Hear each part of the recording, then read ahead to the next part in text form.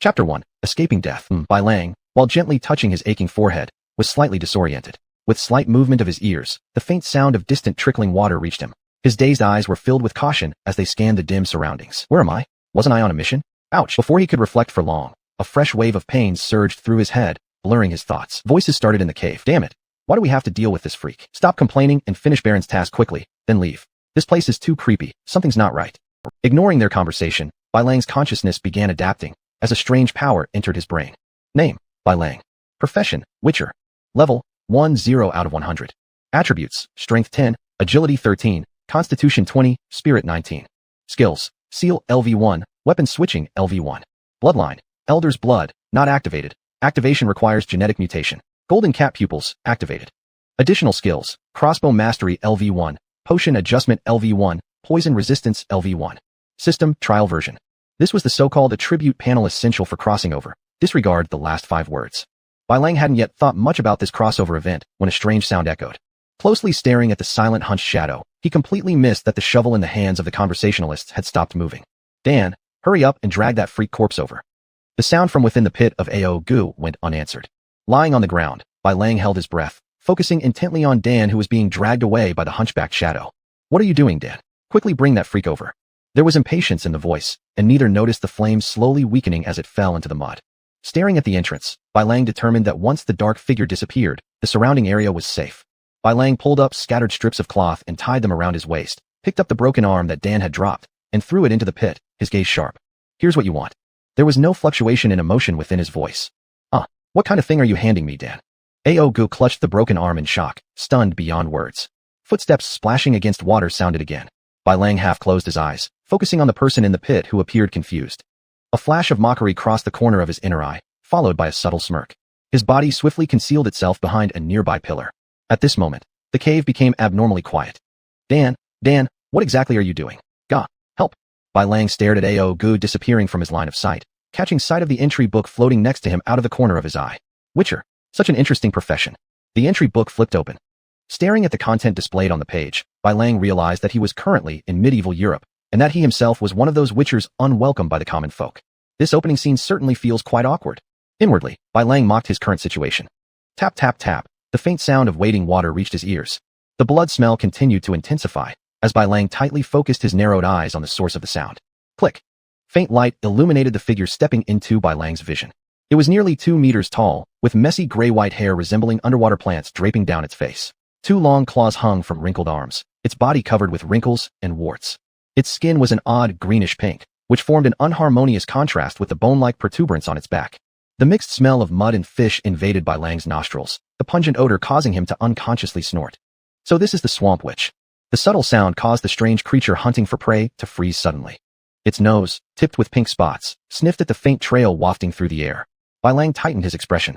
He similarly watched the monster with his full focus fixed on its back. For a long time. The weak flame on the ground finally extinguished completely. With duck-like feet tiptoeing, the swamp witch was about to leave. Just as Bai Lang was about to relax, the creature turned and fiercely pounced toward his hiding place. Before Bai Lang could evade, he subconsciously raised his arm, quickly forming a hand seal with his fingers. Yakshi! Surprise flashed in Bai Lang's eyes as the cyan white hand seal penetrated the swamp witch's forehead. Taking advantage of her frozen state, Bai Lang used his combat skills from his past life to leap away from the current danger. Clang! The crisp sound echoed throughout the cave.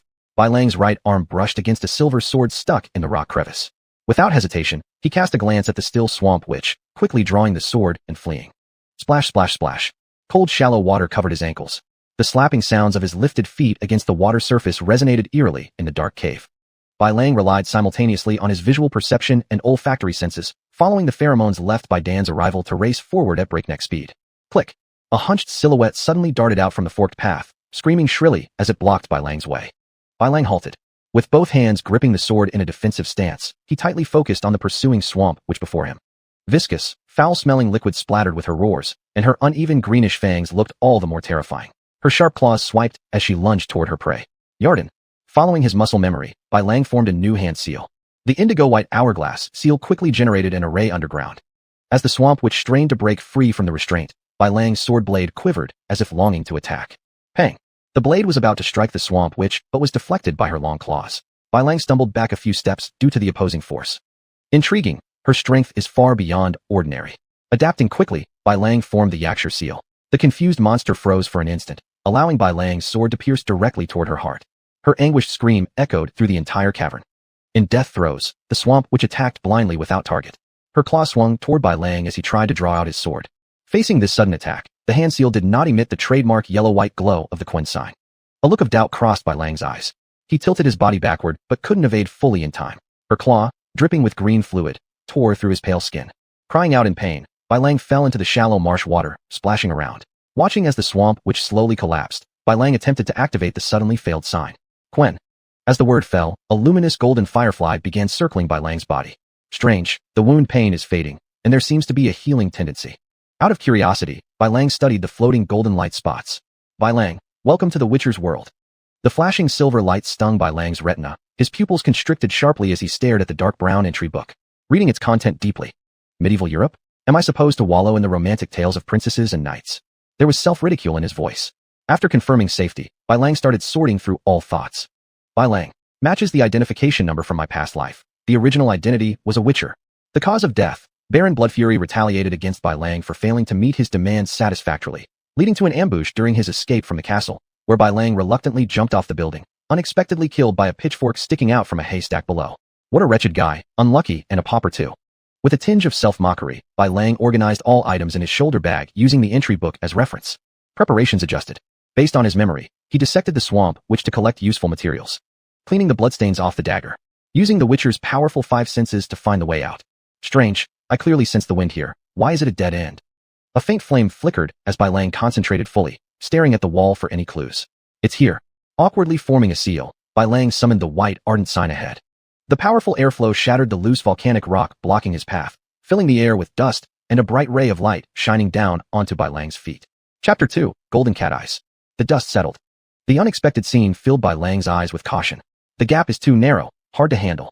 Bai Lang concluded after an attempt. The light and shadow from the crack changed position with time. The front paw raised in midair froze as the round silver badge hanging on his chest kept vibrating. Instinctively, he drew the silver sword from behind. He began searching according to the vibration frequency of the badge. It's here. The badge vibration frequency has been abnormal since this place. The stillness of the light made the originally quiet cave sway slightly. A wolf-type carving emerged at the intersection of light and shadow. The violently vibrating chest badge then calmed down. The wolf's eyes opened and focused on the person in front.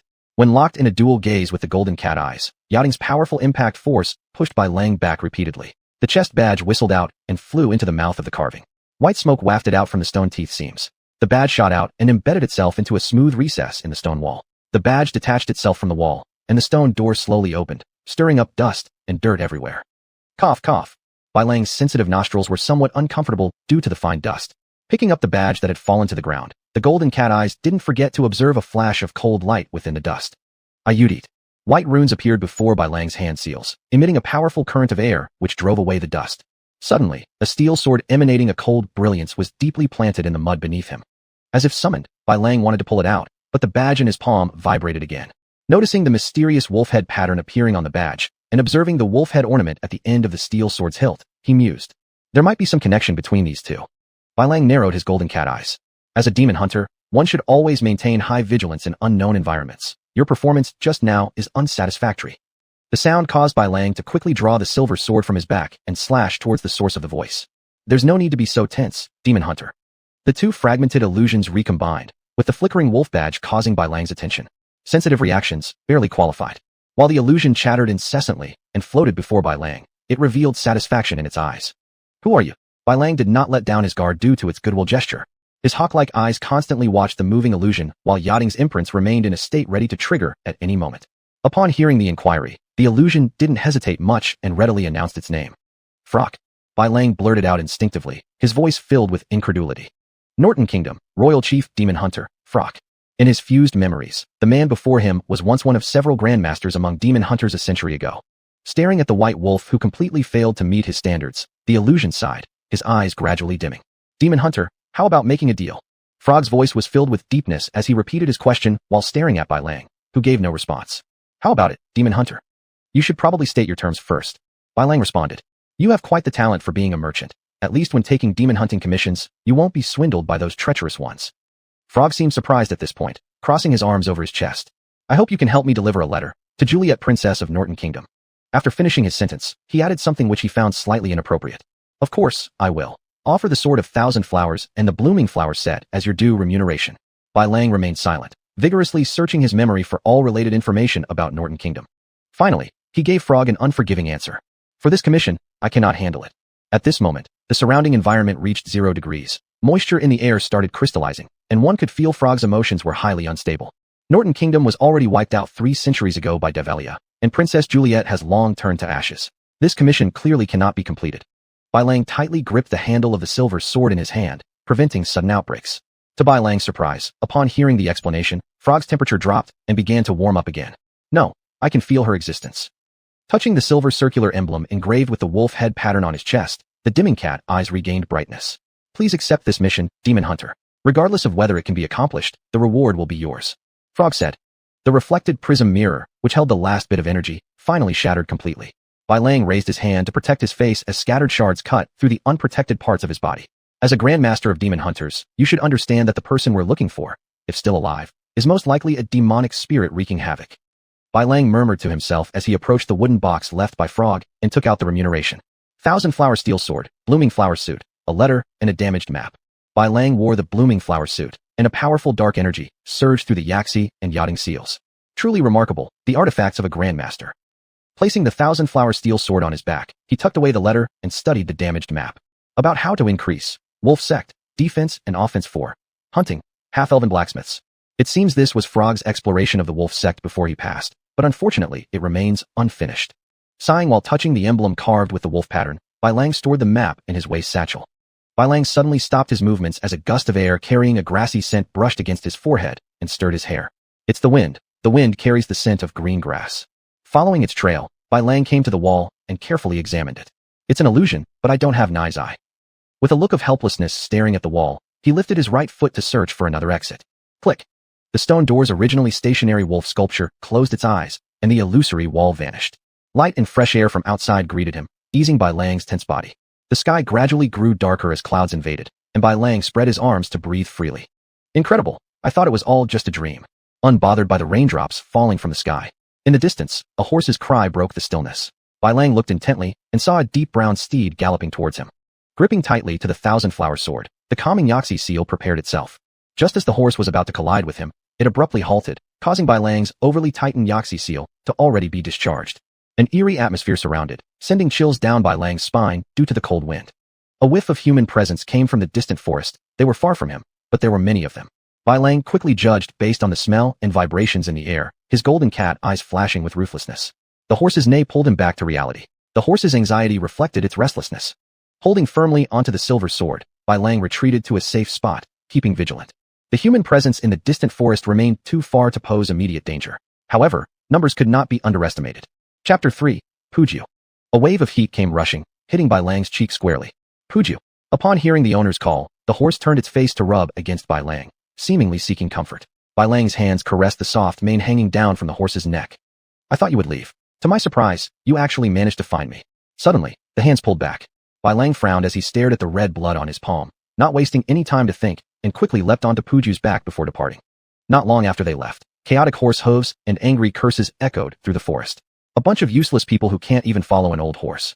A bloodstained whip struck one of the unfortunate ones who fell to the ground. A glint of ferocity flashed in his eyes as he flattered with a bow. Commander, calm down. That old horse will surely go to that hateful demon hunter. Our hunting dogs will help us find it. The commander nodded in satisfaction while swinging his whip again and making sure to lash out at the fallen lackey crawling below. Birds were startled and flew away from above the woods. Several hounds wove through the forest madly tracking Bai Lang, who was ahead on horseback. You can't escape, freak. Just drop your weapon and come back with me for the Baron's judgment. I'll keep your body intact for this. Even as the guard captain offered advice, he didn't forget to raise his crossbow, aiming forward. Swish. An arrow shot out but was easily deflected by Bai Lang's thousand-flower steel sword, which redirected it toward a hound rushing from the side. The howling sound did not deter the other hounds. The smell of blood only incited their hunting instincts. Facing the relentless pursuit of the hounds, Bai Lang repeatedly shot arrows from his hand crossbow to repel them. Despite his incredible skills, being on horseback made the accuracy of his deadly shots rather low. Both sides were now locked in tense combat, yet Bai Lang clearly showed signs of disadvantage. One should always leave room for others, so there might be a way to reconcile in the future. If you insist on pushing me to the extreme. Bai Lang ducked under a flying arrow while withdrawing his right hand into a belt pouch to take out an explosive arrow. Plucking it to fire, causing an explosion that threw the pursuing group into chaos. The commander swung his horsewhip furiously at the panicking men. You fools, continue the chase. Under immense pressure, the servants swiftly reorganized themselves and pursued Bai Lang again. As time passed, there were fewer trees around. The plains are ahead. If I don't shake these nuisances off soon, I might die stuck in this quagmire. He suddenly jerked the reins tightly in his hand, making Puji rise up on her front legs and emit a loud neigh. Staring ahead with cat-like eyes, Bai Lang noticed several unfamiliar knights suddenly appearing, and his pupils shrank slightly as a bead of cold sweat slid down his temple. One of the knights blocking the way knocked an arrow and drew his bow. Bai Lang activated his Kuan Yin protection technique in preparation for the incoming arrows. A streak of cold light flew past Bai Lang's side, heading towards the still cursing guard captain. A dull thud caused Bai Lang to turn back. The guard captain, helped back up by his attendants, was spitting out large amounts of blood. Hunters of demons, you're different from what I imagined. I thought demon hunters were extremely powerful, but now it seems like you can be relentlessly chased just like stray dogs. The leader of the armored knights wearing the prominent double-headed eagle emblem rode up next to Bai Lang. What sort of people are you? How dare you obstruct the arrest ordered by Baron Nathan? The commander snapped the arrow embedded in his waist and drew his sword, pointing it at the knight with burning anger in his eyes. Frank Ikura, Philip V. Wystan Din King, Royal Knight Guard Commander, Luo Pei Hank. The voice of the knight's leader rang loud and clear. In the name of the king, I invite the demon hunter to discuss matters in the capital. Luo Pei Hank held up the sheepskin scroll and raised his proud head high. So what? This is the Baron's territory. The guard captain clearly didn't realize the potential consequences of his words. Captain, we'd better retreat. With the Baron's power, we are incomparable to King Frank. Unable to stand seeing their master not fully aware of the situation, the attendants had to remind him. The guard captain let out a cold laugh. The great lord will break the court of King Develia along with the Baron of Delvera very soon. When that day comes, I shall rip you apart, Royal Guard Commander. With the help of his attendants, he mounted his horse sensibly and rode away. Please accept the sincere invitation from the King of France, Mr. White Wolf. Bai Lang took the sheepskin scroll, reading it carefully. To the demon hunter protected by all gods, in the name of Frank Nick V, I hereby invite you to come and rescue those in despair. Signed, Philip V. Wystan Din. After finishing, it would be an honor to accept this invitation. Bai Lang did not waste much thought. Given the current circumstances, his first priority was to leave the area. I'm glad you've agreed. Before meeting King Frank, I will protect your safety. Please follow me. Leaning his horse, Bai Lang followed Luo Pei Hank into the distance until they disappeared among the plains. Under the clear sky, rows of windmills and wheat fields formed a harmonious picture. Laboring peasant women gathered stray ears of wheat into the cloth bags tied around their waists. Luo Pei Hank instructed his subordinates to lead the horses to the trough and entered the only tavern in the village with Bai Lang. Mr. White Wolf, after resting here today, we'll enter the capital of King Frank St. Lenny tomorrow. I hope you'll have a pleasant night. After paying for the overnight stay, Luo Pei Hank left a message and went upstairs to rest. Bai Lang nodded but didn't immediately return to his room to rest. Instead, he approached the bar. What would you like? Beer. His voice was somewhat hoarse. The owner wiped his hands on a canvas apron, took out a cracked pottery cup, filled it with beer, and handed it to Bai Lang. Then, he turned to attend to other customers without showing any discrimination due to Bai Lang's strange appearance. Bai Lang drank the liquid in the cup, and the unpleasant taste made him frown tightly. It tasted worse than horse urine. Look who's here. Oh, it's just a ridiculous freak. A staggering drunkard raised his glass and came over to mock Bai Lang while continuing to provoke him. Hey freak, you're not welcome here. The mocking tone of the drunk aroused laughter from the crowd inside the tavern. Freak, get out of Fran Nick. You're not welcome here. Bai Lang remained unmoved, which made the drunk feel displeased. Fumbling through his dirty fabric shirt, he pulled out a decayed dagger and placed it in front of Bai Lang. Freak, this is your last chance to leave. His voice was full of threats. You are acting very foolishly. Bai Lang drained the beer, which tasted like horse urine, then frowned as he put down the pottery cup and turned to leave. Look, this wretched freak is running away like a coward. The drunk screamed as if humiliated and raised the dagger to stab Bai Lang. Clang. The sound of metal hitting the ground reverberated through the tavern along with howls. Bai Lang twisted the wrist holding the dagger coldly, glaring at the laughing crowd. You can all come at me together. The silent crowd did not dare to step forward, merely watching Bai Lang throw the pleading drunkard aside. What happened here? Two knights who had finished feeding the horses burst through the tavern door, loudly reprimanding everyone. Their eyes swept over the people before stopping at Bai Lang. My apologies, Mr. Witch Hunter, for what has happened under the great rule of King Frank. I will resolve this matter satisfactorily for you. As the other knight grabbed the drunk and threw him out of the tavern, cries of pain could be heard. Mr. Witch Hunter, please don't worry. That swollen fellow has merely lost a leg. The knight explained. I hope that's true. I need some rest. We'll meet again tomorrow. Bai Lang chuckled indifferently and ascended the stairs without caring about what was happening inside the tavern anymore. Chapter 4. The fourth chapter, the Royal Capital. The first ray of morning sunlight filtered through the window seam into the room, and the golden cat-like pupils suddenly opened.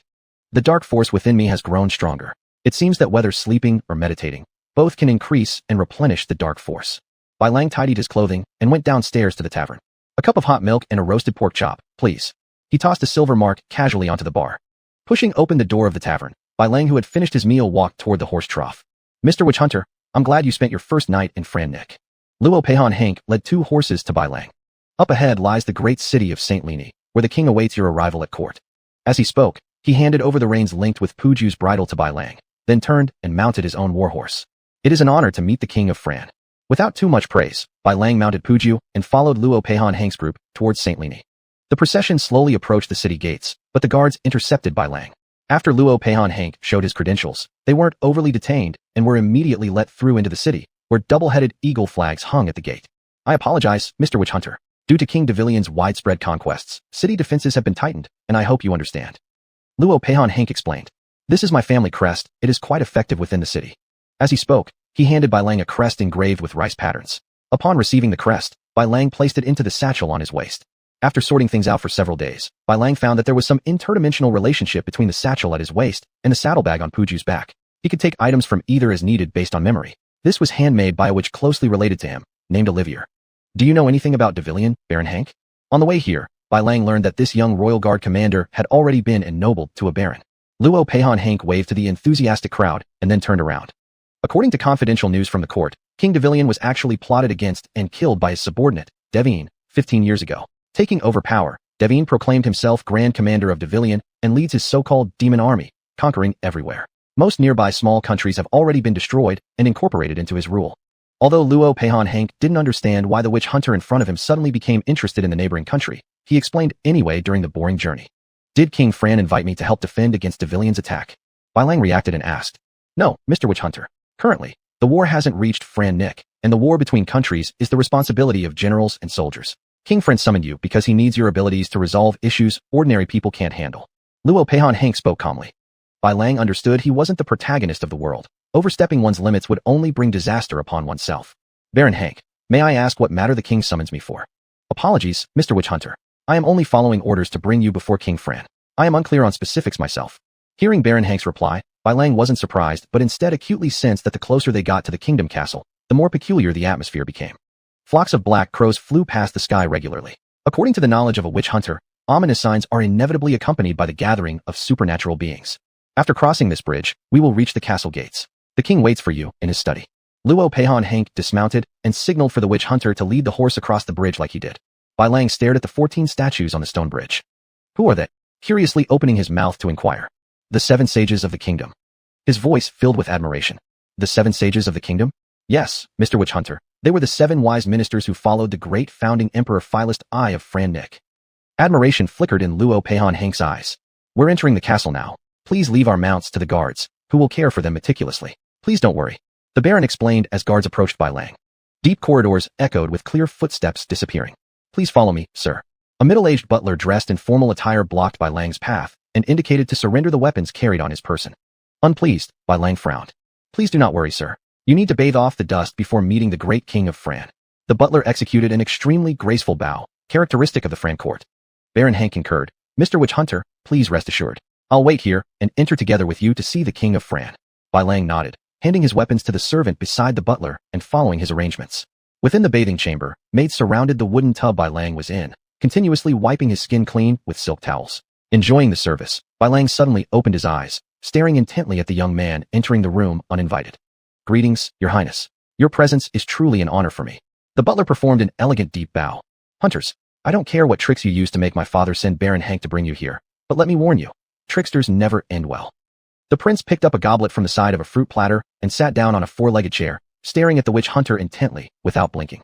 The outcome for tricksters is their own fault, which clearly has nothing to do with me. After the maids left, Bai Lang stood up, wrapped a towel around his waist, and sat in the chair in front of the barber. Tell me how you want your hair styled, as Weed is the royal court's exclusive barber. The butler remained polite in both words and actions. Bai Lang touched his chin while looking at himself in the mirror. Shave off this beard, and trim my hair so it can be tied into a wolf tail. Through the mirror's reflection, Bai Lang noticed that the prince sitting far away still played with the wine glass in his hand and stared at him impatiently. What a strange guy. When the barber indicated he was finished, Bai Lang shook his shoulders to shake off the fine hairs and asked the butler what to do next. Seeing that Bai Lang ignored him completely from start to finish, the prince got up and put down the goblet. Trickster, don't blame me for not warning you. Hope you will survive unscathed in what comes next. Saying this, the prince turned and left the room. Bai Lang wasn't sure why the prince's warning felt vague, yet it heightened his awareness. The king's commission wasn't something good. A light cough from the butler broke Bai Lang out of his thoughts.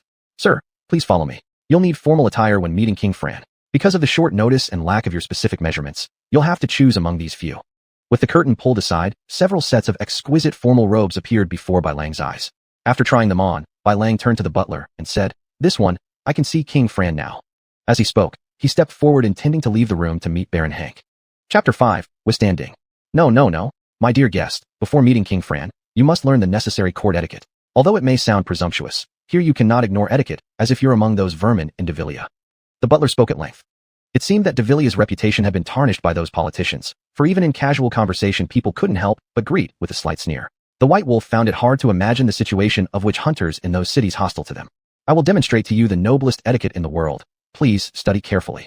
As the butler said this, he leaned back on his left leg, raised his right arm, placed his left hand over his chest, and bowed forward. Unwillingly, the White Wolf followed suit. Although not quite up to standard, it'll suffice. After all, King Fran won't hold your rudeness against you. The butler stood up, nodded in satisfaction, and led the White Wolf towards the door. "Where are my clothes and equipment?" "Please don't worry. Your clothes have already been cleaned. Both weapons and clothing are deposited with the chief guard, and they'll be returned to you after you meet His Majesty." "And where is Baron Hank?" "I am truly sorry, sir. Because of my oversight, such an incident has occurred. A moment ago, the guards reported that the Baron had already been summoned by the king. For this, I deeply apologize." The butler's face didn't reveal much emotion about this oversight as he answered the White Wolf's inquiry. Walking through endless corridors, more and more axe-wielding armored guards appeared. Eventually, the leading butler stopped at a room at the end of the corridor. With the guard's permission, the butler pushed open the door and led the witch hunter into the room inside. "Your Majesty, the witch hunter has arrived." Saying this, he performed a standard court bow of Fran. Withstanding looked up from the desk, his aged features retaining the royal dignity despite time passing. The White Wolf felt somewhat awkward under the gaze of many ministers, while Baron Hank kept giving him hints with his eyes. "Perivian witch hunter, White Wolf, paying respects to King Fran, may the god of destiny be with you." The stiff ceremony drew private laughter from the crowd, until Withstanding gestured for his ministers to leave the room. King Fran rose, his back turned to the White Wolf as he stared at the portrait on the wall, making the atmosphere strangely tense. "Witch hunter." In the end, King Fran broke the awkward silence first. "You should already know why I've asked you here and what I need you to do." Turning around, the king picked up the wine glass on the table. "You can choose to refuse the commission before accepting it, and I won't hold it against you. Of course, if you accept, regardless of success, you'll receive a handsome reward." Finishing the drink in one gulp, the king continued. "No one has completed the task before you. After all, they all fled when they saw her." The White Wolf listened attentively as Withstanding narrated, catching sight unintentionally of the portrait hanging on the wall.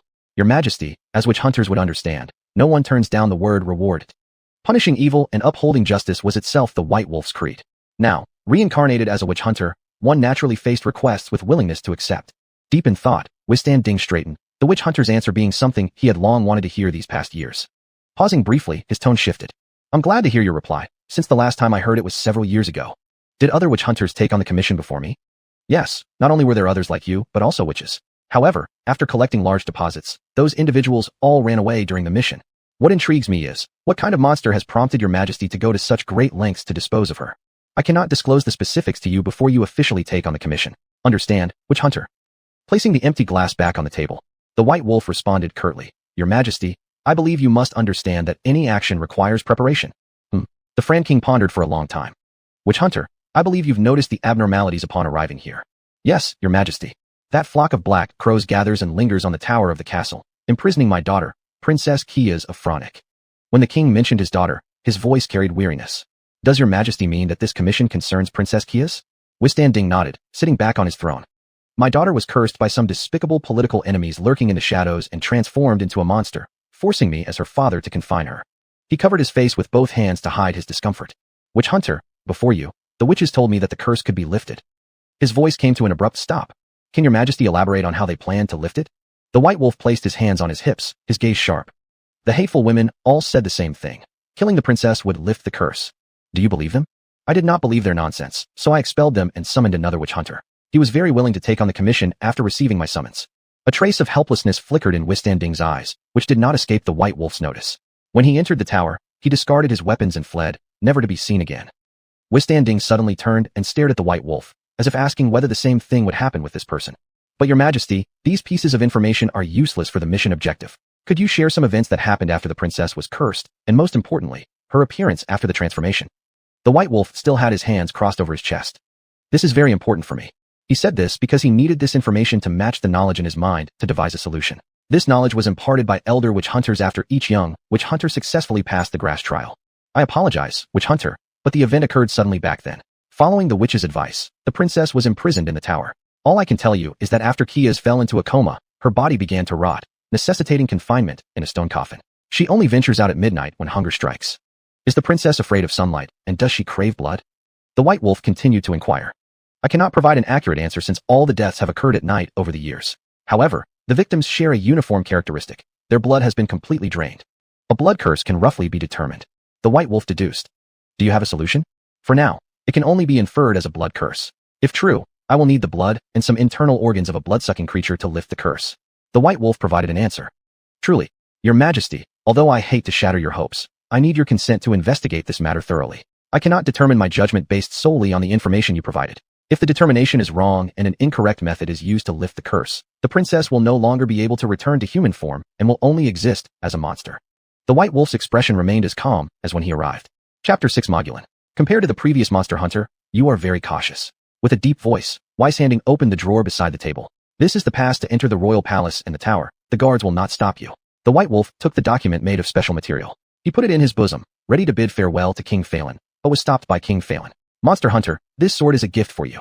I hope you can complete the mission. Weishanding hesitantly got up and took down the silver sword hanging on the display wall behind him. This is the ancestral sword left by King Phalanite Philippe II, Mogulan. At the same time as the voice paused, he decisively handed it over to the White Wolf. I hope it will be helpful to you. What a magnificent silver sword. The White Wolf's expression showed no sign of satisfaction, yet ripples of emotion stirred within. The silver sword before him was not at all on the same level as the one he wore himself. Weishanding watched the monster hunter who hadn't shown any emotional changes from start to finish and thought that the gift he bestowed might have been too meager, causing dissatisfaction with the monster hunter. Monster hunter, this sword is just the first token to assist you in completing your mission. You will receive a large reward after finishing the commission. Thank you, Your Majesty. The White Wolf calmly accepted Mogulan. His inner power could feel the strength contained in the silver sword, which was certainly not ordinary. Weishanding nodded satisfactorily and called the butler. Carlo will take you to retrieve your clothes. Butler Carlo entered upon hearing the call, signaling the White Wolf to follow him out. Walking through a deep corridor, Carlo pushed open a thick wooden door. Suddenly appearing light caused the golden cat pupils to shrink and the White Wolf furrowed his eyebrows. Discomfort disappeared as the royal garden came into view. Mr. Monster Hunter, how does the court garden of Falandania compare with the court of Perivia? This is a masterpiece carefully crafted by generations of artisans and herbal masters. Carlo chattered nonstop introducing. I think you should concern yourself with the king's troubles rather than praising these meaningless matters. The White Wolf got straight to the point. For example, about the news of Princess Phalanike. Carlo was taken aback. Mr. Monster Hunter, I do know some things about the princess. Don't know what you want to ask. When was the princess cursed and turned into a monster? This matter happened suddenly back then, but roughly occurred when the princess was 6 years old. Is there any other information? The concentration of pollen in the garden irritated the White Wolf, who couldn't help but rub his nose trying to alleviate the discomfort. Recalling further, Carlo continued. To make a long story short, the current princess is not the queen's birth child. More strangely, this incident happened right when Prince Yadui was born. Many people believed it was the doing of the queen, including the king. Who was the princess's biological mother? The daughter of Grand Duke Andre, Joanna. Is the relationship between the queen and the princess's mother disharmonious? The White Wolf continued to inquire. Carlo led the monster hunter through the garden, stepping onto a stone staircase, walking into an outdoor corridor heading towards the room at the end. There has been no interaction between the queen and Joanna. They haven't even met. The steward Carlo pushed the door open, changing the subject. Mr. Monster Hunter, all your clothing and weapons are here. He moved back, gesturing for the White Wolf to enter. I need to understand the relations between the king, the queen, and Joanna. While adjusting the worn clothing and weaponry, the White Wolf continued to question. The wind rustled through the treetops. A dull thud accompanied by the sound of rustling leaves responded to the inquiry. Being so indiscreet spreading rumors as the royal steward, I find it hard for you to continue serving the king. The prince kicked Carlo to the ground, glaring fiercely at the White Wolf. Trickster, I warn you, regardless of how you persuaded the father king to allow investigation into Kia's matter, if you dare to harm my sister, I assure you my sword shall cut your throat instantly. Prince Yadui drew his sword, showing it before the White Wolf. Butler Carlo, kicked to the ground, struggled to rise, awkwardly adjusting his clothing, but still maintained composure. Your Highness, I have completed the king's directive regarding reception. I still have other affairs to handle. Saying so, he bowed and turned to leave. Just as Carlo departed, the White Wolf passed Yadui heading towards the avenue leading to the castle gate, but paused. I greatly dislike being threatened, including by you. If there ever is another such dangerous move, I will make you experience the terrifying suffocation of having a blade pierce your neck. The White Wolf turned around, warning casually. The crown prince of Falandania wouldn't fear a laughable freak.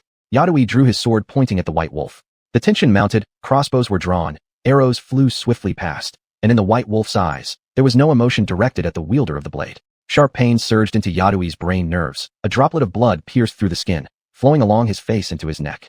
Yadui remained frozen in place, touching the wound on his cheek created by the arrow, completely failing to notice that the instigator had already left the kingdom castle. Outside the castle gates, the white wolf turned a corner, arriving at the commercial street. Freak! The white wolf turned at the sound to see several sword-bearing guards walking straight toward him, their eyes filled with arrogance as they stared at him. Our master wishes to invite you to dine with him, the leader stated firmly. The white wolf, seeing no intention of being let go, coldly replied. Your master clearly hasn't trained his dogs well. Then feigned thoughtfulness before adding. I suggest your master learn how to properly handle them when necessary.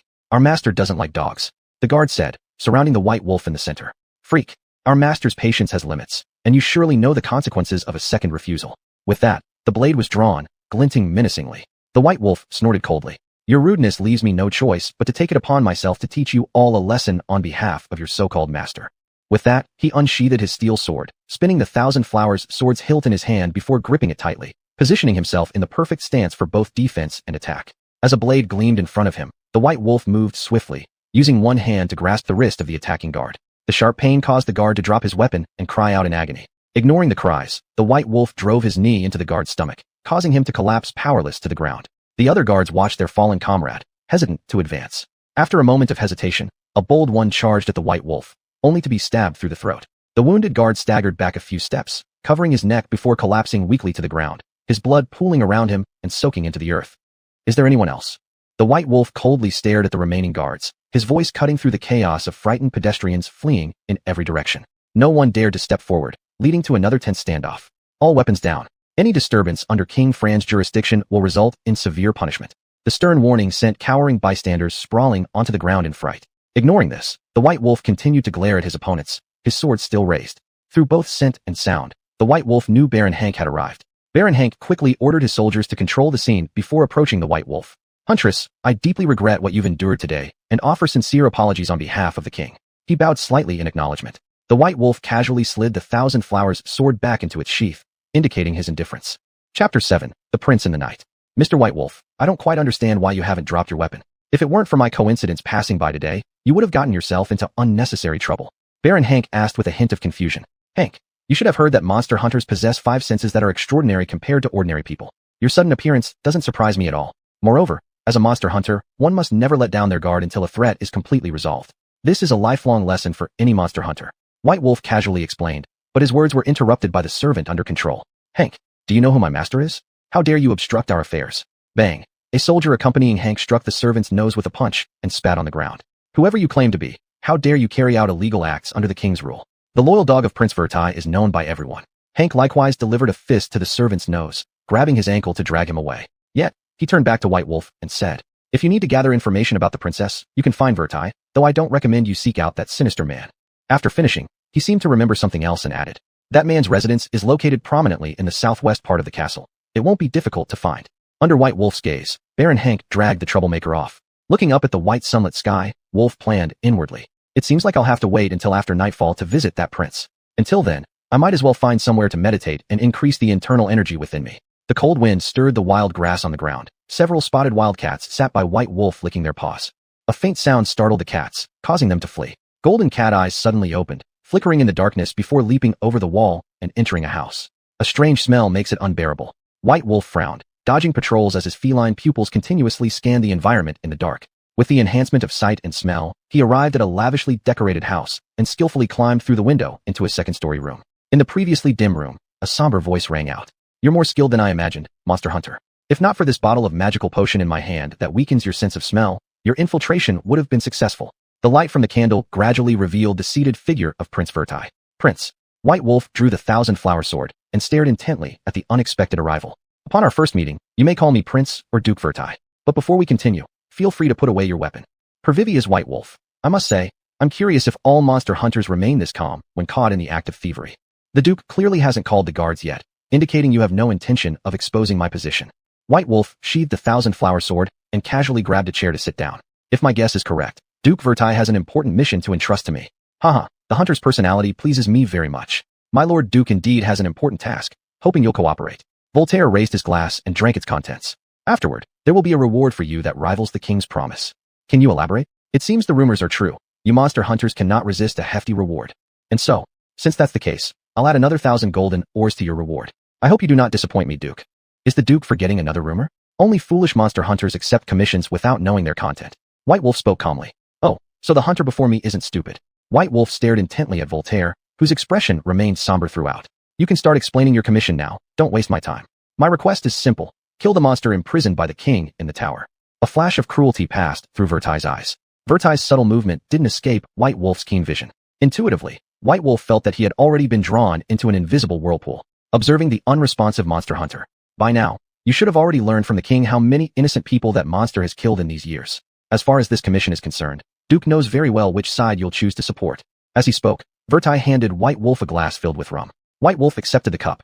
The reason given by the Duke is far too weak. I need to learn more about the princess in the tower. As he smoothly finished drinking the alcohol, Duke should know that every method of defeating a monster differs. Hopefully, I can get more useful information from your mouth. Vertai hesitated. They hadn't expected the monster hunter in front of them to agree so quickly. Of course, I won't send you to your death without sharing all the information I have. Hunter, I hope you don't disappoint me. Straightening his tone, Vertai began to recount. It happened a long time ago. King Charles, my father, promised that I would inherit the throne. But when the moment came, the name in the will was Westending. I was furious. Perhaps the creator felt the same discontent and thus turned the daughter of Westending, my adorable niece, into a bloodthirsty monster. Many advised the king to kill her, but his constant leniency caused this monster to take countless innocent lives over the years. The Duke's information seems unrelated to any useful details about the princess. White Wolf interjected. Cough. Hunter, I think you should know the atrocities committed by this creature. After all, this Duke does not want you to hesitate before killing her. Vertai continued. Even the negative impact of commoner deaths didn't sway my brother, Westending, who insisted on protecting his daughter. This hideous beast has sharp claws, messy tangled hair. I've even witnessed her drain the blood from those too weak to fight back. She emits ear-splitting shrieks that render listeners temporarily deaf, and she fears sunlight, only emerging at night. Hunter, I hope the information I've provided is helpful to you. Prince Vertai stared intently at White Wolf. Is the Duke saying that the princess fears sunlight? Yes, these murders have always occurred at night over the years. Besides the claws and screams, what color is her hair? According to survivors' descriptions, it's red. The Duke's intelligence is important for this mission. Before proceeding, I need to prepare some materials. What do you need, Hunter? White Wolf responded without hesitation. Where are the herbalist shops near the town? That's simple, Hunter. As you exit my courtyard gate, turn your back to my gate and head northwest. When you reach the edge of the town, you'll see a peculiar building by the stream where the herbalist resides. Taking another sip of wine in his hand. Still, this Duke must warn you. The old man there has an extremely odd temper. Chapter 8, The Herbalist. The moonlight shone on the sword's hilt as White Wolf searched toward the northwest. Behind him, the main door of Vertai's residence gradually disappeared into the night, while the sound of a cat meowing came from around the corner, perched on the eaves. White Wolf stopped in his tracks. There's no tail following me. Baron Hank can reveal himself without hiding. The awareness of a monster hunter is truly admirable. Hank emerged from the alley, the moonlight revealing the bearded face. The king seems quite uneasy about you. I think there must be some misunderstanding, monster hunter. When I reported today's events to the king, His Majesty worried that you might be persecuted by Prince Vertai and specifically ordered me to stand by for your assistance. Hank brushed the dust off his body and explained. I don't believe all of what you've said is true. You are truly cautious. White Wolf, stroking his chin thoughtfully, turned his head to stare in the direction of Vertai's residence. I need to go to the herbalist's place to buy materials for making potions. Since you're here, you can come along. You mean the herb shop at the edge of the city? Hank's eyes showed some traces of fear. You'd better prepare well. That old guy is quite peculiar. A peculiar guy? These words White Wolf had already heard from Vertai, and now Hank was repeating them. It would be difficult to judge what kind of person this strange herbalist was before meeting him. Under Hank's guidance, White Wolf soon arrived at the edge of the city. That peculiar old man is over there. Hank pointed to the flickering candlelight near the window of the herb store and refused to go any further. Seeing Hank's action, White Wolf didn't ask why, but set out towards the target. When the knocking sound on the house door echoed, it was accompanied by the creaking of a heavy wooden door. An elderly man with a hunchback appeared holding a coal lamp, revealing half of his face. Withered white hair drooped to his earlobes, and his squinting eyes were unsure if they were looking at White Wolf. Is there something you need, young man? His voice was somewhat chilling. I apologize for disturbing your rest so late at night, but I need to purchase some herbs here. White Wolf responded. After understanding the visitor's intention, the old man turned and led White Wolf inside.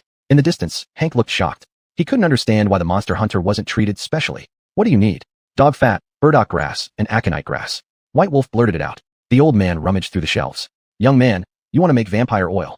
The elder continued searching for ingredients without paying attention to White Wolf's astonishment.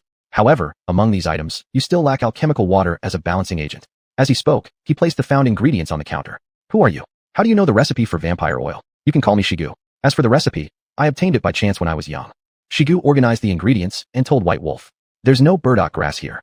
His voice still carried the weight of time. Taking the ingredients, White Wolf tentatively asked, Do you know where nearby there is burdock grass? Of course I do, young man. Shigu narrowed his eyes as he spoke. But before I tell you, I hope you can agree to one condition. The reward will be the location of the burdock grass. Go ahead and tell me the commission.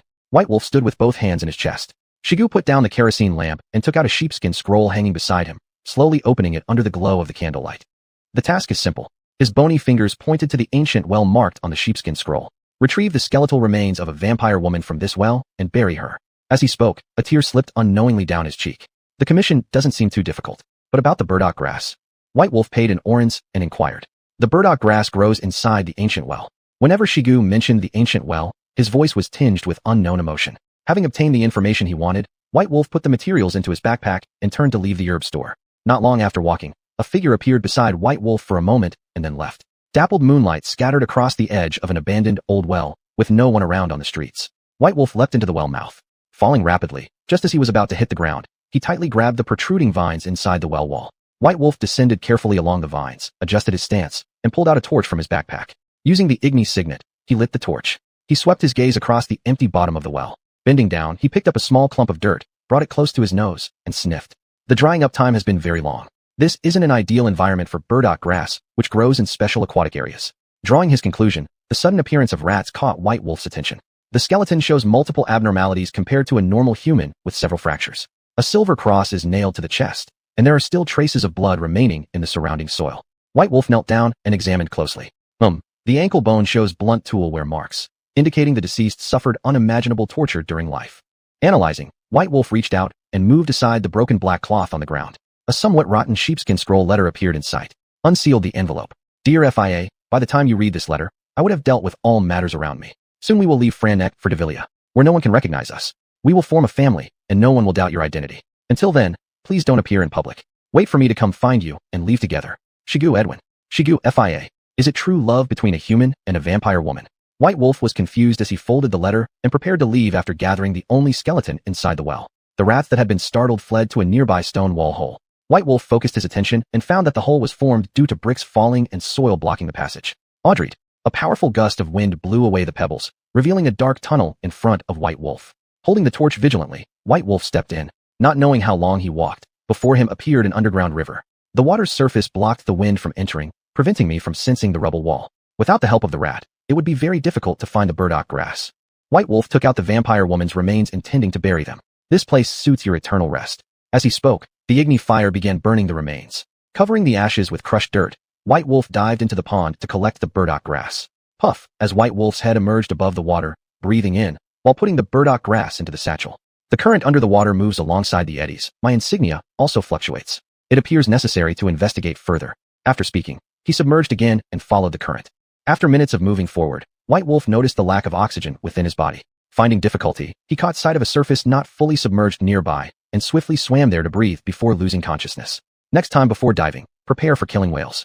If I encounter such a situation again, luck won't favor me as much. After catching his breath, he continued swimming. Originally pitch black waters started showing light, and White Wolf rapidly swam towards it, managing to emerge on the surface before depleting his second round of oxygen. Gazing at the slowly rising sun in the sky, he waited ashore where the rooster's crow heralded dawn's arrival. The scent of blood drew White Wolf's attention. Following the smell through the reeds, ghouls. There was absolutely no emotion or reason in their eyes. It seemed the monsters were alerted. One of them lifted its face-like head to sniff the air. White Wolf drew Mogren from behind his back, staring at the ghouls who were crawling like beasts on hands and feet. The instinctual craving for human flesh drove the monster to pounce on White Wolf. White Wolf activated Quinn and slashed the neck of one of them in response. The second broke through White Wolf's Quinn shield, quickly retreating to seek a new opportunity for attack. The third remained hovering at the edge. Looking at the remaining two ghouls, White Wolf intentionally exposed a flaw. Seeing the prey's mistake, both ghouls rushed forward but were trapped within a circle by White Wolf's Erden sign. Their movements slowed significantly. 2 strikes of the sword, and the ghouls died under the effect of the silver blade. Materials for making black blood are exactly what I need from ghoul blood. White Wolf collected the blood in a glass test tube. Rising to his feet, he went over to the corpse partly devoured by the ghouls and exposed some internal organs for examination. Chapter 9, Unpleasant Memories. Prince's Guard. White Wolf immediately recognized the dead man as one of the guards previously taken away by Hank. Died from excessive blood loss, with multiple knife wounds. The murderer obviously wasn't a ghoul. After making his judgment, White Wolf followed the bloodstains nearby to find the truth. Not far away, under a tree, White Wolf found the weapon discarded by the guard. He continued searching for the crime scene using the faint traces of blood and smell on the ground.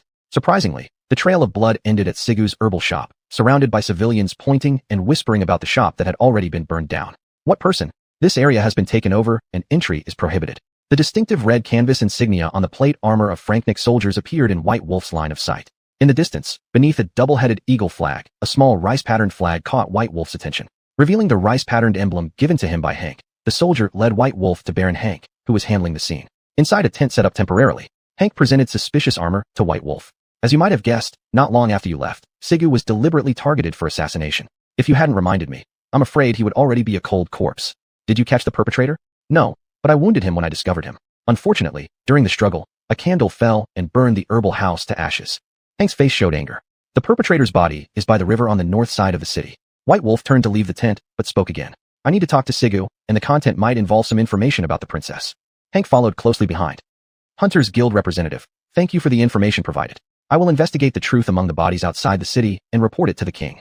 Outside the tent, White Wolf approached Sigu while Hank rode off with his soldiers to look for the body outside the city. Who is FIA? I don't know. Upon hearing FIA, Sigu's trembling body suddenly froze. White Wolf took out the golden ring taken from the female vampire's finger and presented it to Sigu. The inside of the ring is engraved with XG. You should know what it represents. Sigu stared blankly at the ring, his throat dry, unable to utter a word. You must have seen who tried to kill you last night, and you also understand that some people can no longer tolerate you. White Wolf produced the emblem he found on the attacker and displayed it to Sigu. This was found on the perpetrator. Perhaps you understand your current situation better than anyone else. After finishing, White Wolf keenly noticed a flash of cunning cross Sigu's eyes. What do you want to know? Sigu's voice grew firm. What kind of connection exists between the princess and the prince? Sigu remained silent. Seeing this, White Wolf changed the subject. To put it another way, does any relationship exist between the vampire girl FIA and the cursed princess? Sigu's silence now carried hesitation. For all these years, you've seemed to hide your past through your peculiar temper, attempting to cover up something unpleasant. White Wolf's tone carried a hint of threat. Give the ring back to me, and you'll get the information you seek. White Wolf handed the ring along with an envelope back to Sigu, who began to weep upon receiving them. When I was still an apprentice herbalist, I once got lost in the forest and was chased by wolves. It was Fitz who saved me. From that moment, I deeply fell in love with this girl. She was very kind, and I often stayed with her under the guise of gathering herbs. Sigu couldn't help wiping away his tears. You didn't know she wasn't human? No, I knew. I discovered her identity from the moment she saved me. As time went on, I became an herbalist, and women in the town started pursuing me. I began to feel anxious, fearing that FIA would leave me because of this. At this point, he could not help but shed a tear. When I was desperate, Prince Vert arrived and gave me hope. I thought, with Vert's sponsorship, I could quickly accumulate enough assets to leave Franknick with FIA, but my despair had only just begun. Sigu's expression gradually turned fearful. That 18-year-old youth was practically a demon. I worked for him tirelessly for 12 years. 15 years ago, when I asked him for my resignation, Vert readily agreed. Overjoyed, I went to tell FIA that we would soon be leaving. However, reality struck. Vert had already imprisoned FIA, and I furiously confronted him. At this moment, Sigu covered his face with both hands in even greater anguish. He threatened me, saying if I dared to defy him, he would reveal my relationship with FA to all the townsfolk. Though I wanted to resist, he used FIA's life to threaten me. So did Vert kill FIA? White Wolf spoke up. FIA was not killed by Vert, but by the king. Sigu sank into painful memories.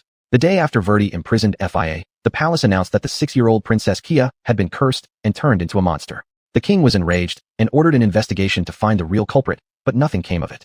The endless inquiries and even wrongful killings led the townsfolk to start a protest march. In the king's helplessness, Verdi hypocritically sacrificed FIA in order to calm public resentment.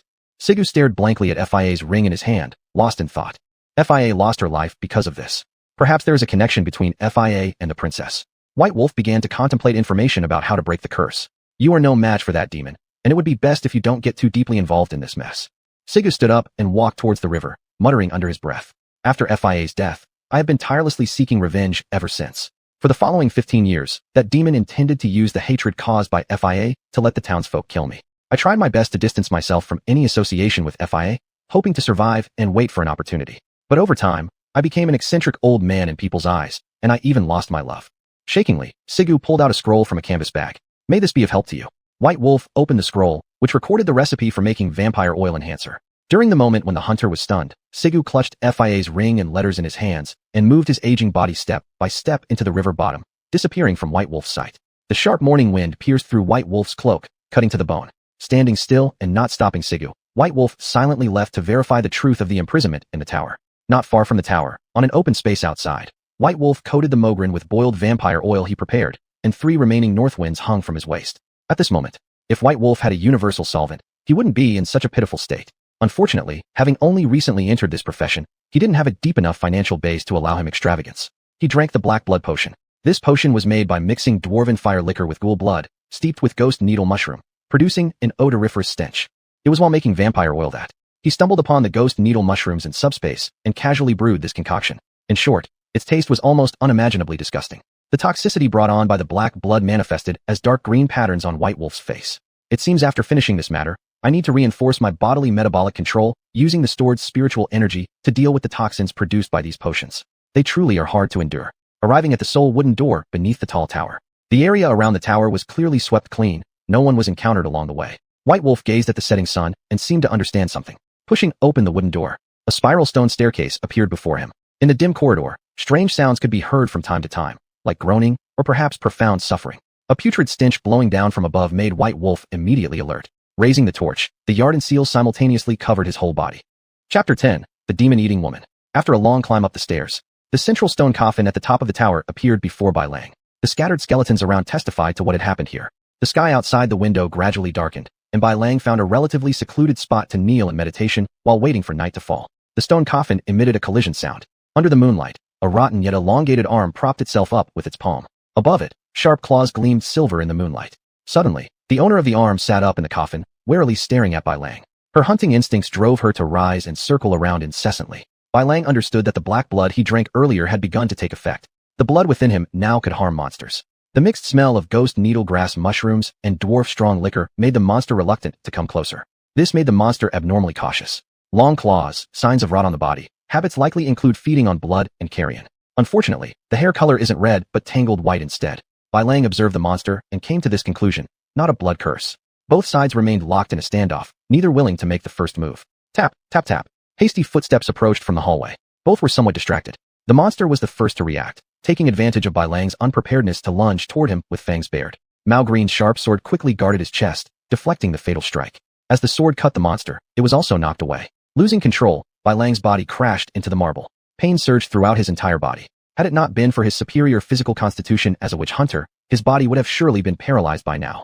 The monster did not give Bai Lang any time to recover. Greedy saliva drooled out as it roared, its long claws rapidly closing in on Bai Lang's chest. Sias. The sound caused the monster's raised claw to pause midair. Seizing the opportunity, Bai Lang used Ayat. A powerful gust of wind pushed the monster back repeatedly. Outraged howls reverberated through the tall tower. Yadwei, sis. The monster turned her head towards Yadwei. She spread her bat wings on her back and hurriedly fled the scene. Bai Lang got up coldly, picked up his Qianhua sword, only to be grabbed by an infuriated Yadwei, who began roaring questions. Damn you, what did you do to my sister? A punch landed squarely on Bai Lang's face. I've never felt Sias so terrified before. Sensing the metallic taste of blood in his mouth, Bai Lang retaliated with a punch to Yadwei's face. They started wrestling together. Both resorted to hand-to-hand combat, Bai Lang deliberately avoiding the other's weak points. Eventually, Yadwei lay exhausted on the ground. Swindler, I admit you're skilled, but I won't let you hurt Sias. Coughing up the congealed blood from his throat, Yadwei spoke. Bai Lang didn't bother responding and retrieved his silver sword to return it to its scabbard. It's hard to imagine that a bloodthirsty creature like this would be protected by a prince. Bai Lang gathered his spirit and began searching for the traces Princess Sias left behind during her escape. Swindler, I won't let you find Sias. Below the tall tower, Yadwei closely followed Bai Lang. At this moment, Bai Lang's headache was getting worse due to the buzzing sound coming from behind. Why stop suddenly? Yadwei collided with Bai Lang from behind. Do you like Sias? And no, Yadwei replied with a blush. Bai Lang looked at the shy young man before him. Let me ask you a question. It relates to whether the princess can break the curse. What kind of question? The flicker in the boy's eyes did not escape Bai Lang's attention. With a mischievous grin, Bai Lang prepared his query as Yadwei excitedly awaited it. As far as I know, there's quite an age gap between Sias and you. So much so that it shouldn't allow you to favor her this much. Bai Lang's doubts were not without reason. When Yadwei was born, Sias had already transformed into a monster, making their connection unimaginable. Sias is a good sister. She has never hurt innocent people. Yadwei said this with full conviction. Your response is very intriguing. Would you care to elaborate? Yadwei didn't expect the swindler in front of him to not refute that Sias was a good person. Below the tall tower, Bai Lang set up a campfire. Handing the slightly drinkable white wine to the dazed youth, Bai Lang waited. Drinking a sip of alcohol under the campfire, Yadwei began recounting. They all say Sias is a demon who kills mercilessly, but for me, those killed were villains. Traders, greedy merchants, landowners oppressing the common folk. They are the ones who died, and rightly so. Yadwei gritted his teeth when mentioning these names. These parasites deserve their deaths. Throwing the empty bottle aside, Yadway rose, drawing his sword to slash randomly in the air. When did you first meet Sias? Bai Lang took a sip of his wine goblet.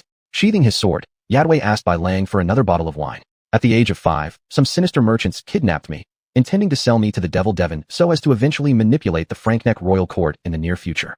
D. Wayne de Willia, Grand Commander. Bai Lang seemed to be lost in thought, recalling the person mentioned earlier by Baron Hank.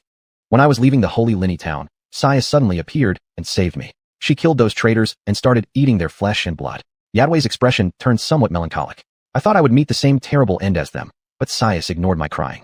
After she finished her meal, she brought me back to the tall tower. Are you saying that besides drinking blood, Sias also has the habit of eating me? And what else did you observe? After Sias brought me back to the tall tower, she consumed the decaying flesh within it. Once she lay back into the stone coffin, her rotting body began to recover, and some human features reappeared. You survived. Yes, after that, I often sought her out at night. Sias never harmed me. Yadway's expression shifted subtly. Over these 10 years, I gradually came to understand that she is my sister. Drinking blood, eating decay, long claws, white hair, a rotting body, and an affinity towards kinship through blood. Bai Lang fell silent as he concluded. A demon-eating woman. This kind of monster closely resembles a female vampire in appearance. Most are cursed beings, very few occur naturally. The only way to break the curse is almost cruel. Either kill the one who cast the curse or a close blood relative. This reveals just how malicious the caster was. Staring at Bai Lang lost in thought, Yadway felt somewhat perplexed. What are you pondering, swindler? At this moment, Bai Lang needed to report this unusual event to the king. I need to see the king. My father has already retired. It will be difficult for you to see him at this hour. This matter concerns Sias. Since you believe it's not urgent, I'll report it to the king tomorrow. Bai Lang stood up, ready to leave. Yadway coughed dryly. Swindler, I know a secret passage leading into the castle of the town. It's not too far from my father's bedroom. Bai Lang nodded appreciatively. At a place by the castle moat covered with reeds and large stones, 2 dark figures darted out. The entrance to the secret passage is within the river, and it's very well hidden. Follow me. In the river, Bai Lang held his breath as he followed Yadway into the narrow waterway. Struggling to swim into a well connected to the river, Yadway emerged from the water, gasping for air. Swindler, hurry up and get out. I can't hold on much longer. Yadway whispered urgently below, clutching onto the rope. Hush, someone above spoke. The queen wants you to deliver a letter to the prince. Remember, no one must see you. A servant's voice faintly carried over, which Bai Lang's enhanced hearing could only barely make out. After a long while, the area outside the well quietened down again. Once Bai Lang confirmed that there was no one around, he leaped out of the well, pulling out the limb-numbed Yadway simultaneously. Chapter 11. The Garden Bleeding Incident. Trickster, what are you doing? Yadway lay numbly on the marble-paved ground and began to complain. The White Wolf paid no attention to the prince lying on the ground, but narrowed his eyes alertly as he stared at Kia's far away. An indescribable shriek echoed throughout the garden. Kia's rushed through the White Wolf toward the flower bed. Her long claws pierced deeply into the serving maid's collarbone. Her anguished cries, mixed with the footsteps of the night patrol guards, threw the scene into chaos. The White Wolf raised his crossbow, and the arrow struck Kia's side wing, causing her off-balance form to fall onto the ground.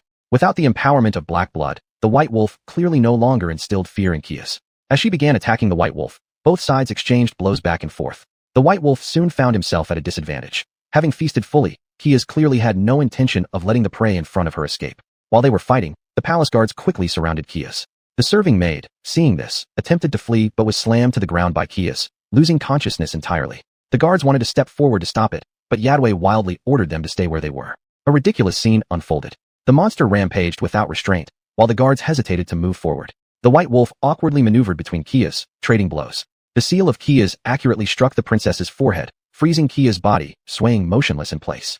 In the stunned silence of the crowd, the White Wolf delivered a precise fatal strike. The sharp arrow forced the White Wolf to change his direction of attack, and the blade tore through the arm Kia's used to block her forehead. The silver element on Mogine caused her immense pain, knocking down the guard as she pounced towards the owner of the arrow. The magical seal cast by Au produced a powerful explosion, shaking Kia's figure violently. Seeing the situation turn against her, Kia's turned around, grabbing the unconscious serving maid and fled from the royal garden. Huntress, you should be aware of what you're doing to the princess.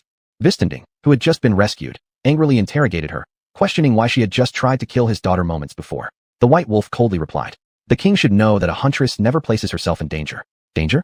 You should explain yourself first. The king drew a sword from one of the nearby guards, pointing the blade at the White Wolf. Unyielding, the White Wolf retorted, right or wrong, your majesty will have your own judgment. Humph. Vistending lowered his sword and ignored Yadway's plea for explanation. He said, you'd better give me a reasonable explanation, then gestured for the White Wolf to follow him to the study. Yadway was frustrated to be kicked out of the study. He didn't understand why. Whenever it came to anything related to Kia's, his father wouldn't allow his involvement. You mean the princess did not cast a blood curse, but an even older spell? Yes. What is the method to lift the curse? The study fell silent. The White Wolf's hesitation did not escape Vistending's notice. Huntress, there are only two of us here. Feel free to speak openly. Suddenly, the white wolf used a catchy on the king. This will calm you down, your majesty. After the king nodded, she began to recount. According to the records passed down by Master Wataber, in order to lift such a curse, the caster or their blood relative must die. What is the name of the spell? Perhaps the royal archives record other ways to break the curse. Vistending's face showed signs of difficulty. If he had known who the caster was, he wouldn't have asked such a foolish question. I apologize, your majesty. The tradition of hunters is passed down directly by the master. With each generation working alone and unnecessary accidents leading to deaths, some traditions are inevitably lost. In the knowledge Master Wataber taught me, the exact name of the curse isn't recorded. Wait, Wataber, Polivian's legendary lion hunter Wataber is your teacher, and he's alive. Vistending was somewhat surprised. 50 years ago, during the joint purge of demon hunters by the nations, Wataber was supposed to have died. The white wolf didn't respond to Vistending's shock, instead getting caught up in a sudden wave of memories from her predecessor. Centuries ago, as sorcerers lost their elevated status as sacrifices to the various kingdoms, they banded together to cultivate countless monsters that ravaged towns. Knights were powerless against these threats, forcing people to rely once again on the wizards, creating the hunter as a tool designed specifically to control these monsters. Through controlling both monsters and hunters, wizards reasserted their dominance. Over time, roughly 400 years ago, hunters gradually grew strong enough to escape the wizards' control, wandering among various nations to take commissions for pay. Then came the Golden Age of Hunters, which 300 years ago saw the rise of different factions, including her own faction, the Wolf School. Prosperity brought decline. Approximately 50 years ago, when all the nations united to suppress them, hunters began their descent, and during this upheaval, all factions became permanently fragmented. The White Wolf's apathy caused the spark of hope inside Vistending to quickly fade. Perhaps the Queen has information you need. Vistending sighed regretfully. The Queen. Yes, Huntsman. During these 15 years of investigation, the Queen seems to have been equally concerned about the princess.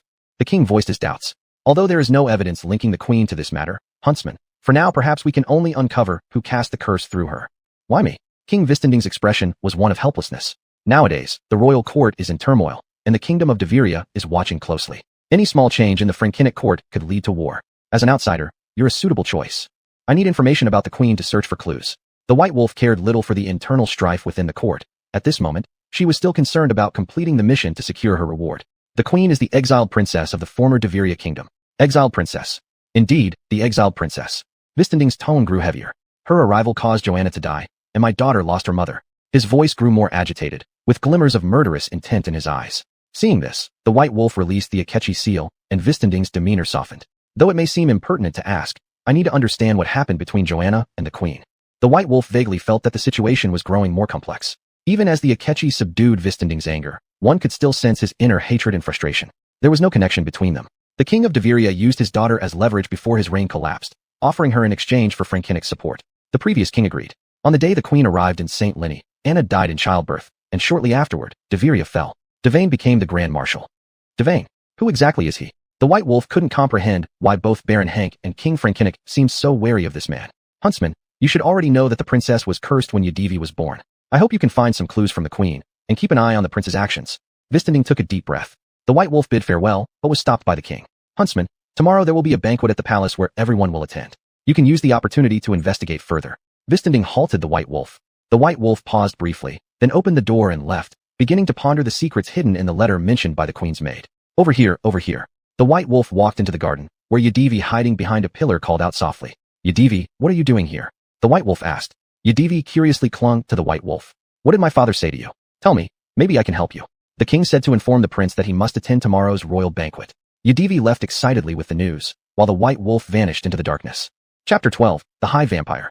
Bailang opened his eyes. A night of waiting had made his body slightly numb. After confirming that there was no one around, he slowly opened the door. The unattended dormitory seemed a little strange, with the wilted bouquets not replaced and the fruits on the table apparently neglected for a long time. Ding-ling-ling. The wind chime hanging on the windowsill broke due to the rotting hemp rope, which couldn't bear the weight anymore. Picking up the wind chime made of special copper material, a trace of blood scent was captured. The similar odor in the air led by Lang to the stone wall.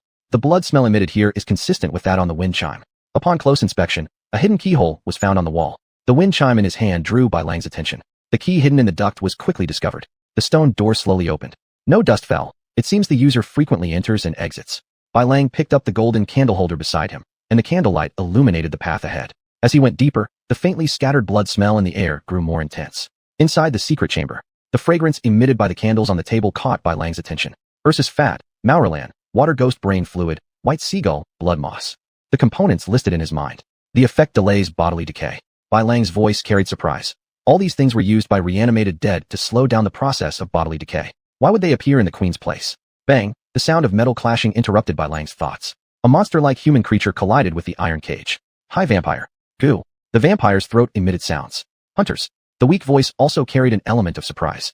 Both sides began to scrutinize each other. The vampire spoke first. How about we make a deal? I will give you ample compensation. That sentence coming out of a vampire's mouth truly carries irony. Neither side took kindly to the other. Hunters, if I'm not mistaken, you must be here because of Princess Flannick's commission. Do you know? Of course. Once you let me go, I will ensure you get the information you seek. Bai Lang pulled out Maugrin and placed it in front of the high vampire.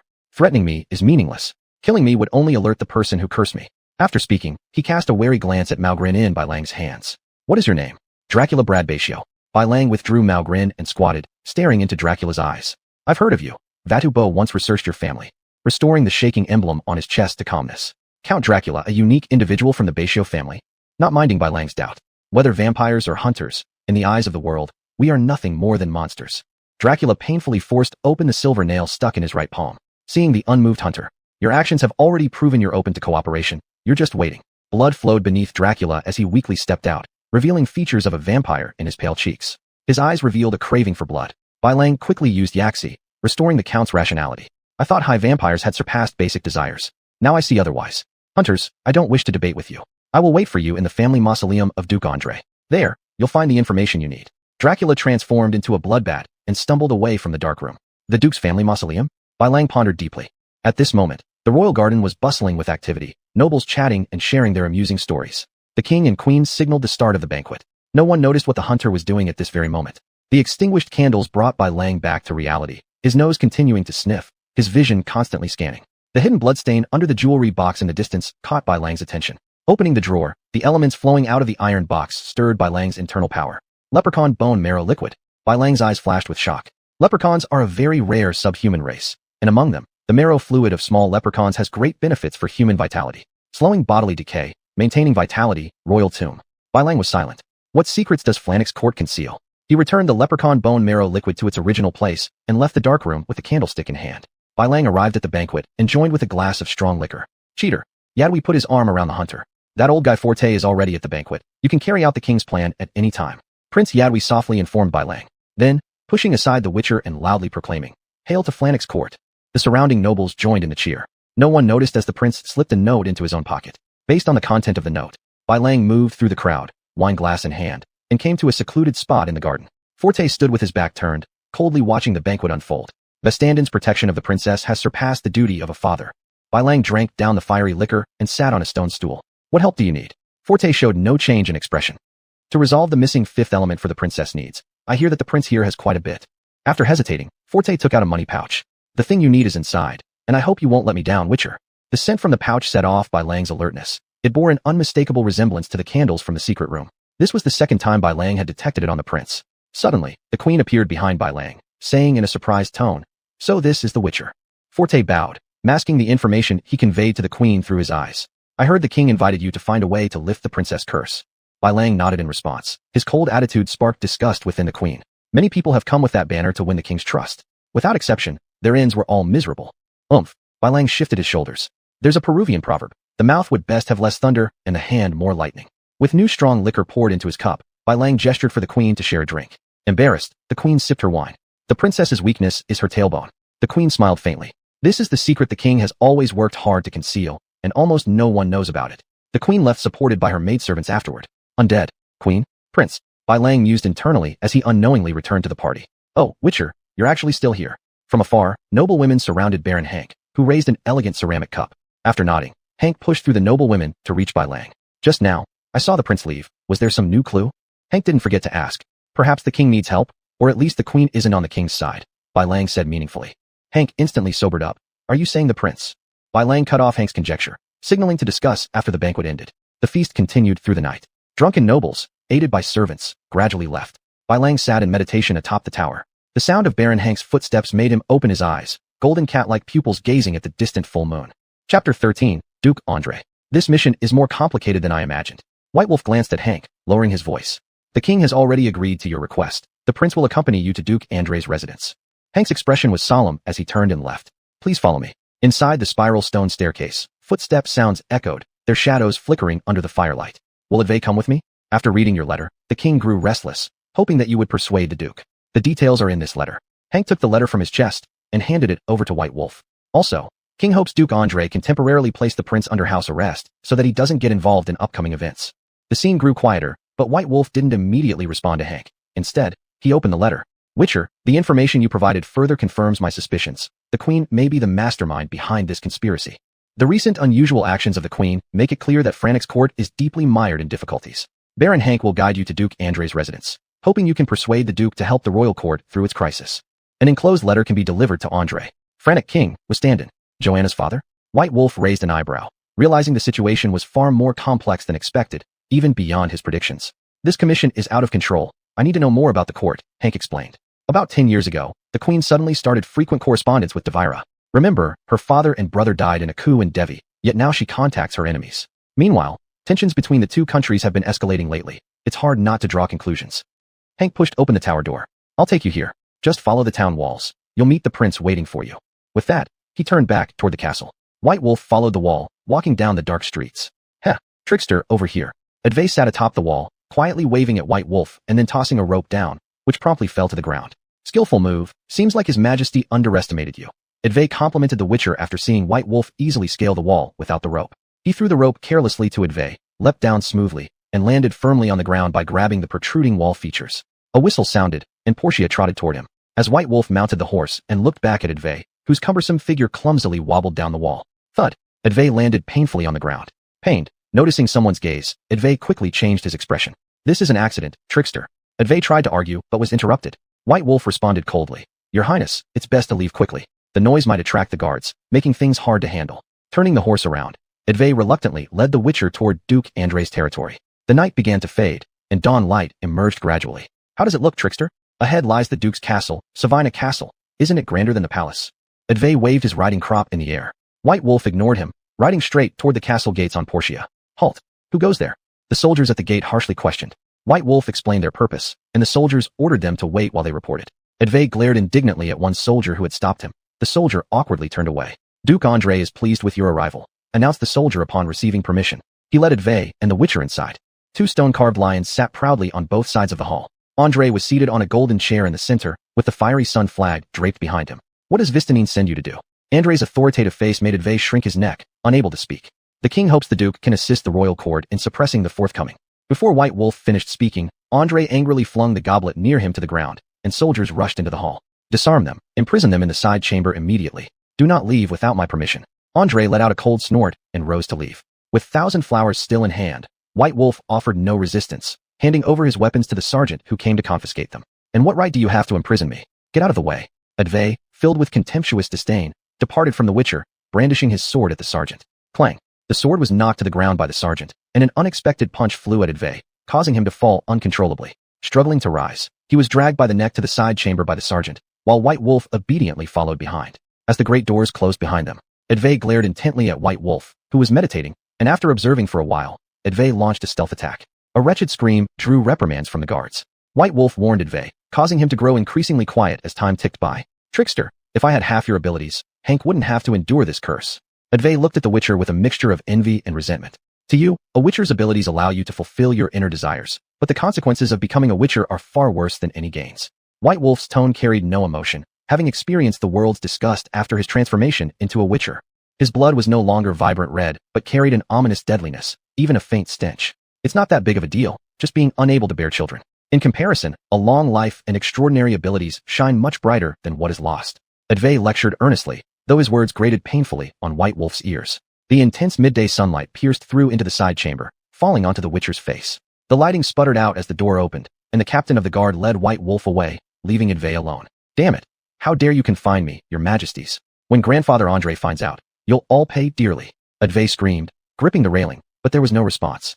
He could only watch helplessly as the soldiers and the Witcher walked further and further away. In a secluded corner, White Wolf entered a small room composedly before the door closed behind him. You don't seem surprised. Instead, you're as calm as a seated wolf. Duke Andre sat in his chair, scrutinizing the man before him. The Duke surely didn't summon me just to observe a seated wolf, but because only I can lift the curse. White Wolf returned the gaze, studying Duke Andre closely. You're sharp. You already seem certain that I need something from you. The Duke's favor toward his daughter is widely known. Princess Frantic, being both your granddaughter and Joanna's daughter, deserves equal care. Andre nodded approvingly, appreciating the astute young man who stood before him after years spent honing his skills on the battlefield. Vistanine must have sent you with a message, but it's unnecessary for you to disclose it now. I will offer my compensation if you can remove the curse from the princess. Andre dismissed White Wolf's attempts to interject, cutting him off. Any request you have before we begin will be granted, as long as they aid in lifting Hank's curse. Andre emphasized the word any, making sure White Wolf understood the seriousness of his proposal. Chapter 14, The Family Cemetery. The candle flickered unstably. Biling spoke out his requests without any courtesy. Are you saying that there's a way to remove the curse of Yakes in my family cemetery?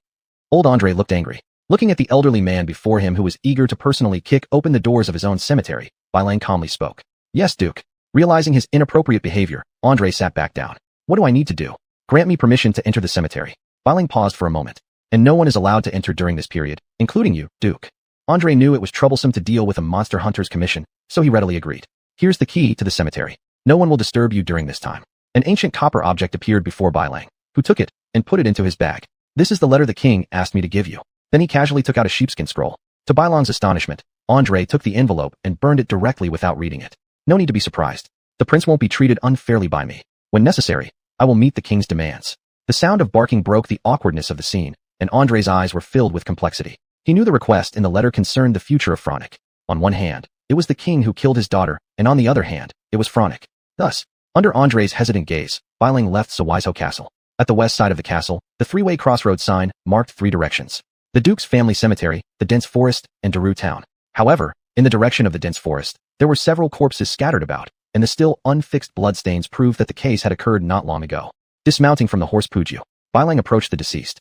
The middle-aged man lay beside a cargo-loaded cart, the goods spilled all over the ground. The surrounding footprints were small, although disorganized. It could still be discerned that these were the tracks of Nyegwe. A pack of these creatures, their nest must be nearby. Nyegwe, a kind of small underground creature. Individually harmless, but dangerous when 5 or more appear together. Even experienced monster hunters may die when facing 10 or more. Focusing intently, Biling began searching for clues. The footprints and bloodstains led towards the dense forest. Calling Puju over, they set off along the trail. Get out of the way, you damn dwarfs.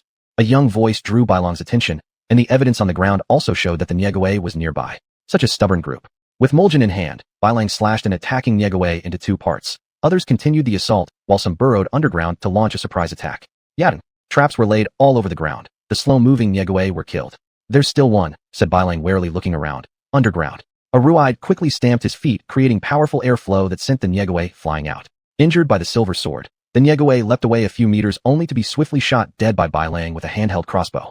Thank you, Monster Hunter. Currently I have nothing to reward you with. If you don't mind, please accept this. The young man descending from the tree handed over a lump of black iron in his chest. Kuei black iron. Biling immediately recognized it as one of the materials mentioned in Flock's legacy for forging monster hunting suits. After receiving the reward, the young man dragged his injured right arm away from the terrible scene before Biling could say anything. Shaking his head, Biling pulled a beehive bomb from his shoulder bag and threw it into the Nyegwe nest. With a loud boom, the nest cracked, flames spreading through combustible materials. After collecting monster hunting materials into his shoulder bag, he rode on Puju back to the fork in the road. It was noon, and the journey to the tomb would take until sunset. Passing the intersection, Biling saw the wounded young man collecting the body of the middle-aged man. Seeing such a scene, Biling tightened his legs around Puju, racing towards the family mausoleum. Following the path in the forest, apart from several stag sightings, Biling did not find any danger. Caw-caw-caw. Startled crows flew towards the sky. Ahead, the graveyard was deathly quiet. The mausoleum surrounded by stone walls revealed a unique gloominess under the night. Climbing over the wall following Dakula's map, he arrived before a crypt, inserting the key into the lock hole. Lifting the torch, he followed a spiral staircase through a maze-like corridor, arriving at the center of the mausoleum. The coffins along the way contained collateral relatives of the Andre family and loyal servants, while the central coffins held the ancestors and the former Grand Dukes. I thought you wouldn't come. Dakula raised his head staring at entering Biling, handing over the parchment. The information on here might interest you. Under the torchlight, Biling began to read. For Tate, the current situation is very complicated. The smell of decay can be masked by spices, but the skin rot can only be temporarily dealt with using your candles and salve. The king has hired another monster hunter. The matter concerning the princess is likely to be exposed soon. For the sake of our son Yadvi, I hope you can expedite the plan to place him on the throne. Signed, the Queen. To what end? Isn't this an interesting piece of content? Dakula's face revealed his excitement at stirring up trouble. That letter you obtained from there. Biling's expression grew solemn. From a corpse, judging by the makeup, she was a maid in the palace. Her body had been gnawed into tatters. Even Dakula, who had lived for hundreds of years, shuddered as he recounted it. Never would I have thought you'd be still haunted by that memory. Biling teased lightly. Oomph. Each high-ranking vampire has different characteristics. These take over 100 years to cultivate. There was a hint of disdain in Dakula's eyes. Oh, Bailang naturally knew that not only did high-ranking vampires require a great deal of time to acquire their one-of-a-kind inherent talents, but their personalities also varied greatly. The one before him now seemed clearly the more compliant type. You didn't invite me here just to show me this letter. Bailang understood it was merely an unexpected discovery. You are quite clever, monster hunter, and I enjoy dealing with intelligent individuals. Dakula turned around and rummaged through some scattered books before pulling out a bottle of liquid, which he handed to Bailang. The prince is no longer truly human. He has signed a demonic pact with Heidler. Regular suppressants barely have any effect on him anymore. This high-class vampire oil mixed with my blood will serve as a good restraint. Bailang took the vial. Heidler is also a high-ranking vampire, your friend? The reason for asking this was because while high-class vampire oil could only act as a suppressant, the only entity capable of killing a vampire was another vampire. A human bound by a high-level contract with a vampire could only be killed by a silver sword. Yes, Heidler once saved my life. Dakula answered quite openly. No wonder you chose not to get involved personally. Indeed, high-ranking vampires rarely interfered in external affairs that didn't concern them. Bailang understood that Dakula's actions suggested his intention to involve himself in this matter. Yet due to the daunting nature of the challenge, he decided against acting. As he contemplated, Dakula spoke again. Monster Hunter, my time is very valuable. Unprovoked actions by humans have caused Heidler to begin a murderous spree. I must go to a distant land to find and stop him. Without hesitation, Dakula transformed into a bat made of blood and flew out of the tomb. I have a feeling we'll meet again, Monster Hunter. And may everything go smoothly for you. The sound of Dakula's final farewell echoed down the corridor. Chapter 15, The Spirit, staring at the vampire oil in his hand. No wonder the prince and princess give off the same scent. With these words full of deep meaning, Bailang left the tomb. The forest path at midnight was unusually bright. Bailang, riding on Puju's back, remained vigilant. Though it was a summer night, there was a chilling wind blowing. Hoo hoo hoo. The crying sound of a young girl caught Bailang's attention. Strange, the source of the sound is right here, so why is no one visible? The golden fireflies marked with the Kunin insignia circled around his body. Not right. Bailang smelled the air and realized the place was heavy with Een energy. Is it a ghost? Or a hellhound? According to what Wadabo had recorded, this situation could only occur under specific conditions. Pulling out Mayajalin, Bailang tiptoed towards the trembling shrubbery. The flame spread by Fang E brought about no expected phenomena. Hee hee. The laughter of a young girl came from behind the monster hunter. Leaping backwards, an elegant woman approached and embraced Bailang's neck, flashing a sweet smile. Warrior, it's so eerie here. I'm scared. Her soft voice resonated through Bailang's marrow. My house is nearby. Can you escort me home? As her clothes slipped down her shoulder, revealing her snow-white shoulders. For reasons unknown, Bailang nodded and agreed to follow the young girl towards her supposed home. No one noticed the subtle smile at the corner of the young girl's mouth, nor did anyone notice the shadow lurking far away. Right here, in front of Bailang appeared a cat grass hut. Weirdly enough, after entering the hut, the young girl began to tempt Bailang inside. Seated by the dinner table, the young girl disappeared indoors under the pretense of fetching food. What came next was an old crone. Thank you for saving my daughter. She's bathing now. This is your dinner.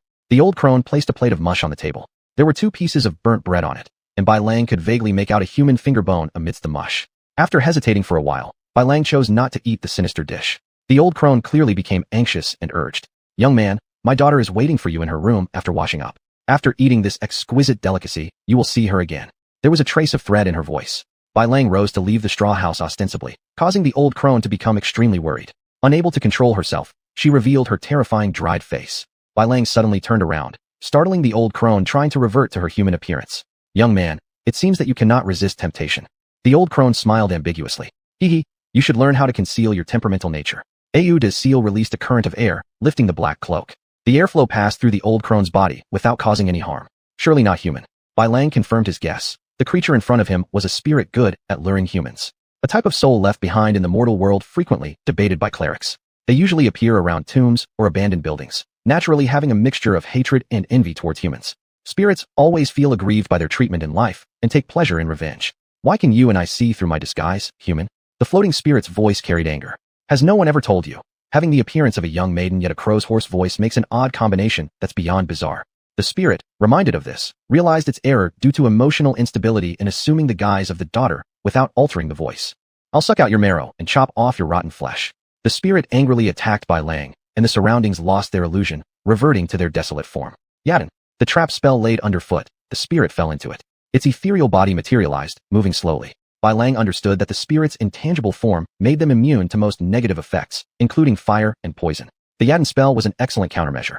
The silver sword Mayajalin spun like a dragon in Bailang's hands. This was the unique swordsmanship of the monster hunter sword dance, which only the wolf school and bear school still inherited hundreds of years later. The numerous wounds inflicted by the silver sword caused unbearable pain to the spirit, and its body started to weaken, a sign of its imminent demise. Monster hunters often said, the more unexpected the unexpected situation, the more it tends to happen. Bai Lang did not know that he was about to find himself in grave danger. The weakened spirit suddenly healed its wounds, its aura even stronger than before. Bai Lang was thrown off balance and collided violently with a tree trunk. A mouthful of foul-smelling liquid mixed with blood gushed out, obviously showing the internal injuries sustained by the monster hunter. No wonder, the clouds obscure the moon. Bai Lang fixed his eyes on the strengthening spirit. Wadabo had once said, a spirit deprived of moonlight can easily kill an inexperienced monster hunter. His present predicament was rather troubling. The only restraining method he had left was the Yadin seal. It's very difficult to kill the monster in front of him without the moon dragon or ghost spirit oil. Is my fate to end here? No. Bai Lang released the Yadin seal beneath his feet, raising Maogelin with both hands to find a flaw in the spirit's movements. The ghostly spirit hovered outside the array, waiting for the seal's effect to wear off before rushing to the Witcher and eliminating him. Without any surprise, it happened exactly as expected. Bai Lang was relentlessly driven back, only managing to evade the spirit's lethal attacks by rolling around. This evasive fighting style would later be mocked as the donkey school of witchery, yet perfected by monster hunters centuries after. As his stamina dwindled, Bai Lang failed to avoid the final blow. Lying on the ground and preparing for his last counterattack, Bai Lang was interrupted by a sudden bolt of thunder. The spirit was weakened significantly by the unexpected lightning strike. Spotting the opportunity, the Witcher rose swiftly, embedding Maogelin firmly into the spirit's head. As the fragments of the soul disappeared, Bai Lang, with his exhausted body, scanned the surrounding forest. A shadow darted through the trees, rustling leaves that caught Bai Lang's attention. A whistle. Puju appeared from afar, and with no time to harvest the materials from the defeated spirit, Bai Lang mounted the horse and chased the shadow. Whoa! He reined Puju to a halt by the riverbank, his strength somewhat recovered during the pursuit. Such a quick recovery was entirely due to the extraordinary mutation within a Witcher's physique. On the river rock, a mature-looking woman sat gazing at the night sky. The clouds obligingly parted, revealing the full moon, accentuating her stunning beauty. Bai Lang felt a sharp pang in his chest, dismounting his horse cautiously to approach the woman, his guard dropping completely. Excuse me, was it you who saved me? Bai Lang's tone lost its usual coldness, now carrying a hint of anticipation. Rake, how could you forget about me so quickly? The woman's voice carried a questioning reproach, her expression brimming with anger. In that moment, due to Bai Lang's one mistake, the surrounding atmosphere plummeted to 0 degrees. The riverbanks began to freeze over. Bai Lang's mind raced frantically, searching through the memories of the previous owner for any trace of this woman. Puju, sensing her master's dilemma, stepped in front of Bai Lang, offering her mane for the woman to stroke. The woman glanced sharply at the Witcher but smiled, leaning closer to Puju's head. Clearly, this was giving Bai Lang an opportunity to survive. Chapter 16, Alavir. Puju's face was full of tension, her emerald green eyes vigilantly staring at Alavir. The air was filled with an uneasy atmosphere, as if a storm was about to come. Alavir, this mysterious and dangerous woman, her appearance always came with chaos and conspiracy. The witch hunter was well aware of this. He tried to remain calm, trying to guess the true purpose of this woman. Speak, what do you want? Alavir's lips curled slightly, revealing a hint of cold laughter. The dagger in her hand gleamed with a chilling light under the moonlight, reflecting her cold beauty. The witch hunter could feel the icy murderous intent emanating from the tip of the dagger, involuntarily sucking in a breath. Why don't you finish me off? What are you waiting for? The white wolf, immobilized by the curse, remained expressionless on the surface, but was actually panicking inside. It was the closest he had ever been to death. I'm waiting for your explanation. Alavir's answer made the white wolf recall 10,000 years. The witch hunter who never lied decided to tell his first lie, also believing it to be the most perfect. You're hesitating. Alavir's hands were trembling. A tear slipped down the corner of the white wolf's eye, shimmering like a pearl under the night glow. You should have done this. I deserve to die. This pearl is my only gift to you. There once was a sincere love placed before me, and I did not cherish it, regretting it only after I lost it. There is nothing more painful in this world than that. Your dagger should cut across my throat. Don't hesitate any longer. If God could give me another chance, I would say 3 words to that girl. I love you. If I must put a limit on this love, I hope it lasts 10,000 years. The tear fell onto Alavir's wrist, the dagger dropped. The icy touch made her body retreat, thus freeing the white wolf from danger. Puju observed this scene, misty gas exhaling from her nostrils. If there's another time, you'll meet a terrible end. Alavir covered her blushing face, opening the portal to hastily escape the scene, while not forgetting to warn. With that, shouldn't she have been moved to fall into my embrace? Lover and sweetheart? Confused, the white wolf was brought back to reality by Puju. It was just my imagination. Women of different categories should react differently, shouldn't they? Hope dashed. The white wolf mounted his horse and continued his journey, thinking more and more that the plot didn't make sense. In the distance, the vague outline of Castle Westian gradually became clearer. The witch hunter closed his eyes, letting Puju carry him forward. At the castle gate, the guards did not block them. The duke had instructed that this witch hunter was allowed to enter and exit at will. Awakened halfway through the journey, the white wolf spurred his horse toward Andrei's residence. After dismounting, he entered the inner castle and passed by the side hall. The imprisoned Yadaviza hoarsely requested to be let out, though his tone lacked some arrogance. Passing through the great hall, he arrived at the central greenhouse in the garden. Candlelight shone through the glass, illuminating two shadows inside the room. One was towering and majestic, the other elegant, yet dignified. Witch Hunter, there is no need to wait outside. Please come in. There are no outsiders here, spoke Andre's voice. Pushing open the glass doors, besides Andre, Alavir, and the White Wolf both froze simultaneously. Do you know each other? Andre captured the peculiar essence in the air. Yes, Your Grace, Alavir candidly admitted. Haha, it seems Kias will soon be free from the curse and turn back into a normal human. Andre burst into confident laughter as if his granddaughter was already restored. Witch Hunter, Andre just then remembered. At this point the White Wolf should have already found what he wanted in the family tomb, yet he couldn't help but ask again out of unease. The White Wolf nodded. Good, a message has come from the capital. Andre's expression turned solemn. The prince seems to have the possibility of initiating a coup ahead of schedule. I now need to lead troops to intimidate them. Intelligence provided suggests Kias is part of their plan. I will search for the opportunity in secret to save the princess. His eyes told Andre that he could be assured, even without sufficient evidence proving that the one who cast the spell was the prince, action was still necessary. Wishing you success. Andre raised his wine glass, and they both drank it dry. On a small path, Alavir and the White Wolf rode horses side by side, the rustling sound indicating strong wind. How did you appear here? Not long after you left. Vestenting's request letter arrived here, and because of looking for you, I agreed. The rustling sound grew stronger, and the two galloped through the woods. Behind them, the stench of death grew heavier, eerie wails echoed incessantly. Before long, undead cavalry began to emerge in the forest, their bodies carrying heavy, deathly energy, incomparable to ordinary monsters. Moonlight filtered through sparse branches, illuminating the faces of the White Wolf and Alavir, showing their concentrated expressions. The cries of the Death Knights grew louder and closer, their bodies moving like manipulated puppets in a relentless pursuit of their prey ahead. Swinging the horsewhip, the horse darted swiftly through the forest, branches and leaves flashing by. Alavir followed closely behind, her heartbeat accelerating, palms gripping tightly onto the reins, ready to face any sudden danger. A ball of thunder magic exploded behind them, forcing the relentless Death Knights to slow down. Switching quickly between the mogul and hand crossbow in his possession, the White Wolf aimed at one of the Death Knights following Alavir. Leaning back almost flush against the horse's body, he aimed and fired with flawless precision. The head of the knight fell at the sound of the shot, its beheaded corpse plummeting from the horse. The Witch Hunter stayed close to Alavir, always on high alert for dangers around. The two galloped along the winding riverbank until they finally reached the edge of a narrow wooden bridge. The White Wolf urged Alavir to follow him closely as both bent low over their horses, the rapid hooves nearly brushing the water surface. Under the illumination of moonlight, the river rippled with sparkling light, the silhouettes of the two streaking across like lightning. Just before fully crossing the bridge, Alavir's hands once more emitted a magical glow. With a loud, thunderous roar, the middle of the bridge blew apart, the broken pieces plunging into the swift river below. The explosion successfully separated the Death Knights pursuing them from the rear, causing these soldiers to tumble into the rushing waters of the stream. The prince has acted ahead of schedule. Entering St. Lenny normally will only raise suspicion. Follow me, Alavir said.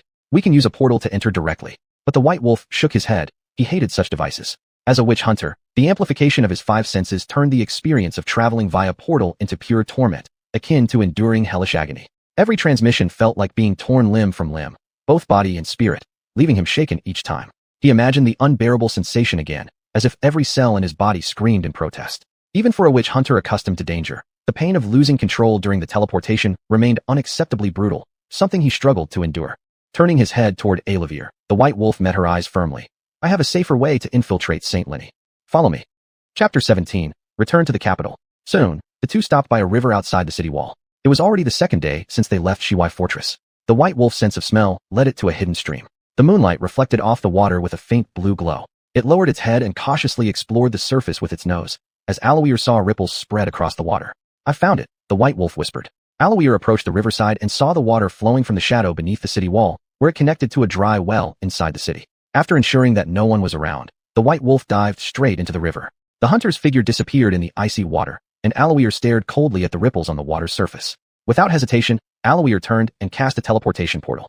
As the magic rippled through the air, a golden circle of light appeared. We'll meet inside the city, at the burned-down herb shop, Alawir said softly. The golden teleportation portal flickered faintly under the night sky. She took a deep breath and leaped into it, disappearing from the spot. The White Wolf looked up from the water at the empty riverbank, confusion evident in its eyes. It then submerged again, heading towards the concealed underground river that leads to the dry well. With the experience from last time, the White Wolf properly controlled its breathing rate, performing precise air exchanges along the way, until quickly reaching the end of the dark river. The texture of the rock felt rough yet solid, providing a noticeable tactile stimulation when touched by hand. Tension tightened within the White Wolf, all muscles instantly tensed up, gathering strength converging to its palms. Breathing heavily, the White Wolf lay on the ground, taking large gulps of fresh air. Its heartbeat gradually slowed down, and stamina started to recover. However, its gaze brimmed with vigilance. It knew that this was merely a part of the journey, dangers still awaited ahead, and caution must persist till its final moment. Navigating the cave deftly, it reached the dry well. Firelight illuminated the walls of the well. Somewhere between unknown moments, the well opening had been deliberately sealed off. Treading upon the remaining stone steps embedded into the well's walls, using their leverage, the heavy stone cover was pushed open, ascending to the ground. As the veil of night lifted, faint morning mist diffused around. There were scattered people beginning to appear on the streets. Some passers-by who noticed the white wolf passing by exhibited expressions of curiosity. The town is under martial law. No citizen shall leave their home. A heralding cavalryman relayed the order from the royal court. Following close behind, the faces of other cavalrymen bore expressions of sternness, mounted high upon powerful steeds, their horse hooves producing urgent and powerful sounds that reverberated against the cobblestone paths of the street, as if carrying a mission not to be disobeyed. Their arrival immediately broke the tranquility of the originally peaceful town, an unusual tension spreading through the air. All these changes did not escape the attention of the white wolf, a flicker of doubt flashing through its eyes. Children gathered curiously around the cavalry, but were hurriedly pulled away by nervous parents. Shops, just opened along the sides of the street, closed one after another. Only a few courageous individuals remained standing at their doorsteps, anxiety clearly reflecting in their eyes. Aloir, under the sorcerer's robe, revealed a familiar face. It should not be waiting for me at Shigu's ruined herb shop. How did she mingle with the team of sorcerers following the cavalry toward the castle? Beneath the robes of the wizard, the face of Aloir stood recognizable. The white wolf's heart clenched. According to the agreement, Aloir was supposed to wait for him at the ruins of Shigu's herb store, not to mix with the group of wizards following the cavalry to the castle. When Aloir sensed someone staring at her, their eyes met directly. She smiled slightly, a mischievous gleam passing through her eyes. The monster hunter understood her intentions. Obviously, the plan had changed. Thus, the white wolf could only choose to go to the castle alone at least, finding Baron Hank to understand the current situation. Dodging through empty streets, the rising sun peeked through. Arriving at the corner of the castle, utilizing its sharp intuition and skills, it skillfully found the underwater secret passage provided by Yadvi. The interior of the tunnel was dark and damp, but the white wolf's night vision allowed it to tread like daylight. Swiftly yet soundlessly, it swam, moving like a ghost. After navigating through a series of twisting passages, the white wolf soon reached the garden of the palace. The fierce sound of battle carried far to its ears. The white wolf felt its heart tightening, knowing that this sound indicated the coup had begun. Swiftly crossing the garden, it arrived at the grand hall of the palace. Chaos reigned there as the guards fought each other. Nearly identical outfits made distinguishing friend from foe nearly impossible. The clash of swords and shields, shouts and screams alternated continuously. Inside the hall, only regular soldiers were present, none of the royal ministers or the king. A court soldier hit by multiple blows fell helplessly beside the monster hunter despite wearing highly defensive plate armor, the chest guard distorted by heavy impacts losing any ability to provide protection. The king is on the castle lookout platform. Hurry. Hardly managing to lift the helmet visor, his blurred consciousness sustained. The look of helplessness and anger slowly faded from his eyes. Each swing of the steel sword wielded by the monster hunter carried ruthless intent, rebel soldiers collapsing before him one after another. Lookout platform. Under the protection of Baron Hank, the king was holding his ground against Prince Fulltie, though he was at a disadvantage. Baron Hank's courage provided the king with a moment to catch his breath. However, the situation remained dire. The sudden appearance of the white wolf threw the battlefield into confusion, paralyzing both sides with uncertainty. The monster hunter, King Vestanding and Prince Fulltie spoke in unison. Amidst the tension, the white wolf approached the king to relay the findings of the investigation. Vestanding was shocked as he stared at his younger brother. Fulltie would stoop this low for the throne, betraying family in ways unimaginable. Betrayal cut deep, leaving the king in anguish over this brother who once shared the same womb. Still, the white wolf wouldn't disclose that Fulltie was the true curse caster behind the princess's plight. The evidence could only confirm Fulltie as a rebel leader. It fell short of proving he was the one casting the curse. I shouldn't have trusted such an abomination. Fulltie's face twisted into ugliness, his body trembling violently. His followers fled in panic. A potent evil aura emanated from him, something within him yearning to break free. All present felt a chill through their hearts. The white wolf switched its weapon swiftly. The steel sword was no longer effective. It coated the silver blade with high-grade vampire oil mixed with Dracula's blood to avoid mishaps. All turncoats must die. Fulltie's form began to contort and mutate grotesquely. Once handsome features became monstrous. His spine split open, exposing jagged bone spurs which curved downward from the cracks on his back. Fangs erupted in his mouth, symbolizing vampirism, and his muscular frame withered unnaturally. His limbs bulged with unnatural strength, while his pristine white skin morphed into the dark brown hue of bat flesh. He looked more beast than man. The people around him had their blood forcibly sucked out through every orifice, the prince reveling in satisfaction as he gazed at the monster hunter. I'll give you one chance. Kill Vestanding for me, and I'll let you go. Circling the white wolf, Fulltie hunted for weak points. If not, the white wolf's tone held firm refusal. Then I'll slay you, leave your corpse to rot in the wilds. I find the stench of your putrid blood unbearable. Fulltie suddenly surged forward, his hideous face enlarging in the white wolf's pupil. Chapter 18. The King's Death. The watchtower was fiercely rammed by Full-Tai, collapsing with a loud noise. Stones scattered everywhere, and smoke filled the air. The white wolf nimbly leapt onto the broken walls, and swiftly climbed up the city wall. Full-Tai's eyes carried a look of provocation as he coldly smirked. His pupils slightly contracted, as if he was contemplating his next move. The golden fireflies circling around the white wolf sparked an urge in him to attack. Full-Tai's expression hardened, and in an instant, his figure disappeared from its original place, reappearing behind the Witcher. A powerful force struck down from behind. A cruel smile hung on Full-Tai's lips, as his eyes were filled with arrogance. The Witcher attempted to dodge, but it was already too late. With a deep sound of impact, the Witcher was struck hard and fell to the ground. The white wolf gasped for breath, unable to breathe from the pain. His muscles convulsed violently, and the feeling of broken ribs caused him to inhale sharply. One must remember that the Witcher's flesh underwent mutation during the grass trials, making his skin as hard as steel and his muscles abnormally strong. The snow trials further strengthened their bodies and improved their mental strength. In the snow trials, Witchers had to complete various monster challenges to achieve their final transformation. For the white wolf, this pain was insignificant.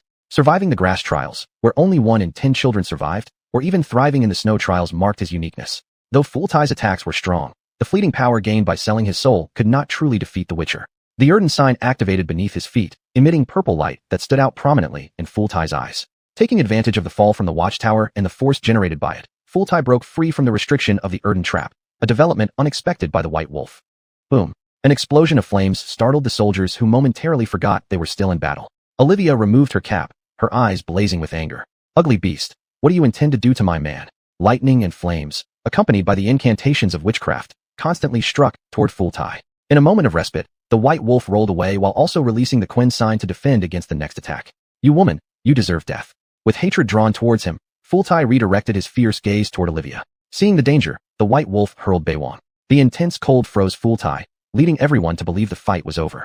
But then Olivia accidentally launched a fireball at Full-Tai. The Witcher quickly switched to Qianhua's sword despite his injuries, but it was already too late. His body leaned forward due to inertia just as he released the Ard sign, redirecting the fireball's path. Poor Watchtower endured another severe blow, and its remaining remnants collapsed under the strain, crushing the king. Wistending was dragged to safety by Hank in a rapid response. Full-Tai wasn't so lucky and got buried under the rubble, while the white wolf suffered a dislocated left arm due to flying debris. Snap! The white wolf reset his arm. Trivial for a Witcher since only non-lethal injuries would have any effect on them. Witcher, is Full-Tai dead? The king approached the white wolf, his eyes filled with concern as he stared at the wreckage, unyielding even after Hank's attempts to persuade him otherwise. No, your majesty. You need to leave here immediately, the white wolf urged Wistending. Before the king could respond, a sharp stone thrown from the ruins pierced his heart. No one anticipated such an unexpected tragedy. Full-Tai's angry scream drew everyone's attention. Had the monster survived? Soldiers tightened their expressions. The ruins remained silent. Just when people began to relax, another monster appeared in the sky from afar, looking far more terrifying than Full-Tai. Case. The white wolf immediately recognized the creature as the princess. Archers prepared to shoot Case down, but were stopped by the weakened king. After issuing his last command, Wistending passed away. Soldiers looked at each other unsurely. Case dived down, snatching up a soldier before rising again above the kingdom castle. The blood-drained soldier fell heavily from the sky. Arrows rained down, disregarding the king's final order. Soldiers sought only to save their own lives. Only Baron Hank remained unmoved, his nearby subordinates gripping their crossbows tightly as they watched the sky anxiously. The king was dead, but Kay's curse remained unresolved. The Witcher shifted his gaze from Kay's back to the king. Olivia. Realizing the situation, the white wolf shouted. However, Full-Tai emerged first from the rubble, colliding into the witch. The energy shield shattered, and Olivia was flung away. Fortunately, Pujua came rushing from the void, catching her unconscious body and fleeing towards the castle gate. Throughout history, every horse accompanying the white wolf was named Pujua, referring to an ancient category of spells. Once a horse received the Pujua enchantment, it would gain the ability to break through spatial barriers. With Olivia safe, the white wolf engaged Full-Tai in combat. Hank, where's the queen? The Witcher suddenly realized something. The queen has been missing since yesterday, and today the prince led his troops in rebellion. Hank carried the king's body and hid in the attic. Kay swooped through the sky, and several soldiers lost their lives. Their desiccated bodies fell to the ground. Hank, the key to breaking the curse lies with the prince. I will do my best to kill him. Order the soldiers to prevent the princess from landing. The white wolf hurled the last 2 Beiwang daggers. The first was dodged, but the second froze Full-Tai solid. Erden/Eves. The seal combined with a binding effect, making it very difficult for the prince to escape this time. The Witcher was right. Unexpected situations always arose when you least expected them. Ordinary soldiers' arrows could hardly penetrate Kay's tough skin, and casualties quickly exceeded half. However, this unexpected event wasn't directed at the Witcher, but at Full-Tai, as the two monsters soon wrestled fiercely, making it hard to distinguish who had the upper hand. The white wolf stopped the advancing soldiers. Leave, the situation is beyond your control now. Whether Kingdom soldiers or rebels, they all retreated from the Witcher at that moment. You bastards, release Case. Out of the soldiers leapt a brash young man, shield in left hand, sword in right, rushing directly toward Fultai. Yadway, the White Wolf caught him by the collar to stop this reckless individual from rushing to his death. Shouldn't you be locked up in Swyberg? What are you doing here? The Witcher was full of questions. Do you think those fools could keep me imprisoned? With a little cunning, I broke out effortlessly. Where did you get this equipment? The White Wolf stared at Yadway's knightly plate armor, which was intricate and luxurious, clearly the work of a master craftsman. By comparison, the surrounding soldiers' plate armor looked crude and cumbersome, as if from two different eras.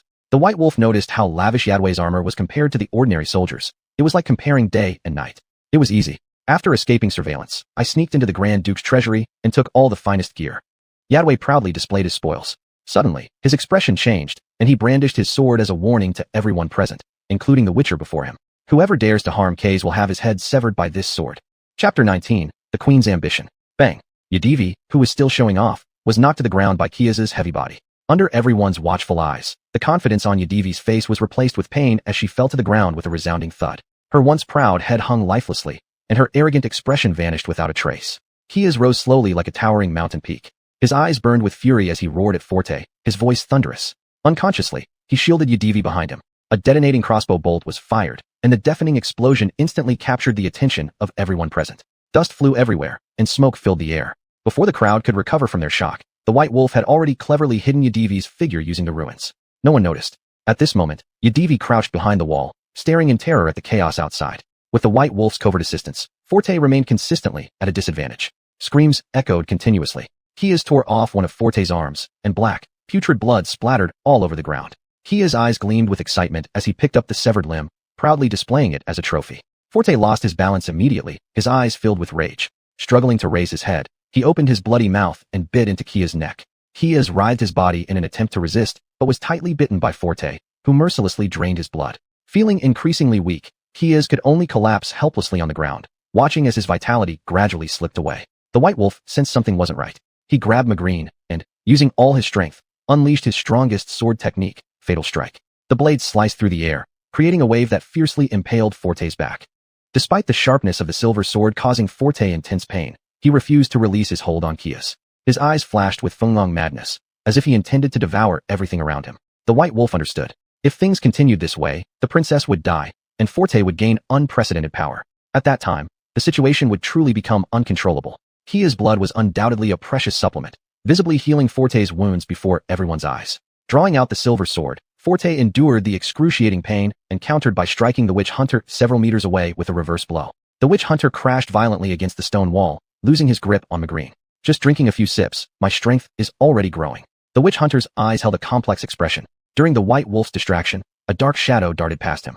Yadivi. The White Wolf watched as the prince precisely thrust Magreen into Forte's spine, the blood on his palms searing the prince's skin along the blade. It was said, Magreen was a special silver sword crafted under orders from the Flannic ancestor, well suited for use by royal bloodlines. This was also why, since the founding of Flannic, generations of kings rarely died at the hands of monsters. A cry of agony rang out. The voices came from both Yadivi and Forte. The former had several broken ribs and lay painfully on the ground. The latter had a silver sword piercing deeply into his backbone. Forte was forced to abandon sucking Kia's blood and threw her aside heavily. It was clear that even Princess, transformed into a monster, was now extremely weak. With a ferocious glare, Forte turned to stare down at the cowering Yadivi on the ground. Enduring extreme pain, the fully human-deprived Forte attempted to kill him. Forte, servant. The missing queen arrived with a team of elite soldiers. That is your own offspring. The queen's words caused Forte to pause, his raised arm hesitating midair. Seizing the opportunity, the White Wolf struck. Using Erud's powers, he shoved Forte away from his spot and quickly moved behind the prince. Straining every ounce of strength, he pressed Magreen deeper into the prince's back. A dull thud echoed. Forte's faint breathing indicated he was nearing death. Drawing a dagger, the White Wolf cut off the prince's head. For those who sold their souls to high-level vampires, only decapitation followed by burning could completely destroy them. You shouldn't have killed him. The queen's eyes held coldness as her soldiers surrounded the witch hunter. The White Wolf stared at Kia's, refusing to break the curse. All evidence pointed to the queen. With the prince dead and the king gone, only the queen remained. Bending down to support Yadivi, the hate-filled gaze made the queen recoil in surprise, regaining her composure quickly. You say, Forte is my father. What exactly is going on? Yadivi, with bloodshot eyes, stood shakily, glaring at his mother. Speak. This isn't true. Yadivi. Heartbroken, the queen reached out to steady the unsteady prince, but was pushed away. This is indeed a real-life tragedy, the White Wolf thought. Gurgling sounds. The weakened Kia's on the ground caught Yadivi's attention. Kia's. Wobbling unsteadily, he approached the princess. Kias, did you hear that? I am the son of a prince. Wistandon is not our common father, Kias. The scene prompted the queen to decide to control the situation, at least not let it get out of hand. She wanted her son to ascend the throne and become the king of Flannic. Place the crown on the rightful king. The queen commanded the soldiers behind her. Do not approach me, go away. Yedivi waved the broken giant sword, his eyes already lost. The soldiers dared not come forward. Tell me, who cursed us? The roar made the queen stagger. Forte is dead. Kias is still a monster. You are the real curse caster. The prince's words completely broke the queen's defense. Not answering is as good as admitting. Do you think I am a fool who knows nothing? I have long suspected that Wistandon was not my biological father, just without evidence. Today, your admission truly disappoints me, Princess of Devilia. That's right. Yedivi's mother was the last remaining royal bloodline of the Devilia Empire, and also the Queen of Flannic. Hand over the way to lift the curse. Yedivi extended his hand to demand, receiving no response. Humph, do you think I have no way to solve it? He turned his head towards the White Wolf. You say, if the curse caster's relative dies, Kias would be freed from the suffering. The look of determination to die made the White Wolf remain silent. It seems you two choose to stand against me, deceiver. The queen saw Yedivi place the short sword under his neck, his whole body trembling. No, stop your new king quickly. The tension built up between both sides. Hunters, for Wistandon's sake, help me. You will receive rich rewards afterward. The queen shifted her gaze onto the witch hunter. Some money can be earned, but money for breaking commands does not interest witch hunters. Seeking help failed, the queen started playing the sentiment card. Yedivi, your grandfathers died miserably at the hands of Devon. The entire Devilia imperial royal family's resentment needs to be washed away by you. Inherit the throne of Flannic. Restore the glory of your ancestors. The queen begged pitifully. This is your reason for betraying Wistandon and framing Kias. You didn't even shed a single tear for Forte's death. Yedivi shielded the weak Kias behind him as the guards gradually approached, retreating slowly. Kill that monster. The scene made the queen realize that if Kias didn't die, her son would always stand against her. Who dares to move forward? Yedivi cut a red line on his snow-white neck with the broken sword. The soldiers did not dare to step forward. All this time, the White Wolf had been watching coldly from the side. All weapons down. Disobey and be killed. Baron Hank led reinforcements from Andre rushing toward Luyang Terrace. Seeing the situation was lost, those who followed the queen and the remaining rebel prince forces all surrendered. The destiny is not on Devilia's side. Yedivi, if you still have blood spirit, you should not forget the hatred you bear. The queen took advantage of the chaos to reach the city wall, saying her last words to her son Yedivi. Father, your daughter has come to find you. Slowly closing her eyes, the queen jumped off the cliff. No. Disarmed by the White Wolf, Yedivi rushed to the city wall, watching the falling queen, helplessly slumping down beside the wall. Chapter 20. The Blaze Knights. Tear tracks streamed across the corners of his eyes. The crystalline tears flickered faintly in the twilight of the setting sun. Yedivi looked at Kias, with a look of uncontrollable entreaty, hoping for a response that would ease his turmoil. Gur. The monster's growl was like a sharp blade cutting through the air, shrill and icy. Yedivi's body froze. He stared blankly up at the sky, where the last light of the sunset was fading away. His eyes were filled with interwoven tears and despair, as if they were shattered stars. Those eyes, once brimming with vitality and passion, were now only hollow and dark. Yes, Kias was still a monster. The curse had not been lifted. Yakisi. The spell insignia flew from the White Wolf's palm into Yedivi's forehead. At this moment, it was as if everyone was frozen in time, and no one paid attention to the despondent prince. Only the White Wolf gently returned the drawn Moring Lens sword to its scabbard before slowly advancing towards Yedivi. His raised right hand paused midair, and the wolf emblem on his chest trembled violently. A shadow accompanied by a storm rushed straight into the sky from the cliff, blocking the remaining sunlight with its enormous form. The raging wind roared, stirring up waves of sand. It obscured the light, swallowed hope, and seemed like an omen of the apocalypse, causing fear among the crowd on the ground. The White Wolf's loose strands of hair danced with the wind. He raised an arm to shield himself from the sandstorm, his chest wolf emblem continuously vibrating, revealing a sharp gleam from his mooring len. Baron Hank waved his longsword, trying hard to maintain composure. He shouted commands loudly, attempting to keep the panicked soldiers in order. However, fear had already enveloped the entire group, spreading chaos and disorder. The White Wolf shielded Yedivi behind him and stared tightly at the sky. The massive figure in the storm emitted a putrid stench that made people gag. The creature resembling the magic-transformed Fuer, Tai also fixed its gaze firmly on the White Wolf, with hatred in its eyes. The only difference was, this monster had a huge body with wings. The corrupted body lacked facial features, only adorned with the Empress head. The Empress was dead, her resentful body transformed into a human-faced corpse seeking a final struggle. An ear-piercing scream echoed again, piercing sharply through everyone present. The high-pitched sound pierced the eardrums of those present, directly penetrating their hearts. People with weaker abilities fell unconscious one after another. Hank, quickly make sure everyone covers their ears. Before the White Wolf could finish speaking, his body was thrown far away by the Empress, who had been corrupted.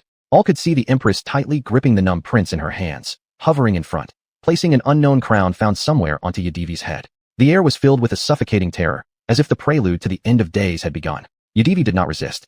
He remained like a puppet, completely controlled by the Empress. Moments of silence further plunged the initially chaotic troops into greater disarray. Soldiers fled everywhere, attempting to escape the horrific monster during this time. Baron Hank gripped his longsword tightly, his face pale, full of despair.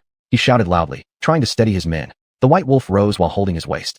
The broken ribs piercing his kidney caused immense pain, making even the hunter's physique difficult to endure. City defense ballisti? The White Wolf turned his head to ask Hank, while wiping off the blood on the corner of his mouth. This isn't the Royal Palace exclusive city defense ballista. Hank answered with equal confusion. Suddenly arriving bolts pierced into the Empress' decayed skin, dealing negligible damage. In the distance, fully armored knights marched proudly under the blazing banner, rows of engineering-sized crossbows aimed forward. Vermin of Devilia, accept judgment. The knight captain roared furiously. Duke Andre oversaw everything from the center of the battlefield. The Blaze Knights. Hank exclaimed, his enthusiasm barely contained. Are they powerful? The monster hunter couldn't help but ask. These are the most elite forces under the Duke, hailed as the pillars of Franknick Court. Baron Hank tightened his weapon in his hand, renewed hope flashing in his eyes. The Empress let out an angry roar, and dense barges of bolts rained down upon her body. Shielding Yadivi beneath his wings, he began retaliating, flinging malodorous acidic liquid toward the Blaze Knights. Massive iron shields were aligned in rows. The Empress' acid liquid flew toward the Blaze Knights and landed on their lined-up iron shields. A loud bang resounded, instantly corroding a large hole in the iron shield. The knights were forced back several steps, but held their ground firmly without retreating. They clutched their weapons tightly, ready to brace for the next round of attacks. Hunter. The ever-silent Andre stood up. If Kias encounters any danger, you won't have to live. The threatening voice traveled from behind the distant iron shield, entering the White Wolf's ears. The monster hunter, upon hearing Andre's words, was inwardly shocked. He urgently searched for Kia's traces, his gaze locking onto the target thanks to Baron Hank's prompt. Kias, who was supposed to be a monster, had now reverted to human form, his tattered clothes covering his body. The White Wolf, enduring excruciating pain, deftly approached the princess. He removed his outer cloak and wrapped Kias carefully within it. The blood curse removal has a delay. The monster hunter was surprised as he carried Kias towards Hank's hiding place. Take care of the princess. A fleeting glint of something intriguing passed through his eyes. Subsequently, the White Wolf handed over Kias and turned to observe the external battle situation. Raising his head towards the towering castle, the colossal figure of the queen stood suspended in midair, confronting the Blaze Knights. It seemed her massive size wouldn't allow her prolonged flight. What about the queen? Hank asked worriedly. I just observed city defense ballisti on the castle watchtower that can handle her. The White Wolf briefly replied. Bearing immense pain with great effort, he cautiously moved his steps toward the castle's watchtower. His eyes were tightly locked on the queen, observing each of her movements. Suddenly, the queen let out an ear-splitting roar, a powerful surge of energy bursting from her, instantly tearing apart the surrounding air. In the distance, the Blaze Knights quickly raised their shields. However, this force made the nearby White Wolf shudder violently. Looking around, chaos reigned. Soldiers screamed in agony as their bodies were eroded by the queen's corrosive liquid, leaving them bloodied and unrecognizable. Walls, floors, staircases, everywhere were filled with repulsive viscous liquids and an overwhelming, foul stench. Cries of agony, roars, and desperate sobs intertwined, creating a scene reminiscent of hell. Bang! The defensive Quinn attached to the White Wolf shattered. On high alert, he scanned his surroundings, discovering soldiers whose eyes had rotted. They rose without notice, swinging their knives aimlessly. Blood clots hung from their ears, proving they were deafened. The White Wolf carefully evaded these insane soldiers, noticing the terror and anguish on their faces as their blades swung in feeble arcs. Chapter 21, Blood-Colored Relic. A dull thud struck the soldiers. The upper half of a corpse fell heavily from above. White Wolf raised his hand to shield himself from the splashing blood, which carried corrosive liquid that burned his skin. Such strong corrosiveness. The queen's wailing cry filled with anger followed closely. The Witcher released Quinn to heal his body, but the deafening sound waves caused blood to seep from his ears and broke the Quinn. Throughout the castle, mutated black rotten flesh detached and wriggled around, seeking and devouring unfortunate victims. The corrupt maggots, the Witcher identified immediately.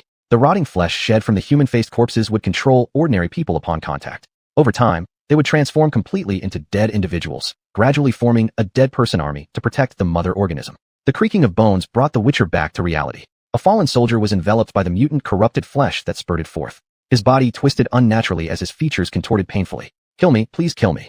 The soldier stretched out a bloody hand in anguished pleading. As the rotting flesh slowly devoured him, White Wolf lifted his mangler and severed the soldier's head. Corrosive blood splattered everywhere.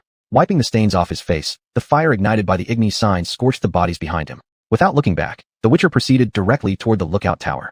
Along the way, the original cries for help had been replaced by the clashing of swords.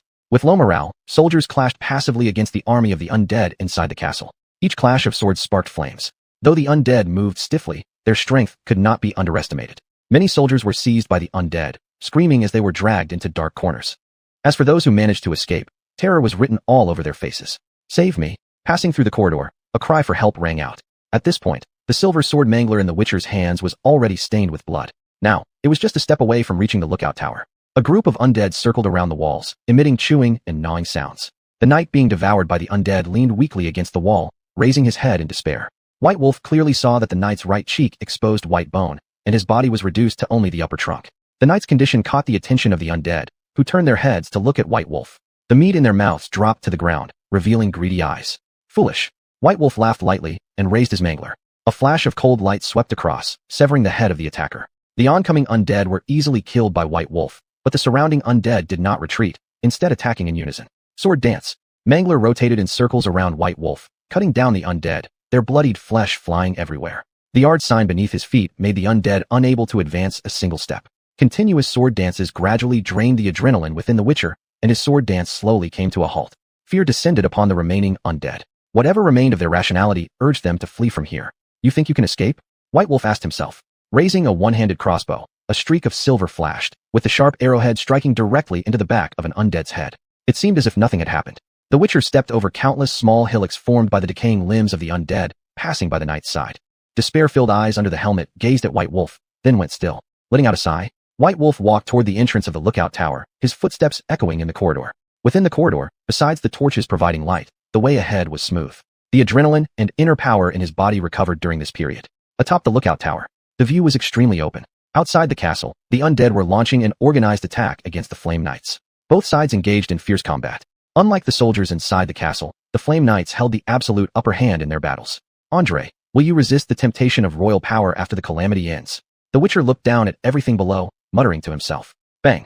The broken stones from the Ard sign blocked the lookout tower's entrance to prevent any interference by the undead while he prepared his formation. White Wolf approached the ballista, flipping over the corpse lying on top of the city defense weapon, and adjusted its direction to aim at the queen. He then bent down, using a dagger to carve strange runes on the ground around the ballista. After finishing the carvings, the Witcher felt something was missing. At this moment, the blood of the dead soldier caught his attention. Lifting his dagger, he hesitated not and cut a wound in his own palm, allowing the blood to flow smoothly into the grooves of the runes. Originally lifeless runes revealed black wolf-like shadows. This was a unique skill of the Wolf School Witchers.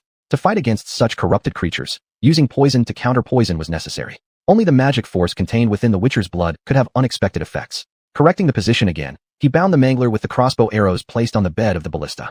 White Wolf took a deep breath, tightly gripping the trigger of the giant crossbow. The world in his eyes became blurry, leaving only the target before him. A powerful force surged from within him, as if fusing with his blood, a symbol of the being Leet, mysterious energy, guiding the wolf-like shadow underfoot to attach to the crossbow bolt.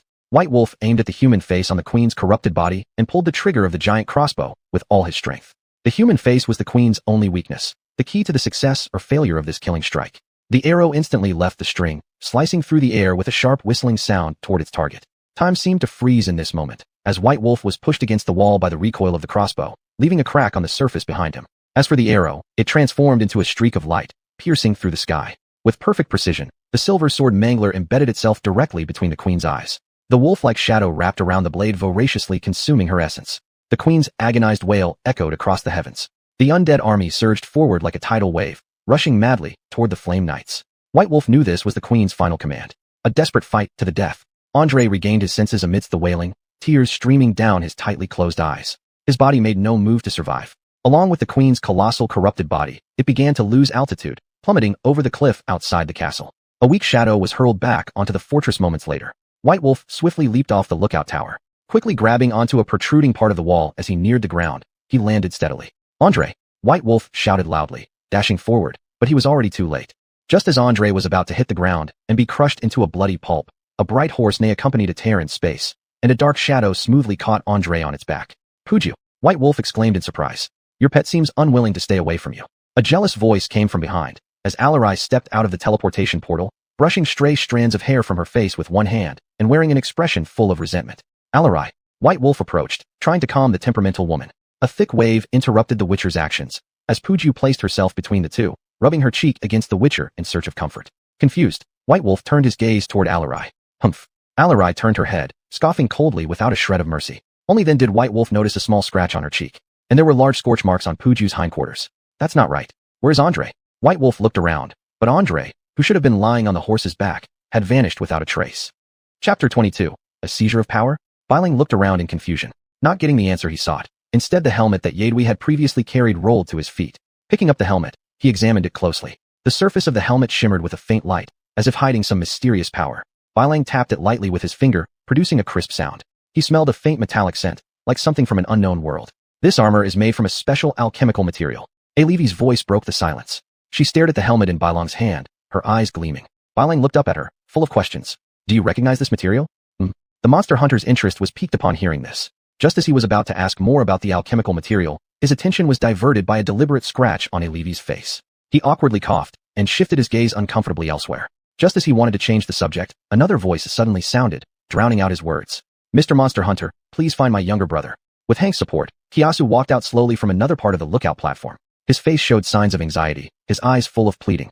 Hank, however, was resolute, firmly gripping Kiyasu's arm, offering strength. The monster hunter was stunned. Princess Kiyasu was truly beautiful and charming.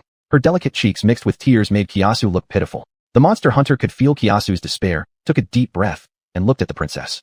I will do my best. Bailang handed the helmet to Levi, hoping he could temporarily keep it for him. Mr. Monster Hunter sure is busy. There was something odd in the tone, as the helmet was accepted and then without hesitation used to open a teleportation array before leaving. Drawing the Thousand Flowers sword, the monster hunter began searching for Yadwi's trail, using the powerful 5 senses of a monster hunter. Thank you, great monster hunter. Kiyasu's voice came from behind, only to see her with her hands clasped together in prayer. Following the increasing concentration of blood in the air, he soon arrived at the castle gate. Taking a sharp intake of breath. What a bloody disaster. Bailang's eyes were fixed on the scene before him. Knights, civilians, soldiers, none escaped the grim fate. Close by, some determined remnants were still sporadically resisting the undead. In the distance, the Flame Knight Legion was caught in a sea of undead, barely managing themselves. Everything seemed normal on the surface, but hidden beneath, it was darkness. Did you see which way your prince went? Pulling the Thousand Flowers steel sword out of the back of the undead's head, there being no silver sword, the only way to kill the monsters was to attack their most vulnerable spot. Thank you, Monster Hunter. The soldier leaned against the pile of dead teammates, holding his broken leg and panting heavily. Yoxi, the pain-reducing effect brought by the magical seal made the soldier's suffering slightly lessened. Breathing hard, enduring the pain, he lifted his arm and pointed toward the Flame Knight Legion. Bailang set off quickly, moving so swiftly that he even abandoned using his keen sense of smell to search for Yadwi. The battlefield's mixed blood odors now made it difficult for him to find his target. Raise shields and begin to contract, crush this monster. The leader of the Flame Knight Legion gave orders, encircling dozens of knights into a circle with a man trapped in the middle. Yadwi, Bailang clearly recognized from afar. And Yadwi was wielding his lost Mogulin, aimlessly hacking at the knights' iron shields. As the knights continued to contract their line, the attacks inside the circle became slower and slower. Stop! By the time Bailang had reached nearby, his warning fell on deaf ears, as the shields squeezed Yadwi's body, cutting off his blood circulation and making his face increasingly ruddy. Ayuda! The force brought by the magical seal raged like a violent wind, flinging both the knights and Yadwi to the ground. Dust flew everywhere, creating chaos. Yadwi hit the ground hard, panting painfully, while the knights scrambled desperately to get up. Bailang wanted to take the chance to pull up Yadwi, but was interrupted by a sudden slash of a sword. Agilely sidestepping to avoid it, he simultaneously raised the sword in his hand for defense. Andre! Bailang was surprised. He hadn't expected Andre to appear at this moment. Andre wore splendid armor, with a solemn appearance. He did not continue attacking, but returned his sword to its scabbard instead. Your enemy is not me, Monster Hunter. Andre raised his hand, signaling, and the burly guard knight beside him stepped forward. This knight, clad in dark red armor and wielding a long sword, appeared tough, and evidently a seasoned warrior. He strode towards Bailang, each step imbued with weighty power. Bailang gripped his Thousand Flowers sword tightly, looking steadfast as he met this new opponent. The air was filled with a sharp metallic scent, mingling with the smell of blood, irritating everyone's sense of smell. Your opponent is him. Andre's words were brief and emotionless. So this is your choice. Bailang's tone remained calm. He wanted to confirm whether Andre's behavior was intentionally a bid for power. The Duke was taken aback for a moment, looking at the guard knight he had chosen, then answered. So what if it is? Bailang immediately turned his gaze coldly, the Thousand Flowers sword in his hand emitting a frosty glow. Apparently, both sides had misunderstood each other's intentions. Nice plan, Duke. Andre didn't quite understand, merely watching as the duel about to begin. After several rounds of clashes, their physical strength appeared evenly matched when it came to direct combat. A sudden scream distracted Bailang. In the distance, the Flame Knights had once again surrounded Yadwi. One knight unintentionally touched Yadwi's leg, causing a cracking sound. Damn it, I'll kill you all. Yadwi roared in pain, bending over as one of his legs clearly could no longer support his weight. Almost instantly, the surrounding knights surged forward, pinning him to the ground. The clash of their iron armor rang out loudly as Yadwi struggled, but was ultimately overpowered due to the disparity in strength. Damn, you lured me away. Bailang snorted softly, shifting his gaze back to Andre. Drop your weapon, perhaps we can have a chat. At this point, Andre spoke up. There's no clause in my commission to protect Yadwi. Even if there were, a monster hunter wouldn't risk his life just for an employer. Biling adjusted his attack stance. I admire you, so I don't want you to lose your life because of your unwise decision. Andre hesitated for a moment, but still chose to advise the monster hunter on how ridiculous his actions were. The Duke should take care of himself first. Biling activated the Quen shield, keenly observing every movement of the guard knight. The guard knight let out a disdainful snort. He didn't think the creature before him stood a chance against him, his eyes showing contempt. Bang! The Quen shield shattered, and the monster hunter took a solid blow. Underneath the guard knight, Bilang executed a sliding tackle, using the Thousand Flowers sword to pierce upward through the knight's chest from below in a fatal strike. With the lethal blow powered by sheer ferocity, there was no doubt that the opponent would die. Chapter 23, Yadway's Death. The scene was completely silent. A commotion then erupted as the Blaze Knights surrounding Andre encircled the White Wolf. Can't win in a fair fight, so you resort to ganging up? The White Wolf was on high alert, his words filled with mockery. Drop your sword. Under Andre's command, the Blaze Knights stepped back in unison. Their gazes were fixed on the White Wolf, as if warning him not to make any sudden moves. The White Wolf cautiously observed the surrounding movements, its eyes flashing with cunning and intelligence. Hunters, I appreciate your attitude. How about we make a deal? Andre's deep gaze lingered on the White Wolf. The hunter did not respond, leaving the Grand Duke somewhat embarrassed. You cowardly traitors. If you have the guts, kill me now. Otherwise, it's you who will die. Yadway was rudely carried before everyone, his face pale and spitting curses. His blood-stained legs revealed signs of the brutal torture he had endured. Under the watchful eyes of the crowd, Yadway was brought to the center. Damn it, do you think this can scare me? Yadway coldly swept his gaze over the surrounding Blaze Knights, sneering at them. I, Yadway, am not afraid of death. I only fear that you lack the ability. Lifting his head arrogantly, Yadway stared at the captain of the Blaze Knights and spat a mouthful of blood-laced saliva onto the captain's face. Seeking death, are you? The captain raised his hand, fingers splayed wide, and delivered a fierce slap towards Yadway's face. The sound cut through the air, seemingly enough to knock Yadway to the ground. But just before making contact, the captain hesitated and pulled his hand back, his gaze shifting questioningly towards Andre, as if awaiting orders. William, as a knight, you should refrain from such disrespectful actions. Upon permission, Knight Captain William retracted his arm, but glared furiously at Yadway. Spineless coward. The White Wolf had watched everything unfold and judged that Andre currently had no intention of killing Yadway. Hunters, we can continue our discussion about the new commission. Andre steered the conversation back on topic. The Grand Duke seems to be rather forgetful. The princess commission fee hasn't been settled yet. The White Wolf's reply was firm. The rumors are true. Hunters are indeed sensitive when it comes to money. Even when they themselves are in danger, they don't forget to negotiate their fees. As he spoke, a dagger was thrown in front of the hunter. A hunter's sword doesn't easily point toward an ordinary person. Pick up this dagger, kill Yadway, and you'll not only save your life, but also receive triple the reward. The White Wolf tensed, realizing Andre's intent. This wasn't a choice. It was a command, one that couldn't be refused. He looked up at Andre, seeing nothing but cold authority in those icy eyes. Do you think I still have a choice? The wise hunter will choose the right answer. This brief exchange left the air heavy with tension. The wind softly blew, lifting the edges of the White Wolf's clothing. Slowly bending down, he picked up the dagger, its sharp blade glinting dangerously in the sunlight. Good. Andre's tone clearly relaxed a little. Determination flashed in the White Wolf's eyes as he straightened his posture. Seizing the moment while the knights weren't paying attention, he released his Igni sign. The hunter gathered all of his wing leap, inner power, channeling it into the wildfire burst and blaze-piercing talents. Flames surged through the crowd. In an instant, flames roared like a fierce wind, rushing out along the tips of the White Wolf's fingers, transforming into a fiery, orange blaze. The Blaze Knights at the front were caught off guard. Flames licking at their plate armor caused them to fall and roll on the ground, trying to extinguish the fire. The White Wolf leaped, hurling his entire body towards Andre. Grand Duke, tell me how it feels when this dagger plunges into your throat. The hunter, atop Andre, grabbed the Duke's collar threateningly. Freak, release the nobleman. William, unscathed by the flames, pointed his sword at Yadway upon witnessing the Grand Duke being held hostage, attempting to prevent the hunter's dangerous act. Do you really believe that boy's life is more valuable than your lord's? The White Wolf smiled. Damn you. William was furious, but powerless. William, Andre, weakened after the intense collision, clearly struggled. Cough, cough. I order you to kill that boy. Even under threat, he forced out commands. Duke. William clearly hesitated. Hurry up. Andre appeared agitated, his coughing worsening. Yixi. The effect of the hunter's Igni sign seemed to settle the situation effectively. Grandfather, no, please don't. Just as the White Wolf applied his sign, Kia's voice came from afar. Holding the hem of his newly changed clothes, Hank stumbled across the battlefield where the Blaze Knights clashed with the dead core, with his greatsword in hand following closely behind to guard the princess's safety. No. The voice sounded again, and Kia's fell among the pile of corpses. By this time, William's sword had already pierced deep into Yadway's chest, dark red blood spurting intermittently from his mouth as his gaze toward the sky grew gradually dimmer. How much longer do you plan on lying on top of me, Duke? Andre, who had long since regained his composure, stared at the White Wolf. Sorry, Grand Duke. The White Wolf shrugged, trying to lighten the tense atmosphere with a casual tone. Rising slowly, he managed only a few steps before being surrounded by the Blaze Knights, their sword tips pointing directly at his chest. He chuckled helplessly, dropping the dagger in his hand and raising both hands in surrender. Release him. Andre waved dismissively, striding quickly in the direction where Kia's had fallen. William obviously didn't approve, but for the Duke's safety, he had no choice but to leave the White Wolf behind and lead the Blaze Knights forward to protect Andre as they moved on. The White Wolf stood still, unmoving. From the corner of his eye, he caught sight of a black shadow swiftly landing on Yadway's torn chest. A raven. The White Wolf frowned slightly, an ominous premonition stirring within him. The Witcher could not recall how many times ravens had appeared. Each appearance seemed ordinary enough, but this particular raven's eyes were unusually dark red, making direct contact feel chilling to the bone. The raven seemed also to sense the presence of the Witcher and quickly thrust its beak deep into Yadway's heart, extracting a red pearl. Bloody relic. The White Wolf immediately recognized it. The pearl emitted an eerie glow, as if containing immense power. Startled by the Witcher's movement, the raven spread its wings and fled at an astonishing speed, exceeding the range of the crossbow bolt before the White Wolf even had a chance to fire.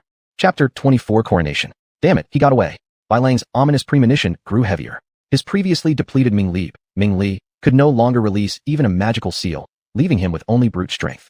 The departing Black Crow emitted a chilling laugh, gradually fading into the distance under Bai Lang's watchful gaze. Interesting. A dark red eyeball reflected a shadowy figure, which upon closer inspection revealed Devon seated majestically on his throne. His face was thin yet resolute, exuding an aura of authority without needing to raise his voice. At this moment, his gaze was profound and icy, as if piercing through all illusions. Cyax, my precious gem. Andre anxiously supported his granddaughter, muttering to himself, his eyes filled with tenderness. 15 years may feel like a mere blink of an eye for the young, but for the aged Grand Duke Andre, these years had been incredibly long and arduous. He often found himself gazing at Cyax's photograph in the quiet of the night, yearning for the granddaughter he so deeply loved. Grandfather. Cyax's emotions were equally agitated, her tears uncontrollable.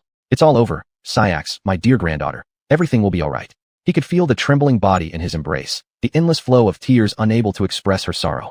As her grandfather, all he could do was silently hold on to his only remaining family. Seemingly recalling something, Cyax pushed her grandfather away. Devon, quick, save him. Hearing this, Bai Lang simply flicked the mystical Yaxi seal onto the princess's unstable forehead. Footsteps approached. Cyax clutched Devon's still warm hands, kneeling down. The person before her was now a lifeless corpse, covered in blood.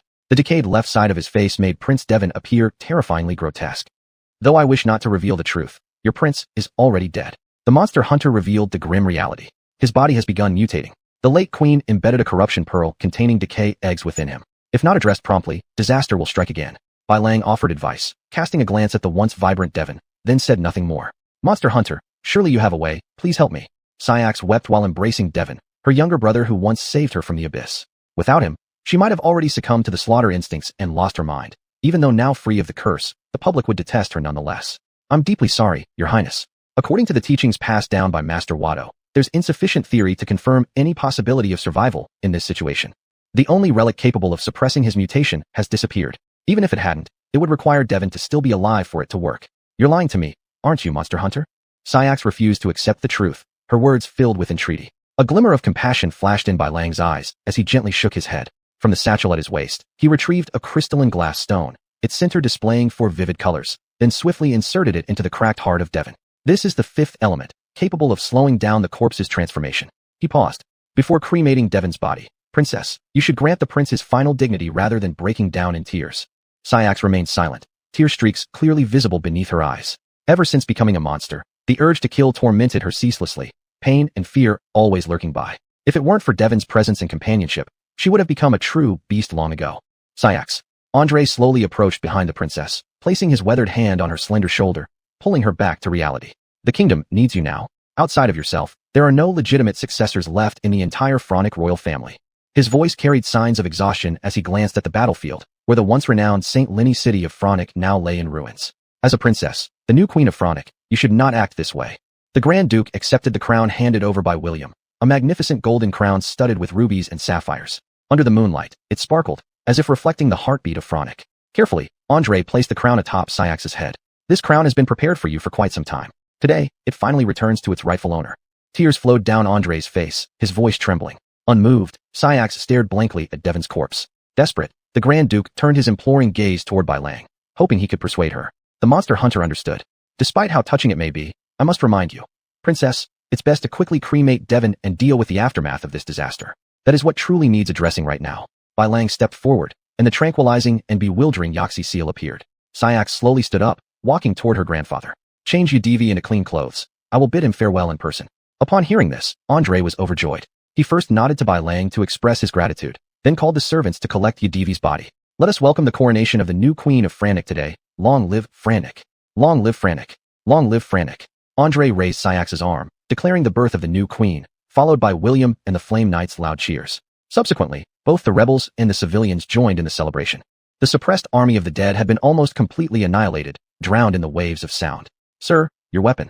The servant respectfully handed Mogulin, retrieved from Yudivi's hand, to Bai Lang. How did you know this was my weapon? Amidst the jubilant crowd, Bai Lang unexpectedly accepted the weapon, feeling somewhat puzzled. I saw you at Xiwi Castle. This weapon was one of yours then. Nodding, Bai Lang returned Mogulin to the sheath on his back. The sound of neighing horses reached them, instantly drawing Bai Lang's attention. Pujua. As he groomed the horse, Bai Lang suddenly remembered something. Olivier hadn't timely opened the portal to come by his side when he controlled Andre. Pujua could break through space, but couldn't carry people while doing so. Had something happened? Bai Lang doubted. What a pity. This suit of armor is no longer complete. Andre's voice came through as Bai Lang noticed him sighing over the armor taken from Yudivi's body. Noticing the monster hunter's inquisitive gaze fixed on him, the Grand Duke also became interested. Do you have an interest in this set of armor? Monster hunter. Yes, Duke. Perhaps you could tell me about its origins. I am eager to listen. Andre was surprised. He didn't expect the monster hunter to be so interested since it was merely a set of gorgeous court ceremonial wear. This armor is said to be crafted by a master blacksmith, though beyond its magnificent appearance, there's nothing particularly special. It's not even top tier in terms of defense. It is, after all, a ceremonial dress. Do you have any memory of this symbol? Bai Lang used Ming Li to sketch out a series of complex characters, white mist floating in the air. Where did you see this? On Yudivi's fallen helmet. This was what Bai Lang had accidentally noticed after passing the helmet to Olivier. Chapter 25, The Black Raven. This string of symbols has been here since I got this armor, but as for its use, I have no idea. Andre gave a clear answer, and then instructed his servant to set the armor aside. Perhaps Vatu Bai will know something about it. The White Wolf thought there would be time to return to Muhammad Fort, where there were many collections and old demon hunters, also being the place for young demon hunters' grass trial and snow mountain trial. After all, it was called the birthplace of demon hunters. Tomorrow there will be an enthronement ceremony for Kias, and quite a few scholars will attend the banquet. Maybe we can find someone who can solve the puzzle. Andre handed over an invitation prepared beforehand to the demon hunter and arranged for the White Wolf to stay overnight at the castle. Castle. The expression on the White Wolf's face made Andre explain. Kias needs people like you to protect him. The rebellion has just been quelled, and we can't guarantee that everything is safe now. Andre raised his hand and placed it on the demon hunter's shoulder. The Flame Knights can only serve as external protection. Kias needs people around him discreetly. Don't worry, it's just for one night. Once things settle down tomorrow, I will offer you new compensation. It was clear the demon hunter was concerned, so the Duke explained while casually taking the money pouch offered by a servant and handing it to the demon hunter. This is the reward for the curse removal commission, a total of 500 orens. Receiving the heavy gold coins, the White Wolf could feel the sincerity of the Duke, putting the orens into his waist bag with a nod in agreement. In the midst of the Duke's hearty laughter, the demon hunter realized that the bounty concerning Vestandin had disappeared without a trace. No one would expect a dead man to fulfill his promise. Not getting paid. This was common in every demon hunter's career. It was already fortunate not to be chased away by employers with pitchforks. Later that night, White Wolf, assigned to a room beside the princess's bedroom, suddenly woke up, golden cat eyes staring at the dark window, ears twitching slightly. He quickly rose and jumped out the window. Gary, do you think those ministers will agree with the queen's coronation tomorrow? This isn't our problem. If those guys don't agree, the Duke will teach them what to do. On patrol duty, the Flame Knight passed through the palace garden. Under the Duke's leadership, they had taken control of the castle. What is that? On the other side from where the White Wolf was hiding, the sound of a breaking tree branch drew the patrolling knight's attention. Come out now, or you'll regret it. Gary held his shield, carefully walking toward the source of the sound. Moonlight pierced through the sparse clouds, shining on the small path in the garden as Wida followed closely behind, bowstring taut, vigilant about the surrounding environment. Knights, don't be rash, it's Kias. The princess lifted her hands, rising from the grass, indicating her identity while tidying her clothes, several leaves falling from her head. Your Majesty. The two Flame Knights knelt in surprise to cover their earlier discourtesy. You may continue your patrol, there's no need to worry about me. Kias expressed her intentions and turned to leave, but was blocked by Gary standing up. Your Majesty, we are ordered to protect your safety. You should be back in your bedroom instead of staying alone in the garden. The princess was startled, obviously not expecting this. I just came out for some fresh air, no need to be so serious. Kias clearly wanted to negotiate, failing to realize the dignity of her position. I apologize, we're simply following the Duke's orders. The Duke's command. Yes, Your Majesty, we hope you understand. Kias, repeatedly stopped, evidently had some irritation in her emotions, showing displeasure. It seems the queen hasn't gotten into her role yet. Who's there? Come out fast. The two knights turned, seeing a pair of golden cat-like eyes approaching from the darkness. Mr. White Wolf. Kias immediately recognized that the person coming was the demon hunter. You should understand your current status, and the two knights should be aware of the consequences of disrespecting the queen. The demon hunter wore a smile, which to Gary and Wida appeared more devilish. Taking large strides to Kia's side, he handed her the dagger he carried. The queen has the authority to execute rebellious knights. This weapon is given to you, allowing you to exercise your rights at any time. The princess stood dumbfounded, unsure of what to do. White Wolf forcefully shoved the dagger into her hands. The two knights looked at each other when they saw this. We are loyal to the Duke.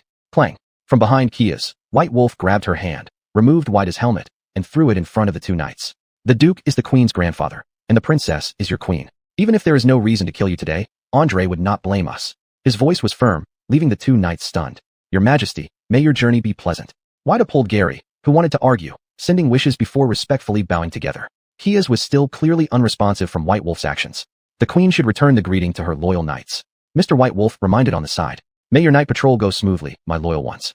The voice neither humble nor haughty, different from her previous gentleness. Kia's demeanor now more resembled an authority figure. At this moment, she displayed the innate nobility and dignity of royalty. The knights were momentarily taken aback. Then after reminding Mr. White Wolf to guard the queen well, they continued their patrol. There must be something important for you to be alone in the dead of night. Perhaps speaking it out might help you. Mr. White Wolf trailed behind Kia's, his gaze fixed on the distant tower where crows flew past, then glanced at the direction they were walking in, instantly understanding everything. Kia stopped in her tracks. I want to take one last look at Yadvi, but my grandfather won't allow it. Her voice quivering as if about to cry, she stared at Mr. White Wolf. Yadvi is kept there, with only one guard watching over. Pointing towards a nearby tower, Kia's gathered her skirts and ran in that direction, with the demon hunter closely following behind. In front of the tower, Kia's pushed open the heavy wooden door. The surroundings were eerily quiet except for the startled crow flocks scattering in all directions. Ascending the tower, Kia's collided with the demon hunter in sheer terror. The scene was chaotic. The dead guard's shoulder bore a graffiti-like mark, his chest opened by a long gash, his heart gone. Meanwhile, Yadvi lay peacefully on the arranged woodpile. As if similarly frightened, the raven took flight, dropping the letter it had been carrying right into Mr. White Wolf's path. With Kia's hindering him, Mr. White Wolf could only watch helplessly as the raven disappeared. Flames surged up. A single black feather dropped from the fleeing raven, igniting the woodpile into roaring flames. May the deceased rest in peace. Mr. White Wolf watched the fire with no trace of emotion in his golden cat-like eyes. Chapter 26, Mysterious Letter. Picking up the letter on the ground, he slowly opened it. Hunter, your appearance in my plan was quite unexpected. Baron Bloodrage not only failed to kill you, but also disrupted my arrangements in Frankenich. I believe we will meet eventually, provided that you don't die before then. The overwhelming aura of the Darkborn made White Wolf feel uncomfortable. Darkborn, a general term for humans who transact with demons from other worlds. White Wolf keenly sensed something unusual. Such humans often possess formidable power, yet they succumb to negative emotions and attract demons from other realms, making deals to sell their souls, thus becoming even more powerful. As for the demons from other realms, they are far stronger entities whose origins trace back to a much earlier era. It was centuries ago, even before the profession of monster hunters existed. Celestial convergence caused a brief overlap in space-time, allowing countless creatures from other dimensions to come here. One of them was the vampire in Prince Forlai's contract. In comparison, the prince gained very little power. That's why White Wolf was able to kill him so smoothly. Mr. White Wolf, could the letter in your hand be related to Adway's death? Kia's obviously had already accepted her brother's death and noticed the monster hunter reading a letter, which piqued her curiosity. Perhaps, Your Highness. White Wolf put the letter back into the bag on his waist. At the base of the tower, chaotic footsteps were getting closer as Andre led the flame knights anxiously rushing over. After separating from the monster hunter and the patrol knights, Wide and the others quickly relayed the message. Kia's my granddaughter, are you alright? The voice came from the Duke. It was evident that his clothes were disheveled, and he hadn't even bothered to wear armor.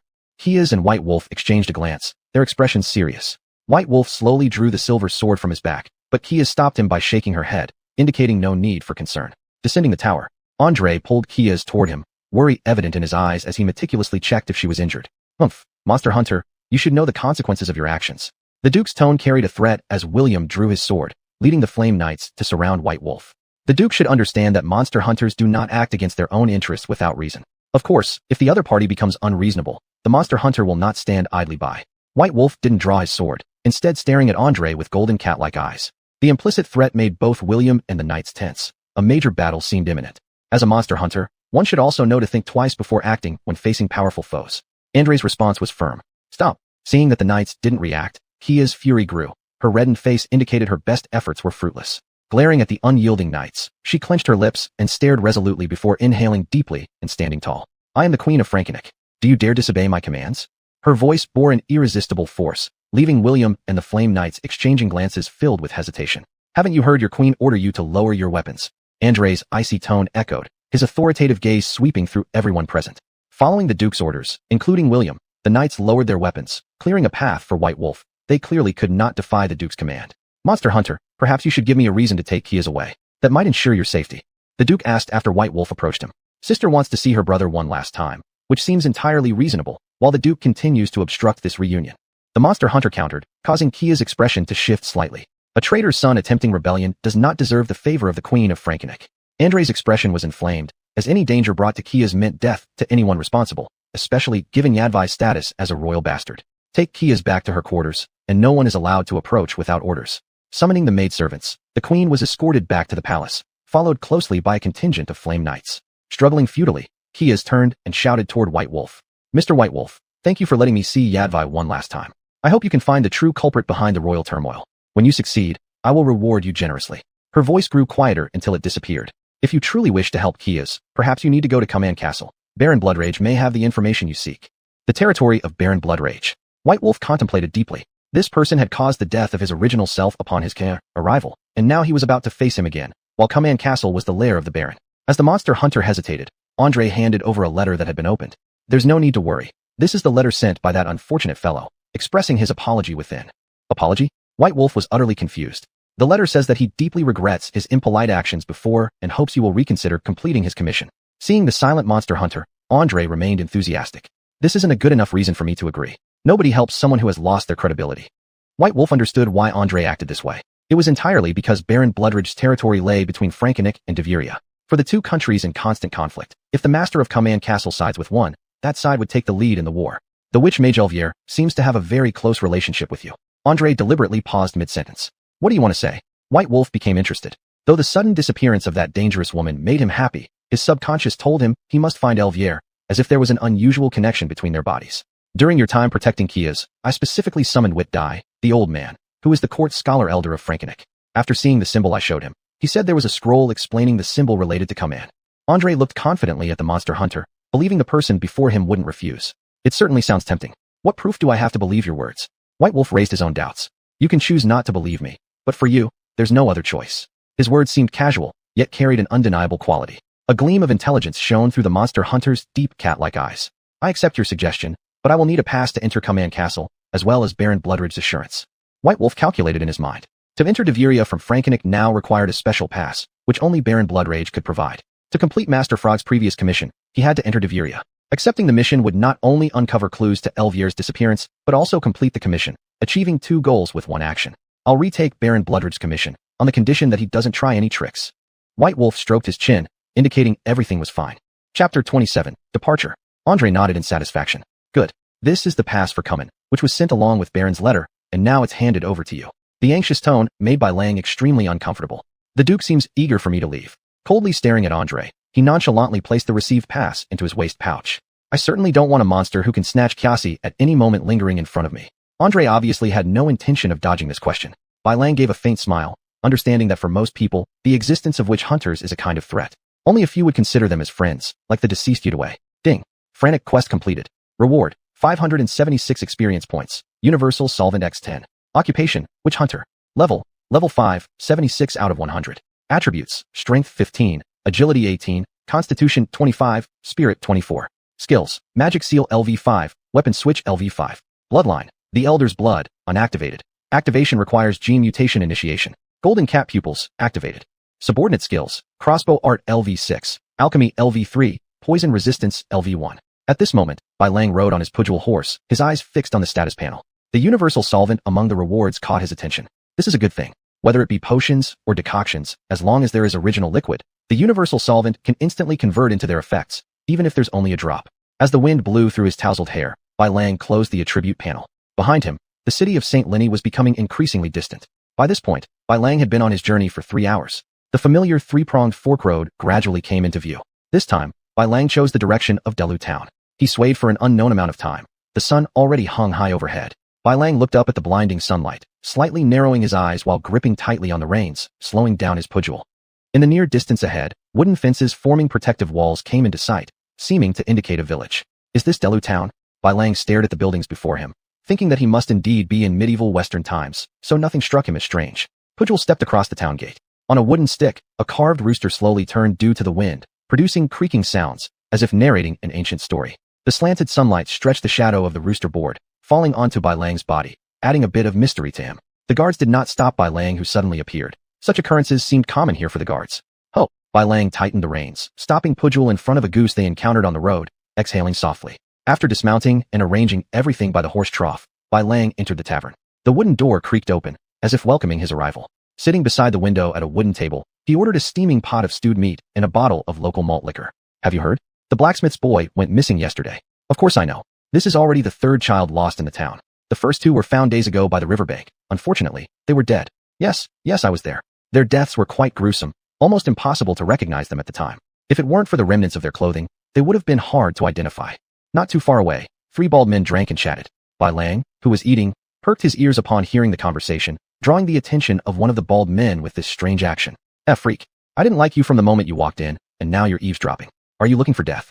The confrontation annoyed Bai Lang. Apparently his identity was exposed by the two swords strapped on his back. Because here, nobody would carry a sword behind their back. Such behavior only exists among witch hunters.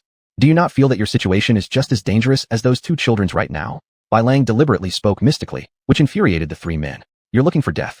One of them tossed the wine glass in his hand. Chaos immediately erupted within the tavern, yet Bai Lang remained calmly eating the stew in front of him. This made the trio even angrier, getting up to teach this arrogant individual a lesson. Today will be the day you get a taste of being beaten. A table was overturned in front of the witch hunter, and the bald man acted very arrogantly. Ugh! Struck down by a punch breaking his nose, two streams of blood appeared. The bald man clutched his nose and writhed on the floor. Seeing the bad turn, the two companions tried to intimidate Bai Lang with words. Freak, I suggest you hold your hands. This is the Duke's territory. You'll have consequences if you go too far. The threats were stuttered, but to Bai Lang, it was just mere noise. Are you talking about Andre? I know that guy. Even if I kill you now, he wouldn't care. Holding his fist, Bai Lang swung it towards the one threatening him. In an instant, two of them lay on the ground, and the other, seeing the scene, scrambled and tumbled out of the door, abandoning his comrades in fear. A bunch of cowards. Kicking the nearest enemy first, then he walked out of the inn, leaving behind two groaning people. In front of the bulletin board, Bai Lang quickly found the document about the blacksmith among a pile of letters of commission. Help! My child, Jack, has disappeared. Who can find him? I will craft him a piece of equipment for free and offer my treasured steel plate as a reward. The blacksmith at the town center. Steel plate. Bai Lang became interested after seeing it. This was a necessary material for making master-grade gear sets, and was quite rare, but today it had come to his attention. You see, under normal circumstances, commissions are obtained here. After all, rewards do not come looking for you personally. Some witch-hunting materials are also only encountered through commissions. The blacksmith's home wasn't far from there, and it was quickly found along the way. Witch hunter. The resting blacksmith was initially startled, but soon realized that the person in front could save his son. I've already seen your commission, and I'm very interested in the information on it. Bai Lang handed the letter of commission to the blacksmith. As long as Jack can be saved, you will get what you want. The blacksmith's originally despondent mood turned around with the arrival of the witch hunter. He had thought about going alone to look for his son, but in monster-infested medieval times, towns and villages were not very safe places. Going far away from human settlements alone was an extremely dangerous behavior. But witch hunters could handle such problems well. These freaks were naturally made for this kind of work. Let's have some practical information, like what happened before and after Jack went missing. Bai Lang came straight to the point. Two children had already disappeared in the town before Jack went missing. That I've heard about. What I need is useful information. It will affect the final outcome. The blacksmith hesitated, starting to recall. The three children often fished together by the riverbank. A week ago, they secretly brought back a limb with a duck-like paw. After that, they began disappearing one after another. Yesterday, Jack also went missing. The blacksmith looked sad, hoping for the witch hunter's gaze. Duck paws, water ghost, or swamp witch. Instantly, two pieces of information surfaced in Bai Lang's mind. Chapter 28. The water ghost outside Drew Town. Where's the limb? I need to analyze the identity of the perpetrator. Expressing his concerns, this cautiousness was very important for every witch hunter. After all, witch hunters also need to prescribe remedies based on the target of their commission. Recklessly charging ahead, without purpose, would only lead them into danger. Follow me. The severed limb is in my house. The blacksmith led the witch hunter into the living room of the small cabin, with a bedroom and kitchen on each side. This is the severed limb. As he spoke, he handed over the open wooden box to the witch hunter. At just one glance, White Wolf judged that the owner of the limb was a water ghost. Though the limb had dried up, its dark green color was still clearly visible, and the putrid sour smell it emitted made White Wolf, who had a keen sense of smell, feel suffocated. Witch hunter, I hope you can find Jack. He's my only child. Please. The blacksmith begged pitifully. The mission is quite tricky, so we'll have to add more money. Regular water ghosts are blue or green, transformed from those who drowned. However, the water ghost before him was teal, and White Wolf felt that things were not as simple as they seemed. In such cases, it was normal to charge extra money. I'll follow all your requests, as long as Jack is found. Satisfied, the witch hunter nodded. Amidst the blacksmith's confusion, the witch hunter brought the severed limb close to his nose. There, smelling the blood mingled in the foul stench, White Wolf threw down the limb and leaped out of the wooden window. A unique whistle sounded. Puju, which was originally at the inn's horse trough, arrived by White Wolf's side upon hearing the sound. With the blacksmith's confused gaze following, the witch hunter left the town and rushed towards the pond near the outskirts. The scent stops here. White Wolf dismounted, squatted down, and began examining the pond's environment. The pond water was shallow and clear. With sharp vision, the witch hunter could even see the aquatic grass and swimming fish within the water clearly. Diving in, he submerged himself to the bottom of the pond and observed the surroundings repeatedly. A blackfish feeding on the mud caught the witch hunter's attention. Strangely, how could this carnivorous blackfish eat mud? Could it be? Thinking this, White Wolf swiftly swam to the target location, startling the blackfish which flailed its tail and fled. Close by, a corpse appeared before the witch hunter. Judging by its size, it was not a child's. Regretfully dragging the corpse, White Wolf swam back to shore. Emerging above water and deeply inhaling, he walked onto the shore and casually threw the object in his hand before him. A decrepit water ghost corpse. White Wolf stroked his chin while scrutinizing the corpse, which despite its rotting state, was still recognizable. This was an old water ghost whose fins had already turned white. These pesky creatures always traveled in groups. Even elderly water ghosts wouldn't be abandoned. Could it be? White Wolf recalled the dark green limb he saw at the blacksmith's place. Among the rare situations where water ghosts abandon each other, there exists muthis among them. Muthis refers to a class of mutated water ghosts, generated under relatively complex conditions. When food is scarce, they often make other water ghosts their dinner. Crouching down, he began inspecting the elder water ghost's body. There are deep claw marks on the abdomen, the internal organs are gone, and both eyes and tongue show signs of having been removed. Everything else about it remains intact. It could be determined this was the work of muthis. Occasionally when food was abundant, these creatures would still hunt down their kindred to replenish the corruption within themselves that couldn't be produced due to mutations. Such objects were usually older water ghosts. These old ones accumulate large amounts of the substances they need. Once the target monster was identified, White Wolf used a flame to burn the water ghost's corpse, extracted animal fat from his waste bag, and placed it in a pan for simmering. The fat melted into liquid, then after mixing dandelion roots continuously, corpse oil was finally formed. Apply this liquid onto silver swords. Dealing with muthis will be rather easy. After collecting, the witch hunter discovered a water ghost footprint among the aquatic grass. It pointed towards a river nearby. The distance between the pond and the river mentioned by the blacksmith wasn't far, and many aquatic grasses connected the two areas. During droughts, there was only a slight amount of flowing water in this region.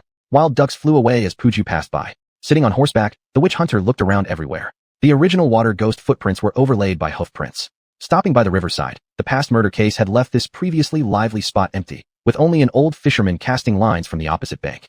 The bloodstains haven't dried yet. The pungent smell in the air disappears as it points toward the river. After a thorough check, it could be confirmed. The water ghost's nest lay beneath the river. After applying corpse oil onto Mogurin, taking a deep breath, he jumped into the river. It was eerily quiet underwater. The witch hunter didn't see any aquatic life forms, only ratgrass growing in the water swaying slightly. Quickly, a group of rocks at the river bottom caught White Wolf's attention.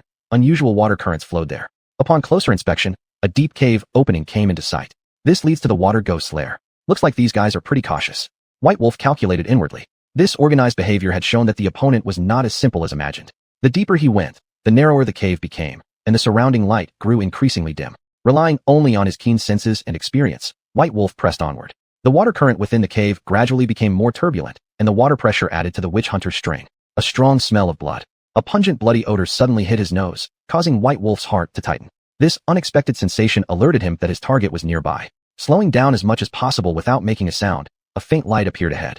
Through the undulating water, a group of water ghosts could be seen circling a boy. One of them, although outwardly similar to other ordinary water ghosts, had a more muscular build, fierce eyes, and blue-green skin. Muthis. White Wolf immediately identified it underwater with one glance. Quietly swimming toward a rocky area close to the water ghosts, he carefully observed this dark cavern. The ground here was not level. The exposed rocks took on various shapes, as if carved into different patterns by time. Continuing his observation, White Wolf noticed that the group of water ghosts had not yet feasted on their prey, but instead seemed to be conducting some kind of ritual. Wabudo mentioned before that when these creatures, who live solely by instinct, exhibit such behavior, there must be someone controlling them behind the scenes. He pulled out his crossbow and steadied his breath. Approaching steadily, he reached a safe shooting range. Arrows shot out rapidly, followed by quick reloading. The witch hunter's movements were exceptionally swift, and the arrows continuously hit their marks, throwing the water ghost pack into disarray. They roared and lunged at White Wolf, with Muthis leading the charge. Due to the distance, the arrows were blocked by the other water ghosts, leaving Muthis unscathed. After killing several more, White Wolf sheathed his crossbow and switched to Mogurin. It seems that upgrading the weapon switch has reduced the switching time. With a slight murmur of appreciation, he conjured the magical seal under his feet. Yatin. The magic trap proved reliable once again. Watching the slow-moving enemies in front of him, the corner of the witch hunter's mouth curled up in a smirk. His golden cat-like pupils gleamed darkly in the blackness of the rock cave, fixating on the doomed creatures. Chapter 29, Wizard Vit. The silver sword easily sliced through the water ghost's skin. The effect of the corpse oil applied to the mograine was very evident, allowing the white wolf to attack with unusual ease. Blood and river water interwove together as the witcher's figure flickered in and out under the dim light. Every swing of the sword caused a water ghost to fall. Bang! The white wolf first paused, then flames from the Igni sign enveloped Muty's body. Instinctively flailing, its body filled with stinging pain spun aimlessly. Fire is a natural nemesis of water ghosts, especially when it's conjured by witchers or wizards. It effectively evaporates moisture on the skin of the water ghosts, causing direct physical damage. With a fatal blow dealt, the silver sword in White Wolf's hand accurately pierced Muty's forehead. The putrid green blood sprayed out from the wound, flowing along the waterway past the witcher's feet. With threats around dispelled, the White Wolf drew out his dagger to extract materials from the water ghost's body. These things interest both wizards and alchemists alike. Selling them will yield a considerable income. Most importantly, some are special materials for making substances that counteract monsters. Water ghost brain, saliva mucus, kidneys. These are all good stuff.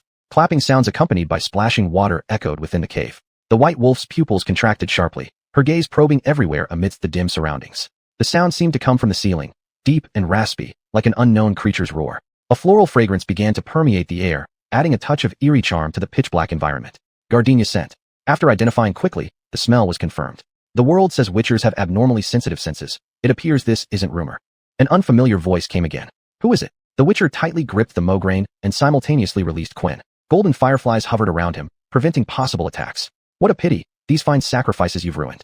Compensation seems inevitable. After the voice faded, a shadow appeared behind White Wolf, bending over to pick up severed water ghost limbs with a look of regret. This was a wizard clad in black robes whose face was obscured by a hood, revealing only a pair of deep eyes. He slowly surveyed White Wolf, his gaze full of scrutiny and doubt. I thought it was someone else, but you're the despised wizard Vit. This man before him White Wolf recognized. A fleeting meeting at Cummin Castle once occurred. At the time, he was just handing in a Blood Baron commission when this wizard's sudden arrival made the previously smooth event extremely complicated, even leading the Baron to be dissatisfied with the outcome of the commission and resulting in his own death. It seems you are greatly upset by my previous actions. I am curious. Why is the freak who should have been dead still alive? The eyes beneath the hood grew increasingly frenzied. Hunter, I would really like to dissect your body and uncover the mystery. Vit's movement sent a chill down White Wolf's spine. Subconsciously gripping the silver sword tighter, he carefully turned himself so as to keep facing this madman. The floral scent growing more intense in the air irritated White Wolf's nose. His vision started blurring too. The wizard seemed unhurried to launch an attack, instead observing White Wolf's reactions with apparent interest. He chuckled softly. You need to be more cautious, Witcher. Subsequently, a glint of silver flashed in his hand, a surge of powerful energy exploding instantly and rushing towards White Wolf. Bang! The shattering of the Quinn sign brought a tremendous recoil. White Wolf, akin to a kite cut loose, crashed violently against the rocks on one side of the cavern. You are still as weak as when we first met. Vit's voice dripped with mockery as he casually unleashed a new spell rendering White Wolf immobile. The violent collision left the hunter's internal organs feeling shaken out of place. A gush of blood spewed forth from his throat splattered onto the hard stone wall, leaving disturbing blotches. And the mograine sword in his hand, dislodged by the impact, fell beside Vit's feet. The harsh metallic clang reverberated through the empty cavern, almost mocking White Wolf's failure. A hidden move not fit to boast about. White Wolf lay prostrate on the cold ground, his chest heaving rapidly with each breath bringing excruciating pain. The lesson of death hasn't taught you humility, Witcher. Your behavior truly entertains me. Vit narrowed his eyes wickedly, curling the corner of his lips into a cruel smile as he slowly approached White Wolf, every step seeming to measure distance, as if relishing in the game of a cat playing with its prey. The fear in your eyes excites me, Witcher. Vit's voice was filled with excitement as he bent down to pick up the silver sword from the ground and approached White Wolf.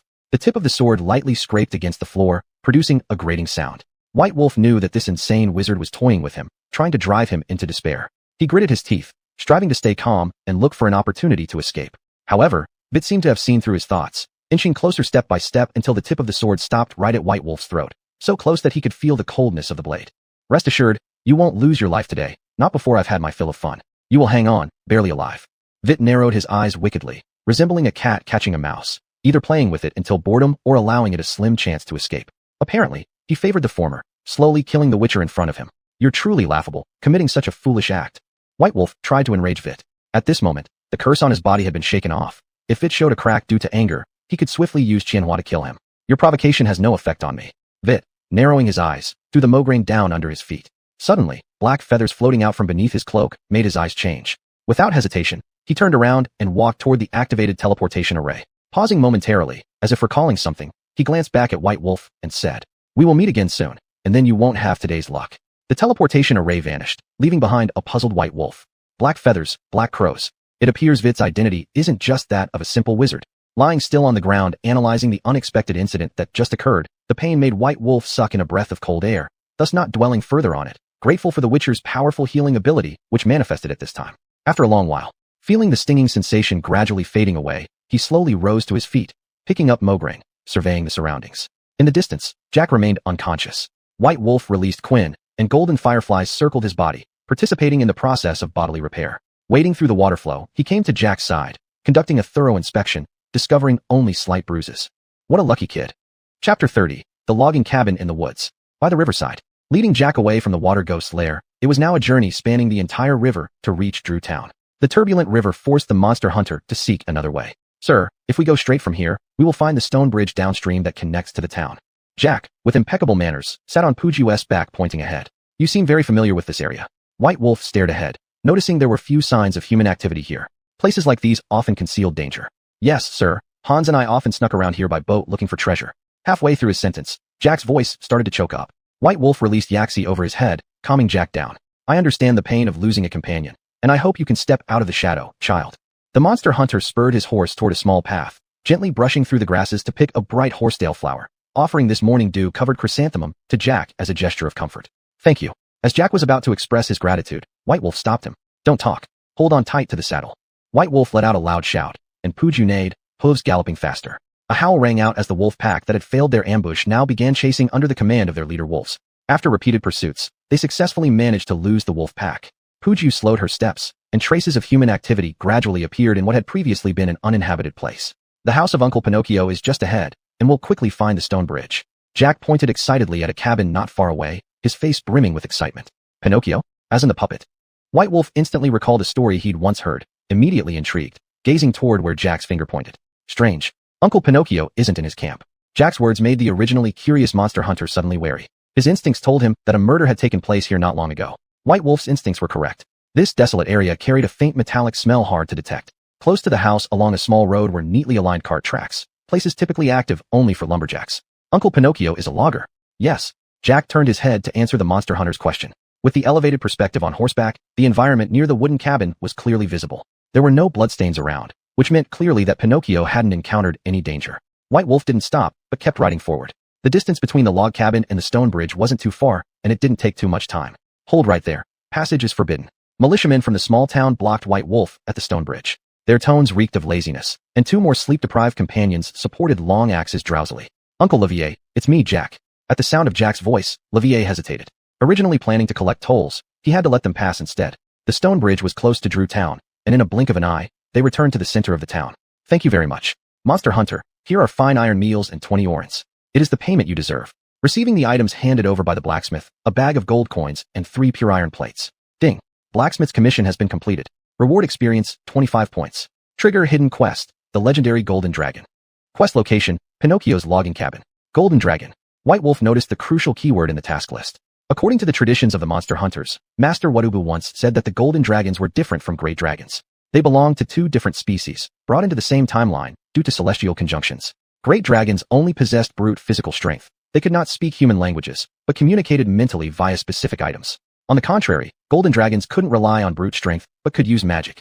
They could speak human tongues fluently. In comparison, golden dragons were much rarer and divided strictly, categorized as green dragon, red dragon, and golden dragon. Their ranks varied from weakest to strongest accordingly. "It's this disgusting monstrosity. Mayor, I request his arrest." A familiar voice reached White Wolf's ears. Turning around, he found it was 3 bald men. "I hear a White Wolf came out of St. Lenny. And may I ask who you are, sir?" Clad in elaborate robes, the mayor did not issue an arrest order immediately, but tested the waters with his words. "As you thought," White Wolf replied coldly. Hearing the response he desired, the mayor's stern face began to soften, bowing obsequiously before the monster hunter. "Tell us, don't believe this man's nonsense. Arrest him immediately. You wouldn't want your wife to know your secrets, would you?" The leading bald man appeared extremely anxious and, in his haste, even shouted out the mayor's title. Tillis then realized the situation. There was still a large crowd watching behind him. Trying to regain face with more questions, his voice was overshadowed by White Wolf's next action. "This is Baron Hank's family crest. Mayor, you should know Baron's standing in St. Lenny." A crest engraved with wheat ears appeared in the hands of the monster hunter. Tillis's wavered gaze suddenly became firm, and he instructed the guards behind him to arrest the 3 bald troublemakers. I sincerely apologize for disturbing you, esteemed guest. Please let us know if there is anything you need. Tillus's shift perfectly displayed his political savvy, avoiding conflict with those he cannot afford to offend, while showing no mercy to those without influential backgrounds. I hope so. The monster hunter's words made him pause momentarily, and a flash of malice crossed his eyes. I will provide an answer that satisfies you, sir. White Wolf did not understand the meaning behind Tillus's statement. After brief pleasantries, he rode off on Puju, leaving the town. He arrived at the stone bridge again. Of the previous bridge guards, only 2 remained, and Livier was not among them. Halt, stranger, for inspection. The guards signaled for White Wolf to pay the toll, but the monster hunter pointed his sword at the guard's throat. Tell me, where's Livier? Sensing the severity of the situation, White Wolf began his inquiry. His intimidating presence prevented the guards from acting rashly. Moments ago, a shadow appeared in the woods. Wherever it passed, gold coins fell. Livier abandoned us to track it alone. Why didn't you follow him? That shadow was definitely a monster. Only a fool would risk their life for a few coins. The guard's reasoning seemed logical enough. White Wolf sheathed his weapon and headed towards the logger's cabin under Puju's steady pace. Stillness reigned around the wooden cabin. Scratches on the wooden door caught White Wolf's attention. Embedded within the boards was a green scale, emitting a metallic aura. The gouges are deep, the force of impact tremendous. Traces of elements remain. This wasn't the work of a griffin or a werewolf. Concluding this, White Wolf removed the scale. Holding it close to his nose, he carefully analyzed the pheromones left on its surface. The departure point is here. Following the scent in the air, he unknowingly reached a massive dead tree that had been snapped clean in half beside the cabin. Examining closely, footprints resembling giant chicken claws were spotted by White Wolf hidden within the grass. The tracks led into the dense forest. Another forest. Does the wilderness of this era lack any other features? The monster hunter sighed, summoning Puju to leap onto her back. Using his sharp vision, he started to chase after the vanished target. Chapter 31. A chav encounter in the forest. The deeper they went, the taller the trees became, and 2 kinds of scents began to appear in the air, one metallic, the other mixed with the smell of blood. A golden sparrow landed on Puju's head, bringing the already slowing steps to a complete halt. What a strange place. The White Wolf dismounted, urging Puju to leave the scene. Following the scent further ahead, a corpse appeared before them, with signs of a fight lingering around. Werewolf. Even before examining it closely, the White Wolf had already determined that the corpse belonged to a monster. According to the teachings of Warda Bo, werewolves have 2 origins. One appeared during the conjunction of celestial spheres, and the other was born from women cursed under the full moon. The fur is thick and as hard as thorns. The nose is even sharper, with calluses deep in their claws. Yes, this is Yugs. Yugs is the general term for werewolves born during the conjunction of celestial spheres, used to differentiate them. Werewolves born under a curse tend to be weaker, but can effectively control their animal instincts, and may even break the curse with the help of witch hunters or wizards. The White Wolf bent down to continue inspecting. Scattered around Yugs' claws are large green scales. These match those found on the logging cabin. Could it be that this creature died at the hands of the scale owner? As he felt along the jawline, the fighting marks surrounding confirmed the witch hunter's hypothesis. His ears twitched. From the opposite elevated hill came sounds of metal clashing. There's movement. The White Wolf left the dead werewolf behind, though the materials were not yet collected. He didn't have much time to lose. He quietly climbed up the hill. The sound of fighting had faded away, and through the grasses, a female hunter was seen dissecting the monster that had just died. Green Dragon. The White Wolf's voice caught the attention of the female hunter, who turned swiftly, her long recurved bow shooting an arrow imbued with faint magical power. Elf. Quinn's guardian knocked the arrow aside, and only then did the White Wolf see the female hunter clearly. Unconsciously, he blurted out her race. The elf took no notice but remained vigilant, looking for flaws in her enemy to launch the next attack. I mean no harm. I am here because a dragon has been troubling the townsfolk. After accepting the commission, I've come here. The White Wolf casually fabricated a lie. The elf clearly hesitated, uncertain whether his words were true or false. Golden cat eyes will not deceive you. Witch hunters do not slaughter innocents recklessly. The witch hunter raised both hands, indicating he posed no threat. Upon seeing the golden pupils, the elf lowered her bow, indicating she also had no intention of making enemies. What is your name? Dixifa. The White Wolf was taken aback, evidently surprised by the name. Dixifa, a name reserved for use by the elven royalty. In the past, the kingdom on this land was composed of elves. Their innate affinity for magic made them the masters of this continent. Humans were pitiful subordinates back then, but later, humans led by King Arthur overthrew the rule of the elves, establishing an order dominated by humanity. The elves retreated with their royal family, leaving their homeland for deeper forests. Since then, the elves have scattered, and the names of their royalty have faded in history. Do you know Thifi? The White Wolf suddenly remembered an old acquaintance of his original form, more accurately, a half-elf. This young half-elf possessed half the bloodline of the elven royal family. Dixifa did not respond. She merely glanced briefly at the green dragon carcass she had just hunted. Witch hunter, have you come to stop me? I am not interested in this green beast. Rather, gold is far more alluring. Seeing the elf stop her actions, her eyes once again filled with hostility as they stared at the White Wolf, as if some inner secret had been pricked. Your behavior reveals anxiety. With her hidden troubles exposed, Dixifa drew her bow and pointed it forward, golden quins swirling around the witch hunter. You'd better give me a reason why I shouldn't kill you. The white wolf chuckled inwardly, apparently having hit upon the elf's secrets. Carefully observing Dixafa, he noticed a hint of panic in her eyes, her hands tightly gripping the bough, as if ready to attack at any moment. The white wolf couldn't help but recall meeting the half-elf Thithi in the elven forest years ago. That young elf always carried an air of arrogance, distinctly different from the current Dixafa. He slowly took a step forward, a glint of amusement in his eyes. Elves wouldn't hunt their own kind without good reason. If so, it seems your people must have encountered some troublesome difficulties. In the elven mindset and way of life, dragons are their close allies, and relations between the two races have always been harmonious. Dixafa trembled slightly, the tension growing heavy between the two. The white wolf took a deep breath, detecting the nervousness in the air and catching the faint aroma emanating from the elf. He sighed inwardly, realizing how elves truly were, a beautiful yet dangerous species. Rest assured, I won't sell you out to humans. Our goals align, and this information is extremely friendly for us. The elf's bow aimed at his forehead did not lower, indicating that the negotiation had failed. I know what you're worried about, to be precise, afraid. Currently, we are evenly matched. You can't kill me, and once I escape, you and your people will be captured by humans. The white wolf's words were cut off before he finished. What do you plan to do? Dixafa was convinced by the witch hunter's reasoning. She lowered her bow, though the alertness in her eyes did not vanish. She began trying to ease the tension between them. The beauty of elves, like the fairy flowers in the forest, is elegant and mesmerizing. But this beauty became their nightmare. After losing their ruling status, they became prey for humans. Those greedy human nobles viewed female elves as toys, subjecting them to cruel abuse. The white wolf understood this well. He looked at Dixafa before him and presented his terms. Simple. You must know the nest of the golden dragon well. Take me there, and I will keep my promise to guard your secrets. Why should I trust your word? Dixafa clearly held no affection for the witch hunter threatening her. I've already said it. You cannot stop me from leaving here. Your decision is crucial for your people. Dixafa gritted her teeth, her heart overwhelmed with conflicting emotions. She knew the white wolf spoke the truth, but she also realized the witch hunter's intentions weren't pure. However, there was no other option than to trust this man who now threatened her.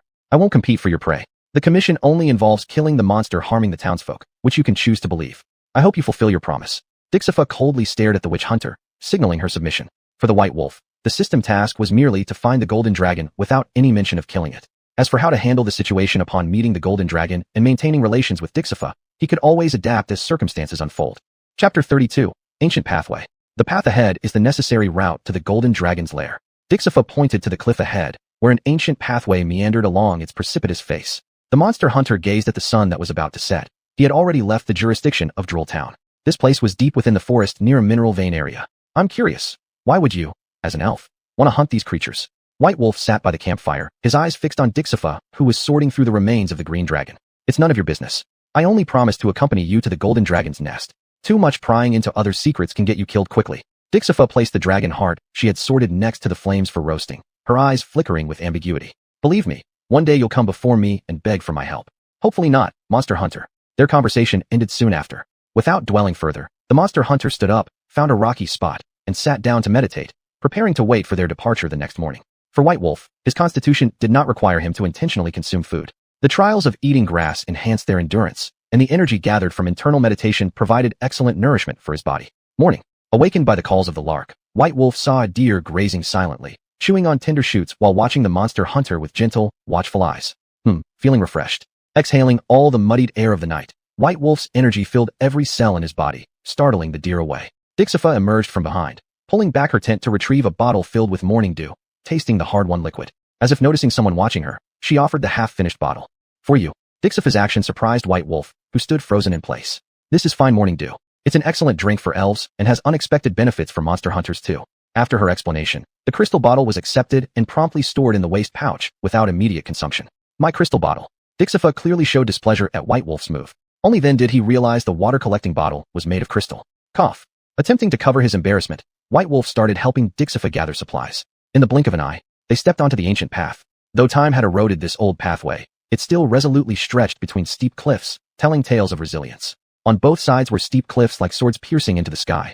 The rugged stone walls bore the marks of countless storms, each line a story of ancient history. You'd better be careful where you step. These corroded stones could cost you your life at any moment. Clutching against the cliff, hands tightly gripping the protruding rocks, Dixafa specially reminded the monster hunter walking ahead. How strange, being an elf but not knowing teleportation magic. Have the elves fallen this far? White Wolf couldn't help but continue questioning. Dixafa, I've always wanted to ask you. As an elf, why haven't you used magic? I thought all elves were powerful wizards. Dixafa remained silent for a moment, a hint of bitterness flickering in her eyes. She raised her gaze to the sky, as though recalling distant memories. Once, we elves were a race that commanded magical power. Our magic was potent and mysterious, capable of commanding nature, summoning winds and rain, and healing wounds. However, humans defeated us in war, stealing our magic. Her voice carried deep sorrow and helplessness. In today's elves, only a few elven sages retain the legacy of magic. Dixipha's emotions seemed unstable, her body trembling until the stone slab beneath her feet broke. Truly troublesome. With lightning-fast reflexes, White Wolf grabbed Dixipha's arm as it fell, but felt his body momentarily lose balance, tilting toward the cliff wall. Claw firmly into the stone, Dixipha. If we keep going this way, we'll both fall off the cliff. Upon hearing the hunter's warning, the panicked elf regained her composure. She took a deep breath, making an effort to calm herself, realizing she couldn't endanger the monster hunter because of her own mistakes. Finally, the monster hunter and Dixipha were tightly pressed against the cliffside. I'll throw you onto the newer stone slabs above. Watch carefully and jump when the moment's right. White Wolf lowered his head and shared his plan with Dixipha, having already inspected the surrounding area. This was the only feasible solution. With her consent, White Wolf began twisting his body. 1, 2, 3. With the shout of the slogan, Dixipha skillfully synchronized with White Wolf's movements, her light body succeeding swiftly. Give me your hand. Let me pull you up. Having stabilized herself, Dixipha turned to offer assistance to the monster hunter. You focus on your own safety and walk forward, leaving me some space to leap. White Wolf paid no heed. The shattered stones falling behind clearly conveyed the peril. Without a timely departure, they would indeed perish here. With a leap, White Wolf's body landed steadily on the slab. The stone seam he had gripped only moments ago cracked and broke apart. Thank you, monster hunter. Dixipha was about to speak of repayment, but suddenly paused, for she possessed nothing sufficient to reward the man before her. How about offering your hand in marriage? White Wolf teased. Dixipha's face flushed red, her body instantly agitated. Could it be that this elf actually took her words seriously? White Wolf inwardly groaned at the predicament. I am willing, but you will have to wait until I come of age and personally propose to the elders of my tribe. White Wolf's thoughts froze momentarily, understanding now why Dixipha was so serious. From Wadabo's warnings, the lifespan of elves was long, and thus their time to adulthood longer than humans. If a female elf was aided by a man before reaching maturity, the male had the right during repayment to choose to marry her. Offering one's hand in marriage is out of the question. I wouldn't want to face an elf who could shoot my head off with a bow any day. White Wolf attempted to halt this peculiar occurrence, quickly explaining that it was all in jest. I will conduct myself appropriately, hoping the elders agree to this relationship. Clearly, Dixipha hadn't fully grasped the monster hunter's intent and turned to carefully navigate along the cliffside ahead. White Wolf knew persuasion would be futile. In the elven mindset, marriage was a grand affair. Indeed, one of the reasons humanity triumphed in the war against the elves. As they progressed further, the ancient path became increasingly winding and the cliff faces more precipitous. Dixipha, ahead lies the summit. Stay vigilant and be cautious of danger. The monster hunter drew Majolan, his penetrating gaze surveying the surroundings, preventing unexpected incidents. He well understood that the closer to the golden dragon's nest, the greater the peril. Curiously, the anticipated danger did not materialize. Only occasionally did birds pass by. Upon reaching the summit without a hitch, even a blocking snake failed to show up. Chapter 33, Golden Dragon Maligos. It's strange, there's not even a single guard here. The White Wolf sheathed his sword Majolan and looked around. Originally, the area should have been filled with lush shrubs. However, now it was barren with no grass in sight. Demon Hunter, look, it's the golden dragon's nest. Dixipha's voice brimmed with uncontainable excitement, stirring up the demon hunter's interest. This is where the golden dragon lives. With curiosity in their voices, the two peered into the cave. There were 2 dragon eggs inside, one green, the other golden. Be careful, Dixipha. The White Wolf was startled by the female elf's actions as he saw Dixipha confidently walk into the cave, cradling the golden dragon egg, her eyes gleaming with victorious joy. Just as the wise one spoke, this truly is the most perfect ornament in the world. Due to the situation, the demon hunter had no choice but to enter the cave. Inside, it was clean, clearly indicating how important this place was to its owner. The green dragon egg can be yours, demon hunter. Dixipha no longer showed hostility, instead being quite generous. Picking up the green dragon egg that was about the size of a basketball, the White Wolf felt no energy emanating from it, while the golden egg in Dixipha's hand pulsed with strong magic. Placing the green egg under the sunlight revealed a heart-wrenching scene. Inside the thick shell lay a lifeless embryo at the center, already devoid of any life signs. Its body was slender, almost transparent, allowing every tiny bone to be seen clearly. This was because, under the cooperation of the sunlight, the demon hunter's golden cat-like pupils could easily see through the world within the eggshell. Crack crack. The golden dragon egg emitted sounds of movement as objects continued to collide against the shell from within. The baby dragon is about to be born. Before Dixipha's words finished, they were drowned out by a roar outside. You vile humans, release my child. The golden dragon stopped at the entrance of the cave. Seeing the unshaken Dixipha, a burst of flame energy spewed out from its mouth. Bang! Majolan collided with the fireball, diverting its course. Behind him, Dixipha, shielded by the White Wolf, accidentally dropped the golden egg due to the violent wind that followed. Dixipha was frozen in place by the binding magic released by the golden dragon afterward. The fallen golden egg rolled to the White Wolf's feet, and the previous collision sounds fell silent upon impact. Enraged, the golden dragon gathered magical energy around itself, signaling an impending battle that couldn't be avoided. Yakeshi, a bihua and binding spell mark shot out from the white wolf's hand, interrupting the golden dragon's casting. Lady, you should calm down. The white wolf, holding Mogulan, attempted to communicate with the golden dragon. Human, you'd better have a sufficient reason for me not to kill you. The magical energy around her recondensed. If you kill us, your offspring will die too. After all, younglings without adult protection struggle to survive. You're trying to negotiate terms with me? The golden dragon paused its movements, staring intently at the demon hunter. You have no choice, do you, lady? The white wolf noticed the golden dragon's injury right from the start. There was a fresh scar running from its neck all the way down to its tail. That's precisely why he was so bold. State your conditions. The golden dragon sensed no malice from the demon hunter and came straight to the point. The white wolf picked up the golden egg. The creature inside seemed to sense something and began colliding again. I need to know your name. The reason was simple. One characteristic of golden dragons is that they choose names for themselves which often reflect aspects of their personality. After learning their names, demon hunters can devise strategies based on the situation for safe escape. Maligos, a rather docile golden dragon. The white wolf raised the golden egg, muttering to himself. What are you saying to my child, human? Maligos couldn't suppress its emotions. The pain in its back made it exceptionally irritable. How about we make a deal? The white wolf cradled the golden egg in his arms. Don't do such foolish things. Before Dixafa could finish speaking, she lost her ability to speak due to the silencing spell Maligos cast.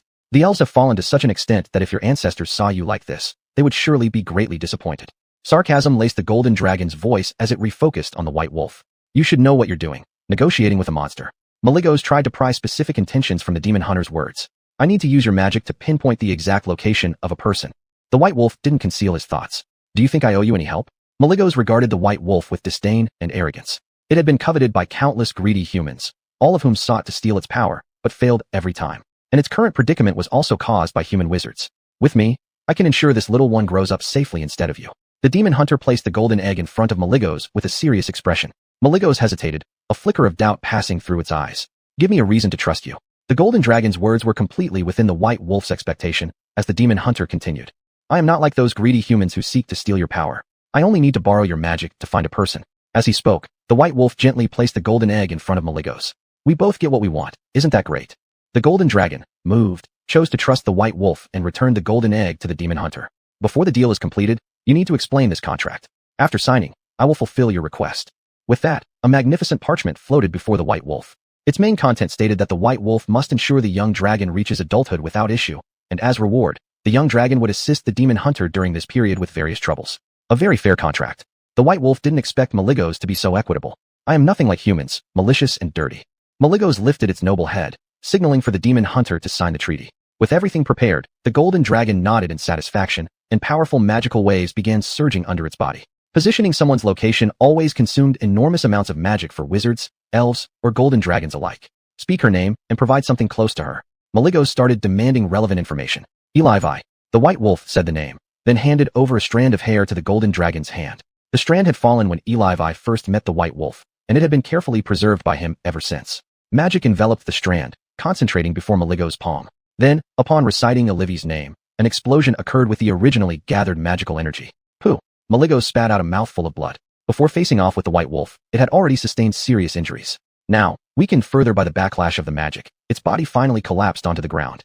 Chapter 34, The Young Dragon Smog. Are you framing me, Monster Hunter? Malgus weakly stared at the Monster Hunter, the vitality in his eyes continuously fading. The white wolf was equally surprised, unprepared for this sudden event. The powerful energy fluctuation caused him to fall toward Dixafa. You should not question me, Malgus. The golden dragon understood something from the Monster Hunter's words and howled to the sky. It was my negligence. I did not inquire about specific information from Elvire earlier that led to this result. Monster Hunter, I am curious. What is the identity of the Elvire you mentioned that even the highest positioning magic could not penetrate that barrier? Malgus asked in his last moments of life, wanting to know why the magic had failed. You mean there is an invisible barrier around Elvire that blocks the location spell? The white wolf remembered the text on the helmet, quickly approached the golden dragon, and wrote it in front of him. Do you recognize this character? Ancient script, mentioned in the memory passed down by the golden dragon. Unfortunately, it is too old to be easily identified. The shocked golden dragon realized with enlightenment upon seeing the symbol. This was a special symbol that existed during the Elven epic era, studied by only a few Elven sages now. Do you know who can decipher it? The Monster Hunter pressed for more information. A few Elven sages know how to decode it, but finding them is very unlikely, even with the guidance of elves of royal blood. Malgus turned his head to glance at Dixafa and simultaneously cancelled the curse on her. Upon regaining freedom, Dixafa grabbed the dagger on the ground and was about to finish Malgus when she was stopped by the white wolf. There's no other way. The white wolf's voice was deep, revealing his helplessness. Of course there is. The answer you seek lies in Common Castle. The golden dragon, struggling with its depleted strength, managed to keep its head up with difficulty, unwilling to appear disoriented before the lowly humans. Unfortunately, these efforts seemed laughable to the monster hunter. Common Castle. This response was remarkably similar to what Andre had given. Seeing the hesitation in the monster hunter, the golden dragon continued speaking. I once saw a very intriguing ancient manuscript there. Some parts were translated into current world texts. Perhaps there will be what you need. Malgus found it hard to support himself any longer. His head hit the ground heavily, and his breathing became hurried. Crack, crack. The golden egg in the white wolf's hand completely shattered, revealing a little creature peeking out curiously at the outside world. Malgus. The young dragon first saw the white wolf, but its first spoken word was Malgus. The originally dimming eyes of the golden dragon lit up again after hearing the call. Smog. These were its last words in its entire dragon life, and then it passed away completely. Smog began responding. It flapped its wings, circling above the golden dragon, then landed on the shoulder of the monster hunter and fell asleep. Can some of these pieces of the golden dragon egg be given to me? Dixifus suddenly spoke up and, without waiting for the white wolf's reply, started collecting the fragments scattered on the ground. The white wolf stared at the remaining large half of the golden egg in his hand, initially thinking of giving it as a favor to Dixifa, but a voice that startled him appeared in his mind. My eggshell is a very precious material. Whether for forging weapons or armor, it brings a significant leap in quality. The boy's voice made the white wolf immediately realize that this was the voice of Smog. Why can your voice appear in my mind? That's simple, white wolf. We have already signed a contract, and as the supreme of the dragon race, naturally I can communicate with you spiritually. What the monster hunter didn't expect was that the status of the golden dragon within the dragon race was actually so high. I understand the question you are about to ask next, white wolf, and I will provide you an answer. Smog cleared its throat in the spiritual realm. Biting the eggshell at birth, that is a natural behavior red dragons and green dragons exhibit to supplement their magic force. Golden dragons don't need to. We are born with powerful magical sources and won't engage in such low-level and foolish behaviors. I see. The white wolf revealed an incredulous expression after hearing the explanation. Monster hunter, let's split this dead golden dragon 2 ways. How does my offer sound? Dixifa did not notice the change in the monster hunter's facial expression, picked up the eggshell, and then raised the dagger to rush toward Malgus. You don't stop this. The white wolf stood in place, using a mental query towards the indifferent Smog. This is Malgus's fate. I won't interfere forcibly. In the future, I will find the mage that killed it and take revenge. Sadness showed in Smog's eyes, but he did not intervene with Dixifa. In the worldview of the golden dragon, death was a very calm phenomenon. Attributing Malgus's death to Dixifa and the white wolf was a sign of weakness. Anger should be directed at the enemy. Your behavior and thoughts shouldn't exist for someone your age. The white wolf reached out and gently consoled the young dragon on his shoulder. Monster hunter, what are you hesitating about? Help me divide the materials quickly. Dixifa's eyes sparkled with stars. This easily obtained treasure felt like a dream. I agree with your proposal. 2 for you and 1 for me. The white wolf walked over the golden dragon's corpse, without any intention of helping. 2 for me, 1 for you. Seeing this, Dixifa pouted her lips. All right. As a condition, the task of dismembering the golden dragon will be up to you. I'll come back later to collect my share. The monster hunter left the elf and followed Smog to a cliffside under his guidance. It's here, the fire essence is right here. Smog roared, indicating for the monster hunter to hurry up and get it. What's so useful about this thing that makes you so eager? Don't underestimate this plant. It has been nurtured through countless volcanic eruptions. For the dragon race, it's a miraculous treasure. As a flying golden dragon, why do I still need to take the risk and pick it for you? The white wolf lay stretched out on the steep rock, constantly reaching forward cautiously. You must understand, golden dragons are already powerful creatures, possessing strong magic. But this doesn't mean we can go wherever we want. Go on, tell me more. The white wolf plucked the fire essence, only to have it quickly swallowed by Smog. For example, this fire essence that in human eyes is just a pretty-looking weed that humans can touch effortlessly, is food yet hard to approach from a golden dragon's perspective. From my perspective, there's more than that. Please don't give me such superficial explanations. The white wolf rested his chin in his hands, watching with great interest as Smog's body underwent changes. White wolf, you're the smartest being I've ever met, no exceptions. Smog belched, then continued explaining. After eating the fire essence, I can effectively reduce the output of magical power when using fire-based spells. The monster hunter was clearly a little surprised, while Smog's face was full of satisfaction. That's all. That's all. Chapter 35, Sage Lingruay. The white wolf returned the same way, speechless. The golden dragon's division is completed, here is yours. Dixifa eagerly handed over a third of the materials to the white wolf upon seeing the monster hunter. Dragon blood, dragon teeth, dragon bones. How about it? Wasn't my distribution absolutely perfect?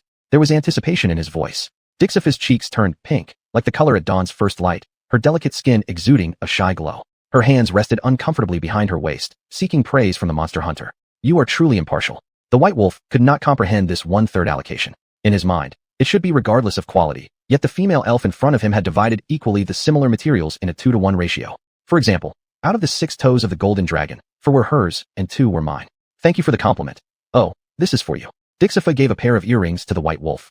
After we part ways, they will guide you to the Urbez mountain range. I will be waiting there for your marriage proposal. Upon receiving the earrings, the white wolf was utterly baffled. Marriage proposal? What nonsense. Before he could process this, a stern voice shattered the awkwardness of the situation. Dixifa, don't linger here. The teleportation array has been activated. You have already violated our agreement by leaving my sight arbitrarily. You must return with me.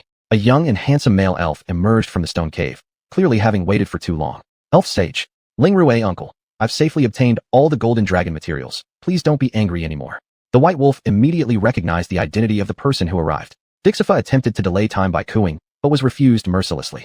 Dixifa, as the elven princess, you should know that exposing yourself alone in front of humans is extremely dangerous. In Lingrue's voice was an unwavering tone of authority. The white wolf was surprised that Dixifa was actually the elven princess. He had assumed she was merely a member of the royal family. But he is a monster hunter. So what? Come with me. Lingrue cast a levitation spell, lifting the elven girl before walking towards the teleportation array. Dixifa started to resist, but to no avail. Helplessly, she shouted loudly at the monster hunter. Monster hunter, you must come find me in the Urbez mountains. Lingrue silenced Dixifa with a spell and tossed her into the teleportation gate. As the white wolf celebrated sending off Dixifa, the following words doused him with cold water. I am fully aware of what transpired between you and Dixifa. I hope you can make it alive to Urbez mountain. If you fail to keep your promise, the elves will teach you how to behave. After uttering this strange statement, Lingrue stepped into the teleportation gate and disappeared. White wolf, this really was quite an encounter. Smog joked, flying back onto the monster hunter's shoulder with ill intent. Indeed, on the way back, Smog had already sensed Lingrue's presence and hid early, only returning to White Wolf's side once it was safe. Are you afraid of this guy called Lingrue? White Wolf began to tease Smog. Faced with such a question, the young dragon chose to respond.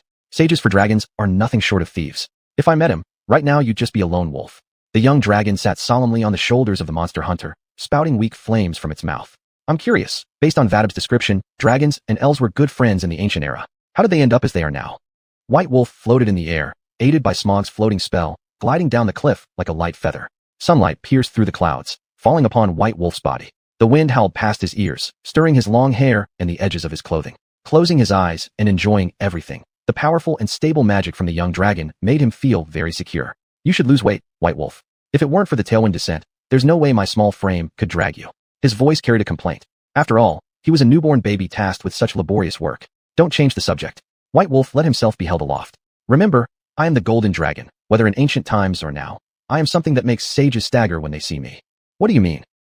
The magic source of the golden dragon enhances the magical spells of sages. Besides, who would refuse a powerful creature that can soar high, especially a legendary golden dragon? After finishing his speech, they landed steadily. At the sound of a whistle, Puju broke through space and appeared beside White Wolf, paying no heed to the unfamiliar creature. Puju, the golden dragon exclaimed in surprise, never imagining that this monster hunter would bestow such precious magic on a horse. No need to be surprised, Smog. White Wolf gently patted Puju's neck and then mounted the horse. Who's amazed? I'm the golden dragon. What kind of peculiar occurrences haven't I witnessed? Arching his proud long neck, Smog looked indignant, highly dissatisfied with the monster hunter's underestimation. Is that so? The White Wolf deliberately responded with a question. Of course, the golden dragon has hereditary memory. What humans see as great events are merely trivial matters to us. Hereditary memory is a unique talent of the golden dragon. This is also why Smog was born knowing magic spells, and the birth of a golden dragon is often very complex. They are accidentally born from red dragons and green dragons, which is a rare occurrence. And golden dragons have no reproductive capacity, just like witchers. This is why golden dragons are so scarce. However, the Smog before White Wolf's eyes was born from a golden dragon, which implies that witchers might also possess reproductive abilities. Truly exciting news. As he watched the young dragon swirling in the sky teasing birds, a hint of a smile flickered across White Wolf's lips. Making their way through the forest, the sky had already grown dark. The deer meat you roasted smells really good. I'll grudgingly forgive you for using me as a fire source. Smog was hungrily devouring the food in front of him. Just now, the monster hunter chose to camp overnight in the woods, hunting a forest deer at the same time and lighting a fire using Smog. The young dragon, who had been muttering curses earlier, shut up after tasting the food because it was truly delicious. Now we're at the edge of the forest. According to the map, if we set out at dawn tomorrow, it will take 5 days to reach Cumming Castle. White Wolf analyzed the finely crafted map given to him by Andre while eating. His finger slid over the map as if searching for something. Smog curiously leaned in to take a look, but was gently pushed away by White Wolf. Are you really going to Cumming Castle? Smog continued to ask. White Wolf didn't answer, instead focusing intently on the map.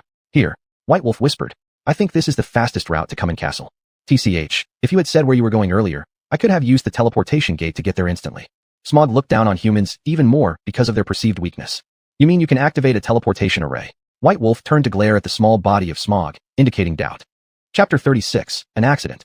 Of course, dear White Wolf, this is effortless for a golden dragon. Smog swallowed the last bite of roasted deer meat. Since that's settled, we'll use the teleportation array to reach Castle Kamong at dawn tomorrow. White Wolf handed over the half-eaten hind leg of meat to Smog, who, drooling with satisfaction, stuffed it into his mouth. Rest assured, my dear friend, the great golden dragon will fulfill your wish. His words came haltingly, but could not hide Smog's pride.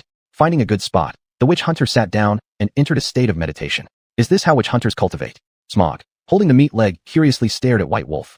No one answered him as the witch hunter had already entered a deep slumber. Boring. With no response forthcoming, the young dragon chose to finish the meal and lay beside the witch hunter to rest and recover strength. Tomorrow's teleportation magic would be quite energy-consuming. In the morning, sunlight filtered through the dense tree leaves, sprinkling on Smog and White Wolf. Dew on the branches sparkled under the morning light, occasionally dropping to the ground, bringing a sense of coolness. Hold it right there, you stinking bird. An angry shout woke White Wolf. The witch hunter lazily opened his eyes and immediately saw Smog charging towards him. Directly aimed at the center of his forehead, the witch hunter grabbed the young dragon, closely examining his face. In the distance, the mocking laughter of an escaping goldfinch could be heard. Panda face, ha ha ha. Smog held his belly in laughter. It turned out the witch hunter's face had turned iron blue from the collision. Time is pressing. I won't settle accounts with you today. Open the teleportation portal. White Wolf placed Smog down, rose, and went to the streamside, scooping up clear flowing water to wash his face. You'd better prepare yourself. I've heard witch hunters detest using teleportation arrays. That's not something you should worry about. The witch hunter turned his back to the young dragon, staring off into the distance. Bang! The teleportation array activated with a sound, and Smog flew back onto the witch hunter's shoulder. White Wolf, I hope you can endure this pain. The young dragon gave the witch hunter a sidelong glance, hoping to see his discomfort. How disappointing, isn't it? White Wolf gazed at the teleportation array, ignoring Smog's actions. TCH. With a TCH, White Wolf jumped into the teleportation array. Instantly, a powerful tearing sensation spread to every cell in his body, as if being cut by countless blades. His ears were filled with chaotic sounds, like millions of buzzing mosquitoes, assaulting his nerves and making it impossible for White Wolf to discern any direction. His vision became blurry, as if shrouded by thick fog, unable to clearly see the path ahead. His breathing was irregular and chaotic, every inhale accompanied by intense pain, and every exhale felt like releasing the suffering throughout his entire body. The undigested food in his stomach churned violently, wanting to surge out through his mouth and nose, causing waves of nausea that made White Wolf want to vomit. The rumors are true. For ordinary people, the enhanced five senses of witch hunters make you extraordinary, but they also have their downsides. A magical barrier surrounded Smog's small figure, looking with interest at the unconscious White Wolf. Don't boast too much, share some of your barrier with me. White Wolf managed to speak, gastric acid spurting from his mouth, splashing onto Smog's face. Gah! Smog subsequently spit out a puddle of chewed meat, evidently feeling nauseated. Seeing this, White Wolf gritted his teeth tightly, forcing himself to endure the pain in his body. He knew that experiencing this during teleportation was inevitable. Only by enduring it could he reach the destination. Closing his eyes, he concentrated all his attention on regulating his breathing, trying to calm himself. Trouble! Smog's exclamation startled White Wolf out of his growing adjustment. My magic is depleted, and the teleportation cannot stop. As soon as the young dragon finished speaking, White Wolf felt his body beginning to lose control within the teleportation array. Magic! I need more magic. Smog clutched the witch hunter's neck, shouting loudly, his body likewise losing control and drifting uncontrollably. Magic! White Wolf murmured silently, suddenly remembering that the reward for completing the mission, the legendary golden dragon, was 3 magic fruits. This is for you. A deep blue fruit was retrieved from the waist pouch. So fragrant. Smog was instantly drawn to it, swallowing it without waiting for the witch hunter to hand it over. Magic! Invisible energy centered around the young dragon, tightly enveloping White Wolf. This force was warm yet mighty, like a halo protecting White Wolf inside it. The witch hunter could feel his body being repaired, the tearing pain gradually subsiding. The surrounding noises grew distant and no longer so harsh. Our destination lies ahead, follow me. The teleportation space began stabilizing as Smog roared, grabbing the back of White Wolf's collar and flying rapidly forward. He needed to release the overwhelming energy coursing through him from the magic fruit given by the witch hunter. Bang! The portal behind them vanished, and the man and the dragon were violently thrust out of the space. Smog landed in a clearing, every scale on his body shimmering with golden light, as if coated with a metallic sheen. The great dragon god has descended, woo-woo. Smog, circling in the sky, looked down at White Wolf with an expression of satisfaction and pride. Are you feeling better now? I am no longer in pain, though I feel a bit weak, as if I've just recovered from a serious illness. Is this Common Castle? Seated meditatively, White Wolf began to recuperate while observing the surroundings. Occasionally, the chirping of small birds could be heard within the forest. A fresh and moist scent filled the air as sunlight filtered through the gaps between leaves, casting dappled shadows on Smog and White Wolf. Due to the mishap, we did not successfully arrive at Common Castle. Based on my recent observation, this is a village not far from Common Castle. Smog reported to the witch hunter after landing before him. relaying reconnaissance information he'd gathered from the skies. Village. With a soft sigh, the witch hunter was satisfied that they hadn't strayed far off course. Any other details, Smog? Yes, but you need to exchange another magic fruit for it. Do you think your information is worth that much? White Wolf's words made the young dragon extremely disheartened. The allure of the magic fruits was too strong, and it pushed him to make up his mind to trade information only if given something equivalent in return. Turning his head away awkwardly, Smog resumed reporting what he had observed. The villagers here seemed to be preparing for a sacrifice involving a young maiden. They've already set up an altar in the center of the village. As a witch hunter, don't you want to take a look? You might receive a lucrative commission. Smog opened one eye and sneakily peeked at the witch hunter sitting on the ground. No witch hunter would refuse a reward handed right in front of their eyes. Feeling that his strength had largely returned, White Wolf stood up, gently brushing his clothes, his gaze revealing deep thoughtfulness. You dragons are truly greedy. Smog flew back onto White Wolf's shoulder, teasing him lightly. Chapter 37, The Scream Monster. Moving forward, under Smog's guidance, they quickly arrived at the village. There's no mission prompt from the system, so it seems to be just a minor issue. White Wolf's muttering caught the attention of the young dragon. Who are you talking to? Faced with the question, the monster hunter chose to ignore it, and the young dragon wisely didn't inquire further. Burn her, and we will no longer be plagued by monsters. White Wolf appeared behind the agitated crowd. On the way there, he had deliberately gone to the village bulletin board to check the requests. The reason for this behavior is that in this era, whether kings or commoners, they all prefer posting notices to seek help. Where is your mayor? I have a request to inquire about. The monster hunter stopped one of the bystanders who had come here and began asking questions. That old man is right there. The villager pointed to the wooden altar piled up, where the elders stood holding a torch, shouting excitedly to the people below. The fire god Hefi will respond to our prayers, and the hateful monster will always perish. Hefi, Hefi. The eyes of the villagers were filled with fanaticism, constantly chanting the name of the fire god. If there are gods in this world, they wouldn't help foolish people. An unusual voice interrupted the crowd's cheering. Everyone looked around confused, trying to find the owner of the voice. There's no need to keep searching, I'm right behind you. White Wolf pushed through the crowd and came to the front of the altar. The villagers very tactfully parted a path leading to the altar. The mayor on the stage, an old man with a face full of wrinkles, was standing on the altar, the torch lighting up the wrinkles on his face and his deep-set eyes. His gaze fell on White Wolf as if seeing through his intention. White Wolf took a deep breath and spoke. I am a monster hunter sent here to deal with a monster harassment problem. I saw the notice in the village on my way here, and I'd like to understand the details. What do you want to know? The mayor extinguished the torch. He knew that the monster hunter could solve the village's problems, but the fire god Hefi could not. Specific information about that monster. The monster hunter's question was simple, but left the mayor unable to answer. I cannot tell you precise information. That monster mostly appears only at night. Originally, it would only take livestock, but now it has started targeting children. The mayor's face was filled with helplessness, while the villagers were full of anger. You should send someone to ask the Baron for help, or organize brave warriors to hunt down the monster instead of playing with the lives of young girls. The strong may think this is the right thing to do, but for ordinary unarmed people, it's just wishful thinking. The mayor's words made White Wolf feel somewhat out of touch with reality. Trained soldiers of this era might not even be able to defeat the monster, so obviously relying on farmers and village guards was impossible. It's my oversight. Let's continue discussing the details of the monster information. White Wolf intentionally redirected the conversation. Not long ago, some villagers found a dead lamb in the fields, which might be useful for you. The monster hunter looked embarrassed. With this, these guys really don't pay attention. There's no useful information at all. The mayor noticed the awkwardness and called over a nearby strapping man. This is Xiao Han. He dealt with the lamb's body. Perhaps you can ask him. The strapping man named Xiao Han came before White Wolf. Were there any strange marks on the sheep? White Wolf asked. Yes, Master Hunter. Xiao Han hesitated, his demeanor contrasting with his robust physique. There were large claw marks on the sheep's abdomen. Its innards were completely gone. Only the outer skin remained. Is that all? White Wolf crossed his arms and began recalling, trying to find information about similar monsters. Active at night, attacking livestock, preferring internal organs. These superficial clues couldn't accurately pinpoint anything. It could be a griffin, or possibly a fork-tailed dragon or pterosaur. A griffin was unlikely, but the fork-tailed dragon or pterosaur seemed more likely. White Wolf analyzed, resting his chin on his hand. Where exactly was the crime scene? There must be information I need.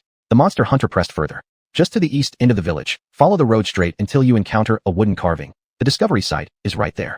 The mayor stepped forward, pointing toward the right ahead. Get the reward ready, and wait for me to collect it. The monster hunter said this, then looked towards the girl bound to the stake. The mayor immediately understood and ordered the muscular men to untie her. She'll be safe until you return. White Wolf nodded and turned to leave. At the village entrance, a whistle sounded, and Puju immediately responded. What a pity, your horse has the ability to cross space, but it cannot carry anyone simultaneously. Smog sighed as he landed on Puju's head. Riding off, it took quite a long time, indicating the scene described by the mayor was somewhat far away, causing the monster hunter to spend time looking for it. Wooden sculpture. White Wolf saw a pool of dried blood on the ground around the corner. Scattered wool. Looks like this is the place. The monster hunter pinched up some soil, bringing it close to his nose, searching for faint pheromones. It's an injured monster, not in good condition. Apart from the sheep's information, another suspicious smell allowed the monster hunter to quickly analyze the cause. Dark green feathers, not very shiny, with white at the tips. It's not a fork-tailed dragon or a pterosaur, but an old flying beast. Further observation revealed a deep red tumor sunken into the mud that caught Bai Lang's attention. Deep red tumors and dark green feathers. Obviously not a griffin. Could it be a scream monster? Bai Lang swiftly captured accurate information from his memory. The scream monster is a creature resembling a rooster, more accurately having a head like one. They usually prey on cattle and sheep. Encountering humans, they show no mercy either. Any wounds caused by these monsters will continuously bleed and can only be treated with swallow potion. Dealing with them requires appropriate magical seals and potions for optimal results. Did you find anything? Smog landed on a stone barricade and asked. It's the scream monster causing trouble. Do you have any way to locate its position? Bai Lang stood up and looked at Smog. Due to the long time since the incident, it was currently difficult for the monster hunter to determine the exact location of the monster based on the pheromones. Magic fruit. Based on the remaining clues, it's not impossible to find the culprit, but it would take some time. Bai Lang interrupted Smog. He didn't want to treat the precious magic fruit as a snack for the young dragon before him. TCH, don't give it if you won't. I don't care anyway. Smog swallowed the drool that had reached his mouth, flapping his wings to soar into the sky and began circling. After a while, Bai Lang realized that Smog wasn't casting magic, nor was flying up in action before attacking. This dragon's move was simply out of anger because the monster hunter wouldn't give him the magic fruit. Mounting his horse, Bai Lang waved towards the sky. He signaled that he was starting to search for the scream monster's nest position and wanted the young dragon down from the sky, so as not to alert the creature. Chapter 38, Kill. Honeycomb Bomb, Ayud's mark, a very good suppressant.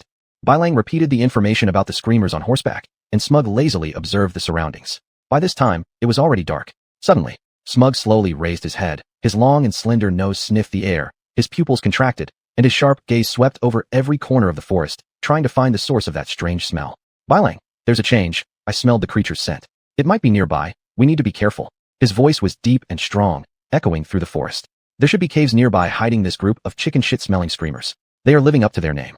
The Witcher also noticed something unusual. While mocking them, he got off the horse and drove Puju away. Goo. A faint sound reached Bai Lang's ears. Is the nest built on a hill? Bai Lang drew Mogulin, bent over, and walked cautiously towards a hill. The tall grasses hid him well. What is it? The stealthy Witcher unexpectedly kicked something sharp. Armor, judging from the style. It's from the Common Fortress soldier configuration. Stopping in his tracks, he knelt down for inspection, and the dead soldier's body had been disfigured beyond recognition. From the looks of it, there are no signs of cannibalism, but rather death from being dragged repeatedly and ground friction, along with falling from great heights. The murderer was clearly venting their anger. Based on simple observation, the Witcher deduced that this was the small team that the Bloody Baron sent not long ago to round up the monster. There must be 6 or 7 bodies nearby. Quinn. Golden fireflies swirled around Bai Lang, making his steps even lighter as he continuously reduced the distance from the hill. Strange, it's not here. What came into sight wasn't the imagined monster's nest, but instead the corpse lying lifeless on the hill. Judgment error, but it can be confirmed that it should live nearby. Bai Lang scanned the surroundings, but found nothing unusual. It's truly foolish. The screamer's nest wouldn't have been built in an open area regardless. Smug appeared in front of the Witcher with a bouncy motion, ridiculous like a white-headed eagle walking. You know quite a bit about this monster. Care to tell us more? Bai Lang didn't reprimand the little one for its disrespectful action. After all, nobody rejects an encyclopedia. Screamer is an absolute disgrace to the dragon race. Smug spoke passionately, full of disdain. How so? This made Bai Lang extremely curious. The product of a subspecies dragon and a chicken hybrid, just an abomination. A dragon and chicken chimera. Their dialogue inadvertently caused Bai Lang to imagine a bizarre and grotesque new species. Surprised? There's more. They aren't natural creations. They're the work of human sorcerers. What does this have to do with sorcerers? Bai Lang, don't forget the origin of Witchers. Aren't you all merely the results of those mad sorcerers centuries ago? According to my inherited memories, those sorcerers captured monsters during the conjunction of spheres to experiment on them, creating countless new species that should never have existed. Understand, all of these things Bai Lang had already learned through the knowledge passed down by Wada Bo, but it wasn't very detailed. Judging now, matters back then weren't as straightforward as they seemed on the surface. Monsters rampaged across this continent, not during the years of the conjunction of the spheres, but 20 years after it ended. History is truly fascinating. Thinking of this, the Witcher couldn't help but sigh. Something nasty is coming, stay alert, Bai Lang. Smug quietly warned the Witcher, and then a powerful gust of wind came rushing forward, knocking both man and dragon to the ground. After rolling several times, Bai Lang felt himself uncontrollably plummeting. Not good. Beneath me must be the screamer's nest. Though in an uncontrolled state, the Witcher displayed astonishing reflexes. He quickly flipped himself over and grabbed onto a vine, tilting forward while tightly pressing both feet against the rock wall. Such an embarrassing accident, Bai Lang joked, turning his head only to see Smug flapping its wings and keeping pace with him as they fell. What are you looking at? I don't have much magic storage in this small body. Best save it for emergencies. Smug turned its head, then suddenly said something. Give me magic fruit, and I take back what I just said. Bai Lang paid no attention to Smug's muttering. As he slid down, The Witcher could feel rough rocks grazing against his skin, but he did not relax. His eyes remained firmly focused ahead, and his grip did not weaken at all. The screamer has returned to its nest. Golden cat-like eyes flickered as Bailang anticipated that the previous violent gust of wind was surely the work of the monster. Sheep's cries of agony resounded within the cave, mingling with the screeching sounds of the monsters, which were piercing to the ears. Upon landing softly, the Witcher unleashed Quinn, remaining vigilant. I hope the honeycomb bomb will have a great effect in the next battle. The honeycomb is a product similar to a bomb, usually used to destroy monster nests, such as those of screamers. Bailang tightly held the honeycomb, with only 2 remaining Boreas at his waist, and his body slowly moved toward the sound source. The Boreas. Your caution as a Witcher is fully evident. Smug first praised, as the explosive Boreas contained powerful icy force. Even a golden dragon like himself would be temporarily frozen if caught off guard. Shoo, don't talk. The monster is above the rock. Bailang stopped 5 meters away from the rock wall, and to prevent the monster from becoming suspicious, the Witcher did not light a torch. Seizing the opportunity, he raised his arm. The honeycomb bomb accurately entered the screamer's nest. A cry of pain echoed, and a huge dark shadow flew out, escaping toward the outside of the cave. What a cautious creature. Do you really think you can escape? Bailang quickly raised his crossbow, and a silver light cut through the darkness, hitting the screamer right in the right eye. The sound of pain spread throughout the entire cave, and Bailang loaded another arrow and shot the second one. It wasn't as accurate as before, but managed to scrape off some feathers from the monster's tail. Luck is truly unpredictable. Bailang put away his crossbow, satisfied with his random shooting. I've already placed a tracking spell on that thing. Follow me. Smug brought the Witcher back to reality, flapping his wings to chase the monster fleeing out of the cave. After a long time, following repeated pursuit, a corpse appeared in the distance. It's already dead. Smug reported the information to the Witcher. Indeed, it's a chicken-headed dragon-bodied creature. Its appearance isn't as strange as I imagined. Bailang took out his dagger and began to dissect the body. I didn't expect this mission to be so simple. Thought there would be a big battle. Smug started boasting about how they fought 300 rounds against the screamer. It can only be called luck. If it were a young, strong, uninjured one, even after successfully ambushing it, we'd still face a very disadvantageous fight. Bailang explained the reason, and suddenly stopped cutting with his hand. Chapter 39, Accessories. Ding. Obtain Screamster Skull. Attribute. Monster Fatal Kill Rate x 5%. Decorative items cannot be stacked. Fatal Kill, how intriguing.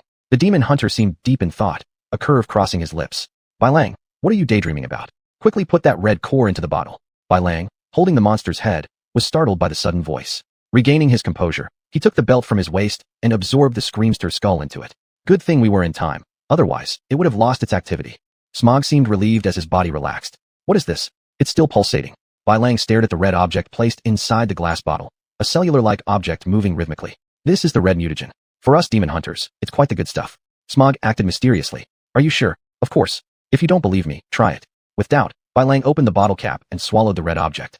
Instantly, a sensation akin to being electrocuted spread through his entire body. His breathing began to become labored, his eyes unfocused as he collapsed on the ground. Before losing consciousness, he saw Smog grinning maliciously. Haha. Awakening suddenly, Bailang opened his eyes, cold sweat streaming down his forehead. What is this? Time feels like it has passed for centuries. The demon hunter questioned Smog, who sat before him, caution evident in his gaze. There's no need to be so wary of me, Bailang. In your demon hunter's teachings, there should be records about mutagens. Smog tilted his head, gazing at the demon hunter with an innocent smile. Mutagen. Bailang repeated the word, remembering how Wadobo mentioned it once. Demon hunters who have undergone the grass trial can strengthen their bodies using special substances produced within monsters' bodies. So this material is called a mutagen. The demon hunter realized he had obtained something quite rare. This substance isn't carried by all monsters, making it extremely hard to come by. How could you not know about this kind of thing as a demon hunter? Smog was somewhat surprised since these mutagens were first discovered by demon hunters. There's no need to be shocked. There are indeed records in our demon hunter school, but they're incomplete. What these things strengthen is purely down to luck when consumed. Bailang stared at the attribute panel, and above the 12 squares, a pulsating red object appeared, arranged in 2 rows, each row containing 6 squares, 3 squares merged together. Within them, there were 4 more dim squares. Open hidden panel. Mutagen enhancement slot. Medium-sized red mutagen. Attack enhancement x 10%. Medium-sized mutagen, meaning there are also small and large types. Attack enhancement. I wonder if there are defense and spell enhancements too. Bailang muttered to himself, excitement clearly written on his face. He's losing it again. Smog expressed his exasperation. Hey, Bailang, stop smiling foolishly and quickly dispose of the Screamster's corpse to claim the reward. Don't forget you still need to go to Common Fortress. Jolted back to reality by the sudden reminder, the demon hunter begrudgingly dealt with the corpse. In a blink of an eye, Bailang rode Puju towards the village. Approaching the village, the intense argument alerted the demon hunter instantly. What is going on? What happened? Inside the village, the demon hunter dismounted and grabbed a villager to ask. What can there be? The village's few thugs have abducted the girl released by the village chief to use as a sacrifice. Taken aback, sacrifice, that girl. Why are you still standing there? Hurry up and go watch. It will be too late if you miss it. The villager broke free from the demon hunter and rushed towards the village center anxiously. Bai Lang followed behind, his heart heavy with mixed emotions. Old man, don't think just because a demon hunter backs you, you can ignore us. Today, let's see how capable you really are. Pete, doing this will incur God's punishment. The demon hunter has already agreed to handle the monster. You mustn't do this anymore. The village chief kneeled and cursed, while the girl on the pyre had already been burned beyond recognition, her limbs frozen in the posture of her final struggle.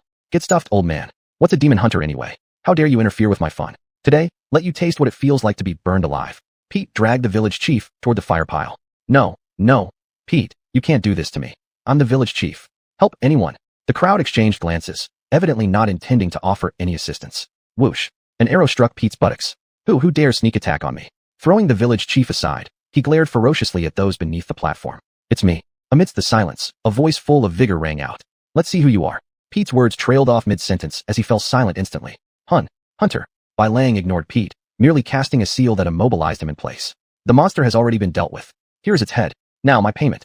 The demon hunter threw the screamster onto the platform, asking the village chief for the settlement of the commission. The village chief slowly got up and, without examining the evidence of the monster, took out a money pouch from his bosom and handed it to the demon hunter.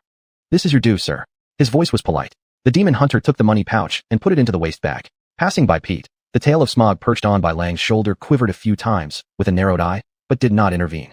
Through the crowd, a whistle sounded. Pu Ju came to Bai Lang, mounted on horseback, leaving behind Pete's agonizing wail. You don't stop me. Smog tilted its head to ask. In the distance, the magically restrained Pete turned in terror and jumped into the fire as soon as the demon hunter disappeared. The villagers were scared and scattered in all directions. You did the right thing. If I were you, I would have done the same. Bai Lang rode Pu Ju forward unsteadily, coldly staring ahead. It seems your kind, demon hunters, are not cold-blooded creatures.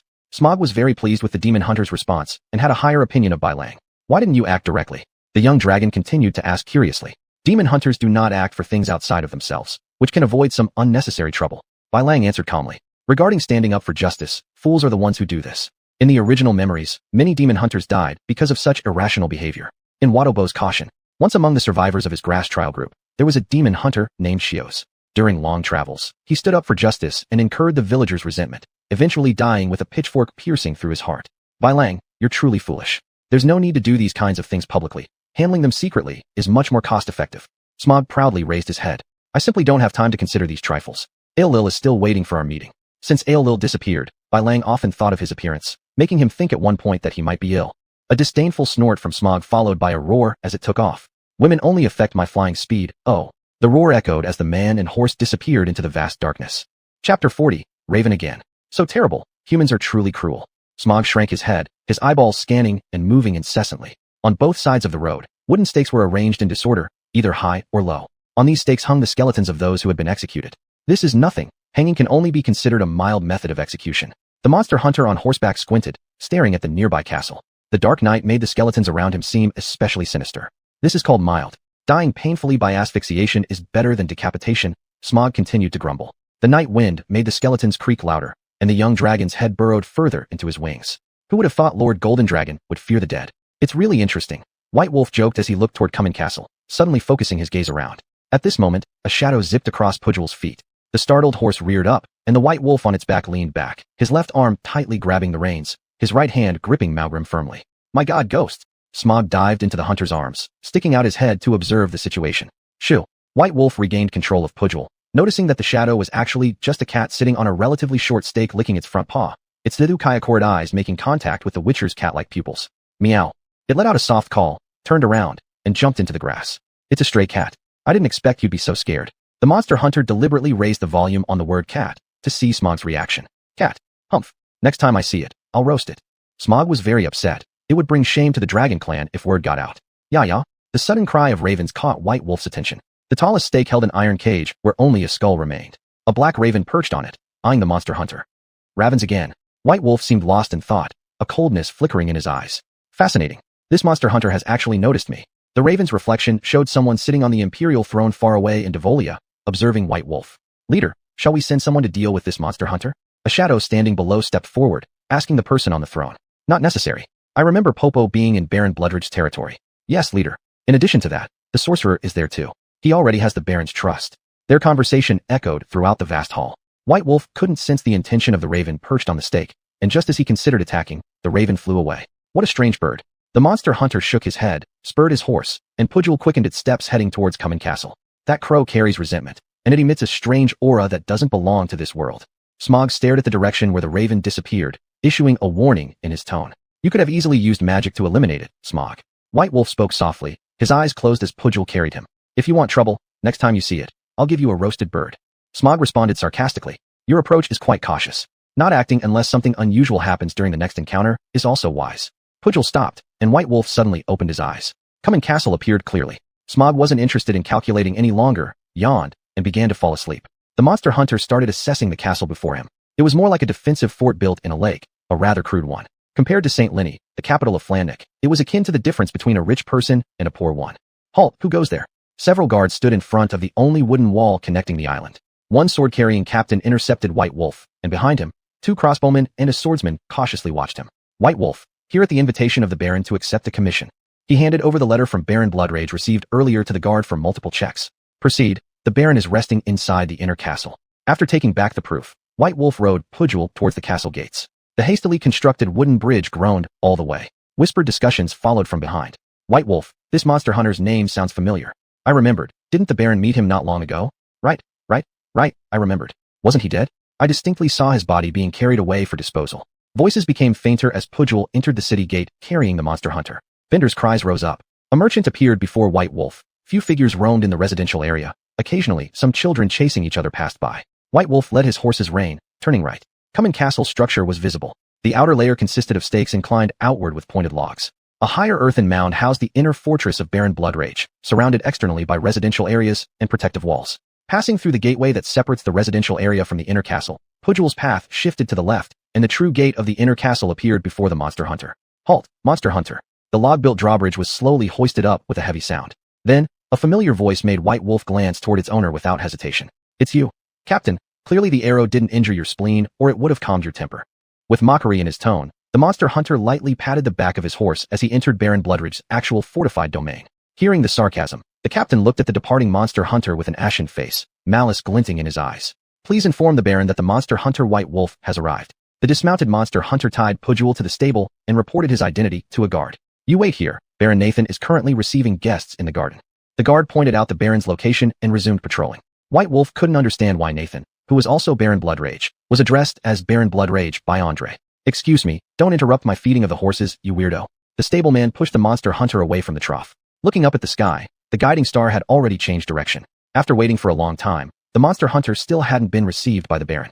Did he forget? Following the buildings, White Wolf soon reached the opposite garden. It wasn't really a garden so much as a small grassy courtyard, not very large. Compared to St. Lenny's palace gardens, it was completely on a different level. You have a visitor, Baron. The negotiation ends here. I hope you carefully consider and fulfill the grain requirements in the contract.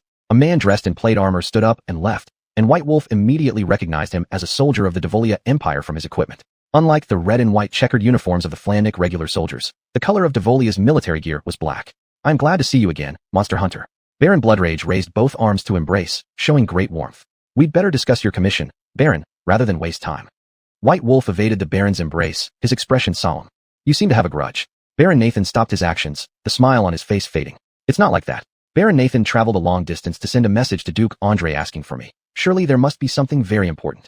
After Bai Lang received the letter, Andre had already informed him of the events. When Baron Nathan knew he was still alive and in St. Lenny, he had already sent someone to contact him. Ha! No wonder you're a monster hunter. Your keenness on commissions is truly impressive. Baron Nathan laughed heartily, then led Bai Lang into the castle. In the meeting room, the Baron took out a bottle of whiskey, pouring the liquid into 2 glasses placed on the desk.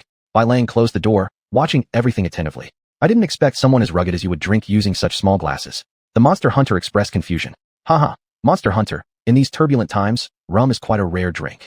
The Baron handed one of the glasses to Bai Lang, gesturing to drink together. Oh, Baron, you're truly generous. Nathan laughed loudly after hearing this, clearly mistaking Bai Lang's sarcasm as praise. These rums come from far across the seas. No one within the continent can brew them yet. They clinked their glasses and drank in one go. Setting down the glass, the monster hunter started getting to the point.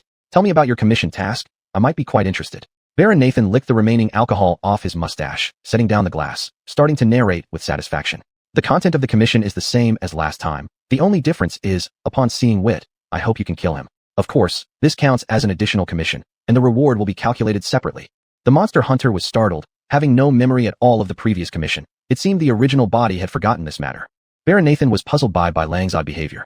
Monster Hunter, did you forget all the details of the commission after your injury last time? Upon hearing the Baron's words, Lang, who was just looking for an excuse, quickly agreed, seizing the assistance without hesitation. Yes, my Lord Baron, the injuries from last time caused me to forget many things, including your commission. Could you kindly recount it again? The Baron thought this was reasonable, so he began to narrate. Monster Hunter, my only younger brother George disappeared in the second year after Frank Nick and de Villiers declared war. A letter was found in his bedroom, saying he was going to find a solution to the unrest. Baron Nathan took out a crumpled letter from his pocket and handed it to the Monster Hunter. All the specific information is inside. You can take a look. Lang opened the letter, the slanted handwriting appearing in his field of vision. The sloppy handwriting wasn't entirely clear, but the general meaning was, Respected Lord Baron, my beloved elder brother, I shall go in search of the legendary mountain god. When I return, we will drive out the invaders from Frank Nick and de Villiers from our land. Why did George disappear in the second year? And what kind of creature is this mountain god? Lang asked directly for the key information.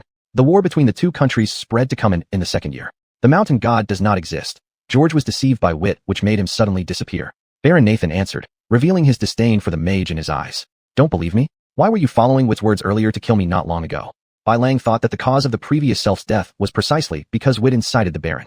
It was an accident, Monster Hunter. I express my sincere apologies to you. Please forgive me.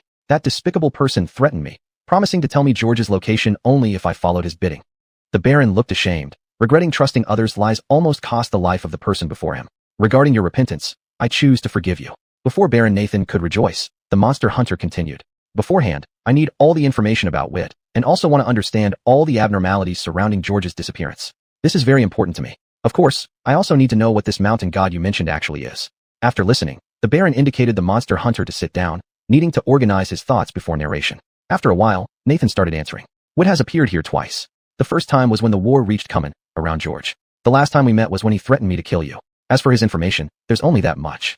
Lang nodded after hearing this, allowing the Baron to continue. George did nothing but talk before his disappearance, shouting that he would make the invaders pay the price, with no actual action. When Wit appeared beside him, and after George went missing, according to my investigation, his last active place was in the village along the upper stream. A fisherman there claimed George saved his child's life. As Baron Nathan narrated, he grabbed an already opened bottle of malt wine, angrily drinking it down. What is the name of the village? The Monster Hunter inquired. It has no name. That village is at the confluence of two rivers, and upstream. Its features are very distinct. Tell me about this mountain god. From the information provided in the last 2 points, Lang realized the limited information. Mountain god. Baron Nathan paused, then began to narrate. The mountain god is merely a rumor that has been popular in the past few decades. At least it didn't exist before I inherited my title. A rumor. The Monster Hunter savored the word. Yes, the rumor first spread among the villagers, and its influence subsequently expanded. Do you know the specific location of the mountain god? Lang's interest was piqued. He thought this should be a creature with mountainous attributes, certainly not human. According to the investigation after George disappeared, the exact geographic location is in the Death Swamp. Baron Nathan then disclosed some scattered information. Death Swamp? Isn't that where I woke up and fled from? Lang muttered to himself. For this swamp, the Monster Hunter had a deep impression. In the earlier commission given by the Baron, clues about George were finally found there. Unfortunately, when reporting back to the Baron, the original body was killed by the Baron, thus ending the investigation halfway. Monster Hunter, have you found any leads? Seeing that the Monster Hunter did not respond, the Baron thought he had already found the reason for George's disappearance. No, Baron, this matter is very complicated, involving many factors. I need to investigate again, and I hope you can give me enough support. Lang directly mentioned what he needed. What do you need me to do, Monster Hunter? The Baron readily agreed, stating that this was completely achievable. I need you to inform your subordinates not to restrict my actions. This will greatly facilitate my work. The reason Lang did this was because the original body often encountered interference from the Baron's men during the investigation. That's easy. Here, take this. Baron Nathan took an item out from his pocket and threw it to Lang. Chapter 42, Rainy Night. This is a crest exclusively belonging to the Nathan family. No one in my territory will hinder you. Baron Nathan spoke with confidence, and the Witcher, upon receiving the crest, clearly saw that it was carved with a sickle, made in a very rough style. Nathan, I see now, this is your family title. White Wolf immediately understood, Blood Baron being his current title, while Nathan Baron was the general term. Let's talk about the matter of compensation next. The Witcher stood with hands on hips, eyes sharp as he stared at Nathan. Haha, Witchers can truly be difficult regarding compensation. What about 300 orens? The Baron held out 3 fingers, his tone quite resolute. 300 orens obviously won't compensate for your mistake, Baron. White Wolf narrowed his eyes as he appraised Nathan, a flash of amusement in his gaze. Witcher, I don't see greed in your eyes. Aside from 300 orens, what else do you need? The Baron spoke, lightning flashing past the windows behind him, the maple leaves rustling in the night. A book, the name of which I cannot disclose now. The Witcher rose and walked towards the door, turning his back to Nathan amidst thunderclaps. Then he closed the door, leaving the Baron alone in the conference room. The Witcher descended the stairs and quickly crossed a long corridor, stepping outside the tiny castle. Sparse raindrops hit his forehead. Gazing at the sky torn by lightning, he lifted his grounded feet. Inside the stable, White Wolf untied the reins Puju had fastened to a post and gently patted the horse's back. A shadow stopped outside the stable door. "Good luck, Witcher. I hope you don't end up missing like George." The captain of the guard mocked cruelly, clearly harboring ill intentions towards the Witcher. Mounting his steed, White Wolf coldly regarded the man before him, ignoring his curse. "The captain seems deeply saddened by George's disappearance. Then, during the upcoming events, you'd better remain as confident as you are today." The Witcher's words infuriated the captain, who angrily drew his sword. "Freak, dare you challenge me? Life or death is irrelevant." As Puju passed the guard captain, White Wolf cast a sidelong glance at the man beside him and raised his arm. "Yashi." A pale white light emitted, and the man beside him stood dumbfounded, evidently forgetting what had just occurred. "You should be feeding the horses, not wasting time here." White Wolf's lazy remark reached the guard captain's ears. The man standing motionless behind him dropped his weapon, turned around, and picked up hay to carry towards the trough. "Hey, White Wolf, so Yashi could be used this way." Smog stuck his head out, but was pushed back into the Witcher's arms.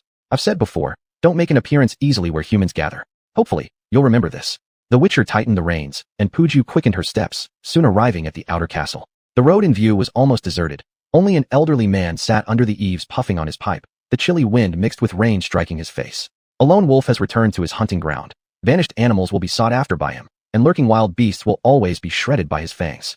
After the Witcher disappeared into the night on his horse, the old man muttered to himself. Puju's hooves were lightly embedded in the mud washed by rain, leaving rows of footprints behind her. In a blink, White Wolf, something is off with these areas.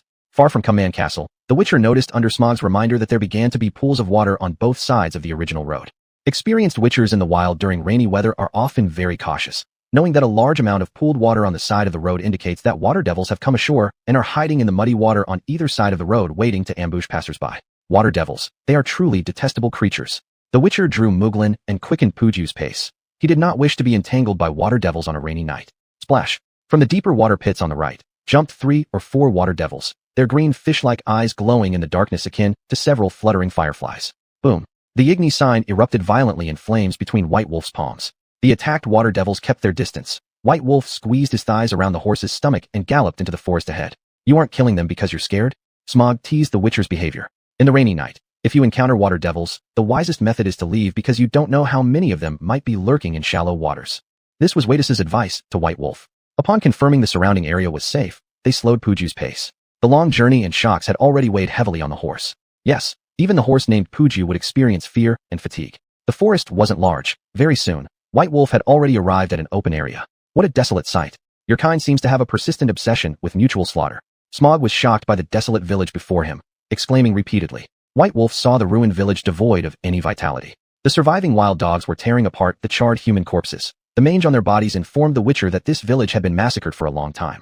The collateral consequences brought about by war always affect the commoners under the rule of lords in the end. White Wolf shook his head and cautiously rode through the village on Puju, with Quinn's fireflies swirling around his body. The frightened wild dogs scattered and fled. "You're too cautious, White Wolf. A few wild dogs aren't worth all this trouble." Smog said this was the most careful Witcher he'd ever seen, because it was the only one he had encountered. Piles of corpses often attract corpse-eating creatures, which is essential knowledge for a Witcher.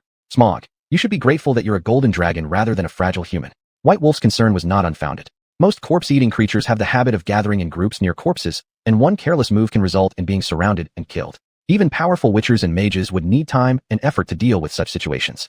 "It seems your worry is unnecessary, White Wolf. Those scavengers haven't shown up," Smog said with obvious disappointment. "Do you really want to see those ugly monsters?" The Witcher was confused as to why the young dragon on his shoulder had such a strange thought. Those greedy scavenger beasts tried to eat me when I was still an egg. Fortunately, they didn't succeed." Smog raised his head, clearly holding a grudge about the matter. "There's no need to be so obsessed. One day your wish will come true." The Witcher joked, squinting his eyes, because he noticed a dead ghoul hanging alone on a wooden stake not far ahead. This was clearly a stray ghost wiped out by the army. In this world, dealing with monsters is exclusively the job of Witchers. If the monster isn't exceptionally powerful, the army occasionally also takes on the responsibility of extermination. Chapter 43, Howling Hill. "Look, there's the river." The demon hunter traveling ahead was prompted by Smog's words. The river appeared before Bailang. It was where 2 rivers met, and at the cross center of the river was a small island. There were 4 or 5 grass huts built on it. It seems that the one above is the village the Baron mentioned. Bailang pulled the reins closer as Puv advanced toward the village and the river. The demon hunter observed that the river water was very shallow, with its deepest point only reaching the horse's belly. "This is also called a village? That Baron must be too absurd." Smog's words carried contempt. The demon hunter didn't respond. He knew that in this sparsely populated era, it was already good to have people gathering in the wild. Stopping the horse, Bai Lang looked around. Only one straw hut revealed some light, while the other buildings were dilapidated. Clang, clang, clang. The demon hunter knocked on the door, and the originally weak candlelight inside went out. No sound came from inside. Bai Lang knocked again. Bai Lang, they don't seem to welcome you. A thread of flame escaped from Smog's nose, clearly annoyed by such treatment. The demon hunter also realized the problem and said, "If you like your house being burnt down by flames, I would be happy to help." The threat took effect, and the door slowly opened. A middle-aged man was tightly holding a kitchen knife and staring at these unexpected guests. Behind him, a woman carefully protected two children behind her, eyes filled with fear. "What do you want, stranger?" It could be heard that there was tension in the man's voice. "I am here only to inquire about some information. Baron Nathan told me that George had been here before he disappeared. The reason Bai Lang came here was because the previous body hadn't passed by during the investigation." "Are you talking about Knight George, the Baron's younger brother?" The man's expression began to ease, obviously confirming that George had indeed come here. "Yes, I need to investigate some clues. It is extremely important." The confirmed man completely lowered his guard, and the woman sighed in relief, lighting a broken white candle with a matchstick. "Are you the demon hunter?" The man sat before Bai Lang at a broken wooden table, and the woman subsequently handed over a bowl of warm water. "Please forgive us, Master Demon Hunter, but due to the recent appearance of the Devorian army, we no longer have enough wood to burn hot water." The woman explained while hoping that the demon hunter in front of her wouldn't be angry. Hungry. The youngest toddler among the two children suddenly appeared beside Bai Lang, tugging at his clothes painfully and uttering a single word. "Revered demon hunter, please give some food. I shall thank you infinitely." Though afraid, the man still gathered courage to make his request, as he could endure hunger a little longer, but the children were on the brink of starvation. "I did not bring much food with me, but this is all for you. May it be useful." Bai Lang pulled out a small bag of food from the waist pouch, which included 3 breads, a roasted pork rib, and a small bottle of milk. "Thank you, great demon hunter." The man accepted the food and immediately handed it over to the woman to handle. "Well then, next, I need all the information about George." The demon hunter cut straight to the chase. He did not want to waste time on useless matters now. "Knight George came here about a year ago. At that time, my youngest son had a high fever and was dying. It was George's antipyretics that saved his life." The man looked towards his youngest son, who was voraciously eating. "This is not the information I need. It means nothing to me." The demon hunter pointed out, his finger impatiently tapping on the table. Perhaps sensing the threat, the man began to focus on the key points. Before leaving, Knight George said he was going to drive out the invaders for Kuman and search for the mountain god. He left with a servant. Did he say anything else besides this? Oh yes, Knight George often complained about a wizard named Veet, saying the war was brought by him. Do you know where he said he was going after leaving? I haven't heard anything about that. Their conversation ended, and Bai Lang quickly analyzed that George's disappearance was related to Veet. Even this so-called mountain god was suspicious, for Bai Lang did not catch any reverence from the man when speaking about the mountain god. That is to say, only George truly believed it. "I know where Uncle George went." The youngest son, who had been voraciously eating, suddenly spoke, his eyes unmoving as he stared at Bai Lang. "You know, perhaps you can tell me." The demon hunter, who had given up hope, thought this child might really provide information. They went to the Howling Hill. I heard him talk with his servant when I was unconscious. After finishing, he continued gnawing on the bread in his hand. Howling Hill. Bai Lang started searching for places with this name in his memory, but he found none. "That place is further upstream. You'll encounter 2 forks in the road, and there's a signpost with an indicator for a village called Banshan. Follow its direction, and you'll find the settlement. The people there worship a peculiar hill as a deity. Perhaps you can uncover clues about George from them." The man, seeing Bai Lang's difficulty, voluntarily provided directions. "This information is very valuable. Here is your reward." The demon hunter retrieved a red apple from his satchel and handed it to the man's youngest son. "Thank you, sir." The boy expressed heartfelt gratitude. Under the watchful eyes of the man's family, Bai Lang rose from the wooden table and headed for the door, pausing momentarily before leaving. "You should take your family to Kuman and seek protection from the Baron. The population there has been dwindling due to the war, and I'm sure the Baron will gladly make arrangements for you." With those words, the demon hunter summoned Puff, crossed the river, and continued onward upstream. The sparse forest was now drenched by rain that had finally ceased, and the sky began to brighten. "We've been traveling for so long and haven't reached our destination yet. Could we have been misled, Bai Lang?" Smog landed precisely on the demon hunter's shoulder after flying for a long while. All he could see in his line of sight were endless mountain roads. "Besides the caravan merchant we encountered not long ago, we haven't come across any villages." Smog continued to grumble. At this point, they even doubted if the demon hunter had taken the wrong path. Bai Lang also felt a trace of doubt, but knew the caravan merchant couldn't possibly deceive him. After all, these merchants frequently traveled between various villages, and their good reputation allowed them to trade goods easily among villagers. Encountering such a merchant indicated that there must be a village nearby, or at least some temporary human settlement. "Look, there's movement ahead." Smog took off again, his sharp eyes spotting a faint wisp of black smoke not far in the distance. Upon hearing this, Bai Lang tightened the reins and leaned forward. Puff, picking up on her master's intent, quickened her steps and galloped faster down the road. Chapter 44, Jungle Bandits. "Waits, you'd better think it through. This fire of mine will ensure your inevitable death."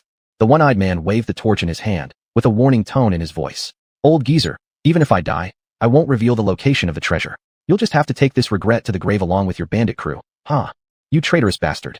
Waits, old geezer, could no longer bear it, and threw the torch in his hand.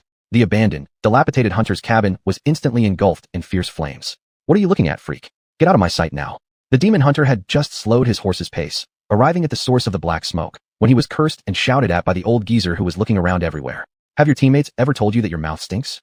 The white wolf drew the Qianhua sword from his back, looking down at the old geezer on the horse's back, with a flash of killing intent in his golden cat-like pupils. The Witcher has become immune to hostile nicknames from outsiders, but he couldn't tolerate such rudeness from a bandit. Oh freak, are you asking for trouble? The only eyeball on the old geezer's face moved unscrupulously, yet he hadn't realized at this moment that great disaster was about to befall him. This Cyclops weirdo is provoking you, White Wolf. Smog fueled the situation by adding more oil to the just-lit fire. Dragon. The old geezer was startled by Smog's sudden descent. Witcher, kill them, and I will tell you the location of the buried treasure. Waits noticed the commotion outside the house and shouted loudly. You'd best not do that, there's nothing good in it for you. The old geezer's tone softened slightly, attempting to lure the Witcher away. No, don't believe this guy's lies. Witcher, if you don't kill him, after he resolves this matter, he'll bring people to cause you trouble and then kill you. Wei Ji in the room was choking on the thick smoke, urgently hoping the Witcher would agree to his request. You shut up, you damn fellow. The junior under the old geezer lost his patience and kicked hard on the tightly closed door. I'm willing to accept this commission. It's hard for me to refuse such a rich reward. The Witcher dismounted, quite enchantment surrounding his whole body. Your decision is really foolish, freak. The old geezer's eyes glinted menacingly as the four people behind him began attacking White Wolf. In a flash, the Witcher dodged the attack, then lifted his hand to release a streak of pale light. The farthest crossbowman in the crowd was hit, standing stiffly in place. The lethal strike. The tip of Qianhua in White Wolf's hand darted into the old geezer's eye like a dragon weaving through water. Skillfully pulling it out, the geezer's body fell to the ground like a kite without string. Unbelievable that the scream monster brought a tribute boost so fast. White Wolf sighed lightly. The three remaining people who were still able to move looked at each other and realized at this moment that the Witcher before their eyes was an experienced and ruthless killer. Don't be afraid, 4 against 1, advantage on our side. The guy who originally kicked the door turned his head toward the two people next to him who were still mobile, then grabbed his rust-streaked hand axe and rushed towards White Wolf. Utsklung cry sounded. A drop of blood dripped from Qianhua in the Witcher's hand, taking a couple steps forward, then doing several rolls to arrive behind the crossbowman stuck by Yashi. The one originally shouting advantage on our side, while rushing to the Witcher fell with a sound. Kill this guy. The two people who were still able to move didn't choose to run, but instead turned around to attack the rolling Witcher behind them. The cold glow of Qianhua swept across the crossbowman's neck, ignoring the painfully falling crossbowman, and instead welcoming the charging enemy. I admire your courage. Unfortunately, it's all misdirected. With the fall of White Wolf's voice, the 6 people including the old geezer were all dead. Witcher, quick open the door, I'm going to be burned alive. Realizing that the enemies outside had been cleared by White Wolf, Wei Ji tugged at the wooden door, screaming frantically to prove his despair. Your partner seems to want your life, friend. The Witcher removed the wood stuck on the outer side of the door, and Wei Ji burst out covered in flames, rolling back and forth on the ground, trying to put out the fire. White Wolf quietly observed everything happening in front of him, with no intention to help. As time passed, Wei Ji finally escaped danger. Thank you, Witcher. May the great forest god bless you. After saying this, he was about to turn and leave, but was stopped by the icy blade placed on his broken shoulder. Friend, you seem to have forgotten something. White Wolf spoke casually, but subtly carried a hint of threat. The treasure is on the big tree behind the little house, inside the tree hollow. Wei Ji jumped slightly. He originally wanted to deceive and mix through, forcing the Witcher to leave gracefully, using the time, putting out the flames on his body. But what he didn't expect was that the Witcher actually had so much patience. You're smart, which is why your buddy the old geezer wanted you dead. Get out of here, don't let me see you again next time. The Witcher circled around the burning hunter's cabin, his eyes landing on an old locust tree.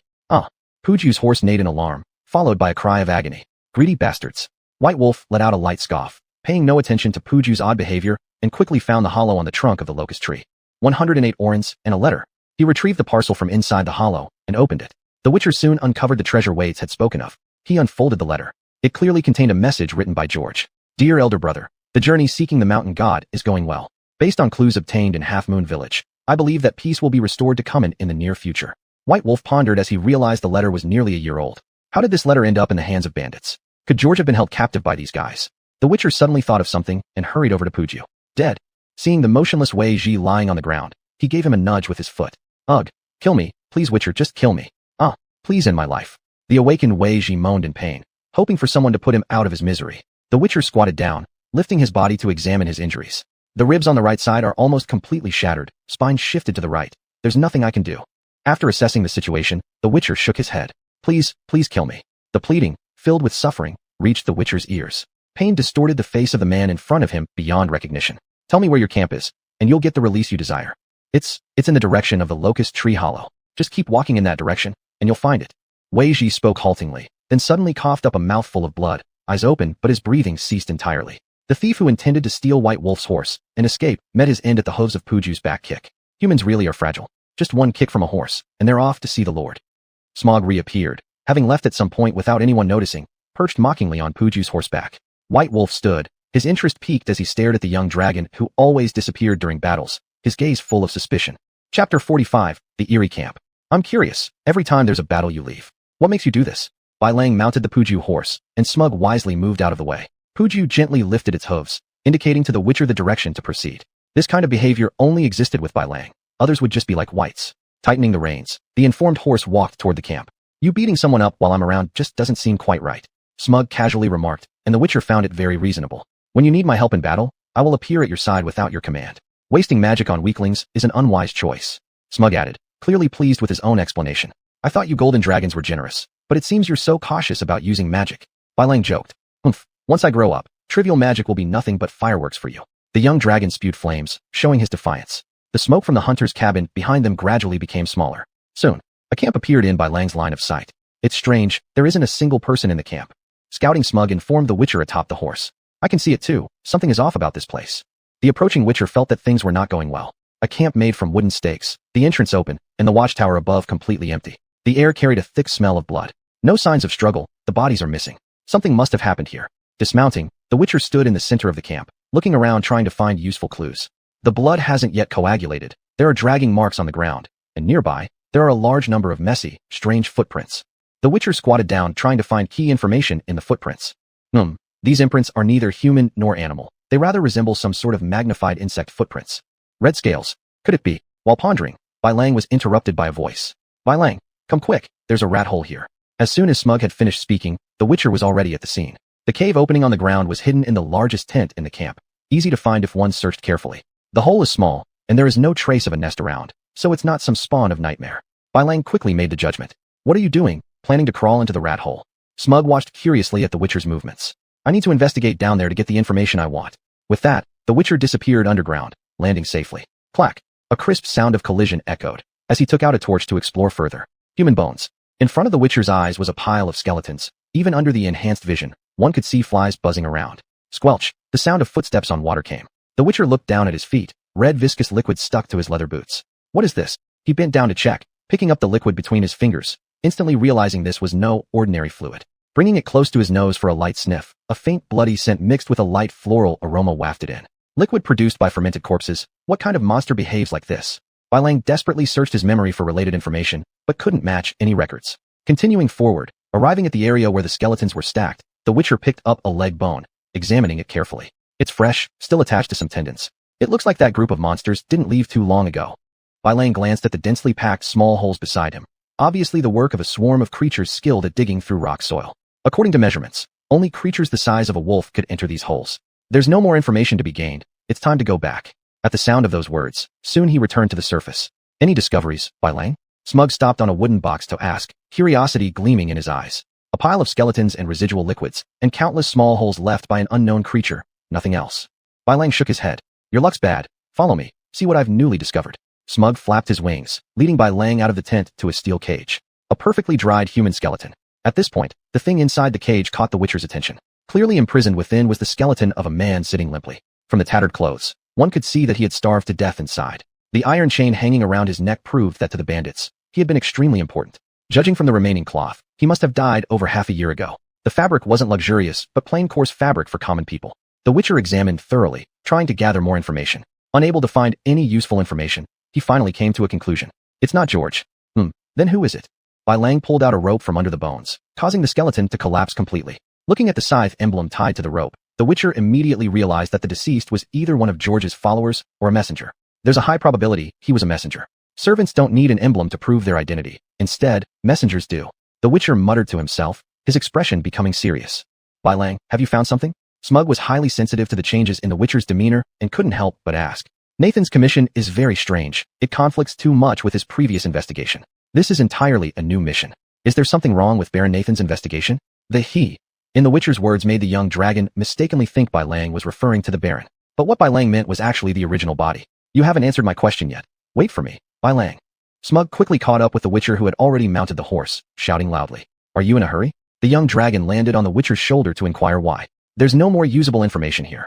The village of Banshan might have what we need, Bai Lang said to Smug as Puju swayed slightly and changed course.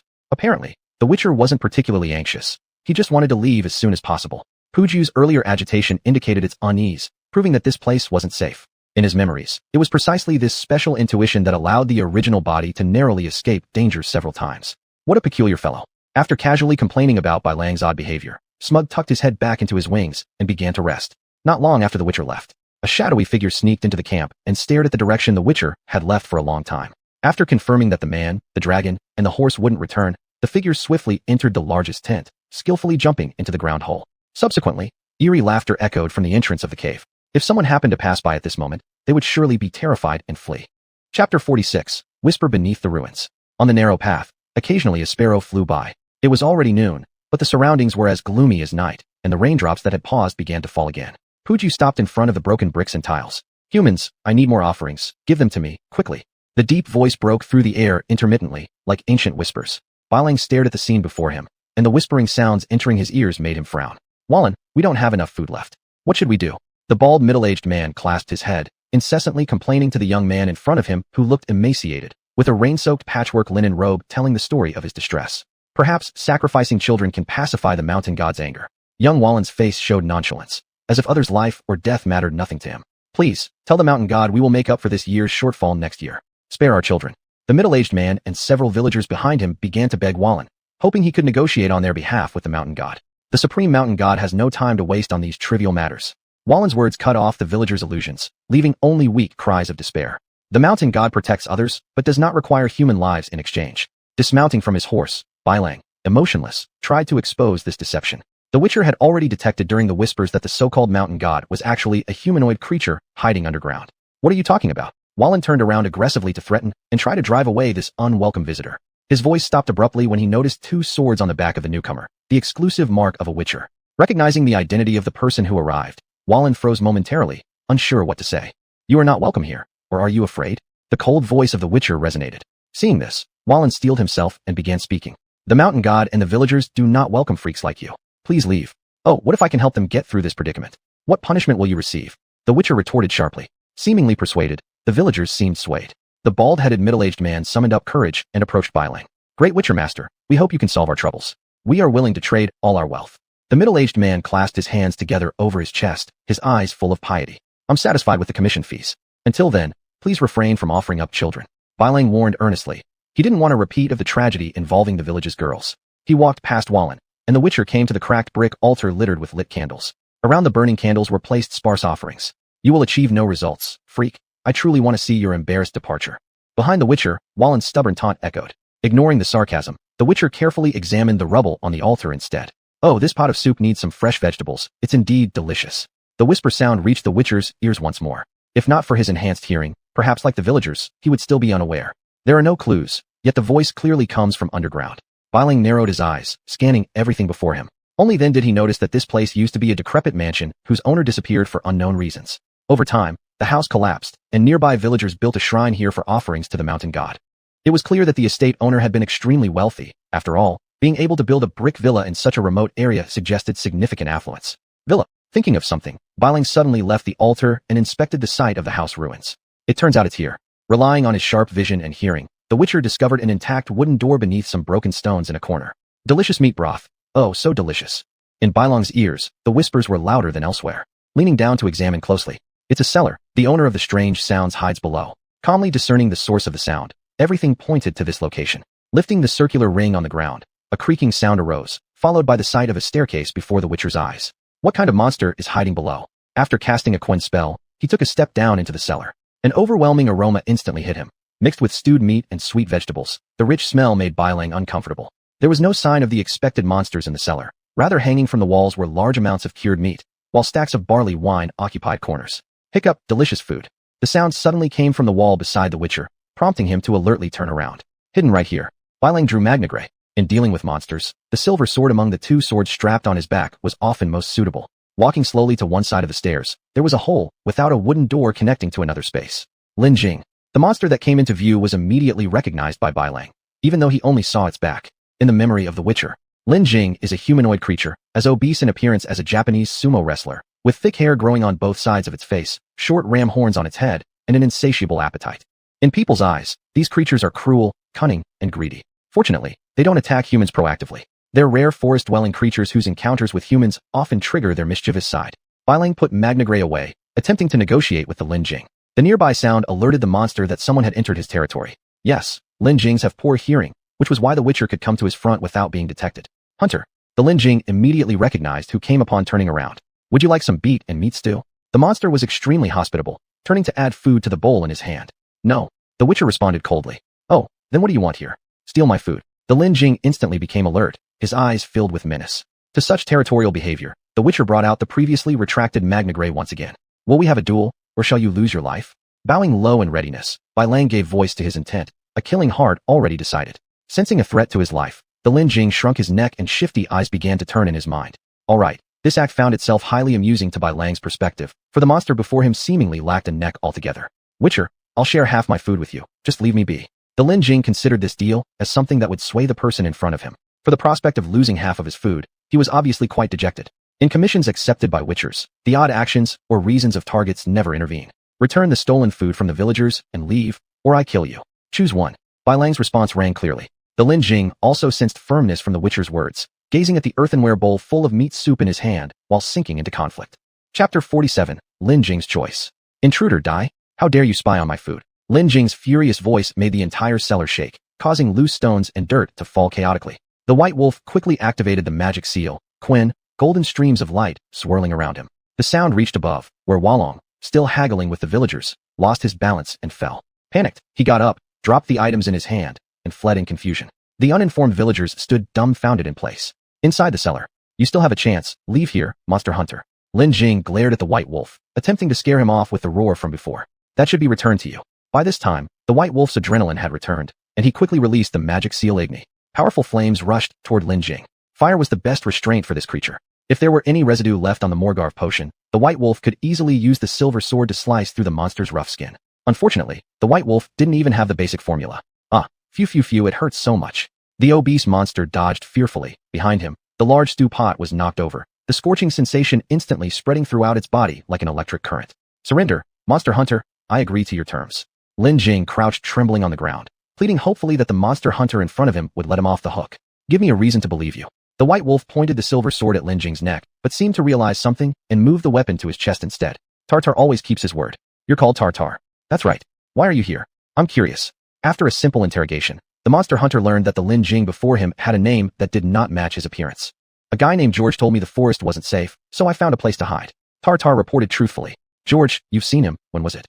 About 10 months ago, that greenhorn suddenly appeared in the forest, claiming he was searching for the mountain god, but then disappeared abruptly at Lamenting Hill. Lamenting Hill. The White Wolf repeated Tartar's words. You know that kid. From the monster hunter's actions, Tartar realized he was looking for George. Without answering, it seemed the monster had made a decision and said to the White Wolf, I can guide you to Lamenting Hill. The White Wolf was suspicious of Tartar's moves. Clearly, the monster wouldn't voluntarily help humans. What's your motive? The monster hunter asked. That greenhorn saved my life once. I need to repay him. Although Tartar hesitated in his eyes, he still revealed the reason. Monsters understanding gratitude. That truly is an interesting story. The White Wolf felt surprised, and then sheathed the Morgarv potion sword. Underneath the monster's body, a magic circle appeared. What is this? What exactly do you plan to do, monster hunter? Tartar asked anxiously, trying to escape control with his body. This is a temporary control spell. It will naturally disappear once you fulfill your promise. The monster hunter explained that as he sheathed his sword, Smog had already informed the White Wolf through telepathic communication that he would impose a constraining spell on Tartar, thus avoiding worries about being betrayed. As long as you don't have evil intentions, your heart won't burst and kill you. The White Wolf added further explanation. Hearing this, Tartar dispelled his inner doubts, stood up, and nodded. Tell me about your past together, such as how George saved you. The monster hunter began asking. Tartar fell into deep thought and spoke after a while. It was a bright morning. I was roasting the squirrels I had caught when this young man suddenly appeared out of breath, supporting an injured middle-aged man beside him. Tartar continued narrating and then picked up the earthen bowl that hadn't broken on the ground, scooped up the remaining food from the stew pot, and drank it down in one gulp. He raised his thick, three-fingered arm, rudely wiping away food debris from the corner of his mouth, and then recalled. He said the forest would soon be ravaged by a great fire. advising me to leave there so I wouldn't be burned alive. Tartar's face started to show fear, as if surrounded by flames. So, the great fire really came? The White Wolf judged from Lin Jing's expression. Yes, the fire burned for 3 days and 3 nights, turning that valley into ruins. After Tartar finished another bowl of soup, the fear on his face began to subside. With both hands crossed over his chest, the White Wolf hadn't expected that a monster would be grateful for a prophecy fulfilled. Even speaking words of gratitude, which were rare even among humans, came so easily from the mouth of the monster before him. You said George was with an injured man. The monster hunter continued questioning. Yes, from their conversations, it can be roughly determined to be a master-servant relationship. Tartar answered seriously. Is there any other information beyond that? The White Wolf continued to dig deeper into the questions. Lin Jing thought for a moment, his pupils contracting sharply as he shouted out. A crow. There was a dead crow tied around his waist. I could sense its difference from other birds. Tara's words brought the monster hunter back to something similar. Since arriving in this world, he'd often encounter black crows behaving strangely. What makes that crow different? The White Wolf asked Tara again. It's etched in my mind because there are never crows in the valley. Its appearance was eerie, and I could sense an unprecedented aura of terror emanating from it. Are you certain your information is accurate? After speaking, the White Wolf confirmed whether the information was true. That valley was originally my territory. I can affirm it, Lin Jing answered without hesitation. The White Wolf nodded, starting to contemplate whether to head to Half Moon Village or investigate the valley next. Soon, the monster hunter decided to go to the valley first. According to Tara's account, it was closer to reach the valley than Half Moon Village. Besides, investigating the mysterious crow seemed more worthwhile. Since creatures among monsters often had some form of perception, it was natural for the strange behavior of the crow to be sensed by Tara. Take me to that valley. Perhaps there remains some clue about your benefactor. The White Wolf stated straightforwardly. But what about those villagers? You don't want them to see your appearance, do you? The hesitating physical gestures of Tara verified the monster hunter's speculation. Here, take this cape and put it on. Let's set off immediately. Tara barely managed to wrap himself in the black cloak offered by the White Wolf, leaving only his eyes visible outside. Fortunately, the cloak was large enough to hide the naked body of the creature. Oh, and also the yellowed hemp cloth twisted around his groin, his only piece of clothing covering his modesty. Exiting the cellar, the villagers surged forward when they saw the White Wolf emerge. Their previously panicked expressions returned to normal. Master Hunter, has the mountain god already agreed to our request? A bald middle-aged man spoke up, eager to know the result. The mountain god has asked me to tell you. The food offerings you provided earlier may be taken back, and no further sacrifices are needed. The White Wolf's words sent the villagers into joyful celebration, none of them noticing the figure cloaked in black walking beside him. This is your deserved payment, Monster Hunter. The tone of the bald middle-aged man, who was originally respectful, now became firm, seemingly growing weary of this oddity. The White Wolf took the money pouch containing 37 orens quietly lying within. He paid no attention to the change in attitude of the person before him. The Monster Hunter turned to call Pujia, mounting the horse with plans to leave. The White Wolf understood that people's prejudice against monster hunters was hard to alter. Chapter 48, Scratches in the Ashes. Up ahead lies the valley, Witcher. Tada raised a finger, and his obese body showed no signs of exhaustion from the long journey. He tightened the reins. White Wolf sat on Puju's back observing the valley below the rocks. Everything before them had turned to ash. The once lush flowers and green trees were now covered in black. Truly pitiful. Where's your nest? White Wolf asked Tada, with a sharp gaze. Follow me, Witcher. Tada leapt off the mountain, his stout body colliding instantly with the slanted rock face. His rough skin ensured he emerged unscathed, sliding smoothly down to the bottom of the valley. The Witcher tightened his legs around his horse's belly as Puju reared up her front hooves, finding the right angle before following suit and descending closely behind. Your horse is truly robust. It would make an excellent roast if cooked. At the bottom of the valley, Tada licked his lips, staring hungrily at Puju who had stabilized her stance. The hide of a forest sprite would also make a fine piece of leather, perfect for armor lining, I imagine. White Wolf's words carried subtle warnings. Tada understood well enough. He certainly didn't want to become raw materials, so he bowed his head and began searching for the mark. What are you doing? The Witcher asked curiously, watching as the forest sprite in front of him resembled a wild beast. Looking for previous urine marks. The valley is too vast. I need to find the markers I left earlier. Tada stopped his peculiar behavior, turning his back to White Wolf while staring off into the distance. The Witcher suddenly realized, since the entire valley had been scorched, physical landmarks no longer served as reference points, leaving only primitive methods available. After all, creatures often did strange things within their own territory to declare their identity. Come with me, Witcher. We'll soon find where I used to live. Tada lifted his short but sturdy legs and charged forward with great effort. White Wolf followed closely on Puju's back. Here it is. I hope you can find enough clues. The forest sprite stopped and looked back at White Wolf. The Witcher dismounted, revealing a uniquely constructed barbecue kiln built from stone blocks. Look here, White Wolf. Human skeleton. Smoke landed on a protruding rock on the ground, calling out to the Witcher. Burned to death. Who is this guy? White Wolf crouched down and began examining, quickly drawn to scratches on the rock. Signs left by sharp weapons. In other words, the death was likely man-made. The Witcher identified the problem. I didn't expect that the companion the kid carried would die here. Tada sounded surprised. Do you know him? Yes, Witcher. That kid called him Uncle Buluin. White Wolf stroked his jawline while intently gazing at the dry bones before him. Subsequently, he reached out with his left hand, pulling out a charred rib. With a crash, the skeleton completely collapsed. Based on analysis, the deceased was roughly 30 years old. Before death, there was a broken arm and a significant amount of bruising inside the skull, along with one missing bone from the hand. The dead individual should be one of George's servants. With a grave expression, he continued. No signs of struggling in agony, which suggests he had already died before the mountain fire arrived. Is this charcoal roasted crow? While analyzing, White Wolf caught sight of a bird's head among the black ashes underfoot. Pulling it out revealed a thoroughly roasted black crow, its body tightly grasped by a hand bone. This crow isn't ordinary. The fire merely roasted it without burning away its flesh. Smoog landed on the rock, his eyes flashing with a hint of wisdom. You know why? As White Wolf questioned, he kept a close eye on the bird carcass in his hand.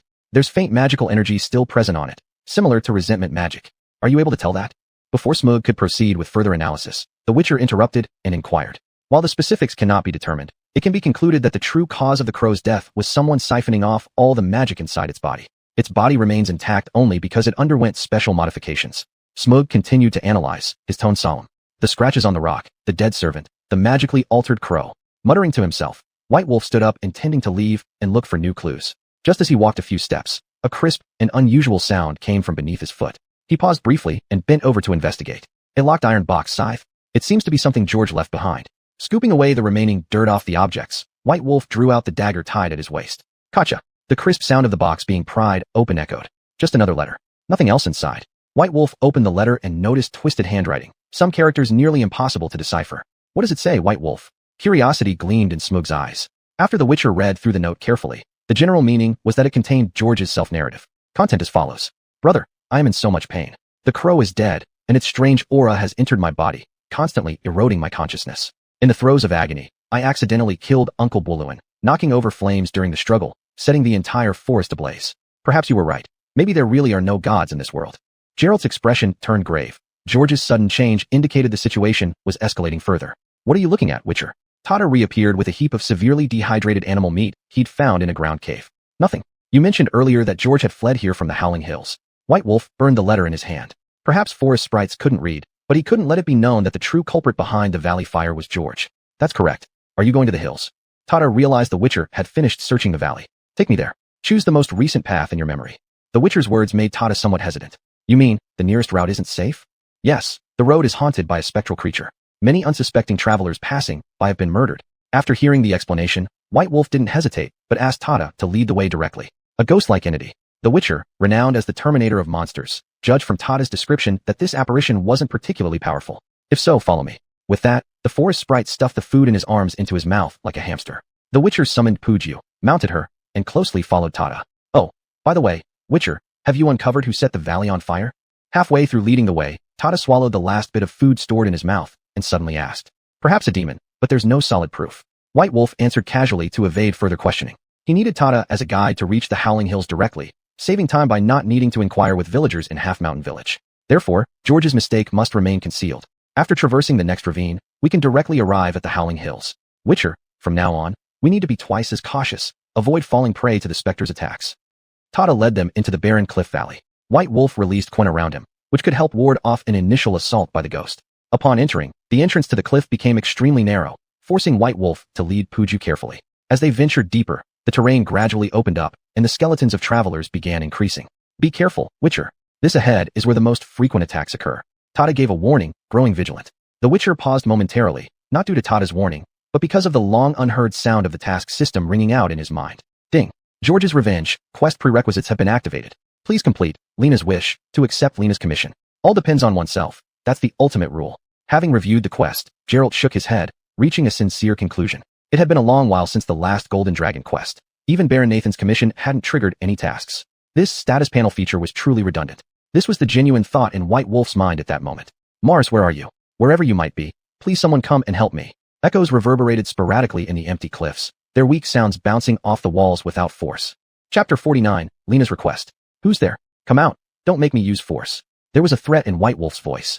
Traveler, please do not be angry. I mean no harm to you. A shadow appeared before the monster hunter. Through golden cat-like pupils, the identity of the visitor became clear.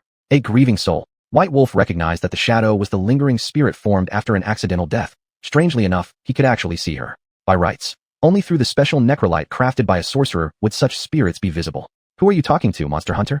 Tada looked at White Wolf, who had suddenly frozen, and began asking questions. Can't you see her? Who? From his conversation with Tada, White Wolf realized that only he could see Lena standing before him. Please help me, Monster Hunter. I need your assistance. Lena gave a quick glance at Tada, and then turned her gaze towards the Monster Hunter. You can tell me what it is. The White Wolf on horseback became interested and signaled for Tada to leave the cliff valley and wait for him outside. After Tada left, White Wolf gestured for Lena to state her request. Take me away from here and find Mars. Please, Monster Hunter, help me, and I'll give you a handsome reward. Lena pleaded earnestly, looking pitiful as she gazed at White Wolf.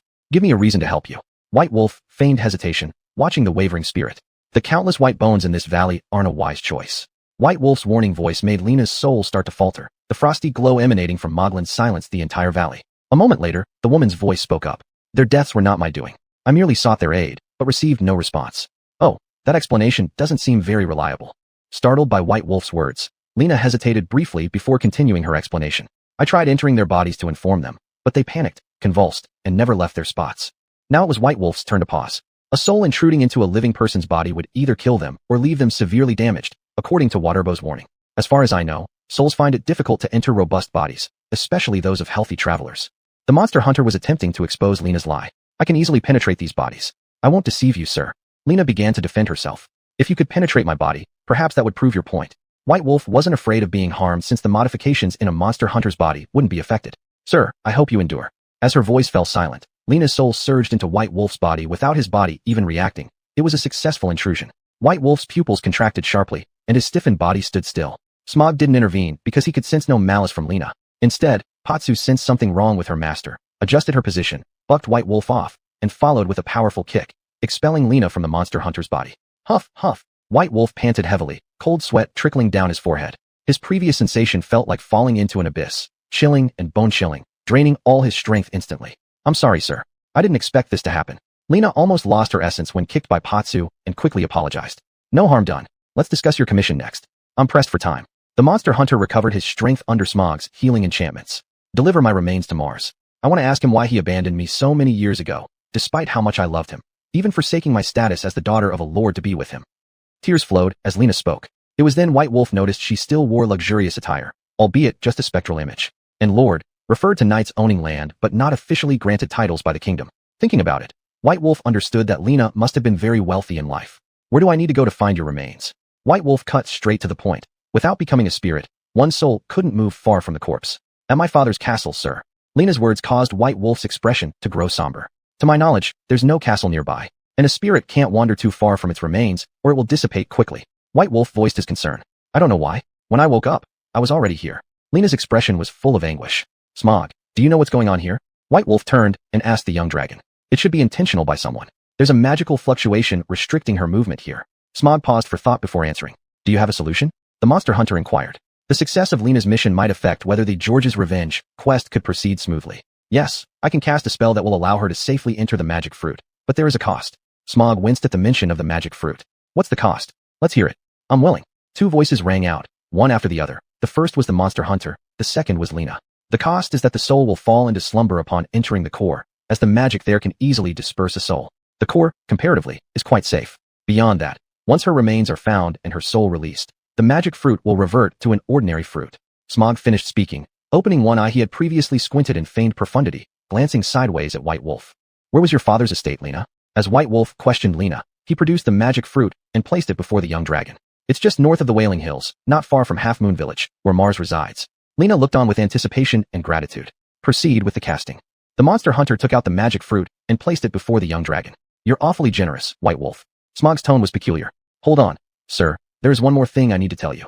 Lena stopped the Monster Hunter's motion. In all these years, I have accumulated a good number of coins using the bodies of deceased travelers, buried right under the tree behind you. I hope it can settle the commission fee. As soon as she spoke, Lena was drawn into the magic fruit. Do you even take money from dead people? Smog shot a disdainful look at the Monster Hunter walking towards the lone tree in the cliff valley. One coin could topple a hero. Without such copper stink, it'll be hard to hire a smith to forge weapons and armor in the future. White Wolf knew well that for a monster hunter to survive in perilous commissions, having a fine set of equipment was a wise decision. Currently, he was gathering materials according to the list left by Frolog for the forging of his equipment. Yet, the easiest source of gold coins remained insufficient. 3,271 oren, quite a pleasant windfall indeed. Chapter 50, Quinn's Rune. So, next we're heading to the Wailing Hills. Smog tilted his head, seeking further instructions. That's right. According to Lin Jing's account of the route, we'll first explore the Wailing Hills, then Lena's father's castle, and finally Banished Village. The White Wolf recounted the plan and called for Puju to catch up with the departing Tada on horseback. Cliffside, a stout figure waved at the Witcher. The White Wolf surveyed the surroundings, stepping outside the cliff entrance to find a sheer precipice with a roaring cascade at its end. This is a dead end. Where exactly are these Wailing Hills you spoke of? The Witcher stared intently at Tada, suspicion etched in his expression. Please don't misunderstand, Witcher. I haven't deceived you. Tada waved both hands defensively, taking a few steps back with fear evident in his eyes as he felt the mounting killing intent from the Witcher before him. There are two ways. You can take the narrow cliff path on the right, which will take a day, or you can jump directly from here. There's a deep lake below, so it won't be dangerous. Please do not worry, Witcher. Lin Jing pointed toward the no-retreat cliff, swallowing hard at the sight of the cascading waterfall before them. You're afraid, Tada. The White Wolf appeared beside Lin Jing, staring intently at the thundering waterfall while Smog leaped off his shoulder. Witcher, you wouldn't actually jump, would you? We could choose to take the path instead. It would be safer. Tada hesitated, hoping that the Witcher would listen to his advice. Without a word, the White Wolf crossed his arms and waited for the young dragon to report reconnaissance. White Wolf, this fat man hasn't lied to you. There truly is a lake below. It's deep, and jumping would be quite safe. After circling overhead, Smog reported the trustworthy information to the Witcher midair. With a nod, the White Wolf suddenly fixed his gaze on Tada. Witcher, you wouldn't really jump, would you? Lin Jing and Tada stammered nervously, starting to retreat as they wanted to distance themselves from this dangerous individual. Go ahead and jump. In a flash, the White Wolf appeared behind Tada, kicking Lin Jing out with one swift motion. Human, I'm afraid of heights. Tada's pitiful scream echoed throughout the cliff, startling the birds playing nearby into flight. Their cries faded as they departed. Another figure dove down, with the White Wolf crossing his arms tightly, plummeting vertically. The fierce wind battered his face painfully as his descent accelerated, allowing the Witcher to quickly catch up to the freely falling Tada. Truly pathetic, tisk tsk. Smog hovered before Tada, maintaining a safe distance as he watched with interest the wild flailing of the frightened figure, finding the grotesque expressions and disorderly movements rather entertaining. The water pool is below, watch out. The outline of the lake beneath became increasingly distinct, prompting a warning call from the Witcher. Falling rapidly. Bang. The White Wolf plunged steadily into the water, adjusting himself swiftly to swim ashore where something glittered golden caught his attention in the muddy depths. FFFT, cough cough, my heart. Lin Jing floated to the surface afterward, helplessly spitting out the lake water that had choked him. Huh? Where's White Wolf? Smog, who had been following Tada's live comedy performance, asked aloud. No one was seen on shore, the water showing only Lin Jing floating about. There wasn't even a trace of bubbles or swimming fish. Could it be that White Wolf cannot swim? Startled, Smog first ascended sharply into the sky before swiveling his head back down, diving like a bullet straight into the water below without causing even a ripple. Thud. The muted sound of an underwater collision prompted Tada, who was barely making it to the bank, to turn and look toward the center of the lake. Bubble bubble. Bubbles escaping from the mouths of White Wolf and Smog filled the air around them. Upon closer inspection, it seemed one human and one dragon had collided heads first underwater, resulting in chaos. Smog, realizing first, the White Wolf grabbed the shocked young dragon and paddled with great effort toward the surface. Initially expecting to reach land easily, the Witcher had deviated course upon discovering something faintly visible through the mud in the middle of the lake. A square stone. That was the immediate thought after retrieving the item. FFT. The Witcher dragged himself onto the shore, placing Smog aside as he panted heavily. The water along the path behind him turned red. He hadn't anticipated the young dragon's body to be so heavy, as it usually felt so light on his shoulder. Take this way. Climb over this forested mountain, and you'll see the shadow of the Wailing Hills. The abrupt voice urged the White Wolf to rise. You seem awfully anxious, Tada. Holding his chest protectively, the Witcher settled down by a rock, waiting for his abdominal wound to heal. It was clear from the injury that it must have been inflicted by a water ghost when extracting the square stone underwater. Square stone. The White Wolf realized he still held a stone in his hand, and quickly brought it close to examine. He wanted to know what kind of treasure would make the wolf-shaped emblem on his chest throb so violently. After all, the vibrations from the emblem usually indicated either a powerful monster nearby or some extraordinary treasure. Hunter, are we staying here for the night today? Tada deduced the hunter's intention based on the White Wolf's actions. Looks like humanoid monsters aren't all fools. At least they understand how to read expressions. Awoke Smog came beside the Witcher and praised Lin Jing, clearly showing that his muddled head hadn't cleared yet, at least not with appropriate words. Make a fire and spend the night. We'll decide what to do when it's light tomorrow. The White Wolf turned and instructed Lin Jing. During their conversation, the mud on the square stone had already been wiped off. The White Wolf curiously stared at the patterns inscribed upon it. Quinn's rune. Could this be the seal rune Vada talked about? At that moment, an outline of Quinn marked by a golden inverted triangle appeared before the White Wolf's eyes. The seal rune was a special item that could be embedded into protective gear, its sole purpose being to enhance the corresponding seal strength of the Witcher. The materials were extremely scarce. Aside from natural occurrences, experienced veteran Witchers would collect primitive runes. If they encountered a rune carver on their journey, they would commission them to carve it into their desired effect. Ding! Congratulations on triggering the blacksmith profession, engraving skill X1. The thought process of the Witcher was interrupted suddenly. Looking at the pitiful attribute panel, he fixed his gaze on the latest triggered skill. It's not useless after all. As long as I have sufficient tools, I can engrave runes into my armor myself. The White Wolf muttered under his breath. In the merged memories, successfully engraving runes into clothing or armor could only be done infallibly by skilled blacksmiths and seasoned veteran witchers. Closing the attribute panel, the White Wolf had to admit that the system within him wasn't very useful. Even the system quests appeared by probability. For example, meeting Baron Nathan didn't trigger one, but meeting Lena resulted in the quest, George's Revenge. And the only truly useful aspect was the attribute panel, which reflected his physical condition. In other words, he was a person who truly possessed self-awareness, free from domination by systems and others. Such a journey is worth exploring. The White Wolf smiled contentedly. After all, any decision would bring consequences. Everything required choice. No need to act according to the forced requirements of some system. Such a journey would hold meaning. Chapter 51, The Wailing Beneath the Oak. Another day. Tada stretched lazily, emitting a voice full of dissatisfaction, clearly annoyed by the morning sunlight piercing his eyes. It's time to set off, Tada. White Wolf was riding on the back of a Puju horse and gave an order to the forest sprite near the entrance of the mountain forest at a distance. Wait for me, Monster Hunter. I have something that might interest you greatly.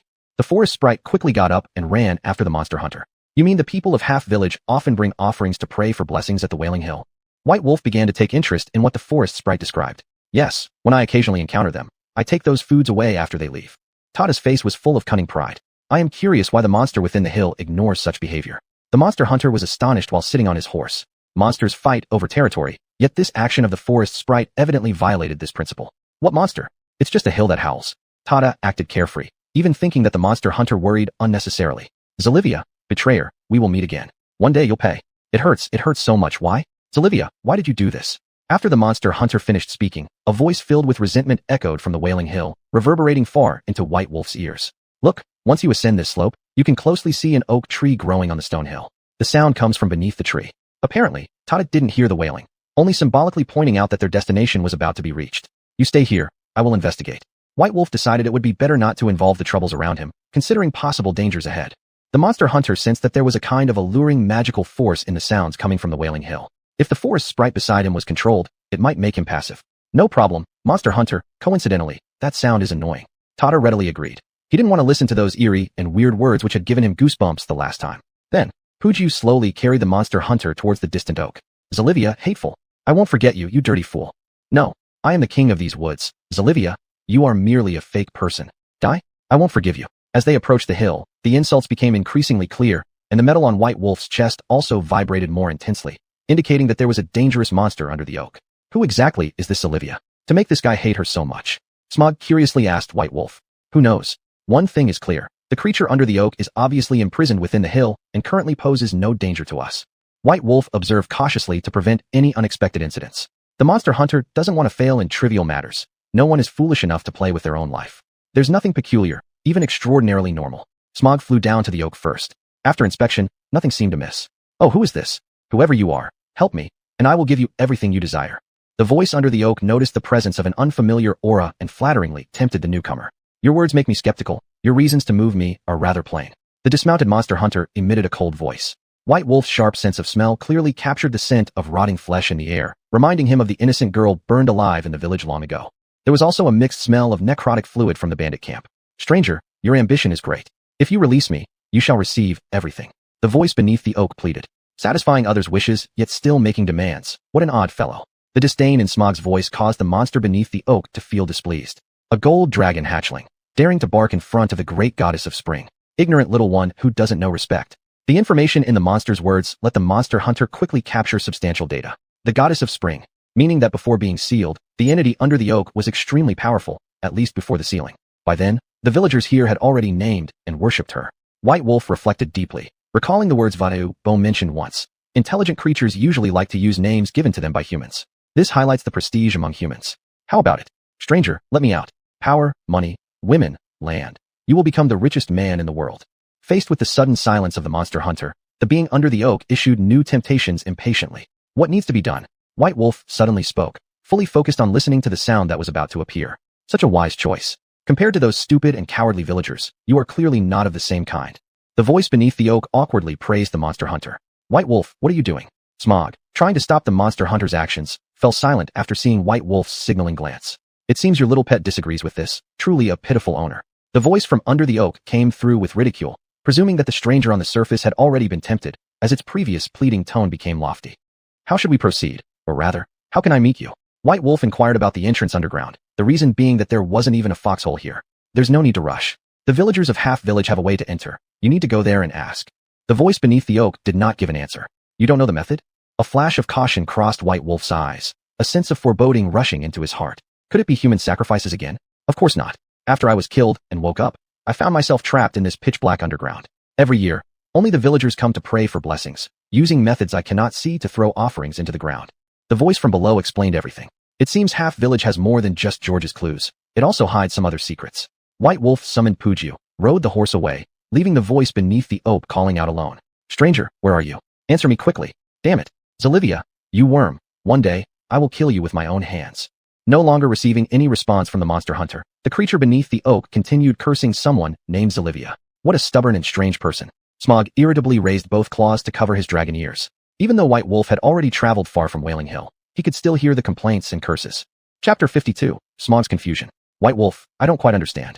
We can dig out the thing under the tree, so why go to all the trouble of going to Half Village? Smog looked confused. He could sense a weak presence coming from beneath the ground. Little one, remember this. The monster hunter paused for a moment and spoke again. Monster hunting rule number 3. Never be arrogant or look down on others. White Wolf's expression was serious as he stared ahead. Smog shook his head, indicating that he didn't understand. The identity of the monster underground is unknown. Digging it up recklessly would put us in an unknown danger. We must be fully equipped to ensure our safety. White Wolf understood that any experienced monster hunter would not accept a difficult and unclear commission. Taking it on recklessly would only result in death in a swamp. I see. Smog nodded in agreement, though his expression showed that he still didn't fully understand. Our primary task is to find clues about George's disappearance. Staying at Wailing Hills makes no sense. The monster hunter swayed on his horse's back, squinting his eyes. He pulled out a piece of red scale of inferior quality. When did it break? Smog noticed it and couldn't help but ask. This was found under the oak tree at Wailing Hills, made of the same material as in the bandit camp. White Wolf raised another scale with his right hand. Compared to the previous one, this one had a brighter luster. I suspect the monster that turns human flesh into liquid has a significant connection to the thing under the oak tree. The monster hunter continued analyzing, constantly thinking in his eyes. No wonder you're being so cautious. The young dragon landed on White Wolf's shoulder, also staring at the item in the monster hunter's hand. Do you have any leads? White Wolf noticed Smog's gradually solemn expression. No, just feeling strange, like something is missing around us. Smog's words made the monster hunter also realize something seemed wrong about their surroundings. Tada, forest spirit. Almost simultaneously, man and dragon spoke. It was then they realized someone was missing from the group, obviously left behind near Wailing Hills. Should we go back and find him? The young dragon spoke first, breaking the awkward silence. Puju continued along the route without showing any intention to turn back. We've come a long way already. It wouldn't be wise to double back. White Wolf watched as the vast lake's surface gradually appeared ahead. The ruined castle stood on a small island in the middle of the lake. Perhaps we have more important matters to deal with. The monster hunter slightly adjusted Puju's walking direction and soon arrived at a small sailboat floating by the shore.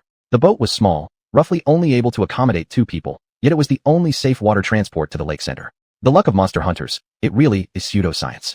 White Wolf sighed. Monster hunters often encounter various insurmountable factors when performing commissions, and any difficulties encountered need to be solved with effort. He lowered the sails, sitting at the stern to control the sailing direction.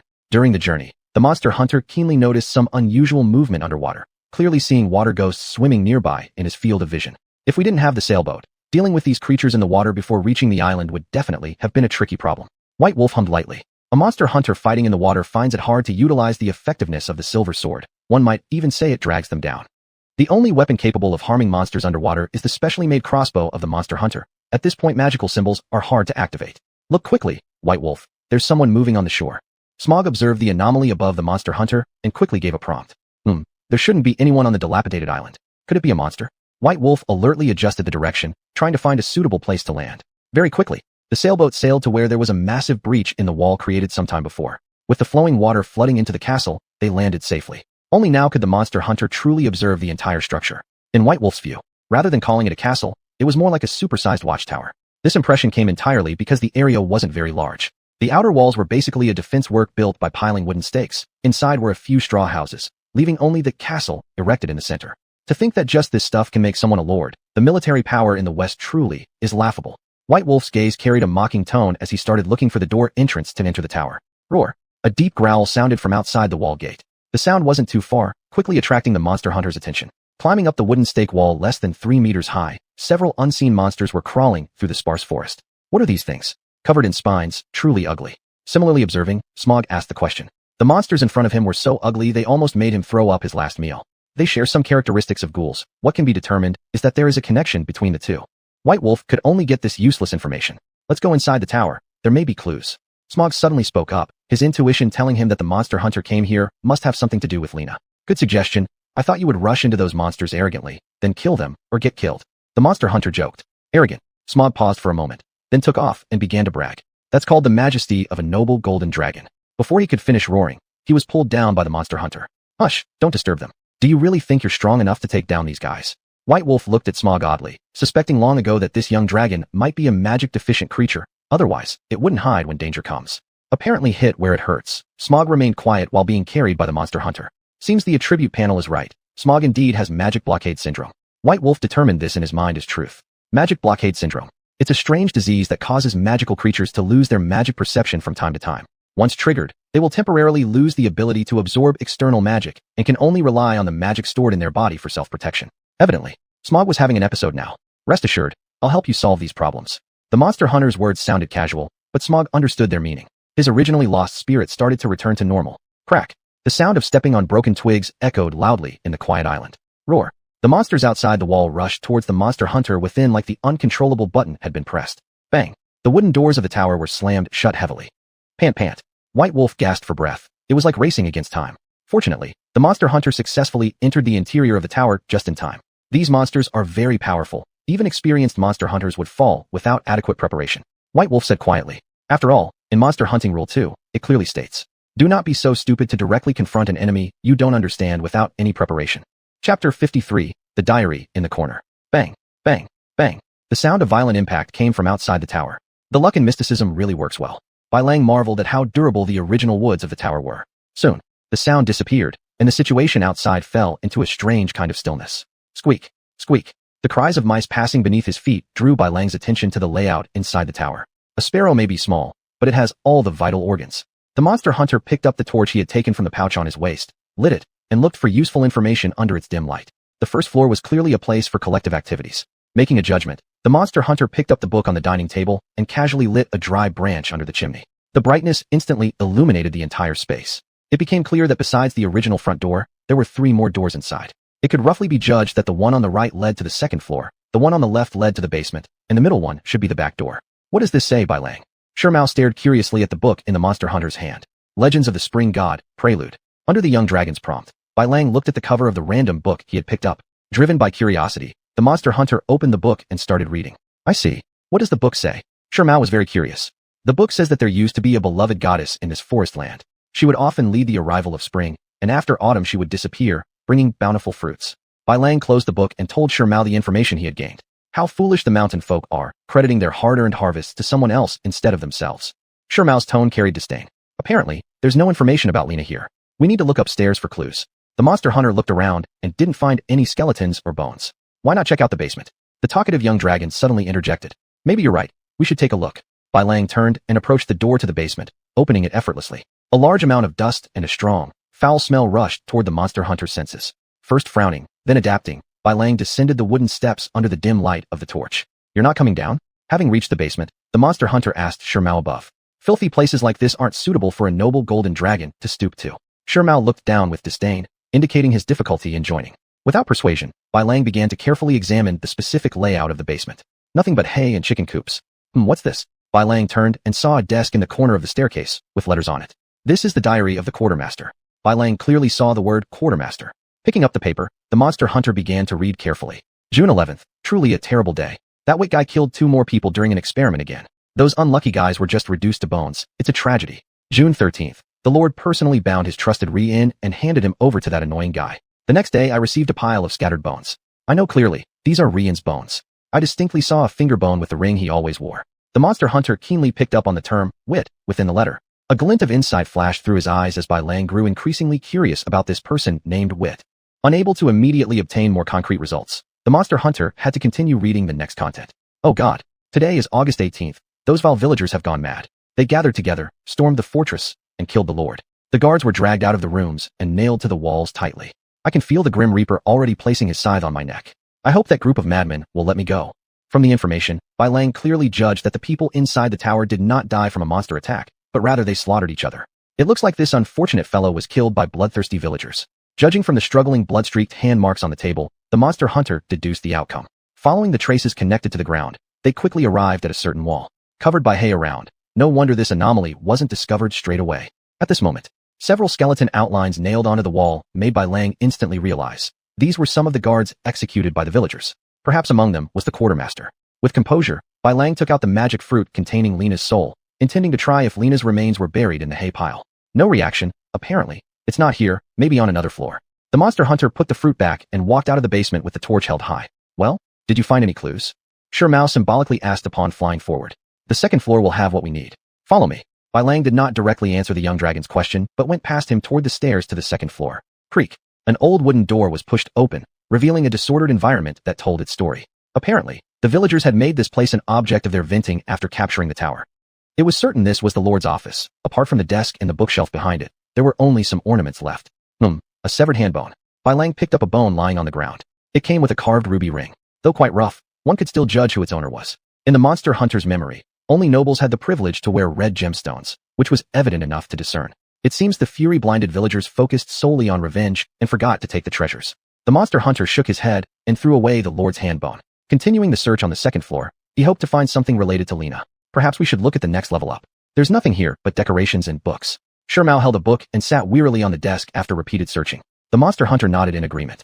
The only useful thing here was the book in his hand about the Wailing Hills. Tap tap tap. The sudden stop of sound proved that Bai Lang had arrived at the third floor. There are only drag marks and bloodstains left. Sure Mao directly analyzed. The special space made Bai Lang give up searching and proceed directly to the fifth floor. The third and fourth floors were obviously places with a high ceiling where a wooden board was installed in between, providing soldiers 2 living spaces, while simultaneously protecting the lord above. Bai Lang soon passed through 2 sets of stairs and arrived at the door. Creak. The door to the 5th floor opened without dust falling down, making the monster hunter instantly alert. Dust always fell when doors on other floors were opened, except here, indicating someone had been living here recently.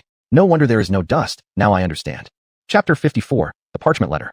The scene before them was in utter ruin. The wall near the window had collapsed by half, and the last rays of the setting sun cast a faint glow into the room. There's nothing here, just an ordinary room. Smog made his assessment, showing no interest in the valueless remnants before him. My instincts tell me that Lena's remains are scattered nearby. With that, the white wolf strode towards the balcony, stepping over the scattered rubble on the ground, and paused at the edge of the balcony window. Roar! The monsters crawling around the tower suddenly stopped and let out a howl toward the upper levels. The Witcher paid no attention but carefully observed the surroundings instead. Except for the front side, all other sides of the balcony were surrounded by iron bars like a cage.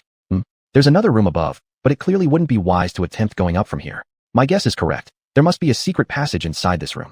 The white wolf stroked his chin as he evaluated the possibility of accessing the space above from the outside. Climbing up would be too dangerous and not a wise choice. There must be an entrance hidden within this room.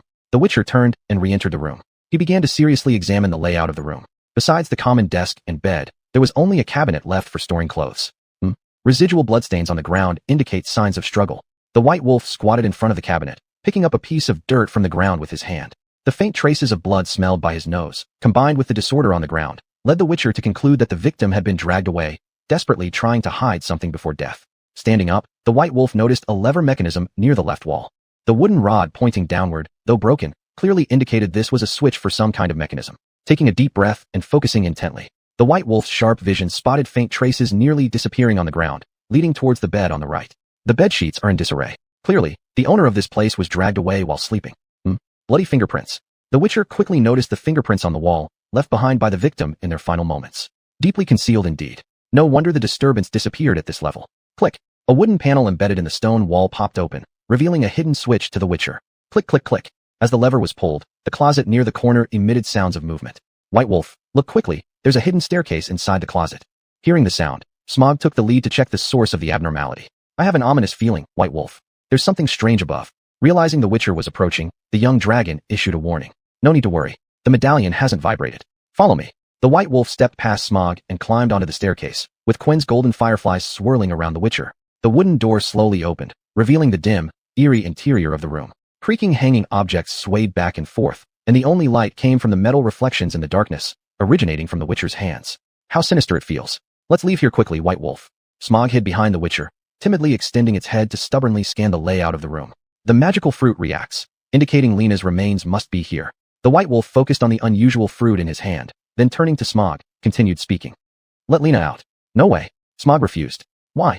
The Witcher pressed for an answer, walking deeper into the room with a mix of confusion and determination. Lena's soul cannot leave her corpse. We must find her bones and place the fruit that holds her soul on top of them to ensure her soul doesn't dissipate. Before Smog could finish speaking, the Witcher had already approached the workbench. On the way, the white wolf saw numerous experimental instruments. In some well-preserved glass containers, floating human organs, and even creatures could be seen. A sealed letter? A corner of a letter sticking out of one of the books caught the white wolf's attention. Sealed in parchment, obviously important.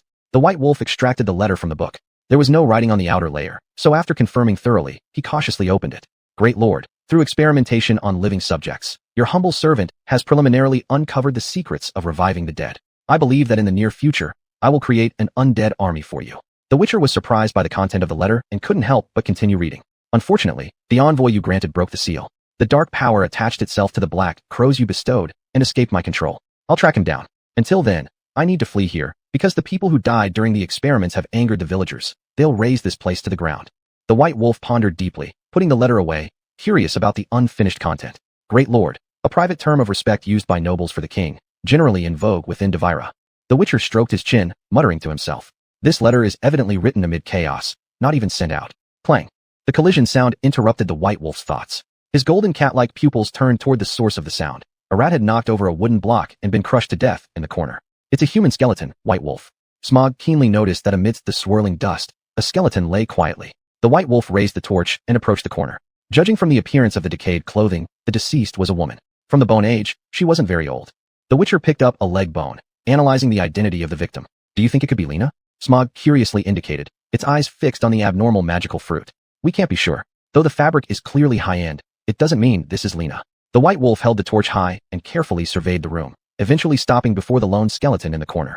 As it turns out, you were right, Smog. These remains belong to Lena. The Witcher placed the soul-holding fruit on the skeleton, signaling the young dragon to release the soul. Smog nodded and flapped its wings. Soon, a blue magic circle appeared beneath the remains, as Lena's soul curled up and appeared, floating in the air. What's going on? The white wolf was surprised by the unexpected turn of events. Don't worry, Lena is just asleep. Hey, Lena, wake up.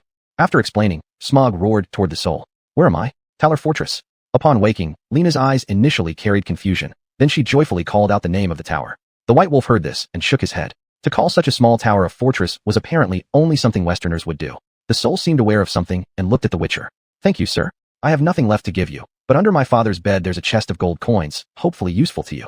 Lena thanked uneasily, offering new recompense. She hoped the Witcher would continue to keep his promise and deliver her remains to Mars. Chapter 55, Spike Demons.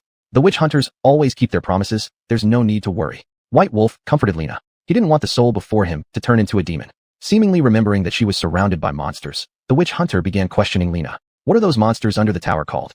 Master, do you mean those spiky monsters? Yes, Lena. According to Wit's words, those monsters are called spike demons. Through the conversation, the witch hunter quickly learned the name of the creatures outside the tower. Spike demons. White Wolf started searching his memory for relevant information. Based on what Vatubo taught him, he soon located it. Spike demons are close relatives of ghouls. These ugly, somewhat humanoid monsters are made of rotting flesh. Compared to their relatives, they are much larger in size. Their skeletal structure is also quite special, mostly composed of decaying muscles and sharp bones beneath their skin. They enjoy corpses and prefer rotten meat that has decayed for a long time. Truly filthy creatures, but also very dangerous. White Wolf instantly became alert, knowing that if they were going to escape, they needed a way to deal with the spike demons. Aren't they just piles of rotten meat? Cut them down and be done with it. Schmug showed no respect, while the witch hunter could only look at the arrogant golden dragon speechlessly. In White Wolf's retrieved memories, spike demons have a dangerous ability. Before dying, their bodily fluids and enzymes would gather and explode violently, propelling sharp bone shards outward at high speed, potentially inflicting fatal damage on their enemies. At this moment, protection like Quinn would be the best defense. Unfortunately, enough meditation power and adrenaline are required to continuously release the seal. Even seasoned witch hunters find it hard to continuously cast spells. The only thing that can counter these creatures is enhanced ghoul oil. Unfortunately, I lack some of the reinforcement materials. White Wolf looked troubled as he mentioned his predicament.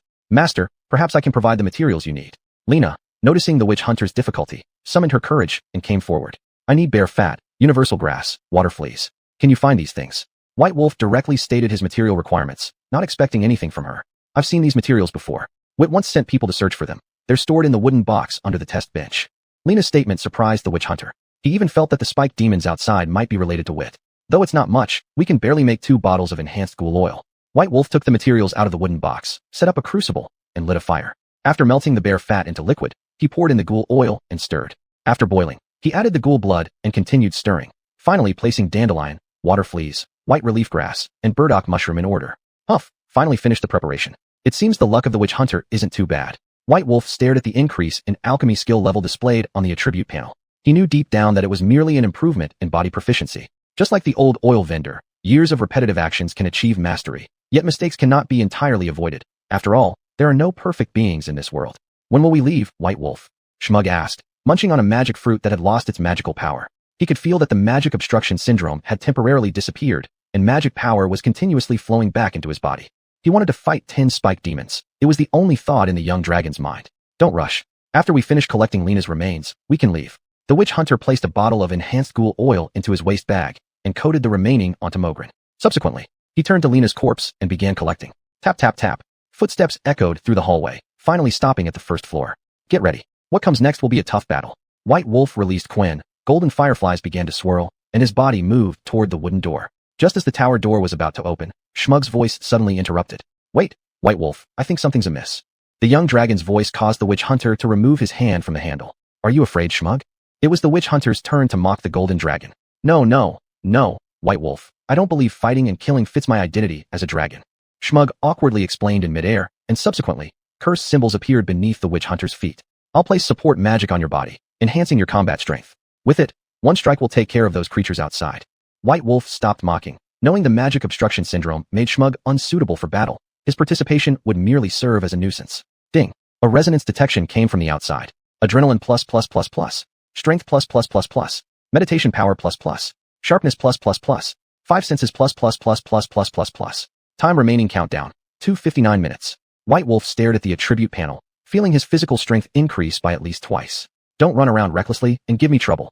The witch hunter left a message as he pushed the door open, leaving an angry Schmug in the room. White Wolf, one day you'll end up behind me under my protection. Schmug grumbled angrily. Roar. The spike demons patrolling outside were attracted by the sound and began attacking the witch hunter. Compared to their cousins, the ghouls, these creatures had very low IQs. They often attacked without any consideration and would only blindly attack. There are 5 in total. It seems that dealing with them is just a matter of time. White Wolf performed a roll, instantly appearing in front of the isolated spike demon.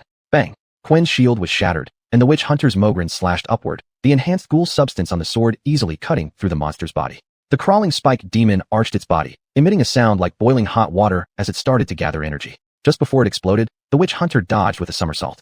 An explosion sounded and sharp bone spikes flew everywhere. White Wolf, who had already moved away, hid behind a wooden post and released Quinn to welcome the new enemy. Bang. Another sound echoed. What's going on? Where did the second sound come from? White Wolf cautiously peeked out to find out. I see. The witch hunter rolled to change position, starting to look for new attack weaknesses. It turned out that when the first spike demon exploded, the bone spike shot directly into the 6th one rushing towards White Wolf, killing it instantly. There are 3 left. It appears those bone spikes on their bodies are quite dangerous. We need to be cautious without the protection of Quinn. White Wolf drew a conclusion, bent his waist, and slowly moved, looking for the right opportunity to attack. At the same time, he waited for the recovery of adrenaline, which for the witch hunter happened rather quickly. Roar. The remaining 3, with the biggest one in the lead, let out a roar, the spines on its body visibly growing longer. Adjusting its attacking posture, it furiously charged towards White Wolf. Chapter 56, Witcher Traits. Sidestrike. Yakisi. The Witcher smoothly dodged the attack, and Mayajalin slashed the back leg of the spike demon. The dark, sticky substance oozing from the wound seeped into the puddle beneath the monster. The enhanced ghoul oil made the spike demon writhe in pain. Its attacks noticeably weakened. It only shuffled along, its eyes fixed on the Witcher. A seal struck another one, freezing it in place. Bang. Quinn's shattering caused a surge of adrenaline in White Wolf's kidneys. Wielding his silver sword, his body triggered sword dance and began to spin. The third sneaky spike demon was torn apart by an airborne slash. Its body started to build up energy for an explosion. Bad news. White Wolf realized something was wrong and rolled his body to the right, coming beside the creature controlled by Yakisi. Deadly blow. Mayajalin precisely pierced the abdomen as White Wolf came to a stop after rolling. Warning. Adrenaline insufficient. No ability to use Matty Force. White Wolf paused after forming the Quinn gesture, suddenly realizing that the release of a FA seal required the stimulation of Matty Force by adrenaline. Idiotic. In other people's stories when they cross over, their magic power is infinite, system benefits galore, with spells raining down like nobody's business. In my story, I only have mutations, and even this world's mage spells are the low configuration version, like circus tricks. White Wolf first complained inwardly. Then he pulled out Mayajalin from the spike demon's body and rolled toward the wooden fence. Witcher Law 7. Never expose your back to the enemy. This was why White Wolf chose to roll rather than run. No Witcher would be foolish enough not to follow the Witcher law. Roar. The two remaining monsters emitted threatening roars at the Witchers on the wooden fence. Their foul-smelling, viscous secretions dripping behind them attracted buzzing flies that hovered around. Quinn. With his quickly recovered adrenaline, White Wolf smoothly released a defensive FA seal. Faced with these weakened monsters, the Witcher used the terrain advantage to focus on the offensive. Clang. Trigger Witcher trait, defense through attack. White Wolf immediately felt mighty forces gather within his body, impacting a certain acupoint. His physical abilities were further strengthened, battle instincts awakened, each abandonment of defense for offense making his attacks more devastating. Sword dance. Seizing the opportunity, White Wolf rapidly spun. Magellan wove between the two monsters like a dragon. Bang, bang, bang. 3 explosions, one from the monster's self-destruction, the last being the sound of Quinn shattering. Yes, White Wolf has won. Smog emerged from the tower, dragging along a wooden box he had found. The Witcher didn't respond, but remained motionless, deep in thought looking at the attributes panel. Defense through attack, a Witcher-exclusive trait. Still touching his chin, White Wolf continued examining. Attack trait, defense through attack. Give up on defense, focus on offense. Higher damage means higher killing power. Golden cat-like pupils contracted sharply. Beneath the attack trait, numerous gray boxes lit up, 3 red ones. Sword dance, deadly strike, defense through attack. Judgment correct. These must be skills originally learned by my previous form, but because of me, these abilities became locked. Looks like if I want to unlock these gray squares, I will need to either use mighty force or activate under special circumstances. White Wolf analyzed keenly, nodding in satisfaction. Hey, White Wolf, what are you laughing about? Is there dirt on my face? Suspended before the Witcher, Smog wore a puzzled expression. Clearly, unable to see the attribute board, he just thought the Witcher was laughing at him. Cough. What are you carrying, Smog? White Wolf intentionally broke the awkward silence and questioned the sudden appearance of the box. This is the coin box Lena mentioned. After leaving the top-floor laboratory, White Wolf failed to find the treasure under the bed Lena had spoken of. Where was it found? The second floor of the tower, in the corner of the bookshelf. As they chatted, the Witcher opened the treasure chest.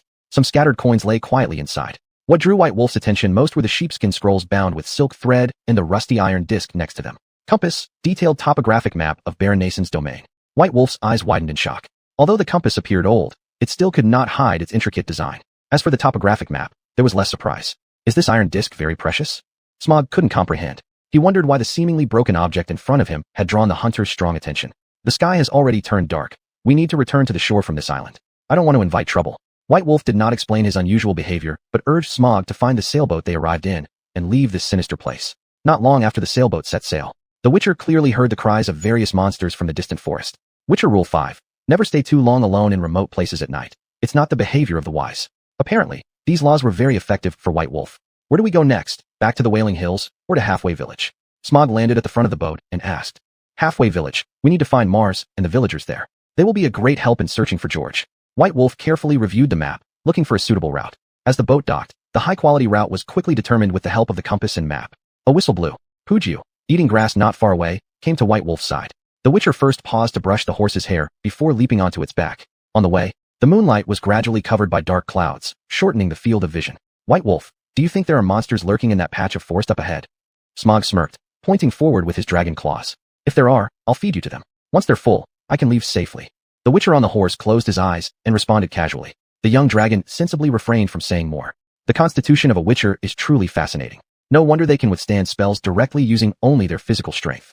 White Wolf silently reflected, while reviewing the attribute panel in his mind. In the row of Witcher traits, the rightmost instinct page had been accidentally flipped open by the Witcher. The illuminated star power caught White Wolf's attention. Its description read clearly. When out of combat, automatically restore mana and heal injuries. The nighttime to daytime recovery ratio is 10-1. While analyzing with his eyes closed, White Wolf was startled awake by Puju coming to a halt. Puju, what's wrong? The Witcher leaned slightly forward, stroking the mane on the horse's head. It seems we need to rest here. At least that's what Puju thinks. As the Witcher's words ended, the stepping-in-place horse finally calmed down, emitting loud snorts afterward. Hunt a forest deer. We need dinner, White Wolf. Smog breathed out flames, igniting the pile of wood the Witcher had prepared. The firelight illuminated White Wolf's face perfectly. The surroundings aren't safe. It's best not to wander around at night, especially during a moonless period under thick clouds. White Wolf took a few potatoes from the pouch at his waist and placed them over the campfire to roast, his last remaining food. Don't quote your Witcher laws at me. I know what you're about to say, White Wolf. Just as Smog was about to take off, he instantly landed, understanding that the Witcher's point was valid. Good. I don't want to risk rescuing an unruly guy in the pitch-black night, without knowing what dangers lie ahead. White Wolf glanced at Smog and fell silent. Chapter 57, Half Mountain Village. Another new day. Smog yawned and wobbled along behind the Witcher. The forest ahead was eerily quiet, and this abnormal behavior instantly put White Wolf on high alert. Puju had just carried the Witcher into the woods when her hooves began to accelerate. She reached the turning junction only to be abruptly reined in by White Wolf and brought to a halt. Your suggestion last night was very wise, White Wolf. After bumping into the Witcher's back, Smog first rubbed his aching nose before sticking his head out to see what was going on. Only then did they notice that several locust trees were lying toppled across the only road, with bloodstains and chaotic claw marks left on the ground. This is obviously not caused by humans, but by some strange creatures fighting. White Wolf dismounted and first examined the fallen locust trees. The trees have been growing for at least 100 years. The claw marks indicate one of the creatures is huge. Speaking, he stood up and crossed over the obstacles, arriving at an open area surrounded by locust trees. He then squatted down, picking up a handful of soil from the hoof prints, bringing it close to his nose for a sniff. Cough, cough, cough. Did this thing step on some corpse-eating beast's poop? It smells so bad. The foul smell made White Wolf dizzy, and he swung his hands irritably in an attempt to shake off the remaining dirt. Look what I found in the woods, White Wolf. I think you'll find it very interesting. Smog laboriously flew to the Witcher while dragging a broken piece of deer antler. Upon receiving the item handed over by the young dragon, the Witcher started examining it. Similar to the horns of a bighorn sheep. Judging from the extent of damage, the cause of detachment is due to an instantaneous external impact force. White Wolf stroked his chin, staring silently at the object in his palm. The residual blood indicated that at least one of the combatants was severely injured. Can you deduce what kind of creature this is? Smog landed on a locust tree that was left standing only halfway. Preliminary judgment suggests this is a remnant of something. Only within this category do we have creatures resembling goats. White Wolf quickly arrived at a conclusion. Let's go. There's no value exploring further here. Completing the Baron's commission by finding George is more important.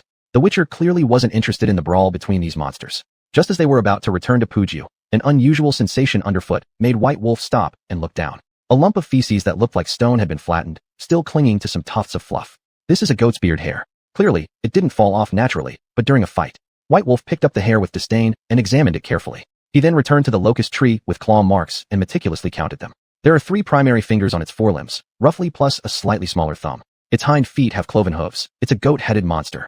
White Wolf combined all the information and murmured to himself. Shaking his head, putting the doubts aside, Puju's anxiety prompted the Witcher to return to her side. Riding the horse, White Wolf shouted, "Smog, let's go." Hearing the Witcher's words, the young dragon who was poking at the poop with a stick took immediate flight. White Wolf, tell me, what kind of monster could excrete droppings that resemble stones? Curiosity sparkled in Smog's eyes. This was why he was prodding at the poop. Probably 2 goat-headed monsters. The Witcher answered casually. Will you not hunt them down? No, from the direction they went. These 2 creatures may be connected to the villagers of Half Mountain Village. White Wolf opened a fine map and looked at the markers on it. At this moment, Half Mountain Village wasn't far away. At the foot of the mountain, Puju stopped and waited quietly for the Witcher's orders. A small stream flowing down from the mountain passed before the Witcher. With a gentle kick to the belly of the horse, the stationary steed began moving again. Gathering momentum to leap over the stream without a wooden bridge, adjusting the horse's head properly, it moved toward the visible middle of the mountain. White Wolf, don't you find the villagers here quite odd? Their eyes glare at you with hostility. Smog whispered near the Witcher's ear. White Wolf did not answer the young dragon's question, but guided Puju to walk towards the other side of the village where many villagers gathered.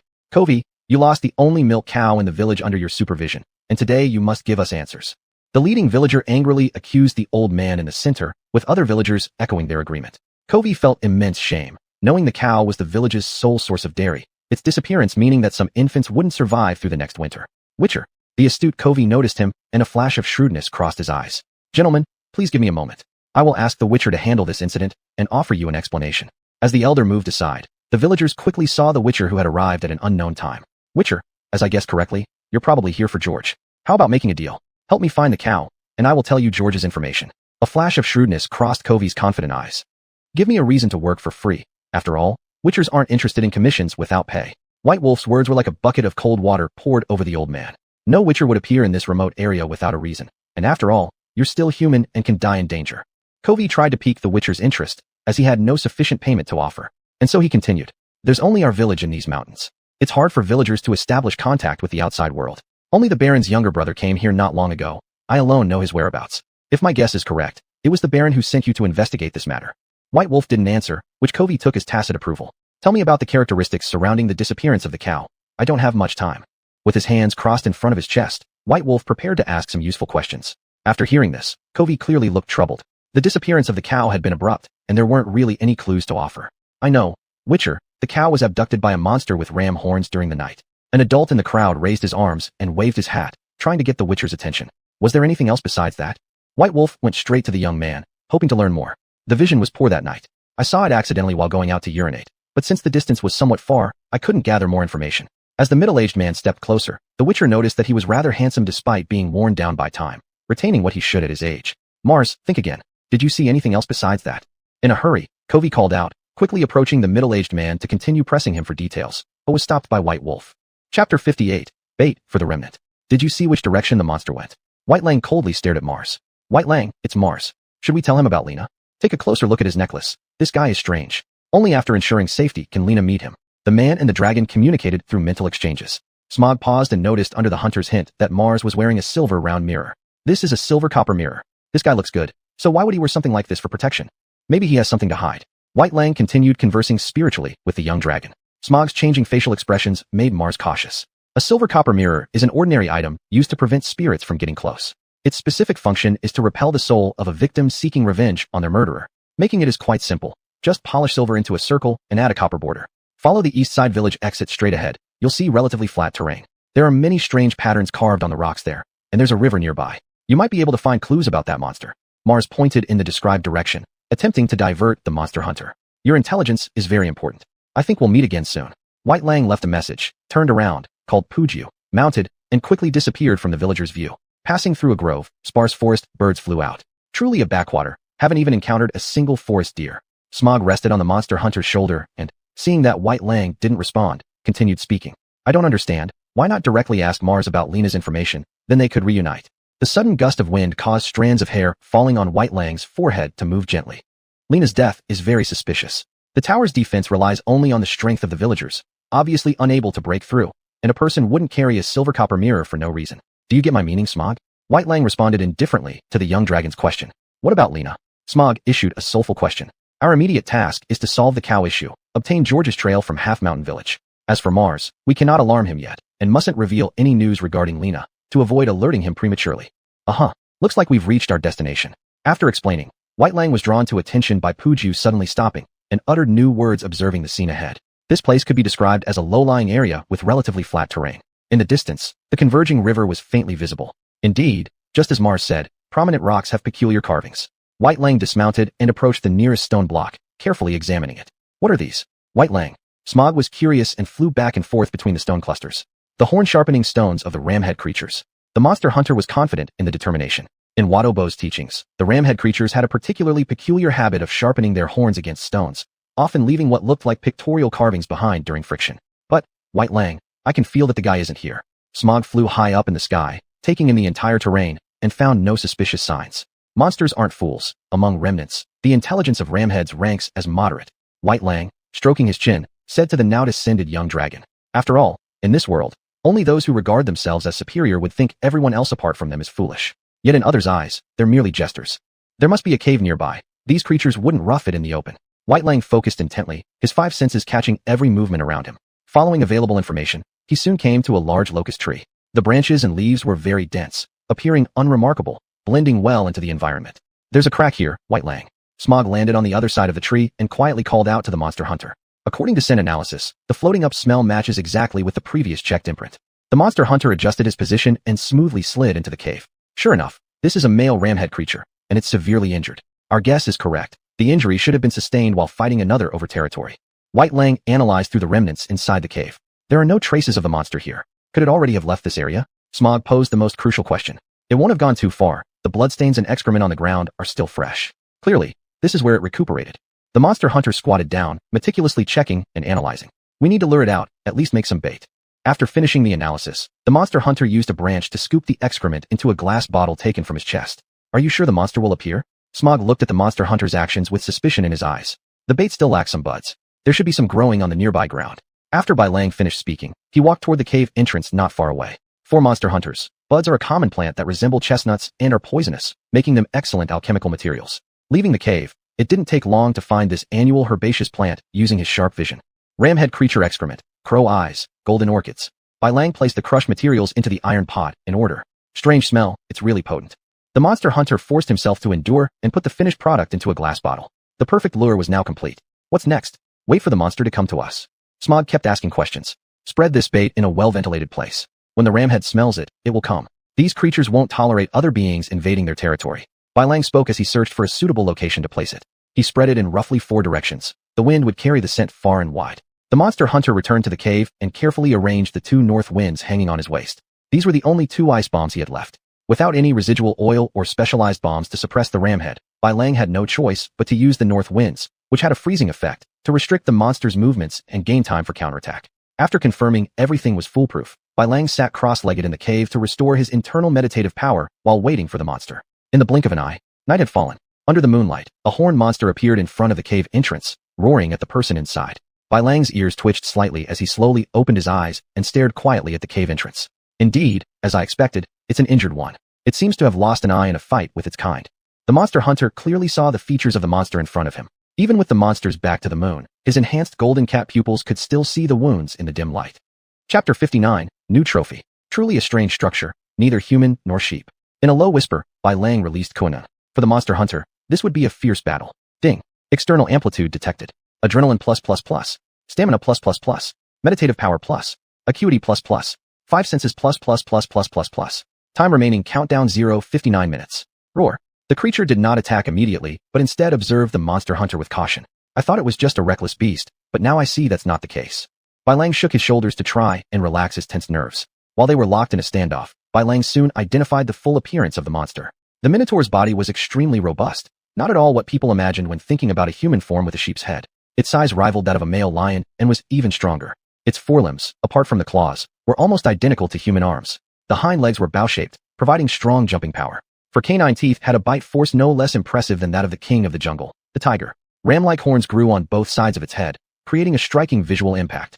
Roar. Sensing that the monster hunter before it posed no imminent danger, the Minotaur began to charge forward. Bang. The heavy collision caused debris to fall from the cave walls. Bai Lang easily dodged the creature's attacks, choosing not to counterattack directly because the monster hunter knew well. From Wadabo's warning, do not attempt to clash directly with a Minotaur. Their attacks carry lethal effects. Even if the hunter suffered serious injuries, despite the remarkable recovery abilities of a monster hunter, it would still lead to death. Only Kuinin and heavy armor could defend against such attacks. Roar. This time, the sound was much lower, not as powerful as before. The Minotaur turned its back to Bai Lang while trying to change direction in the confined space. Bang. A northern wind explosion was thrown by Bai Lang, and intense cold surged upon touching the monster, causing an explosion. The abrupt frost froze the Minotaur in place. It's here. Bai Lang quickly spotted a wound on the creature and used a roll to close the distance. He leapt, grabbing onto vines growing inside the cave for leverage, springing towards the Minotaur's back. The sharp blade of Majolan precisely pierced into the unfixed wound of the monster. As if sensing pain, the ice encasing its body fractured. Roar. Bai Lang was thrown off but maintained his grip on the sword, Majolan, which he carried away with him. Accompanying the roar came a loud crack. Truly a tenacious fellow. The monster hunter wiped blood from the corner of his mouth as the fireflies symbolizing Kuinin disappeared. Bai Lang stared intently at the creature turning its back. It seems you're nothing special after all. Just as Bai Lang's compliment ended, the Minotaur collapsed from exhaustion. That last strike perfectly pierced the heart of the monster, whose blood gushed out along the wound created by Majolan due to the violent struggle. Yakisi. A magical seal of delusion appeared on the forehead of the Minotaur. Struggling to rise once more failed as the Minotaur collapsed again. Bai Lang vigilantly jumped onto the Minotaur's back from the side, lifting Majolan to swiftly pierce the brain of the monster. No wonder hunting has been so easy. Bai Lang drew his silver sword as the Minotaur, its eyes wide open, breathed its last breath. Even now, the wound on the back of the Minotaur continued to spout hot blood. It appears that monsters contended, and the monster hunter reaped the benefits. Carefully examining, Bai Lang spoke a classic line. If not for the duel between two beasts deeply wounding the Minotaur and exposing its soft flesh, its skin above the heart hard like iron, it would have been Bai Lang lying there. With a dagger drawn from his waist, Bai Lang severed the Minotaur's head. Ding. Congratulations, you've obtained Minotaur head. Load capacity plus 20 kilograms. It seems killing some monsters can yield very useful properties. Lost in thought, Bai Lang glanced at his intermediate storage bag. This is a space bag created by sorcerers in this world. Rare and yet with limited storage capacity, it is considered rather underwhelming. The only way to increase the load is by melting the heads of powerful creatures into it, whether it works depending entirely on luck. This is quite interesting, though unfortunately it cannot stack. With great interest, Bai Lang examined the equally subpar property list, noting how placing the monster heads in suitable slots activates their effect. Are you done, Bai Lang? Shimeoj, hidden above the cave, shouted through a crevice down below, concerned by the sudden halt of the earlier commotion. All done. Wait for me at the entrance, Shimeoj. Bai Lang replied, squatting down to begin dissecting materials from the Minotaur's body. This hide is really excellent material for inner linings. The bones are good too. Through expert dismantling, the monster hunter soon accumulated a pile of high-quality spoils. After finishing, Bai Lang realized there were no dairy cows present. After repeated searches, a bell that could no longer ring was found amidst a pile of fresh animal skeletons. It was clearly from the dairy cows lost by the villagers. Truly a gluttonous fellow, the cow bones had been gnawed so clean that even flies would slip if they stood on them. Upon finishing his words, Bai Lang used the sigil ignis to burn the remaining corpses in the cave, preventing the emergence of any ghouls. Leaving the cave, a shrill whistle cut through the night sky, and Puju quickly appeared before Bai Lang. That monster looked very weak. It ended so quickly. Shimeoj, hands on hips, spun around Bai Lang. A very unfortunate creature severely wounded. If we had encountered another one, things would have become more complicated. Bai Lang explained the situation during their uneventful return journey. Severely wounded? Shimeoj's tone carried a note of questioning. The Witcher knew that the golden dragon before him apparently didn't understand the territorial instincts of monsters contending for dominance. After humans overthrew the rule of elves, their numbers increased continuously, as did their territory expansion. This resulted in overlapping, or even compressing, living spaces for both humans and monsters. Conflict began to increase, whether between humans and monsters, or among the monsters themselves. The former could be dealt with by witchers and mages, but the latter was purely a matter of life and death struggles. In Wada Bo's adventurous tales, he once recounted, when young and accepting commissions, he had reached a mountain range in Fronic where he personally witnessed a wit magic go berserk tearing apart wolf packs, even killing larger demons than itself. If not for Wada Bo's extremely high luck at the time, he would have perished there. Is something missing? Too lazy to think, Shimeoj suddenly asked the Witcher. The cow is dead, only a silent bell remains. Bai Lang casually relayed the outcome of this mission. How will you explain to the villagers? Is George's lead going to end here? Those people should know the consequences of angering a Witcher. If they don't wish to invite disaster, they'll choose to hand over the agreed payment for the commission. This brief exchange between Bai Lang and Shimeoj revealed that the Witcher held no concern. Chapter 60, Secret Matters. In the dead of night, a mutilated rat was carried into the sky by a night hawk. A horse slowly carried Bai Lang forward. The long, slanted shadow finally overlapped and eventually stopped in front of Ban Mountain Village. Where is Ku Wei's house? Bai Lang spoke plainly. The lone guard in the village held a torch, wearily glanced sideways at the newcomer, confirmed their identity, then lazily pointed toward a wooden cabin faintly glowing. Go straight, then turn right. The one with lit windows is it. After finishing, he absent-mindedly touched the broken sword hanging from his waist. A gust of night wind followed, blowing through his cracked hemp clothes. Clang, clang, clang. Following the directions, Bai Lang arrived at Ku Wei's door and gently knocked. The crisp sound spread throughout the entire village. Who's there? A cautious voice came from inside, as the candlelight was instantly extinguished. It's the monster hunter Bai Lang. With this simple sentence, the light rekindled within, and the wooden door slowly creaked open. My dairy cow. Ku Wei looked dubiously at the horse behind the monster hunter, realizing it was not the village cow. The livestock has been eaten by the monster. This is its remnant. Bai Lang casually handed over the damaged bell to the person in front of him, his eyes saying clearly where his payment should be. Ku Wei tried not to believe it, but hesitantly handed over a tattered letter upon seeing the serious look on the monster hunter's face. This was picked up while I was herding cows. I can't read the words, but I recognize the crest as being Baron Nathan's family emblem. At these words, the monster hunter took the letter and opened it for detailed inspection. Brother, things don't seem good. The mountain god is not in Ban Mountain Village. Here, there's only an oak tree that talks. These few sentences broke off all clues. Whispering Hills. Bai Lang touched his jaw, suddenly turning to look at Ku Wei. Didn't you say you saw George? Why did you find the letter? The monster hunter's questioning made Ku Wei's face go deathly pale, his body trembling, revealing his lie had been exposed. You should know what it means to lie to a monster hunter. I wouldn't wish for another icy corpse to appear here. There was a thread in Bai Lang's words. After all, most unnatural deaths of monster hunters occurred because they were deceived by clients and thus lost their precious lives. George indeed visited us, then went to the mountain god shrine. This letter was unintentionally found during the last villager's offerings to the mountain god. Please don't kill me, monster hunter. Please spare me. For doing so, the mountain god will bless you. In fear, Ku Wei spoke haltingly, his frail body shaking violently, until finally, in full panic, he knelt down. Do you know where Mars resides? Bai Lang intended to end this farce. He squatted down to ask another question. That deceitful outsider fled immediately after your departure earlier today. Seeing hope of survival, Ku Wei couldn't help but answer quickly. Do you know where he went? Don't deceive me this time. The monster hunter's tone was calm, yet Ku Wei could sense the killing intent in his eyes. Out of sheer fear, the villager naively folded his hands, seeking protection from the mountain god. You can check his room. Perhaps useful information might be found there. Ku Wei gazed at the man before him with heart sunk in despair, pointing toward Mars' dwelling opposite. Upon hearing this, Bai Lang paused briefly before speaking again. What method do you have that can allow me to meet the creature under the oak tree? Tell me. This will greatly benefit you. Redirecting the conversation back to the topic of the Whistling Hills. Speak. The monster hunter emphasized his tone, warning Ku Wei.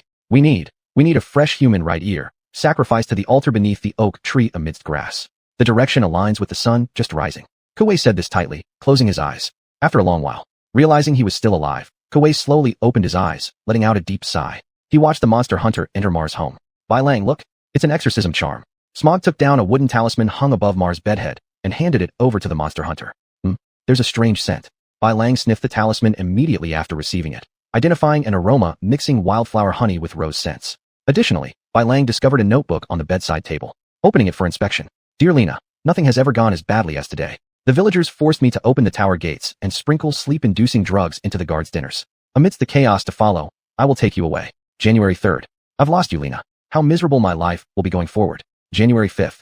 Looking at the final page, Bai Lang fell into thought. He was contemplating whether or not to reveal the truth to Lena. Bai Lang, what are you looking at? Smog's words made the monster hunter decide. The matters between Lena and Mars should be settled by them personally, and it was better not to tell her about what was in the notebook. After burning the notebook, Bai Lang used his powerful sense of smell to start tracking down Mars, who had disappeared. It wasn't long since the target had left. The monster hunter soon found a wooden cabin in the forest after riding on Puju. This place was already far from Ban Mountain Village and exceptionally secluded.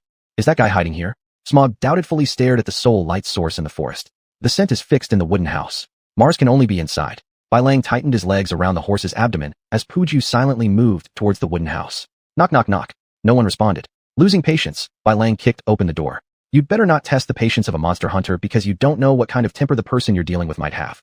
Coldly, Bai Lang glared at Mars, who was scared stiff on the ground. What do you actually want? There's no feud between us. Mars tightly held a silver copper mirror against his chest in an attempt to drive the monster hunter away. I said we would meet again. Do you recognize this thing? Bai Lang displayed Lena's intimate necklace in front of the man lying on the floor. I don't know what you're talking about, monster hunter. Mars tried to remain composed, but the panic in his eyes didn't escape Bai Lang's scrutiny. Don't recognize it? Then why do you keep her portrait as if for worship? Bai Lang took the portrait of Lena handed over by Smog. There was no dust on it, and even new flowers were entwined around it, clearly indicating that it was frequently cared for. Actually, the monster hunter had noticed this when he first entered the room, but chose not to break Mars' lie yet. He wanted to see exactly what this ungrateful man intended to do regarding Lena. I don't know. I just got lost while hunting and am temporarily resting here. Mars stubbornly refused to admit, like a quacking duck. Humph. Standing up, Bai Lang let out a cold snort, signaling Smog to keep watch on Mars. Lena's remains are placed here. Perhaps there are many things you two need to say, since it's been so long since you last met. Bai Lang walked to the table where the portrait was stored, placing Lena's remains on the flower-filled ground. After completion, Bai Lang left the wooden house with Smog, while Mars wobbled his way to the skeleton behind them. The scream of Mars from within the house caught Bai Lang's attention right after he rode onto Puju's back, as a unique aura of spirit dispersed outward from the room. Chapter 61, Justice or Evil. Bai Lang instantly became alert. He drew Maojalin, jumped off his horse, and after landing released Kuan-in, then walked into the wooden house. See, Bai Lang inhaled sharply. The Mars before him no longer exuded any sign of life. Thank you, monster hunter. It seemed that Lena, who had already transformed into a spirit, spoke her last words before her soul completely dissipated, sensing Bai Lang's presence. What happened here? Bai Lang. Smog was clearly terrified by Lena's sudden mutation. Her monstrous form now bore no resemblance to her previous beauty and dignity. The souls of dead people, under the stimulation of grudges, struggle one last time before dissipating. Bai Lang calmly approached Mars, and with composure cut off his right ear. The monster hunter understood. Lena had evidently known who the culprit behind the deaths of all the people in the tower was. In extreme disappointment, she killed Mars, with whom she had once been in love. Ding. Congratulations for completing Lena's wish. Gain magic fruits X2. Universal elixirs, X10. Ding. Successfully initiated, George's Revenge. Mission description, a kind person induced by darkness. Is the scythe in their hand justice or evil? Bai Lang, stroking his jaw, focused his gaze on the final sentence. This made the monster hunter recall the content he'd seen in the letter obtained at the wood sprite's lair. The current George was no longer truly the younger brother of Baron Nathan. We need to return to Wailing Hills. Now we can only obtain news about George from the mouths of the monsters under the oak tree. Bai Lang, holding the fresh human ear, realized that the demon-transformed Lena indirectly helped him. Igni, accompanied by flames burning Mars' corpse, the monster hunter turned to leave this place. He certainly didn't want to encounter demons in such an out-of-the-way location. The grudge that erupted earlier would surely attract demons that feed on it. Where should we go next? Smog hovered above Puju's horse head. His discomfort made the horse beneath uneasy. Wailing Hills. There's no other place where we can get information about George. With his eyes closed, Bai Lang remained silent as he let Puju carry him. The sun rose high and then sank low. In the span of a day and night's journey, one man, one dragon, and one horse returned to Wailing Hills. Hey, monster hunter, where did you go these past few days? Tata, abandoned near Wailing Hills, waved at the monster hunter. There's no point asking more questions. It won't benefit you at all if I told you. Bai Lang responded indifferently, soon noticing 5 deep claw marks on the side of the wood sprite. From the healed scars, it could be judged that the event hadn't occurred too long ago. Oh, right, monster hunter, after you left, I was attacked by a werewolf. After battling him, I managed to trap him in a nearby cave not far away, though I sustained injuries as well. Tata showed the injured part to the monster hunter in an attempt to demonstrate his loyalty. You didn't kill him? Bai Lang questioned, preventing possible hindrances in the upcoming actions. Equal strength, but for my higher IQ, I couldn't have restrained him. Tata wore a proud look. Good. Go watch the werewolf in the cave and wait for my signal. After giving orders, the monster hunter set off toward Wailing Hills with Smog. Oh, I thought you wouldn't come back. You're quite trustworthy. The creature beneath the oak tree sensed Bylong's arrival, and its voice was full of anticipation. Smog, give me the full boost. Through mental communication, Bylang issued instructions to the young dragon. No problem. After Smog's voice trailed off, the monster hunter felt his body change, albeit weaker compared to previous times. Glancing at the attributes panel briefly startled him. Adrenaline plus, stamina plus, mental energy plus, sharpness plus, 5 senses plus. Time duration countdown 0-10 minutes. Realizing quickly, Bylang understood that the obstruction syndrome of Smog's magic had begun again. Find a safe place and avoid being involved. Bylang turned to Smog, nodding as the young dragon swiftly flew away from the scene. After pulling aside the grass beneath the oak tree, a hidden altar revealed itself before Bylong's eyes. What are you hesitating about? Human, quickly place your offering on it, and you will gain what you desire, whether wealth or power. The impatient voice beneath the oak tree enticed the monster hunter. Subsequently, Bylang placed Mars' right ear on the altar. Instantly, the originally stone altar transformed like a worm, swallowing it up. Crack, crack, crack. Before Bylong's eyes, the bark of the oak tree slowly opened, forming a spiral staircase leading to a dark underground floor. Hurry down, human. Release me, and you will receive everything I promised. The previously anxious voice now grew steady, as if all plans had already come true. Tap, tap, tap. Bylang raised the torch and cautiously descended underground. What is this? After stepping into the pit, the monster hunter whispered. In the middle of the view was a pulsating object similar to a heart, wrapped in numerous tree roots. It was bright red and alluring, with what seemed like real blood flowing inside. Human, use the sword on your back to cut these dirty roots entangling me, and you will have everything. Thinking that Bylang was hesitating, the heart had no choice but to coax him. Bylang ignored it. Since the moment the oak tree door opened, he had already caught a familiar smell. It was exactly the same as the fermented liquid from the corpses left in the underground cave of the bandit camp. The densely packed holes on the walls of the cave further confirmed Bylang's guess. The deaths of the bandits were related to the heart under the Wailing Hills. It used live humans as nutrients. This was certainly not something benevolent, and under no circumstances should the creature inside the heart be allowed to emerge. What are you hesitating about? Human. The monster inside the heart could no longer bear it, and tried to force the monster hunter into submission through threats. At the same time, several reptiles emerged from the ground, showing off their ferocity in front of the monster hunter. Hasn't anyone ever told you not to be too conceited when you're asking for help? Bylang tightly gripped Maojalin, with Kuan-In circling around his body. This unexpected situation led the monster hunter to conclude that the one inside the heart was definitely not a good entity. Meanwhile, he recalled the book titled Spring God, given to him by Smog at Castle Tali. Even though he only read the first volume, having skimmed it while riding Pujua, Bylang could roughly deduce who the being inside the heart was. A humanoid female monster named Vestera.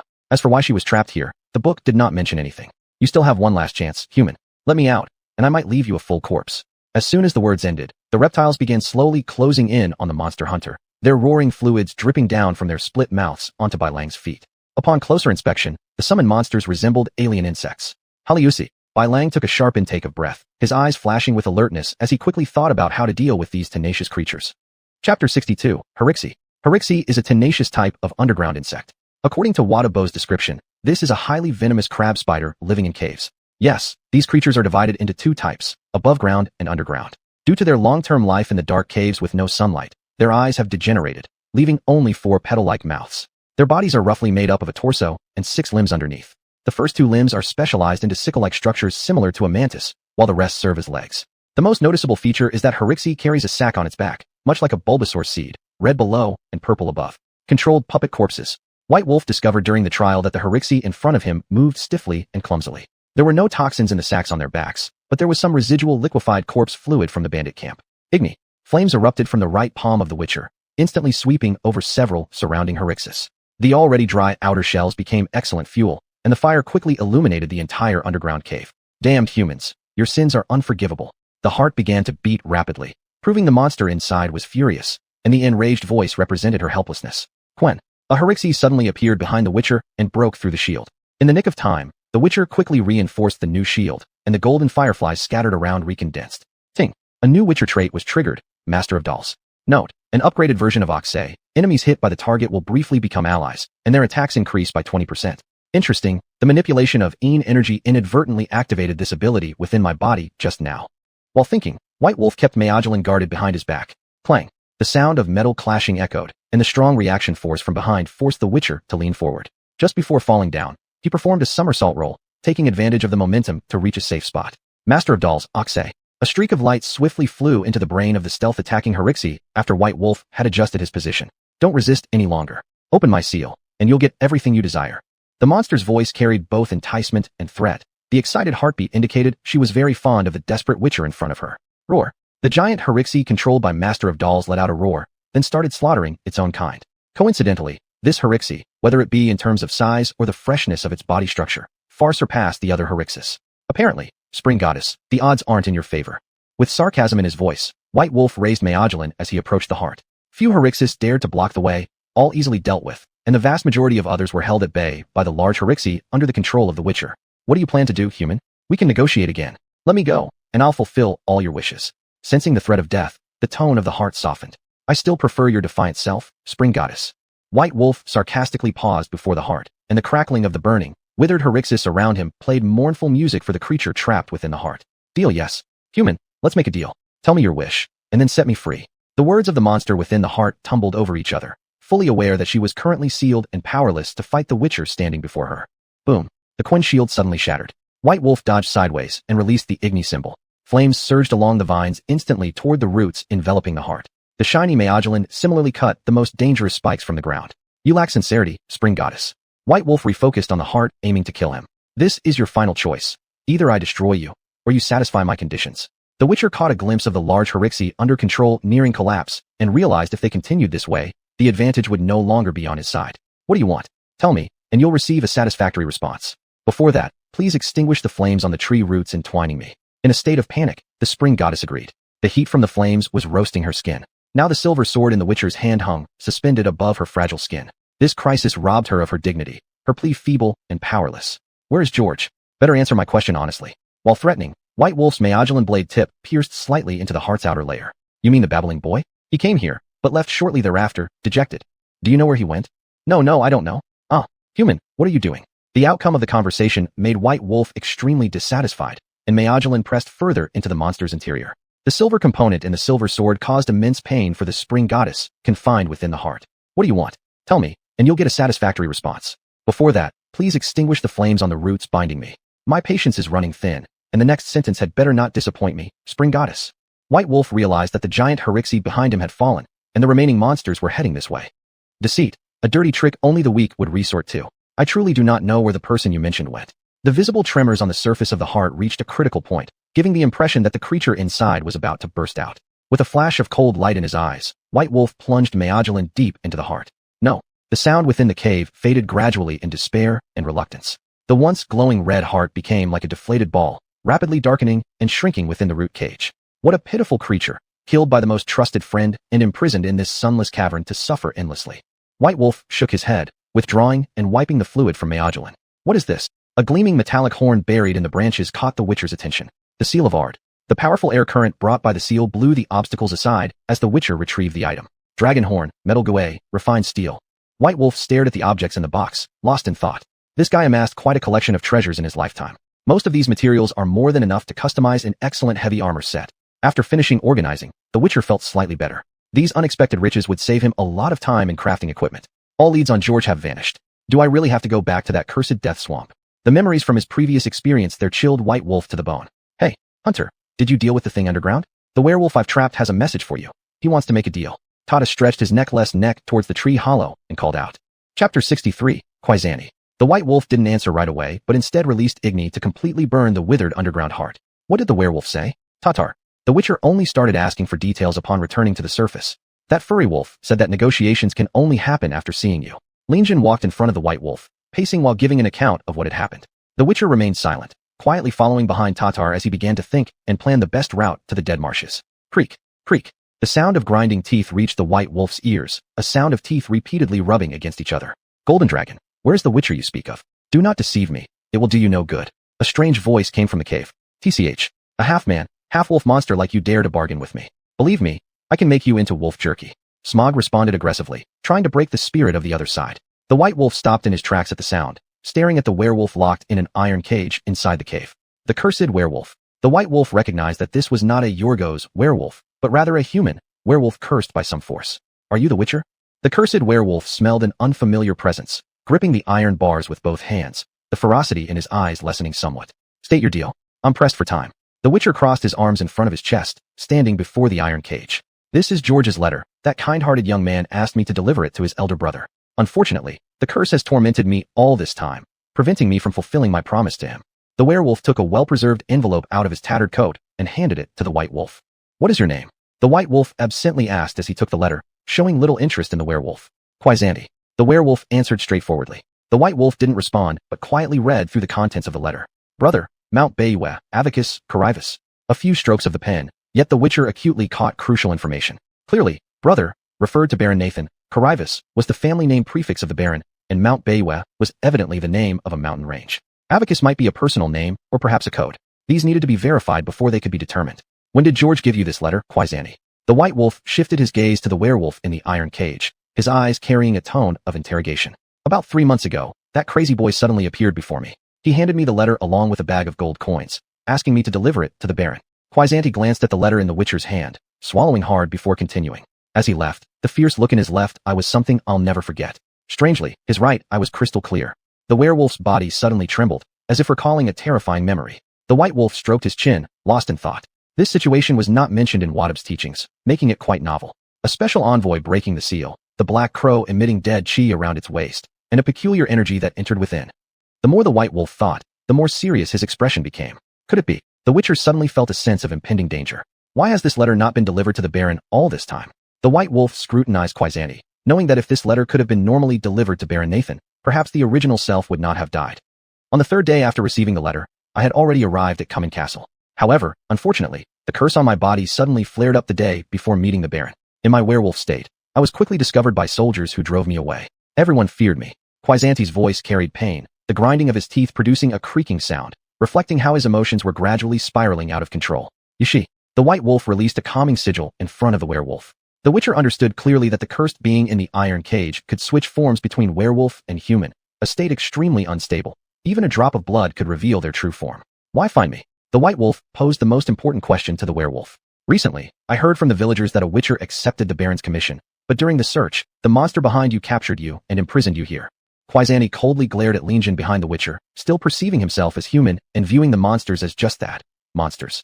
Tell me your terms, Quizanti. Perhaps I can help you. The white wolf let the werewolf out of the iron cage, already guessing what the monster in front of him would say. Help me lift the curse, it is my sole wish.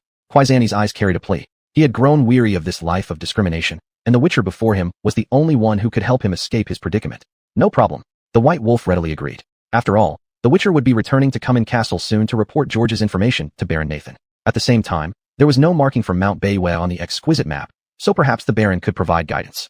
As for helping Quizanti, it was just a favor done along the way. Tell me how you came to be cursed. This is very useful for me. The white wolf sat on a rock, ready to listen intently to Quizanti's story. The curse seemed innate. Ever since I had memory, I was locked up at home and only allowed outside very rarely. Beyond that, I know nothing.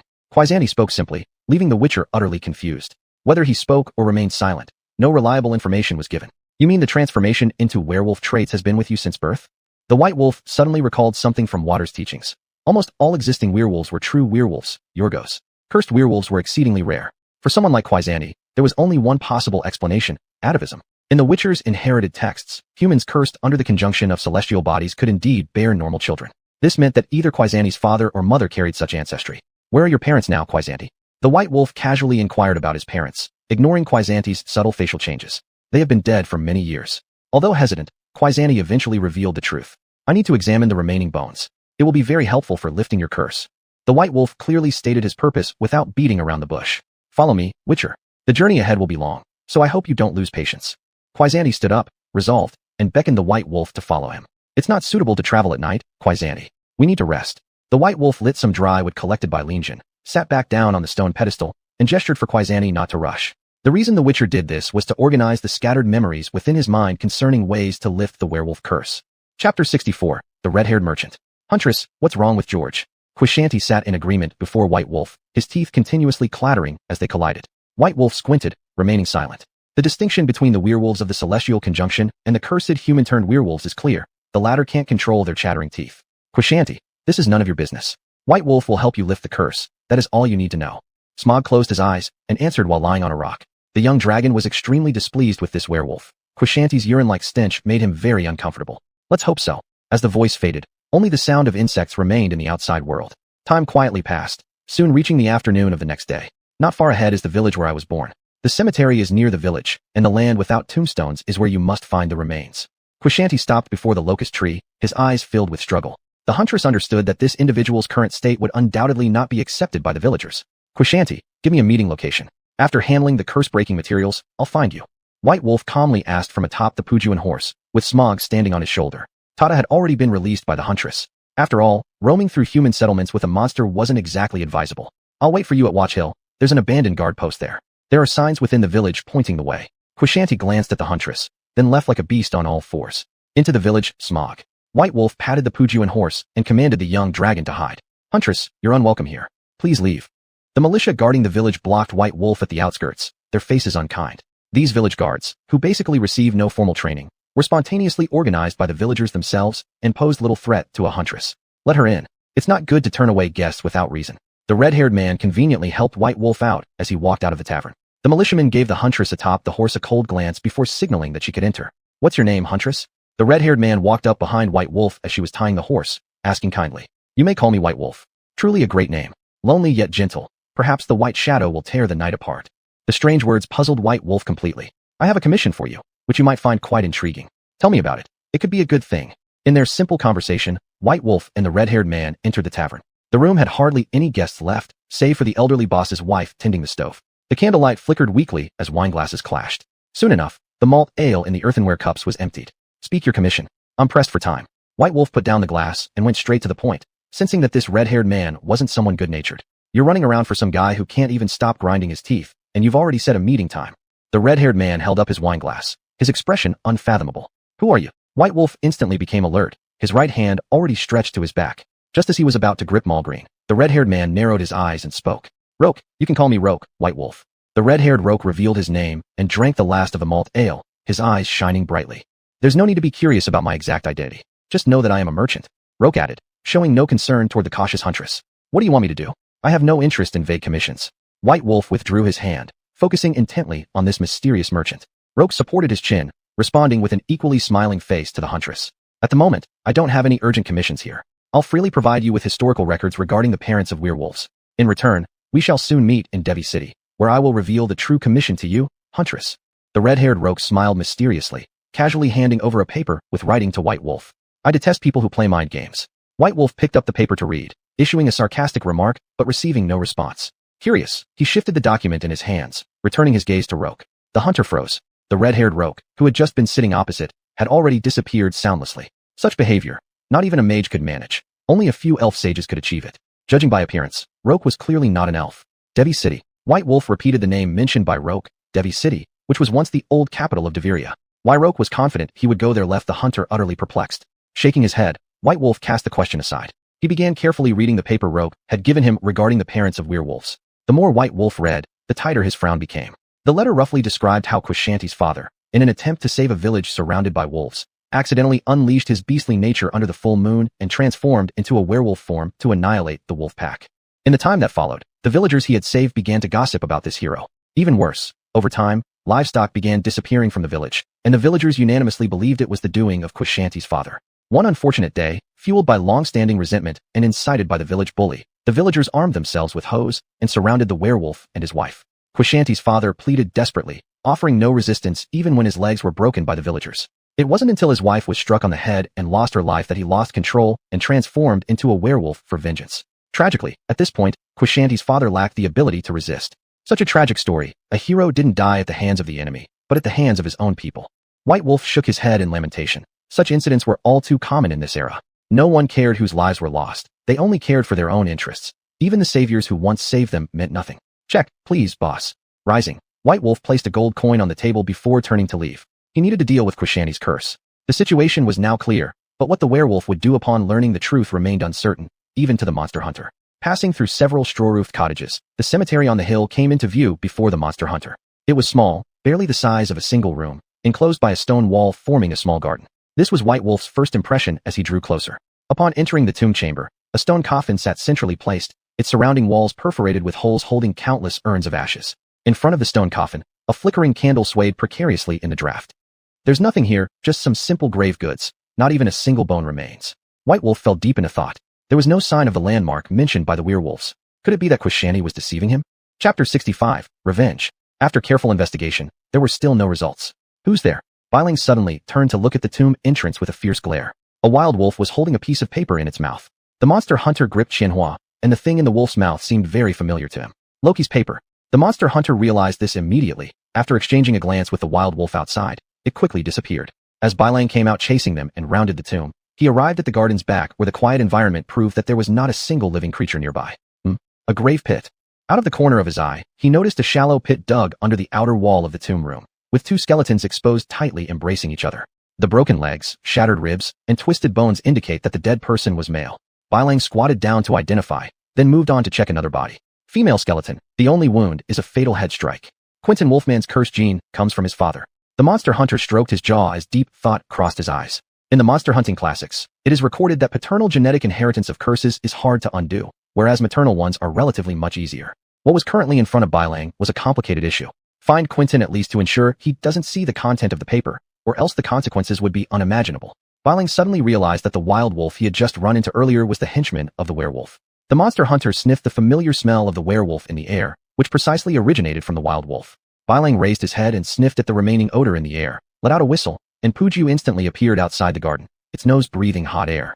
Puju, let's go. The monster hunter climbed over the stone fence, jumped onto the horse's back, and galloped toward the woods. With deeper penetration, low-lying tree branches scraped against Bailang's face and Puju's body. The horse uncomfortably tossed its head, wanting to push away obstacles in front. It's a bear. After entering an open area of the forest, Puju ran directly into a brown bear. Without any preparation, Bailang was thrown off the horseback, but thanks to quick reflexes, the monster hunter managed a light landing using his skills. Amidst the roar of the brown bear, Puju struggled to rise and adjust direction to stay far away from the imminent battlefield. You beast! Bailang cursed loudly, gripping Qianhua tightly. A steel sword was the best choice for subduing ferocious beasts. Yakisi. The magical seal accurately entered the forehead of the brown bear, causing the beast's body to stagger. Bailang did not initiate an attack, but rather let out a whistle, calling Puju back. With his strong perceptive abilities, the monster hunter realized a pack of wolves was approaching nearby. Experience told him it was wise to escape early because if hesitating greedily, they could be drained of energy by endless waves of wolves, becoming their midday meal. Even the monster hunter's sour-smelling mutated flesh. Kayashi. Still disoriented, Puju returned to normal after being hit by the magical seal. Under Bailang's orders, it left the original spot. The monster hunter hadn't strayed too long when the sounds of battle and roars reached his ears from the distance. Thankfully, I didn't hesitate, otherwise it would have been another tough fight. Bailang judged from the overlapping sounds that the number of wolf packs was at least 30 or more, perhaps even more. Bailang, we've spotted our target ahead. Indeed, there are guard outposts on Cliff Mountain. Shermao passed on the coordinates to the monster hunter while flying in the sky. Under the young dragon's guidance, Bailang soon entered a dirt road, slowing down until walking at a normal pace. The softness of the ground isn't well packed, clearly indicating that few people walk this way. Bailang observed the shallow hoof prints left behind by Puju, which made him start to become vigilant. Evidently, the monster hunter had already realized that they had already strayed far from human activity. After turning the mountain corner, the guard outpost became faintly visible in the distance. A wooden house. Are people active here? Bailang tightened the reins, making Puju stop. The smell of Kushanti is very strong, proving that he often stays here. The monster hunter casually pushed open the wooden door. It's unlocked, meaning he must be somewhere nearby. Bailang entered the wooden house, intending to confirm if it was Kushanti's residence. The leather belt, it looks exactly like the one Kushanti wore. Though the scent is slightly faded, it sufficiently proves that this guy lives here. The monster hunter rummaged through other items inside the house, but found nothing except a peculiar fishing rod. Such a frugal individual. Bailang mocked lightly before exiting the room. There should be a den nearby. Shermao, help me find it from above. The monster hunter turned and spoke to the young dragon. Meanwhile, after giving the order, Bailang also started searching. After taking a few steps to the rear side of the house, a locked underground passage caught the monster hunter's attention. To dig a hole under the house, truly cautious werewolves. Just as Bailang was about to step down the stairs, hoarse and angry voices were heard behind the locked wooden door. No, cursed humans, I'll make you pay blood for blood. Bang! The wooden door was violently kicked open. Kushanti stood there covered in blood, clutching the wild wolf that stole the paper in his right hand, and gripping a crumpled up piece of paper tightly in his left. Are you here to stop me? Monster hunter. The werewolf stared at Bailang with bloodshot eyes, his already chattering teeth making an even more intense grinding sound. The monster hunter warily released Qianhua in preparation for the worst. Bailang clearly understood that the beastly nature within Kushanti had completely taken over his mind, and the craving for human flesh would drive him utterly mad. Compared to purebred Yogis werewolves, curse-born werewolves retained their intelligence and cunning while in human form. Even the most experienced monster hunters could die under their feet if they weren't careful in such situations. Tell me, you're not here to stop me. Kushanti had already revealed his sharp wolf claws, but was striving hard to maintain the last shred of his human consciousness. The werewolf didn't want to kill the innocent monster hunter. All Bailang needed to do was say yes, and Kushanti could convince himself to let the man go. As a monster hunter, Watching monsters slaughter ordinary people is not a wise decision. After Bailong's response, the last trace of human rationality in Kushanti visibly disappeared. Foolish fellow, you too must stand against me. What a hateful world this is. From Kushanti's words, the monster hunter detected a hidden meaning. There were only two ways to prevent the impending battle and massacre. Either kill Kushanti right in front of him, or let him take revenge on his enemies, which would naturally restore his sanity afterward.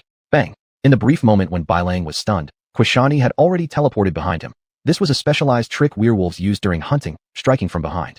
Qianhua's shield was shattered, its golden fragments exploding into the air before vanishing. Following that, a heavy blow from the werewolf sent the monster hunter crashing to the ground. As he fell, Bailang could feel a sharp weapon being drawn from behind and piercing deeply into him, spreading excruciating pain throughout his body. Lying helplessly on the ground, he struggled to turn over while clutching Modging in with difficulty. What exactly is Shimeog scouting for? Where did the dragon go? Cough, cough. Just as Bailang spoke, Kushanti stomped down on his chest, causing even more blood to gush out of the monster hunter's mouth due to his internal injuries. Take a nap. When you wake up again, everything will be back to normal.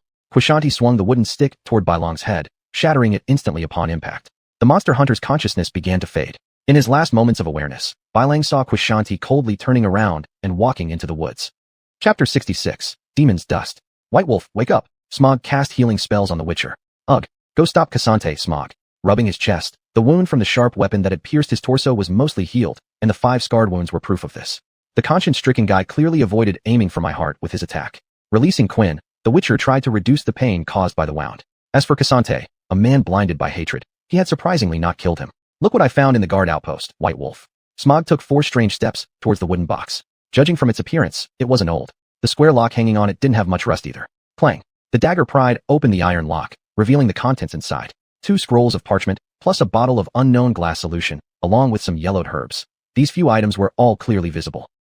These are the demon's dust and curse oil, used to subdue cursed beings. After reading, White Wolf took out the remaining solution in the box, unscrewed the oak wood cap, and smelled carefully. It's curse oil. The quality is poor, but it can barely be used to restrain Cassante. After confirming, he applied the oil on Morglin smoothly. The next step is to make some demon's dust, which is the key to defeating werewolves. Niter and toxic mushrooms. These materials are quite easy to obtain. Making bombs isn't hard. White Wolf placed 2 crushed powders into the sphere, then added a fuse. Thus, the simple demon's dust was ready. When the bomb detonates, it releases a large amount of toxic gas, whose effects vary depending on the type of mushroom. When the gas collides with the Ignis sign, an explosion occurs, doubling the force. Apart from the use of curse oil and demon bombs to control werewolves, there are also 2 other methods, Ignis sign and moon dust bombs. Unfortunately, the Witcher did not currently have the recipe for moon dust. Smog, let's go. If we wait any longer, the villagers may all be extinct. White Wolf called Puju, rode back following the original path. As they approached the forest, the stench of blood became more concentrated, and feelings of unease grew stronger. They're wolves, a group of pitiful creatures whose insides have been scooped out. From their wounds, they were torn apart by sharp claws, bleeding to death painfully alive. The Witcher deliberately slowed down the horse, observing all local creatures while sitting on the saddle. Every wild wolf showed signs of painful convulsions.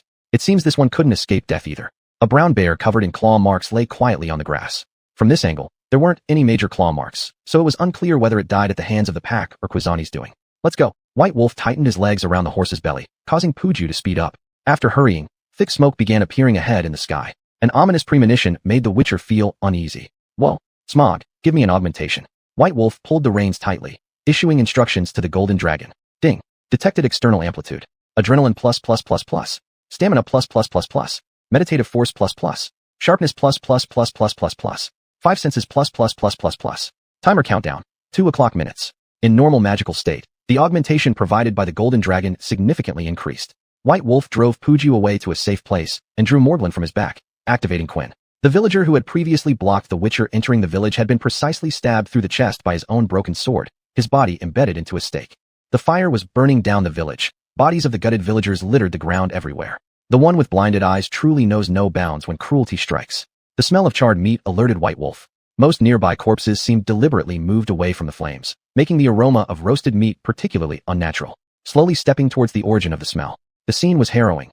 2 children were tied to stakes, their faces already unrecognizable after being roasted by the ground flames. The only survivor, although covered in blood and crawling at Quizani's feet, his body shaking continuously. I haven't struck with finality, yet you foolishly come seeking death, Witcher. Cassante, having already sensed the peculiar presence behind him, turned his back to White Wolf, disappointment lacing his voice. The sense of smell in werewolves is sharper than in Witchers. It's a unique talent of their species. Even curse-afflicted werewolves retain heightened senses, despite their weakened condition. Hatred has clouded your eyes. Stop this madness, Cassante. Outside lies the evidence, the massacre you've left in your wake. Instead of attacking instantly, the Witcher attempted to awaken the remaining humanity within the beast. Stop? Truly laughable. Look closely. The mastermind lies before me like a dog, selfish enough to burn his own offspring alive for survival. Cassante glared at White Wolf with eyes consumed by hatred. The right hand grabbed the bully's head and lifted the entire body, allowing the Witcher to clearly see the face of this dirty and selfish individual. Save me. Please save me, Witcher. The village bully weakly spoke, his arms stretching out with effort. His face was covered in blood, and his eyes were filled with fear. Instinct drove him to seek help. Such a pitiful little one. You make me want to torture you to death slowly. The wolf face drew near as the werewolf extended its tongue to lick the blood. In an instant of terror, it ripped off the bully's arm, causing blood to gush out, and threw the body to the ground. Losing support, the bully collapsed on the ground in pain, his face distorted. Next, it's hunting time. Cassante stomped on the bully's head, bursting it open.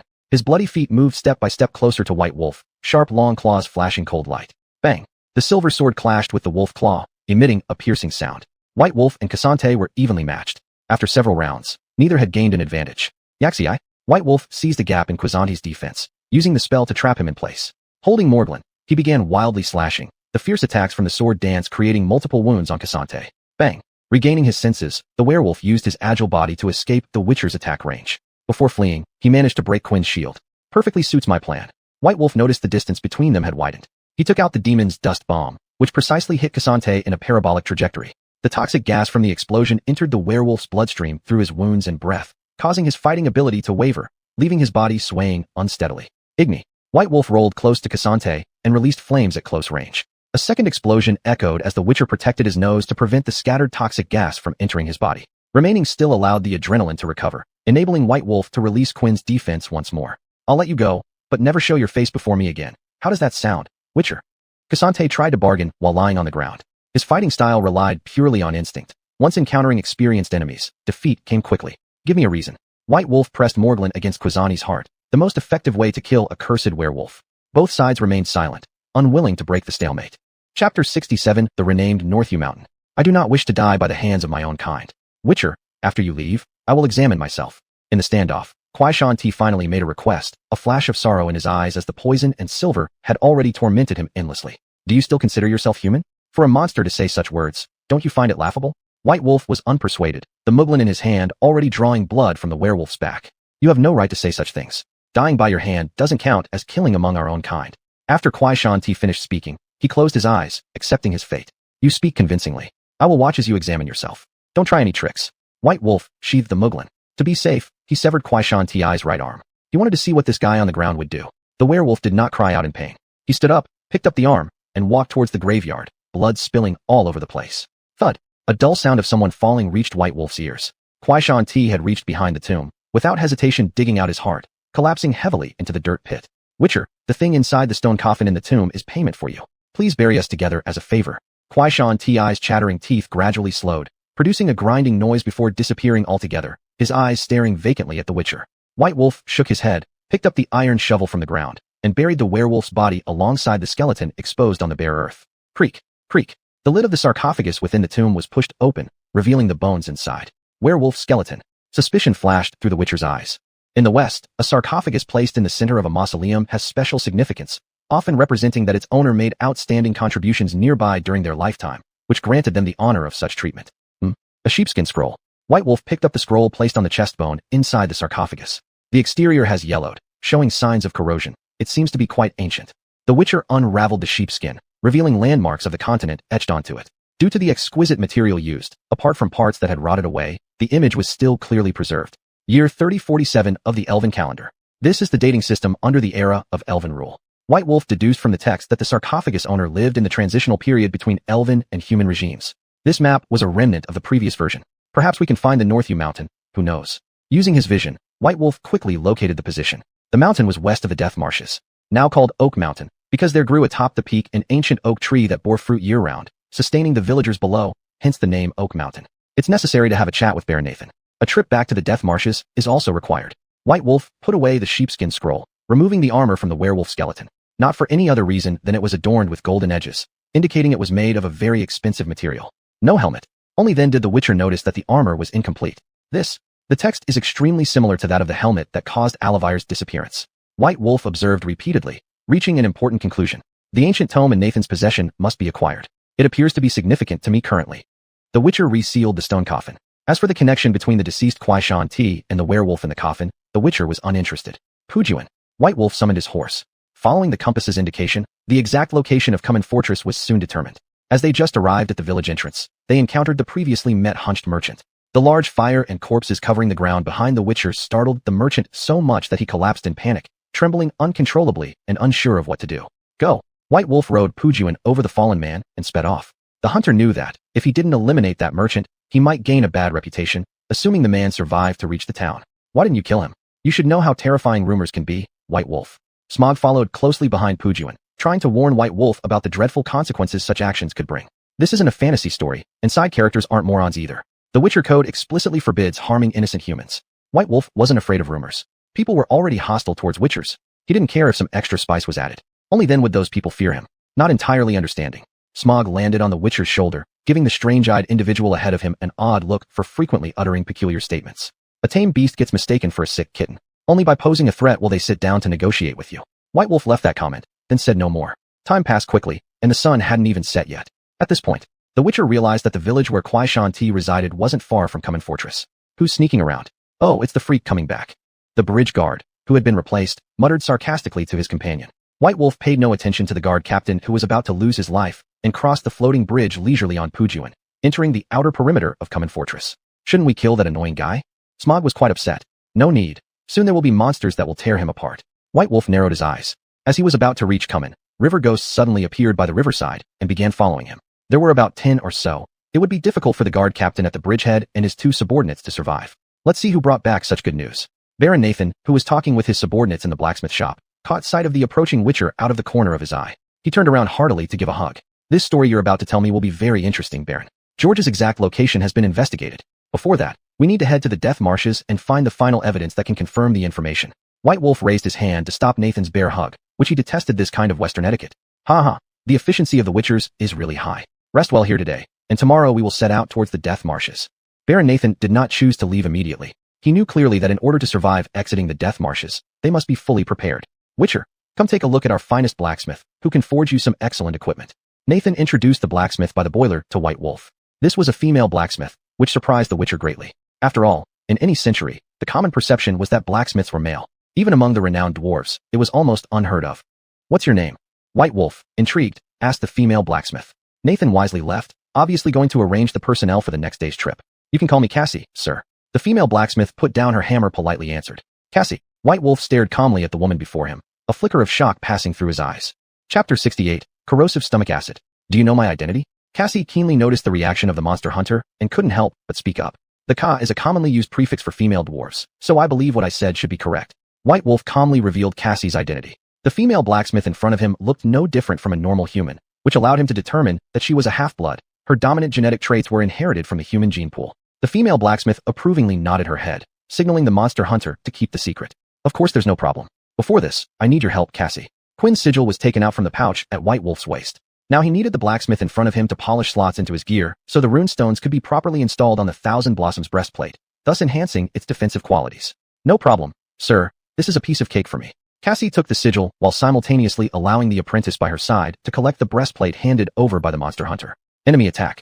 Enemy attack. A panicked little soldier ran over from the outer city, with fresh bleeding scratches on his face and exposed nasal cartilage. What happened? Speak clearly. A relatively stronger guard grabbed the collar of the small soldier, asking about the details. Water ghost. It's a water ghost, and the captain has already fallen. As the monster hunter had anticipated, the bridgehead had already been attacked by monsters. You guys follow me. A few relaxed soldiers then drew their swords upon hearing this, all rushing towards outside of Common Fortress. As a monster hunter, aren't you going to take a look? Cassie stopped after speaking a few words, realizing her own impropriety, and lowered her head to continue polishing the armor groove. This work was extremely taxing on one's mind, and even the slightest mistake would affect the efficiency of the sigil. After observing for a moment, White Wolf found it utterly boring and followed the soldiers bare-chested. These foul-smelling fish are absolutely despicable. The first thing the late-arriving monster hunter heard upon reaching the scene was cursing. With hands folded in front of him, he silently observed as the battlefield was cleaned up and both the body of the captain and the water ghost were thrown into the fire pit. Do monster hunters usually have such leisure time? Even basking shirtless while watching burning corpses? An amused voice came from behind White Wolf. Having received the report late, Nathan quickly arrived, attempting to calm the panicked populace. Nathan, don't try to joke with the monster hunter. Doing so has no benefit. What you should focus on is how to handle the aftermath for your subordinates. To Nathan standing before him, White Wolf replied calmly. The Baron merely stared at the monster hunter's words, and then burst out laughing. No one cares about these dead people's identities in life. Regardless of how they lived, after death, in times of war, everything becomes worthless. Nathan's tone grew heavier, clearly showing complete disregard for the monster hunter's words. You are very right. I can't argue against it. White Wolf responded as he walked past the Baron. Monster hunters were well aware that, in the eyes of the nobility, aside from wealth and power, nothing else mattered, including their private soldiers who were like objects, ready to be discarded at any time. However, before this, the Baron should focus on improving the defensive layout within his domain. White Wolf squatted meaningfully in front of a water ghost, picking up some sticky liquid to smell it. In fact, the monster hunter had long discovered that these monsters emitted similar scents, which was a precursor to water ghost groups converging. It also functioned as an integrating agent preventing conflicts between different groups. They're coming. Suddenly rising, White Wolf turned his gaze to the sky, where black smoke ascended from the thatched rooftops of Cumin Castle. Woo, woo, woo. The alarm sounded by the bullhorn spread across the entire fortress. What is happening? Nathan drew his sword, leading his subordinates into the outer city of the castle, with the monster hunter closely following behind. The villagers in the outer city hurriedly entered their homes. There was not a single suspicious creature on the streets. Follow me back to the inner city. You lot stay here and guard the outer city gate. Do not let anyone in or out. Inside Cumin Castle. Exactly what happened? Tell me quickly. The agitated Baron questioned the soldiers putting out fires. Apart from the main buildings constructed with red bricks, the rest of the wooden houses were enveloped by flames. It's tis, Baron. White Wolf spoke the truth and then traced the sparse fishy scent in the air to find the mutated water ghost in the stable. What is this? A human corpse charred beyond recognition.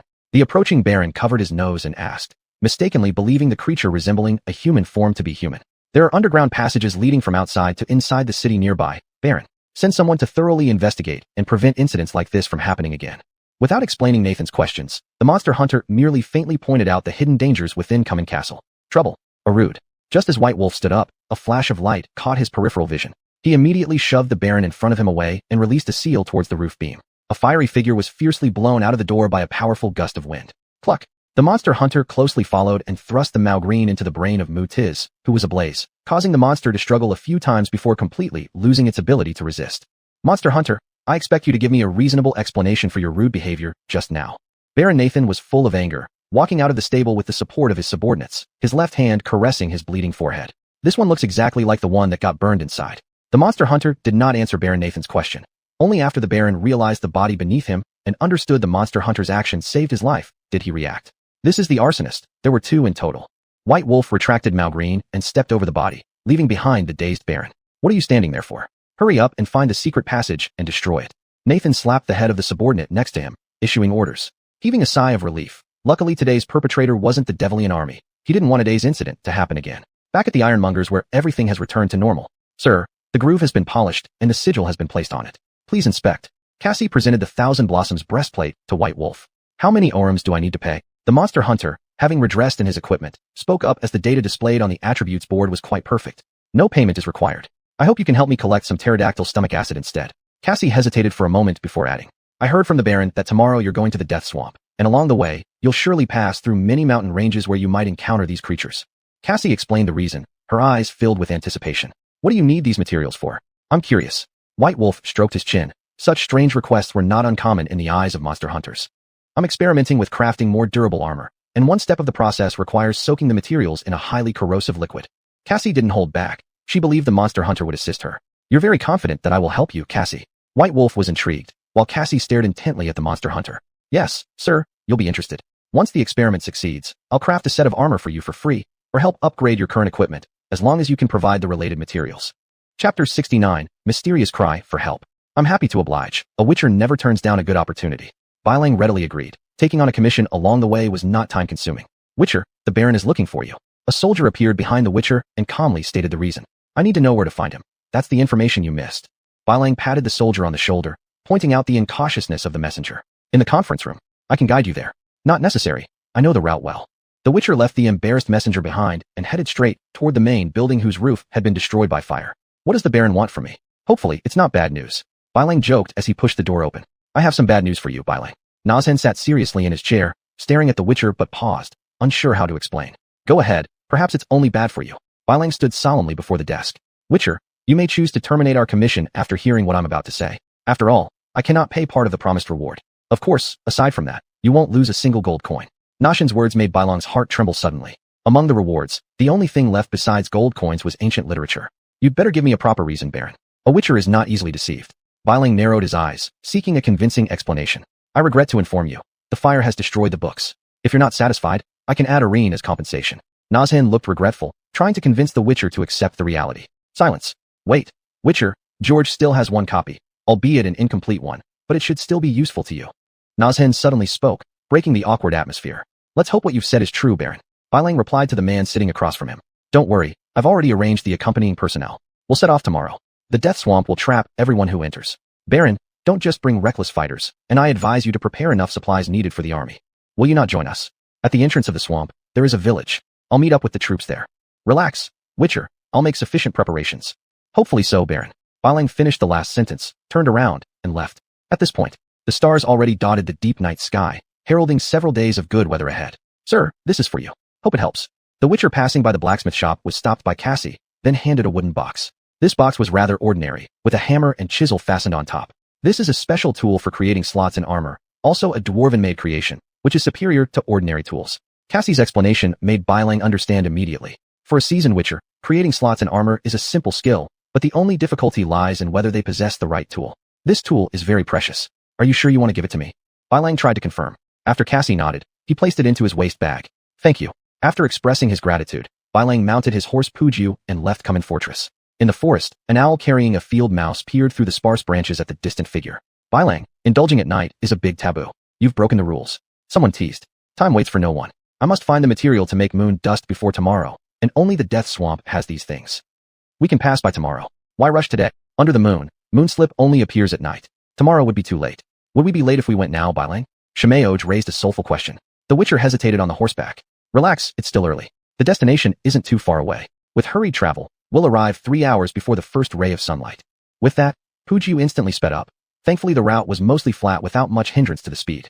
Bailang clearly knew that against George possessed by miasma, moon dust would effectively restrict his movement. Look over there. What is that?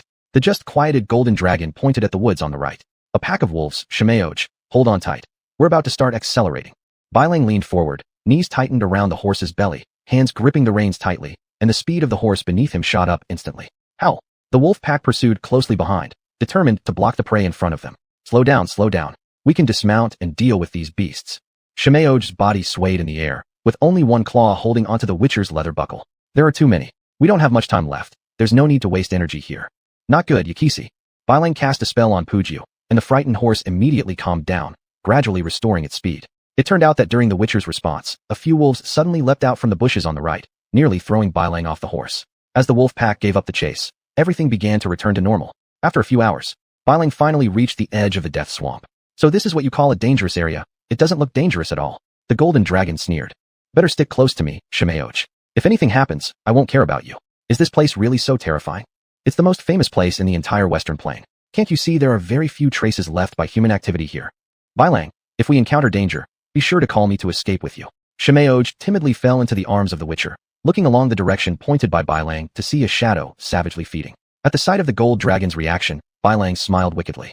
Through his cat-like pupils, the Witcher clearly saw that it was a false image formed by tree shadows. However, Bailang had yet to realize the consequences of frightening a young dragon. Perhaps we should still enter during the day, Bailang.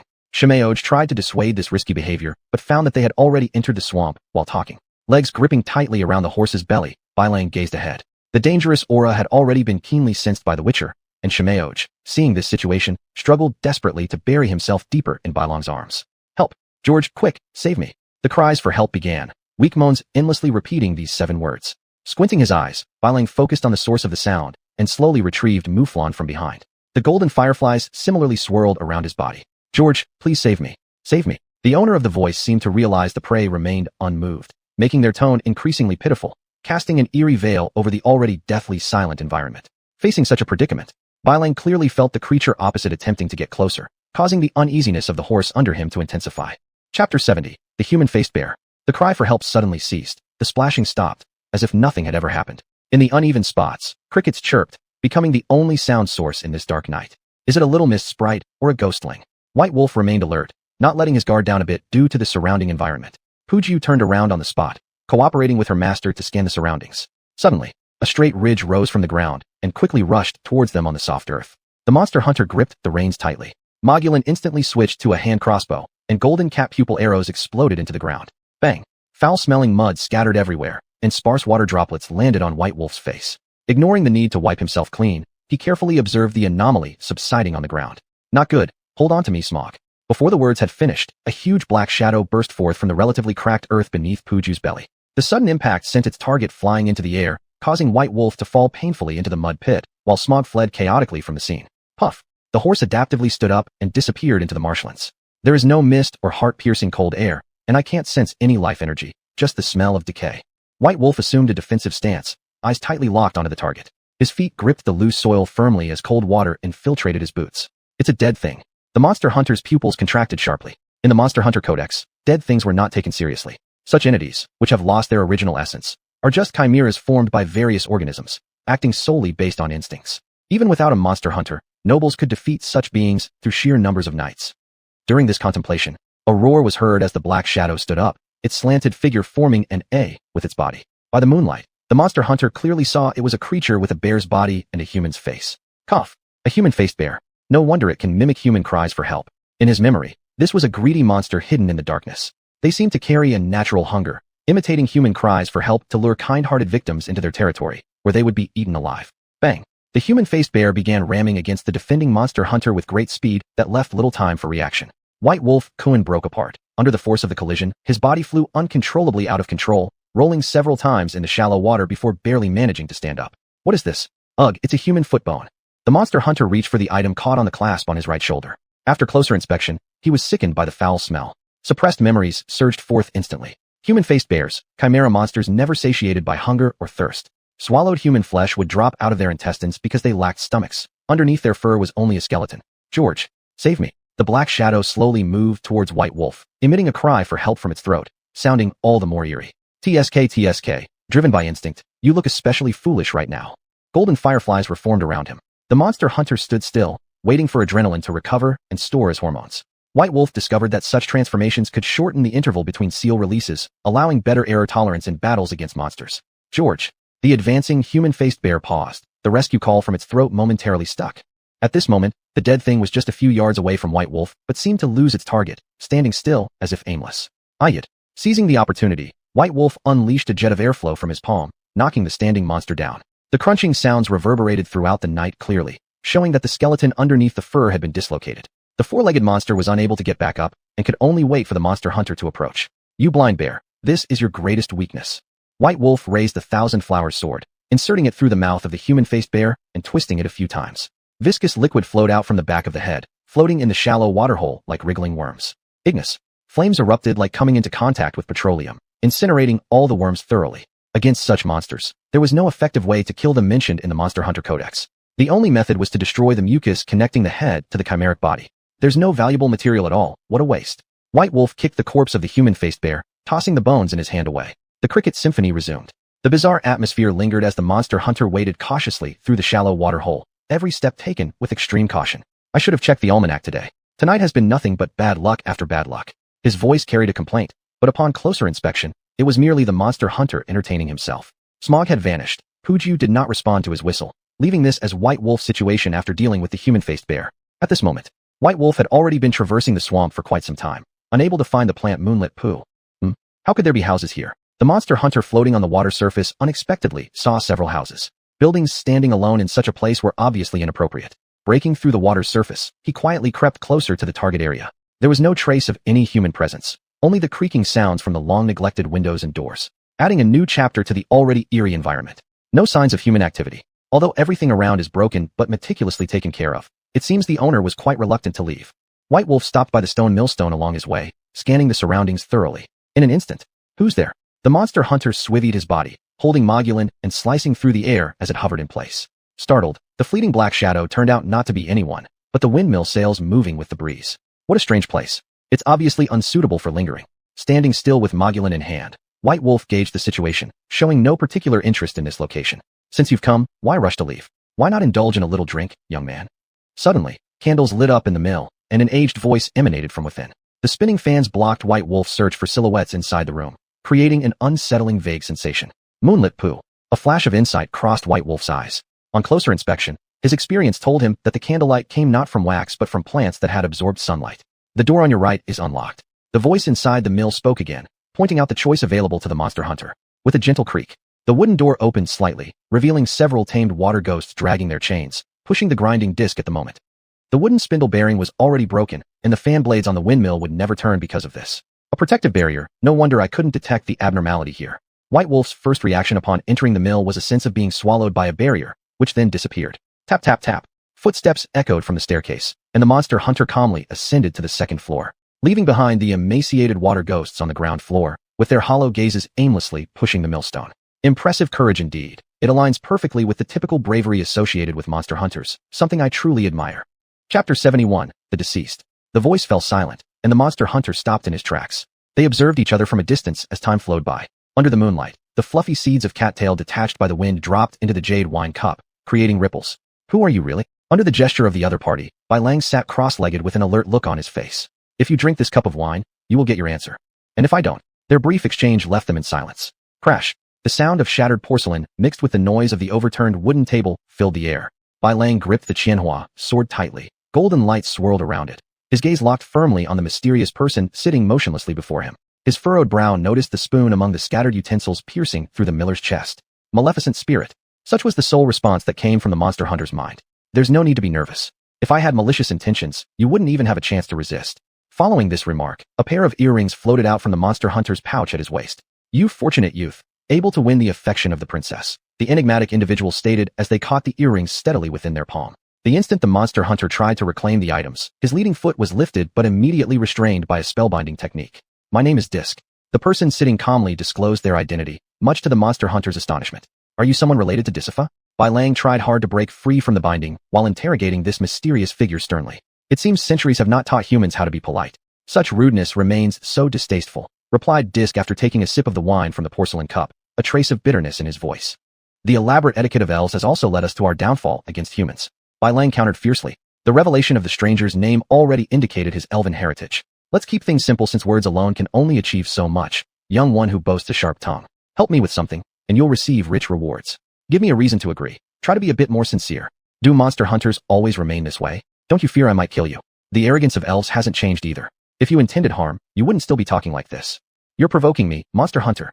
Though the speech remained firm, Disc's physical gestures clearly compromised. As the constraint was released from Bai Lang, the two continued to stare at each other with mutual non-concession. The veteran elf's act was aimed to intimidate the monster hunter. If it were an ordinary person, they would have already knelt in gratitude. Unfortunately, they had chosen the wrong target. Mission, reward. With these four concise words, Bai Lang conveyed volumes. Realizing he now had the upper hand, Disc quickly responded. Upon meeting the elven princess, deliver this item to her. And regarding compensation, these stones should prove useful to you. Disc rose holding a wooden box towards Bai Lang, where Bai Lang clearly observed the bones of fingers exposed under the robes. Upon receiving the package, Bai Lang followed the elf's finger direction and spotted a heap of gray stones stacked in the corner. Glancing back, Bai Lang noticed the exposed toe bones of the elf. Realization struck. Disc was dead, and his existence was presumably sustained by a barrier's influence. My task is done. Monster hunter, may you honor your promise. As Disc's remaining human features turned into a skull, Bai Lang vividly felt the cloak before him turning into powder. Crash. The skeletal structure crumbled apart, collapsing the magical barrier along with it. A strange mission indeed. You've returned to me the guiding earrings Disifa gave me, haven't you? Stationed in place, Bai Lang began his critique, realizing shortly afterward and pocketing the wooden box. Afterward, advancing a couple steps, he squatted down to search for the earrings amidst Disc's remnants. Futile attempt.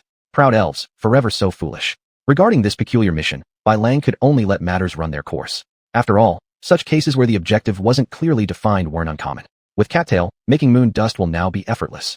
Pulling out a crucible, Bai Lang ground the cattail into a fine powder, blending it with mercury solution and stirring. Once the mixture thinned, he retrieved 5 or 6 bomb containers filled with nitrate for irrigation, inserted the fuse, and shook them thoroughly.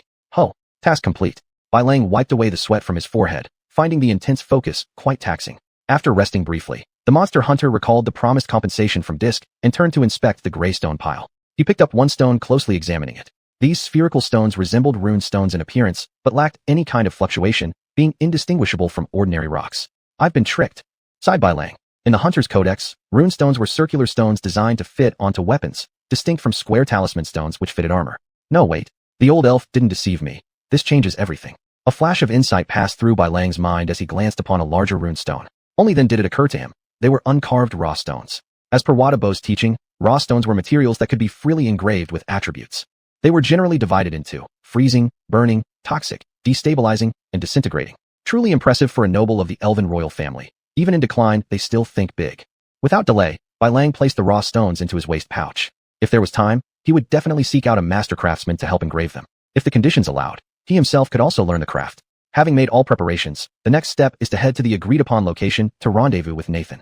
Bai Lang cautiously inspected the room again, ensuring that there were no items left behind before leaving with peace of mind. In the Hunter's Codex, there was an unwritten rule. A hunter who doesn't plunder isn't a good hunter. Bai Lang knew well that during the early days of monster hunters, they were very poor, so those who came after maintained this tradition. At the first floor of the mill, the enslaved water spirits continued pushing the grinding wheel, laboring endlessly without reward. TCH, I doubt Paro has it as bad as you guys do. Bai Lang squinted at these creatures, his eyes flashing with mischief. Before his transmigration, he had once worked on a game. He thought his own playstyle was already capitalist enough, but Discus was even more ruthless than him. These guys have no value at all. The monster hunter glanced once more at the water spirits, and then turned away from the mill. They were emaciated, their alchemical materials upon death wouldn't even meet basic standards. At the water pit, a new musician joined the cricket symphony, as the monster hunter splashed his way out of the death marsh with difficulty. This is odd. Where exactly did Puju and S'more go? Bai Lang began to feel uneasy. He had whistled several times already, but Puju never responded by coming to his side. Similarly, the link between him and S'more had been severed. If it's not destined to be trouble, you'll escape. If it is trouble, there's no running away from it. Looking up at the sky, Bai Lang recalled Wadabo's countless warnings. His master had said that monster hunters needed a good mindset. Panic was forbidden. Only by staying calm could one avoid falling in perilous journeys. Splash! The sound of water drew Bai Lang's attention. Golden fireflies surrounded his body as mist started forming around him. Chapter 72, Death Swamp. Two pairs of eyes hovered in the night. Golden and deep blue, like suspended by time. Neither made any rash movements. Snap! Unbeknownst to whom, a twig was stepped on and broken. The deep blue orb, close to the ground, wobbled as it fled the scene. The white wolf cautiously left the spot, stepping through puddles. Safe to land. What creature was that just now? If it were a mist demon, it wouldn't have fled. Staring at the mist starting to contract behind him, the monster hunter carefully pondered. The rooster's crow rang out. Dawn gradually broke, and the white wolf realized they were near a village. Nathan is already on his way. Let's check out the village first. We might gather some useful information. The white wolf determined the direction from which the rooster crowed and set off on foot. At this moment, he sorely missed Puju as a means of transportation, but fortunately, the destination wasn't far away. Standing atop the hill, one could clearly see within the village a group of people assembling, about a dozen or so in number. Their efficiency isn't bad, but with this quantity, rushing straight into the death swamp will be somewhat troublesome. After a brief rest, the white wolf gazed at the noon sun, initially believing based on the rooster's cry that the village would be quickly reachable. However, the situation told him otherwise. He had clearly underestimated the monster hunter's keen hearing, and it took a long walk to finally reach the target point. What are Nathan and the villagers talking about? Carrying this question, the monster hunter arrived at the village and calmly observed everything around. Oh, my friend, you've finally come. Just in time too. We've just arrived ourselves. Nathan noticed that the white wolf was already standing behind him, arms spread wide in a polite greeting, avoiding an awkward hug as before. What's the Baron doing? The white wolf inadvertently asked while glancing toward the old man surrounded by soldiers. Don't worry, it's just questioning the village chief about the swamp conditions. Comparatively, these guys likely know more than us. Nathan didn't feel upset by the monster hunter's inquiry. This dialogue caused the white wolf to change some impressions about the burly-looking Baron. A meticulous man often gets lucky. The monster hunter voiced one of their rare compliments toward the guy before them. After resting for a while, Nathan gathered much useless information from the old man, while the monster hunter sitting nearby listened thoroughly. Rising slowly, we should set off. After all, time waits for no one, Baron. The white wolf spoke calmly, proving that he did not wish to waste time. Perhaps what you say is right. Staying here amounts to nothing more than a waste. The Baron was dissatisfied with the results of his questioning, yielding very little useful information. Under Nathan's command, the squad began orderly organization, leaving only one soldier behind to take care of the horses remaining in the village. On-foot progress was suggested by the white wolf, which the Baron readily adopted. In the swamps, tools of transport normally used widely might become burdensome. Marching time wasn't too long. Compared to the arc path traveled by the monster hunter, the straight line didn't consume much time. This is the Death Swamp, a rather unremarkable location. A firm ground and wet soft mud pits were separated merely by water. Nathan stood at the border, teasing his subordinates. This brought raucous laughter among the dozen people. For such arrogance and ignorance, the white wolf didn't bother to respond, instead narrowing his eyes and closely inspecting the unknown path ahead. The white wolf fully understood that the dozen people behind counted as half the elite force of Command Castle. The unique military structure of Western Europe meant having such power at the Baron level already constituted significant strength. Will we go inside now? Monster Hunter. Nathan noticed the monster hunter's special actions and approached him to ask. Said out. Remember to warn your subordinates to be careful. Leaving those words, the white wolf's left foot pressed down onto the board. Clearly, this plank road was artificially built, and the degree of rot indicated its age. Perhaps hundreds of years ago, this place wasn't the dreaded uninhabited zone it is today. Rubbing his chin, the white wolf made a judgment based on the new discovery. After advancing for quite some time, plank roads became fewer, the connecting paths turning muddy. Hurry up, you bunch of rice eaters, I won't be responsible if you lose me. Though seemingly scolding, the words from Nathan transformed into encouragement, reviving the spirit of a few negligent soldiers. Hunter, there's nothing here. Are you sure the items needed to save George are truly hidden here? Long travel had begun making Nathan murmur doubts, leading him to inquire aloud from the guide walking ahead. Chill, be quiet. There are monsters ahead. The white wolf squatted down, signaling for the group behind to stay silent. All along, the surrounding environment, ordinary and peaceful to most, held dangers in the eyes of the monster hunter. The white wolf had actually discovered numerous shallow water traps concealing a variety of dangerous beings like water demons and swamp witches during the journey. Following the old pathways allowed them to avoid attacks. Warriors, follow me. The white wolf, still pondering whether to avoid the monsters and change course, was startled by the actions of the Baron behind him. Splash! Fully armed soldiers, led by the Baron, charged toward the group of water ghosts that had come into view. A bunch of reckless fools. Even if chivalry drives you to do this, shouldn't you use your brains a little? The white wolf muttered softly, finding such suicidal actions utterly incomprehensible. Afterward, he drew his Mogulin and followed the team, beginning to slay the water ghosts. Amidst flashes of sword and spear, the dozen or so people quickly surrounded the single-digit number of water ghosts. The annihilation began instantly. The shield-bearing knights parried with their swords while the crossbowmen seized opportunities to execute headshots from behind. Truly fragile beings. Even bandits are stronger than you. Nathan drove his sword blade into a water ghost's forehead, spat out a wad of phlegm, and looked down upon them with disdain. Ha ha ha. He let his subordinates, in the midst of the massacre, laugh together mockingly, and the monster hunter saw disdain in their eyes. In the monster hunter's intuitive experience, this was a harbinger of impending trouble. Be careful. As the white wolf spoke, the Yaxi's sigil shot forth, flying over the heads of the crossbowmen. The water pit underfoot was stained red as an unlucky crossbowman was pierced through the heart by sharp claws, collapsing helplessly in a pool of blood. The monster hunter understood that the distance was too great, leading to a lower hit rate for the sigil, a common occurrence, even for seasoned monster hunters who occasionally make mistakes. Bogwitch. Everyone, don't panic, organize a counterattack. The white wolf shouted loudly, clearly having experience with such emergencies.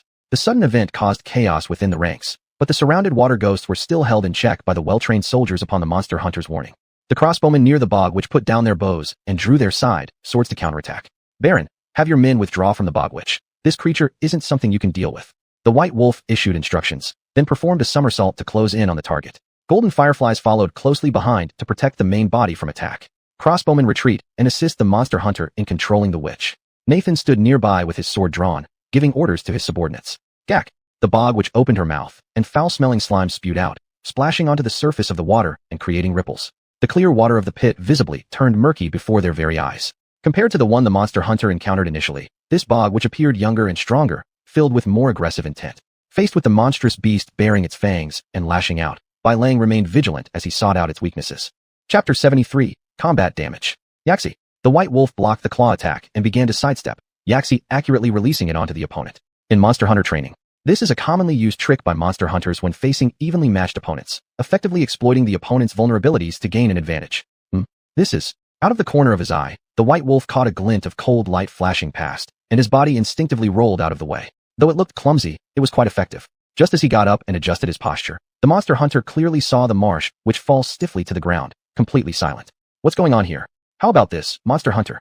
It proves that not only can you kill these creatures. Quite conversely, in my view, humans in greater numbers can also defeat these guys. Nathan stood proudly behind the white wolf, showing utter disdain for the monsters. The water ghost battle had similarly concluded under the knight's encirclement. The monster hunter gave no response, but instead squatted down before the creature, pulling out the arrow embedded in the chest of the marsh witch. What was supposed to be a fierce battle ended so simply. The main wood has been replaced by bronze. The arrowhead is pure silver, with magical runes etched on its surface. This is the weapon used to slay monsters. A look of disbelief flashed across the white wolf's eyes. Even within the kingdom, such rare items were scarce, yet the Baron had used it for hunting.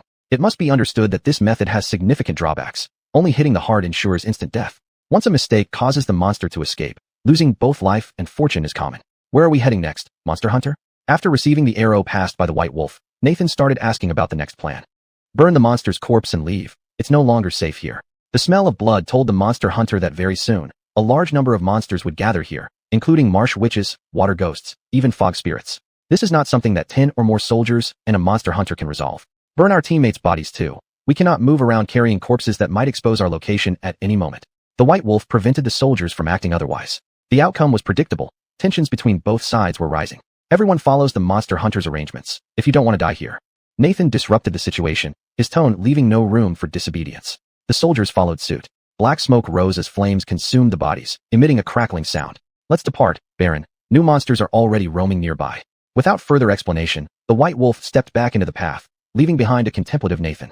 Time flew by rapidly. The full moon began to replace the position of the sun, with the hooting of owls echoing all around. The target point lies ahead, stay vigilant.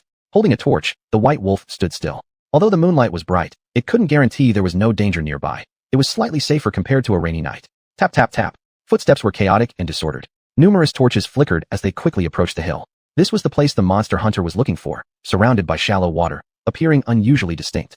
Monster hunter, there's nothing here. Is the route wrong? The Baron asked while observing the motionless White Wolf. Apart from some barren dead trees, the hill had nothing on it, shocking even the monster hunter. It won't be wrong.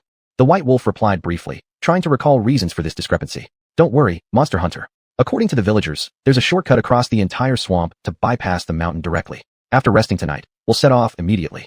The Baron did not get angry. He understood that if the hunter hadn't misheard earlier information, there wouldn't have been this memory lapse. Quick, have your men gather some dry branches and ignite the fire pile. Don't waste time, do you hear me? Nathan continued commanding his subordinates, and then sat on a dead tree stump with the monster hunter to chat leisurely. Nathan, my monster hunter instincts tell me this place isn't safe. Hasten your men not to let their guard down. The White Wolf accepted a beer cup handed over by the Baron's servant, his expression solemn.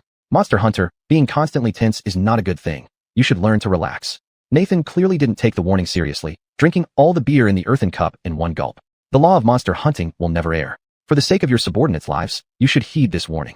The White Wolf tried to convince the Baron further, detecting changes in Nathan's facial expression. His impatience dominated the side of his face. Quick, warn everyone not to slack off. This is an order. Under the monster hunter's gaze, Nathan commanded the carefree Quick with serious words. The fire crackled. The Baron and his subordinates who had eaten dinner had already rested. The monster hunter sat by the campfire, staring at the flames. No one knew what he was pondering. Here, I specifically brought this fine wine along with me. Nathan came to the monster hunter and handed the wine bottle to the White Wolf, his deep eyes reflecting the dancing flames. The Baron really has an elegant taste. Even in danger, he doesn't forget to savor the drink. The White Wolf took the wine bottle and pried off the lid with a dagger, not quite understanding why these guys were so fond of alcohol. Monster hunter, do you think George is still alive? Nathan's face was filled with melancholy. The closer they got to the truth, the more uneasy his heart became. Whether your brother can survive depends perhaps on your attitude and his life experiences. The White Wolf didn't give a clear answer, but rather threw out a counter-question. The campfire front grew quiet as the monster hunter sensed the Baron's disappointment and then spoke up. We can talk about George's childhood. It might lead to something. The White Wolf took a sip of wine, this time without frowning because the wine suited his taste perfectly. The Baron hesitated for a moment before choosing to answer the monster hunter's question. That boy was born weak and sickly, yet harbored dreams of becoming a knight. His father never planned to cultivate him into a respected knight. Instead, he forced him to learn various literary skills, hoping he would become a man of letters. Nathan lifted the wine bottle for another drink and continued. This caused his personality to become extremely odd, frequently daydreaming about impractical things. Even though the previous Baron passed away early, George got beaten numerous times over that. After speaking, he paused briefly, thought for a moment, and added, even so, he often dragged himself with injuries, asking me to train him strictly. The effect was minimal, yet our brotherly relationship grew closer as a result. Nathan closed his eyes and continued drinking, unwilling to say any more. The White Wolf did not pursue further questions, but rather narrowed his eyes and stared ahead. The gradually gathering mist surrounding them foretold something bad was about to happen. The sudden appearance of an eerie blue glow hinted at something ominous. Here come the monsters. Chapter 74 Ignis Favis. In the mist, Mograine emitted a cold light, opposing the dark blue glass orb. What is that monster, Witcher? The White Wolf was as steady as Mount Tai, while Nathan at his side gripped a fine steel dagger and remained highly vigilant. The situation on the scene seemed less than optimistic. Awaken your subordinates. In the meantime, I will try to hold it off. Be careful, this guy doesn't look like an easy one. After the conversation, Nathan ran towards the tent, but an unexpected event occurred suddenly. It turned out that Nathan disappeared in the fog, and no matter how much the White Wolf sniffed around, he could not locate the information about the Baron. Golden fireflies circled around his body, and a black shadow passed through the fog, moving so fast that only a Witcher could catch it. The fog could block the Witcher's sense of smell, even misleading vision and confusing the mind. The White Wolf quickly analyzed the situation. A small mist spirit? No, this level of fog is not something ordinary creatures can produce. Moving cautiously, underfoot was laid with Ard, and the purple restraining runes combined with the protective Quinn would effectively curb attacks. Who's there? The Witcher turned sharply and tightly stared at the shadow in the fog. The slim figure of a woman appeared faintly. White Wolf, it's me, Allwheel. Her voice was hoarse, as if her vocal cords had been abandoned, making a harsh sound. Golden cat-like eyes squinted, trying to find flaws in the shadow. The dark shadow seemed to feel the Witcher's vigilance and began to quickly approach him. Bang! The White Wolf's body leaned backward. Inertia left marks under his feet and made stabilizing difficult. The dark shadow and the fog vanished like a frightened wild rabbit, leaving behind a decaying odor which the Witcher caught sensitively. Green rotten flesh. He glanced around and confirmed the safety. Then the Witcher picked up the meat residue remaining on the sword hilt. The resilience is remarkable, yet covered with moss. Removing its color, we can confirm it as a small mist spirit. But such fog and skin color cast doubts in judgment. Footprints. The White Wolf murmured to himself, shifting his gaze to the footprints in the soil on the ground.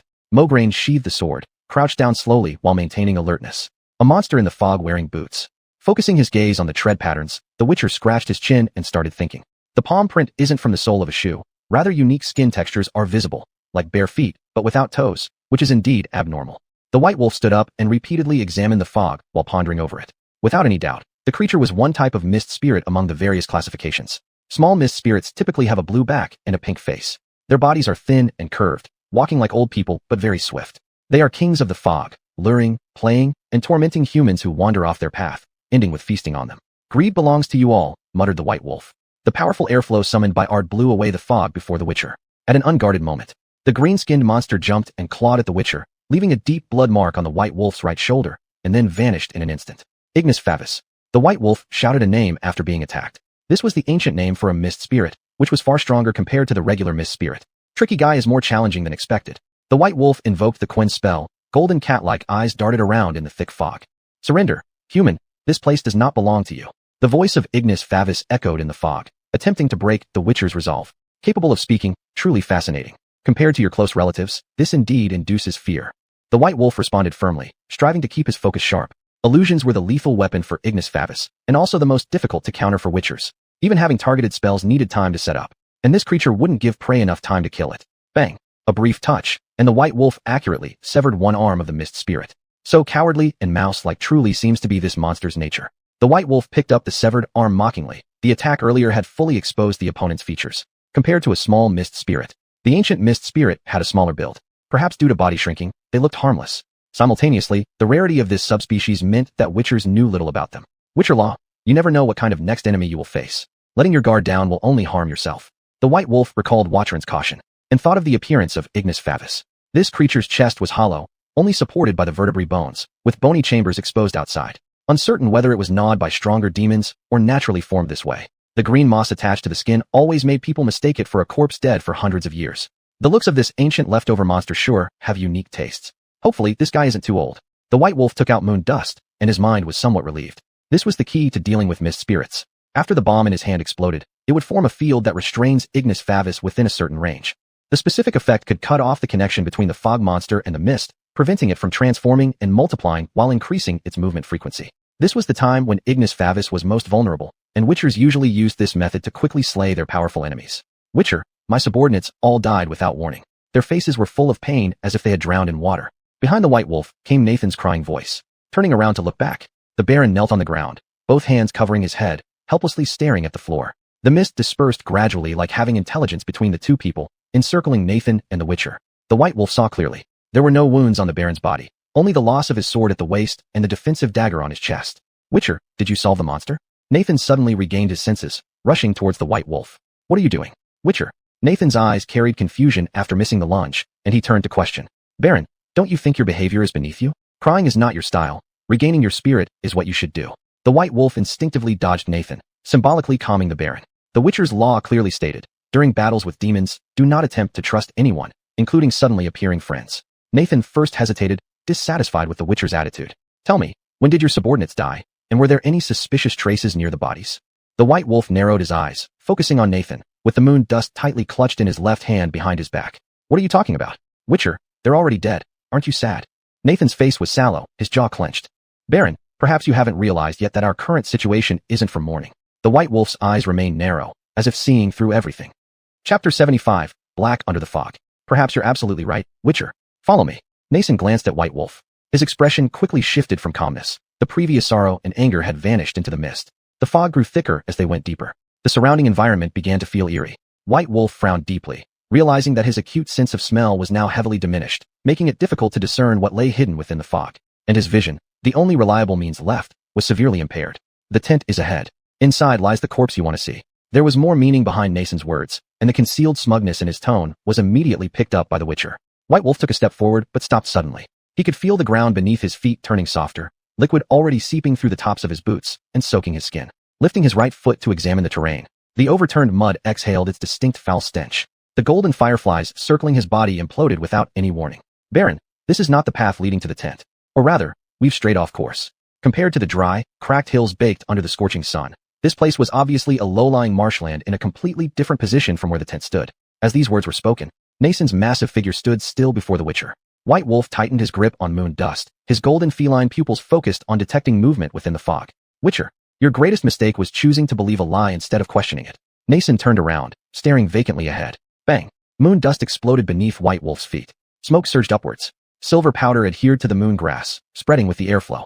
The shadow lurking covertly within the fog hesitated, then appeared behind the Witcher. Its raised sharp claws froze midair. That line should be returned to you. A monster actually thought a Witcher would fall for your tricks. White Wolf spun around, his feet sinking deeply into the mire, and his dagger precisely touched a hard object behind him, sparking friction. Snap! The sound of something breaking echoed, the object losing balance and falling into the mud pit, splashing muddy water all over the Witcher.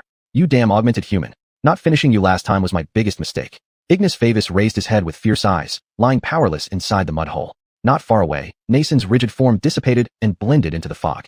So it was you causing trouble. No wonder the remains of the village disappeared. With White Wolf's speech, quicksilver solvent flowed following gestures into the mist spirit's abdomen. This method effectively prevented the moon dust from failing and successfully cut off the creature's self-repair capabilities. Ignis Favis, your intelligence, which you think makes you superior to humans, is the cause of your demise. As the Witcher spoke, the last drop of solvent flowed out of the bottle. The mist spirit writhed in agony. The fracture of its spine limited it to trembling its upper body. Its goblins-like green face displayed suffering as its remaining hand tried to remove the quicksilver from its belly. Rip. Useless resistance as the liquid corroded the few remaining internal organs. You should have killed me instead of devouring me like a mountain cat. Ignis Favis stared at the Witcher with hatred. If it hadn't been for the silver powder interrupting its connection with the fog and preventing transformation, its fragile body wouldn't be so exposed in the air, leaving it humiliated and vulnerable to being butchered. Since that's the case, let me borrow your mist core. After speaking, White Wolf drew Malgrin from his back. As the weapon was about to pierce the mist spirit's forehead, the blade suddenly deviated, plunging into the mud. A sudden sharp collision from behind shattered Quinn's shield into pieces. Die, Witcher. Ignis Favis suddenly rose, the mercury accumulated inside spilling out. Plop! A round shadow fell into the water. Without its head, the broken body of the mist spirit staggered back 2 steps while its arms maintained the momentum of the attack. Experience clearly didn't tell you that when sneaking up on an enemy during their distraction, one shouldn't shout. White Wolf lifted his right foot and kicked the remains of the mist spirit down with disdain in his eyes. Turning around, he reactivated Quinn's shield. Golden feline eyes tightly monitored the fog, searching for another hidden entity. For a long time, nothing happened. Only the fog gradually dissipated, revealing the surrounding environment. Correct guess, the attack on my back earlier was Ignis's final struggle. In the Witcher Compendium, Ignis Favis often transforms the fog into his own likeness, creating illusions to make victims misjudge their numbers, thus dismantling their will. Fortunately, this guy hasn't been around too long, allowing him to be killed easily. In the surviving records about ancient small mist spirits, these intelligent monsters' strength greatly relates to their lifespan. They usually live for 300 or 400 years. The older they are, the stronger their power. Clearly, the Witcher had good luck to encounter a relatively weaker one. White Wolf raised his dagger. Skillfully prying open Ignis' chest cavity, White Wolf endured the putrid stench and began to rummage for the mist core. From the inner cavity covered in moss, various parasitic worms and microaquatic organisms crawled out. That's the core. The change in tone indicated that the Witcher's patience was nearly exhausted. Pushing aside a round organ encased in hard skin, the leathery surface was sliced open. The wolf-shaped insignia on White Wolf's chest began to violently vibrate, signifying that the object of their search was close at hand. It was hidden here so well, no wonder it couldn't be detected. Ignoring the filth inside the hollow cavity, the Witcher reached in and retrieved the item, placing it within a wooden box. At the same time, a globule of pulsating red liquid was carefully placed into a glass vial by the Witcher. Standing up, he surveyed his surroundings. The corpse of the ancient small mist spirit was set alight with a single torch. The Witcher's supernatural luck really defies science. He actually managed to obtain the mutation material by chance. White Wolf stroked his jawline, observing the object in the bottle intently. In the Witcher Compendium, the mutation substance from the ancient small mist spirit could synthesize potent elixirs. After consuming the potion, the Witcher would gain some abilities of the mist spirit for a period of time. Though toxic, such effects posed little issue for a seasoned Witcher. Unfortunately, the compendium does not clearly record the formula. White Wolf shook his head, putting the mutation material into a pouch at his waist and staring at the burned mist spirit. Compared to its kin, another weakness is acting alone when it shouldn't. A trace of relief flashed across the Witcher's eyes. Certainly more powerful than common mist spirits, the ancient ones still had a solitary nature. Compared to the group-dwelling mist spirits, this lowered the threat they posed significantly. Let's hope the Baron and his men are still alive. Acting alone here can get quite troublesome. Stepping through the soft, muddy ground, White Wolf gazed toward the nearby hill. The Witcher understood it was hard to judge if the smelly-footed soldiers had already fallen victim before being lured away by Ignis Favoris illusions. Tap tap tap. Emerging finally from the last waterlogged area, the Witcher saw the extinguished campfire rekindled. This indicated they were still alive. Hey, what were you doing under the tree, Witcher? The Baron thought you deserted us, and has just now ordered us to look for you. Chapter 76, Persuasion to Depart. Two soldiers stared at the hillock below them with disdain in their eyes. Looks like luck is on your side, lucky fellows. The White Wolf passed by one of the soldiers, laughing and placing his hand on the other's shoulder with a hint of ill intent in his eyes. The soldier became silent as a cicada at this gesture. The mockery that was about to be spoken was forcibly swallowed back due to the hunter's action. Where's the Baron? The White Wolf turned his head towards another soldier. In his line of sight, he did not see Nathan's figure, but only saw several guards far away who were carrying corpses. There was no smell of blood. The hunter furrowed his brows immediately thereafter. He suddenly understood the peculiar way mist fiends killed. They rarely injured their prey but drowned them in the fog instead. Reconnoitering the terrain on the other side of the hillock, the soldier timidly replied, but the panic hidden beneath his casual demeanor could not escape the notice of the hunter. Leaving the two behind, footprints of the witch hunter were left in the dried grass on the road. Dewdrops dripped from the surrounding dead trees. The White Wolf clearly knew that the dew formed at night was due to the condensation of the mist fiend's vapor. Compared to the original temperature here, this low temperature was an anomaly brought by the monster. Baron, it's a witch hunter. A familiar voice pierced through to the ears of the White Wolf. It was Quick's voice. Under the reflection of the flames, the witch hunter clearly saw the knight whose face, originally handsome, now bore fresh scratch marks slanting across his nose. Nathan stood up, with his breathing slightly irregular, but maintaining a calm gaze as he stared at the person approaching from a distance. Explain what this is all about, witch hunter. As their eyes met, Quick was cast aside by the Baron. An ancient mist fiend, though it's already dead. The White Wolf shrugged, calmly and plainly recounting the truth. Nathan did not question the witch hunter. He understood that only witch hunters and sorcerers could resolve certain unnatural phenomena. This was also the reason why one could not question the other. Damn bastards, did you know their habits? Nathan suddenly winced, holding his waist, with an unsatisfied expression as he leaned on the nearby dead tree. Red liquid flowed down his fingers, captured by the keen senses of the witch hunter. The Baron should understand the current environment we are in and consider how we proceed next. Before concluding his words, the White Wolf released yaks. The effect of bewilderment allowed Nathan to ease the pain caused by his wounds. Perhaps you're right, witch hunter. Lowering our guard in the dead marsh was a foolish act. The Baron pulled open the armor around his waist to reveal his wound. He took the medicine bottle handed by Quick and poured the sticky green liquid onto the wound. Judging from the injury, it was caused by a heavy impact on a sharp object. The witch hunter instantly inferred that the Baron had been attacked by a mist fiend when he disappeared into the fog, and that Nathan must have encountered the monster earlier than himself. Baron, we should retreat to Cummin Castle to recuperate. This mishap has already caused 5 deaths. You have been severely injured as well, and the witch hunter will bring George back safely. We should leave this accursed place. Quick couldn't help but speak up, persuading Nathan not to venture further ahead. What is your opinion, witch hunter? Ignoring the advice from his subordinates, the Baron fixed his eyes directly on the White Wolf. I can't sway your will, Nathan. You should make your own judgment based on the current situation. The White Wolf threw the topic back to the Baron. Of course, the witch hunter very much hoped to have companionship while crossing the dead marsh. But given the current situation, it's likely that before even leaving this place, they would all be wiped out. These ordinary people were more hindrance than help. Brothers have suffered mysterious losses already. If you hadn't arrived personally, we would have been completely wiped out. Quick wiped tears, trying to appeal through emotions. Nathan hesitated somewhat, constantly glancing at the witch hunter hoping for an answer. Baron Nathan understood Quick's thoughts. This team consisted of half the elite troops of Cummin Castle. If all were lost here for the sake of younger brother George, the entire fiefdom would fall into chaos, possibly even causing the entire Crywit family to perish. Witch hunter, this is the last inquiry, and I hope you can answer. The Baron placed the decision once again before the witch hunter. Silence. All right, I should put the safety of my people in the fiefdom first. As for George, the witch hunter contracted to take care of him won't just abandon him. Nathan's gaze intensely locked onto the White Wolf as he exhaled deeply, reaching his conclusion. The Baron fully understood that ever since there had been friction between the Devilian Empire and the Flanic Kingdom in his territory, Cummin Castle had taken in many refugees fleeing from within the region. Wars often changed in the blink of an eye. If the defensive forces decreased sharply, it was very possible for the Devilian Empire to conquer the castle. That group of war criminals wouldn't show any mercy to these defenseless farmers. The Baron's choice makes me admire you greatly. At least you still see your people in your eyes. The White Wolf crossed his arms over his chest, his golden cat-like pupils reflecting the firelight. This made him recall the cause of his death from the previous life. In the previous existence, the detestable lighthouse country was on the verge of division. attempting to release the mushroom egg to destroy the Empire. Even though the national air defense was ranked first in the world, it was still difficult to cope with the final fun act of the lighthouse country. Thus, apart from the secret agents within the lighthouse system stopping it in the dark, patriotic knights living there also acted in secrecy, among whom was himself. When destroying one of the mushroom egg bases, due to a traitor's betrayal, all personnel involved in the operation were wiped out. As for himself, he detonated the explosive device attached to the nuclear bomb with his own hands before dying. Under the power of the mushroom egg, his body turned into thin air. Witch Hunter, what are you thinking about? Nathan, who had already ordered the retreat to come in, sat beside the witch hunter curiously, placing a bottle of wine at the White Wolf's feet. This is Manway's, premium wine from the land of fine wines, Toussaint. It's rare, so I'm giving it to you. Nathan raised his head and drank the malt beer with a melancholy expression. The liquid flowed down his throat and seeped into his armor beneath. The Baron's departure should be set when the sun breaks dawn, not now. And we should leave the dead marsh by retracing our steps. The White Wolf picked up the Manways and put it in the waste bag. His golden cat-like pupils stared at the soldiers packing their gear while explaining the issue to the person beside him. Clearly, humans cannot comprehend why the witch hunter acts so cautiously, but perhaps you have your reasons. Nathan put down the wine bottle, muttering to himself. Then, he turned his head and shouted loudly. Quick, let them stop their chores and rest, waiting for sunrise before departing. The Baron's voice carried rudeness as he commanded the scene. This question is very simple. Night travel is a major taboo.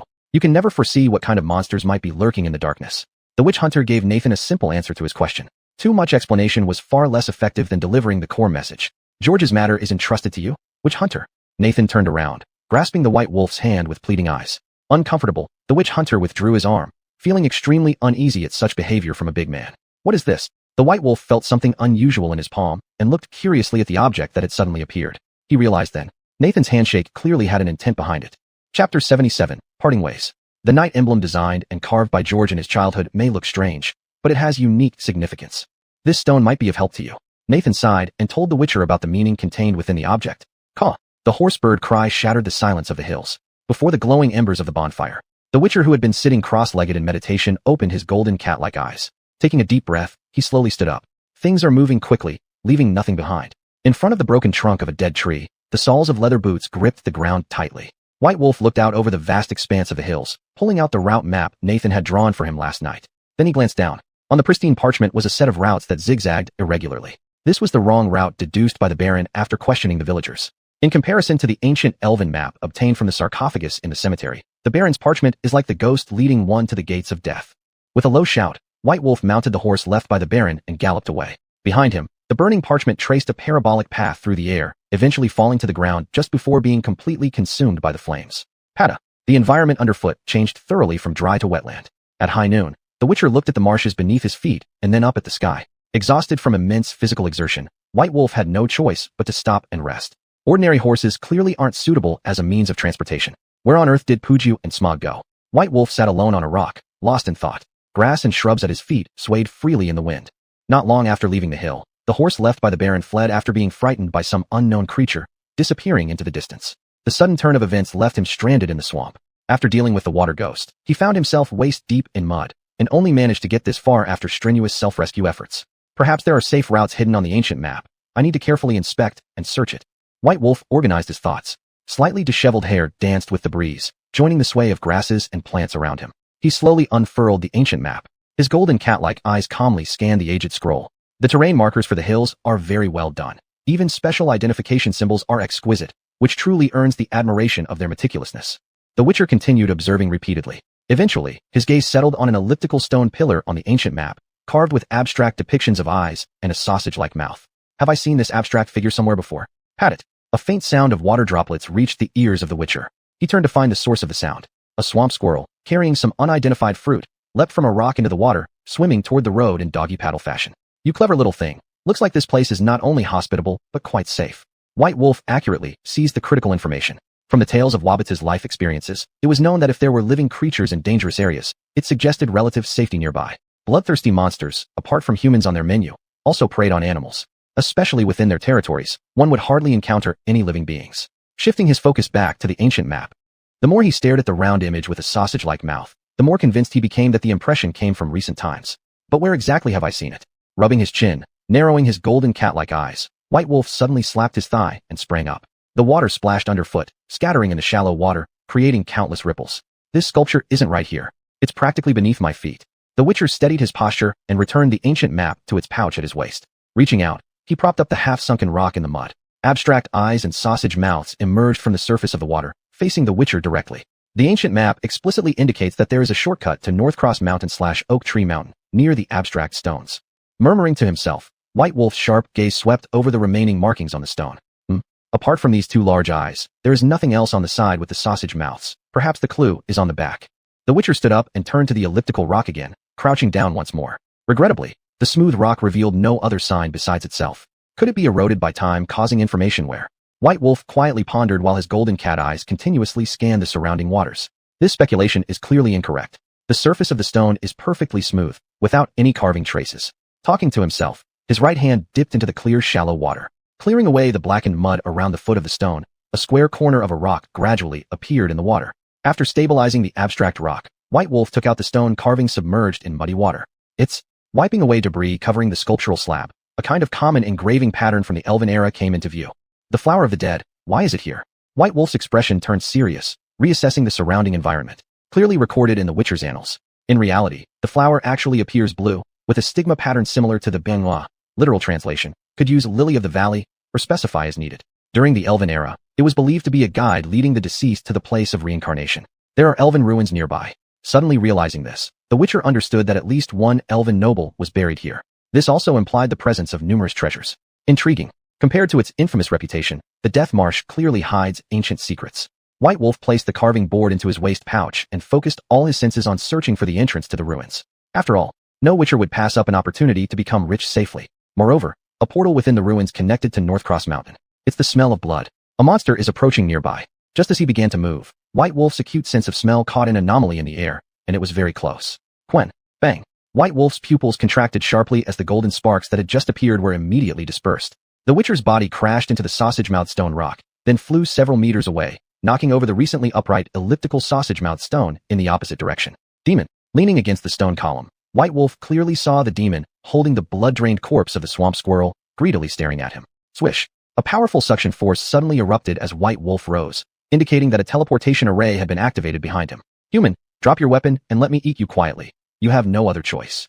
The demon's eyes gleamed with mockery. This was the contempt of a strong being toward a weaker one. Your terms are hard to agree with, ugly thing. White Wolf didn't bother to draw his sword Moculin for defense, knowing clearly that the demon before him was extremely wary of the teleportation array. Drip. The blood-drained swamp squirrel was thrown into the muddy water. You will pay the price of death for challenging me. The demon dashed at the Witcher like the wind, its face distorted. Yaxi, arrogance hastens your demise. White Wolf smiled with satisfaction as he released the sigil and mockingly spoke those words. His body tilted backward as he fell into the teleportation array. An intense discomfort instantly enveloped every cell in the Witcher's body. Attempting to grab the Witcher before he entered the array, the demon succumbed to the sigil-induced drowsiness and fell into the array itself, its body instantly shredded. It seems even demons have a gambler's streak. As he spoke, the teleportation array closed, and White Wolf found himself transported to an unknown location. Chapter 78, Elf Ruins 1. Half-digested pork chop mixed with stomach acid landed in the corner. White Wolf supported himself against a pillar with one hand, the dizziness caused by the teleportation array leaving him utterly exhausted. The teleportation array is practically born to oppose monster hunters. He wiped the remnants from the corner of his mouth. Touching his still dizzy head, he glanced to the other side, his golden cat-like pupils fixing on the demon's body. Black and white stripes, reindeer antlers, leopard-like head. As he described the appearance of the monster, he moved to the still warm corpse. The monster hunter drew a dagger, crouched down, and began dissecting. Ding. Loot obtained. One striped demon head. Effect. Increased chance of receiving extra 5% commission reward. White Wolf casually closed the attribute panel, feeling helpless about this semi-systemic system. In the Monster Hunter Codex, there are records of many special parts found on monsters. For example, the additional probability of commission mentioned on the panel was not given by the system, but rather the hallucinogenic effect emitted by the striped demon head, akin to incense that calms and soothes the spirit. Intermediate demons, aside from their spoils, typically don't carry much usable equipment.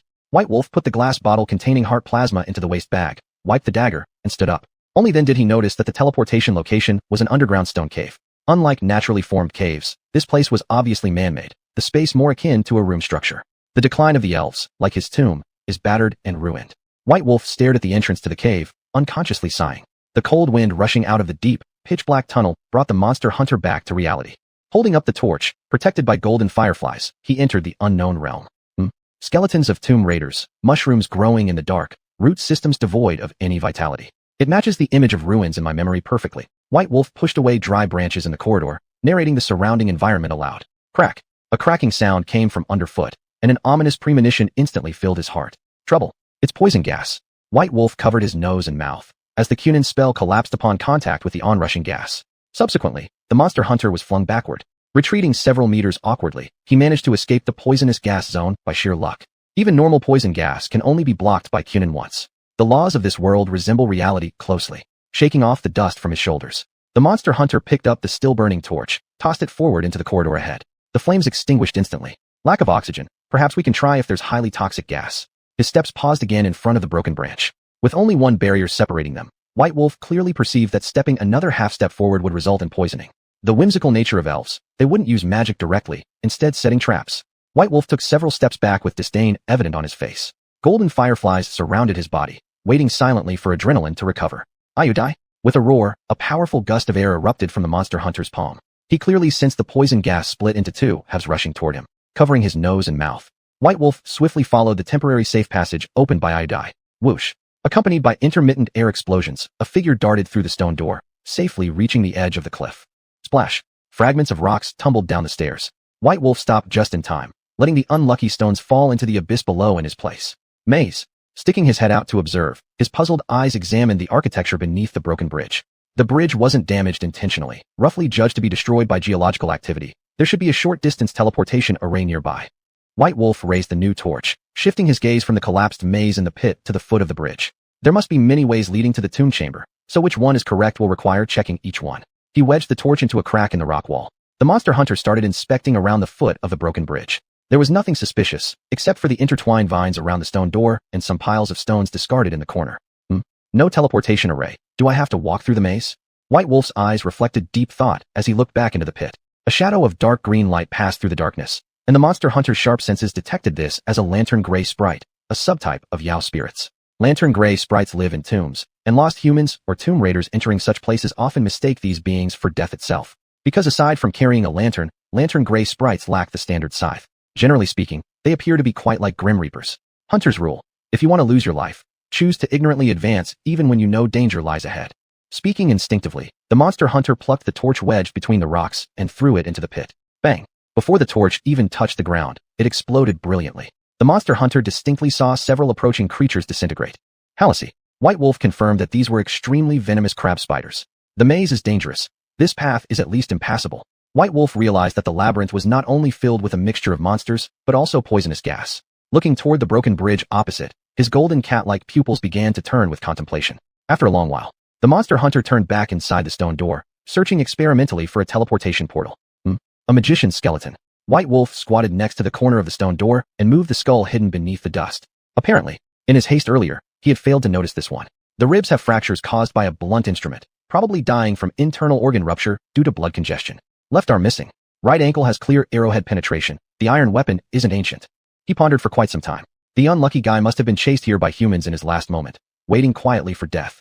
In this era, White Wolf clearly understood that the status of magicians had already started declining, compared to the difficult situation monster hunters faced. Those magicians who once aided humanity in overthrowing elven rule were now considered symbols of disaster in some countries. Energy crystal. Halfway through discarding it, White Wolf retrieved the stone fragment left among the bones. An energy crystal, as the name suggests, is an energy substance akin to diamonds. Its uses varying depending on its color. The one in the monster hunter's hand was colorless. Due to its pure magical power, it was often used in teleportation arrays, serving essentially as the key to a door. There's a teleportation portal nearby. Its hiding place must be close. White Wolf stood up and observed the inner walls of the stone corridor. Aside from still visible carvings and shattered indentations, there was nothing. Just when he was at a loss. Rope vine. The monster hunter paused, lifting his right foot and stepping out of the stone door onto the broken bridge. His gaze lingered on the vines on the wall, staring intently. After a brief period of thought, the colorless energy crystal in his hand was inserted into the crack where the torch had been wedged. No reaction, so it's not here. White Wolf touched his chin and reached to retrieve the crystal. In an instant, swoosh, a blue light burst forth from the center point. The sound blast reached White Wolf's ears, causing his golden cat-like pupils to suddenly contract. The hand about to touch the crystal trapped in the crack quickly retracted, instinctively shielding his eyes. Even with such swift reflexes, temporary blindness affected both eyes. Chapter 79, Short-Distance Teleportation. After a brief adjustment, the cracks on his palm widened, and under the golden cat-like pupils' inspection, this accident unfolded clearly. A blue vortex that feels bone-chillingly cold even at normal temperatures. Biling subconsciously rose onto his tiptoes. Initially meant for probing, Bailang's body lost balance unexpectedly due to the suction force, and he fell unguarded into the teleportation portal. Phew! Spitting out dust from his face as he landed flat on the ground, Bailang stood up, brushing off the dust. The gold teleport is much gentler than the blue one. At least, the former does not rudely pull its guests into a whirlpool. Bailang lit the iron brazier. The archway wrapped with branches still emitted a blue vortex. Two-way teleportation, quite intriguing. Compared to a one-way door, this was far more complex. The monster hunter retracted his gaze and became curious about the new space. Shadows cast down onto what appeared to be an underground area artificially carved out. Murals. Even though ancient, the main information they reveal is still clear at a glance. Markedly, Bailang stroked his chin. Pausing momentarily, he withdrew his right hand with a gesture of disdainful shake. The Westerners have truly abundant hair growth. It hasn't been long since I trimmed my beard in St. Linus, but these hairy creatures have grown back already. At this moment, if Bailang could look into a mirror, he would realize just how good-looking he has become. Does this ancient mural convey something? Brushing aside the obstructive vines, the monster hunter continued to interpret it. Man treated like mules or cattle, demonic pets being bred for their ornate appearances, and the elves seated upon palanquins. Bailang calmly thought over the content depicted on the mural. Obvious enough. During the reign of the elves, their age reached an apex of prosperity, whereas humans and other creatures were regarded with extreme lowliness. The end of your rule was not your fault. Placing the human race in opposition was both foolish and extreme. Putting down the vines, all information on the wall had already been read. Looking around the empty room except for the teleportation gate and murals, there was nothing else. Lifting his step, the monster hunter walked away without hesitation. Upon reaching the solitary stone door, the monster hunter paused at the entrance to a new room. Human bones lay stacked in great quantity on the floor, immediately indicating they were part of a sacrificial burial practice. In contrast to the initial chamber, this one was less refined, almost shoddily crafted. Crash! Just a step forward, the towering mountain of bones collapsed instantly. A small round pit formed, roughly 3 meters deep. Agilely grabbing the edge of the pit, Bailang suspended himself in midair as his golden cat-like eyes warily scanned below. Dark green light erupted from the center, accompanied by a mournful wail from the abyss. Will-o'-the-wisp. As Bailang's feline eyes flickered over the ghostly form, his hand slipped from the rim of the hole, and his body landed smoothly among the scattered bones. Crack! The abnormal sound drew the attention of the blindly floating monsters. Their aimless wandering transformed into focused pursuit. Quinn. With those words spoken, golden sparks began to swirl. The frigid glow peculiar to Maugrin reflected, slicing apart the shadow as Bailang leaped only to miss his target. Instantaneously understanding, Bailang summoned the ardent mark beneath his feet. Will-o'-the-wisps, like spirits, are incorporeal beings, making silver swords utterly ineffective against them. The sole method to defeat them is while they're corporeal. Arden, a specialized legacy imprint exclusive to monster hunters that effectively counters souls. Whether you're the congealed resentment of these people underfoot or intentionally set by the elves, today is the day you return to where you belong. With a quick twist of his waist, Bailang's movements remained steady as he shifted direction. By now, the fragmented soul essence of the will-o'-the-wisp had recondensed. The lantern held in its left hand emitted a cruel aura. Squeal. A shrill, woman-like scream erupted from the cracked mouth of the wicked spirit. The monster hunter felt lukewarm liquid grazing his ear canal. Blood flowed from his ear holes as Bailang experienced ringing. Skeletons surrounding him, even before and behind, started dancing in the air. Some loose, small bone fragments even hit the monster hunter's armor. Did your maker never tell you that rude screaming can infuriate others? Gripping his wrist tightly, Bailang aimed precisely at the target monster. Orid. The electric-laden airflow pierced through the monster's generated waves, losing propulsion and falling halfway down. Time grew tranquil. The will-o'-the-wisp floated drowsily in midair with its head drooping, slipping into a state of sleep. Lightning. Just as Bailang was puzzled. Ting. Monster hunter characteristic obtained X. Lightning messenger, capturing ion elements in the air via Orid, synthesizing lightning that suppresses spirits. Taken aback, Bailang immediately understood. This accidental triggering once again awakened the latent abilities of the originator. So-called Orid seals essentially possess two attributes within each monster hunter, one related to air currents and the other to lightning. Compared to the latter, which is harder to master, the former, airflow, is significantly easier. Tinkle. Bailang instantly became alert, indicating that the briefly unconscious soul monster had broken free from its constraints. Purple. The monster hunter caught a glimpse of the large array of the Yarden sigil forming under his feet from the corner of his eye. Without hesitation, he leaned back, positioning himself at the center of the array. This action could effectively lure the soul monster in and then kill it efficiently. He then took out moon dust from a pouch at his waist. Yarden can force out the physical form of a soul, so the moon dust that hinders transformation should also be effective.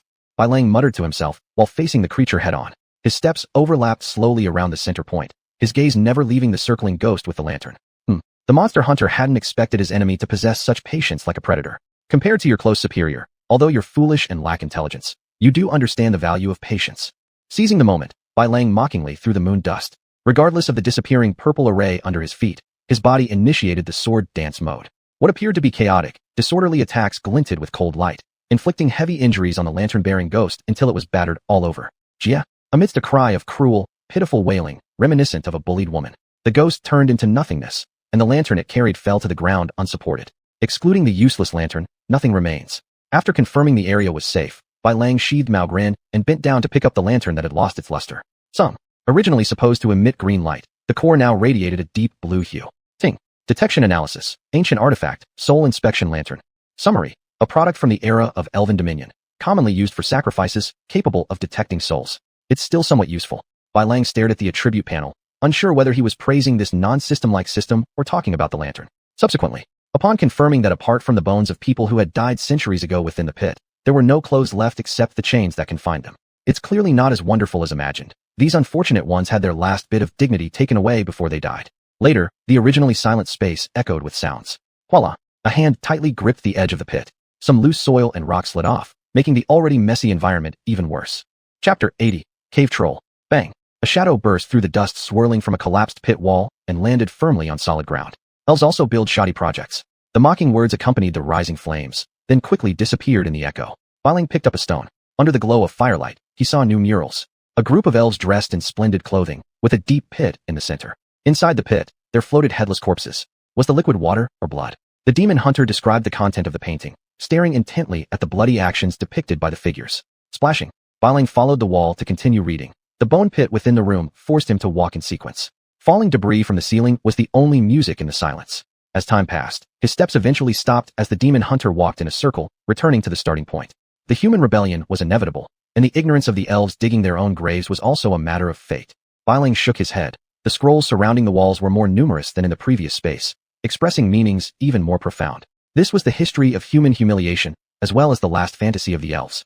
The demon hunter accidentally dropped the stone in his hand. Unluckily, it hit a stone step on the ground, causing a fake archway opposite the stone door to open with a blue teleportation portal. Everything connects. What story will the new space tell? Bai Lang lifted his foot and soon arrived at the door, stepping into it without hesitation. Compared to the long-distance golden teleportation arrays, short-distance portals were much gentler on demon hunters. Drip. Water squeezed from the rocks dripped into the pond, making a crisp sound while creating an insignificant ripple. Apart from the central pool, there's nothing else. Based on past experiences, the demon hunter steadily exited the blue vortex. He cautiously observed his surroundings. This vigilance often saved many demon hunters' lives. The teleportation array vanished. Tense Bai Lang drew Maogulin, with golden fireflies instantly circling around his chest. Phew. A one-way teleportation array. After perceiving no unfamiliar aura, the demon hunter realized the abnormality was from the short-range portal. Drip. An uninterrupted splashing sound reverberated throughout the space. Bai Lang paused his search, habitually stroking his chin, this time not criticizing his beard. There are no teleportation mechanisms on the road, nor any signature vines. Where's the passage hidden? The space was quiet except for the faintly glowing torches. Nothing unusual. Drip, drip. 2 consecutive droplets falling into the water triggered thoughts in the demon hunter. His gaze fixed on the center of the pond. Even with part of the view obstructed by the stone railing, the demon hunter approached. Plop. Without hesitation, the figure dove into the water as gracefully as a fish leaping onto the surface, producing very little splash. Gurgling.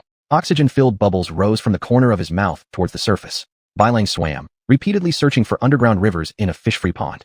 Treasure chest. With doubts in mind, he swam towards the target point. Even though the underwater vision was extremely dim, the golden cat pupils could still distinguish objects and direction. Enhanced moon dust formula. And enhanced white honey. Bai Lang's cat-like pupils contracted slightly. The bubbles escaping from his lips increased in speed, and his body propelled forcefully towards the upper part of the pond. Huff. Taking a deep breath, the demon hunter raised 2 parchments above the water surface with a smile. There was no need to introduce enhanced moon dust. Everyone already knew its effects. Enhanced white honey, truly a rare good thing. Bai Lang spoke indifferently. In the career of a monster hunter, to survive when dealing with powerful monsters, apart from seals and sword oils, there was also a type of potion called magic elixir. Magic elixirs come in 2 types. One is refined from monster essences combined with herbs. Drinking this magic elixir grants some abilities of the monster. The other consists purely of herb blends, with effects leaning more toward auxiliary functions. Both usually carry potent toxins, which can only be endured by a demon hunter's modified body in small amounts. One must admire the unpredictable luck of a demon hunter. Oh, no, I mean taking risks reaps rich rewards. Satisfied, Bai Lang stored the 2 parchments in his waistband. After inhaling deeply again, he dived back into the pond. According to teachings passed down among demon hunters, white honey isn't a rare item. Rather, the enhancement and advanced formulas are relatively scarce. There is a current moving underwater. Bai Lang's expression immediately became sharp. He abruptly surfaced for air and then entered an underwater cave. His agile form leaped over lifeless withered branches. moving back and forth in the tunnel. Bai Lang turned to look behind him, his crossbow ready. False alarm. What dragged his ankle was aquatic grass, not a monster hiding in the dark. Groan. The arrow carved a precise trajectory through the water. Regaining freedom, the demon hunter swam forcefully forward. His keen sense told him that the exit was not far ahead. As time passed, a hand grasped the slippery step, followed by a head and body. Almost drowned, wishing for an orca formula in the Jingring relics. Bai Lang lay weakly on the stone block, panting. Even with the superior physical structure of a monster hunter, he could not remain submerged without oxygen for long. This isn't a man-made chamber, it's a naturally formed cave. The demon hunter sat up abruptly and then lay down again, striving to minimize the sound of his breathing. Troll. 2 words popped into Bai Lang's mind. In the monster hunting compendium, these creatures were notoriously difficult opponents. It wasn't that they were extraordinarily powerful, but rather that trolls came in many varieties. The current roadblock was the Earth subspecies carrying granite on its back. Even a sharp silver sword would struggle to pierce such defense. Demon hunters encountering this sort of trouble usually preferred negotiating with trolls to avoid unnecessary complications. I haven't been detected yet. Bai Lang cautiously peeked out, only to see 2 trolls stupidly patting their heads around a mushroom, standing dumbfounded in the corner. Their dull nature is indeed as Waturu said. The demon hunter stood up boldly and crossed the steps, naturally drawing the attention of the trolls. Human. One troll, which looked rather foolish, patted its head with surprise in its eyes. Food. The other troll's face turned vicious, mixing alertness with greed as it stared at the demon hunter. There's no need to be nervous, my friend. Bai Lang squinted and smiled, holding a bag of food in his hand. How about we make a deal? I'll give you grilled pork chops as tolls, and you let me pass, both of us owing nothing. The demon hunter's golden cat-like pupils focused on the smooth skin on the troll's chest. His right hand had already slipped to the back, tightly gripping Meogulin. To handle these stone turtles, the only option was to rely on positioning to avoid the rock on its back and attack its vulnerable abdomen. Clearly, the narrow cave wasn't a suitable battlefield. Agreed, demon hunter, hand over your pork chops. The more foolish one salivated, reaching out greedily with a broken speech pattern. Bai Lang knew well that trolls' intelligence varied, averaging around the level of a 6-year-old human. What do you think? Bai Lang shifted his gaze to the greedy one, his hand moving from the hilt of Meogulin to hold the Yaxi seal tightly. He didn't forget to glance toward the shallow water inlet nearby to the left with his peripheral vision. It connected to another underwater current, roughly leading to the entrance of their destination. Chapter 81. A pig of a partner. Humph. Handing over the meat is a good way to avoid danger, but I really hate clever humans. The greedy-looking troll, eyes gleaming with greed, was breathing heavily and lowering his voice. There was a tinge of threat in his words. I agree. Gangmen, we should agree with the deal this human mentioned. Seemingly by accident, Henin pushed the greedy troll towards the Witcher. Hampy, you idiot. Slippery as the wet stone floor already was, Gangmen moved like a penguin, swaying unsteadily forward. A flash of bluish-white light darted through the air. It struck the troll named Gangmen with precision, leaving him standing there dazed. The turtle-like body stopped in its movement. Human, what are you going to do to him? Hampy scratched his round bald head, showing no sign of attacking. Instead, he looked puzzled. Clang. Morglin pierced deeply into Gangman's heart through his soft skin. The Witcher retracted the silver sword only when the blade touched the rock-hard armor inside, bewildered by the unexpected assistance from this pig teammate. I remember your name, Hampy. White Wolf casually wiped blood off his face, his foot stepping on Gangmin, who still had some breath left. You killed it.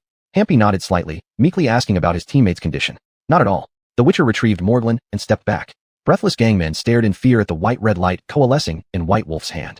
Death filled the troll with struggle, trying desperately to get up. It's certain now that he's dead. Golden feline eyes sparkled with fire as the struggling troll was enveloped in flames. Careful observation showed one last flicker of hatred in Gangman's dulling eyes against the Witcher. In a common event for the Witcher, once touched by the fire sign Igni, flames would not easily be extinguished. What are you going to do? We can negotiate well. Aren't humans reasonable? Hampy covered his eyes with both hands, believing himself safe since he couldn't see the Witcher, hiding from reality. Where did you learn that? Realizing that this troll called Hampy posed no threat, White Wolf halted with a smirk before him, casually tossing down a roasted rib. He used his sword to push aside Hampy's hand. How about the deal? Stammering, the troll clenched his four-fingered hand into a fist, trying to bolster his courage. It's right under your feet. Help yourself. White Wolf meticulously observed the troll's form. Apart from the initial impression given by the turtle shell on its back, what could truly instill fear in humans was just his face. Sharp ears paired with a nose without a bridge appeared extremely incongruous. The mouth didn't even have lips, and carnivorous sharp teeth exposed to the elements formed a kind of natural intimidation. And yet, all other parts radiated an aura of clumsiness. All right, human, hurry up and leave. I don't want to see you anymore. Hampy characteristically caressed his smooth scalp, bending down to pick up the sack. For the utterly defenseless troll, White Wolf neither delivered the killing blow nor seemed inclined to leave. You should give out items of equal value, and in exchange, you'll get more food or perhaps wood that burns. White Wolf squinted, staring at a corner of the wooden chest sticking out behind Hampy. Food. I'll trade my mushrooms with you. The monster clumsily turned around, plucking plants off and approached the Witcher in a friendly manner. It was visible. Compared to bland mushrooms, trolls favored meat more. It's not enough. The value of mushrooms can only fetch ant-sized leftovers from pig ribs. With a nonchalant tone, Hampy hung his head in disappointment. Seeing the fish hooked, the Witcher sighed regretfully. Do as I say, and you will gain much more. White Wolf pointed to the wooden chest on the ground, his intention clear. Even the dull troll understood quickly, swiftly approaching the box. Using his natural limbs, thick nails efficiently dug the contents out whole. Huff! The box was dragged before the Witcher, a panting Hampy demonstrating how heavy it was. Food. The troll stretched out his hand for his reward. Unable to resist a laugh, seeing Hampy reminded White Wolf of an animal, a red-haired orangutan begging for food. Catch. Under the puzzled gaze of the troll, White Wolf first took a few steps back before throwing the food perfectly. Not enough. Hampy deftly caught the bag of food, revealing rare astuteness caught by the Witcher. White Wolf narrowed his eyes, giving no immediate response. Add another portion and the box will belong to you. The troll reached out again, attempting to ask for more. This time, White Wolf didn't laugh, instead drawing Morglin, looking solemn. Food may not be available, but the silver sword offers plenty. As the words fell, the atmosphere in the cave changed. The troll hesitated, glancing uncertainly between the food in his hand and the food beneath his feet. Quinn. Quinn deliberately called out the name of the sigil, and golden sparks instantly appeared. The box is yours, don't fight. Hampy hugged the acquired food, treating it like a treasure, hiding far away in the corner. Creak. No creak. The box was slowly opened amidst a shrill sound. Lamb parchment, several mistletoe plants, tiny gray particles. In silence, he first took out the mistletoe. This was the seed of a tree, as small as a cherry, yet resembling white pearls on the outside. It was a precious alchemical material. Fifth element, mistletoe, ancient little mist spirit mutant, allspice fruit, wraith essence, purifier. White Wolf thoughtfully stared at the contents of the lamb parchment. Within a short time, his expression shifted from serious to relaxed. This is the recipe for synthesizing ancient little mist spirit potions. The elven ruins are truly rich. In the Witcher's grimoire, consuming this potion allows the Witcher to release phantoms in the fog just like a mist spirit. As for how effective it is, White Wolf needed to test it personally. And this is a purifier. It can significantly reduce the toxicity of monster materials. The constantly changing expressions on the face of the Witcher made the mind of the troll hiding in the corner shut down completely, unable to comprehend. I got plenty of the fifth element from the prince, wraith essence drops from spirits, and I have stockpiled allspice fruits. White Wolf nodded contentedly. This is for you, Hampy. The Witcher paused at another dark river entrance. He threw a pile of dry wood at the feet of the troll crouching in the corner, followed by a flint stone. What is this, human? The troll scratched his head, ignorantly placing a dry twig in his mouth to chew. Puffed. Water sprayed everywhere. Evidently this was the Witcher's response. Agile and swift figures appeared anew in the dark river.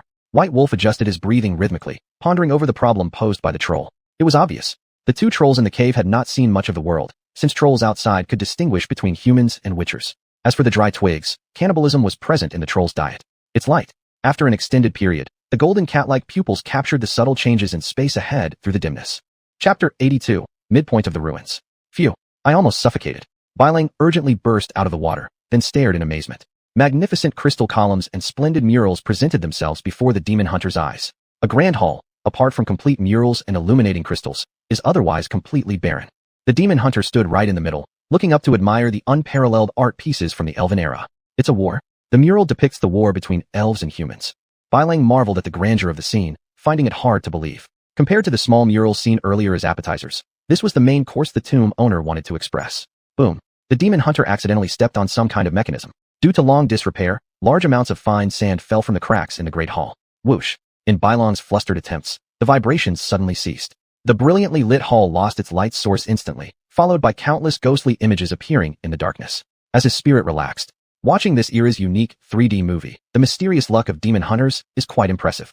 Bailang understood that all he needed to do now was relax. Suddenly, the originally frozen figures began to move, passing over the demon hunter and walking toward the front. This is a showdown between human and elven armies. Bailang clearly saw two groups emerging slowly, with flags never seen before fluttering. The demon hunter hesitated as he looked around. The original figures disappeared, and the great hall became pitch black. Suddenly, the still confused demon hunter covered his right eye. Several meteor-like beams of light pierced through the darkness and flew toward Bailang. Quen. Shield activated, but it was already too late. The meteorite exploded behind him.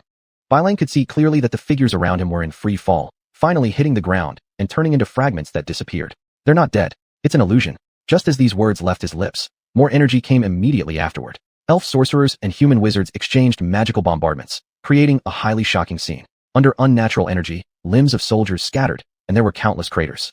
In the sky, physical battles were taking place between dragons. Falling dragon bodies kept killing allied troops, a common sight. Golden dragon. In the chaos, Bailang saw a creature similar to Smog, rare even in the elven era. The appearance of the golden dragon gave the elf faction an advantage among evenly matched sorcerers. Later, The frequency of exchanges decreased as both sides began true hand-to-hand combat. As the wizards gradually withdrew, the elven army started to show signs of defeat, reversing the situation on site. With the passage of time, the human coalition appeared to have the signs of breaking through the elven fortress. Whoosh! The war scene transitioned to the next one. Bailang was entranced while watching, as if personally involved. Previously, the realistic meteorite attack drove him instinctively to draw his 1,000-petal steel sword, which was still firmly held in his hand now. Fireflies symbolizing Quinn were still floating around his body. What will the following story tell? Just as the hunter spoke, the image unfolded anew. A finely dressed elf knelt lamely within the hall. Before him stood another elf in noble attire. All around were humans watching, including those clapping joyfully. Even the slightest sound was like a drop of water entering hot oil, causing the crowd to suddenly erupt in jubilation. Geralt, you betrayed your kin. Causality will make you pay the price.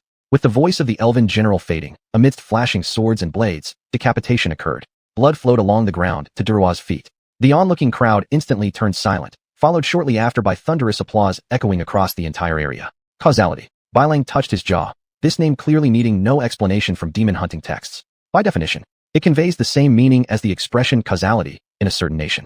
I'm glad you've turned away from evil, Duke. The supreme commander of the human coalition stopped before the elf and extended a friendly arm. Where's Alice? Geralt coldly sniffed, the natural arrogance of elves making him disregard such matters. The atmosphere carried tension. The guards behind the commander clearly showed no respect for the elves, drawing their swords to step forward but were restrained. Duke, please rest assured, your woman is safe at this moment. Arthur, you should know what the consequence of deceiving an elf is. Of course I do, Duke. I want to see her once. The Duke is currently not qualified for that. Are you negotiating with me, Your Grace? Do you think so? The elf gave up the most fortified stronghold of the country for a human woman. Does this not count as negotiation? Arthur squinted his eyes and watched the elf who was taller than him, with a tone filled with mockery. Geralt was speechless. For the sake of Alice, he betrayed the entire elven nation, causing the elite forces to be completely wiped out, and he personally beheaded the valiant general himself. The most fortified stronghold of the elves. Bailang muttered to himself, carefully pondering the dialogue between the shadowy figures. Machino. This was the turning point of the elves' decline, which Bailang astonishingly discovered. The history of elves and humans began on this very day. Defense and offense swapped roles. Duke, don't forget tonight's banquet. There will be quite a few elven female captives at this feast, and you can choose some appealing pets from them. Arthur left with mockery, leaving Geralt clenching his fists tightly behind. Pets, haha. Geralt finally mocked himself in helplessness. During the long years of elven rule, only humans were qualified to be called pets. Now it was being used on the elves. Swish. The 3D image disappeared, and the grand hall returned to brightness. The sudden switch from black and white made Bailang dizzy, even though he had been prepared for it. The characters in the murals coincidentally also ended here without further continuation. Apart from the free movie, there isn't even a proper burial item. The demon hunter, having adjusted to the visual changes, rummaged through everything inside the grand hall. Clank. What is that? Bailang's attention was drawn to a helmet that had fallen onto the stone floor. Putting down the objects he was searching through, he bent over to pick up the item at his feet. A helmet. It looks like the same model as the one that caused Olivier's disappearance. Upon flipping it over, the demon hunter found the exact same inscriptions etched inside. With a serious expression, Bailang gave up on the idea of looting and began seriously looking for suspicious items. Besides the underground river, this place is completely sealed off. After circling around the murals multiple times, Bailang came to an uncertain conclusion. It must not involve going back the way we came. Even if so, the water pool sides are too smooth to climb, so turning back is obviously the wrong choice. Just when he was out of ideas, Bailang touched his jaw while glancing toward the crystal column, his eyes carrying a strange gleam. He took a step forward, staring intently ahead as he walked into the front chamber. Snap! An object was knocked off the pillar, falling perfectly into Bailang's hand. Indeed, as I suspected. Chapter 83, The Eye of Journey. The circular disc lay quietly in the Witcher's hand. Protruding from the 4 cardinal directions were 4 horns, with a sunken rhombus in the middle that appeared as dark as a void. The front was engraved with complex patterns, while the back was relatively smooth. Break the illusion, the Eye of Journey. Geralt clearly saw this, which meant there were visual delusions within the hall. He looked up at the crystal pillars stretching to the dome, but could not detect any suspicious points under intense observation. Illusion? Perhaps it is hidden beneath fallen rocks or vines. Geralt paced along the wall, his palm touching the rough surface, and dust particles fell wherever he passed. After circling around, he found nothing. Strange. Could it be that the illusion isn't on the stone walls? The Witcher rubbed his chin and caught sight of the extended dried vine underfoot. Weak magical energy. Geralt squatted down for an examination. Upon contact, his skin quickly responded with necessary information. Following the vine, the Witcher stopped steadily in front of a false door. This place was located in the most secluded corner of the hall, surrounded by large amounts of dried vines. It would be hard for someone careless to notice. Igni. As sparks touched the plants, a fire erupted instantly. Geralt crossed his arms over his chest and waited quietly for everything to end. His vision and hearing had already captured the faintly emitted illusions from beyond the flames. Creak. Heavy pigskin boots with copper soles stepped on still warm residual vines, and a figure narrowed its eyes. Through the thin slits, golden cat-like pupils shimmered with ripples. In the Witcher's eyes, this indicated that what was seen was constituted by illusions. Weak airflow. There is space behind the wall. Geralt flicked the Eye of Journey over the wall's surface, and the barrier slowly dissipated into ions in the air. A new marker appeared, a porch. Unlike a direct passage, this was enclosed by 4 stone doors, connecting the entrances in 4 directions.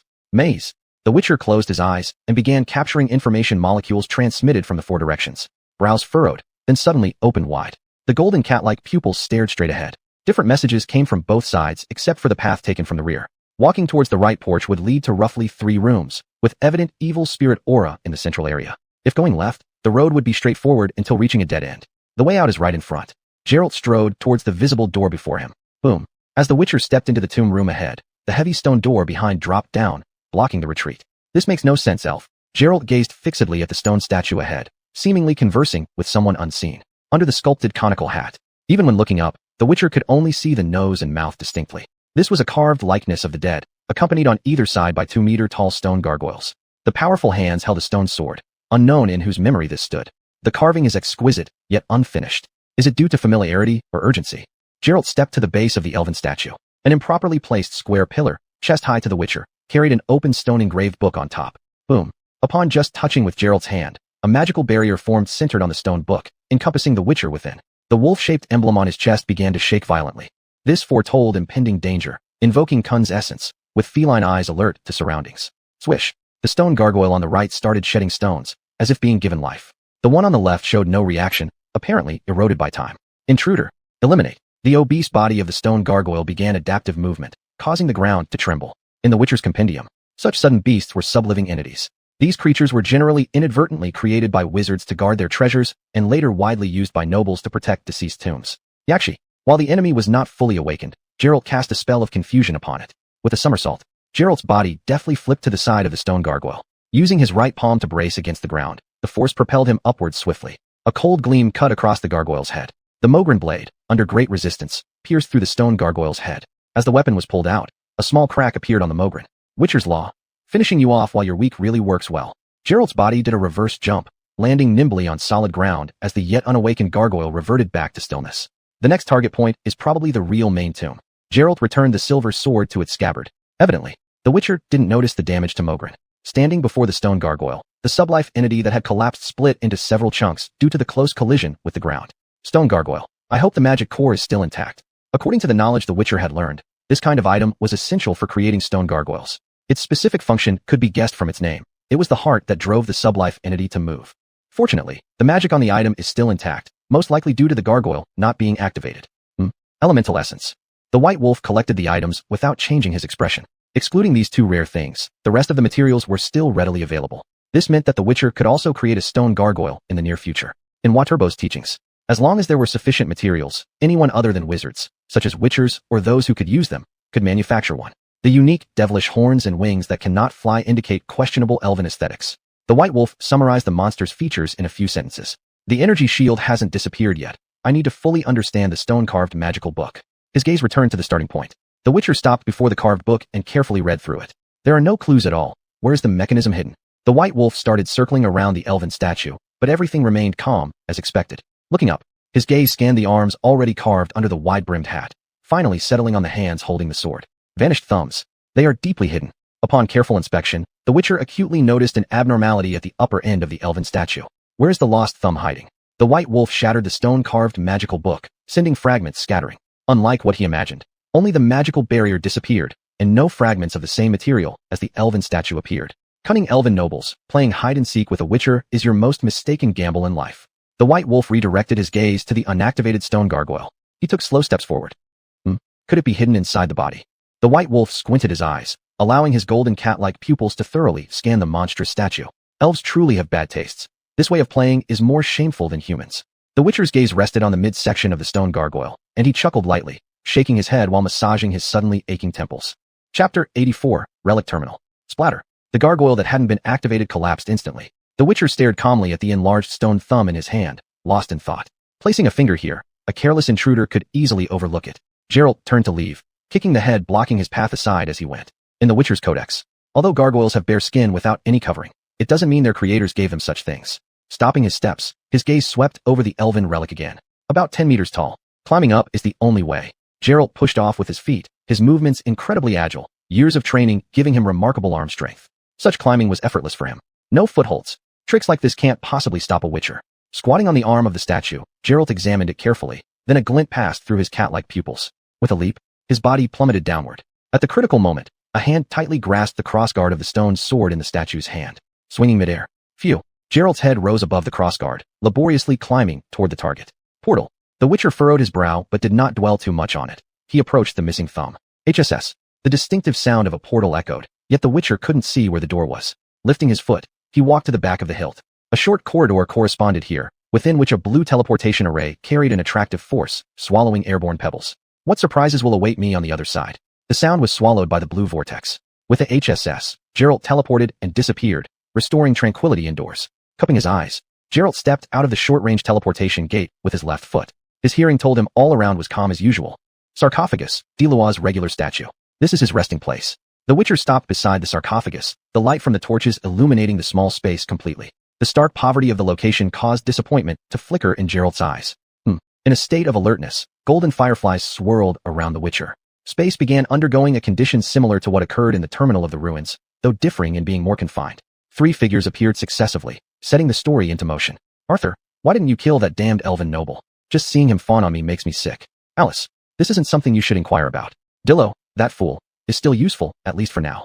The couple inside were intimately entwined while discussing the issue. Creak. Outside the doorframe, the joints cracked under their owner's extreme anger. A vein protruded in the shadow, bloodshot eyes, and sharp ear tips flushed red due to extreme humiliation. The soft moans from within left the waiting elf outside silent. The anti-magic chains binding his limbs clinked as they hung from his prison garb. Promise me, Arthur, when that elf loses his value, cut off his head so the sorcerers can fashion it into a decoration for my room. Have you grown fond of him, Alice? At that, the man inside quickened his movements with urgency, startling her repeatedly. No, darling. I just think it's a pity. Dillo's face is said to be one of the most beautiful in the world. It should be preserved to never rot so others can marvel. Alice slumped weakly on the sheets. Whether the explanation made Arthur unhappy or for some hidden reason, his motions became even more intense, clearly intent on taking no prisoners beneath him. Alice. Arthur leaned down, pinching the woman's neck tightly, abruptly halting his waist movements. The room fell into an unusual silence. Woman, jewelry was merely your excuse. Arthur narrowed his eyes, a dangerous atmosphere beginning to spread. I don't know what you're talking about. Fear flashed across Alice's eyes as she feigned calmness in answering. Cough. If I am correct, when you first met Dillo, deep down your intention was to climb upwards, considering the peak influence of elven rule back then. No, Arthur, that's not how it was. You know, my first time was taken by you. So what? The arrogance of elves kept that fool from touching you. Had it been a human noble, you would have probably shamelessly offered yourself already, just as you are now. No. Arthur resumed his previously halted thrusts, fear wiping away any excitement Alice once had. Rest assured, I won't kill you. Arthur panted heavily, squeezing the woman's neck from behind. When we breach the elven capital, I'll build you a cage of gold threads to lock you inside. As for Dillo, as you wish, his preserved head shall be placed before you. Upon concluding, Arthur's grotesque face twisted towards the slightly ajar door. It wasn't clear whether he was mocking the Witcher or Dillo the elf. HSS. The images flickered and disappeared like a carousel, and the half-burnt candle erupted with flames. The dim space became brighter because of it. You've come, friend. The unfamiliar voice broke the silence as a more substantial ghostly figure emerged from the center of the stone coffin. It stared down at the Witcher from above. Dillo. The Witcher's face showed no surprise, only an alert gaze that scanned the tomb environment. The ghost was clearly a fragmented soul, its will almost completely eroded by time. It could only speak to the White Wolf through instinct. What an honor to meet you. Surely, you have already seen that war, and the fate of the last kingdom. Dillo's voice faded. For a long time, there was no more sound, only the ghost staring down at the Witcher. This instead made the White Wolf extremely uncomfortable, forcing him to take a few steps back so that the conversation could continue comfortably within his sight. Man or ghost? The Witcher crossed his arms in front of him and posed the question with interest. Friend, I imagine your next question would be about this situation, which I shall explain to you one by one. Please do not rush. First, I am Dillo, once a prince of the great Elven Empire. Second, I am dead. As for how long, I'm uncertain. What you see now is not a spirit, but a virtual projection. Third, it is a pleasure to have you here, lucky one. Fourth, there are no treasures here. This is merely the resting place of a fallen elven noble, so hearing this news will surely disappoint you. Fifth, apart from the 4 points mentioned above, I have a request, which I ask you to fulfill. Dillo's ghost paused, awaiting the White Wolf's response. That can be arranged. Following the inherent nature of Witchers, the White Wolf replied with interest. The ghost obviously didn't understand the meaning behind the Witcher's words, only presuming that the other party had agreed. Excellent friend. You will be rewarded unexpectedly for your wise decision.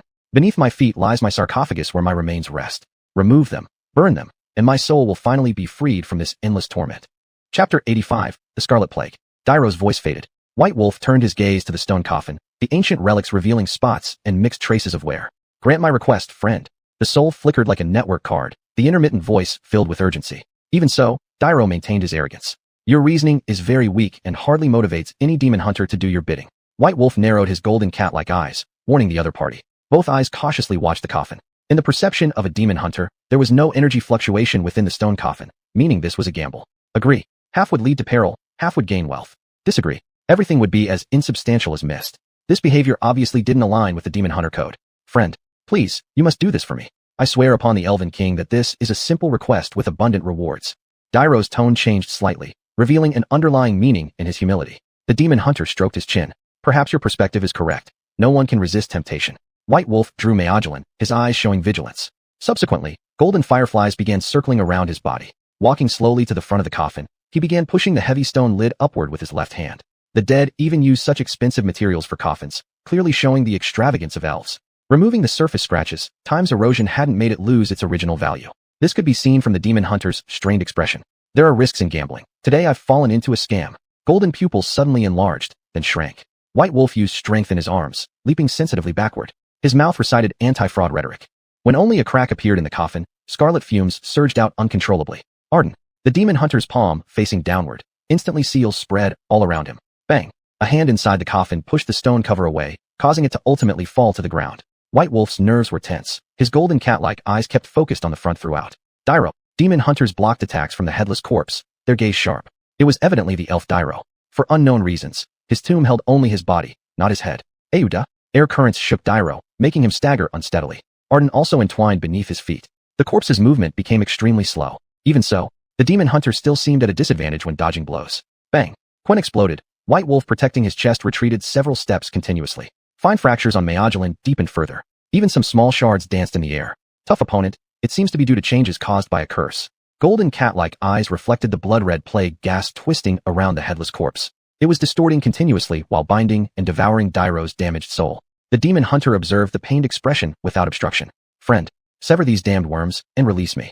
The soul struggled to turn its head, a feeble tone slowly entering White Wolf's ears. The demon hunter did not respond but instead bent over, the cat-like pupils staring tightly at the approaching headless corpse. Rolling like a donkey, White Wolf took advantage of the moment to roll to the other side, creating distance.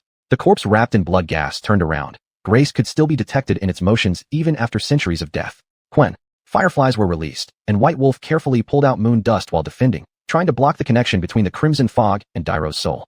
Friend, your actions are futile. Cursed beings fear nothing you possess. The soul clearly no longer saw the body beneath it as its own. So, before White Wolf could react, moon dust slipped off his palm and rolled to a corner. Suddenly, blood gas shot up from behind the demon hunter, making him waver.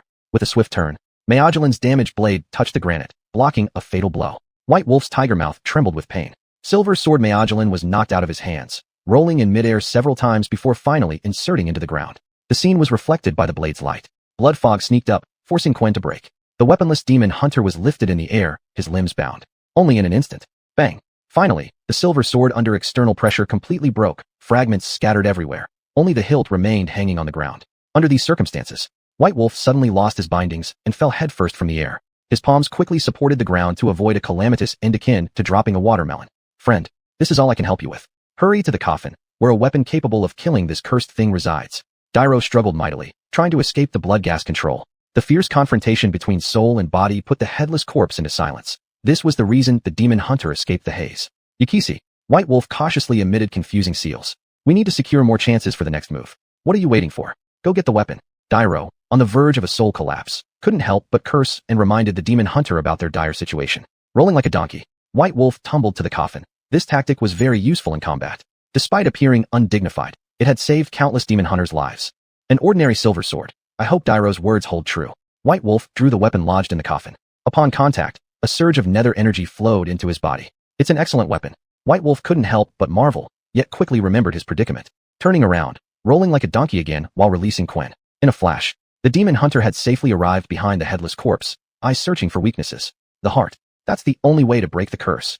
The soul within the crimson miasma struggled to speak as the body showed signs of regaining mobility. Hurry. My friend, I implore you to release me. Before the sentence finished, the blood haze had completely enveloped Dairo's soul. Yakisi, White Wolf whispered, freezing the headless corpse just as it began to turn. Subsequently, the silver sword tore through the air as White Wolf's golden cat-like eyes locked onto the target's heart, aided by the momentum brought from his stance allowing the blade to pierce straight through. White Wolf froze, veins bulging on his forehead. The corpse before him started swelling like a balloon ready to burst, seeming one touch away from explosion. Elven words truly can't be trusted. As he spoke, an explosion shook the narrow tomb, causing rocks to fall everywhere. Traces of blood dripped from his ear as the ringing in his eardrums left him dizzy and disoriented. Even golden fireflies collapsed amidst the disaster. White Wolf was hurled back, the powerful shockwave throwing him onto Mayagelin's scattered fragments. Pain radiated from his fingertips throughout his entire body. White Wolf gasped sharply. These minor injuries were far more piercingly painful than internal bleeding. Freedom, how nostalgic it is. Maniacal jubilation echoed in the dissipating scarlet blood haze. Standing up, White Wolf cautiously eyed the unknown dangers ahead, too preoccupied even to pull out the Mayagelin fragment stuck in his fingers, ignoring the excruciating pain so that it wouldn't distract him. Chapter 86. Afterglow of the Last Resistance. Ding. A hidden quest has been triggered, the fall of the Elven era, the missing chapter. White Wolf glanced at the barely meaningful attribute panel, while a figure stepped out from the blood-red miasma. Who? The new silver sword gleamed with a cold edge in the Witcher's hand. Even though time had somewhat eroded its blade, it still exuded an intimidating aura. There was no response from the blood mist. A foot then stepped forward, asserting its dominion. Not dead yet. A sense of impending danger flashed through White Wolf's mind as his golden cat-like pupils darted through the flow of light. No need to be afraid, friend. As these words fell, the subsequent miasma swiftly enveloped the Witcher.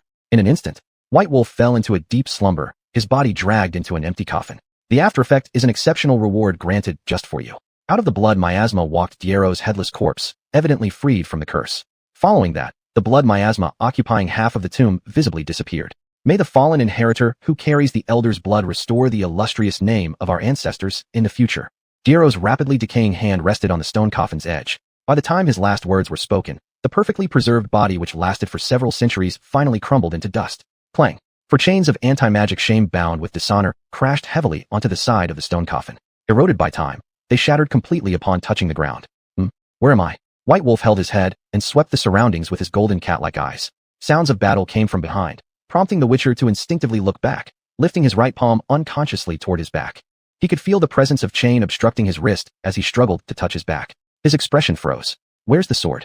White Wolf stared at Bijan's palm, red spots spreading along his wrists. These were the chafes caused by long-term wear of anti-magic chains. The Witcher's heart sank as he realized something was wrong. This isn't my body. The reflection in his eyes showed delicate palms without calluses. Anyone would think this belonged to someone whose fingers never touched spring water. Clang. The final elven soldier fell to his death. The sounds of clashing weapons mingled with cries of pain drew White Wolf back to reality. Upon turning his head, a heavy blow struck him. White Wolf felt his body losing control as it collapsed, yet his consciousness remained crystal clear. Pull. Don't kill him. King Arthur specifically demanded he be taken alive. We wouldn't want to end up without rewards, but covered in trouble. A scruffy figure appeared in White Wolf's field of vision. Judging from the appearance, one could roughly determine they were either a vagrant or a bandit. The Witcher tried desperately to move his body, but it proved futile. He could only let himself be dragged by the other party. Siffi, your courage is still like that of a rat. Even if this impoverished elven noble dies, King Arthur won't blame us. The bandit tossed the body carrying White Wolf's awareness into an iron cage as casually as discarding trash. With a sharp cry, Zalma got a lash of the whip across his buttocks, leaving a streak of bloody marks. Subsequently, the massive body strained to pull the vehicle carrying the iron cage, leaving long traces of wheel ruts on the muddy road. The Witcher was well aware. Compared to ordinary horse breeds, Zalma's build was more robust, historically positioned similar to a plow ox in the West. Pull, do you think what rewards King Arthur will offer us? Who knows? That stingy guy won't hand over gold for nothing. Watch your tone, Pull. If King Arthur finds out today's words, you'll die a terrible death. What difference does it make? A man grasping supreme power will do any evil deed under the lure of benefits. I'm too lazy to argue with you. When Siffi gets the gold reward, those elven female prisoners will all become mine. White Wolf could only quietly listen to the conversation between the two robbers while unable to control his own body. The scruffy bearded one was named Pole, and the one with rat-like eyes was Siffi. From their dialogue, the Witcher easily deduced their identities. Could it be another Chera, time travel, or is this the illusion created by Diero's surrounding blood miasma? Amidst storms of thoughts in his brain, White Wolf did not forget to observe the surrounding environment. Of course, this time the eyes weren't rotating were not the golden cat-like ones. Around the mud pools lay a few bodies of elven soldiers, and most were human soldiers. It's evident that there was a fierce battle here not long ago, and clearly the disadvantaged side was the elves. White Wolf clearly saw that the elves' equipment was far more tattered compared to the humans. Even though many elves had died long ago, their faces still bore traces of fatigue, and cheeks were emaciated due to malnourishment. While thinking deeply, White Wolf surprisingly noticed that the body he was currently possessing was slowly sitting up. A sudden jolt as the cart's bumps forced White Wolf's body back down again. Don't think about scheming, noble elf. You'll get your taste when we present you to King Arthur. Siffi noticed the abnormality in the cage, picked up an iron stick beside him, and poked the Witcher's body with an acidic undertone. King Arthur? Could it be the resistance leader Arthur from the movie released by the Relic? White Wolf began to ponder. Ever since entering the elven ruins, the tomb murals had been trying hard to guide White Wolf in understanding this history. Tell that swindler Arthur. The law of causality won't spare him. A weak voice rang out, a voice unique to someone other than the three present here. Sounds familiar? It's Jero's voice. White Wolf immediately identified the owner of the voice, and even determined that the sound source was coming from the body's throat. To hell with you. The name of King Arthur is something you, a prisoner at his feet, have no right to mention. Siffi slammed an iron stick through the cage's gap heavily onto Jero's knee. Snap. The pupils of White Wolf's body contracted sharply. Not only did Jero suck in a sharp breath, but the Witcher in possession also felt it. That's the sound of a leg bone breaking. White Wolf stared at the arms supporting the left leg, the only seam currently visible within sight. The upbringing of nobility prevented Jero from uttering a single sound, even with the broken leg. What a disgrace. I never expected such an impressive performance from an aloof elf. With great interest, Siffi once again beat the iron stick down on Jero's broken leg. Hiss. This time Jero could not help, but let out a cry of pain. White Wolf understood. The anti-magic chains had already robbed the body of magical protection, and at this moment, Jero was no different from an ordinary human being. Elf, I'm very dissatisfied with your performance. This is problematic. Siffi twisted his face as he raised his iron stick towards Jero's broken leg. The Witcher sensed the impending attack, using all the strength in this body. Filthy human, your past has twisted your heart, making you more pitiful than any monster, even lower than humans. Jero lifted his head, his eyes blood red with terror glaring at Siffi. His voice, though weak, carried mockery and sarcasm. You. Clearly enraged, Siffi changed the direction of his weapon, smashing it towards the elf's head. Pole, that's enough. Stop your dangerous behavior. If you bring a corpse before King Arthur, you will be next. Pole bellowed, and put an end to this farce. White Wolf was quite puzzled about why this scruffy soldier suddenly interfered. Jero was equally confused. In his knowledge, elves and humans were sworn enemies. Killing one another would have been the correct choice. I see confusion in your eyes, elf. Pole turned and glanced at Jero, pulling out a cigarette from his dirty, torn clothes, lighting it up, and beginning to narrate the past. Chapter 87. The Afterglow of Retribution, Inescapable Fate. The memory of elves is truly terrible. At least it can be seen from your attitude. A circle of smoke was exhaled from the mouth, blown by the wind like in a cage. This irritated the elf Dioro into barking incessantly, yet the red on the cheap tobacco continued to burn slowly. Unaccustomed? Time will force you to accept it, just as you used to persecute humans. Pole wiped the ashes on Dioro's face, and this rather clumsy method left a red mark on his face. The elf angrily stared outside the cage, humiliation making his face ashen white. Against the white backdrop, the red appeared even clearer. This grubby thief Pole seems to have some hidden meaning in his words. What exactly is he trying to express? The White Wolf, who had possessed the body of the elf, seemed to be thinking about something. What do you want to tell me? Human. Dioro strained to speak. He was clearly unable to figure out the riddle, since the other party remained expressionless all along. Even for being captured, he showed too much calm compared to Sipi. It was like two extremes. Elf, you should ask Sipi. He might willingly tell you. Pole took a drag from the nearly burned-out cigarette, enjoyed exhaling white circles, and then casually threw the stub under the carriage. Under the state of consciousness, the White Wolf almost simultaneously looked at the other side with Dioro. They both paused in surprise. At that moment, Sipi's face was full of twists and turns, his eyes emitting hatred akin to a hunting beast. Sipi, you should tell your story. At least venting it won't keep you trapped in the past. Pole lit another cigarette, snatching the weapon back from his companion's hand. Then he began to say, think of your gold, or maybe let this elf die with closure. The warnings echoed again through his messy beard, attempting to quieten Sipi down. The dialogue caught the interest of the White Wolf more and more. If he wasn't in a state of consciousness now, he would surely take a stool, popcorn in his right hand and cola in his left. Damn elves, I'll tell you because of the gold exchange. After hearing it, I'll end your life, even if the gold is halved. Sipi's increasingly twisted face approached the iron cage, his eyes filled with bloodshot veins. One of the innate natures of elves is killing humans for fun. This reason alone is enough to sentence you to death. The rodent-like eyes narrowed into slits, while the hidden left hand under the thigh retrieved a rusted dagger. If scratched by this, the negative effects would instantly reach their maximum. Clang. The dagger was snapped by the iron tool in Pole's hand, and fell onto the muddy road. What are you doing? Let me kill this elf, even if we don't get the gold. Sipi roared in anger, but Pole nonchalantly wiped the saliva sticking to his nose without changing his expression. Since you're stopping me, then let this beast die with you, Pole. Hatred had clearly swallowed up all Sipi's sanity. Before his words finished, he saw an incredulous gaze aimed straight forward with blood seeping out from the corner of his lips. The White Wolf clearly observed Pole stab his weapon into his teammate's heart. For profit, self-destruction. Rubbing his jawline, he immediately felt something was off. Oh, The white wolf realized at that moment that he couldn't touch himself in his conscious state. Splash! Seppi was kicked off the carriage by Pole, falling into a puddle before being crushed under the wheels. Don't bother with this madman. During the era when humans were enslaved, his brothers and sisters all died under the torment of the elven aristocracy. Of course, after resisting and gaining freedom, he has also killed many elves, including quite a number of nobles. Seppi long ago recovered the debt owed by the elves, yet still indulged in relentless killings.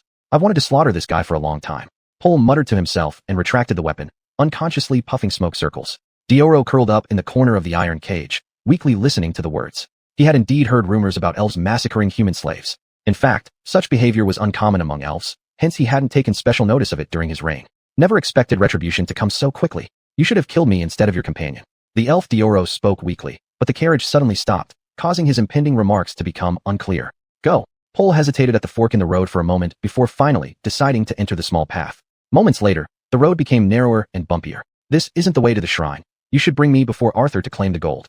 Dioro slightly recovered some strength, leaning against the iron bars with a bitter smile. You're absolutely right, elf, but I can't do that. A streak of light flew swiftly, precisely striking Pole's throat, cutting off the unsaid words. With hands covering the bleeding neck, his body began to sway unstably. The white wolf vigilantly scanned the surroundings, but its vision always stayed fixed on Pole's back. Apparently, the demon hunter possessed within Dioro could only observe as a spectator and could not intervene. King Arthur is indeed wise. He anticipated these strays would take hostages and lay an ambush here, making everything twice as efficient. At the end of the narrow path, a large number of human soldiers emerged from the woods. From their attire, they could be clearly identified as elite forces. Such a pity for this female elf to bite her tongue and commit suicide rather than submit. The leader, who looked like a general, stepped out of the parted crowd, holding a head in his hand. The face that feigned regret was lewd. Baron, remember your identity. Another elegant figure appeared, trying to correct the general's vulgar behavior. Screw you. How dare an elf traitor point fingers at me? The general kicked the elf to the ground and threw away the head in his hand, letting it roll until it stopped against the wooden wheel of the carriage. The white wolf and Dioro silently watched the scene unfold. If not for your rat-like betrayal, my noble status wouldn't have been troubled by thoughts of how to exterminate your kind. Because of you, this unexpected bounty fell right into my lap. After speaking, the general retracted his satisfied fist, having beaten the informer elf till his face was bruised purple. Arthur said you had no right to kill me. The disgraced elf traitor struggled to speak, devoid of elegance. Would an elf be foolish enough to believe another's words? Tell you what, today the last force of resistance has been wiped out, and you will die just as miserably as them. After speaking, the general forced the head of the elf traitor to turn toward the forest. By then, a massive fire had already been ignited, smoke rising high as countless decapitated elves were consumed by flames. The air was filled with the stench of burnt flesh, horrifying the traitor into vomiting stomach acid. Don't kill me, please, I beg you. Begging voices arose, but were mercilessly rejected. This dirty creature is handed over to all of you. Treat him well, despite his tender skin. The general grabbed the elf's neck and threw him at a group of soldiers. Amidst laughter and screams, claw marks remained on the ground before the elf traitor was dragged into the small forest. The white wolf stared coldly, observing all of this. Inside the iron cage, Dioro remained silent the whole time. It was only then that the white wolf realized this was the ending dream sequence from the Ruins film. Let us see who this is. A dark shadow suddenly appeared in front of the iron cage, its voice laced with mockery as the atmosphere grew eerie. Chapter 88. Afterglow of the End, the Final Judgment. Oh, it's you, your grace, the prince. The general stood before the iron cage, mockery dripping from his words. What do you intend to do? Stab my throat just like how you killed your companion? The innate arrogance of a ruler made Di Luo glare fiercely, yet the strands of his falling hair could only be blown helplessly by the wind. Despite himself, his glance shifted towards Pole, who still retained a faint breath. Interesting. Both humans and elves have produced traitors. Apparently, interest remains one of the most crucial factors that mislead beings' thinking. Under consciousness, the white wolf narrowed its golden cat-like pupils. From an observing stance, the monster hunter clearly analyzed the situation. As a human, Pole was bribed by the defeated elves and intercepted the carriage transporting Di Luo amidst the chaos. Just when they were about to reach the delivery site, a traitor appeared within the elven team, and the human army struck at their hideout. In the end, both traitors ended up with one dead and the other injured, while Di Luo remained captured by the humans. Rest assured, until you meet King Arthur, you will live without any dignity, like a homeless dog, Duke of Elves. The general pinched the dying Pole, bringing the dirty face of the traitor close to the iron bars. This action undeniably revealed disdainful remarks and menacing threats. If a dog turns into a master, it will become even more unrestrained than its original master. After all, your mind has already been twisted beyond recognition. Di Luo retaliated sarcastically, as a former ruler. Even as a prisoner now, his pride was still evident. Bang! Hearing these words, the general was extremely angry. Let this traitor live. If he dies, you will feed the dogs. Lifting the barely alive Pole, with a bang, the disheveled face of the betrayer was smashed against the iron bars. Were it not for King Arthur's order to see him alive, you would have already died, elf. Just like this traitor, who can be played around with like a dead dog. There was silence in the scene for a second, then, thought the dog had flipped over, but apparently, it's still just a lapdog. Luo mocked the person in front, completely disregarding his current situation. Heal this traitor. If he dies, I'll let you feed the dogs. The general couldn't bear it anymore, yet couldn't counter the jingling either. He vented his anger on his subordinates by throwing the remaining breath pole to the sorcerer's side with a vicious stare. After finishing the orders, he turned around but then focused back on Luo. Your time is near. I will watch with my own eyes as you struggle bitterly before being hanged.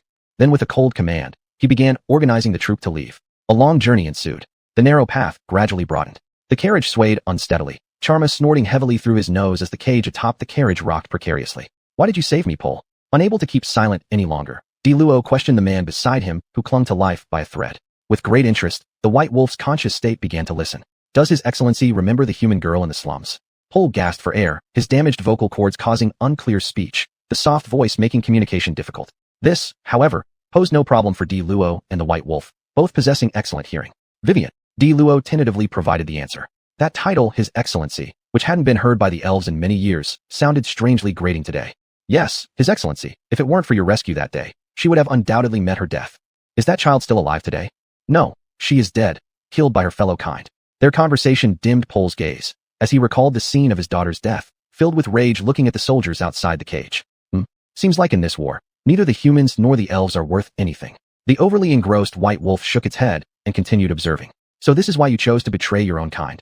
Luo wanted clarity but pressed further unwillingly. No, I didn't betray my own race. I betrayed that demon, Arthur. Pole clenched his teeth and gripped his hands into fists. Wow, things seem to be taking a more complicated turn. This ancient history sure is fascinating. The White Wolf stroked its chin, flashes of keenness in its cat-like eyes. Unfortunately, it wasn't part of this timeline. Otherwise, it would have inevitably been dragged into the turbulent undercurrents. It seems humans are only united on the surface, internally still in complete chaos. Luo closed his eyes and sighed deeply. Quiet down there. My whip does not discriminate. The sly soldier noticed the two men talking inside the iron cage. Though he didn't hear clearly what they said, his victor's stance led him to brandish the whip boastfully. A fine example of abusing power. It seems every era always has such people around. The White Wolf closed its eyes as the convoy swayed toward a nearby town. Amidst disorder, the rowdy procession became organized and stable under the general's angry commands. When the White Wolf opened its eyes again, the environment had shifted to the 10,000 people square, where Pole in the iron cage had already lost all signs of life amidst the turbulence, yet his eyes remained wide open in death. My subjects, the foremost perpetrator among the evil elves has been captured. We are about to witness the arrival of a new era. Long live King Arthur. With one declaration, the square erupted in thunderous cheers. From the castle viewing platform opposite the central clearing, a familiar face caught the White Wolf's attention. He was basking in the adulation, reveling in it all under the support of his crowd. Arthur, though the monster hunter wasn't acquainted with the man, he could identify him as the figure from the indescribable vision he had seen before. Take your filthy hands off me. I will walk myself. Luo shook off the soldier's aid, hobbling towards the center of the square with an unflinching calmness despite the impending doom. His countenance was tranquil, showing no fear of the coming execution. Look, that guy is the royal elf. What royalty? He's just a stray dog on his last legs. Haha, more like a lame wild dog. His outfit isn't even worth the few elven female slaves I have in my hand. Amidst the chatter and subsequent brawl within the crowd, their self-proclaimed correct remarks were clear. Uninterested in the commotion, the monster hunter's gaze followed Luo's, shifting from the central guillotine to Arthur. The White Wolf's focus also adjusted accordingly. What is that weapon? It looks oddly familiar. Its golden cat-like eyes were fixed on the sword held by Arthur, its origins momentarily evading recognition. Your Grace, Duke. Oh, no. Should be Royal Grace. A call echoed from the observation platform, deliberately made by Arthur. Each word and action, combined with the tight squint of his eyes, exuded the demeanor of a victor. Arthur, I thought you were a noble human, but it seems in essence, you remain nothing more than a lowly being, no different from a petty clown. As the prince of the elven royalty, Luo revealed every ounce of aristocratic grace and arrogance in his final moments. In contrast, victorious Arthur possessed not an ounce of the elegance expected from a king in his mannerisms. Truly audacious for a prisoner. Arthur, let me kill him. A muscular man raised his crossbow at the platform, ready to fire, only to be stopped by Arthur's gesture. Luo, take a look at this. Following Arthur's voice, Luo glanced at the object, his pupils contracting sharply. The White Wolf sensed the extreme instability of its host upon recognizing the item embedded in the elf's body. Chapter 89. The Elven Sword, Dust of the Past. Morning Star. Under extreme restraint, Luo could not help but reveal a look of difficulty, his shoulders trembling slightly. Look, even an elf's composure has its limits. Arthur repeatedly swung the treasure sword in his hand. Clang. In the sound of the collision, the sword blade was deliberately struck against the stone edge. The crisp sound made Di Luo's heart tremble, and the emotions he had barely suppressed were ignited once again. Now that the tiger has fallen to the plain and is being bullied by dogs, Arthur, you should order me killed at once instead of making a foolish display in front of the enemy. Though ashamed of the humiliation, Di Luo became impassioned with anger. Changing from his usual steadiness, his indignation began to spiral out of control. That sword seems important to this guy. At least, it's evident from his actions. The White Wolf's gaze shifted from Di Luo to Arthur on the dais. Upon closer inspection, the carelessly toyed with sword looked strangely familiar. The one in the ruins tomb. Amidst the White Wolf's startled gaze, several burly guards had surrounded Di Luo. I have never seen such a demand. Since you seek death so earnestly, then let me grant your wish. With Arthur's words trailing off, the guards understood his hint and dragged the elf toward the guillotine. Di Luo allowed himself to be dragged by the humans, his feet resting on the bluestone slabs. Amidst disheveled and chaotic strands of hair, the Witcher clearly saw a pair of lifeless eyes. A single sword, and it can destroy one's mind. The White Wolf found it difficult to comprehend the reason for this. What the Witcher didn't know was that the weapon in Arthur's hands symbolized the highest authority of the elven government.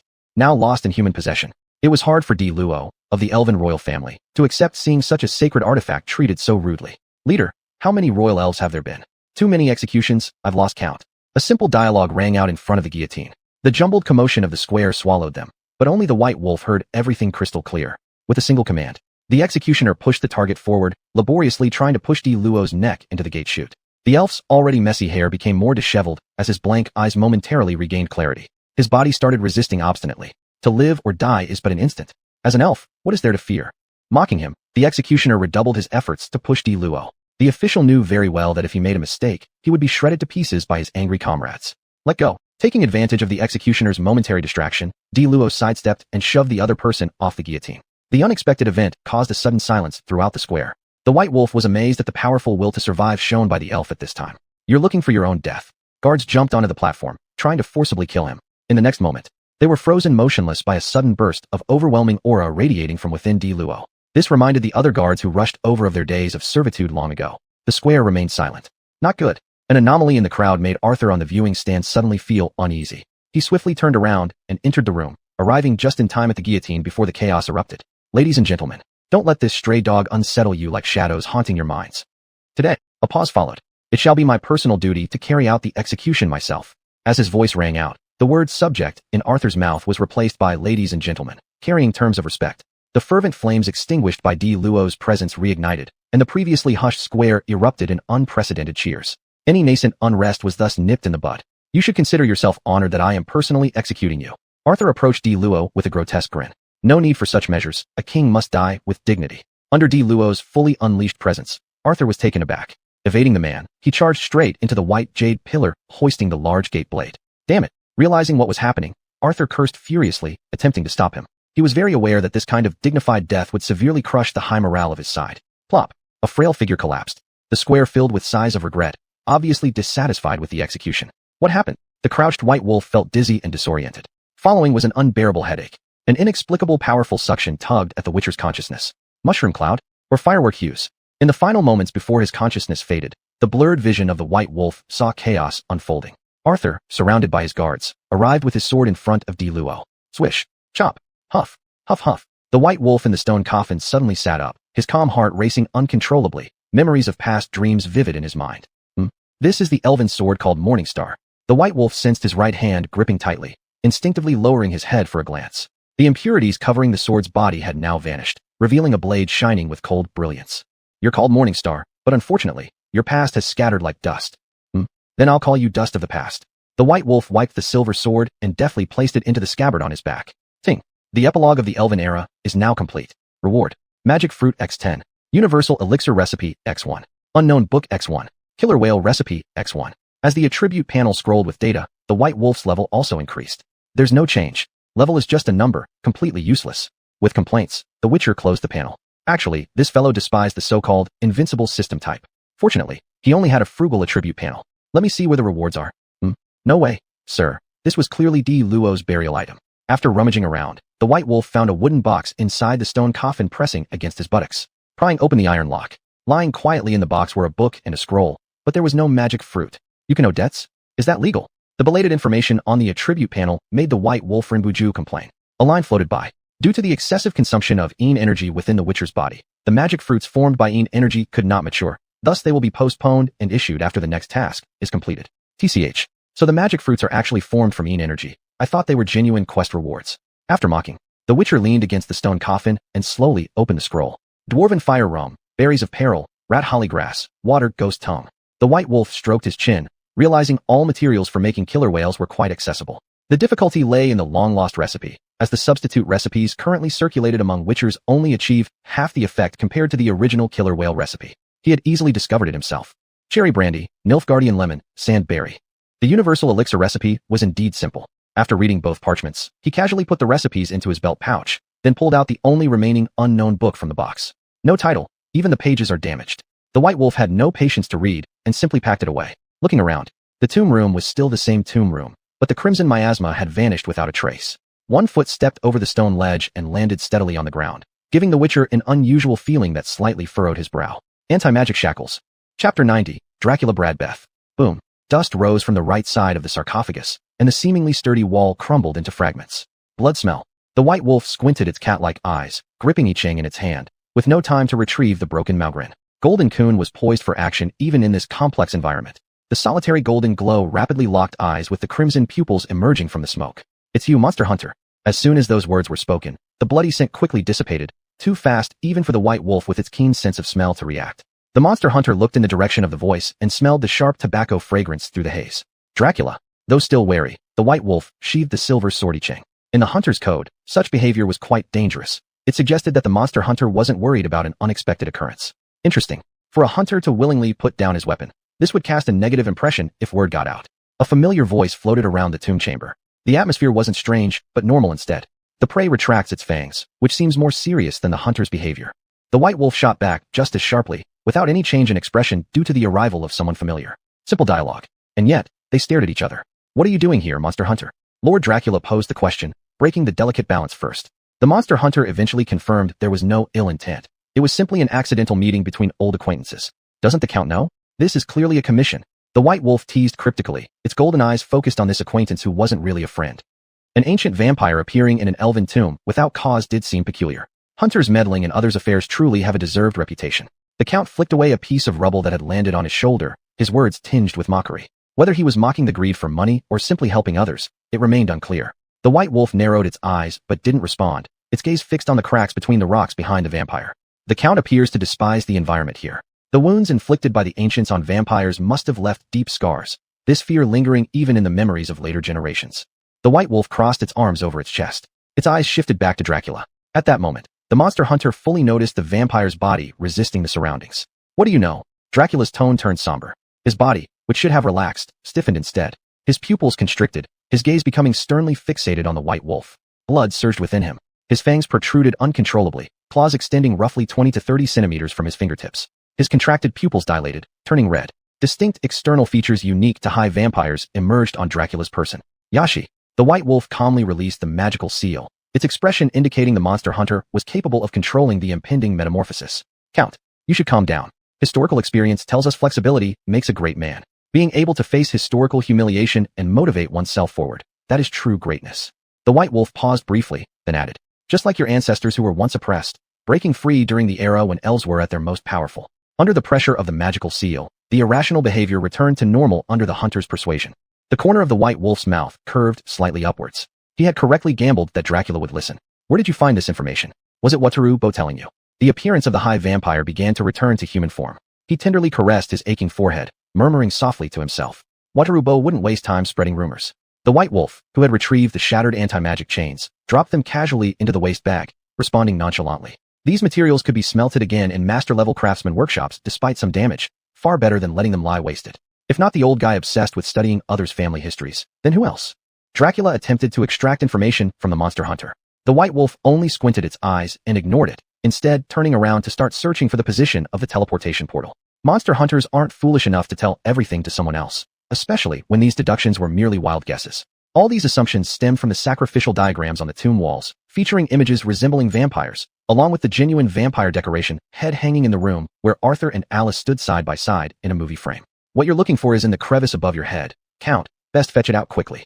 Pausing before a pile of debris, the white wolf released Iud, while simultaneously reminding Dracula. Since the vampire broke the rock wall, The keen sense of smell belonging to the monster hunter already caught a third kind of scent apart from the characteristic blood aroma and spicy tobacco scent.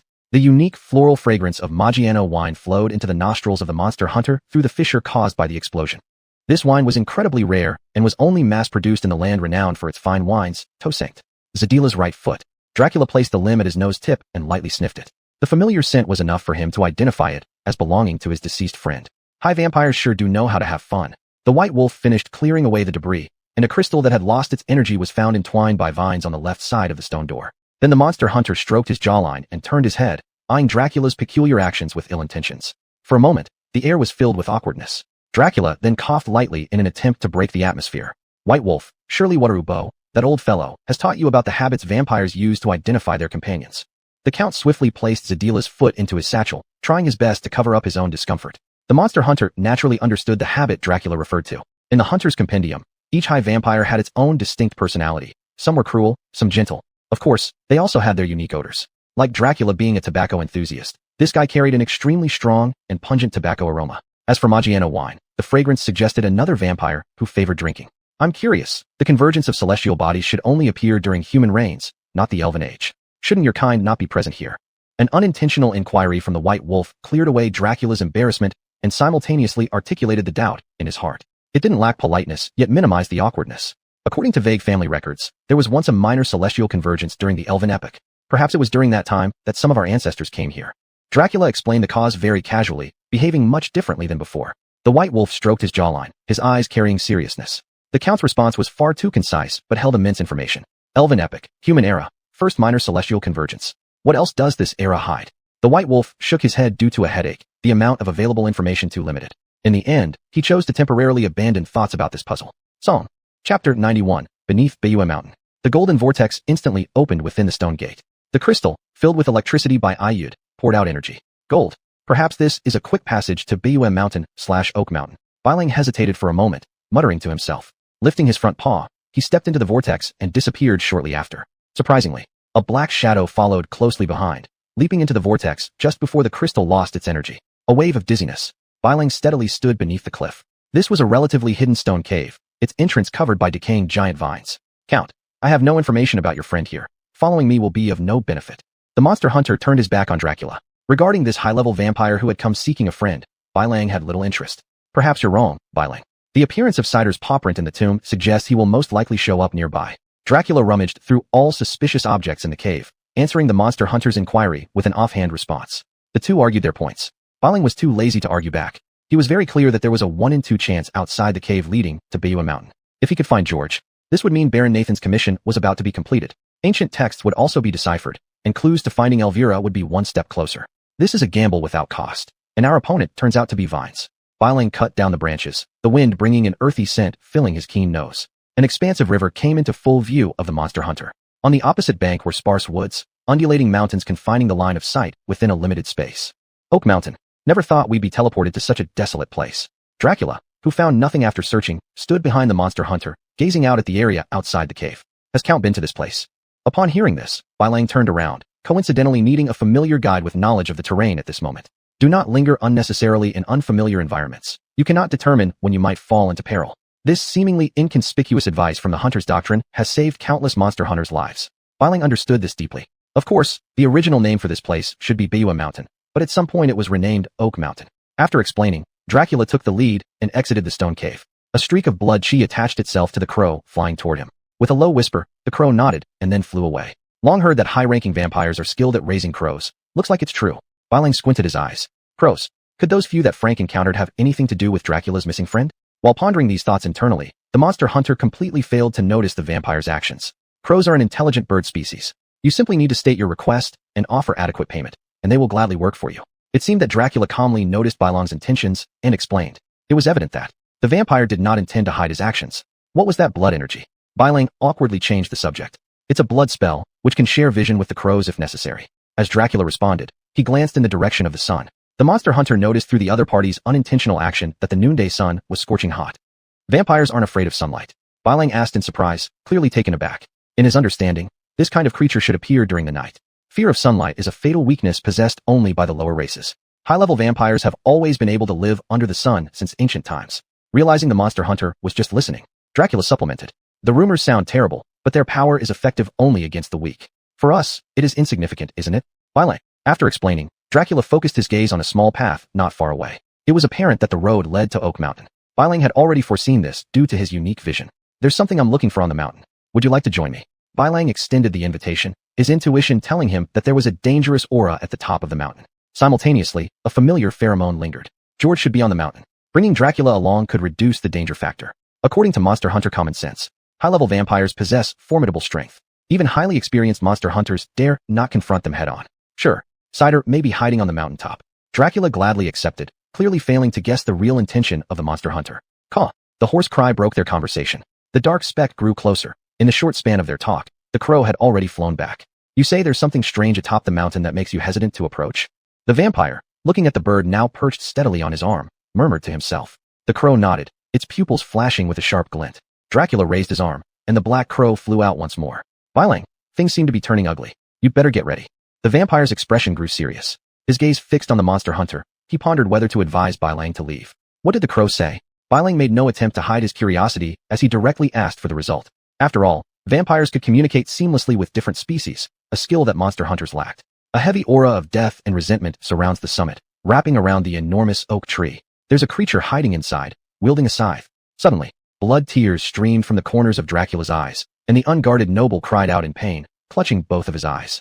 The death energy devoured another crow that tried to approach the oak tree. We'd best hurry up before we alert whatever lurks there, Bylang. The shared vision link they had just established was abruptly severed, leaving the vampire temporarily blinded by the attack. Tap tap tap. Under the Earl's constant urging, two figures steadily moved forward along the weathered stone stairs. Your actions, my lord, prove that you've regained your sight. I didn't expect even high-level vampires to be caught off guard like this. At the front, Bylang released his grip on the wooden stick in his hand, and Dracula, who held it behind him, let go as well. With no one holding onto it, the wooden rod rolled down and disappeared. Hunter, nothing in this world is absolutely perfect. We can only strive for something close to it. The blood curse spell works similarly. If you don't agree with me, you might consider visiting dreams. They have everything. Dracula responded lightly to Bylang's unintentional mockery. The Earl didn't detect any malice from the other side because this talent stemmed naturally from his existence as a vampire. Be cautious. There's an active human presence ahead. Bylang stopped at the corner and cautiously peeked out. It was a small human settlement, most buildings carved into the cliffs. It was evident that the living space here was severely limited. My lord, your crow messengers clearly didn't find this place. Bylang turned his head to ask quietly, but he saw the vampire, appearing human, losing control over his body and beginning to transform. The monster hunter internally cursed. His body was quickly covered in golden fireflies, and his right hand instinctively reached toward Ayud. However, the rock behind him blocked his movement. Chapter 92, The Indigenous People. Calm down, Count. A superior being should not lose composure like this. White Wolf moved his body as much as possible toward the clearing. The situation was currently in a Schrödinger state, and even as a monster hunter, it was impossible to determine what would happen next. Good or bad, it all depended on luck. Damn, Dracula growled under his breath, suppressing the chaotic blood energy back into his body. Seeing the situation turning for the better, White Wolf quickly released the yak seal from his fingertips, hitting the person in front of him with precision. What an undignified display. This Count has been affected by the presence atop the mountain. With the help of his own perseverance and the seal, the Count's demonized body began to revert to human form. White Wolf, this place is far more bizarre than expected. You'd best prepare carefully. The fully restored vampire issued another warning to the monster hunter. Caw. Before White Wolf could respond, a dark shadow fell from the sky, landing steadily at the feet of the monster hunter. It's a curse. The guy on top of the mountain used this method to kill it. White Wolf bent over to pick up the crow before he had time to examine it. Dracula's face remained steady as he watched the bird, explaining its cause of death. You're absolutely right, Count. We should be well prepared before heading up there. At least from your reaction, it's clear that the person on the mountain isn't someone to be trifled with. As the monster hunter spoke, he handed the crow back to the vampire. If someone of such high caliber could be negatively influenced by the enemies on the mountain, White Wolf firmly believed George wouldn't be in good shape either. In just a short period, D'Aquila's unmatched recovery ability allowed him to appear as calm as usual now. The dead crow turned into bloody mist in his hands, explained by the Count as a precaution against detection by enemies. There are indigenous people around the corner. We might be able to gather some useful information from them. White Wolf turned and arrived at the rocky corner, leaving the high-ranking vampire behind. Dracula nodded, not minding the slight from the monster hunter, and simply followed closely behind. Winter, why hasn't the sacrificial offering for the spring goddess been prepared yet? Do you plan to sacrifice yourself instead? Just as the pair entered the village, they saw an old man with a long beard using his cane to strike the young man beneath him. He scolded harshly about the other's negligence. Elder, as you know, our village hasn't had any newborns in these past years. The punished young man, who was obviously Winter, tried to explain as he raised his head, but got interrupted. After enduring the excruciating pain, he continued. These few children are the only fresh blood left in the village. If we offer them as sacrifices, the village will perish. Bang! The elder struck Winter's face with the head of the cane. The youth immediately tasted blood filling his throat when he was about to explain. Opening his mouth, several teeth mixed with blood and saliva landed on Winter's palm. What a strange place. White Wolf touched his jaw and no longer observed the farce. Instead, he turned curiously to observe Dracula's reaction. The faint smell of fresh blood hanging in the air had already been picked up even by the monster hunter. As a high-level vampire, Dracula was naturally no exception. White Wolf, you shouldn't focus your attention on me here. Dracula's words carried a hint of retaliation.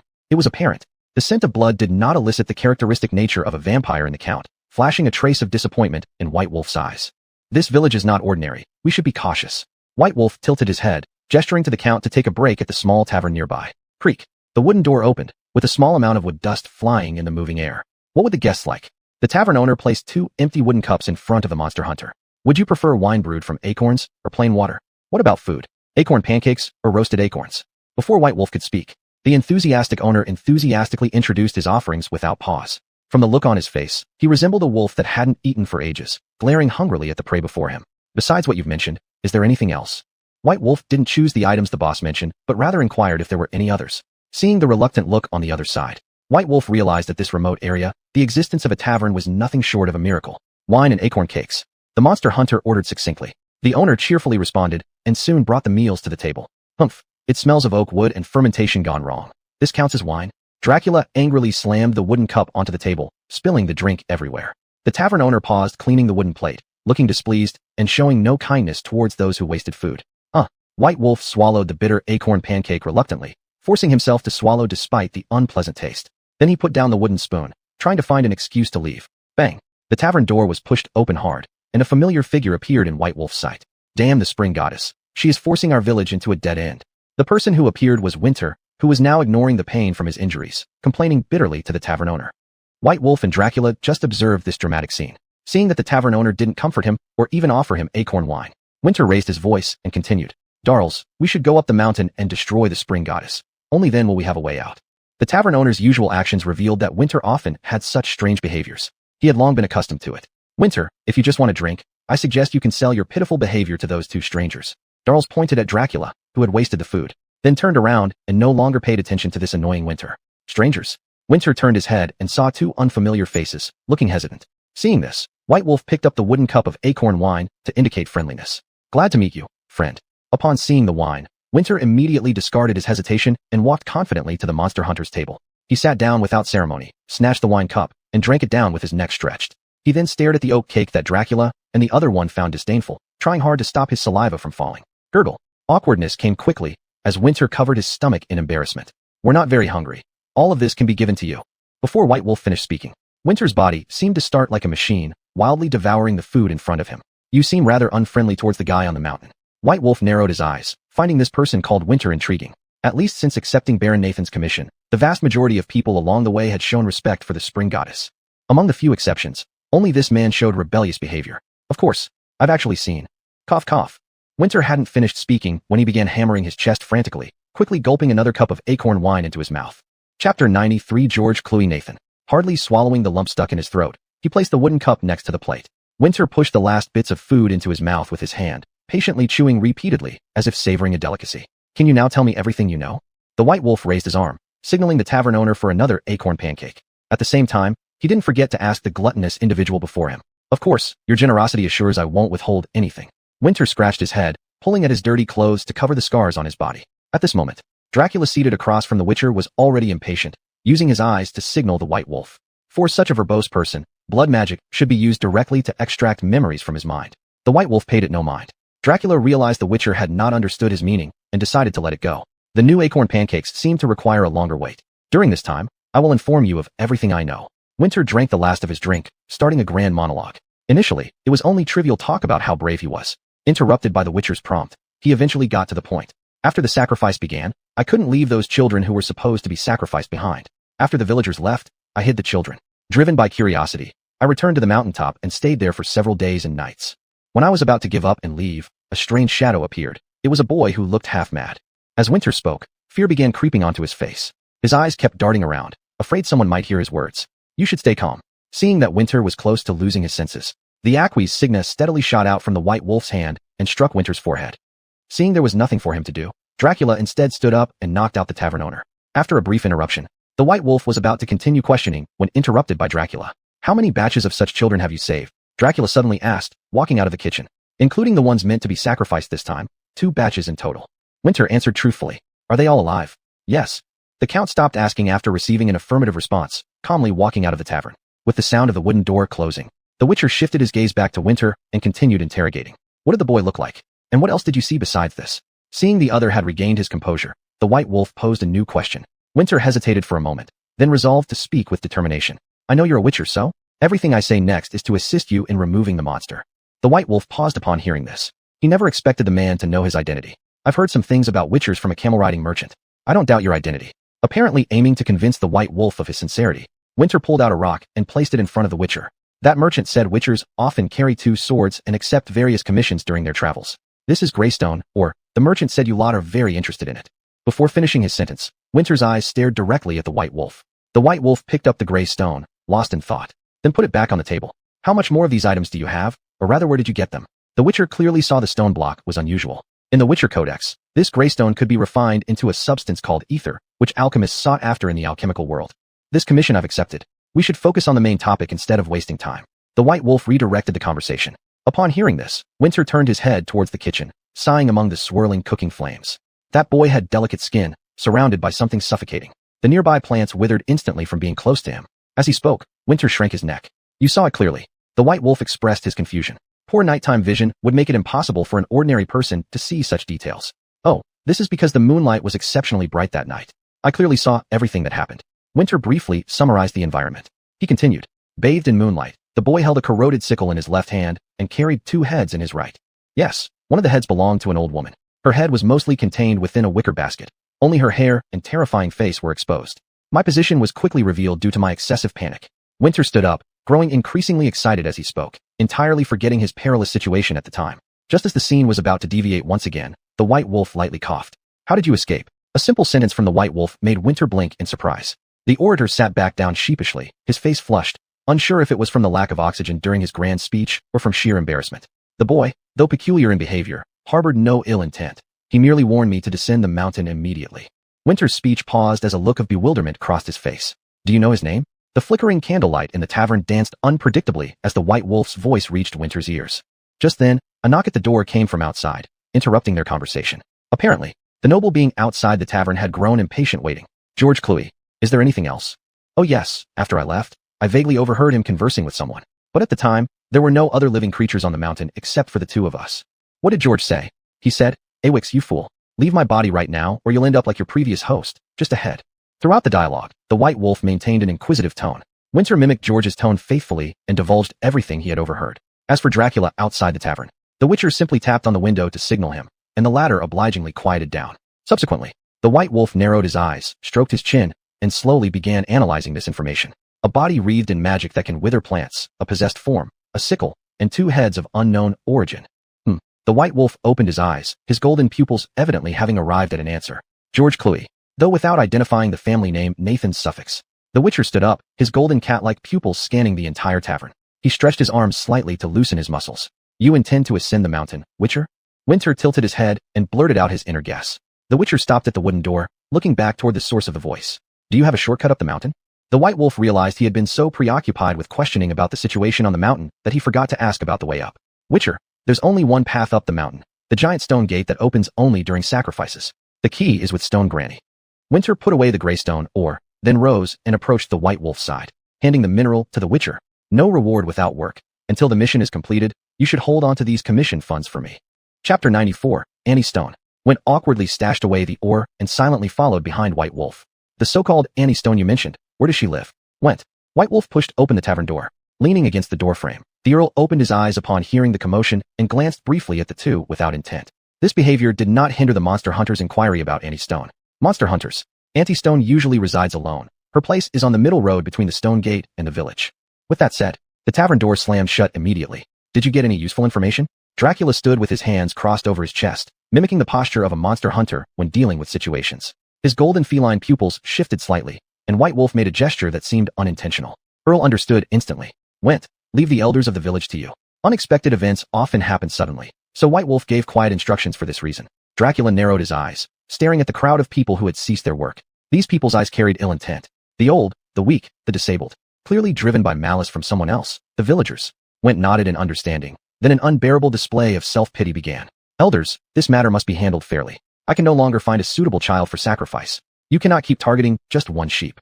Wah wah. If it continues like this, I will cry right in front of you. Finding no other reason, Went slid quickly and, in an unexpectedly fast motion, grabbed onto the elder's legs and started wailing loudly. Sniffling as he cried, he drew everyone's attention toward himself. We should go. White Wolf tugged on Dracula's coat corner and swiftly left the mountainside village. As time passed, the winding dirt path slowed down the pace of two figures.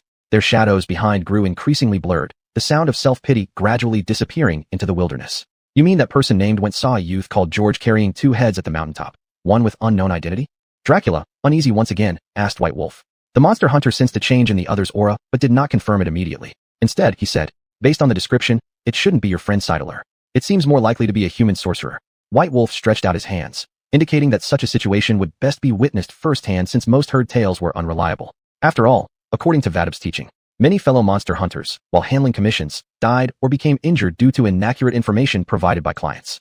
The Earl realized the truth hidden within and ultimately chose caution. Fog. In the midst of talking freely, White Wolf instinctively stopped walking, his golden cat eyes focusing forward. Looking at the small path now turned into a broad road ahead. Mist Beast. There are 3 little mist beasts gathered here. Dracula spoke. Being a higher life form, he could easily detect the peculiarities in the fog. Upon hearing this, White Wolf took no hesitation. Golden fireflies instantly wrapped around his chest, and he was about to jab his hand to retrieve the dust of forgotten beings on his back. But the Earl halted him. Now is not the time to kill them. Follow me. The Earl released his blood energy, forming a simple private territory. White Wolf slowly retracted his right hand and kept closely to the left side. The monster hunter understood well. In the monster hunting manuals, creatures often have territorial instincts. Once ignorant wanderers enter these areas, they'll be seen as intruders. Of course, creatures with certain levels of intelligence aren't fools. If the intruder is a high-ranking life form, they rarely attack first. Just like the present higher vampire, completely free to come and go. Cautious and retreating. That's fitting to how these things operate. The Earl showed disdain towards the shadows flitting back and forth within the fog. A foggy silhouette passed through White Wolf and scattered everywhere afterward. This was a Little Mist Beast's division test, illusions formed by condensed fog. Compared to Dracula, the Little Mist Beasts weren't particularly afraid of monster hunters. This annoying fog sticking to my body is truly uncomfortable. White Wolf wiped off water droplets left on his face. At this point, the duo had already stepped out of the Little Mist Beast's territory. Strangely, those shadowy figures only returned to their positions after tracking them dozens of meters further. There's something strange here everywhere. I wonder how those villagers made it up the mountain during their sacrifices. Earl Dracula looked toward the summit. White Wolf wasn't surprised by the vampire's action. Any normal person knows a higher vampire could effortlessly reach any place. Currently, Earl was climbing step by step with interest alongside the monster hunter. White Wolf comprehended. The area at the summit was George's special domain, suppressing Dracula's mobility. What's the truth? Only reaching the peak will give us the answer. White Wolf quickened his steps, heading forward. At the very limits of his vision, the monster hunter faintly spotted wisps of smoke rising. The stone elder that went mentioned might be there. After a long pause, the building under the smoke gradually took shape. White Wolf stopped, and the golden pupils reflected an old woman bending down to pick up firewood. That figure was indeed Stone Elder. You've come. The cloth headscarf moved slightly, the elder sensing unfamiliar presence approaching. She spoke nonchalantly, as though greeting an acquaintance. You've come for the key, but I cannot give it to you immediately. Stone Elder slowly sat on the stone stool with the wood in her arms. White Wolf just felt puzzled and was about to step forward to ask the reason. But the Earl Dracula behind him was already impatient. A strand of blood magic passed through the monster hunter's ear corner, accurately wrapping around Stone Elder. Blood magic has no effect on me. Descendants of vampire Bexu should learn to act steadily. Stone Elder slowly closed her eyes. The binding magic did not succeed as Dracula had anticipated. What have you done to her? Earl. White Wolf knew well that Dracula wasn't cruel-natured and wouldn't randomly kill any innocent person. Such unusual behavior evidently had other reasons. It's merely a hypnotic spell, which now seems to have no effect on her at all. Dracula stared strangely at his spellcasting hand. Turning his head, he incredulously continued speaking to White Wolf. This Stone Elder is not ordinary. She even knows I am the descendant of Bexu. Keep in mind, it's very hard for common people to guess the names of high-level vampires. Earl explained, diverting White Wolf's attention from Stone Elder. In the meantime, a squirrel jumped into Stone Elder's embrace, searching repeatedly for something. Realizing this, White Wolf tried to wake the closed-eyed Stone Elder, but failed. Watching the motionless old woman before him, White Wolf couldn't help but feel overwhelmed. The sleep quality of elderly folks is excellent. They can fall asleep at a moment's notice. The monster hunter joked, then began scanning the only house here with his gaze. This was Stone Elder's residence, but the door was locked. Strangely enough, above the dilapidated old house that seemed unoccupied, the chimney emitted cooking smoke. Everything here exudes eeriness. White Wolf rubbed his chin while a streak of bloody shadow swept past behind him. The airflow caused by the pressure difference slightly stirred the strands of hair fallen across the monster hunter's face. With narrowed golden cat-like pupils, White Wolf stepped backward several steps. Chapter 95, Mountain Path. The crack on the window. Under the cover of blood mist, Dracula easily slipped into the room, breaking and entering, quite playful for a count. Bailang cast his gaze downward. The squirrel that should have been rummaging through belongings in Stone Grandma's arms was now standing upright, its right paw tightly gripping the pigskin boot of the monster hunter, its left hand holding up a sheepskin scroll high. What's this? Bailang bent down to retrieve it. Seeing this, the squirrel showed an extraordinary agility. Before the monster hunter could react, it had already leaped onto his shoulder, behaving mischievously like a little imp. Squeak. A simple sound of satisfaction followed by grabbing a strand of hair falling from Bailang's forehead, swinging like a pendulum before the monster hunter's eyes. Up close, all Bailang could see was a blurred figure of the squirrel. Mischievousness has its limits, or you'll end up as roasted squirrel meat. The monster hunter didn't panic but straightened his body. The sudden height difference felt like bungee jumping, causing the squirrel clinging to Bailang's hair to sway. I've got you, little one. Bailang moved swiftly, accurately catching the squirrel losing its grip. Puppy dog eyes won't work on a ruthless monster hunter. The squirrel was tossed out of the monster hunter's palm. As the squirrel fell freely, it precisely grabbed the squirrel's tail, Bailang glaring threateningly at the naughty creature with its head hanging down. Squeak squeak. You know how to size up the situation, smart squirrel. The little imp handed over the sheepskin scroll while still pretending to look pitiful. Bailang accepted the item satisfactorily, nodding before tossing the squirrel into the air. If there were passers-by at this moment who don't understand the context, they would likely criticize the monster hunter's act of killing animals. Flying squirrel. Leaping ability rivals top-tier skills. Bailang watched as the squirrel escaped completely, first using the hunter's toss for a short distance glide, then leaping to the house wall, eventually bounding vertically into the cliff. Yes, this squirrel was actually a flying squirrel. Bailang had already noticed its true identity while teasing it. Let me see what's written inside the sheepskin scroll. The monster hunter was curious, stroking his chin as he opened the sheepskin scroll with one hand. Stone Grandma's actions clearly anticipated the arrival of strangers today, Bailang and Dracula. The strange thing was that the scroll, which should have been delivered personally, ended up being handled by the squirrel. Not angry? Could she be dead? Without immediately reading the contents of the dossier, he glanced at the sleeping Stone Grandma. She appeared calm and serene, her body maintaining a sitting posture yet devoid of any signs of life, hinting that the elder had passed away. Shaking his head, even as a monster hunter, he could feel something ominous about her condition. Refocusing on the sheepskin scroll, the writing had grown somewhat blurry, probably due to its age. This is truly fascinating. Oak Hill/North U Hill actually has ties to ancient werewolf bones. The content of the file reminded Bailang of Quishanti's mission. Reading the text more carefully, Bailang roughly analyzed. Howling Hills, ancient werewolf remains. Oak Hill/North U Hill. Elder woman's head, spring goddess. This was a theatrical play of justice expelling evil that played out centuries ago. Bailang squinted with golden feline eyes. In his mind, a long-sealed story began to unfold. There once was an infant born under the celestial conjunction, cursed to become a werewolf at the moment of birth because of extreme bad luck. The unusual identity caused the ancient werewolf much discrimination. Cough. Indeed, no matter the era, those considered different are rarely liked. Bailang snorted in disdain, but also helplessly accepted it. After all, words can be harmful.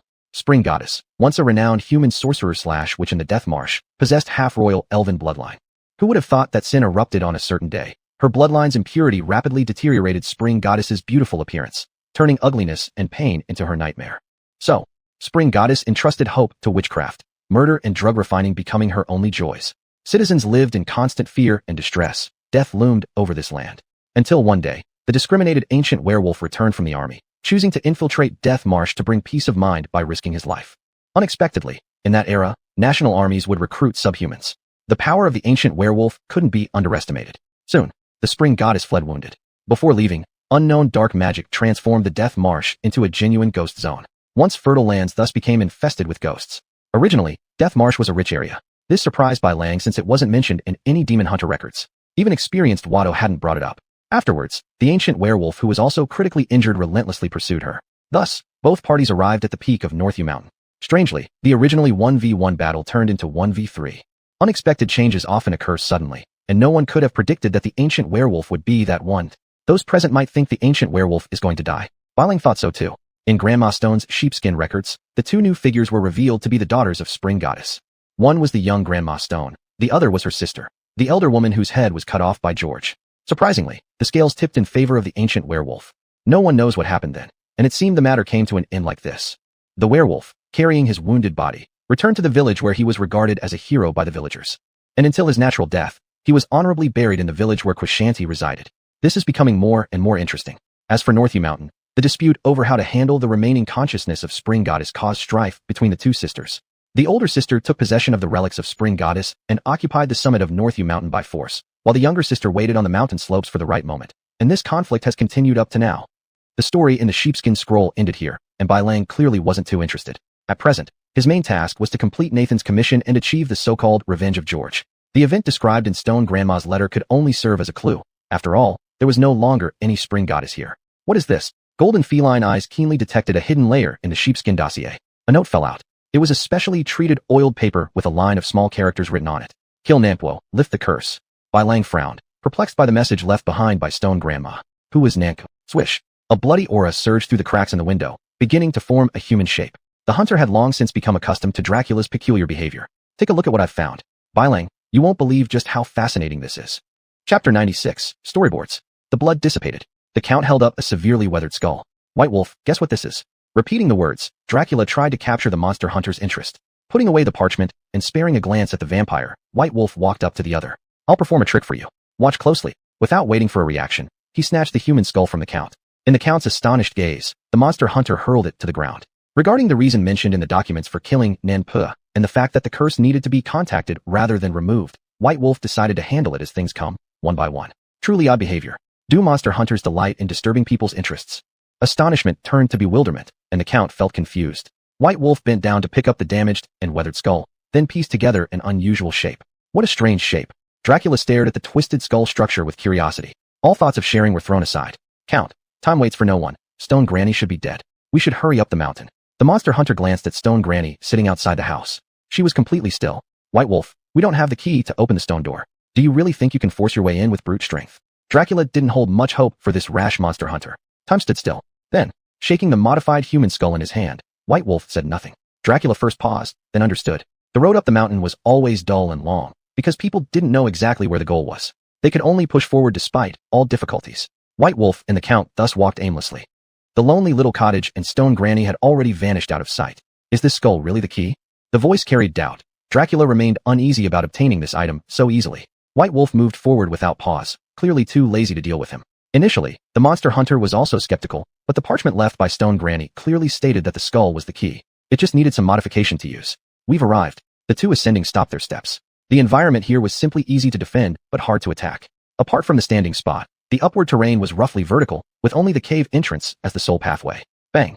The grotesque skull was placed into a specific slot, pebbles tumbled, and blocking stones slowly shifted from their original position. The chilling wind, deep yet calm. Flying debris returned to their positions. White Wolf narrowed his golden cat-like eyes focusing on what lay ahead. Behind him, Dracula transformed into blood mist rushing into the cave first, leaving the monster hunter standing outside. You impatient man, you should learn how to be steady. White Wolf obviously had opinions about the Count. The shadows stretched long, forming an obtuse angle with the body. Holding up the torch, the monster hunter stepped into the cave. Clouds began to gather densely, fog gradually condensed. The last sunlight disappeared, quickly followed by drizzling rain. Completely unable to detect any trace of the Count's aura. Airflow efficiency here surpasses the external environment, wiping out all traces. Half-person-sized rocks blocked White Wolf's path. A simple leap, feeling a slight drop. Fortunately, the terrain on the other side wasn't deep. Rising slowly, the golden cat-like eyes flashed fiercely. Troll corpses lay scattered before the monster hunter, dismembered into 8 pieces. No blood remains, clearly instantaneously absorbed. Claw marks, dismembered in 8 parts. This kind of civilized attack method is something only higher vampires do. White Wolf rubbed his chin, eyes starting to observe surrounding traces. Among a monster hunter's skills, there weren't just smell tracking methods, but also on-site inspections. Left, picking up a silk object hanging on a dry tree root. White Wolf, holding the torch, followed the clue closely. Splash. It was the sound of running water, and the monster hunter could hear it crystal clear, even though he couldn't see what was ahead. Footsteps grew quieter. The burning half of the torch was forcibly extinguished. Slowing his steps and bowing slightly, White Wolf appeared at the cave entrance. This was a cave within a cave. Apart from the opening where the monster hunter stood, there was another to the right, generally indeterminate of where it leads to. Here I am. Dracula was now upside down on the cave's ceiling, like a bat. Oh yes, he was indeed a vampire. There was nothing peculiar about that. White Wolf was initially startled by the unexpected sound. Realizing his own discomfort afterward, he jumped off a short rock platform about 2 or 3 meters high. Did you discover anything? Count. Looking up, the two men exchanged glances, White Wolf's cat-like pupils aligning perfectly with Dracula's blood-red glass-like irises. The monster hunter started. Obviously something strange had affected the vampire's mind. Just about to release Yaxi, but he immediately understood the meaning behind Dracula's look. Let me see what the Count has discovered. Lowering his head, golden eyes fixed upon the slanting downward current. It wasn't large, shaped akin to a sturdy bucket. The splashing water droplets carelessly landed on Bai Lang's nose, cold and bone-chilling. Something strange is happening below. Are those blood or dyes in the pits? Bai Lang stared at the bottom of the ground dozens of zhang deep with a solemn expression. Even his extraordinary vision could only allow the monster hunter to distinguish the rough colors. Because it was too deep, there might even be incorrect judgments. Count. Now we have two paths, the mountaintop and underground. To avoid alarming our quarry by finding nothing, we must split up. Bai Lang turned his back to Dracula. At this moment, the vampire had already returned to the surface, his body somehow having lost a third of its human characteristics. Intuition tells me that you should head for the mountaintop. The Count bared his fangs and transformed into a blood mist, passing through the monster hunter's body and descending directly into the earth. He left behind simple words. Descending is easy, climbing the mountain is hard. Bai Lang muttered inexplicably, but his actions weren't as restless as Dracula's. Finding a dry corner, he lit a campfire and took out an alchemical crucible. The monster hunter was fully aware that, based on Winter's description, the current George was practically a monster. In order to win, he needed to prepare enough leverage for himself. He then pulled out the materials required to concoct the clone potion. Fifth essence, mistletoe, ancient small fog spirit mutant, allspice fruit, ghost essence, purifying agent. As the temperature rose, the essence and mistletoe began to merge. The next step was to add the mutagenic substance. Under high heat, the monster hunter continued stirring the viscous liquid until the small fog spirit cells stopped twitching. The addition of the allspice fruit created confusion in sense. This step was crucial, as it would determine whether the clone could confuse the enemy's judgment. Based on experience, Bai Lang stirred a few more times before adding the ghost essence, fine as sand, which allowed the clone to have a certain level of aggression. An eerie green instantly stained the entire liquid. The color of this simply leaves no desire to drink it. Bai Lang joked with a comment. When he sprinkled the purifying agent into the crucible, the eerie green lightened, but did not completely fade. Everything has two sides. Even with harmonizing substances, the toxicity cannot be entirely removed. Bai Lang waited along, while before finally pouring the clone potion into a specially made container. Chapter 97. The Prisoner in the Cage, Smog. Glancing at the flames that had not yet burned out, the White Wolf had noticed earlier the red flickering in one direction, guided by the airflow. The path leading to the mountaintop. The flames extinguished, and the monster hunter proceeded towards the end. The gaze was returned with a dead end, the walls rough and uneven, making it hard to notice this was an illusion. He took out the eye of GNY, scanning symbolically. The illusion disappeared, revealing a circular corridor beneath the White Wolf's feet, with rocks occasionally falling. There are signs of age, at least proving this is a staircase. Stepping lightly, the monster hunter raised his torch and climbed. Furrowing his brow, there was no echo, suggesting the stonemason's skill in carving the corridor was very proficient. Time passed slowly, and before long, white spots appeared within the White Wolf's sight. The outside environment began with drizzle, intensifying into lightning, thundering, and mist thickening. Underneath the massive oak tree, the exposed roots had formed a throne. A youthful and handsome young man sat cross-legged here, his eyes closed, an iron cage hanging on the dried vine to his right. 3 heads lay scattered beneath his feet, one of them with horns, fresh as if recently obtained. Shadow is your destiny, Chloe. You have no other choice but to embrace darkness. A greedy black shadow coiled around George. His words were full of deceit. Avix, foolishness has taken over your mind. Narrowing his eyes, George despised this clingy nuisance. An evil thing that fantasizes about taking over his body. His left hand tightly gripped the scythe, yearning to sever it. The wolves are coming, Chloe. Avix deliberately left these words behind, then re-entered George's body. Note, Avix refers to George as Chloe. Though resisting, George's resistance was futile. The youth's eyes gradually became murky, finally half clear and half killing intent, distinct on each side. Wolf, his tone erratic, lazily reclining halfway on the throne. George clearly looked down on the visitor. Inside the corridor, the monster hunter stopped in his tracks, his keen sense of smell and intuition causing him discomfort. The emblem on his chest kept pulsing, foreshadowing danger ahead. Ancient little fog monster potion, black blood, cursed oil, demon dust, and moon dust. The White Wolf muttered aloud, beginning to re-evaluate usable items. After pondering for a moment, cursed oil was applied to the silver sword. 2 bombs hung from his waist. Currently, my body's toxicity resistance limit allows only 2 doses, even a bit more would be fatal. With some regret, the White Wolf put the black blood elixir into the waist pouch. Against George, such an agent had minimal effect. His gaze lingered on the green glass bottle before consuming it all at once. The taste is truly indescribable. Wiping away the remnants at the corner of his mouth, the ancient small mist demon potion, bitter taste rushed straight to his brain. The veins on the White Wolf's forehead bulged. Visible green veins appeared on his face. This was a sign of poisoning. Boom. Lightning tore across the sky. Dusk briefly turned into daylight. At the mountain peak opening, black shadows poured down, covering the entire stone corridor. What a procrastinating guy. Didn't your mother tell you that wasting time is shameful? George squinted through the mist, expressing dissatisfaction with the White Wolf's previous pause. Lightning flashed. Raindrops beat heavily against their faces. A familiar voice rang out. Your brother hopes you return to Kuman. He has searched for you for so long. The White Wolf bent over, getting into a stance, both hands raising the silver sword dust remnant, eyes tightly fixed on the throne. Mist obstructed the view. The monster hunter could only remain where he was, staying alert. In the monster hunter's law, if you are in an unknown and undetermined, dangerous, unfamiliar environment, cautious defense stays while remaining in place. Don't expose your own weaknesses foolishly. The White Wolf understood this well and did not release the monster hunter rune Quen. He wouldn't be stupid enough to let golden fireflies become a vision point for the opponent in the mist. Weakling, unworthy of being my brother. The figure on the throne stood up, walking towards the monster hunter. The mist followed the blurred silhouette dispersing. A rusty scythe handle was placed at the back of the neck, arms draped over it, steps having a rhythmic feeling. Like a trendy youth carrying speakers dancing. Monster hunter, doing things for people like this shows how much your greed for money rivals a drunkard's thirst for alcohol. George paused disdainfully, his eccentric behavior not reducing his charisma. People who saw him would think this guy was cool. Curse. The White Wolf sharply perceived the aura of torture swirling around George, which indicated there was a cursed entity within the boy. It's the black crow that was burnt to death by the forest fire.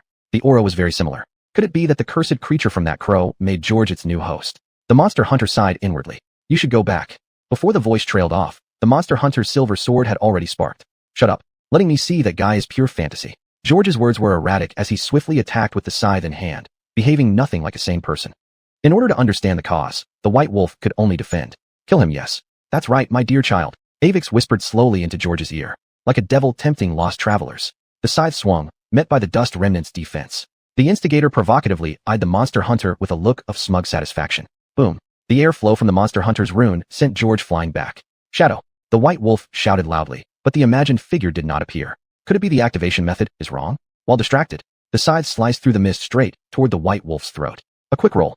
The White Wolf narrowly dodged, instantly activating Quen to prepare for unforeseen events. You can't escape.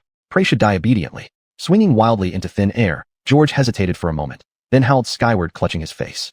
Red began to rapidly consume the clarity of his eyes. At this moment, the ratio of clear mind to murderous intent was 1 to 3. Not good. George is losing control of his body. The White Wolf secretly exclaimed. The hunter's rune hit its mark under the delay in the opponent's actions.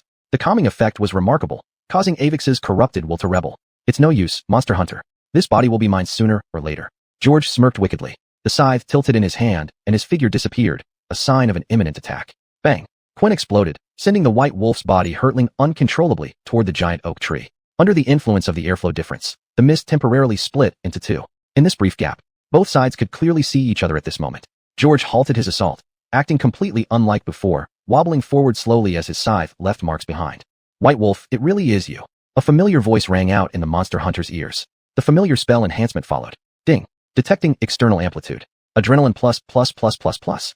Stamina plus plus plus plus plus plus. Meditative power plus plus plus. Acuity plus plus plus plus plus. Senses plus plus plus plus plus. Countdown timer 5:59 minutes. Smog. Golden cat-like pupils shimmered with flowing light. The roles of attacker and defender began to switch. Chapter 98. Truth and falsehood indistinguishable. Smog. A name surfaced in the White Wolf's mind. The long-vanished golden dragon. Bounding up, quickly changing position. The magic spell that had been building for so long was now stronger than ever. I'm in this cage, so go ahead and take care of that damn bastard. He dared to spy on me, and even wanted to eat dragon meat. Smog shouted loudly, like a dragon riding on the prestige of humans, not merely overbearing. It completely forgot that it was trapped in a cage. But the mist allowed the witch hunter to only judge the sound source and not see the golden dragon. Your little pet talks too much / go away. You bloated guy. A flying stone hit the iron cage, emitting a dull clang. George's voice split into two paths. One was hoarse and dark, impatient with arrogance, currently taking the upper hand. The other was filled with pain and helplessness, at a disadvantage. George was losing control, meaning that the body was now under the control of Avix. You talk too much. Pushing aside the fog, he teleported nearby. The silver sword was just a step away from Avix's neck. Their eyes met. It wasn't clear whether it was awkwardness or bewilderment. The fatal blow by the witch hunter hadn't truly taken effect, yet when Avix leaned back with his long scythe. Lowly life form, you're playing with fire. His foot twisted, arms moved. The scythe swung through the air, killing intent directly threatening the White Wolf. Seeing the situation worsening, the White Wolf rolled like a donkey to the enemy's right side. After stabilizing himself, the imagined attack did not come. He looked over. In an instant, Yashi was released. The death energy surrounded George / Avix, and a pair of demon horns appeared on the forehead. The old side's debuff not only caused tetanus, but also added a curse effect. These inferior methods mean nothing to me. Laughter covered up the obstacles brought by the mystic seals. However, the retribution came swiftly. What's going on? What have you done to me? Avix's expression flickered as this monster clearly perceived his body stiffening. This never-before-humiliated person couldn't help but show some astonishment. The witch seal powered by Smog's enchantments, as long as the White Wolf had enough spiritual strength, could be sustained indefinitely. Now, Aiden and Axie complemented each other, like a cage. It is forbidden to lose focus before an enemy, Avix. Numerous witch clones surrounded George within the fog, their silver swords waving with murderous intent. The White Wolf was wise. Just through simple exploration, he understood the correct use of the ancient small mist demon drug. Before power, all resistance is futile. Waving the scythe to disperse the witch hunter clones, his arms struggled to break free from the trap seal, Aiden. Countless dark purple hands climbed up, restricting the demonized George's movement ability. Blade dance. The White Wolf hid in the mist, concentrating his mental force to solidify the mist into shape while continuously channeling his energy. Clones slashed the enemy's skin without end, like mincing machines. Yes, it was skin, not flesh. Are you scratching me, witch hunter? 7/10 arrogance, 3/10 contempt. It perfectly showed on Avix's face. Right now, the narrowed golden cat pupils suddenly opened, and the White Wolf lurking in the fog instantly appeared behind George. He drew out the witch seal. A surge followed closely behind, hurricane-like power blowing the clones apart, dispersing them into mist again. The proud figure was struck down, half kneeling while holding the scythe. The remaining mist passed through his body, anger flashing in the demonic eyes. Taking advantage of his unpreparedness, the White Wolf had already struck the opponent's back. I thought Kruvy was already the most difficult guy in the world, but now it seems you're above him, witch hunter. His voice was dark, presence skyrocketing as Avix twisted his body and swung the scythe with one hand, reaching the limit to counterattack the attack behind him. Clang. The crescent-shaped scythe was severed into two. The leftover dust from the silver sword left a streak of blood on Avix's face. Not achieving the expected results, the White Wolf once again unleashed air dodge. Boom. Lightning cut across the sky, appearing and then disappearing. On top of the mountain, a shadow fell following a curved trajectory. Together with the inertia returned by Aird, the White Wolf's body lacked any grip during the assault and had to be sent flying. Unexpected incidents. The unpredictable good fortune of the witch hunter is truly hard to fathom. Feet tightly gripping the ground, a few broken pieces of soil slid off the hunter's heels down the cliff. At this moment, the numbness in his body made the White Wolf feel no sensation, even though he was in danger. Unusually abnormal. The golden cat pupil stared at the distant direction as the body lightly jumped to new terrain. The original ground cracked, forming a hollow impression. I see, demons fear lightning, and right now you are like a lamb awaiting slaughter, Avix. Golden fireflies swirled around his body. The White Wolf cautiously held each in, stepping left and right to approach George. When the witch hunter released Aird, he deliberately mixed electrical currents with the airflow. Because of this, the ensnared Avix was like a walking lightning rod. The dark clouds naturally wouldn't let him go. Their thunderbolts sought him out. Who are you? Have we met before? George suddenly looked up, just in time to see the White Wolf about to deliver the killing blow. For a moment, it was awkward beyond words. The White Wolf tilted his body back, maintaining a distance from the one who spoke. At the same time, without changing expression, he positioned each chin behind him, his golden cat-like pupils carefully observing George. Drop your weapon and wrap this around your arm. The still serviceable anti-magic chain was drawn out from his waist pouch and accurately thrown toward the other side. The look of killing intent in George's eyes seemed to have faded now, leaving only clarity. Still, the witch hunter's characteristic caution made the White Wolf uneasy, forcing him to take this precaution. What else do you need me to do? George had completely discarded his earlier arrogance and now appeared only humble in the eyes of others. The White Wolf lowered his defenses and slowly stepped forward.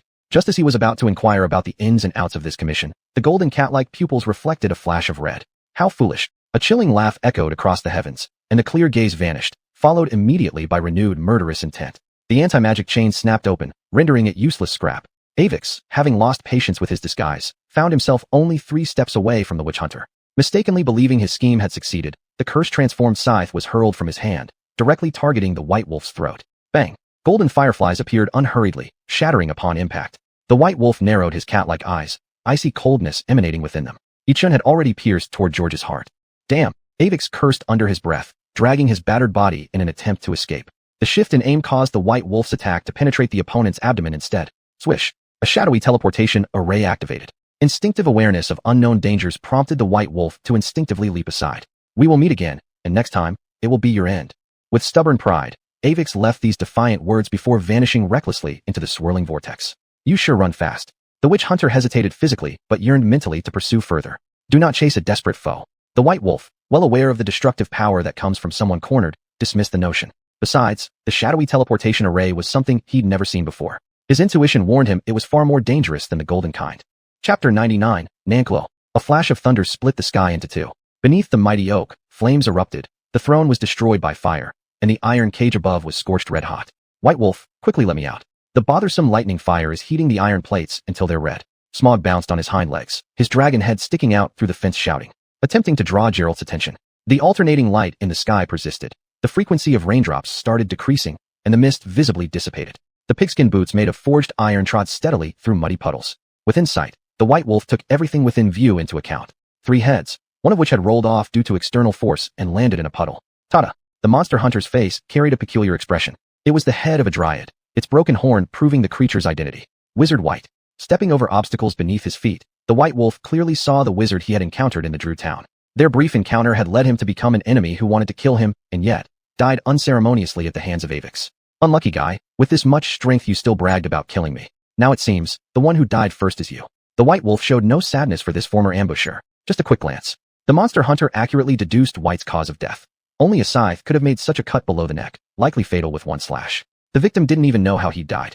It could be judged just from his facial expression. Don't indulge in nostalgia, quickly let me out. If you delay any longer, what you'll see will be roasted young dragon. Smog sounded thoroughly frustrated, shaking his body to swing the hanging iron cage back and forth, attempting to lower the temperature. Dropping the head he had been playing with, the flames were extinguished by the Witcher sigil. The white wolf glanced once more at the rotting crone's head. Her wrinkled face formed waves upon waves of sagging flesh, her distinctive high-bridged European nose writhing with maggots. So this is the old woman Winter spoke of? Truly, there's a bamboo basket covering her. He waved a dismissive hand, symbolically holding his breath. A streak of light flashed. The chains tightly wrapped around the tree trunk shattered. The golden dragon and the iron cage tumbled to the ground together. My God, do you want to kill your partner? Smog voiced his dissatisfaction. Fortunately, the violent impact had cracked the door lock. The young dragon grudgingly flew out of the prison cage. His form unstable, but his pupils suddenly constricted, releasing a spell and panic towards the white wolf with his claws. The white wolf experienced a sense of weightlessness, falling aimlessly into the golden vortex beneath his feet. In the critical moment, quickly gripping the unconscious wing of the golden dragon, pulling it into his arms. Tasty fellow, you can't escape. Even though George had suffered severe injuries at the hands of the monster hunter, the fleeing Avix cleverly turned back unexpectedly, creating a dark vortex at a right angle with the golden vortex. Unfortunately, his scheme failed, instead having most of his curse energy consumed by the golden vortex. Avix's eyes rolled back as he followed the monster hunter into the teleportation array. Scene transition. This is a different viewpoint. At the Northview Mountain/Oak Mountain core, Count Dracula stared at the bloody head in his hands. The entire space was entangled by roots, resembling a honeycomb. Underground water was dyed red by some unknown liquid, and the air was filled with a nauseating fermentation odor. The large iron pot had been shattered by an external force, and the soup spilled everywhere. Faint remains of the flames flickered weakly nearby. Upon closer inspection, human-like bones lay scattered haphazardly on the ground. Descendants of Batio, put down your resistance. I will give you a swift end. The monster, bare-chested and gasping for breath, stared intently at the count. His abdomen was gouged out, his creased body trembled, his eyes filled with greed, while saliva uncontrollably dripped into the water. Dracula licked his wound, his features covered with gloom, showing no good feelings toward this stubborn enemy. You look very ugly. I refuse. The count eyed this so-called Nampoa woman, or rather, at this point, should be called the old crone. If the white wolf were here now, he would find that this monster resembles the old crone on top of the mountain. Uncannily, the head held by the count turned out to be Sherbier. Count Dracula was well aware of what was going on. If we place the timeline right after the count arrived at the Earth's core, aside from the fermented foul smell, the environment hadn't changed significantly. Everywhere exudes a sense of eeriness. The count silently touched down, his body genuinely cautious. The headless corpse stirred the half-meter-tall iron pot naked from the waist up, cooking something inside as it bubbled, eating without a mouth. The count couldn't help but feel somewhat surprised. Prudence led him to continue observing. The monster's body twitched strangely, then returned to normal. Its wooden ladle simply tapped on the pot. What is she doing? His blood-red eyes showed confusion while vines burst out behind him, intending to capture the count. With steel-like resilience, Dracula found himself momentarily unable to break free. Taking the opportunity to swallow the soup in the pot, the headless corpse clearly appeared quite satisfied. In the blink of an eye, the body regrew a head, the face being that of Nick. Her wrinkled body was rejuvenated, her skin glowing like that of a baby. This was a stunning beauty, at least more attractive than those kingdom princesses and demon queens. Even the experienced Dracula couldn't help but silently admire. The only difference was, a face similar to Nampoa grew from the center of her belly, seemingly about to break free but was forcibly suppressed and put to sleep by Nampoa. Are you waiting for me, young man? Nampoa feigned seductiveness, lifting her fragrant shoulders attempting to use her beauty. The tattered hem of her dress, though dirty and disordered, instead added appeal when contrasted with her perfect body. The partly visible lower part of her body, coupled with the unobstructed view of her upper torso, was alluring enough to unsettle Dracula, even causing a tent to pitch in his mind. Stop thinking about it. This is impossible. A creature who's lived for centuries wouldn't be this naive. The Count isn't an old lecher. You're provoking me, filthy thing. The Count squinted his eyes, breaking free from the vine entanglement behind him, attacking Nampoa with lethal intent in every move. Perhaps not yet fully accustomed to her bodily functions. Nampoa's exposed skin, which seemed as delicate as silk under a single touch, burst wounds like a floodgate opening, spewing out malodorous bloody fluid that flowed into the water surface. It smelled terrible and was utterly disgusting. This, on the contrary, started unsettling Dracula. You, descendant of Bela, damn it, what did you do to me? Nampuo covered her beginning to distort face with both hands, and even her youthful body began to deteriorate. In just a brief moment, she had reverted back to her old crone form. You should ask your sister about this kind of question, not me. Blood magic coalesced in the Count's hand, securely trapping her. Stone woman, what did that wretched woman say to you? I have nothing to say, but you can ask her personally after death. The Count extended his vampire claws, unfazed as he tore the head of Stone Woman from her body. The filthy, foul-smelling liquid sprayed all over Dracula's face. You MMM. Before she could finish uttering the curse, judgment came. Chapter 100, Uncertain Transmission. Has no one ever told you, being ugly is a wrong thing? Dropping the bloody skull, the Earl's eyes were filled with disgust. The blood magic-generated fireworks had already become impatient. Fires broke out, engulfing Nanpa and the entire space. And those skeletons of children who had been eaten were scattered in the water. Smoke rolled, waves continued endlessly. The deeply rooted giant oak tree was losing its nutrients. The entire mountain was shaking, as if a disaster was coming. There was no living creature left in the earth core. Even the vampire Earl's figure disappeared. What happened? It must be winter disturbing the offerings. This is the anger of the mountain god. Burn him to death, quick, burn him to death. Only this way can we appease the disaster. Halfway up Oak Mountain, Winter was bound to a wooden pole, while ignorant civilians gathered around the recently built execution stage. The strangeness brought by the mountain had made their restless hearts grasp onto a target. Flames swallowed Winter. Although his face was filled with pain, he laughed out loud, which infuriated the elders. He had never seen someone about to die begging for mercy, but laughing madly instead. Absolutely a lunatic. The elder, angry, touched his beard and threw the ignition material in his hand at Winter's head. Killing me is useless. That monster has already been killed. The Oak Village will soon welcome a new birth. Ha ha ha. Winter laughed wildly, regretfully gazing towards the mountaintop. People who kneel down begging for food will rise, exchanging hard work for harvest. Muttering, even though his vision blurred, he could still see that giant oak tree withering away. From now on, the acorns on which the village depended would not grow mature anymore, and the humans kept here would gain freedom. Fighting with stupid people is inherently foolish. At his feet, several children lay sprawled everywhere. These were some of the children Winter risked his life to save. The rest had already starved and met God. Count Dracula appeared inconspicuously in a corner of the village. Leaving behind an odd remark, the Count disappeared immediately. Cut-ins here, camera back to Bai Lang. The sky did not clear up and remained overcast. Phew, where am I? Bai Lang estimated the golden dragon's tail as he jumped out of the water. The unfamiliar environment prompted the monster hunter to look around. An endless plain stretched far, no towering cliffs or mountains, and even forests looked sparse. Evidently, the emergency teleportation array had thrown the monster hunter into an unknown environment. Similarly, the pursuing Avix was nowhere to be seen. Wake up, Smog. Slapping the young dragon drenched like a rat, he noticed something off in the biological features, pulling out a magical fruit to revive the dragon. Bai Lang, there's no need for you to shove it into my mouth. This dragon will eat it myself. With a wild abandon like a loose stray dog, Smog suddenly opened his eyes, wriggling and struggling to snatch the fruit. Monster Hunter swung his arm, launching both the dragon and the fruit through the air in a parabolic path. Kid, thinking you can drop me? Don't forget, I can fly. Chewing on the fruit while burping occasionally, the golden dragon suffered from magic obstruction syndrome, yet could still feel power surging through his body at this moment. Glancing at the dragon's carefree face, Bai Lang unconsciously whistled. The sound of a horse neigh echoed. Pu Ju tore through the void and arrived in front of Bai Lang, affectionately rubbing against her master. I thought you'd been killed by Avix, but turns out you were just briefly cut off. Closing his eyes, the horse's breath continually brushed against Bai Lang's cheek. George, abruptly opening his eyes, looking around, he saw no signs of human habitation or even a monster's shadow. Slowly glancing at his attribute panel, there was no task completion prompt, meaning the George's Revenge quest was not yet finished. Looking again at the emblem on his chest, it showed no reaction either. Other than the gentle breeze making his fragmented hair flutter, only the lush green water-filled grassland rippled like waves nearby. Right now, Pu Ju was like a boat floating above the water's surface, and Bai Lang was like the helmsman steering the vessel. This is the border area between the Flannic Kingdom and the Deveria Empire, clearly recorded in ancient maps.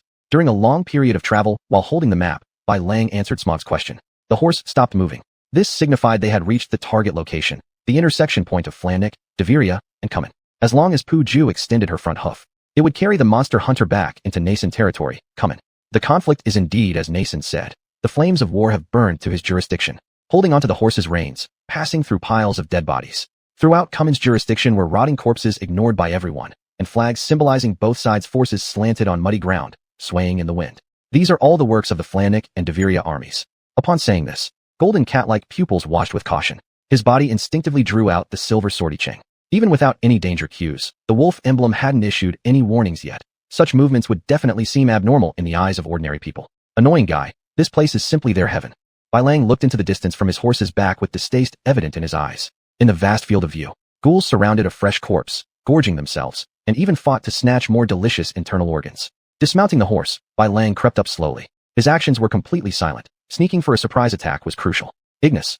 The hunting magic sigil invaded the exposed skin of the monsters. The sudden pain caused them panic and chaos. Sword dance. Bai Lang's attacks were distinct steps, eliminating nearby enemies within moments. Truly brainless guys, willing to die in such circumstances. I'll fulfill your deaths. Swinging his silver sword, it took but a moment to clear them all out. Placing a beehive bomb on the monster's nest, an explosive rumble destroyed the base thoroughly. These are remains of Deviria army soldiers, quite fresh. After collecting materials from the monsters, Bai Lang squatted down to analyze the deceased. The fatal attack came from the throat, with no other wounds on the body. No struggle or resistance before death, so the possibility of murder is rather small. This is a letter, identified as a messenger. Clearly, this deduction isn't right. The time of death is not long ago, and there have been no Flannic soldier activities here recently. The armor indicates he wasn't a regular soldier.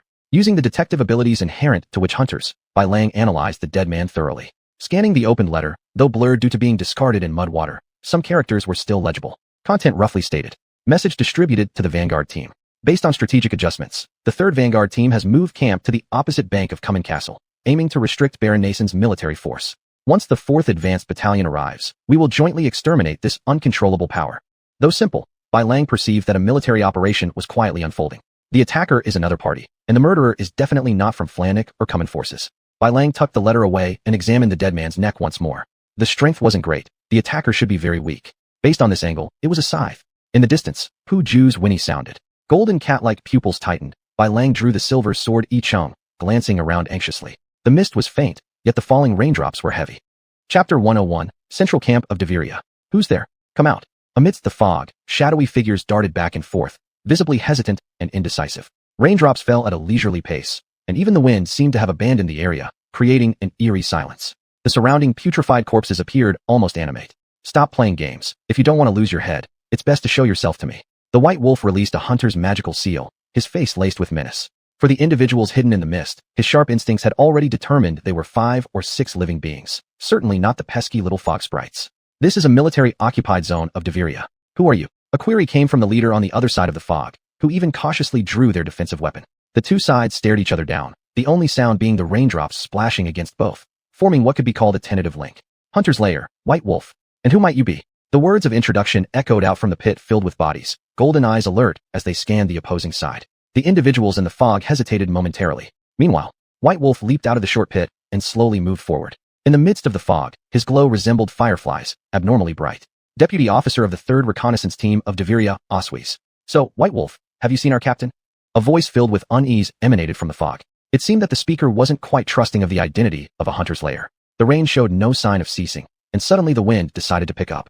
The fetid stench previously gathered low in the air was blown away all at once. The metallic sound of swords being drawn filled the space, heightening the tension. Coincidentally, the strong wind managed to disperse the mist. Golden feline-like pupils blinked in surprise as Oswies and his subordinates awkwardly sheathed their weapons. This is a misunderstanding, Hunter's Lair. Hopefully, you understand what I am saying. To express goodwill, Oswies made an extra effort to lower himself. After a simple exchange of pleasantries, mutual goodwill between the parties increased. You may know what we're looking for. Please don't be angry. The White Wolf gestured with a wave of his hand, signaling Oswies to come near the corpse-filled ditch. A flag planted in the mud bearing the insignia of Franknick was kicked over, while the one for Devirian forces was still standing askew. Standing on the flag, the deputy soon arrived beside the hunter's lair. Decloin. Oswies' body trembled slightly, his foot slipping as he fell into the pit. Not minding the dirt on his face, his body mechanically cradled the corpse, unsure whether tears or rainwater streaked down his eyes. Other soldiers, busy scavenging the remains of the dead, heard the unusual sounds and rushed over one by one. Lance Corporal, abandon all tasks. Tidy up Decloin's remains. We're returning to the central camp. Hurry up, you fool. Struggling to control his emotions, Oswies gave instructions to the arriving Lance Corporal, unable to help but curse them for their slowness. It was strange. This abnormal behavior alerted the White Wolf that Decloin's status was not simple. On the battlefield, except for nobles whose bodies would receive special treatment, the remains of ordinary soldiers were often left to scavengers like stray dogs. Was there anything abnormal about Decloin before his untimely demise? The White Wolf deliberately asked, deflecting the matter to Oswies. Hunter's Lair. This I cannot fully disclose, but during our march, we encountered a somewhat deranged individual. Decloin then ordered the expulsion of that person, after which the misfortune struck. Deranged. Was that person claiming to be Avrix? Do you know that injured person? In the conversation, Oswies instantly became cautious, his arm reaching toward his waist as a precaution. Of course, I do, though his identity makes him an enemy. As for George, possessed by Avrix, it was causing considerable distress to White Wolf. The mission had lasted quite a long time now, with no signs of the mountain deity mentioned by George apart from those wailing hills and northern New Mountain. It looked like George's revenge was nearing its conclusion. Perhaps it's just a legend. He silently pondered the plausibility of such an idea. Under Oswey's puzzled gaze, the White Wolf spread out his hands, indicating he posed no threat. Your argument is convincing enough. What would you like to know, White Wolf?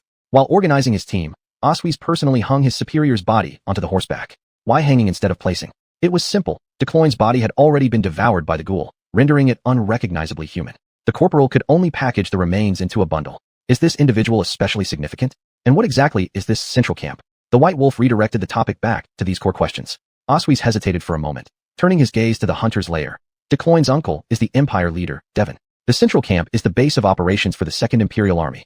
He finished, with admiration flickering in his eyes. White Wolf froze. Devon. He had heard this name multiple times back in Franknick.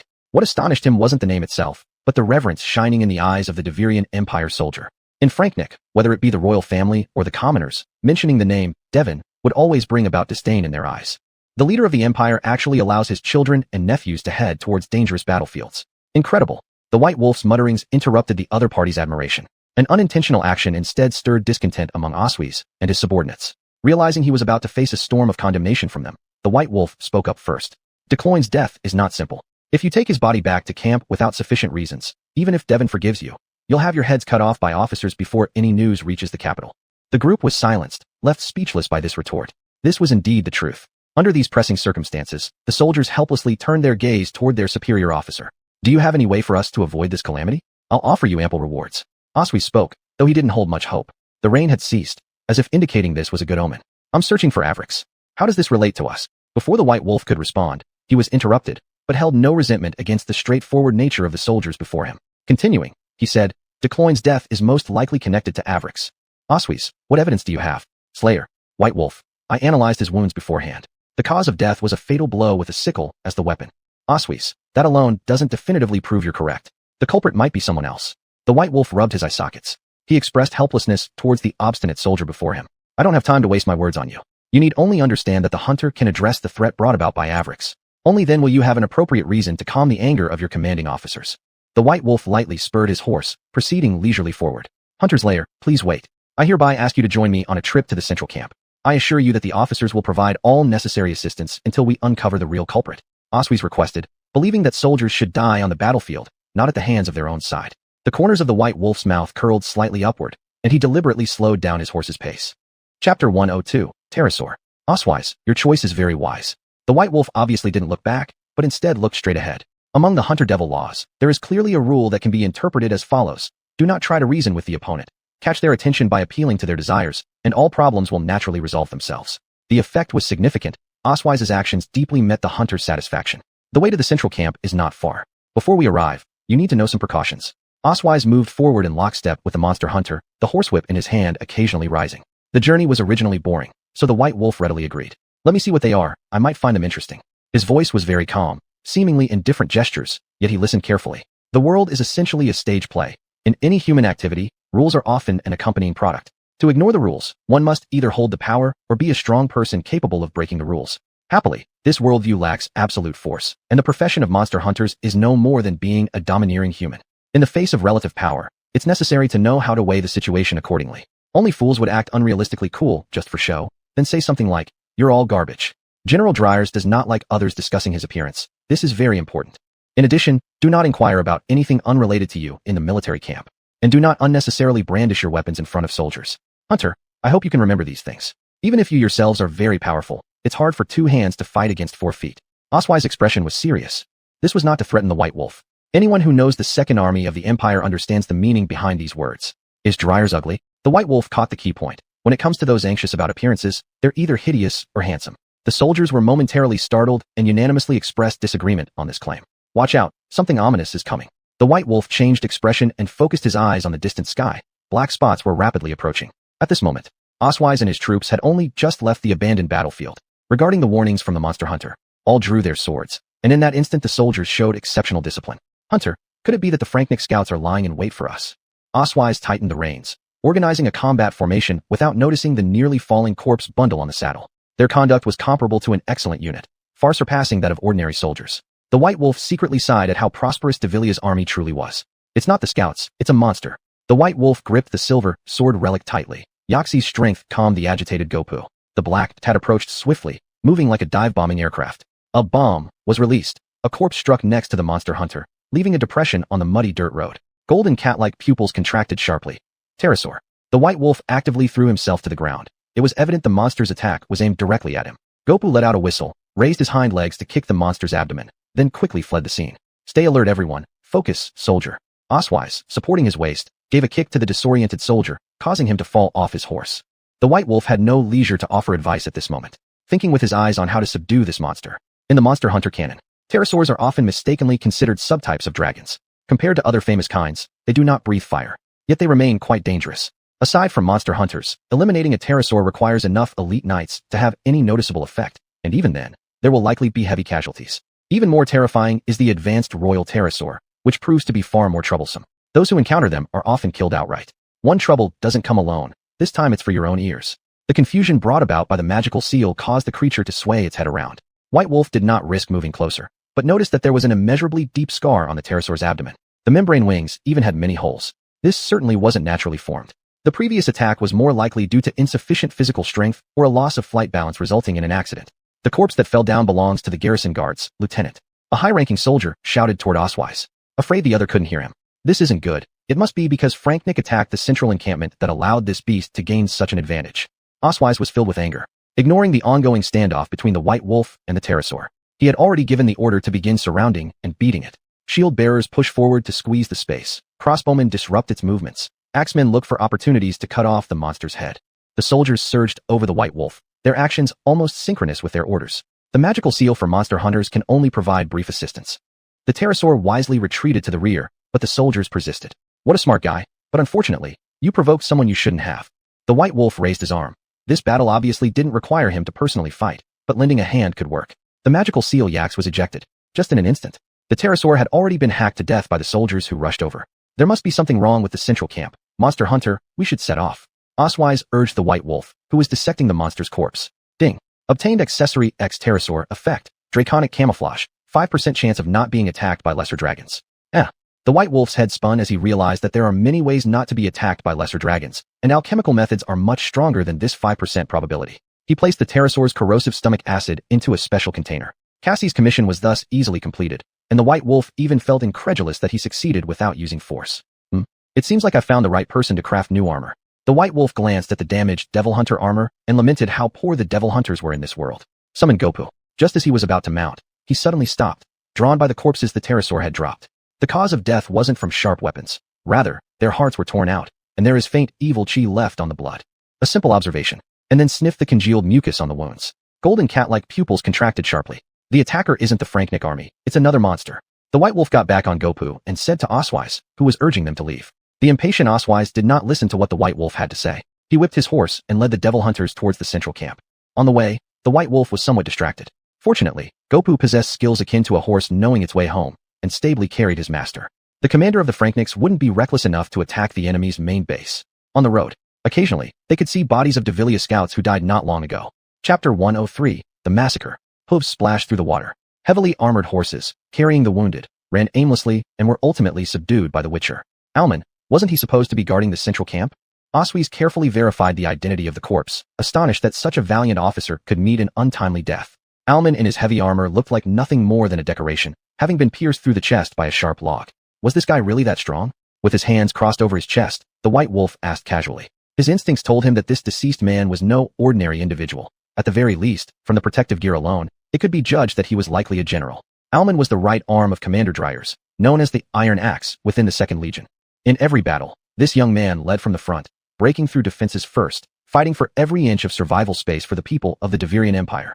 Oswise, filled with sorrow, gently placed the body in his arms down. Picking an unknown wildflower nearby, he placed it on Alman's chest. Behind him, the soldiers bowed their heads in respect. The foreign wars are for the survival space of our people. The White Wolf muttered softly, finding it incomprehensible that Deviria would launch a war for such reasons. There's no time. We need to get back to the central camp quickly. Oswise took another glance at the dead Alman, and his eyes were covered with a somber emptiness. The unexpected accident had already wasted much time. Fortunately, their current position wasn't far from the central camp. They spurred their horses onward and arrived just before sunset. It's too quiet. Abnormally so, even somewhat eerie. Puju stopped not far from the central camp, while the white wolf gazed toward the front. There was no sign of the expected chaos. There were even patrol guards walking around the territory. Witcher, follow me. Remember not to offend any taboos when you see General Dryers. Osweiss snapped his whip and reminded the white wolf repeatedly. As they approached the gate of the central camp, their group was stopped. The guards clearly stated that martial law had been declared. They couldn't enter until the next day, and some of them even waved weapons aggressively to drive them away. People who take small orders as gospel are everywhere, but arrogant fools like you aren't so common. The white wolf narrowed his eyes, his golden cat-like pupils shimmering with meaning. Seeing the situation getting worse, Osweiss tried to step forward to mediate, but was intentionally pushed aside by the white wolf. What's all the racket? Be quiet, soldier. A staff officer happened to pass by, simply questioning and quickly calming the conflict. Gentlemen, these men want to intrude into the camp at night. The guard reported truthfully, their earlier arrogance now gone. This is Donner, sir, the quartermaster of the 2nd Legion, the left arm of General Dryers. Osweiss whispered introductions quietly. The white wolf soon understood part of the information about Donner, sir. Donner Basodi's family was a well-known major capitalist household in Deveria, and Osobank was one of their assets. Looking at the other man, he saw a skinny old man with a full beard wearing a fox fur hat. It was hard for the white wolf to imagine the prominence of the man's background. The camp has already been placed under martial law. You should obey the orders. Donner put away the ledger in his hand. Though he was supposed to leave, he hesitated deliberately. The white wolf quickly grasped Donner sir's intention. He said, Decoline misses his uncle very much. Perhaps his soul has already returned home. This comment seemed inexplicable. Upon hearing Decoline's name, the guards immediately became alert, their weapons all pointed at the Witcher. Have you seen that boy? Donner had already understood the wolf's meaning, but still couldn't help but ask. Decoline is nearby, provided that he has already turned into a pile of mud. This sentence acted as a reassurance. Donner sighed and indicated to let the white wolf and his party inside. Follow me. Witcher, someone wants to see you. Sir ordered Osweiss and the others to report to their respective units, and commanded the soldiers to unload the packages containing corpses. Yet, the white wolf was specially kept by Donner. On the way, they passed the training ground. The indelible stench of blood filled the white wolf's nostrils. Not far away, a large pit burned fiercely with blazing flames. Burnt bodies crackled, and the smoke mingled with the night sky, making it hard to detect. Sir, what happened here? The white wolf sensed impending doom. Within the elite military camp of the Deverian Empire, something unimaginable had occurred. Not long ago, there was a massacre here. A madman named Avicus Creevy invaded. Holding a sickle, even injured, he was still yelling to kill everyone in the camp. Donner turned his head to glance at the white wolf, continuing thoughtfully. That madman you should know. He occasionally cursed witchers in his ravings. Though it seemed unintentional, this put the white wolf on alert. At any time, the escape of a killer could often divert the victim's anger onto familiar people. Witcher, don't be afraid. Dryers won't wrong innocent people. If the general had murderous intentions, you wouldn't be following behind me. Donner gave the white wolf some reassurance. The knight knew well that Dryer's timely arrival had kept the death toll from the massacre in the 20s. The attack didn't cause severe consequences. Why does General Dryers want to see me? Upon realizing who he was about to meet, the white wolf asked casually. Sir Donner was right. It would be very simple for the army to kill a witcher, so there was no need to worry about being tricked. General Dryers couldn't subdue the injured madman and let him escape. Later, General Alman pursued this madman alone against advice and still has no word. Donner briefly explained as the two soon arrived before the central camp tent. The guard saluted militarily and inspected the document the knight handed over. Ugly brute, hurry up and let me out. Once I see that white wolf, I'll bite him to death. The moment his right foot moved forward, the white wolf stiffened momentarily. Smog. What was he doing in the central camp and inside Dryer's tent? Ever since their uncertain teleportation after consuming a magical fruit, the golden dragon had vanished without a trace. If you keep yapping, I'll stew your dragon head into soup. The lazy threat immediately silenced Smog. Quiet returned to the tent. General, the Witcher has been found. Donner performed a brief gesture while simultaneously handing the ledger to Dryers. Old Donner, you just can't get rid of your noble mannerisms. This is a military camp. You should be more hardy. Dryers glanced casually at the ledger. With a headache, he tossed it onto his desk. I've told you countless times, checking military supplies is your responsibility. I'm only here to fight wars. His tone entirely complained about Donner's unnecessary actions, with Dryers not even noticing the white wolf who'd come along. The troubles aren't over yet. White wolf, unlock the iron cage fast. I'm going to bite this guy to death. Smog, previously quiet, suddenly shouted, glaring through the iron bars toward the Witcher. At this moment, the white wolf finally understood what it meant to lean on someone's power. This golden dragon was putting on an impressive show. Chapter 104, Assassination Order. You want to plead for this stupid dragon? The questioning tone came from Darrell's. Rising up, squinting his eyes, and looking at the motionless monster hunter. The wind happened to pass by. The candle was threatened and flickered. Even if an injured lion has more power than a dead camel, it still cannot escape from its enemy's threat. White Wolf responded, placing both arms slowly across his chest. Despite trying to hide his injury, he couldn't evade the keen senses of the monster hunter. Under White Wolf's hint, the golden dragon wisely closed his mouth. Darrell's looked calm, then burst out laughing. The world says that monster hunters fear no authority. Today it seems they're just hard-mouthed after all. Lifting his feet, The plate armor made a cracking sound. The special aura of the army commander accompanied Dariel's movement. To know what should be said and what shouldn't, a monster hunter should understand. At least your foolish comrades have already died. His words carried threats. White Wolf knew clearly that if Darels, as the army commander, were injured and the news spread, it would affect the entire war strategy of the Devirian Empire. Foolishness is synonymous with death. A monster hunter will evaluate the situation accordingly. White Wolf met his gaze head-on, showing no weakness towards the threat. Even if negotiations failed, he would make the other party know what real anger looks like, blood splashing 5 steps away. Monster hunters knew well that once inside the central camp, there was no way out, but they had to enter nonetheless. Very good, your character fits my expectations perfectly, so let's come straight to the point. Darels praised, showing satisfaction. As the holder of the military office, he did not think a single monster hunter could turn the tide of the entire war. To him, the injury was nothing more than skin bitten off by a rat, absolutely no threat at all. Take a look at this, monster hunter. Darels pulled out a sheepskin scroll, which depicted a young boy. George. White Wolf showed no surprise. He had already guessed it was the crazed boy under Avix's control. His initial guess turned out to be correct. Coming to the central camp was indeed a wise decision. It seems you know him well. Oh, you must be the one that crazy man cursed about. In response to White Wolf's lack of surprise, Darels acutely realized they were acquainted. Golden cat-like pupils filled with vigilance. The expected act of knocking over the table never occurred. The general's calm was completely unexpected. Beside them, Dona was even flipping through a ledger smashed on the table. State your commission requirement, General. White Wolf quickly caught on, casually chatting about the subject. In common perception, except for those born into power who ask absurd things like, why don't people just eat meat? War generals are never simpletons. To expect to anger Darels with a mere matter or phrase would be nearly impossible. Find the person in the picture, kill him, and you'll receive a rich reward. Darels put the sheepskin scroll back in place, then continued. You can choose to refuse, but that fellow still has to die. The tone left no room for argument. The monster hunter inwardly jolted. This was clearly an assassination order. White Wolf suddenly remembered a line from the monster hunter laws. Never offend the powerful unless absolutely necessary. Before breaking taboos, always prepare for exile. Tell me where the madman went after raiding the camp. White Wolf asked with interest.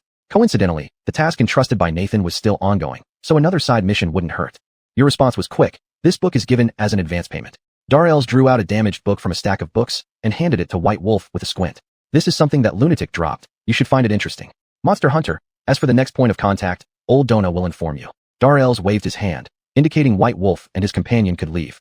Upon receiving the book, White Wolf's golden eyes contracted sharply. This was the ancient text he'd been searching for all along. He couldn't help but feel elated. The distance to finding the missing Elvira was getting shorter. Darels, can the golden dragon be returned to me? White Wolf addressed the other by name. Though it was slightly improper, the other didn't seem offended. Dragon, stay here temporarily. You'll be returned once the task is complete.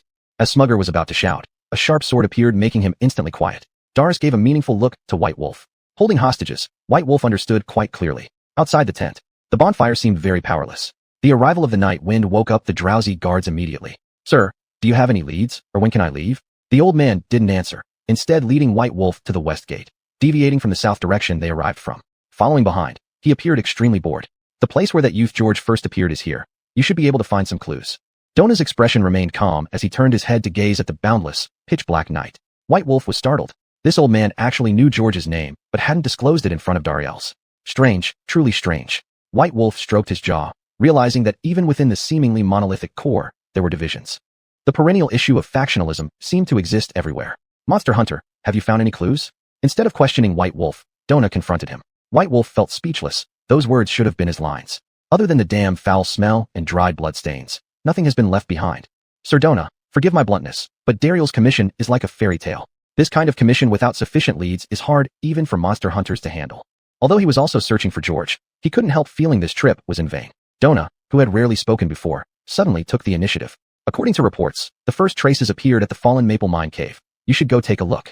After speaking, Dona did not say another word, waiting confidently for White Wolf's inquiry. White Wolf acutely sensed that Dona was leading him into his own topic. The monster hunting instinct told him something was amiss, yet he felt no malice from the other side. Changing his expression, White Wolf followed along with Dona's train of thought. This was called following the vine to find the gourd. Following this road, you will find the place. Dona lifted his arm and pointed toward the road, urging White Wolf to set off quickly. After a brief exchange of pleasantries, by examining the surrounding environment, a whistle sounded, and Puju arrived in response. Old friend, we have more work to do. White Wolf stroked the horse's mane, tightening his grip on its saddle, and rode off into the darkness. They proceeded along the main road. First, the central camp faded into the distance behind them. Then, after a short period devoid of human habitation, they came upon scattered light points before them. Someone is active nearby. The mining area should be close. White Wolf tightened the reins, and Puju quickened its pace, allowing the desolate scenery to gradually come into view. Chapter 105, Falling Maple Mine Cave. Signs of human activity, but no human figures in sight.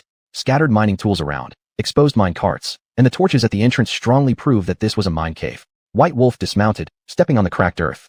The smell of blood. Stopping, golden cat-like pupils stared intently at a damaged wooden cart, its surface still visibly spotted with coal. Picking up a pinch of mixed peat and placing it under his nose for a light sniff. The time of death is about half a month ago. Drag marks point towards the mine entrance. Golden eyes gazed into the cave as a cold gust of wind hit him, causing his body to shiver involuntarily. The nearby torch was forcibly extinguished. A low murmur accompanied the wind, and the murky black hole seemed like an abyss, attempting to lure White Wolf inside. There should be coal miners living nearby. Asking them for clues would be wise. Turning to lead his mount, White Wolf walked along with Pooja following behind. Walking down the trail where the campfire indicated a gathering of people. The mine has been sealed off, we've lost our jobs, and times will be hard. Oh God, send a warrior quickly to get rid of the monster in the cave. Entering the encampment, bits of idle gossip occasionally reached White Wolf's ears. Gloom and despair permeated everywhere, but it did not bother White Wolf, who had seen countless worse calamities in the world of monster hunters. Monster hunter? Passing by a tree branch, a questioning voice reached White Wolf's ears. The golden feline eyes flickered with cold light, and the airflow produced by the Ayud monster hunter mark knocked the shadow figure onto the ground. It hurts. Monster hunters are so jumpy. The shadow got up holding their waist, only to be dodged by White Wolf. Losing support, the figure almost fell back to the ground again. Hello, monster hunter, my name is Kuxi, and I am the son of the mine owner.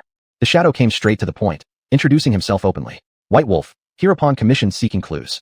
Polite responses were exchanged between Kuxi and White Wolf, who needed exactly such an informant, making this adolescent suitable. Commission, is it from Central Camp? Capital sensitivity let Kuxi blurt out these words. His restless gaze constantly assessed the monster hunter before him. You're very clever. You have potential to be a merchant. Before my praise fades, I need you to tell me what recent events have occurred regarding the mine. White Wolf felt his query quite proper. However, the reaction he received was unexpected, and intuition told him this wasn't good news. Sir, 50 marks. Standing tall, Kuxi extended his right hand, displaying his inherent businessman nature. White Wolf paused, his smile becoming somewhat strained. In the traditional world of monster hunters, payments usually come from others, not oneself. Kuxi, your parents should have taught you not to take advantage and maliciously extort when others are in need. White Wolf pulled out a small bag of coins and placed it in front of the boy. In this era, Orlin was a universal currency between nations, while Mark belonged exclusively to Devilia. The exchange rate is 1 minute and 2.5 seconds. I can give you an inquiry fee, on condition that your answers make me highly satisfied. White Wolf shook the bag lightly, enticing with the sound of clinking metal. Kuxi lowered his head to think for a moment before ramming into the monster hunter, seizing the opportunity to grab the money bag and run away. Although his form was unstable, White Wolf's acute reaction still allowed him to seize the little devil by the collar. Did your mine-owning father not teach you that getting something for nothing is a shameful behavior? At the very beginning, White Wolf had already noticed Kuxi's abnormal behavior. As the son of a mine boss, apart from wearing top-grade clothes, there wasn't a single thing proving his identity, and his yellowish complexion revealed severe malnutrition. The commotion drew the attention of people nearby, who pointed and gossiped. When White Wolf's golden cat-like eyes were noticed, surprisingly the accusation turned to another direction. Monster hunter? A soldier dressed like a ranger approached White Wolf cautiously. Soldier, Sir Dona entrusted me to be led here. I hope you don't misunderstand. White Wolf paid no attention to the crowd's behavior, as such treatment of monster hunters these days was not unusual. Direct and straightforward, revealing his intentions. Sir? All right, before proceeding further, please release this child. The soldier dropped his guard, but seriously demanded the monster hunter to do so. White Wolf looked at the soldier. He didn't seem to be an officer, dressing very casually, without even any iron armor protection. Give me a reason, soldier. Holding Kuxi up, White Wolf had no intention of letting go of the cheater in his hand. Right then, the youth, held up by the collar, frowned unhappily while clutching the money bag to his chest. He is the son of the mine manager. I know. A monster appeared in the mine, and his father got injured trying to protect everyone. That's not a sufficient enough reason. Many people died in the mine disaster. After compensating the families of the deceased, his father could not afford medical treatment due to a lack of money. Life for life, debt repaid with debt. That is justifiable. The Empire has evaluated this matter. Compensation should be paid by the Imperial Treasury, and his father has no obligation to cover the damages. White Wolf was taken aback, as a great deal of information was contained in the soldier's brief response. Had the mine owner finally developed a conscience? Or had he become an altruist? It was almost hard to believe. You have moved me, soldier. White Wolf set Kuxi down, patting the boy on the collar. There are 20 orens in the money bag, enough for asking fees. After hesitating, White Wolf shifted his gaze. The apathy of the surrounding miners made the monster hunter feel uneasy, prompting him to glance at the soldier. The soldier immediately caught on. Please follow me. I will explain everything about the cave.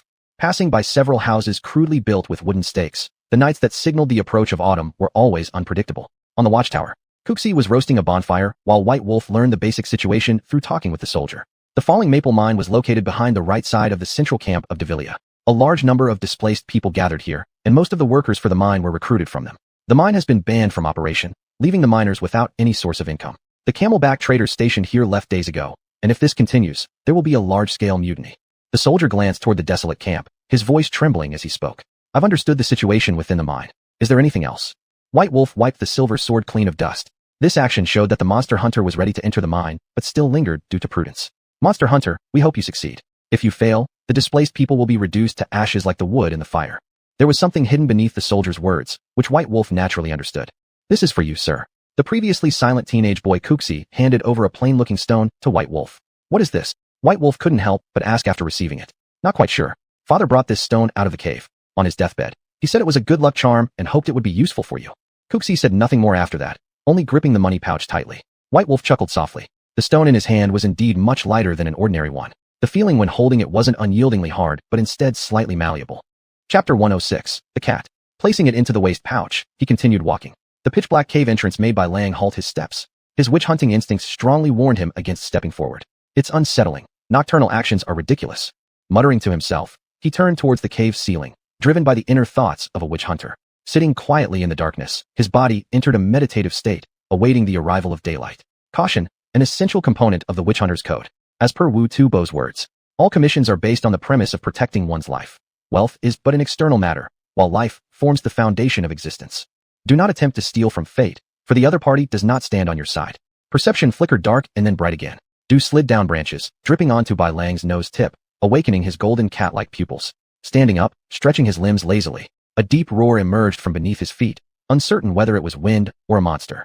Someone has been here. Times do not overlap. Bai Lang stood upon splintered wood chips. When he arrived, there were none on the ground, nor before resting. The only discernible determination was that footprints appeared during the interval after his departure. The creature within his Yoggs or someone else. Narrowing his golden cat-like eyes. Nearby at the riverbank, ordinary patrol guards turned away as if startled. Wielding a torch, the witch hunter symbol Quinn enveloped his body. Gripping a wooden ladder with one hand, its precarious instability made by Lang uneasy, flames flickering unpredictably. Its water, perhaps the disaster caused by an underground hidden river. Examining the limited field of vision, air currents provided feedback, 2 tunnel entrances leading to the same location. Following man-made mining paths, ankle-deep flowing water disappeared across rock surfaces. Due to this, Bai Lang's sight became very open. People have recently come here. According to them, lighting objects here should have already burned out. Igniting a bonfire, scanning the unfamiliar environment. Interwoven planks formed makeshift bridges within the egg-shaped space. After prosperity comes desolation. That sentence isn't wrong. Bai Lang moved toward a corpse, observing the cause of death. The completeness of the body relatively intact, compared to those left as mere bones, their value significantly greater. Picking up a thigh bone nearby. If not Yoggs' doing, then the murderer must be some bone-dropping cavern beast. Prodding at the yet-to-rot corpse with the thigh bone. The corpse maintains elasticity. The time of death was quite recent. No maggots appeared, most likely because it died within the mine. The hunter killed the prey but did not consume it. The murderer is not one entity. The cat's pupils focused on the hand bones in his grip. Above, there wasn't a shred of tendon or membrane, something even flies would slide off. Bone preservation was rather easily identifiable. The gap between their deaths shouldn't be too far apart, yet the outcome differs. Bai Lang stroked his jawline. Leaving the corpse, he began exploring the mines. Apart from scattered remains and items left by miners, nothing unusual could be seen. Passing several mine entrances, Bai Lang did not linger. Wind direction told him these routes led nowhere, offering no exploration value. What is this? Walking to a partially concealed cave entrance. On one side of the stone wall jutted out a protrusion, with fossilized finger bones exposed to the exterior. This appears to be artificially obstructed, left by fleeing miners? Or others?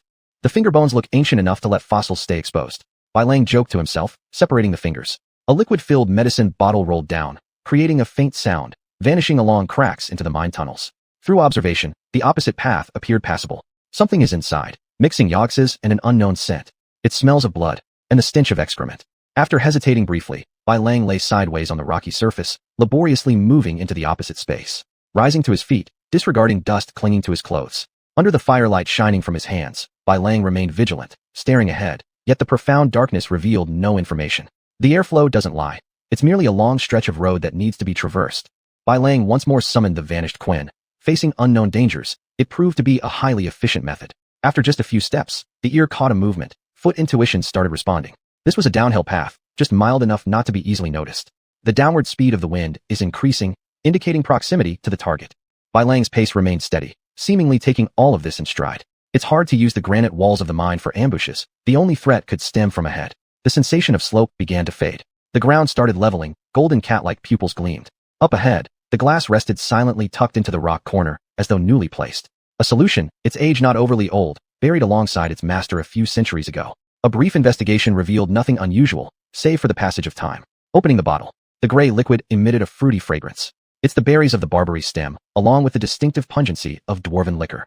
Taking a small sip, the visual senses turned monochrome for a fleeting moment before vanishing quickly. The gray irises did not have time to revert back to gold. Cat, Bai Lang blurted out. This was the potion that enhances night vision. Enhanced cat. The effects have lasted long enough, though they're still effective. Among witch hunters, the regular cat potion was not lost knowledge. It was rumored to be very easy to make. Bai Lang's sole difficulty was acquiring the high-grade cat recipe. It wasn't due to Wu Tubo being stingy, but because his previous self had not managed to prepare it before dying. Cleo, you should have killed him. Compassion will be your undoing. Yox, you have no right to command me. Let's see who we have here. Oh, it's the wolf. A hoarse voice sounded as the youth wielding a sickle tossed a bloody ear onto the ground. The pitch-black mine entrance. Bai Lang, having heard the commotion earlier, remained hidden in the darkness, promptly extinguishing the guiding torch in his hand. Yet he didn't escape the notice of Yox Cleo. Troll. Bai Lang calmly drank the enhanced cat potion again, allowing his golden pupils to shift back to gray. Upon closer inspection, some of the liquid in the vial had been deliberately left behind. Your focus is going to get you killed, witch hunter. A blur of movement, and Yox Cleo rushed toward Bai Lang, blood dripping from his sickle. Seals coalesced, causing air currents to swirl and even electricity to arc. In shock, the sickle and its wielder were thrown back, a very rare occurrence indeed. Young man, before making enemies, you ought to assess their strength rather than act arrogantly. With a somersault, Bai Lang appeared before Yox Cleo, thrusting the silver sword chung into the other's chest without hesitation, deliberately avoiding the heart. This grave injury would be sufficient for Bai Lang to easily subdue his target. Chapter 107, Popo. Intruder die. A monstrous creature lunged forward, but the white wolf sidestepped it effortlessly. With a deafening crash, tragedy struck as silver sword Ching, and along with it, Avix Crywai, were half buried under a pile of rubble. The attacker was revealed to be the troll that Avix had previously knocked down. Now, the troll, missing its left ear and bleeding profusely, fixed its fierce gaze upon the monster hunter. Fierce bastard actually played dead, drawing a long and used steel sword. Qianhua, disdain gleamed in his cat-like eyes. This troll was mightier than an ordinary one. Even though he belonged to the rock subspecies, the granite on his back and his soft abdomen were both covered with weapon scars. This creature was of the giant species, a rarity in this century. Had the white wolf been alive during the celestial convergence era, he would have recognized it immediately. Popo will not allow your arrival. Deveria will not. His speech was fragmented, unintelligible due to his limited intellect, trying in vain to dislodge the iron nails embedded in his back. Gray cat eyes scrutinized the lumbering troll. As for Avix, silver sword Ching had already paralyzed his motor abilities. This is bad. The steel sword will barely harm the beast, and may damage the weapon. This one requires cunning. Ignoring the rubble, the white wolf first unleashed Quen. To avoid being caught in a pincer attack, he could only temporarily abandon silver sword Ching.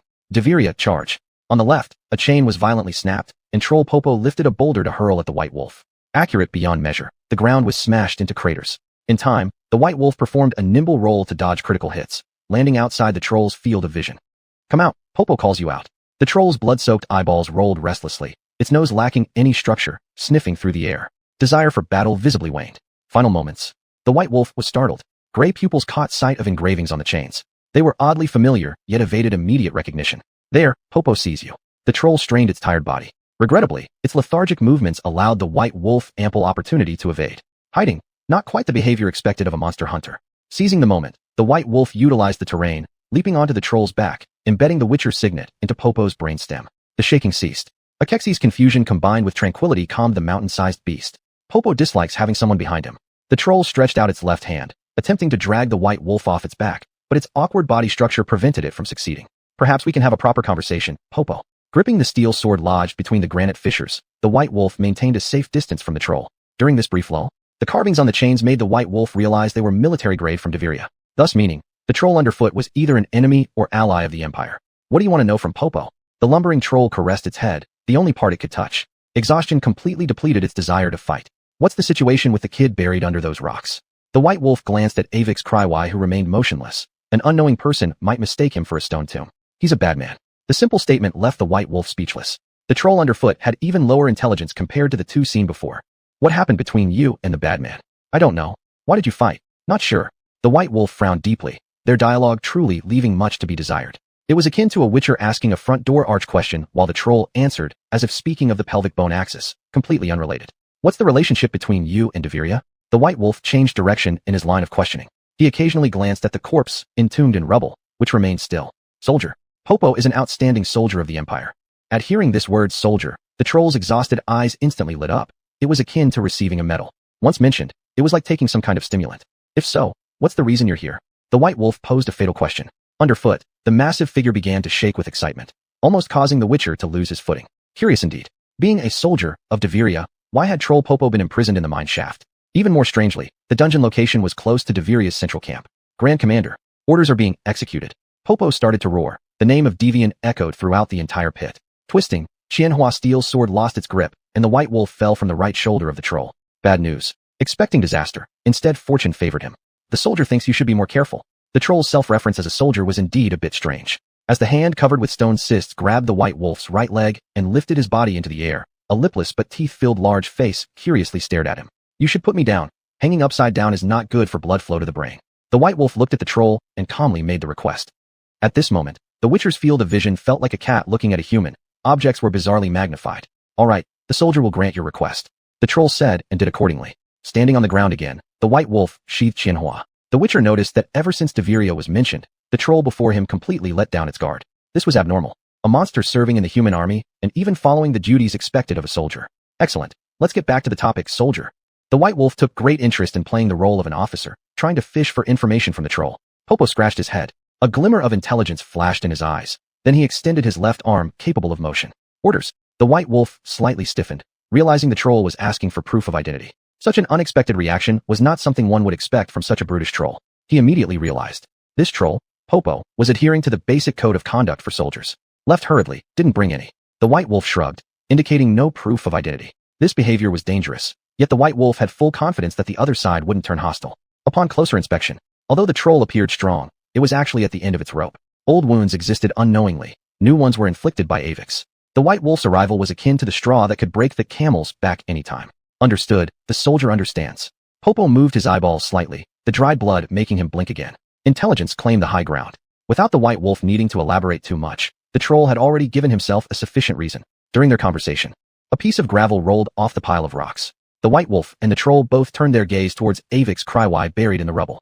Chapter 108, Beneath the Blotch. In sight, Ingjiani Chen still stood in place, imprisoning the person under the blade. Only the blood-stained fingers seemed to have moved slightly. What is he doing? The soldier is curious. Gnome Popo touched his smooth head, confusion evident in his eyes. The White Wolf went forward to inspect, ignoring the soldier. No breathing sound. Could he be pretending to be dead again?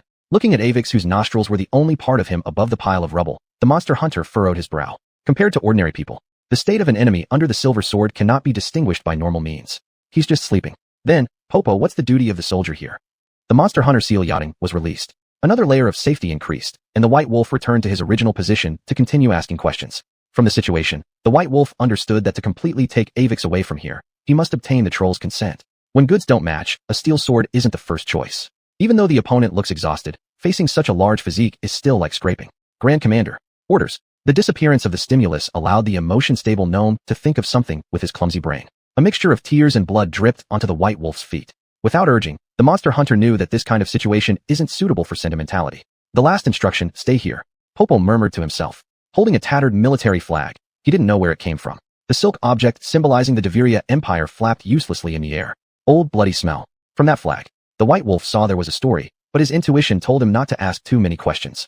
The assault team was wiped out. This was Popo's fault. Captain Head was very angry. Stay here, the final order from the commander. Nonsensical. Regret appeared on the face of the troll. At first, the White Wolf was surprised, then incredulous. You must understand, trolls are famous for their poker faces. To see a change in expression is as difficult as ascending to the heavens. Assault team. The friction between Fronic and Deveria currently only occurs within the jurisdiction of Baron Nathan. Attacking come in that little fortress doesn't even require this method, unless... The White Wolf muttered, rubbing his jaw while pondering. His gray cat pupils remained composed. Popo's unit actually does not belong to the 2nd Army Corps. It should be another unit. Brief analysis. It's not really reliable. Monster hunters generally trust only what they see with their own eyes. How did you get here, Popo? The tone of the White Wolf deepened. Out of excessive curiosity, the question escaped. To breach the city-state, failure, teleportation. Trolls smart, brains obviously can't organize effective language. Information passes in fragments. Short pause. The White Wolf distinctly sensed the sudden loss of vitality from the troll, like floodgates opening without warning. Hand over to the commander. Popo has fulfilled his mission. As the ragged flag was handed over, broken sentences had yet to finish when an untimely voice resounded. Just as the troll was about to close his eyes, Stupid idiot, I've endured you long enough. Scattered rocks burst apart into pieces. Gray pupils caught a fleeting shadow, gold flickered, the torso twisted to its limits, and the thousand-flower steel sword knocked down the flying stones. Enemy. Death. Popo opened his eyes, snapping a spear-like granite rock, mechanically hurling it with force clearly visible. After roaring, the troll's bloody body fell to the ground like a kite losing its string. With bloodied eyes wide open, they coincidentally met the white wolf's now restored golden cat pupils. All of Popo's life flashed before the monster hunter's eyes. Ding. Monster hunter trait. Tracing source, restored. The white wolf snapped back to attention, unable to care about the environment, searching hard for the fading shadow. Avix Cryway. Bloodshot eyes made the white wolf shield his own eyes. The whole life of the troll Popo unfolded before him. Mutations, cold winds, hunger, exiled from the tribe, adopted by a nobleman, becoming a siege beast, and a city called Hillman. That's all. The effect of retracing is truly succinct. The white wolf opened one eye, looking at the Avix embedded on the rocky wall. Granite pierced through his heart. His right hand tightly gripped the Engjinichin, sword of the white wolf, his body limp and weak. Hillman, capital of the Sevex kingdom.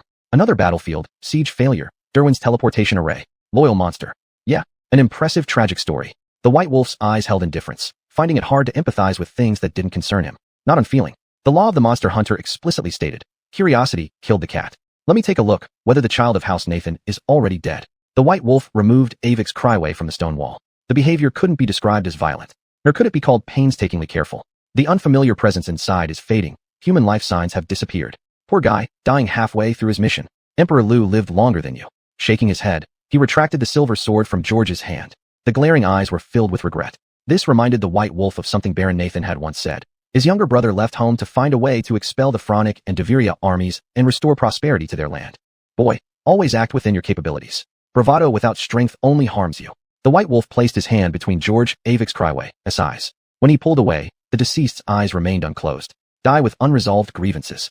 The white wolf was taken aback, realizing the boy had acted knowing full well it was futile, cursed but still clinging to the will to find the so-called mountain god, leaving this world with unfinished desires. Save me, save me.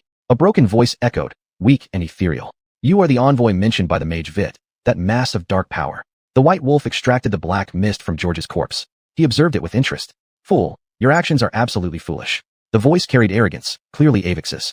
Avix's consciousness has been separated from George Cryway Nathan's body. The black mist touched the white wolf's skin, expanding instantly, greedily invading the monster hunter's body. It's not your fault for being unintelligent, but it is for being blind. Dust passed over the black mist. The elven blade in the white wolf's possession was the natural bane of such entities. No, Devane won't let you go unpunished.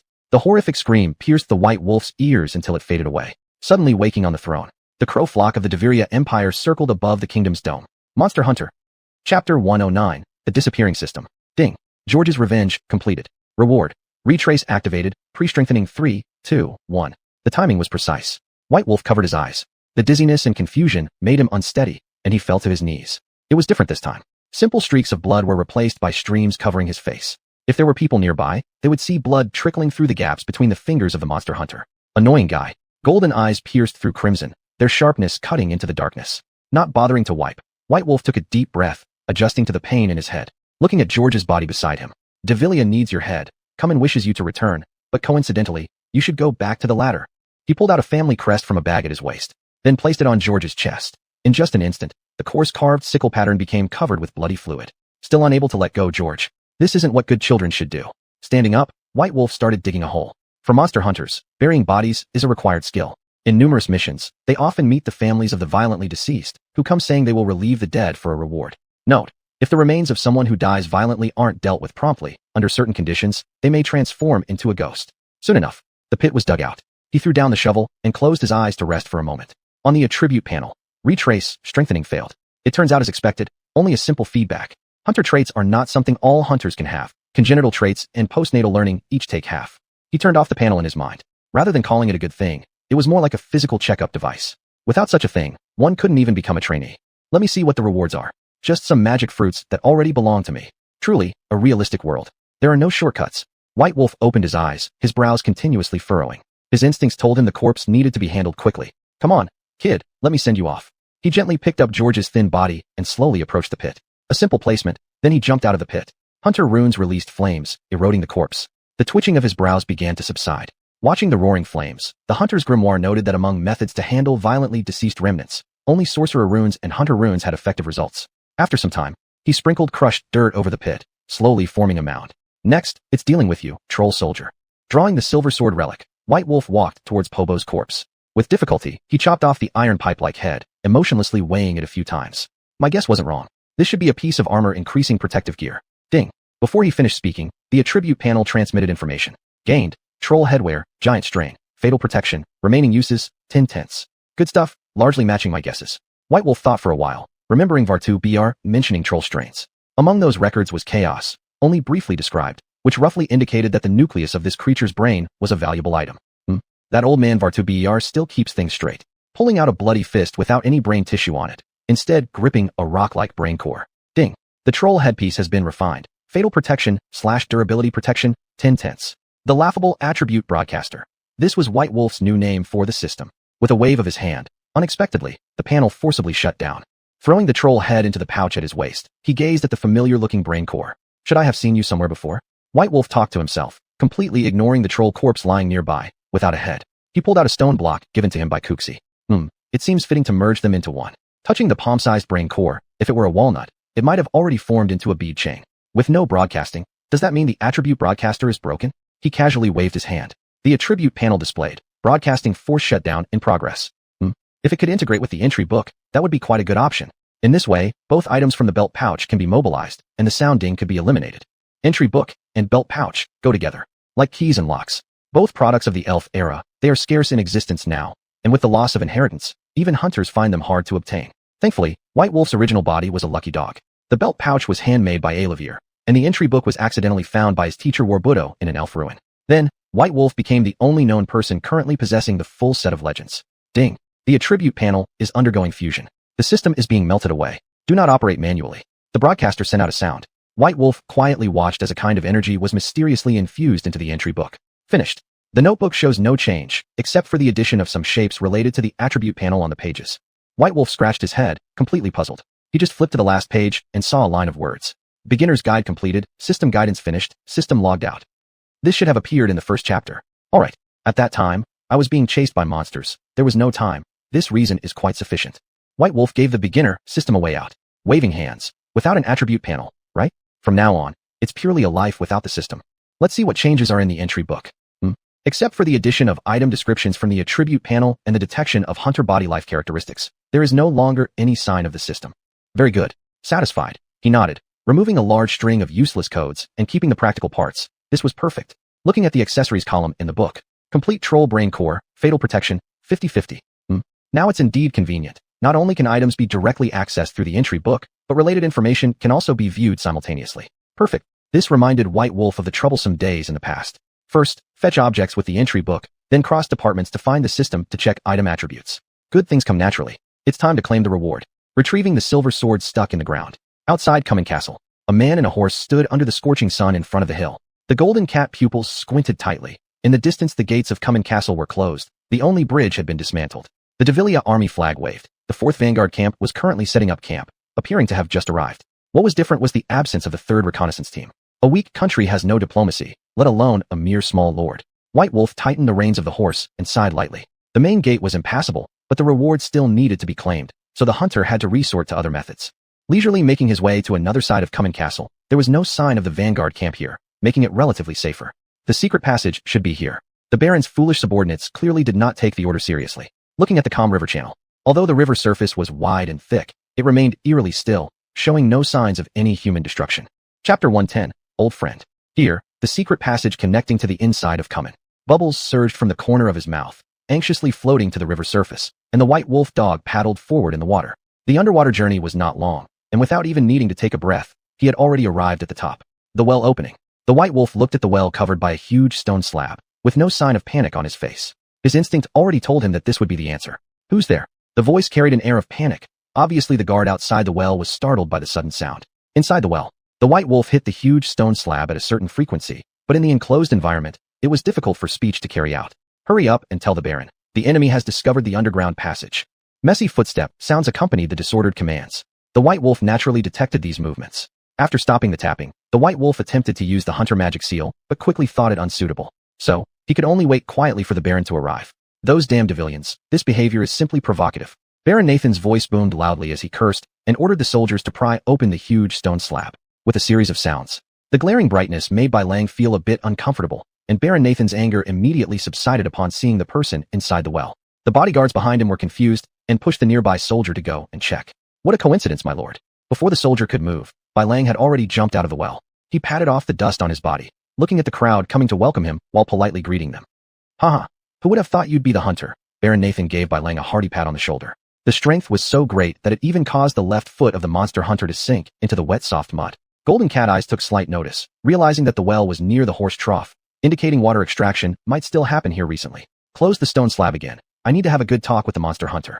Nathan pointed at the soldiers around him and gave orders. He gestured for Bai Lang to follow him, not forgetting along the way to instruct the servants to prepare a sumptuous meal for their distinguished guest. In the office room, Bai Lang leaned semi-relaxed against a stone window, holding a wine glass in hand, but the amount of alcohol didn't decrease even a moment. Hunter, you said George died in an accident. What evidence do you have? Nathan raised his head and swallowed the bottle of wine, incredulously smashing the bottle onto the table, trickles of blood flowing from his tiger-like mouth area. Seeing the Baron, Bai Lang moved away from the window and placed the ancient book on the table. The facts are such, George's fate is now a foregone conclusion. The Baron should accept reality. Nathan closed his eyes and deeply inhaled. At this time, knocking came from the door, then a chef brought food to the table. Baron, get out. Without waiting for the person serving the meal to finish speaking, Nathan opened his eyes, appearing like a deflated balloon, weakly scolding the person who had rushed in to leave. The unexpected reprimand caused the plate to fall to the ground. In the crisp ringing sound, the roasted pork chop was accidentally stepped on by the chef in a panic, who then sulked off leaving. Is the Baron going to repeat the same mistakes? Bai Lang squinted his golden cat eyes and stepped back to the side of the window, showing absolutely no time to retrieve the ancient tome from the table. Nathan awkwardly hesitated. Hunter, please don't misunderstand. George's death is not your fault. That boy should have paid for his actions, but it's just hard for me to accept the cost right away. Staring at George's ancient book, Nathan had no choice but to believe Bai Lang's words. Pushing aside the chair beneath him, he walked to the corner box, the creaking sound making the Baron look even more desolate. This is your due reward, Hunter. Pulling out some items, Nathan threw the money bag onto the table, indicating that Bai Lang's commission was complete and he could leave at any time. Bai Lang collected his payment and retrieved the ancient book. In this era where information isn't well developed, special objects can often prove some things, like the book in the hands of the monster hunter. Devilian has already categorized Cumin as a conquest zone. This is none of your business, Hunter. Nathan interrupted Bai Lang's words, indirectly preventing the hunter from getting involved in this mess. War-level issues are indeed complex matters. Understanding this, Bai Lang became lazy to argue.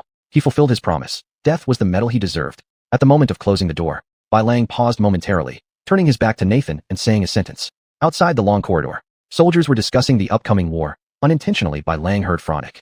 It seems the survival or demise of Cumin is influenced by three powers. Devilian won't find it easy to annex this stronghold. Note, this is the Western medieval combat style. Don't imagine large armies. Pushing open the last door, the light was still blinding. It must be mentioned that the lighting within the Cumin fortress was truly far from satisfactory. Bai Lang, what a coincidence. Didn't expect to see you under these circumstances. A very familiar voice. It was Craftsman Cassie. Under the inner city gate, the monster hunter was stopped by a voice, and before his eyes was a group of men surrounding Craftsman Cassie. Judging from the situation, the woman seemed to be in trouble, being criticized. You calling for help won't work. Baron Hank's armor was so poorly repaired by you that you've been fired, miss. The dwarf-looking master craftsman stroked his fists with anger in his eyes. Hank. Taking a step forward, Bai Lang scanned the crowd but did not find the Baron. Instead, there were some Phronic soldiers present. So what? Freak, if you're going to help her, my fists won't let it happen. The dwarf blacksmith looked threatening. Seeing this, the people around started whispering and pointing, their eyes not looking down on Bai Lang's identity, but rather thinking that the blacksmith was bullying Cassie. Bai Lang didn't even glance at the provoking little man. He just narrowed his eyes and stared at the blacksmith shop. Didn't I say I wanted an explanation? Has your discussion strayed beyond that range? A confident voice came through. Just about to get angry, the tone changed. Monster Hunter. Hank first hesitated, then excitedly tried to give Bai Lang a bear hug. Dodged successfully. This way of greeting made the monster hunter very uncomfortable. It's been a while, Hank. The manner of meeting is truly unexpected. It seems your men are troubling my friend. Giving a side eye to the dwarf blacksmith who had lost his arrogance, Bai Lang opened his mouth directly, signaling Hank to decide the outcome of the incident on his own as he became less enthusiastic. A fickle one, huh? Cassie spat at the dwarf as a gesture of disdain for his change in attitude. One piece of armor. Ruined is ruined. Go make another one. Waving his hand, the Phronic soldiers holding Cassie released her and retreated back to Hank's side. Seeing this, the gathered crowd realized there was no more fun to watch and scattered quickly leaving. The appearance of Baron Hank here is indeed somewhat unexpected. Bai Lang understood. A single Cumin guard could never defend against Devilian military force. Hank explained, the decision of the royal court. We cannot simply hand over this place, even though it is not part of the kingdom's land. Chapter 111, The Forgotten Smith. Plainly visible, the situation was dire. To meet you is indeed a surprise, White Wolf. Hank glanced at the nearby Cassie, without questioning. Instead, it was the dwarf blacksmith who appeared nervous. The sparks were flying out of the forge with a crackling sound. White Wolf remembered something and took out the corrosive stomach acid of a pterodactyl, handing it over to Cassie. This is your commissioned item. Perhaps it can alleviate your distress, lady. The liquid with a strange smell was presented before the female smith. The green liquid bubbling with gas exuded an eerie aura. Oh, my friend, you're more timely than God. Cassie picked up the object in front of her, and her facial expression showed she was trying hard to endure the stench. Then, without any time for explanation, she swung her iron hammer to start pounding on an already formed piece of armor. Please wait a moment. Once I finish this masterpiece, all difficulties will be resolved. Blacksmith Cassie's arm strength wasn't to be underestimated. The iron armor clanged as it was hammered. The dwarf genes within her body granted her endless strength, with no signs of rest during the process. Perhaps we can wait. What do you think about this suggestion? Hank casually dragged over a broken stool and sat down under the eaves. White Wolf didn't respond. With precision, he found a vacant spot, closing his eyes, sitting there as if detached from worldly affairs. A novice sparrow landed on the roof ridge, and a red sun hung half-obscured in the horizon. As the forging sound ceased, the jovial woman woke up the slumbering White Wolf. Oh, truly a perfect masterpiece, simply unbelievable. Following this voice, White Wolf had already stood up in front of Cassie. An ordinary-looking knight's plate armor covered in soot was lifted high, and Hank, roused by the news, observed it with interest. No beautiful carvings at all, simply laughable. The dwarf, wielding a steel hammer, smirked mockingly, attempting to regain lost dignity. No one paid attention. This was because both White Wolf and Hank had their eyes fixed on the plate armor. Uncle, the essence of protective gear lies in its defense, not an ornate exterior. Over-decoration would only backfire. Cassie placed the armor in front of the blower. Fine powders fell off when blown upon. The black remained black, largely due to the darkening sky. No one noticed the complex patterns on the surface of the armor. What a fine piece of armor. It's hard to imagine how skillful a blacksmith's hands can be. White Wolf wore an unperturbed face, offering simple praise. In matters of vision, monster hunters often took pride in their discernment. The extraordinary nature of this armor couldn't escape notice. This dwarf is your uncle. Hank managed to steer the topic elsewhere, finding an excuse. Yes, master. The dwarf answered cautiously. White Wolf squinted his eyes, sensing intuitively that an interesting show was about to begin. Like the protagonist in a book teaching the extras a lesson, being condescending and causing embarrassment. But unfortunately, the main character wasn't himself. It was Cinderella instead. This child has always lacked discipline, damaging your armor and attempting to deceive you with that childish thing. This is my fault. The dwarf, realizing Hank's respect, began talking without restraint, even going so far as criticizing his niece Cassie to her face. Hank raised an eyebrow slightly, shrugged, then looked at White Wolf. This matter arose because of you, Baron. The judge should naturally be you, and before that, you might as well test this suit of armor. After all, no one willingly harms their own credibility. White Wolf touched his nose absent-mindedly, seemingly nonchalant. Golden pupils aimlessly stared at the sky. This freak is absolutely right. The dwarf began passionately, but halfway through, under Hank's penetrating gaze, hesitated fearfully and changed course mid-sentence. The Master Witcher is correct. Whether or not armor is good should be judged through genuine testing. Fortunately, the batch of crossbows I forged are complete. Cassie's uncle turned around and snatched up a crossbow from the table. His eyes gleamed with self-assurance. To the side, Hank ordered his men to carry the black armor far away and bind it to a wooden post. To ensure the authenticity of the data, I suggest that a real person wears the armor. It would be more convincing. The dwarven uncle continued to nitpick. Hank, preparing to fire, was interrupted, his face clearly displeased. If that's the case, who shall wear it? Him? Or you? White Wolf, quietly observing, finally interjected. The dwarf turned pale with fright, his trembling short legs becoming increasingly noticeable when he met Hank's gaze. I'll do it. Right, whoever forged it should go ahead. Just as Cassie opened her mouth, the dwarf, seizing this lifeline, fiercely argued, glancing towards Hank hoping for him to make the decision. Coward. Cassie walked toward where the armor lay, disdain in her eyes. This unexpected action brought approval into Hank's eyes. He stopped Cassie with a hand. Wait, lady. You shouldn't take on such dangerous behavior. Before he finished speaking, gave White Wolf a meaningful glance, clearly hoping for assistance. Cough, cough. The Witcher deliberately cleared his throat, positioning himself in front of the dwarf. No, don't. Uncle Cassie was about to evade, but was yanked by the collar by White Wolf. In an instant, 2 grooves were left on the ground. Accompanied by pleading, the scene became somewhat amusing. This wasn't because White Wolf loved meddling, but because he felt that evildoers should be dealt with by other evildoers, like how others saw himself. Wait, White Wolf. Carl is my uncle after all. Today's humiliation has been enough. The rest should be handled by me. Seeing her pitiful relative, Cassie hesitated for a moment before choosing to intervene. As she spoke, the coal in the iron furnace even flickered once. Give me a reason, craftsman.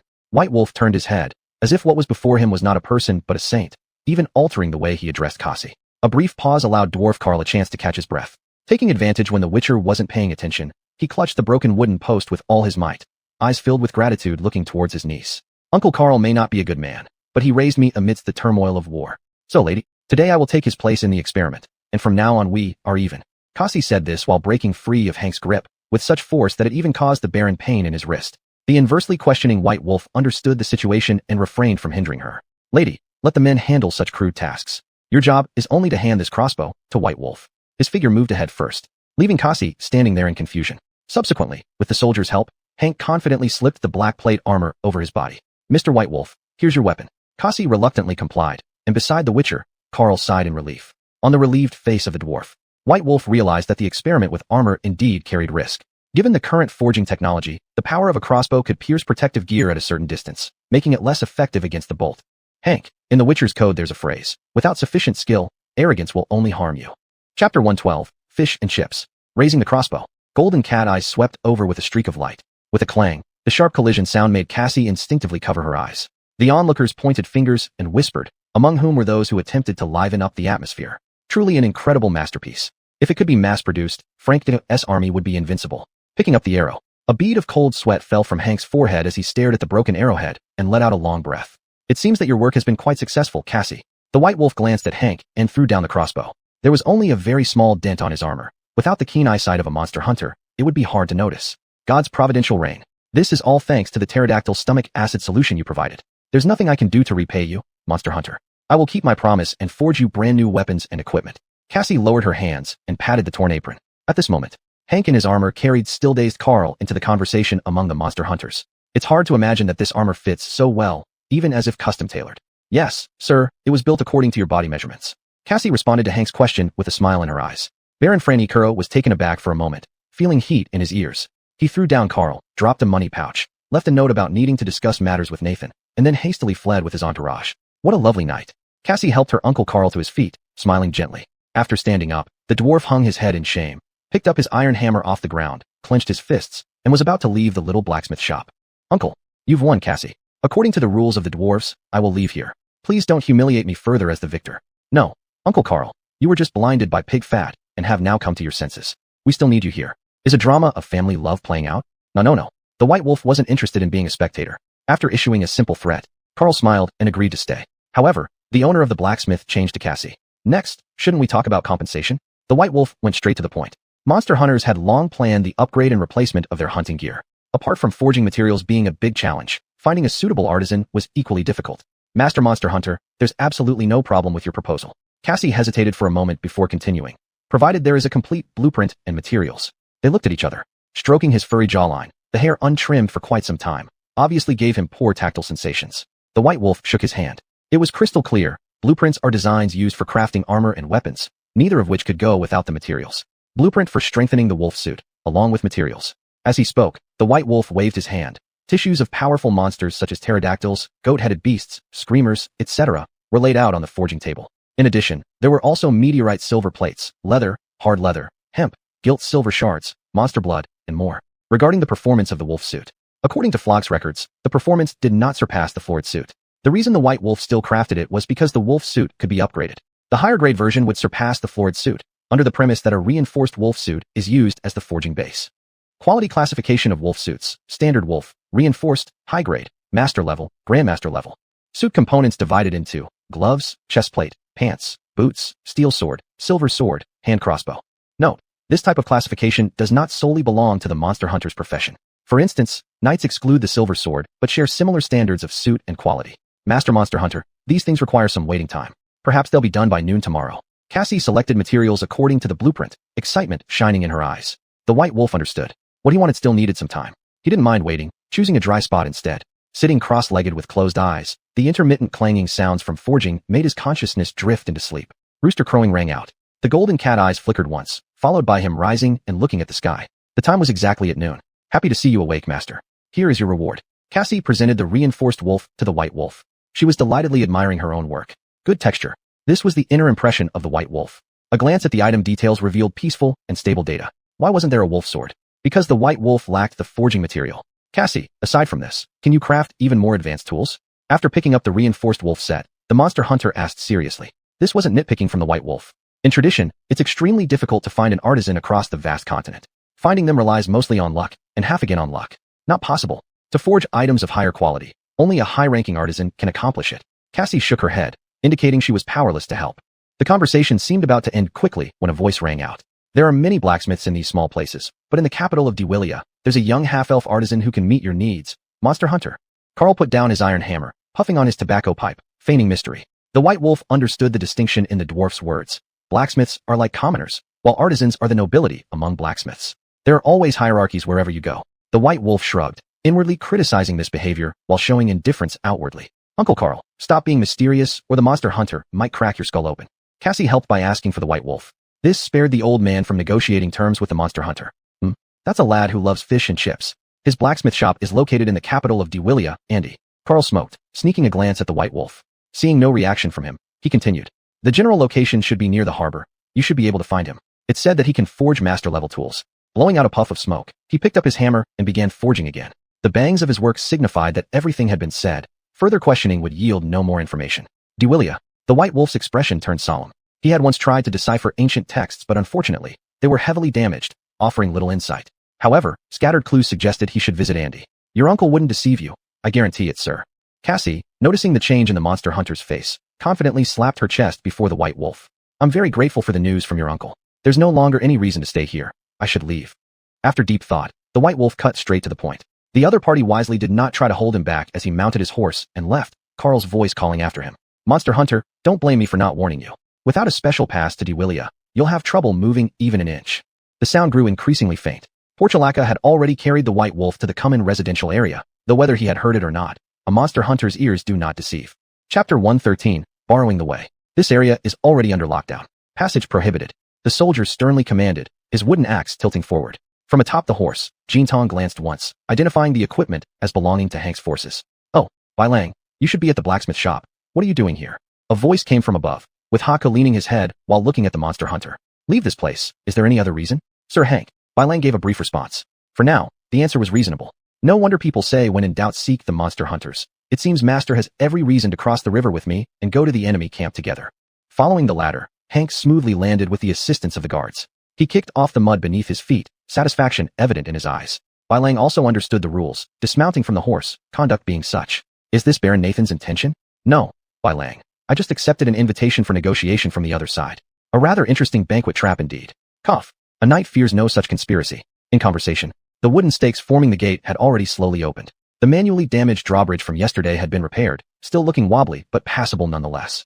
Come, let's see what happens next. Hank took the lead, Bai Lang following behind leading Puju. The river behind them had lost its former rapidity, calm like the cold face of the Monster Hunter. Before the camp tents, black armored guards inspected letters in their hands. These were the elite soldiers' gear of the Devorian army. Just from appearance, iron barrel helmets decorated with antler-like light ornaments stood out, with intricate carvings on the chest pieces. Their armor provided both defense and aesthetics, fully equipped. Bai Lang did know, only a vast empire could sustain such consumption. This style, in Franknick, merely Andre's Blaze Knights would have comparable quality. Follow me, sir. The black armored guard waved, and amidst heightened vigilance, Bai Lang and Hank made their way into the tent. The atmosphere wasn't awkward. The person inside was simply facing away from them, studying a map. Bai Lang's sight was sharp, clearly seeing that it was an enlarged common strategic chart marked with red crosses and circles. Cough. A fine example of subtle intimidation. Squinting his golden feline eyes, Bai Lang silently mocked the crafty general before him. Glancing at Hank, this traditional knight apparently hadn't caught on yet. Baron, Franknick's resistance is futile. A wise man should know how to choose. The map observer suddenly spoke. The voice was steady yet hoarse. The speaker was none other than Damian Roths, the commander of the 4th Vanguard Camp, a veteran officer often called the Young Delis. Rank is decided by blades, not by deception. Hank countered resolutely. The flickering candlelight alternated between bright and dim, silence outside only broken by rustling leaves. Cough. In the face of absolute power, swords are just scraps. Sir Hank, compared to your current situation, words like these sound like a child's babbling, weak and feeble. Damien turned around, his gaze full of mockery, the scar across his left eye accentuating this even more. Silence filled the air. Jin's narrowed golden eyes glanced over Hank, who clearly didn't know how to counter the other party, his hands firmly clasped. In the right moment, a child can kill a drunkard several times their size. White Wolf spoke, seizing the opportunity to help smooth things over for Hank. His statement held deep meaning. Arrogance leads to downfall. Whether the other party understood or not was none of the Monster Hunter's concern. Monster Hunter, such a slippery-tongued creature, you shouldn't have come here. With a wave of his hand, Damien deliberately paused after the first 3 words, speaking without courtesy. Soldiers followed suit afterward. In his perception, Monster Hunters were completely monstrous, not even worthy of being called human beings. Oh, the officer is asking me to leave. The golden feline pupils carried vigilance, the Monster Hunter seal quietly ready. Judging from the atmosphere, conflict seemed unavoidable. Swords would surely spill blood upon the slightest movement. The quartermaster has issued orders under General Geralt. You will not be targeted by me until your commission is complete. Damien walked past White Wolf, handing Hank a cup of wine. Such neglect was something the monster hunter had long grown accustomed to. Bai Lang, they no longer need you here. Leave. This conflict between two nations isn't something you can resolve. Hank's voice was sincere. White Wolf relaxed his grip. The fact remained so. Originally planning to accompany Hank through dinner and then conveniently leave coming. Now it looked like much time was saved. Farewell, Hank. White Wolf left a parting remark, departing from the large tent under the watchful eyes of the soldiers. The strict military discipline and the soldiers' fervent enthusiasm for war had genuinely impressed Bai Lang. In front of the military camp gate. Look, a monster hunter is nothing special after all, behaving like a kitten that has lost its front claws in front of General Demir. Two soldiers behind him whispered, completely disregarding Bai Lang's presence. Bai Lang stopped, startling the soldiers who gripped their weapons tightly. Dogs love to eat feces, and your general just happens to be a fierce beast. As the two tried to make sense of this statement, the monster hunter seal yakshur was already over their heads.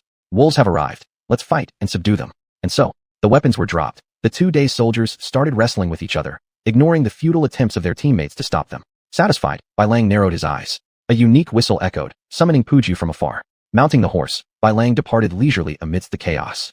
Through forests, startling birds, and grazing deer darting past.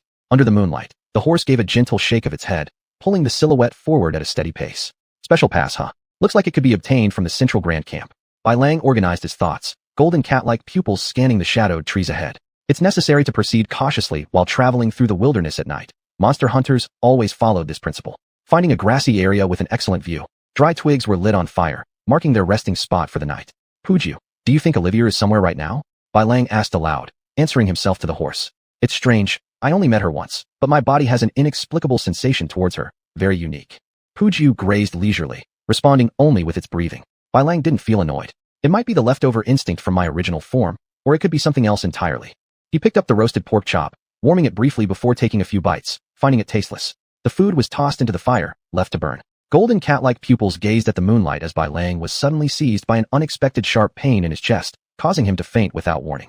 Seeing this, Puju neighed loudly. From a distance, several shadowy figures moved stealthily closer, whispering amongst themselves. Chapter 114, Special Pass. Awareness returned, and the body was being carried by someone, swaying all the way. Is he dead? He's still breathing. Take his weapon off him, that'll be better. A brief exchange. Bai Lang realized the situation wasn't good. His body was being shaken, but at least they weren't rough. Oh no, they're coming. The environment grew chaotic as Bai Lang clearly sensed the commotion.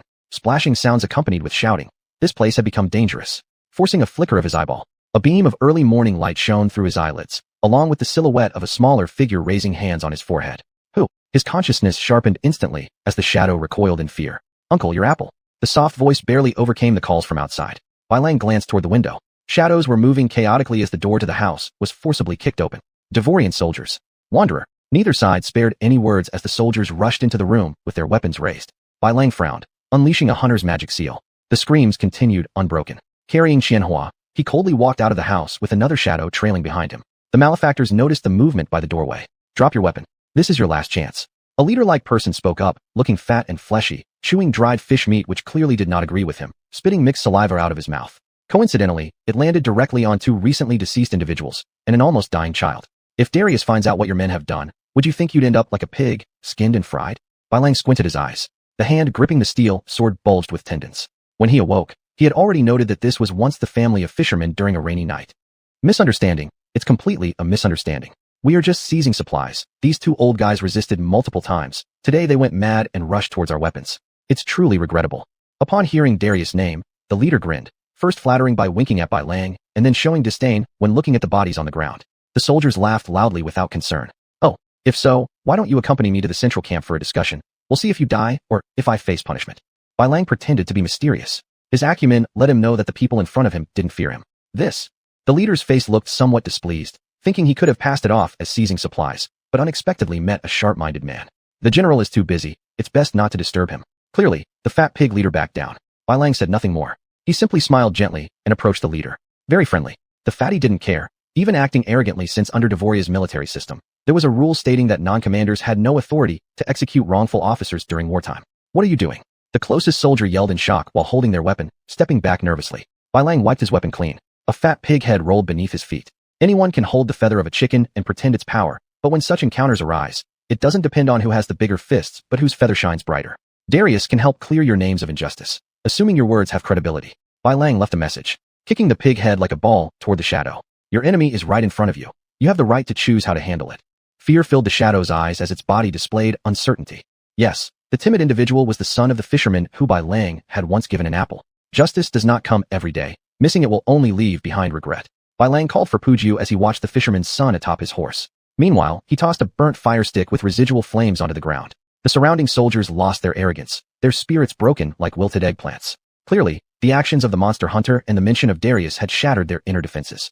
Pighead. The boy cursed aloud, thrusting the fiery stick into the exposed trachea of the obese piggy leader. The heat produced sizzling sounds, slightly carrying a tinge of meat aroma in the air. He lifted his foot and kicked hard, accurately falling into the lake, fish leaping around, enjoying the unexpected feast. Come with me or stay here. Satisfied, Bai Lang opened his mouth. The reins in his hand tightened noticeably, making it clear he was about to leave anytime soon. Extending his hand, indicating the intention to leave together. Soldiers terrified by Bai Lang earlier dared not interfere as Puju crossed the shallow river, sprinkling water droplets onto the ground. Outside the central camp, guard soldiers offered no resistance, allowing the monster hunter to enter safely. Inside the tent, you say, that guy who attacked the camp is already dead. Darius narrowed his eyes, turning his back to Bai Lang while observing a war map. The quartermaster, Dona, was flipping through a ledger, casually adjusting his glasses without bothering to participate in the conversation. Monster hunters never lie. This should be proof enough. A monstrous head of great size was tossed onto the ground. Despite its formidable appearance, it was completely hollow inside. Durrell's remained composed, giving nothing away about his mood. On the side, Dona's nearsighted glasses had slipped down his nose, forcing him to rest the frames on the table. This is your payment. You may leave. No further information was conveyed in the cold-blooded general's voice as he dismissed the decapitated beast with little regard. Bai Lang's golden cat-like pupils reflected the lamplight. The payment resting on the table remained untouched as Bai Lang quietly spoke. You seem to have forgotten something. The scene didn't grow awkward. Durrell's retrieved his staff and calmly sat back down. He glanced at the monster hunter. Reaching into his tidy documents, he pulled out a pale sheet of paper and placed it next to the payment. That dragon called Smog attempted to escape. He has been sent to, and, unabashed, Durrell's continued. There happens to be an old man in the capital who wishes to see you. This is a special pass. As for the dragon, you'd better hurry. There's no guarantee that when you see him again, he'll be anything more than food. Durrell's waved his hand and glanced at Dona. Outside the tent, Bai Lang carefully examined the special pass. The paper was unusual. This was the key to a new destination. Dona, stepping out behind him, reminded the monster hunter that it was time to depart. This wasn't monitoring ordered by Durrell's, pure coincidence. This particular knight happened to be heading out to handle supplies. Monster hunter, please deliver this letter to number 7 Bank Inn and upon your arrival. Additionally, here's some extra payment for you. Dona's call stopped Bai Lang briefly from behind. It wasn't too much trouble, so Bai Lang readily agreed. Continuing their brief exchanges, they arrived on the other side of the central camp. As for this child, I'll take him to a suitable place. Please don't worry about these things, monster hunter. Dona took the fisherman's son and nodded gently. On the Puju horseback, Bai Lang spared one last glance at the innocent boy. In the monster hunting law, to act cleanly, bring no unnecessary attachments along. Chapter 115, Deveria Volume, The Wolf and the Sorceress. The long journey lasted for over a month. The Witcher had no gains apart from completing villager commissions along the way and executing low-level monsters. Swaying gently, Puju carried the white wolf into sight on the horizon. So this is the Andy territory? It doesn't look as run down as legend claims. Golden cat-like eyes gazed ahead. Sparse buildings were already in view. Move aside quickly, you idiot down there. The sound of a woman's panic came from the sky. A ripple in space signaled to the Witcher that there was a teleportation array nearby. On guard, a frail body fell directly from above, landing precisely between Puju and the white wolf. The golden cat-like eyes flashed with severity, ready to throw off the intruder. Hey, hello there, Witcher. From beneath a gray robe peeked a cherubic face, delicate as porcelain, with 2 red twin braids tied at the temples. This was a sorceress. The white wolf's first reaction was to lift both hands and toss the cherubic face off the back of Puju. Common sense warned him. A sorceress who emerges from a teleportation array is either being chased or just fled from some dangerous ruin. Keep your distance. Wadabo often warned about it. What? Golden-eyed monster, do you know what respect for beauty means? The sorceress jumped back onto the horse's back, wrapping her arms around the waist of the white wolf. Puju remained compliant, exhaling only one breath without giving the other a loving kick with her hind legs. Soft big chest. The white wolf's ears reddened slightly. The feeling behind him made him feel unsafe. The horse continued swaying gently. Evelyn, what is your name, Witcher? White Wolf. That's definitely just a nickname others use for you. What's your real name? Confidential. Her response was curt, but Evelyn wisely shut up. The surrounding weeds and wheat seedlings swayed restlessly under the breeze. It was common knowledge that Witchers often use symbolic names rather than their real ones. You've arrived hastily. Something must have happened. The White Wolf questioned the clingy female sorceress. He was well aware that having an unidentified ticking bomb near him could be very dangerous. Evelyn, the ruler of Andy is capturing sorceresses en masse. Staying there is too perilous. White Wolf, you've escaped, but are you aware I'm headed to Andy? Evelyn, I know. White Wolf. You seem to enjoy walking towards death. After hesitating for a moment, Evelyn, there's no point hiding it from you. My sister has been captured, and I need to rescue her. The golden feline eyes moved slightly. He turned his head. I can't help you. Following me is not a wise decision. This was refusal, also a dismissal. Anyone sensible would understand this. Yet the sorceress continued deceiving herself, drawing her face closer to the White Wolf's back and expressing her intentions through action. A little while later. Look at this, White Wolf. Evelyn leapt off the horse, narrowing her eyes at the horse that hadn't even slowed its pace. Brown pupils gleamed brilliantly, hinting at self-satisfaction deep within them. A special pass. Tightening the reins, golden feline eyes observed the thief behind them. A conflict seemed unavoidable, with tensions escalating rapidly. Underneath the horse's hooves, the wild grass stopped moving sensibly as the wind ceased altogether. A sorceress challenging a witcher may seem evenly matched, but given our current situation, you'll find it hard to bear the consequences. The White Wolf spoke, continuing further. Just stay quiet and Andy, wounded prey won't escape capture. Even stealing others' items won't help. Puju exhaled in agreement with her master. The White Wolf was quite clear. Sorceresses are not easy to deal with. Even the most experienced witchers could suffer from their magical prowess. I'll take me inside the city, and I'll return your pass. In the eyes of the White Wolf, Evelyn's cherubic face wasn't cute anymore at all. Such threats, if made by the protagonist, would undoubtedly provoke an arrogant retaliation, but evidently, the White Wolf knew exactly his own place. Decent proposal, but hardly one that will move someone who's angry. Perception allowed the White Wolf to understand the other party meant no harm, but he still planned to make them pay somewhat for embarrassing him. My living place has things you might be interested in. As for what you can get, that depends on you, Mr. White Wolf. Evelyn cleverly countered. The White Wolf smiled and nodded approvingly. Their conspiracy was accomplished, neither side found fault in it. Upon the horse's back, the commander listens to the Holy Church's incitements. Oppression against sorceresses has continued for 10 years. At any mistake, one gets caught by this organization, publicly denounced, and burned to death. Evelyn replied to the White Wolf's questions. Most of the former sorceresses have already died tragically at their hands. Only a small portion managed to escape or hide in secret. The road passed over many fields of farmland. Compared to Fronic, the land in Deveria appeared richer. This could be determined simply by counting the number of flail machines. Witch hunting. Devere looks very hostile toward you. What White Wolf didn't expect was that besides witchers, entire countries would target sorceresses as well. Evelyn lowered her head, the sore point having been touched, with a tinge of melancholy in her eyes. The military of Deveria no longer needs the magic wielded by sorcerers. With their strength alone, they can secure the territories they desire. Her explanation was a last act of resistance. The White Wolf, however, felt this matter wasn't so simple. What happened after humans overthrew the elves? Sorcerers should know the impact of the conjunction of the spheres. The Witcher deflected the topic. In his view, sorcerers were now just like witchers, quietly fading away with the passage of time. The measures taken in Andy only served to accelerate this process. The conjunction of the spheres wasn't just the great outbreak of monstrous species. It also marked the beginning of the decline of elven rule and magic. Evelyn's eyes became slightly red-rimmed, though the White Wolf couldn't see. It's hard for those who travel across worlds to judge what these unexpected explanations from sorcerers might mean. One could roughly speculate based on the era that there may have been two instances of the conjunction of the spheres, one minor and one major.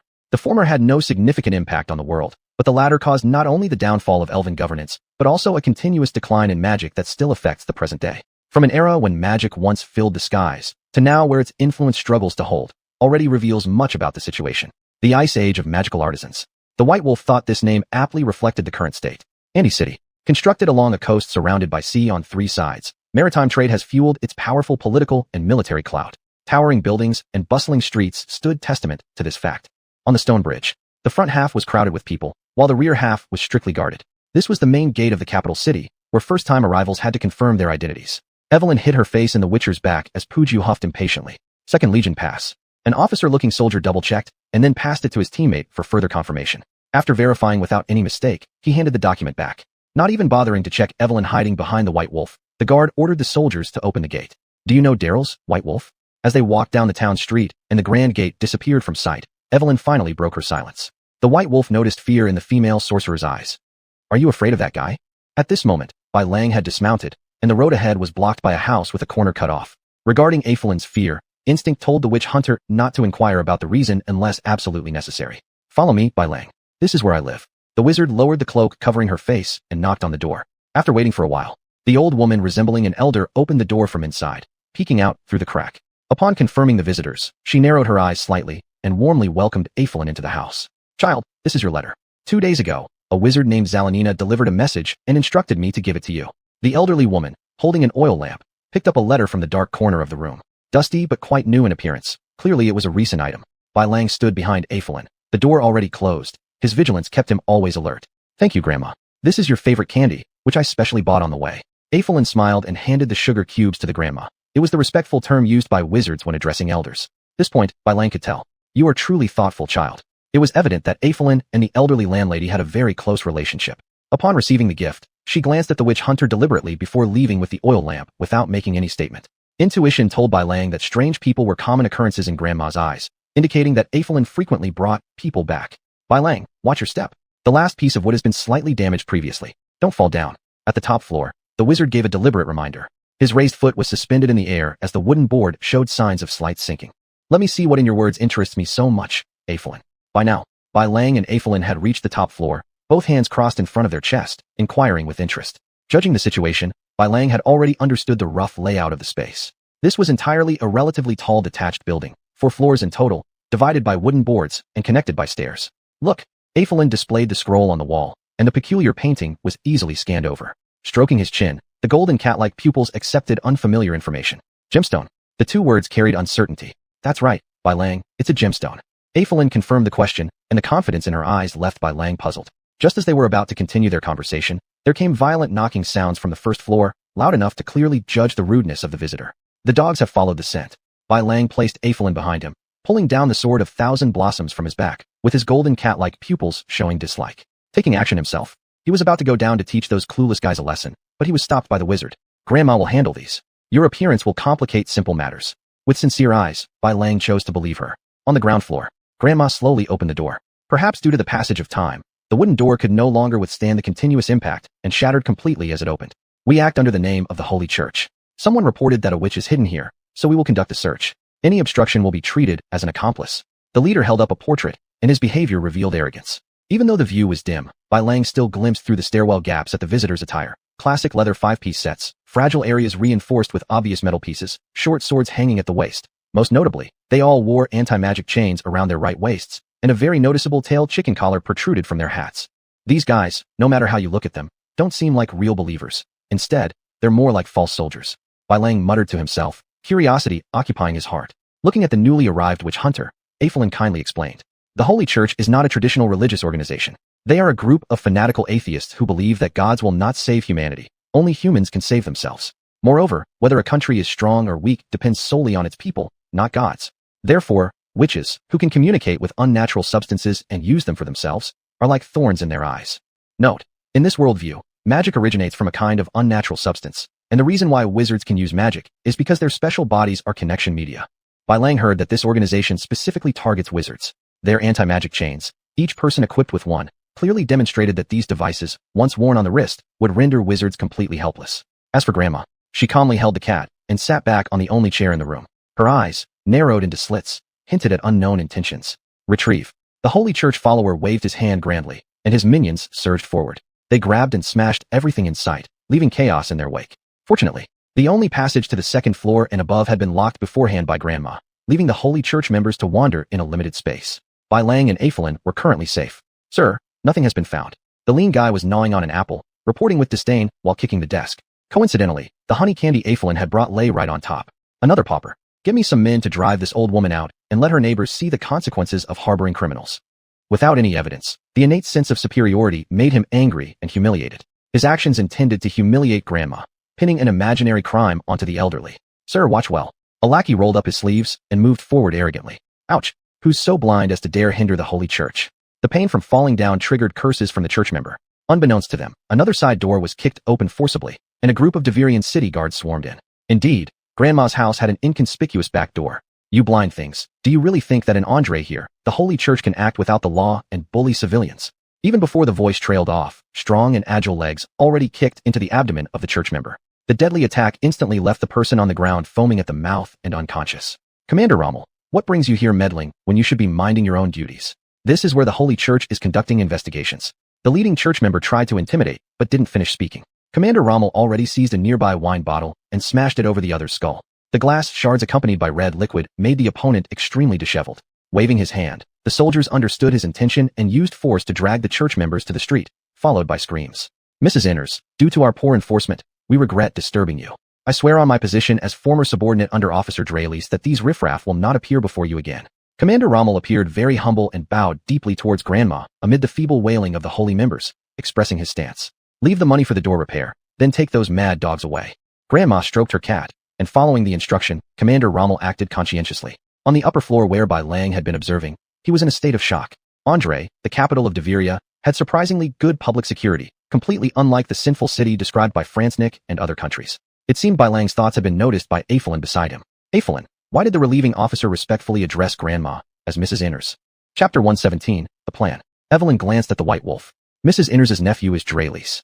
The sorcerer's reply made the monster hunter's cat-like eyes light up, a relationship hard to guess. After all, no one would notice that an elderly civilian lady and an empire's high-ranking commander could have this kind of connection, and the reaction of the previous officer was indeed reasonable. Staying in the enemy's home is truly a wise choice. The White Wolf shifted his gaze back to the gemstone gem painting, casually mocking.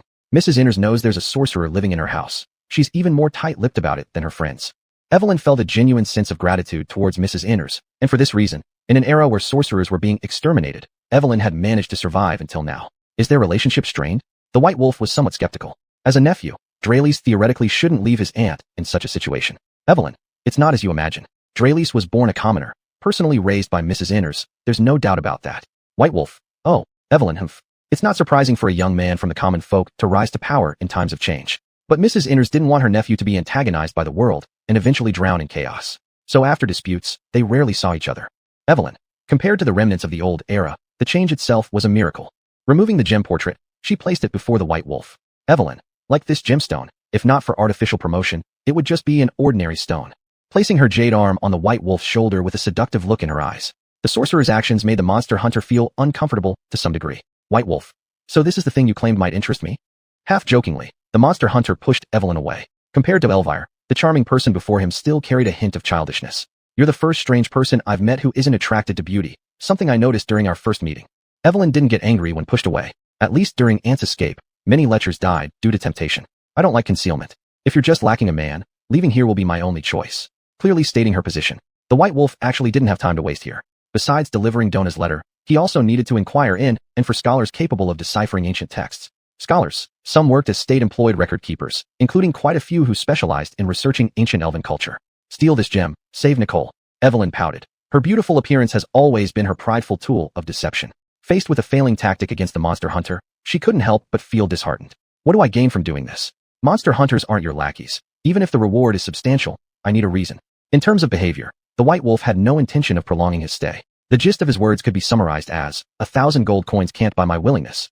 A favor owed. How does that sound? Evelyn's face flushed red, and after a long while, she responded to this question. Golden cat-like pupils narrowed. Favors were the cheapest things. Using them as collateral shouldn't come from the mouth of an adult. Perhaps you should find other helpers. The White Wolf waved his hand, meaning very clear. He had no intention of getting involved in this game. Evelyn was startled. The unexpected result left her unsure of how to respond. Even the extinguishing of a nearby candle went unnoticed. Perhaps, you could propose conditions. The sorcerer carefully spoke, trying to win the White Wolf back as an ally. Just as she was about to oppose, a tapping sound came from the attic, slow steps clearly recognizable as belonging to Mrs. Inners. Florence, announcement. Your friend is on the execution list. The old lady's voice trembled slightly, but the oil lamp in her hands remained steady. This warning threw Evelyn into total confusion. She had just narrowly escaped pursuit, and without external assistance, it would be very difficult to devise a plan to break someone out of prison. Hey, youth, losing composure when faced with problems isn't a good sign. Old Lady Inners moved slowly, approaching the desk lamp and relighting the extinguished candle, muttering under her breath, completely ignoring the departing White Wolf. You should know Drelis' whereabouts. That reckless young man hasn't returned for many years. The next time you see him, greet him on my behalf. Also, tell that young man he has a new sister. After speaking, Old Lady Inners deliberately glanced at Evelyn. Her action was caught effortlessly by the White Wolf, who stopped in his tracks and unhesitatingly returned to Evelyn's side. The desk lamp had been relit again, and after delivering the message, Mrs. Inners stepped past the White Wolf, her pace steady as she left the top floor of the attic. There's nothing I can offer as payment, White Wolf. Your decision to leave is correct. Evelyn pouted, her choice laced with a tinge of complaint towards the monster hunter. The White Wolf didn't bother to explain either. After all, Mrs. Inners' words just now carried great weight. At least, if Dralis targets him next time, those words would be a life-saving charm. No lofty reward could surpass the value of saving one's life. Tell me your plan. Monster hunters favor missions with clear objectives. With hands crossed in front of his chest, his words were concise and straightforward. Avery was quick-witted enough to know what to do, and she unrolled another diagram. Upon closer inspection, it was an analysis map of a segment of the area's sewer system. Your plan is quite intriguing, Evelyn. Crawling through the sewers indeed seems like a rather safe way. The White Wolf's right hand stroked his chin. Her cat-like eyes further analyzed the map pattern. There was a deliberately marked red cross at the top right corner, which presumably indicated the church's prison where sorcerers were detained. Monster hunters are always difficult to fathom. That's correct, this is the plan. The old lady's notice clearly stated that the church disciples will publicly burn captured sorcerers on the square the day after tomorrow, as a way to promote their ideas. I will create chaos tomorrow night. You enter the jail according to the markings on the map and rescue the sisters. Evelyn proudly announced her well-laid-out plan, which seemed flawless. So, Evelyn, how do these plans relate to the gemstone? Or perhaps the gemstone is outside the scope of the plan. The discordant voice made the female sorcerer pause momentarily. The White Wolf's question was like a thunderclap, stunning Evelyn speechless. Reveal the gem's function, and I can help resolve this gap in your strategy. Looking at the serious face of the White Wolf, Evelyn's cheeks flushed slightly, though not easily noticeable in the dim light. Golden cat-like pupils stared at the cherry lips, still hesitating to speak, uncertain about the reasons for her reticence. The gem has another name in the sorcerer world. It's called a magic storage stone. Due to being looked at too long, Evelyn blushed coquettishly while revealing the gem's information. A magic power bank. The White Wolf raised an eyebrow. The answer wasn't really surprising. Chapter 118, The Posity Family Residence. What is this magic power bank? Is it more valuable than gemstones? Evelyn raised her doubts. White Wolf, unwilling to explain, simply said, you should know the exact location of the storage magic stone. Otherwise, you wouldn't have deliberately posted the portrait. Chin in hand, a preliminary plan had already formed in his mind. Compared to Evelyn's rash creation of chaos, rescuing Nicole through the sewer system and preemptively acquiring the gemstones would be preferable. Instead of confronting the Holy Knights head-on with brute force, it was better to rely on wit. After all, the decline of witch hunters and sorcerers was unavoidable, as their once respected status had now vanished. Evelyn, the only known place that collects gems is the Posity family. It's very risky to steal objects right under their noses, White Wolf. The sorcerer flipped open the second map. It detailed the Posity family residence, even clearly marking which section of the outer wall had dog holes. This information had been fed back by the golden cat eyes. White Wolf, Donner's family. After pondering, the monster hunter began to outline his plan. Evelyn, compared to your scheme of using brute force to rescue prisoners, you should choose a more stable method. For instance, a sorcerer carrying a magic storing stone gets captured accidentally by the Holy Knights. The anti-magic shackles restrict you, leading to an unfortunate entry into the detention area. Of course, the witch hunter will infiltrate through the sewer system to coordinate inside and out. An explosion from within would be much safer. Upon finishing his words, the flickering candlelight froze momentarily. Evelyn instinctively nodded. White Wolf's plan was indeed safer, there was no doubt about that. Excellent. Securing your agreement on this point is very important. Next, we should discuss the issues surrounding the Posity family mansion. The golden cat eyes constantly observed the sorcerer's movements. Their reactions were key to implementing the plan. Any uncertainties could cause new challenges. Evelyn, there's one question, White Wolf. The Holy Knights search every prisoner. Where should the gemstone be hidden? White Wolf, swallow it. Evelyn, swallow it. White Wolf, exactly. Glancing at the hesitant sorcerer, White Wolf tilted his head. This reaction was quite normal. Who would have thought saving someone involved eating stones? As a sorcerer, you should know the function of anti-magic chains. They merely cut off connections to unnatural substances. The stored energy in the gem can help you avoid those adverse effects. He picked up the map marked with special symbols and tucked it into his chest. White Wolf lifted Evelyn's chin, the golden cat eyes profound. This sudden move was just as effective as a binding spell. I'll wait for you under the Rain Alley Bridge. Once you acquire the gem, we'll carry out the plan. In her flustered state, Evelyn left behind these words before hastily opening a teleportation array to flee. Really can't take a joke. White Wolf shook his head and looked down at the plan in his hand. It was mediocre, far less impressive than Alavir's memorable touch. He crossed the attic and had already reached the basement. In his feline eyes, Mrs. Inris still appeared benevolent. Nodding slightly, White Wolf expressed his gratitude to the elderly woman and got up, heading towards the door. Child, when you see my little rascal next time, tell him the cabinet contains honey. Just as he placed his foot on the threshold, the lady's voice came from behind.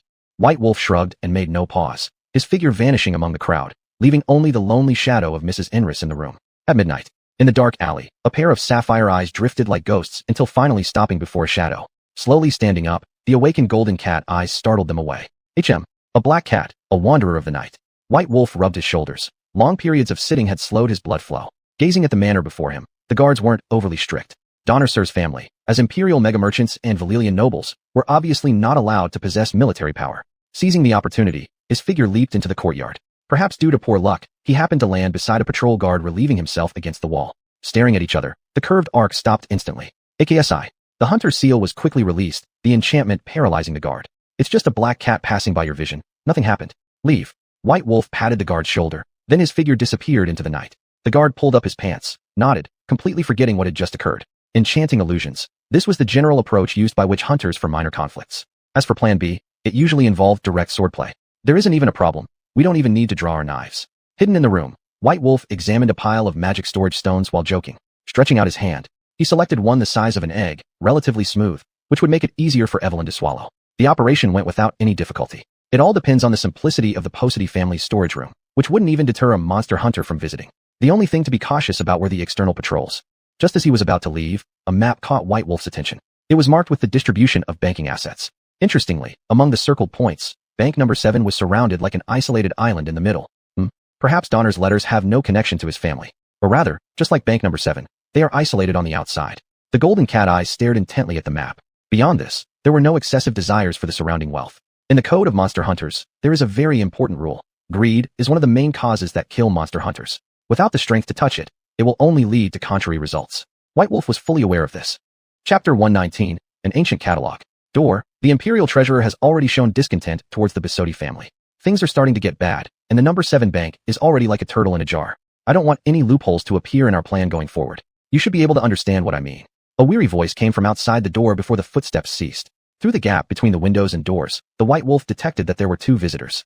Award, your concerns are still so severe. The influence of the family isn't something anyone can easily shake, even that guy. As the sound faded away, the White Wolf inside the room concealed himself in the darkness. The door was opened, and golden cat-like pupils reflected the images of two silhouettes, one fat, one thin. The thin one wore glasses and bore a resemblance to Door. The fat one had no hair, but was much taller than the former. Door, take a look. If there weren't doubts, these riches wouldn't just quietly stay here. The fat man gripped the cyan-colored porcelain vessel, and, with a crunching sound, it shattered under his feet. Ewald's sudden action caused the golden cat-like pupils in the dark to flash a fierce light as an unremarkable shard of porcelain cut across a face. Expensive porcelain is nothing compared to wealth, Door. Don't try to provoke me, because in terms of the family inheritance line, you have no qualifications. Proclaiming his authority, he took large steps toward the map and swept it up with one hand. Behind him, Donna tightly clenched fists stayed hidden in her sleeves. These details didn't escape the keen eyes of the White Wolf. Door said, Ewald, the Posity family has always been ruled by those who possess power. Ewald interrupted. Cough. Apart from your wisdom, what else do you have? The family power that can support your position? Or your traitor of a brother? His eyes glinted ferociously as the fat man grabbed Door's collar. As descendants of the Posity family, Ewald, who was from the main household, had always looked down on Door's branch. If it weren't for their utility, he would have banished them from the house long ago. Look at you. Mentioning that bastard makes you seem defeated. Remember, Door, loyalty is the only reason why you're allowed to exist. Ewald slapped Door's cheek humiliatingly, showing no respect for familial ties. All of this was captured completely by the White Wolf hiding in the shadows, an incredible scandal unfolding, yet not one that pertained to him. As the door closed, the unexpectedly arrived pair left with the map. After a short while, with his enhanced hearing and sense of smell, the White Wolf confirmed no one remained outside. Cyan-colored porcelain. This certainly isn't a common product of this region. Stepping out of the darkness, the golden cat-like pupils stared intently at the ground, lost in thought. There's nothing more to dwell upon. Leaving here is the right choice. Having made up his mind, after confirming the external situation was stable, he slowly departed. Just as he was about to jump off the balcony, a fallen book underneath caught his attention. Not due to the book itself, but rather because guards happened to be passing through the garden at that moment. Fortunately, the hunter's current room remained secure. He hid again, casually picking up the book which served as an alarm. A glance revealed writing on the dusty pages that read Summary and Discussion of Runes. Good stuff. The White Wolf marveled secretly. Runes were the foundation for carving rune stones, and also essential elements for creating talismans. The former could attach to weapons while the latter applied to protective gear. Just now, wasn't there a black shadow on the loft? You must be seeing things. Wildcats often appear around here lately. Haven't you forgotten how scared Saib got when he peed? The guards' voices gradually drifted away. Such careless defenses in the mansion naturally facilitated the White Wolf's departure. Rain Lane Bridge, Deveria capital, and a distinctive building located at the largest port. Walking along the coast, the White Wolf's golden cat-like pupils could already see the Rain Lane Bridge. Drizzle began to fall, a testament to the capricious weather changes typical of this season. Customer, looking to pound some wooden stakes? We can provide services to your satisfaction here. A scantily dressed prostitute stood by the wall, flirtatiously eyeing the White Wolf and making provocative gestures, hinting suggestively. At the corner, a foul-smelling beggar held up half a bowl and begged from the White Wolf, muttering all the while, "The Lord will forgive you for your charity." Occasionally, a few drunken men passed by leaning on each other. Underneath prosperity, every kind of filth breeds. If and is like this, the other city-states obviously won't fare much better. The White Wolf glanced sideways, reflecting silently in his heart. Crossing over two bridges, most people along the way, aside from some merchants, were sailors, with merchant ships docked onshore. Dock whistles sounded repeatedly under the sunset. The White Wolf paused at the Rain Lane Bridge where the cloaked figure awaited him. Evelyn. A simple greeting, trying to confirm the identity beneath the cloak. Unluckily, a group of saintly patrols passed by, glaring suspiciously at the White Wolf. Compared to soldiers, these guys resemble more of spies. They can be seen everywhere. Although their duty is to hunt down sorcerers, that doesn't mean they won't challenge a witch hunter for money. Shoo, White Wolf, follow me. It's no longer safe here. Those guys have already locked onto us. Evelyn grabbed the White Wolf's hand and turned into the street without giving him a chance to protest. The saint saw this and pursued relentlessly. Behind the hidden house, there was already no sign of human presence. The White Wolf stopped, clearly indicating Evelyn had led him to a dead end. It seems like the saints want to make a witch hunter rich. The White Wolf turned around, his fists gripping audibly as golden cat-like pupils glared at those who were surrounding them. The current environment suited perfectly for killing people off discreetly. After all, patrolling soldiers might turn a blind eye to the saints' arrest actions, but for an isolated figure like the White Wolf, the saints would shamelessly call for backup. White Wolf, jump up quickly. We leave this place. Evelyn, who had somehow jumped onto the eaves of the roof, called out. She didn't know the White Wolf's combat strength and could only take a conservative approach. Ignoring her, the witch hunter had already drawn Xianhua. Battle was now inevitable. Compared with still human saints, after the grass trial, the White Wolf could completely deal with the few enemies before him. Without any weapon, fist to fist, perhaps the witch hunter might be at a disadvantage due to numbers. Just leave. We are only after sorcerers. Don't oppose the Holy Church, witch hunter. The disciple captain opened his mouth to drive them away, yet his eyes occasionally glanced at the White Wolf's bulging pocket greedily, revealing an intense longing for money. Your eyes deceive your heart. Leave or put down your weapons, and a foolish witch hunter will die under your feet. The White Wolf carefully assumed a defensive posture, waiting for the flaw to appear when the opponent becomes angry from being challenged.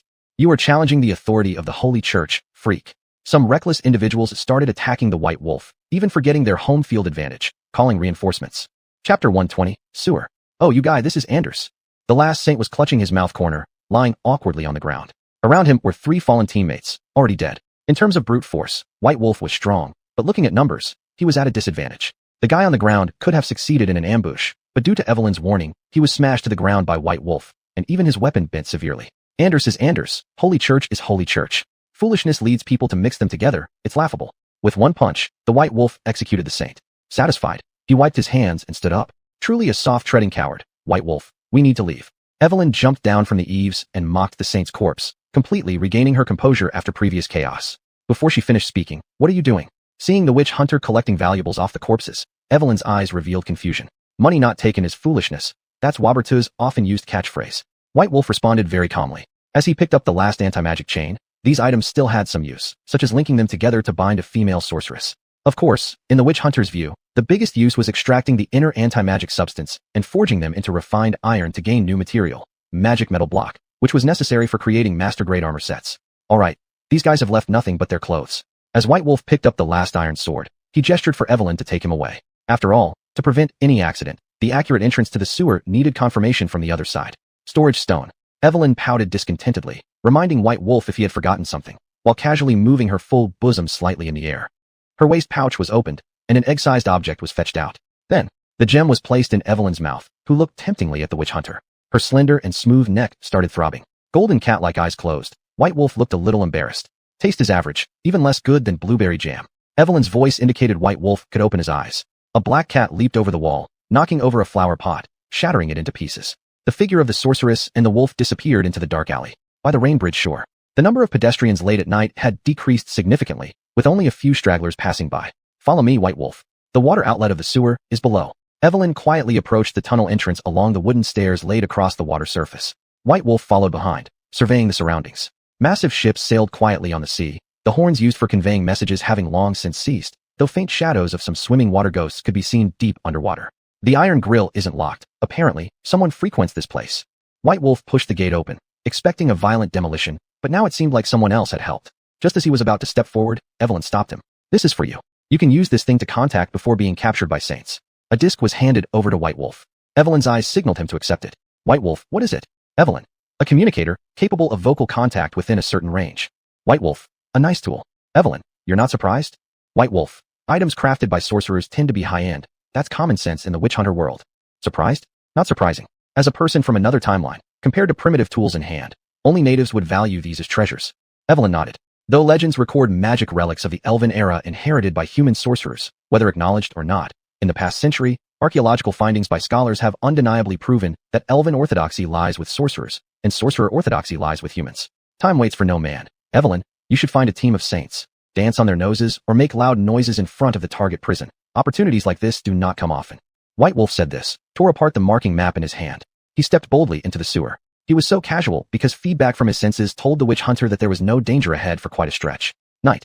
In front of the Holy Church prison, a guard dozing off was awakened by a high, opening blurred eyes and looking ahead. Evelyn stood boldly in the middle of the road, a fireball floating in her hand.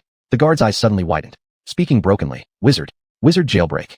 His shout woke the night, and instantly the prison was brightly lit, chaotic footsteps sounding as if facing formidable foes. To explain why Evelyn and White Wolf didn't directly attempt a raid, well, sir, times have changed. Magic is no longer the top trend of the century, just like cavalry dancing joyfully under the machine guns. This is not a world exclusive to witch hunters. They are simply as scarce as Taoist priests. Truly bizarre. A sorceress knight raiding enemies not only doesn't flee, but dares to continue provoking. The young saint had detained Evelyn, and the anti-magic chain was mercilessly locked onto her delicate wrist. This well-equipped saint was called Kale, in front of the jail. After a quick search, with a loud bang, Kale exerted a great deal of strength. Under his push, Evelyn lost balance and entered the cell. Behind her, the cell door was closed with even more force. Turning their gaze to the sewer. The situation's a bit tricky. I hope the time spent next won't be prolonged. White Wolf was stroking his jawline.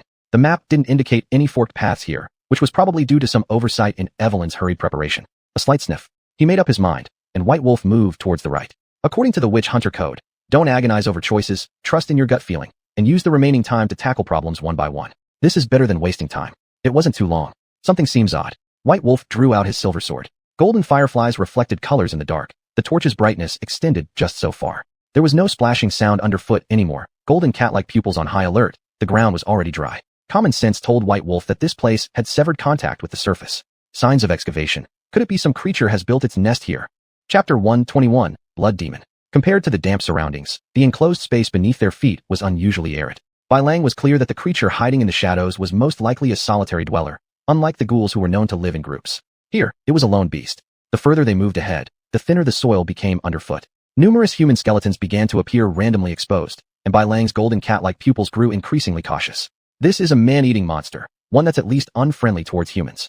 Holding onto the silver sword, Bai Lang finally stopped before a pit filled with decomposed fragments of corpses nearby. Given their current predicament, this was the only way forward. Bending down, Bai Lang picked up some biological remains, bringing them closer to examine.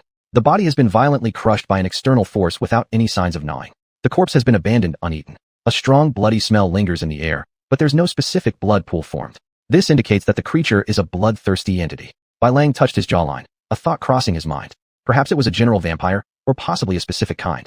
This conclusion flashing through his mind, Bai Lang's golden cat-like eyes occasionally swept the cave ahead. A burrowing, bloodthirsty creature that likes dark and dry places. It shows symptoms of hibernation. Before his words even finished, rustling sounds came from the cave, signaling the awakening of the monster, probably stirred by the presence of a living person. Bai Lang narrowed his eyes, alert. Releasing Quen, Bai Lang coated the silver sword with vampire oil, drank black blood, veins bulging on his temples, showing the effect of the toxins invading his body. Let me see what kind of vampire you truly are. Assuming a standard defensive stance, Bai Lang tightly focused on the dark hole. Partially concealed, the creature from the shadows wasn't in a hurry to appear, seemingly waiting for its prey to reveal a flaw. Bai Lang smirked in the dark, feigning an error deliberately. A shadow flitted past as Bai Lang's golden cat-like eyes swiftly followed, the sound of scattered bones filling the air. The Witcher turned quickly based on his sharp hearing. With a clang, the silver sword sparked. Blood Demon. Bai Lang squinted, observing the retreating monster. In the Witcher's manual, there was a semi-joking remark. There's nothing to be afraid of. Blood demons are just oversized bats. An unfortunate Witcher's last words. Facing the airflow directly, Bai Lang counteracted instinctively. Facing the blood demon's relentless attacks. This was an excellent defensive strategy. After all, wise Witchers know that the brain of the mad dog before him is about the size of a walnut. Discussing strategies with a blood demon is meaningless. Counter for counter was the sensible approach. You didn't think that you would also feel pain, huh? Truly can't judge a book by its cover. Bai Lang's wrist was scratched by the blood demon's sharp claws. Violent shaking made the liquid float in the air, causing intense discomfort due to the effects of the black blood. Glancing at the white-bearded vampire monster, its appearance could hardly be described with a single word. An aged body resembling a stooped old man, with wrinkled skin. Its 4 toes and fingers were exceptionally distinct, a circle of white hair covering its forehead, the head shape clearly identifying it as a deformed bat. Calling these creatures vampires is laughable. Humans equating them with Dracula as the same race is ridiculous. During the close combat, Bai Lang seized the opportunity, elbowing the blood demon under its chin. The silver sword then slashed across the monster's abdomen, pulling away distance. In the Witcher's manual, blood demons should belong to the category of blood-sucking monsters. They are not immortal humans. Compared to superstitious legends, they are all nonsensical. They are creatures formed after the convergence of celestial spheres, having no special reactions to garlic, holy water, or religious symbols. Compared to the image portrayed in folk songs and legends, blood demons do not have charming accents or handsome appearances. They aren't fair-skinned nobles either. Instead, they're red-tinged, smelly beasts. Additionally, Compared to Dracula's kind-hearted higher vampires, blood demons' method of drinking blood is far more brutal. They don't gently kiss a maiden's neck, creating a small wound. Instead, they use unshrinkable claws to dismember their prey into pieces, licking the blood splattered on the ground afterward. Cough, lucky or unlucky. Swinging the silver sword, accompanied by the shattering of Quinn. Seizing the moment, Bai Lang released a Witcher sign, the energy pushing back the heavily injured vampire. Right now, with a spin, delivering a heavy blow, Bai Lang's silver sword pierced the heart of the blood demon. In return, the claws left 4 deep scratches on Bai Lang's armor. Looking closely, one could see red marks seeping through Bai Lang's pale skin. Fierce creature, its astonishing reaction speed nearly slit my throat. Bai Lang leaned backward, quickly pulling away distance. For the fallen vampire, its armor-breaking ability was something even the best armor, Mahakan, would have to avoid. Not dead yet. Looks like the legend is true. As he spoke, the Witcher sign was released, fiery flames burning the blood demon's skin. When dealing with a creature of such incredible regenerative abilities, a silver sword and a magical seal are just the tools for the job. More fortunately, the blood demon facing Bai Lang had its slumber interrupted, so its bodily functions hadn't fully recovered yet. Slumber is a special characteristic of this kind of creature. Similar to pythons, once they've eaten their fill, they won't move for a long time. Slumber happens to be the blood demon's way of passing the time and maintaining longevity. Looking at the struggling vampire creature, the silver sword mercilessly swung, delivering a fatal blow. It's still moving. Bai Lang held up the blood demon's head, catching a glimpse of the claws still twitching out of the corner of his eye. With such strong vitality, as Wade has said, it seems that the only way to kill them is to pulverize their bones and scatter them to ashes. After putting away the loot, he used the silver sword to cut the blood demon into several pieces, then applied a Witcher's seal. He watched it turn into ashes, which were then blown away by the wind. Achoo! Bai Lang rubbed his nose, opened his logbook, and checked the information within. Loot, blood demon skull, bleed resistance plus 5%. Useless. Leaving those words behind, he began to search through the monster's den. No Witcher was willing to give up on the treasures hidden within a monster's lair, since no one knew what might be found there. Chapter 122, Gamma Prison. Rules upon rules, all broken and battered, not a single valuable thing left. Bai Lang stared at the solitary crystal skull in his hand and felt utterly bored, so he decided to retrace his steps. According to the map, the road ahead is clearly not rugged. Stepping through shallow, flowing water, golden cat-like eyes observed the surroundings. It seemed that it had started raining outside. Another fork in the road. At this point, Bai Lang didn't hesitate. The reason was simple. Based on the wind speed, this area formed a grid pattern, and one just needed to proceed straight. This is the place. Let's see what we find. Bai Lang gripped the locked iron bars with one hand. The damp and dark environment had already corroded them severely. A hard tug, but there was no response at all. The materials used were sturdy, and without a key, it obviously couldn't be opened. Based on the hunter's code, there must be a way nearby to solve this problem. Golden cat-like eyes scanned the surrounding area. There was something abnormal beneath the mud. Soil from the outside world shouldn't be here. Throwing away a clump, a glance revealed it. A thief's skeleton, even bearing arrow wounds. There are no water ghost creatures or other flesh-eating beasts around here. It counts as good luck. Bai Lang knew well that the smell had been masked by the covering of mud. It hadn't turned this place into a gathering spot for monsters. Upon thorough searching, he indeed found a crude copper key. From this, it could be judged that the sewer system had been built many years ago. The match is correct, which saves quite a bit of effort. Bai Lang stepped over the grill. In just a few steps, he reached the end, where there were only scattered vertical wooden ladders on the wall. Judging by the current situation, this was the only way to reach above. Pushing aside a plank of wood, light appeared. Looking at the environment, this should be a storeroom. Evelyn sure knows how to pick places. Sneaking out quietly, he followed the stairs up to the second floor, which was also safe, without even a guard present. Careful observation revealed that this was a resting area. The absence of people likely meant they were out patrolling. On the map, this building is marked as connecting to the Magician Prison, which is the legendary Gamma. The specific route requires passing through a door on the 3rd floor to reach the other building, which conveniently happens to be the prison's end. Bai Lang put away the blueprint and tiptoed towards the staircase. 2 muddle-headed saints yawned, a few candles struggling to remain lit. Ben, those female magicians are going to be publicly executed the day after tomorrow. Can we take advantage of our authority to have some fun? Wendell, the church has made it clear. Those lowly magicians are the kind who eat humans and don't spit out the bones. Do you want to turn into a pile of bones yourself? Don't forget, the last guy who thought that way now has grass as tall as your toes growing on his grave.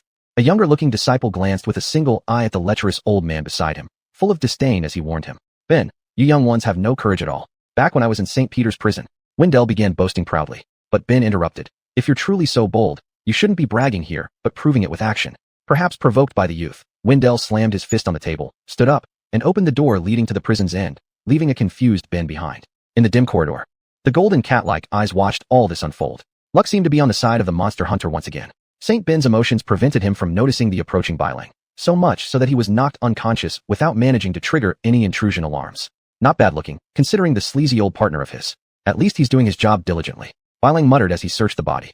Unfortunately, he found no accessories related to a key. Cough. Seems like something interesting happened on the other side of the door.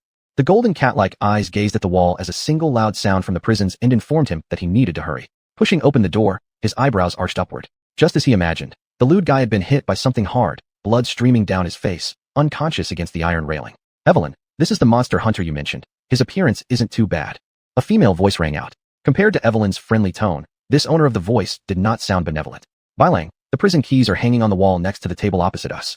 Hurry and free us. Through the iron bars, Evelyn pointed to the nearby empty space. A place that should have had someone on watch was now completely deserted. To imprison important criminals and yet guard them so loosely, Bylang drew the thousand-flower sword. The vigilance innate to monster hunters allowed him to handle unexpected risks anytime. A quick fetch, the sound of the collision didn't attract any ambushers. This was somewhat unexpected. According to the plot, at this point, a large number of rough-handed men armed with weapons should have swarmed in, surrounded Bylang, and then the protagonist would start showing off. Unfortunately, the enemies didn't seem to have this plan in mind. Hurry, Bylang, it's not safe here.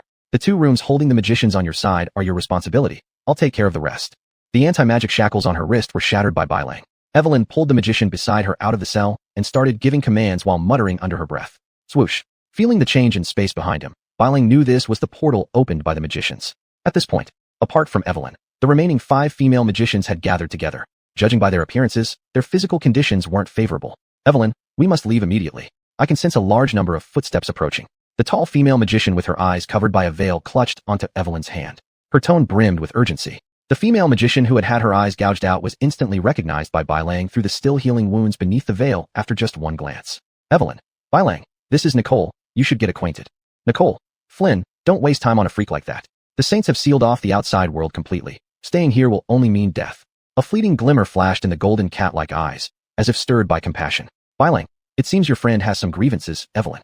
In an instant, his broad arm raised. The hunter-specific hand crossbow leveled straight ahead. Its arrowhead glinted sharply, whistling past Nicole's earlobe. The smell of blood and sharp pain made sweat break out on Nicole's forehead. Evelyn, what are you doing? Before the hunter's name could be uttered, the door behind Evelyn was kicked open violently, and a corpse of a saint was nailed there. The source of the blood came from that. Bylang, go, it's no longer safe here. I'll buy you time to escape. The situation grew complicated as golden cat-like eyes observed the saints blocking the jail door. Several of them held anti-magic devices capable of severing portals. At this moment, someone needed to stay behind and cover the retreat. Bylang knew clearly. Evelyn's internal explosion plan had failed miserably for reasons yet unclear. At least for now, they couldn't rely on the magician's magic support. Attack. Chop down that monster hunter for me. Let the female magician survive. Upon the order, the prison erupted into chaos. Golden cat-like eyes narrowed as the steel sword came forth. A highly representative defensive stance of the monster hunters unfolded. Seeing this, the rushing saints hesitated somewhat before a voice broke the stalemate. It's that young saint named Caleb. A sudden realization. Evelyn's voice came from behind him. By now, all 5 magicians had already stepped through the portal. Chapter 123. His name is Mang-Ji. Stay and face the danger with the monster hunter. It's against the natural order, Evelyn. The white wolf faced away from the magician, his tone calm and steady. The teleportation gate behind him had disappeared. Normally, in a dangerous situation, instinct would make people flee for their lives. The female magician's abnormal behavior naturally made the monster hunter curious. Jala, what nonsense. How dare this couple show affection in front of a single dog like me? It's unforgivable. Brothers attack. The actions of the white wolf and Evelyn clearly irritated a certain person's nerves. Jala looked puzzled at those around him. As the captain, he expected his subordinates to act after receiving orders. A disciple was embarrassed. Captain, I have a partner. Before the words finished, the unfortunate person was kicked down by Jala. Yes, these people like to discipline their subordinates with their feet. Jala, all of you attack. The white wolf stared at the clownish figures before him, a silver sword flashing light in his hand, a red nose appearing faintly. He very much understood that this disciple named Jala was no ordinary person. At least, the attire was more sophisticated than that of common extras. Yes, sir. The disciples surged forward, attempting a final stand with the white wolf. In the holy teaching, defying a superior officer's command was more terrifying than being killed by an enemy, and dying by the blade would be more merciful than enduring torture. Comically, the cramped space could only accommodate a few fighters, making the terrain one where the white wolf could afford some confidence. A golden cat-like gaze spotted shadows, and immediately, a figure fell to the ground. A slight movement came from the white wolf's earlobes. From the crowded cell door came hurried sounds. Captain, the remnants of Cliff sect attacked our courtyard. The leader is slaughtering everyone in sight. The arrival rushed in breathlessly and reported anxiously. Upon hearing this, Jala's expression turned grave. Today was his watch. Troubles were piling up one after another. It seemed the goddess of bad luck was paying special attention to him. After staring at Evelyn behind the white wolf for a long while, with a command, all the disciples retreated from the cell door like retreating tides, including several surrounding the white wolf. Following the order, they left behind the bodies of their fallen comrades, covering each other during the retreat. They feared the White Wolf might stab them in the back. Remember, Monster Hunter, you'll pay for this someday. Jala left after throwing these words over his shoulder. A different kind of sentiment, which the White Wolf keenly perceived, suggested that the threat level of the Cliff sect in the eyes of the Holy Church might even surpass that of magicians. In the jail cell, only two people remained, Evelyn and the White Wolf. The Cliff sect. Could it be that guy? Unforeseen events prompted Evelyn to mutter quietly. The White Wolf caught every flicker of thought in her eyes without missing a beat. Are you acquainted with the person who intervened? Asked the White Wolf. Evelyn replied, we've met once. As for whether the person coming is the same, it's hard to tell now. The female magician answered while trying to open a teleportation gate. What's wrong? Where has my magic gone? She looked calmly at her palms and then towards the White Wolf, saying, perhaps we should crawl through the sewer again. At least under the current condition, it would be safer without the teleportation gate. Clearly, despite losing her magic, Evelyn wasn't panicking but remained calm to a degree that felt quite real. Teleportation gate. This mode of transportation was certainly what the monster hunters despised the most. Crawling through sewers indeed appeared easier to accept. Underground. Throughout their journey, they encountered no obstacles whatsoever, including the monsters that should have been roaming around. The White Wolf asked, you mean, the remnants of the Cliff sect are called Mangji? Evelyn responded, without seeing it myself, but besides him, I can't think of anyone else who would elicit such hatred among the church members. The two walked one in front of the other. In the sewer, their remaining conversation floated along with the echoes. Evidently, you're interested in this accidental maker, White Wolf, said Evelyn. The White Wolf paused slightly, then said, Evelyn, you're an intelligent sorceress. You've got a skill in reading people that even a monster hunter would admire. The golden feline gaze was utterly still, and so was the magician's attitude. After a moment, Evelyn said, do you want to know? The White Wolf shrugged, of course. Evelyn smirked slightly and continued, is it the Cliff sect or that Mangji? Depends on your mood, the White Wolf said. Evelyn twirled around and hopped in front of the White Wolf, blocking the way forward. The White Wolf stopped his steps but did not get angry, slightly bowing her body forward. She was about to approach the hunter when the White Wolf lifted his hand and pushed her gently away, not showing any gentleness. Hee. Didn't expect Mr. Wolf to blush sometimes too. Holding her lips, Evelyn bounced lightly to the side following the push, mischief gleaming in her eyes. I don't have time to fool around with you. You should understand that, the White Wolf said. He took a step forward, leaving the magician behind. For the White Wolf, understanding a Cliff sect and Mangji wasn't an interesting matter. However, walking through the sewer was unbearably boring, and since Evelyn didn't wish to narrate stories to pass the time, there was no need to force her. Evelyn, wait for me. White Wolf, you shouldn't rudely leave a lady behind. When there was no response from the other side, she stamped her foot petulantly, her pearl-like teeth gently biting her red lips. Evelyn lifted her skirt hem and hurried after the monster hunter. All right, White Wolf, you win. The golden feline gaze looked toward the shadow on the right, gradually shrinking, deliberately slowing down the pace. This behavior had its own game of pretending to let go to catch better later. Mangji is the last flare of Cliff sect, of course. The Holy Church and Cliff sect are mortal enemies. You can tell that from the actions of Jala and the other saints. Evelyn caught up with the White Wolf, muttering under her breath. The golden cat-like eyes flickered slightly, confirming that Evelyn's brief words were filled with gunpowder. This was not aimed at the White Wolf. Rather, it was Mangji and his sect behind him. The Cliff sect worships a god named Cliff according to their beliefs, a legend capable of suppressing all monsters. Pausing deliberately to glance at the White Wolf's reaction, the golden cat-like eyes remained indifferent as White Wolf's face revealed boredom. It seemed the story couldn't move his master. Evelyn continued. The root of the Holy Church actually stemmed from here. There was no noticeable movement in the cat-like eyes. Simple words stirred the White Wolf's interest.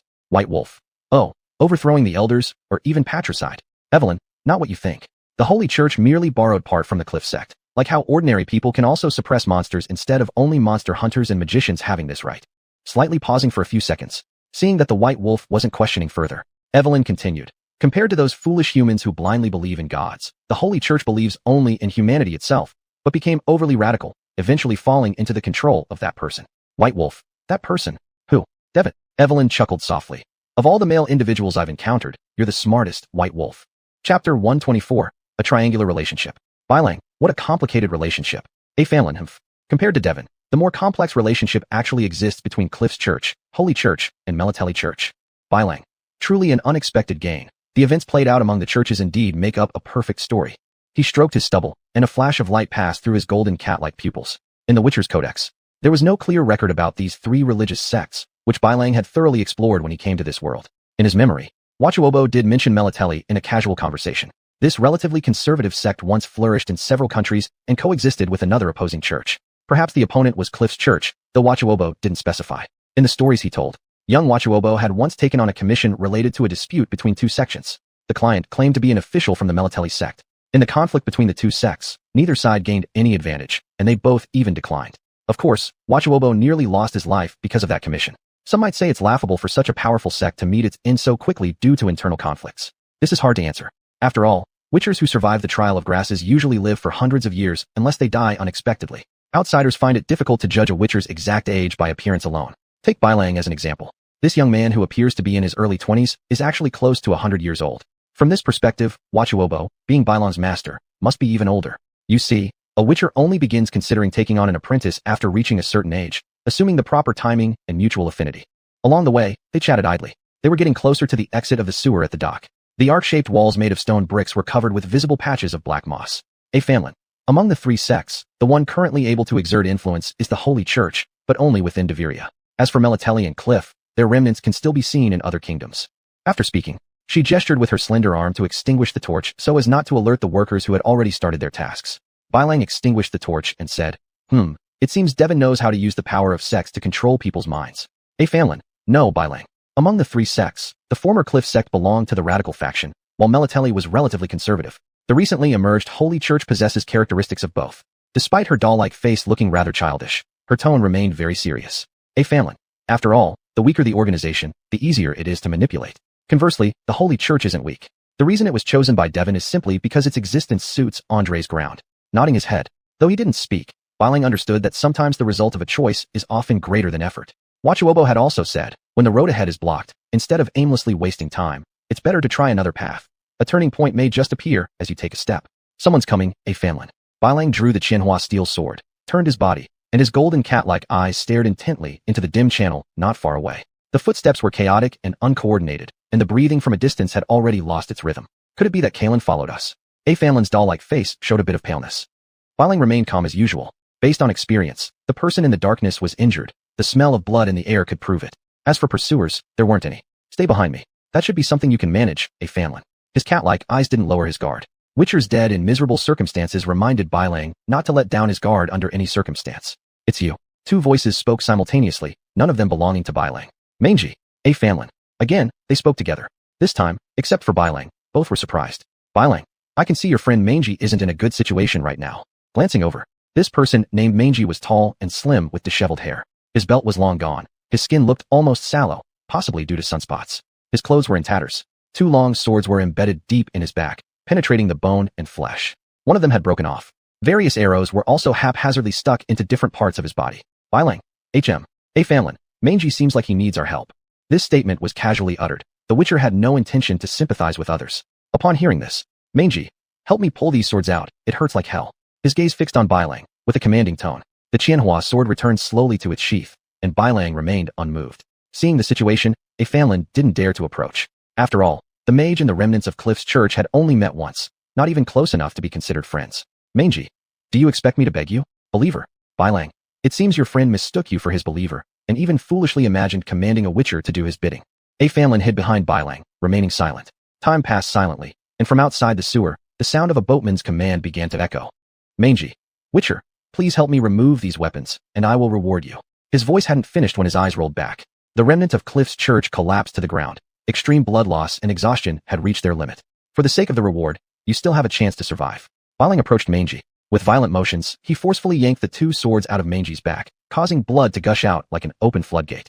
By doing this, the outcome might be worse than if you left them in. Bailang, a Fanlin began to cast a healing spell. Just then, the female mage felt a sudden warmth in her abdomen as long-lost magic surged back to life. Throughout the prolonged history of arcane inheritance, many high-tier spells disappeared, leading to one prominent result. Curative and supportive magic was preserved relatively intact.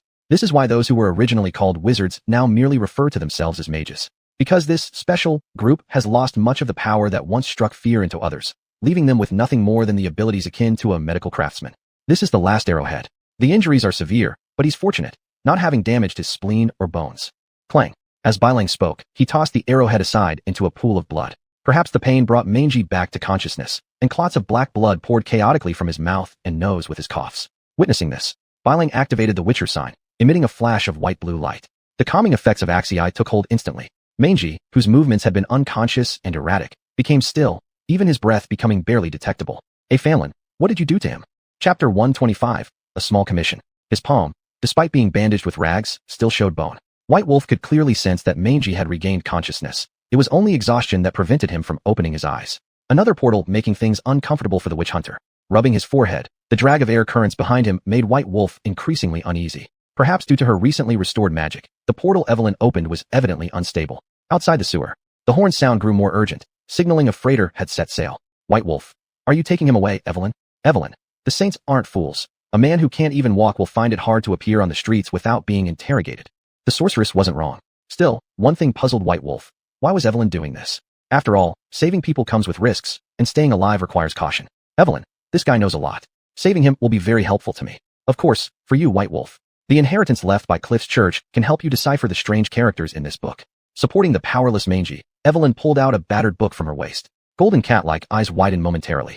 A flash of cold light, and already the 1,000 flowers blade rested against her slender neck.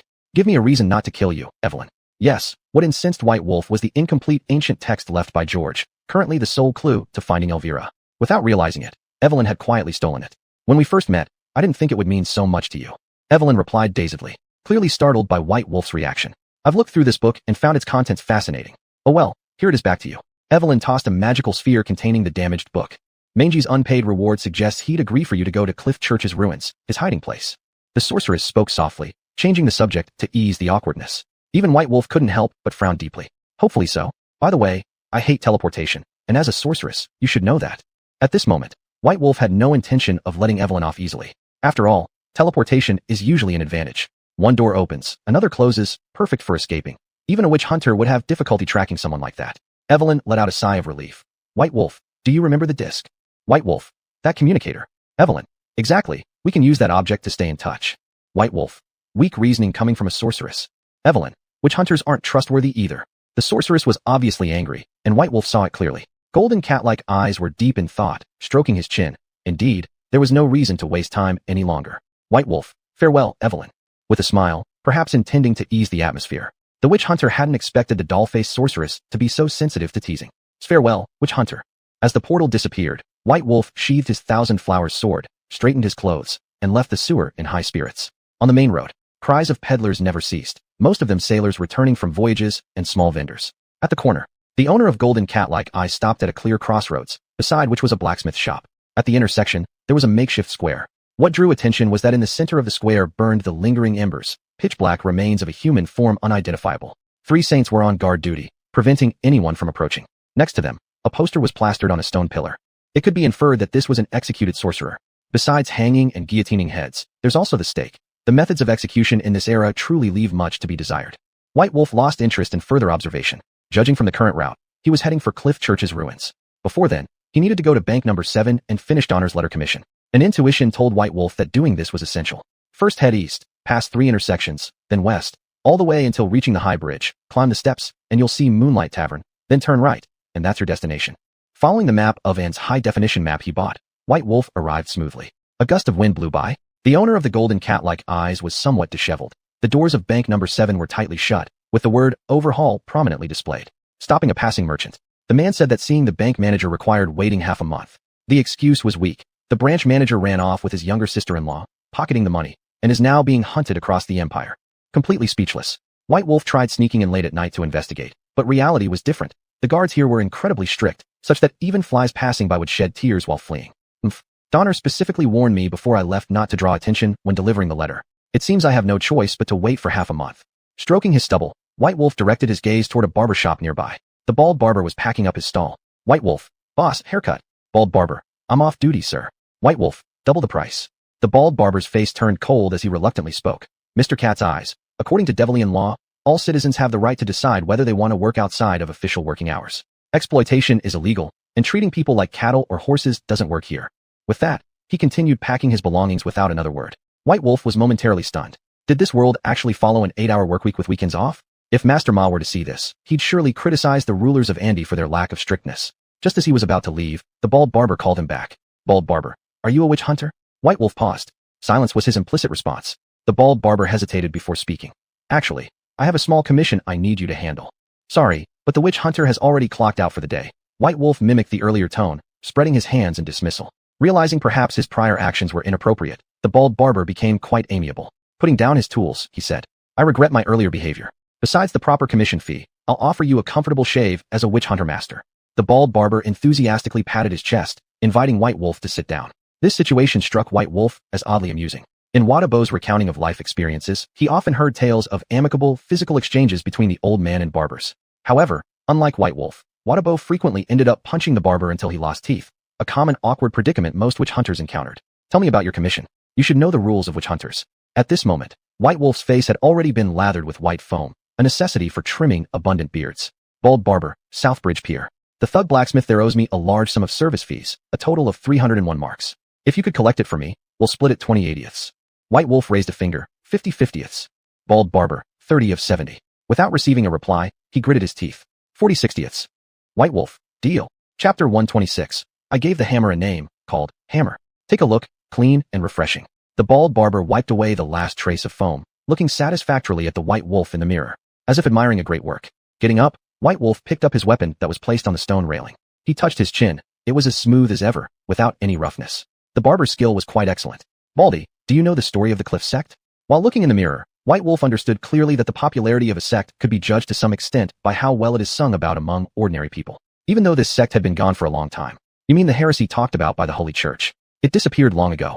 Witch hunters wanting to explore the remains left by the church is indeed a good idea. The bald barber slowed his movements, his face filled with mystery. He even joked around with White Wolf. Baldy, are you really going? His eyes were full of surprise, his face tightened. White Wolf, you should know where the ruins of the Cliff sect are located. Baldy, just north of the city, go straight out the Andy Gate. Don't look back, you'll meet the haunted place. The barber quickly packed up his tools. Picking up the yellow copper basin, he didn't look back as he went into the room. Bang. Leaving the witch hunter alone outside, drinking the northwest wind. Interesting, what kind of ghost can actually make people scared? Touching his beardless chin, White Wolf's figure disappeared in the alley. The ruins must be visited, money must also be earned. Thus, before the night completely covered the sky, White Wolf returned to the crossroads. The executioner saint has disappeared, the corpse of the burnt mage was already cool, even the crowd watching the spectacle had already left. That dead-owing blacksmith, his shop is here. White Wolf touched the fire-extinguished furnace. There was no residual heat, proving that its owner hadn't forged iron recently. Looking at the door, tightly closed.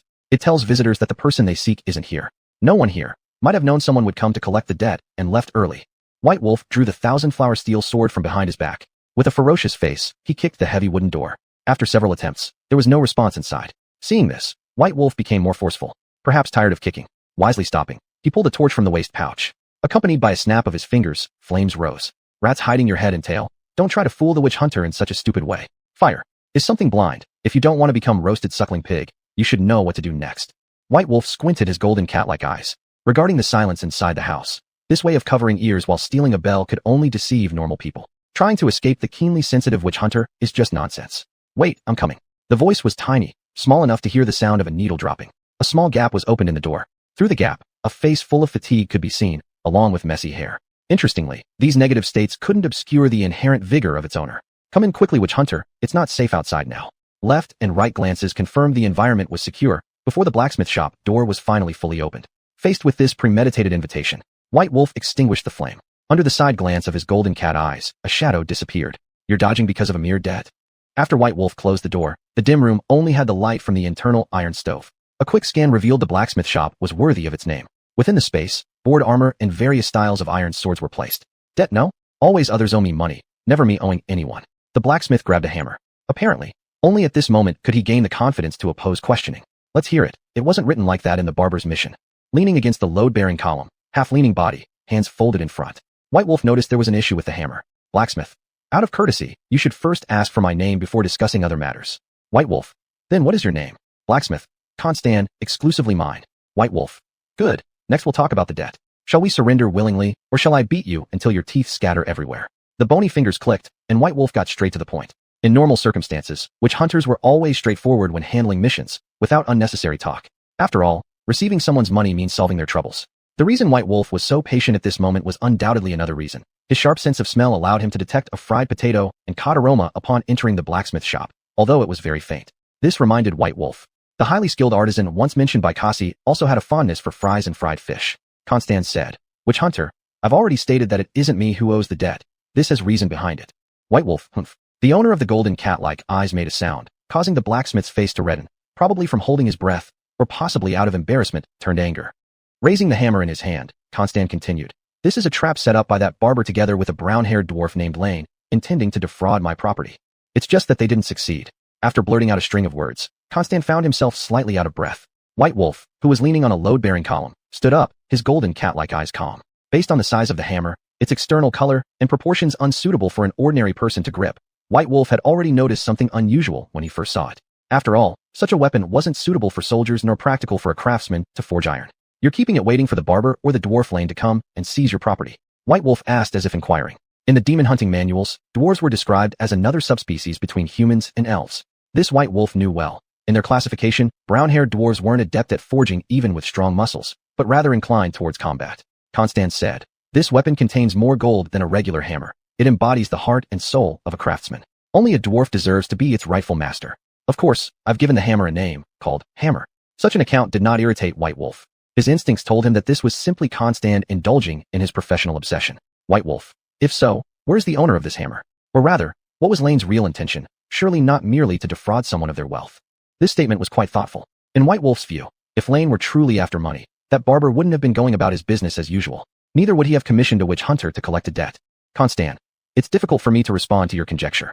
At least, if you wish to uncover the truth, you can go to the ruins of the Cliff sect, which was the last place where Lane left any word. White Wolf, the Cliff sect, connected to him. Chapter 127, The Rural Melody of Anders. What clues have you discovered, Witcher? Constant met the golden cat-like eyes, and the whispers from the other party sparked great curiosity in this blacksmith.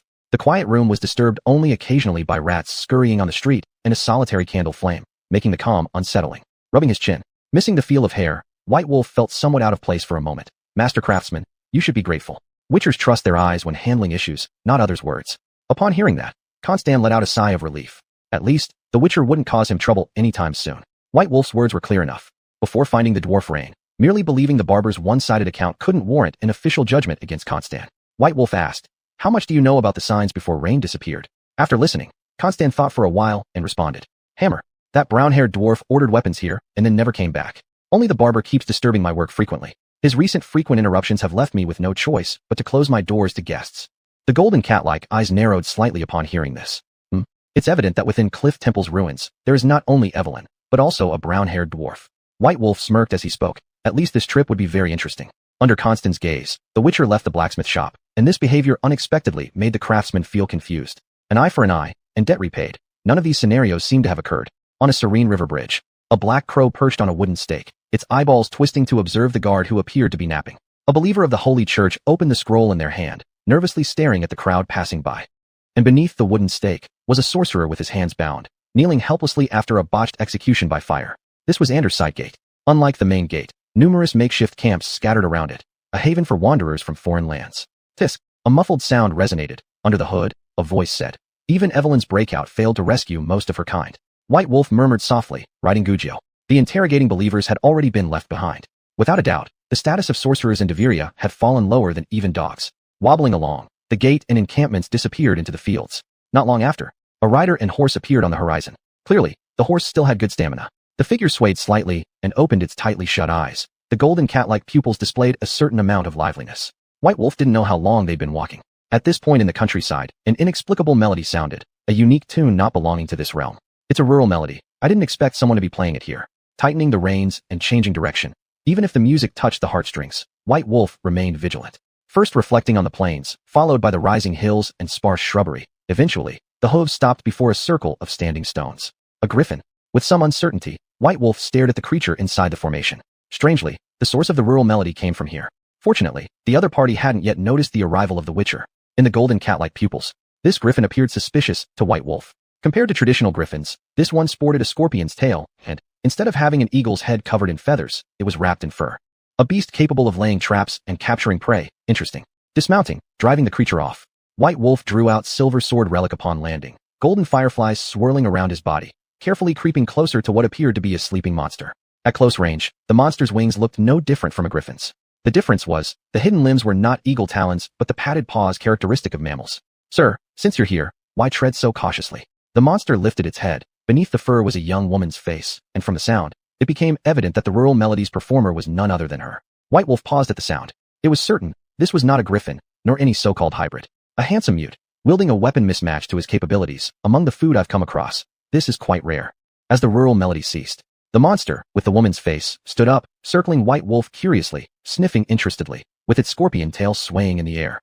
The owner of the golden cat-like eyes remained composed. Experience told him the monster currently had no intention of becoming adversaries. "This is a scorpion-tailed lion," whispered White Wolf inwardly. In the Witcher Codex passed down by Vadubo, there were few detailed records of such creatures. Complicating matters further, people often confuse scorpion-tailed lions with griffins. Even more frightening, many Witchers have died due to mistaken commissions involving these creatures. Another point worth noting, unlike the griffin with an eagle's face, aside from the feathered wings, the overall image of the scorpion-tailed lion leans more towards that of a lion. Additionally, the females possess youthful and beautiful human faces, whereas the males have something peculiar, a face resembling an elderly man.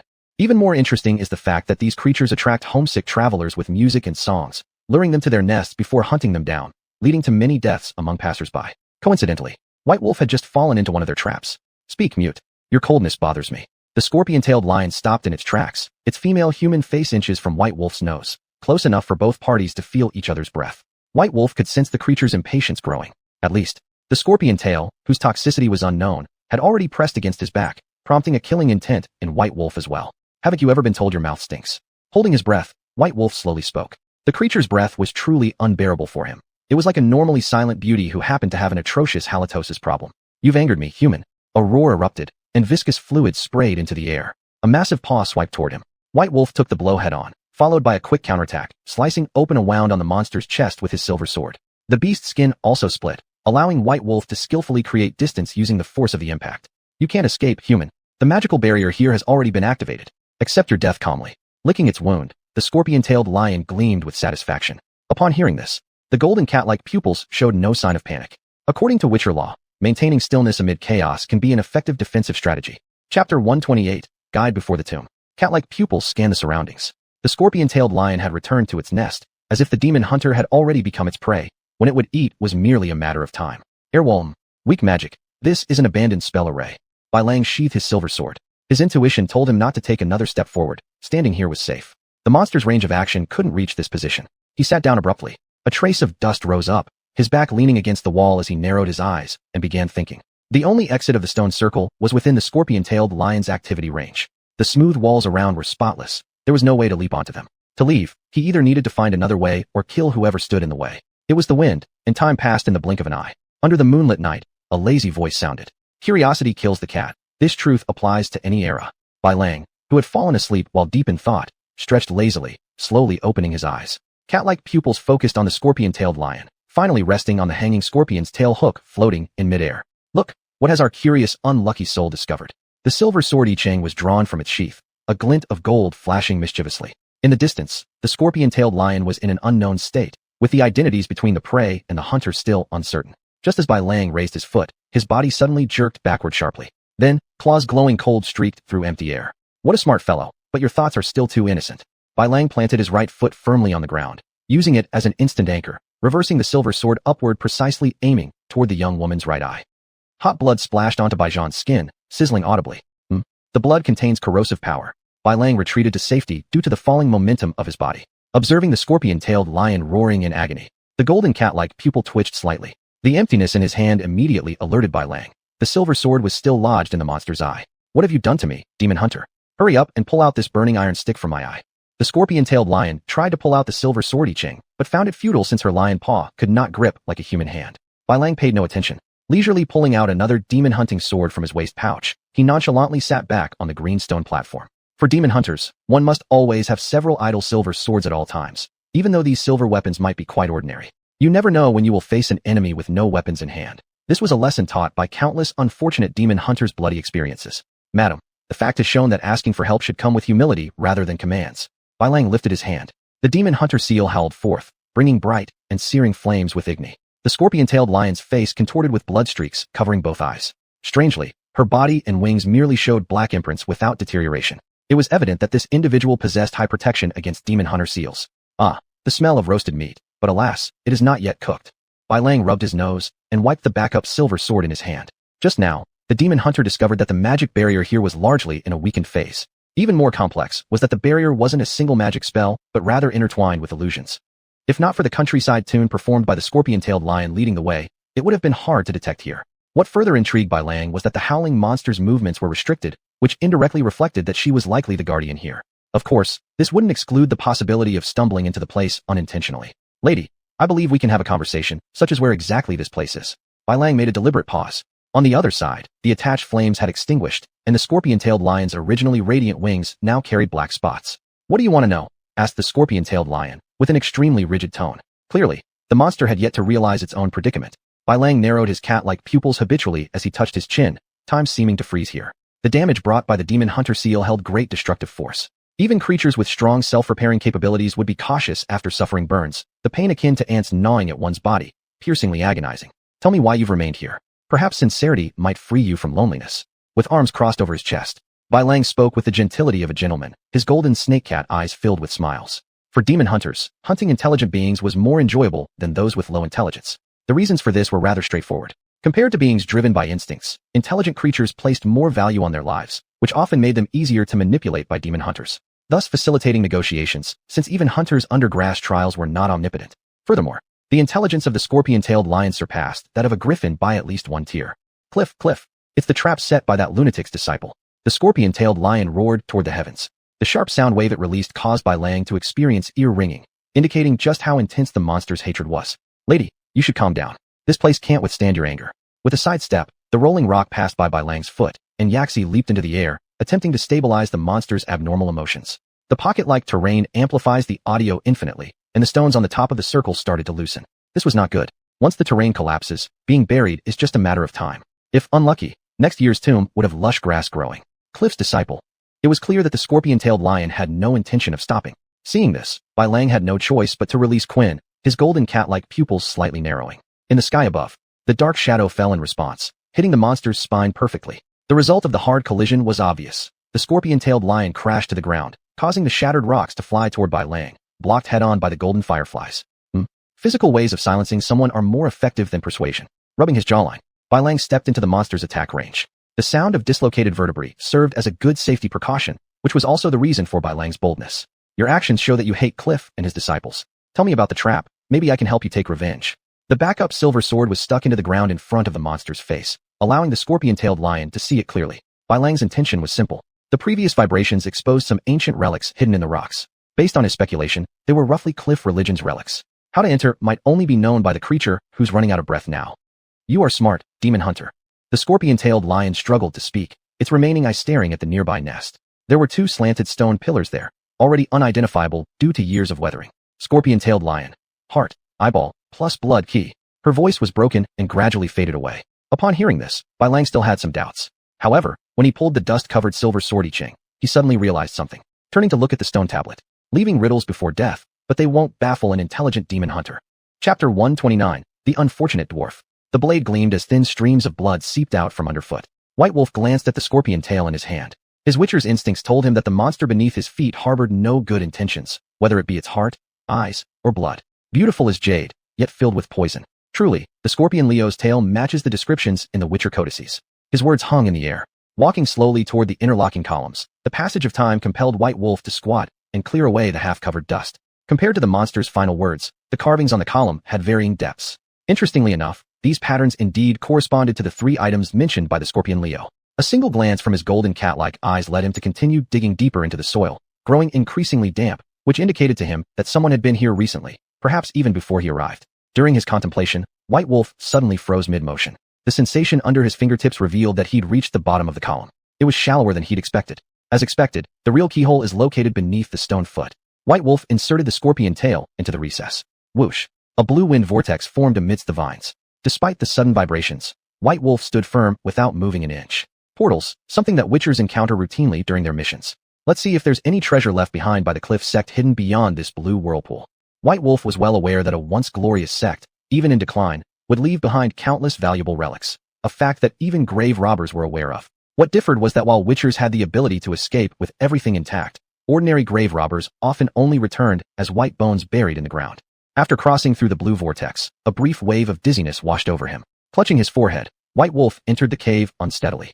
Unlike the usual pitch-black environments he was accustomed to, this one emitted light, accompanied by a panicked voice. Who are you? Was it Constant who sent you? The unfamiliar voice made White Wolf take a quick look at the speaker.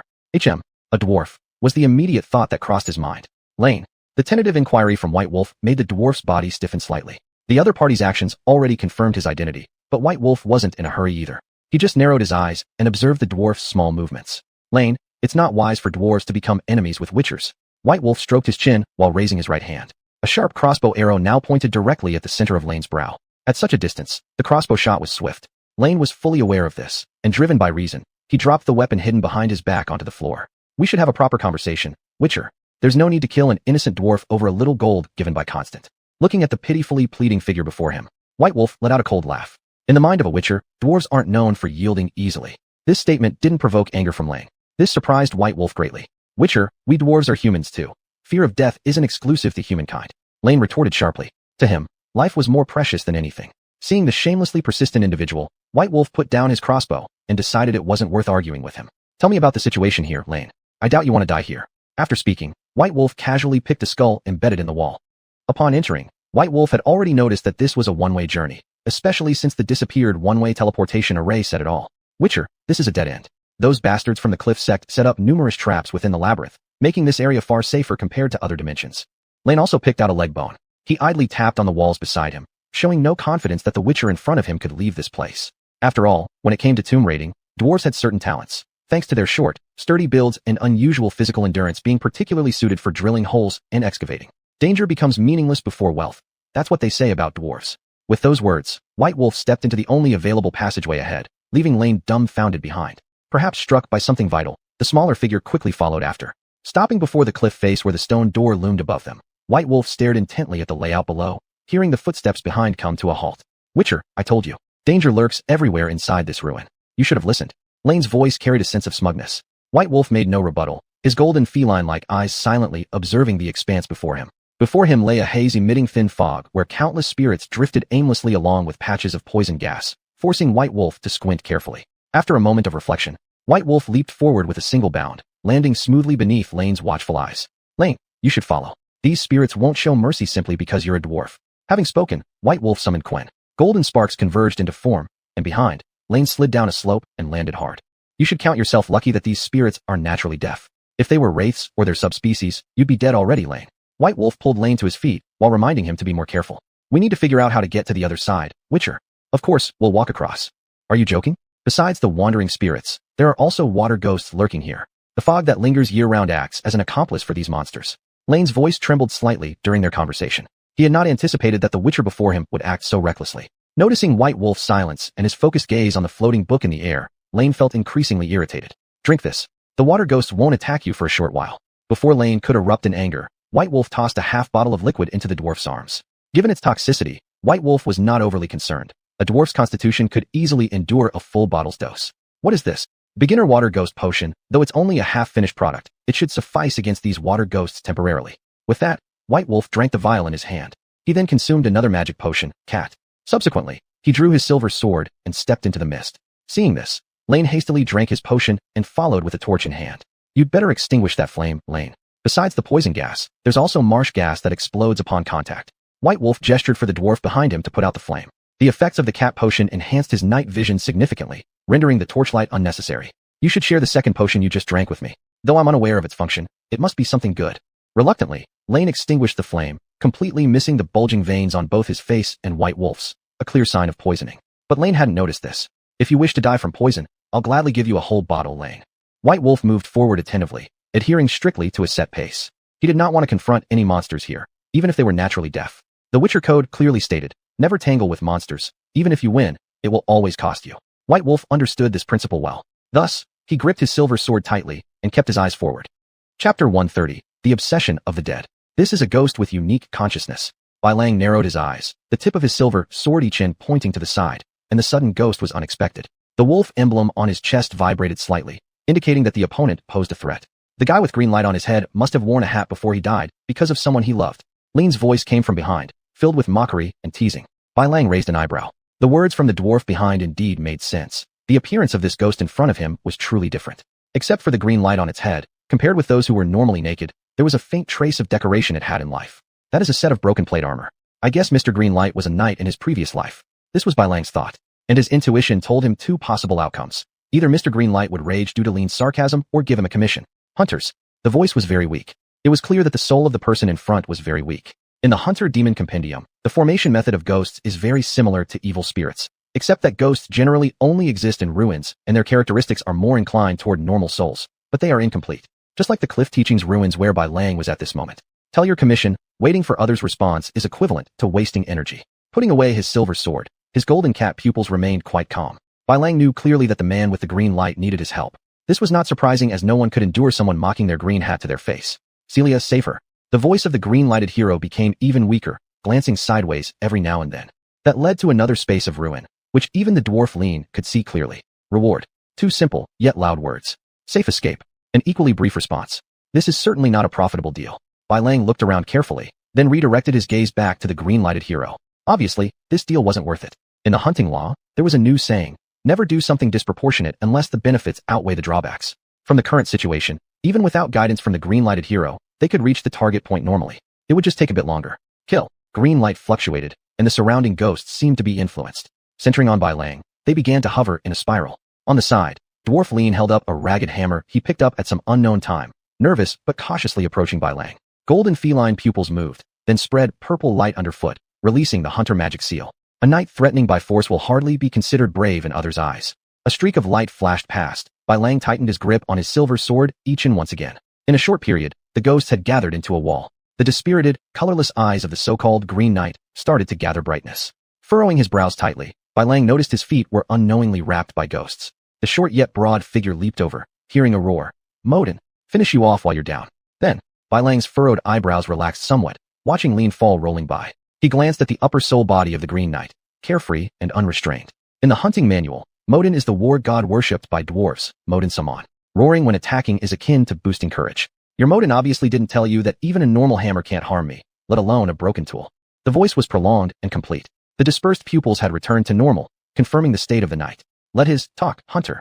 Revealing his name, the Green Knight lifted his hand, and the pretending to be dead Lean was lifted into the air. This was a threat, Bai Lang understood clearly. Unfortunately, hunters wouldn't lower their weapons for a dwarf, regardless of how many souls stood against them. To hell with respect.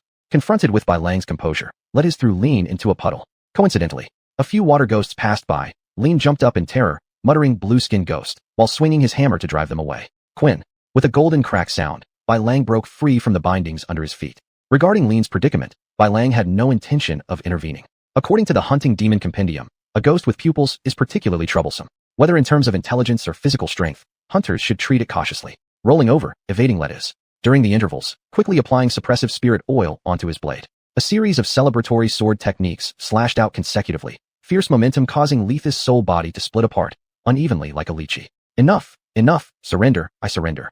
The voice stammered, simultaneously pleading. A cold flash swept past. Without any hesitation, Bai Lang casually pulled out a silver dagger and thrust it directly at Letha's forehead. The rest of the ghosts lost their command and started wandering aimlessly. Yes, the reason why ghosts are called blind ones lies right here. I thought he'd be a tough one, but turns out to be a coward. Bai Lang sheathed his silver sword chin and began to examine up close. Letus. Upon examination, it was a young soul, not in an elderly state before death. A face with sharp angles, a robust body, and decent plate armor proved that Letus should have been born into a minor noble family. I can see that you were not in good condition before your death. At least resentment kept you from being reborn. Bai Lang had both hands crossed in front of his chest. He quietly observed the soul whose pupils were gradually dispersing. Help me, Hunter. The voice sounded haggard, with more pleading than the previous posturing. This took Bai Lang by surprise. Tell me your story. Maybe it will help with your request. Would you help me? Hunter. No. I need to weigh my options. What do you want to know? The content of the commission. Celia, save him. Their conversation was interrupted as a letter was handed to Bai Lang. Letus's pupils completely dispersed, and his movements became stiff. Letter commission, huh? It seems like another emotional issue. Bai Lang opened the envelope and muttered to himself. Glancing at the content, his rough guess was correct. Letus, Vermeer abandoned me. Now there is only you left. I need your help. The letter was long, but most of it was corroded and covered by bloodstains and mud, leaving only these words visible. Hate those blue-skin ghosts, fishy smell so much. Lean through the innards of the water ghost off his face, full of disdain. Hunter, stop talking nonsense and quickly kill this green guy. There's no point causing trouble now. The dwarf figure stepped closer. His battered iron hammer was raised high. Lean, behave yourself. If you don't want to be surrounded by water ghosts and wraiths, put down your broken hammer. Bai Lang tucked away the letter and said indifferently. He knew clearly that the action essence of blind wraiths was similar to bees and ants, requiring a leader, currently controlled Letus. He almost killed me, Hunter. Lean was still furious, yet his body was very honest, dragging the hammer behind Bai Lang. His eyes often sneakily glanced at Letus who was following them, trying to hit him on the head when he wasn't paying attention. Chapter 131, Disappeared Memories. Letus, tell me about your past with Celia. It's very important. The white wolf passed through one ghost after another, with Letus, who had green eyes, dumbly following behind, making the passage quite smooth. At least the ghosts wouldn't cause trouble like water demons and swamp witches. No echo. The white wolf glanced at Letus, whose pupils were dilated. I'll ask the questions, you just nod or shake your head. This will help rescue Celia. Upon hearing Celia's name, Letus' scattered pupils flickered with a bit of light. The white wolf was very clear about the main purpose of coming to the Cliff Church ruins. It wasn't to solve a knight's love story. Rather, it was to find Mangy and obtain that ancient book which could locate Olivier. After a pause, his golden cat-like eyes had already reached the end. Regarding Celia, is she here? Nods. Based on the degree of corrosion of the letter, did this happen within the last 10 years? The white wolf touched the rough walls, searching for possibly existing stone door switches or illusion magic. Tillus continued to nod beside him. Do you love her? Yes. The white wolf stopped his movements and looked meaningfully at the soul who suddenly spoke up. You should nod rather than speak. Letus fell silent and could only silently lower his head. To survive alone here for 10 years is an extremely remote possibility. Even if we find Celia, there will likely only be a pile of white bones, or perhaps not even bones left. The white wolf muttered to himself, breaking the wall illusion with Journey's eye in his hand. A dark tunnel emanated with gloom and stench. Just see her. Letus' voice became somewhat hoarse, his sole body wobbling, with the green light above becoming more glaring. Golden cat-like eyes slightly closed, no longer questioning. What's so good about women? Strong liquor is the romance of men. The existence of Ryan dragging a hammer angrily pushed away the white wolf and stepped into the tunnel with large strides. The dwarf's resentment and trembling did not escape the capture of the white wolf's eyes. Ryan has a story similar to yours, Letus. The white wolf said a sentence and followed suit. Proceeding along the way, the putrid smell made the white wolf nauseous. There were no corpses or strange things here, prompting the white wolf to become cautious. What is this, mushrooms? Ryan's doubts instantly drew the white wolf's attention. Taking over some plants from the dwarf's hands, the strong stench almost reached the white wolf's nasal cavity. He was momentarily taken aback. This is hellwort. The white wolf pinched his nose and concluded. In the demon hunting manual, records about hellwort are few, only sparsely mentioning their resemblance to mushrooms, completely red bodies, and emitting a piercing foul odor. This foul smell only targets the demon hunter's nostrils, and common creatures have difficulty discerning it. That's why Ryan showed no reaction to the air's smell. A strange name, just as uncomfortable to hear as vicious witches. Ryan threw away the hellwort in his hand, showing extreme aversion. The white wolf raised his eyebrows. Witches, the derogatory term for wizards and sorcerers. Anyone given such titles often carries the blood of countless innocents. Demon hunter, you're actually interested in these red things, which is confusing. Collecting the action puzzled Ryan, looking incredulously at the white wolf. Everything has its use. Don't underestimate anything insignificant, Ryan. In the demon hunt code, even cow dung is excellent wheat fertilizer. The white wolf collected very quickly, with hellwort remaining only what Ryan had thrown on the ground. Before picking it up, it was already placed in Ryan's bosom. The white wolf didn't joke around, but continued to proceed. What Ubu had once mentioned unintentionally, regarding the use of hellworts. Although ambiguous, the white wolf remembered it clearly. These plants from the time of the celestial conjunction, merely grinding them into powder and igniting them, the emitted odors can summon demons and even repel in reverse. Demon hunter, don't you have any questions about Constant? Ryan was curious. Regarding your conspiracy with the barber to defraud the blacksmith, you should be more knowledgeable than anyone. In the seemingly endless tunnel, White Wolf's counterquestion floated about. For the commission from Constantine, White Wolf always held a suspicious attitude from beginning to end. Evelyn had once mentioned, when Devian had not yet overthrown the Devarian royal court to establish dictatorship, dwarf situation was just slightly better than mages. If it weren't for their superior iron forging techniques, these little dwarves would have died miserably. After Devian took power, dwarves were pardoned, but bias still existed. It was Dewey, the hairdresser. He contacted me for cooperation and wanted to swallow up Constantine's heritage. Ryan opened his mouth. White Wolf didn't feel surprised. Seeing the demon hunter's lack of response before him, Ryan continued. Dewey has Besotti family backing him. He's the dog you would keeps in the shadows. After those words, the golden cat-like pupils flashed with a fleeting light. Besotti, Dona's family. The White Wolf associated this with Dona, even recalling the map marked with the number 7 bank. Without much discussion, this prompted Ryan to speak again. The Besottis are big capitalists in Devilia. 1/3 of the army's expenses are covered by them. Aren't you curious why such a giant would be interested in a small blacksmith like Constantine, demon hunter? Ryan tried to attract the White Wolf's attention, his words enticing. Of course, you know the reason. The White Wolf responded helplessly. For this chatterbox dwarf, even Letus as a soul form was trembling slightly. I don't know. Then shut up.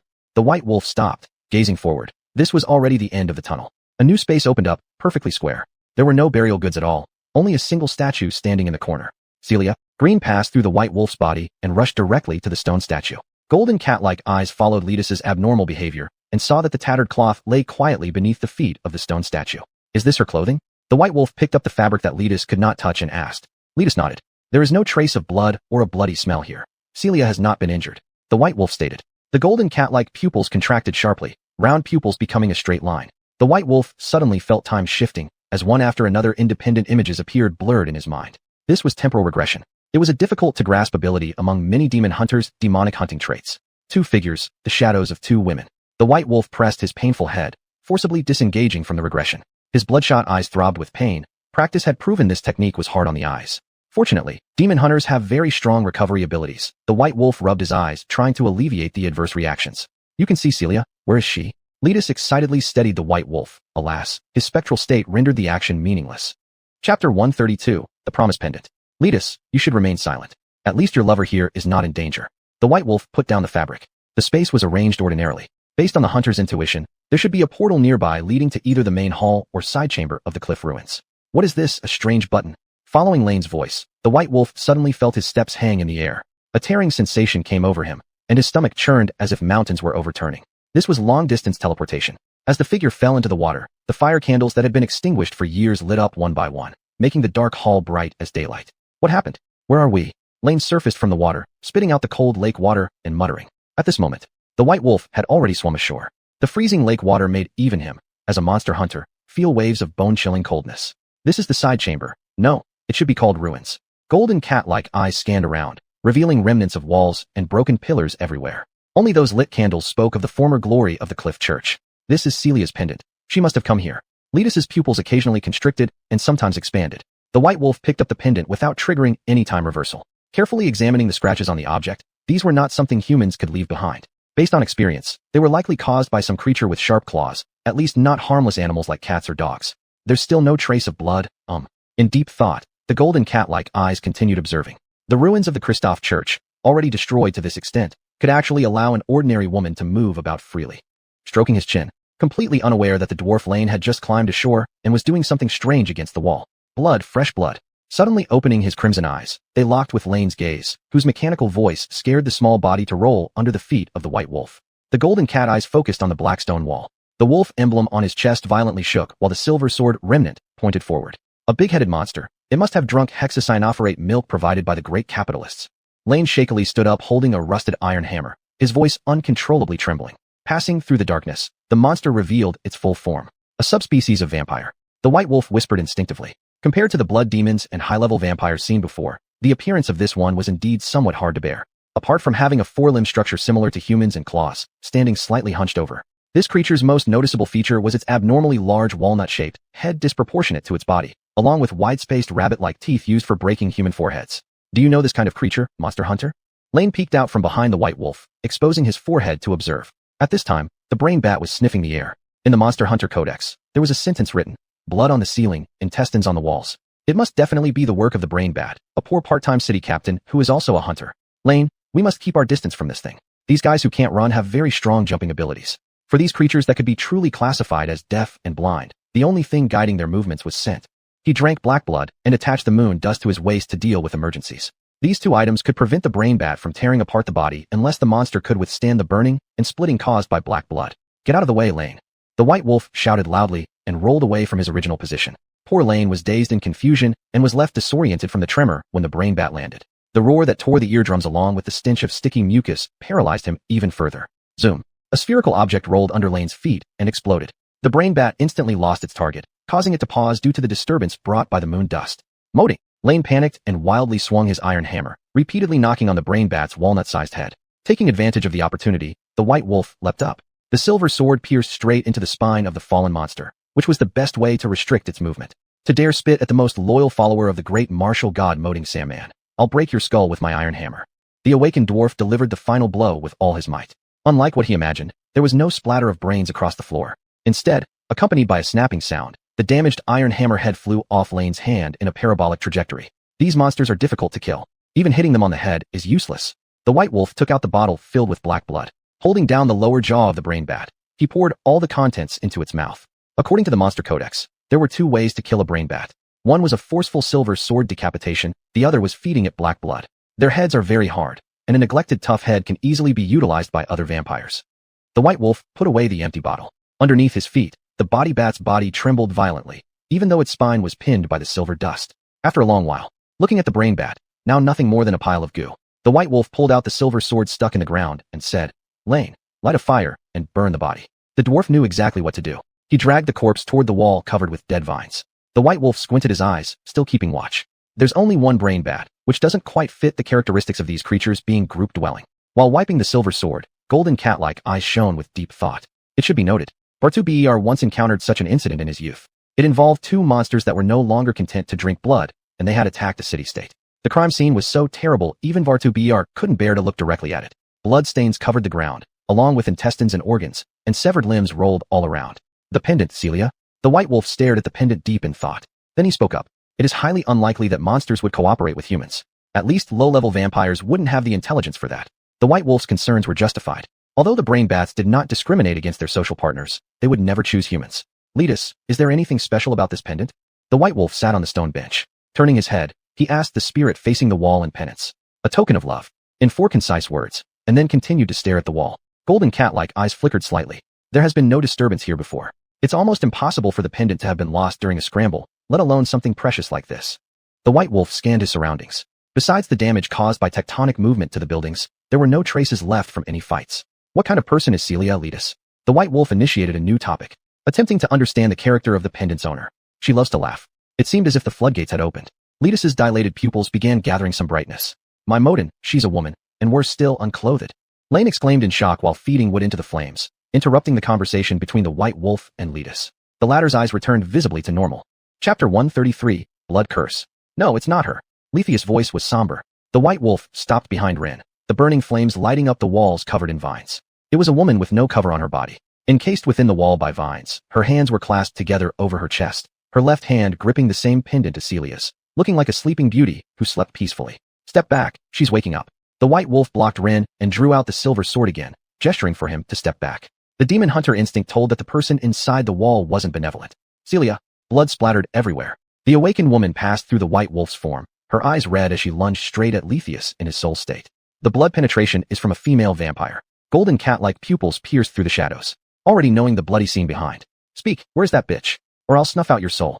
Hatred oozed out. The awakened female vampire held Letheus' neck, clearly not minding the two abnormal men behind her. After all, no one considered demon hunters normal people, let alone the short one next to them. Killing him serves no purpose, lady. The white wolf released a demon hunter magic seal, but the calming effect had no result. The anger of the female vampire apparently surpassed the power of the magic seal. Demon hunter. The vampire tilted her head staring at the white wolf. After pondering for a while, she continued speaking. There is no scent of that bitch on you. Leave here if you don't want to die. Just as Letheus was about to disperse in spirit, the white wolf raised his sword tip, golden fireflies surrounding his body. The golden cat-like pupils carefully inspected the person in front. You should put some clothes on. This poor soul you hold knows nothing. Killing him will be meaningless to you. The white wolf threw out a package casually. His eyes indicated for the female vampire to cover herself. No one has ever told you, rudely staring at a woman's body warrants having your eyes gouged out. Bone joints clicked loudly. The green aura above Letheus' head dispersed, and visibly his entire soul disappeared under the female vampire's grasp. An ear-piercing sound wave then echoed throughout the space. Rin's entire body rolled into the dark corridor like a meatball. The white wolf slightly moved his heel backward, scorching blood flowed from his ears, and the golden fireflies were also split apart. This was an impact from the depth of the soul, a common attack method used by female vampires. Demon hunters always deliver on their promises. The white wolf steadied his mind, and the magic seal leaped forward, colliding with the incoming second sound wave. The two sound explosions met and canceled each other out. Celia, that bitch. It must be her who sent you. You've hidden her scent, demon hunter. The female vampire jumped. Her figure disappeared and reappeared. Sharp blades emerging from broken bones hung on the white wolf's clear neck. Traces of blood seeped out, but the movement unexpectedly stopped. Seizing the opportunity, a side strike, the silver sword accurately struck the heart. The white wolf understood. It was because the black blood he drank had yet to lose its efficacy, causing the female vampire, who'd never touched black blood before, to stand briefly dumbfounded. Kill you, demon hunter. The swiftly reacting female vampire pulled her arm, attempting to sever the white wolf's neck. Unfortunately, the advantage was lost. She was taken advantage of by the white wolf, who chopped off her left arm, and the glass pendant she'd been holding rolled onto the ground with the severed hand. The sound of shattered glass made the vampire's eyes turn crimson. You deserve death, just like that damned wench. The female vampire's voice carried a sonic boom. Her body slumped uselessly onto the ground. The entire space began rolling with falling rocks. Not good, this place is collapsing. The white wolf hadn't finished his sentence when the stone slabs beneath his feet scattered and broke, and the entire corridor started sinking. Figures leapt. The white wolf stepped on the rocks heading towards the direction Rin had disappeared. The sound blast behind intensified, forcing the descent rate to increase, prompting the white wolf to quicken his pace. A leap. His hand gripped onto a firm rock, his body swaying precariously. Demon hunter, do you think this is over? The blood curse will make your life worse than death, until you kill that hiding bitch in Andre. A streak of blood marked itself on the wrist of the white wolf's hand that clutched the rock, amidst the furious, echoing sounds. The white wolf climbed back to the surface, gazing at the abyss. The female vampire had already been buried along with the rubble deep underground. Ugh! A bout of dizziness swept over. The white wolf's body leaned back toward the abyss.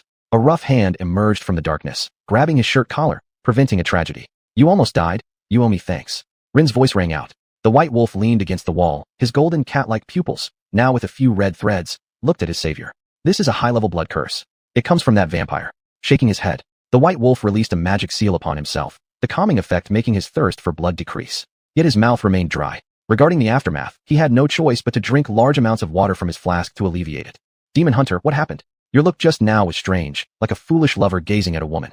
Rin's voice carried a tinge of fright. His body instinctively stepped back, every fiber rejecting any romantic notion towards dwarves. I have no interest in sweaty-smelling dwarves. The white wolf adjusted his rumpled collar. He turned and headed in a new direction. All along the way, he contemplated how to lift the blood curse placed by the female vampire. The white wolf understood. The thirst for blood just now was proof that the blood curse was merely a spell-inducing fascination with blood. Compared to other blood curses, this was far from an advanced technique. That female vampire is probably not a pure blood. At least her blood magic is quite mediocre. The white wolf whispered to himself. In the Demon Hunting Codex, to remove the streak of red on his wrist, one either sought help from a knowledgeable spellcaster who could dispel curses or fulfilled the wish of the one who cast it. Celia must still be alive. Vampires are usually very accurate in their judgment of living beings. The white wolf lost himself in thought. He was fully aware that even demon hunters sometimes struggled to resist the overwhelming desire for blood brought by such a curse. Celia is hiding in Andre City. That's the only clue we have so far. As things stand right now, finding Mangy within the ruins of the Church of Christoph takes precedence. The white wolf walked and analyzed as he went. He clearly understood how crucial the book written in ancient texts was for locating Elvira. Mentioning that woman, the white wolf felt a sharp pain in his chest, a pain he'd never experienced before. Hunters, look. It's treasure, so much treasure. I've never seen so much. If I could carry it out, I could buy the entire city of Andre.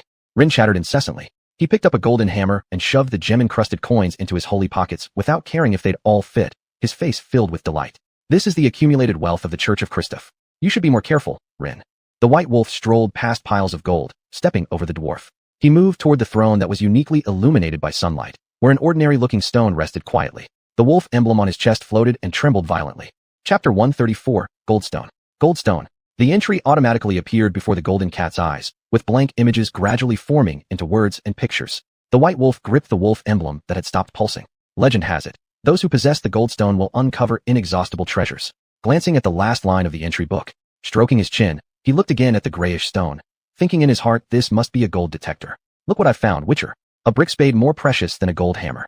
Lean raised the spade handle. Sunlight refracted toward them, and beams quickly filled the entire gold storage room with complex patterns, finally connecting with the Goldstone. A roar sounded. The entire floor began to sink. Blinded by the reflection, darkness fell before the white wolf's eyes, yet his stance remained steady as a mountain. A cry of pain echoed. The white wolf understood. Poor Lean behind him had probably met an unfortunate fate. What is this? The golden cat's eyes were drawn to something strange. It was the inner core of the Goldstone, now stripped of its gray exterior. At that moment, a delicate mechanical sphere, about the size of the wolf emblem's eye, floated quietly above the gold throne. This is the true Goldstone. In astonishment, the white wolf heard a low, authoritative voice pierce through the darkness, echoing throughout the vast space. I am glad you have arrived, chosen one. Through the eyes, in the darkness ahead, a colossal statue stood, its jaw level with the Goldstone. Drawing out the silver sword of remnants, caution flashed in the golden cat's eyes. I am not your enemy, destined one. The Goldstone is your reward. Mangy is your commission. As the words faded, the statue shattered, and under the call of destiny, the Goldstone flew into the right eye of the wolf emblem, which lacked a pupil. Before the white wolf could react, a sensation of weightlessness spread through his whole body, hurling him rapidly into a stone wall. Whoosh! A portal appeared and vanished. What is this? Steadying his footing, the golden cat's eyes observed the surroundings. Someone's living quarters. The bedding still holds warmth, indicating they've just left. Withdrawing his hand, the golden cat's eyes swept over the entire layout of the room. For Lean, the white wolf did not contemplate looking for him. His witch-hunting instincts told him the man was still alive. The instruments are orderly and undisturbed. There's no dust on the bookshelf, but there are traces of use. Candles are still burning. This is a letter. Tearing open the envelope, there were intricate carvings, but no written explanations provided. Very familiar. These are witchcraft seals, quite similar to Quen. Attempting the gesture from the seal, golden light flickered in the cat's eyes. Compared to the golden fireflies, 2 new fireflies had formed within his body. Noticing from the corner of his eyes, pungent rot and roars emanated from beneath the platform. It's a ghoul, only one. Drawing his silver sword, the white wolf took a defensive stance, eager to understand the role of 3 fireflies. In the Witcher's Codex, the Quen seal does indeed have many modes, such as Wolf School Quen commonly used for defense, while Bear School leans towards offense. As for Cat and Viper, due to Vadubor's mastery of both Wolf and Bear styles, little documentation exists. In the blink of an eye, the ghoul leapt over, and with a bang, the Quen shattered. Confusion flashed across the golden cat's eyes. Then, the rebounding monster fell off the platform, motionless. The bear-style Quen. With doubt lingering, the white wolf descended the steps and squatted to examine the ghoul's body. Killed by reverse shock. 3 fireflies can absorb enemy attacks and use the momentum to reflect damage back. Minimal adrenaline is required, and it can be used multiple times consecutively. Rising to his feet, the white wolf set the ghoul alight with a single flame. For such greedy creatures, even without human remains, the bodies of their kind would attract them to gather. It's the wind. The white wolf sniffed, sensing the airflow moving through the entire space. Stopping before the bookshelf. With new eyes sweeping over, the outside space reflected in the cat's pupils. A hidden paradise. Crossing the river, the icy cold water here would surely cause illness for an ordinary person. Leaping afterward, the white wolf's body dove deep like a fish into the sea, heading toward the depths of the lake. Witcher perception informed the white wolf that magical vibrations existed there, similar to Evelyn's flow. So pitch black, this is already the lowest point of the lake water. Bubbles exhaled from the corners of his mouth as his foot firmly touched the ground. Oxygen supplies diminished greatly, vision beginning to blur. Is that you, white wolf? Within the black void, a delicate hand reached out and grasped the white wolf. Instantly, no figures remained in the lake, save for a few swimming fish. The white wolf had vanished. Cough, cough, cough. Water spilled from his throat. The golden cat's eyes fixed on the woman. Evelyn, what happened here? Wiping water droplets from his lips, the white wolf glanced at Mangy in the distance. He hadn't felt any teleportation fluctuations, yet somehow, their positions had been swapped. This is a boundary, a special space left behind by the cliff order. Evelyn pointed to the altar under the oak tree. On it lay an elemental stone, flanked by lifeless gargoyle statues. After a brief guess, their stone hearts had likely already withered. White wolf, how's Mangy? Evelyn. He's still alive, just unconscious due to excessive blood loss. White wolf. When will he wake up? Evelyn. He woke up briefly before, and should be waking up soon. Hearing this, the white wolf stroked his chin, rescanning the environment. Within the boundary was essentially a library, compared to regular ones. Books here were scattered aimlessly, floating at specific positions without purpose. Are you going to flip through these books? Evelyn feigned coquettishness, tilting her head to stare at the golden cat-like pupils. Yes, replied the white wolf as he stepped toward the bookstand. So indifferent, Evelyn pouted while trailing behind him. Mangy, asleep, was left alone on the bed, unattended. Don't bother, white wolf. Only Cliff Order disciples have permission to manipulate these books. Evelyn hopped onto the table, swinging her feet back and forth, trying to catch the Witcher's attention. The white wolf tested repeatedly. As Evelyn said, indeed, even if he managed to grab the texts, they would quickly return to their original positions. Finding that ancient tome translation within such limited time was practically impossible. You should wait for the librarian to wake up, or have some bread and beet soup. Evelyn reminded the white wolf, pointing in Mangy's direction. The white wolf raised an eyebrow. Without haste, he turned around, walking a few steps to slump down at the dining table. Picking up the spoon, he scooped up some sweet soup. There was a chuckle as liquid dripped from the corner of his mouth. It was cloyingly sweet. Did you make this? The white wolf wiped his mouth with a towel, calmly questioning. Then took another bite of the bread. It was dry and overly salty. Does it taste bad? Evelyn lifted her check-a-jack, broken-cornered, wooden bowl, drinking it all down in one gulp. Watching how much she enjoyed it, the white wolf lost all appetite for this tasteless fare. If you're not eating, you can give it to me. Wasting food is disgraceful. Other sorcerers seeing you like this would surely lose their tempers. Chapter 135, The Heart of Garlu. Evelyn swallowed the last bite of bread. The aftertaste prompted this lady to lick the crumbs stuck to her fingers. For deliciousness, you obviously don't have much research. At least these bran make you quite satisfied. She tossed the spoon in her hand aside. The white wolf got up and walked towards the edge of the barrier. Under Evelyn's gaze, ripples appeared on the surface of the curved barrier. What are you doing? Caught some fish, simmering a bowl of fish soup. Golden cat pupils stared at the carp struggling fiercely in his hand. Should it be steamed, red-braised, or made into a broth? Thoughts arose. Soup? Wasn't that just what we had before? Evelyn raised the wooden bowl, very curious as to why the food she cooked was rejected. Looking at the fish scales hanging in the crack, her eyes stared hungrily. In the blink of an eye, that smells good. Is this fish soup? It doesn't look any different. Evelyn licked her lips as she approached the white wolf. Her eyes rolled. For the faint aroma rising from the stone pot, it was unbelievable that this was the same fish soup. Clean your bowl properly, otherwise the fishy smell will affect the taste. The white wolf held up the spoon and tapped Evelyn, who was ladling the soup. Very unwillingly, but had to give way to the deliciousness. Cough, cough, cough. The white wolf put down the bowl. Not a drop of food was lowered. It was Evelyn who drank it with relish and quickly hugged the other person's bowl and chopsticks when the white wolf got up. Mangy has woken up. By the time these words were spoken, the white wolf had already stopped by the bed. You're that monster hunter, where is Evelyn? Mangy looked alert, attempting to force himself to sit up. His ghostly white face clearly showed his physical weakness. You should be clear about your situation. Putting down your hostility is your only choice right now. The white wolf stood with his hands crossed in front of him. For the current Mangy, He needed the other party to survive. A rush of blood. Mangy's face alternated between red and white. We should talk, Mangy. The white wolf released a spell seal, golden fireflies temporarily surrounding the young man in front of him. The healing from Quinn enabled the last disciple of Cliff Teach to catch a breath. What do you need me to do, Monster Hunter? An extremely weak voice said. That book recording the translation of texts from the elf era to modern times. The white wolf responded accordingly. Mangy's generosity regarding this was somewhat unexpected. The Monster Hunter clearly knew one thing. Everything has equivalent exchange. That book is over there. A finger wrapped in bandages pointed towards the floating counter nearby. Before swallowing his words, Mangy's eyes turned blank, like a young person, falling asleep immediately. It seems he passed out again, White Wolf. Holding the pot, Evelyn walked to the bedside, poking Mangy's bandage with the spoon in her hand. His heart is constantly deteriorating. His vitality is flowing away. White Wolf gripped Mangy's wrist tightly. His brows furrowed deeply. Evelyn, can the magic of the mage save him? Turning his head, asking the woman still sipping the soup. There used to be resurrection techniques in the elf era, but unfortunately, they have been forgotten in the flow of time. Evelyn shook her spoon and continued saying, Know this. Most of the existing magic comes from that ancient era, the early days of human kingdoms, when mages weren't exclusively referred to as sorcerers. Back then, wizards were the original names for magic users, and sorcerers were merely a mockery of those less skilled in their art. Evelyn talked on and on. White Wolf squinted his eyes, thinking about solutions to the problem. Unless, Evelyn pretended to be profound, a glimmer in her eyes. Your friend has no time to wait for you. White Wolf looked back at Evelyn. Time passed slowly. Mangy's breathing could barely be felt. If we have the heart of Garlu, he can survive. Evelyn couldn't hold back first. Her red face bloomed like an apple. The heart of Garlu.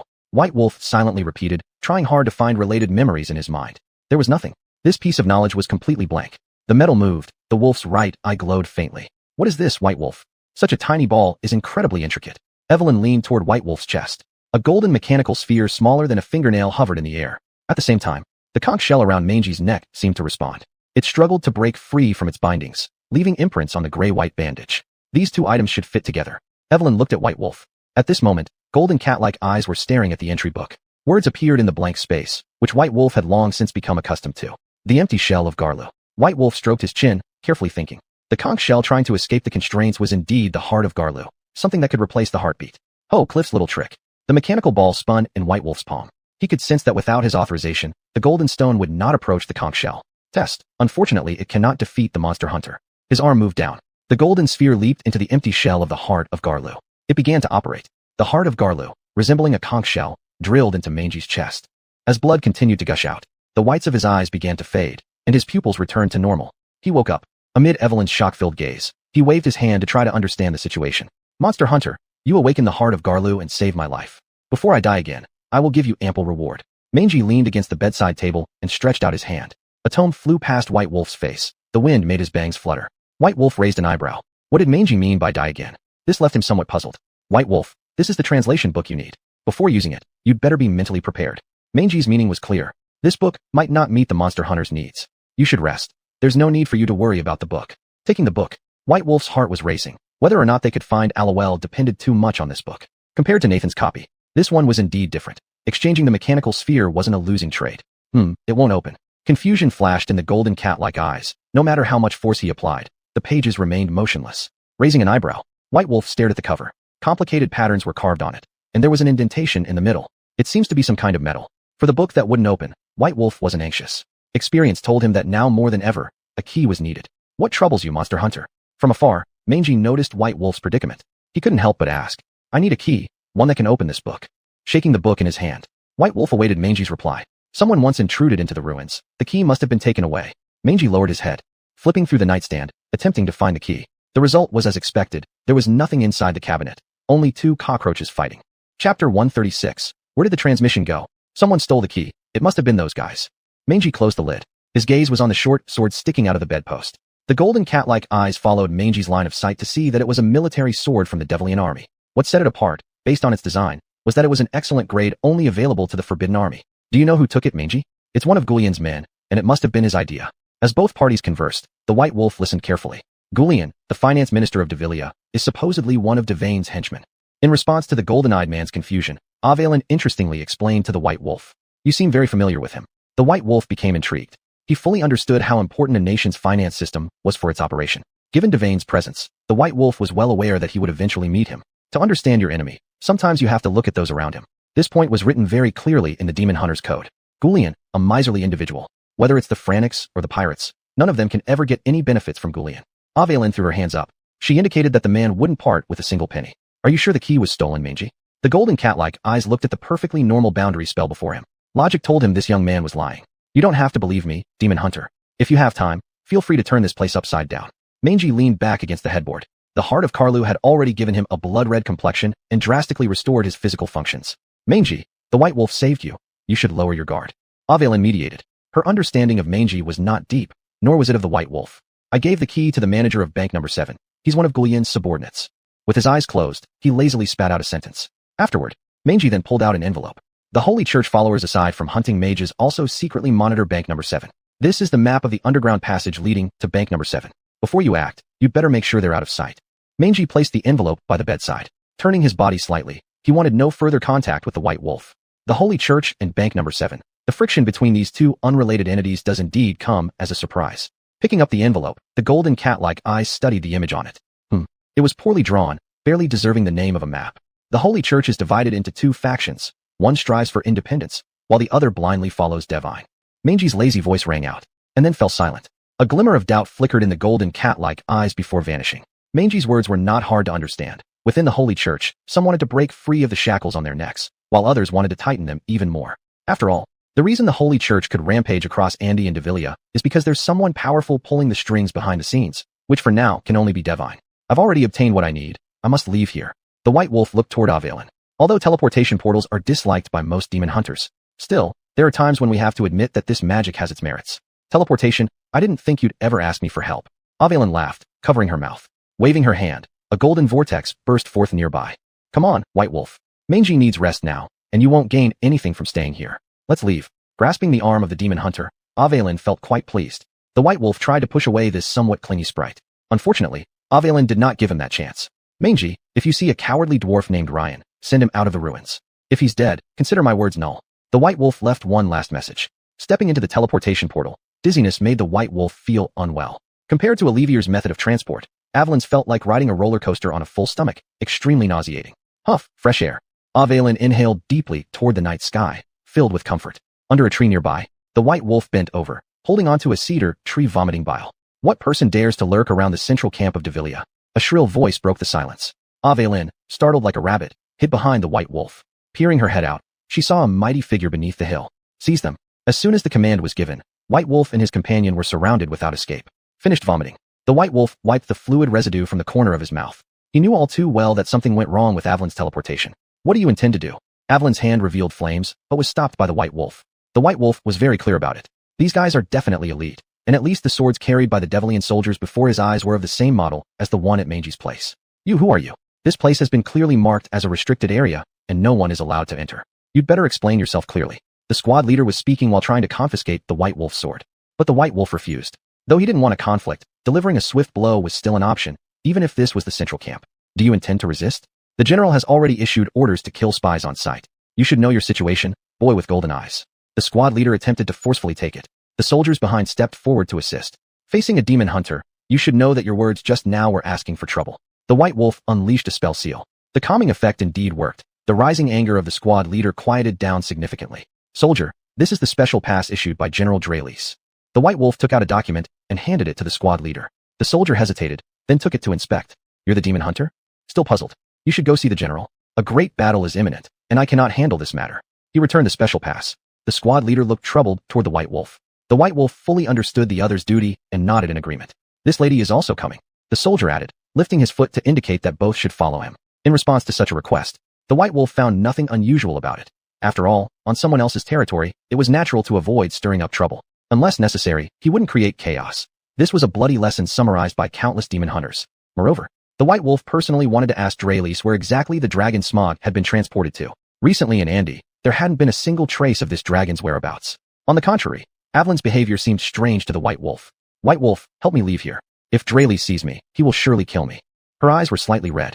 Avelin's abnormal actions left the White Wolf utterly confused. Just as he was about to speak, a group of riders approached, making Avelin's escape very difficult. Dorna. A name flashed through the White Wolf's mind. Chapter 137 Honey in the kitchen cabinet. You know him, White Wolf. The magic in her hand extinguished, and Evelyn hid behind the witch hunter. Nobody knew what would happen next. The attitude of Deviria's soldiers toward sorcerers remained ambiguous. No one knew who the swords in their hands would pierce into the next moment. Witch Hunter, why are you here? According to the information, you should be in and city. Dona adjusted his glasses. He dismounted under the support of his attendant soldiers. To make a long story short, but in brief, Dona, what happened here? White Wolf asked. The soldier's previous attitude told him that there would be a war here. It was either against Frank Nick or the Lord Nathan, but it was unknown. Witch Hunter, cats are often killed by curiosity. You're a smart guy, understand the current situation. Dona glanced at Evelyn behind White Wolf, under the spectacle frame, with a slight warning. White Wolf nodded, obviously noticing the implication. In the Witch Hunter's law, facing issues that do not belong to yourself, staying out of the matter is better than acting without discretion. The last words of an unfortunate witch hunter who died because of a woman's lie. Witch Hunter, since you've come, then go see General Dralos. He should have a new commission for you. Dona turned and walked, indicating that the witch hunter followed behind, passing through the post. Campfires illuminated the central campsite, with many soldiers polishing their weapons. Damn human, let me out. A familiar voice came from the tent. At the same time, there was hearty laughter. Smog. Golden Cat pupils moved slightly. Apart from this, White Wolf's demeanor didn't change. Entering the tent, as the laughter stopped, the figure facing Dona spoke. Old Dona, I warned you so many times, except for work-related matters, do not randomly enter my tent, especially when bringing strangers. Dralos turned around. A cage was hanging on a pedestal in his hand. Their eyes met. Golden Cat pupils collided with deep red ones. Oh, Witch Hunter, it's been a long time. Dralos spoke first, his lazy figure leaning against an almost undecorated solid wood grand chair. White Wolf, get me out quickly. This pervert has no humanity whatsoever. I'm a dragon, yet he dares to keep me like a bird. The dragon head extended out of the iron bars. Smog stared at the witch hunter with tears all over his face, not realizing there was also a sorcerer beside White Wolf. After all, here, a sorcerer's desire for dragons is no less than a man's lust for beautiful women. After all, most rare alchemical materials in a witch sorcerer's hands require the sacrifice of a dragon. General truly has elegance, having such a hobby of private abduction and trafficking. White Wolf replied slowly. Regarding the current commander of the Empire's military forces, White Wolf had little knowledge. You've already been to and seen my aunt, almost putting her in danger, all because of the woman behind you. An iron axe flew out. It grazed past White Wolf's cheek, landing heavily outside, leaving a faint blood trace visible on the witch hunter's face. Guards heard the commotion outside the tent and quickly surrounded it. Dralos narrowed his eyes as he stood up. You'd better give me a reasonable explanation, witch hunter.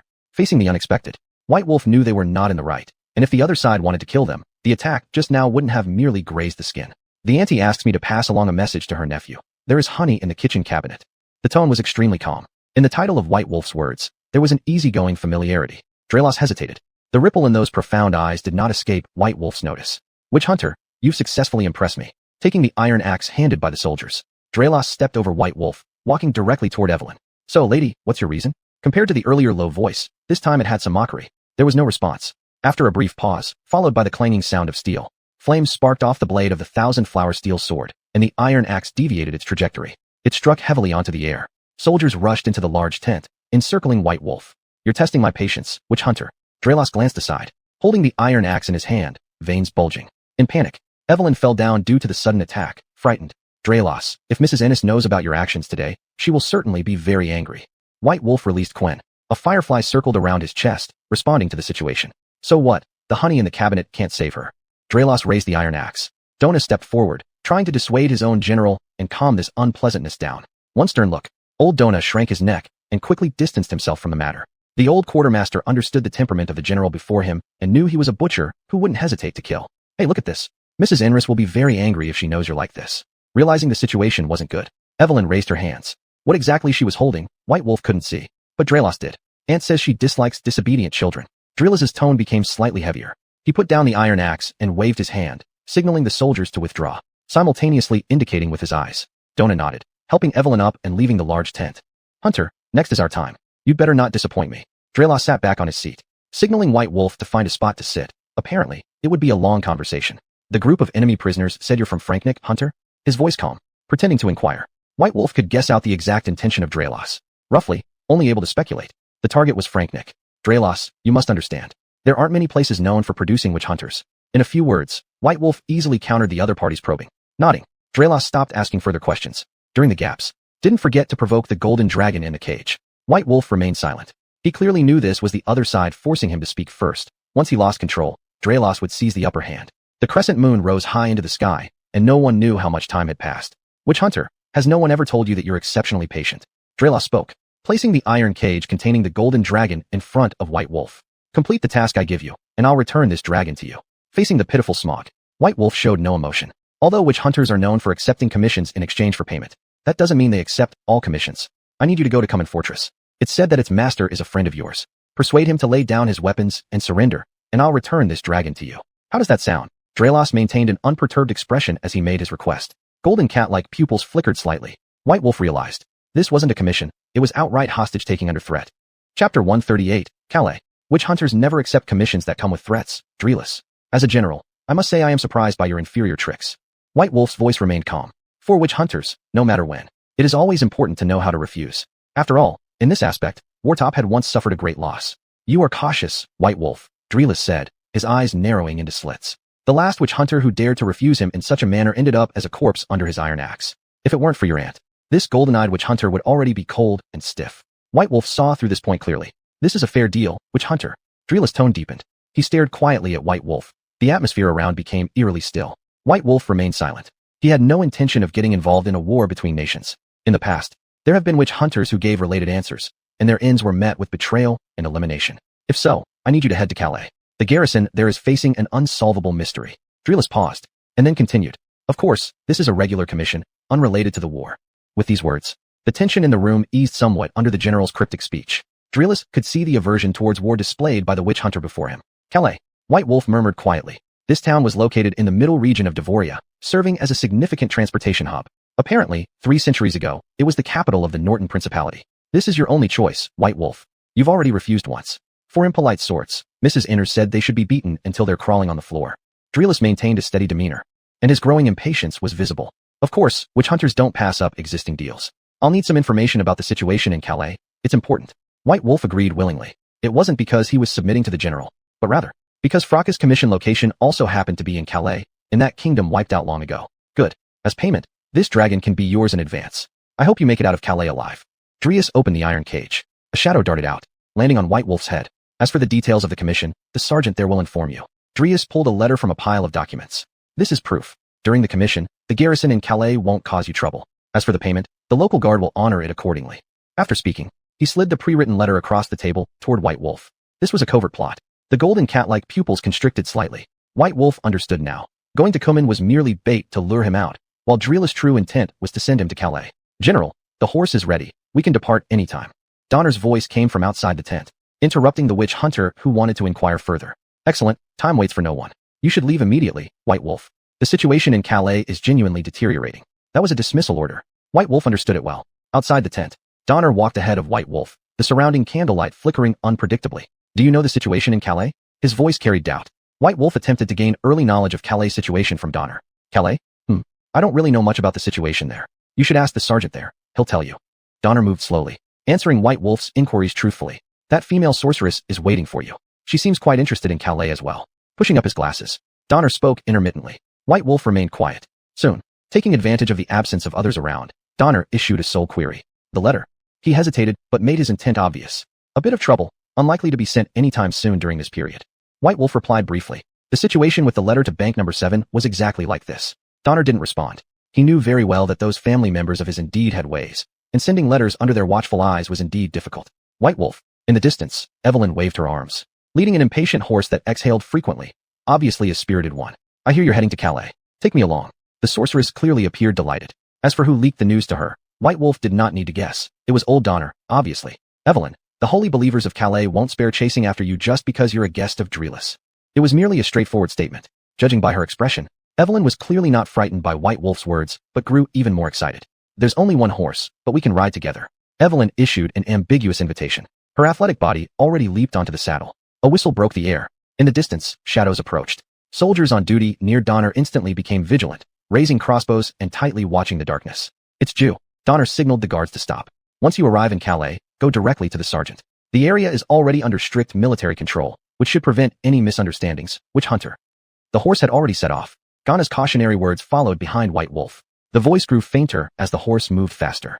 White Wolf, it's dangerous in Calais. Are you sure about going? Evelyn asked quietly. This female sorceress knew a bit about the situation in Calais. You know the details. My sisters have been there. The situation is quite bad. What happened exactly? Tell me. Eating shadows. There's a floating, man-eating monster that suddenly appeared half a year ago and has thrown all of Calais into chaos. Evelyn described it vividly. She showed no signs of fear whatsoever. Your description is worthless. You should stick to the main points. With a shrug, White Wolf didn't care much for Evelyn's recount. A witch hunter could die without even leaving a trace if they relied on such intelligence. You see, these witch hunters are more or less like traditional Taoist priests. They need tools like dog blood, rooster blood, and ink ropes to catch ghosts. This monster seems highly interested in a portrait that passed down from the Norton Principality. Evelyn racked her brains. After hesitating, a sentence escaped her mouth. Portrait. Golden cat-like pupils fixed onto Evelyn. The intent was clear, prompting her to continue. Evelyn understood. It's a rather ordinary painting. According to my sister, the person depicted in it is a noble, due to their lavish clothing. Unfortunately, the face has been deliberately wiped out, so we don't know who it is. Golden cat-like eyes were deep in thought. Seeing this, Evelyn added, it was this very portrait that triggered a mass killing event a month ago. Most of the dead were holy believers, with only a small portion being civilians and soldiers. Because of this, Andre somewhere issued a bounty but made little progress. When mentioning the holy believers who had died, Evelyn looked pleased. The holy believers, those are probably some self-righteous ones, overestimating themselves as they rush into certain death. White Wolf squeezed his thighs harder. Jew moved steadily on its 4 legs, breathing rhythmically, mocking just like its owner. Chapter 139, Guardian. Stay away from that sorceress, Bai Lang. A dark shadow spiraled down, landing near the golden eyes, and Histromach extended his dragon head to whisper quietly into Bai Lang's ear. The reins tightened. Puju's movement slowed. Afeni had already caught up. Her horse was now parallel with the older one. What is the golden dragon saying, Bai Lang? It always seems like some nasty talk.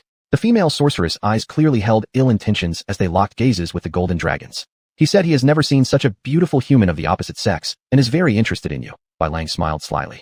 Above them, Histromach's whole body quivered slightly. The dragon's head buried itself behind Bai Lang's neck. Indeed, these dragon-like creatures usually despise us. Afeni stretched out her hand, trying to reach Histromach. Unfortunately, the height difference made it impossible for her to achieve this. Attention, something is coming. Bai Lang drew his silver sword. His demon-hunting senses told him that the rapidly approaching stranger was not human. Grab him, don't let this shorty escape. The voice carried an urgent tone. Broken branches from the bushes fell to the ground as delicate feet flew over them, snapping them underfoot. Ouch! A childlike voice sounded off, accompanied by the loud neighing of a steed, its raised hooves aimed at the dark shadow. Afeni fell off the horse in response. Whoa! Riding Puju, Bai Lang pulled on the horse's reins, quickly releasing a magical seal. The effect calmed the startled steed. You should show respect towards ladies, instead of just calming horses.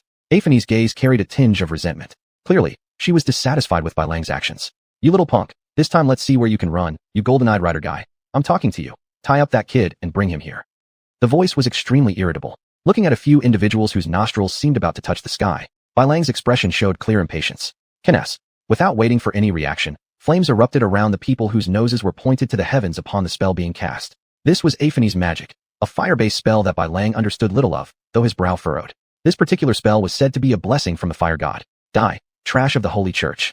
Afeni's emotions fluctuated wildly. Instantaneously, ashes fell to the ground. The devotees hadn't even had time to scream. The wind rose, leaving nothing but ash. What happened? Bai Lang didn't mind much, instead lifting the small shadow beneath the horse. Goblin. Strictly speaking, it was a young goblin. Even among monster hunting commissions, these subhuman creatures were rarely encountered. These harmless beings rarely did harm to others. According to the Demon Hunter's Codex, small goblins typically exist within human settlements, commonly found in rural areas. Let me go immediately, Demon Hunter. The small goblin flailed its arms and legs violently, resisting intensely. Goblins rarely interacted voluntarily with demon hunters. The reason was simple.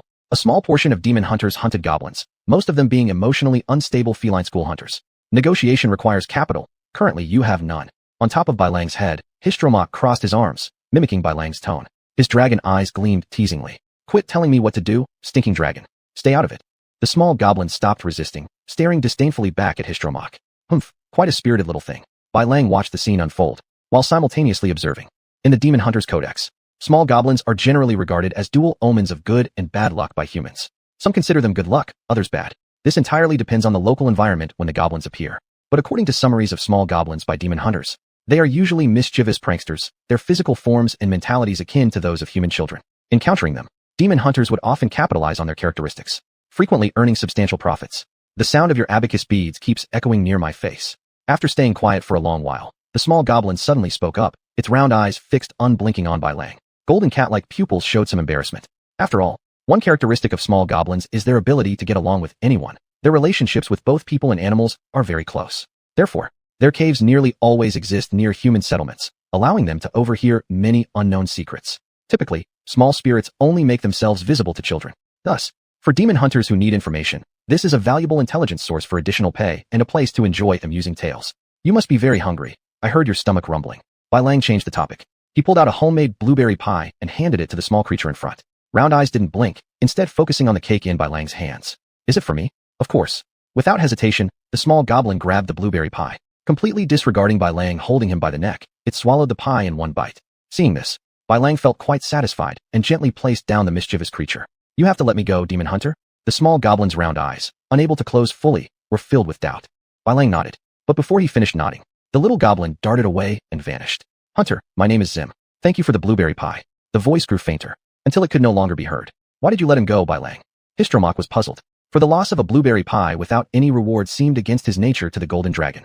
They'll meet again. Blueberry pies are a fine thing indeed.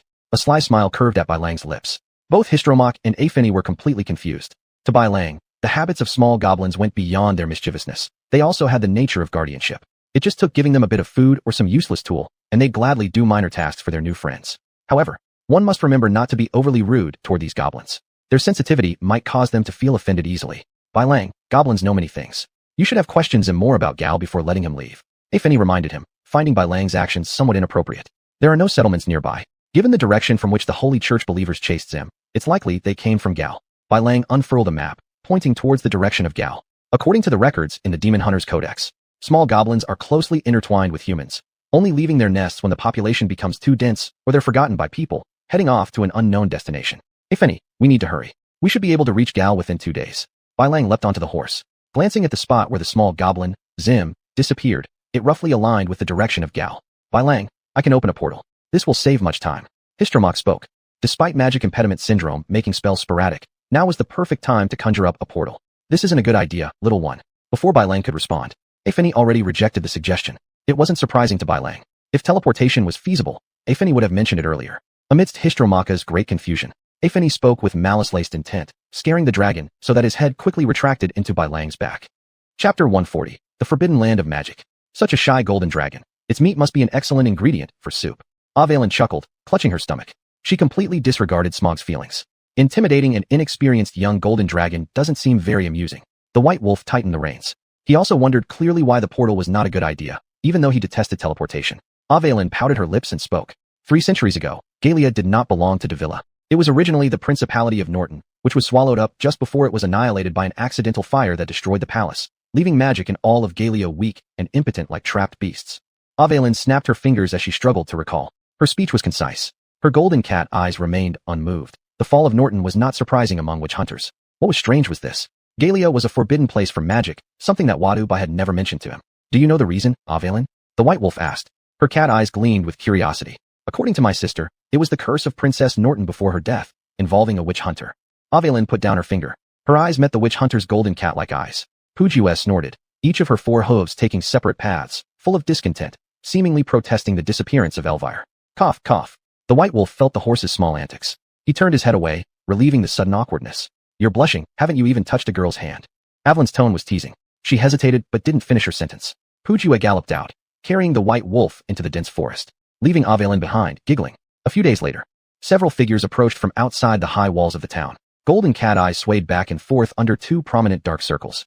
Avelin, ahead is Galia. I suggest you disguise yourself. The fanatics of the magic Jinshir won't be easy for you to deal with.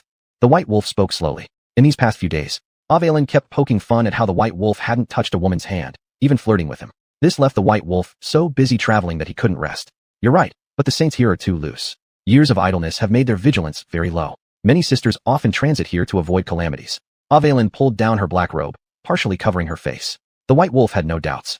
Galia itself was a forbidden land from magic, where it was almost ineffective. The saints instinctively believed there wouldn't be any sorcerers here, thus the lax management wasn't surprising. As for the term darkness beneath the lamp, with their intelligence and haughty attitude, they would never consider such things. This is Galia, and strange occurrences have been happening recently. What brings you here, strangers?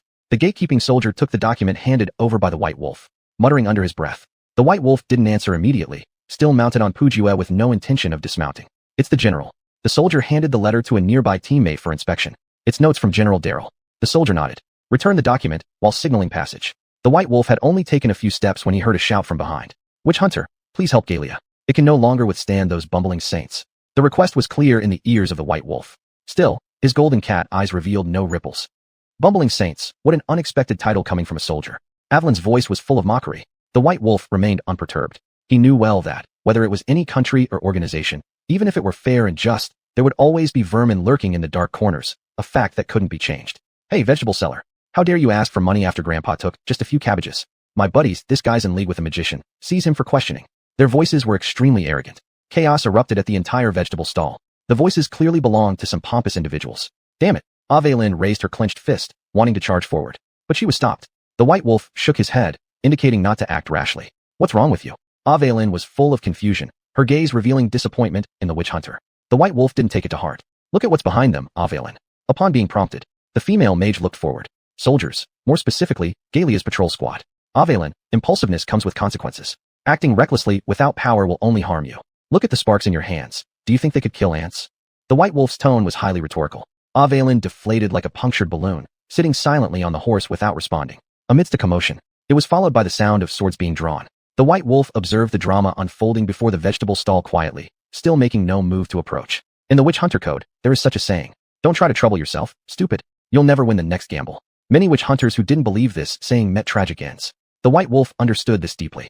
We are holy believers, executing. He was cut off by a slap from the soldier, leaving him unconscious on the ground. Here is the direct jurisdiction of Andy, Galia. Not your place to act so arrogantly, maggots. The soldier showed no fear. The nearby holy believer was clearly intimidated, completely ignoring his teammate lying on the ground. Get out now. A roar of anger. The believers scrambled away on all fours. In the distance, the white wolf silently watched the drama unfold. What's that? Golden cat eyes stared at the scene of chaos. Among the crowd in the alley stood an unfamiliar figure. At that moment, leaning against the wall with arms crossed, observing this farce. As if noticing the white wolf, their gazes met golden cat-like eyes. What did you see, white wolf? Avelyn felt something odd about the witch hunter. She asked. The sudden interruption brought the white wolf back to reality. It's that holy believer called Caleb. The cat eyes turned toward the alley again. It was empty now. Did you see wrong, Caleb? Avelyn looked along the direction of the white wolf's gaze, but only saw a black cat darting past. No mistake, that guy's eyes carry arrogance. The white wolf patted Grape's chest. He turned the horse around, signaling Avelyn to follow. Inside the inn, room 302. You're telling me to leave Galia, white wolf? Avelyn questioned sharply. She had no idea what the witch hunter's intentions were. Caleb might have already noticed you. Here is not where the magician has an advantage. Staying here will bring no benefits. The white wolf crossed his arms. Sitting on the edge of the bed, Avelyn pouted her lips with dissatisfaction. What does no benefit mean? Just state clearly she was a burden. But this was Avelyn's inner voice. As for what the white wolf truly meant, only the witch hunter himself knew. Avelyn, this is not my original intention. You need to understand. Before the white wolf could finish his sentence, he was interrupted by Avelyn's hurried voice. That's right, I have a magic storage stone. Its stored power can support an escape in dangerous situations. Chapter 141, Shadows. Eyes filled with anticipation. White wolf remained silent. Time passed minute by minute, each side steadfast in their stance. You need to hide in the shadows, only revealing yourself when necessary, Evelyn. At least you must not be too conspicuous. Although the saints of Calais are weak, even a tiger that lets down its guard can be unexpectedly torn apart by wolves. The voice was calm and steady. White wolf exhaled. He waited for the reaction of the sorceress before him. Of course, only those sisters would ever let their guard down. Judging by her expression, Evelyn was quite pleased. White wolf spoke again slowly. I need to go to the sergeant to understand the specifics of Calais, and you, Evelyn, stay here or hide. White wolf dropped this line. Then he turned and left the tavern. For Evelyn, this place was truly unsafe. An Andre's disciple named Caleb had appeared in Calais. White wolf had already realized this. Apart from the mission, there were other potential troubles here.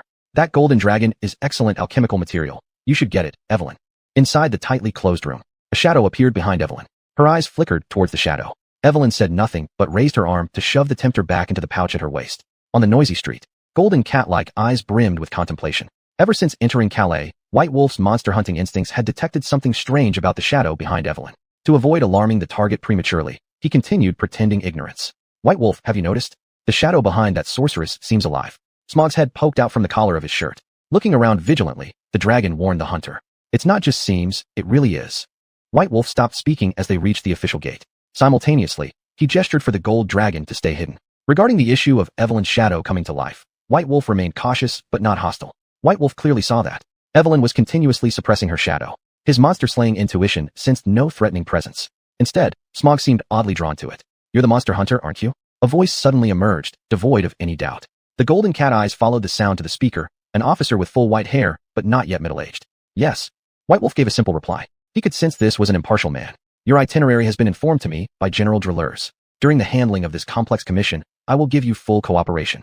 After the officer finished speaking, he reconsidered and added, I hope you don't treat civilians shamefully like those ignorant saints. Otherwise, you will face appropriate retribution, even if you are the monster slayer sent by General Drillers. The officer went on eloquently. White Wolf's ears began hurting after hearing all this. The last time he got such a lecture was the last time. I need all details regarding the commission, soldier. This affects whether or not the event can be resolved. Golden cat eyes fixed on the officer, calmly opening the mouth. The officer flinched slightly, unsure if it was because the other person hadn't listened to him, or if he was shocked by the directness of the monster hunter. Cough cough. First let me introduce myself. My name is David Floke. As David spoke, he extended his hand invitingly, indicating the hunter should follow him. Hearing the name, White Wolf first paused. Who exactly is Florg to you? Or rather, what is your relationship with Juliet? The golden cat-like eyes watched for reactions in David's body. There was absolutely no reaction, not even a change in breathing. Princess Juliet was from 3 centuries ago, the last princess of the destroyed Norton Duchy, and also the only heir to the throne. This is common knowledge in Calais. David wasn't aware of how much information White Wolf actually possessed regarding the princess. He just thought the other party was asking, so he simply answered accordingly. Hunter, as for the Florg you mentioned, I don't know who he is. Judging by the name, perhaps it's just some guy coincidentally sharing my surname. David pushed open the office door. White Wolf stayed silent. He was very puzzled. Florg, the chief monster slayer of Norton Duchy, such an identity. How could a name be lost in the currents of history? Even more so considering Princess Juliet still lingered in people's memories. Even if monster hunters were unwelcome, they certainly couldn't be entirely forgotten within just a few centuries. What do you want to know, Hunter? We will assist your work here as best as we can. David sat at the desk. Surprisingly, he did not offer White Wolf a taste of fine wine. One must remember, in the medieval era, wine was a symbol of status, often indulged in by dignitaries and nobles. What is the actual commission? I need to know everything. White Wolf stroked his chin, scanning the entire room. There were no alcoholic beverages here. Instead, there was already cold tea. Strange things have happened in Calais. The incident of resident deaths that should occur once every 30 years has happened several times within a short month, and on a larger scale than ever before. David picked up a work analysis report. His eyes showed helplessness and anger. Although White Wolf had taken everything in, he remained calm all the time. Tell me, the specific crime scenes, the grimness of the sights, and the characteristics of the incidents. Closing his golden cat-like eyes, White Wolf began to listen as David reported.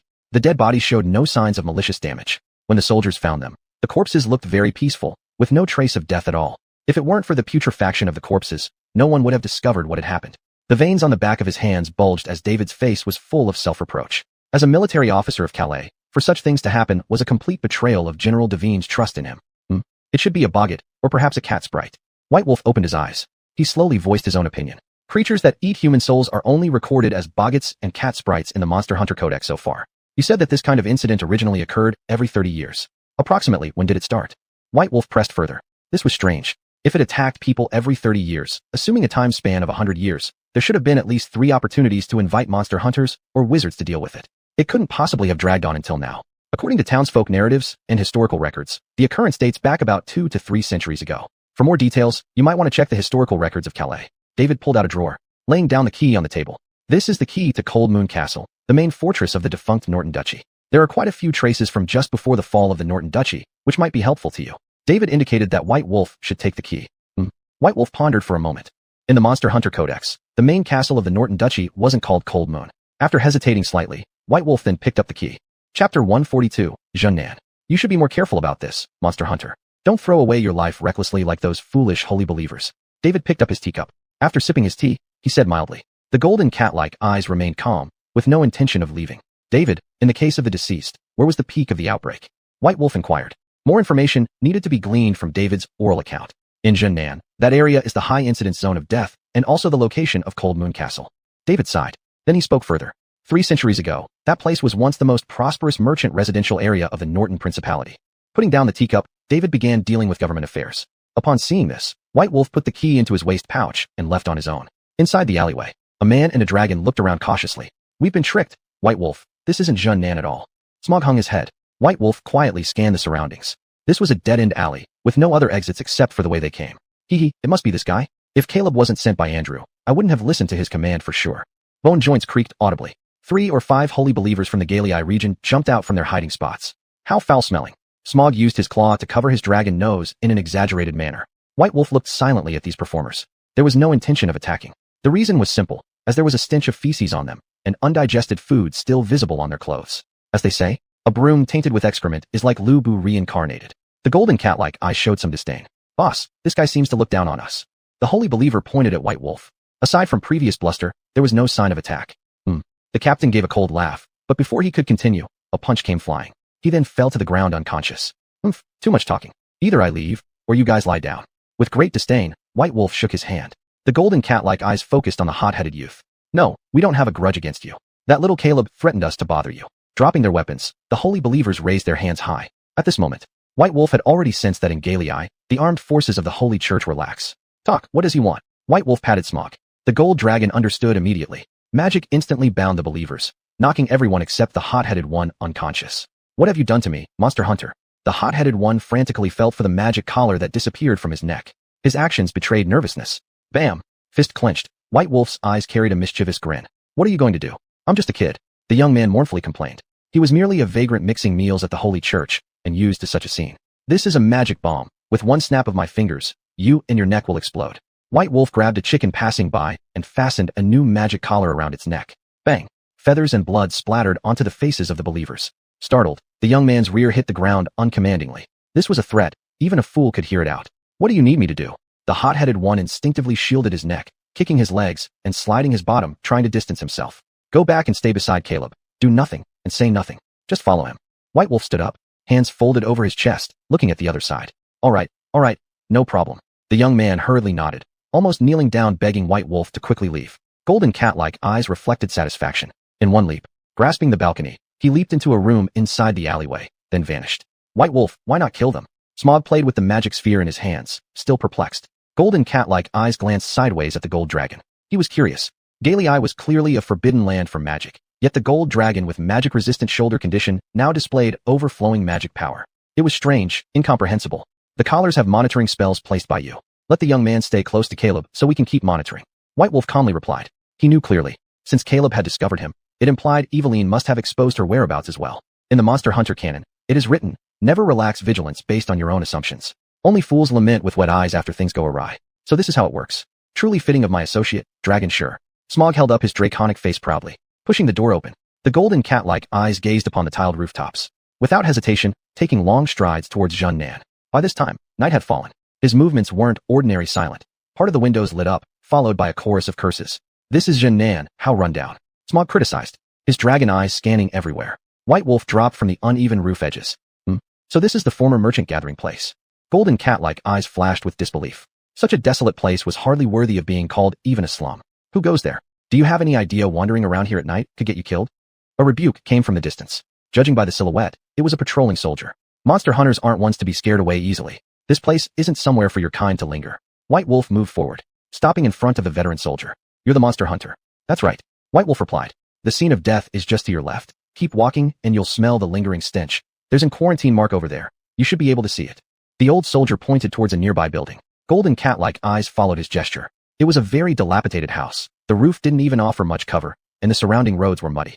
Wait, monster hunter, if you want to stay alive, don't go to Cold Moon Castle. The old soldier took a puff from his pipe. He slowly added. Furrowing his brow, White Wolf felt suspicious. An old veteran daring to patrol alone in such a place was indeed strange. Monster hunters always know what to do and what not to do. White Wolf threw back these words, leaving the veteran standing alone where he was, as White Wolf headed toward the distant houses. Smell that? The odor of rotting flesh. Smog exhaled through his nostrils. A magical barrier protected his nose from the suffering. Not just regular corpse stench, it carries a grudge from hell. And then there's a faint lily of the valley scent. White Wolf had his eyes tightly closed, delicately sniffing the concealed remnants in the air. The golden cat-like eyes suddenly opened wide. He lifted his foot, crossing the quarantine line, while golden fairy fire swirled before his chest to guard against any unforeseen dangers. Pushing open the door. There's nothing here. Golden cat-like eyes took in every inch of empty room. The bodies had already been cleaned up. The messy room held almost no valuable objects. All that remained were scattered bits of broken trash. There are scratch marks on the wooden door. They weren't made by a human. White Wolf stared at the pushed open wooden door, then lifting his nose for another sniff. It's the smell of lilies. Chapter 143, Nightingale. The golden cat eyes concealed a hint of coldness. Putting down the wooden door in his hand, he slowly walked into the room bathed in moonlight. A smell of driftwood mixed with fishy odor came to him, mingling with the stench of decay. A fallen wine glass. It looks quite old. Bailang poked at the glass on the ground. Picking up a clump of damp earth, he smelled it. There's some moisture. Whiskey. Even in poverty, the deceased had an obsession with alcohol. He shook off the mud clod. The golden cat eyes glanced at the wood shavings by the bed. Judging from the extent, this was not done intentionally. Bailang touched his jaw where the stubble had grown back quickly after being shaved, and felt rough. He looked up. A rat scurried over the creaky roof beam, dropping some debris onto Bailang's skin. Wiping it away, he furrowed his brow. Lily of the valley. Bailang's voice was deep. Looking at the claw marks on the crossbeam, he seemed lost in thought. Is it a cat fairy? No, there is no trace of blood left here, and rats are still present. If it were a cat fairy, there would be chaos here, with blood and limb fragments everywhere. The golden cat eyes shifted focus. With senses superior to ordinary humans, Bai Lang continued searching for clues. In the Hunter's Compendium, for the cat fairies, drinking souls is just for fun, and the bamboo rats in the bamboo forest outside the city are their favorite. Of course, when hungry, the sewer rats can also serve as food. There's no extra damage in the room. Leftover food remains on the plates, with cutlery neatly placed. The bedsheet and bedding are only slightly wrinkled, suggesting that instinctive twists during struggle and sleep caused this. Bai Lang continued searching. There were no extra marks on the window, only messy nightingale footprints. Suddenly flapping wings. Their eyes met. The nightingale perched on the bamboo pole tilted its head and stared at Bai Lang. When did an extra bird appear without the hunter noticing? A chirp. The nightingale fluttered its wings and flew away, leaving a faint whiff of lily-of-the-valley scent drifting toward Bai Lang. A strange fellow. The golden cat eyes gazed towards the place where the nightingale disappeared. Cold Moon Castle. His gaze pierced through the broken window, landing on the castle's silhouette under the moonlight. He brushed the wood chips that had fallen on his shoulder. His ears twitched.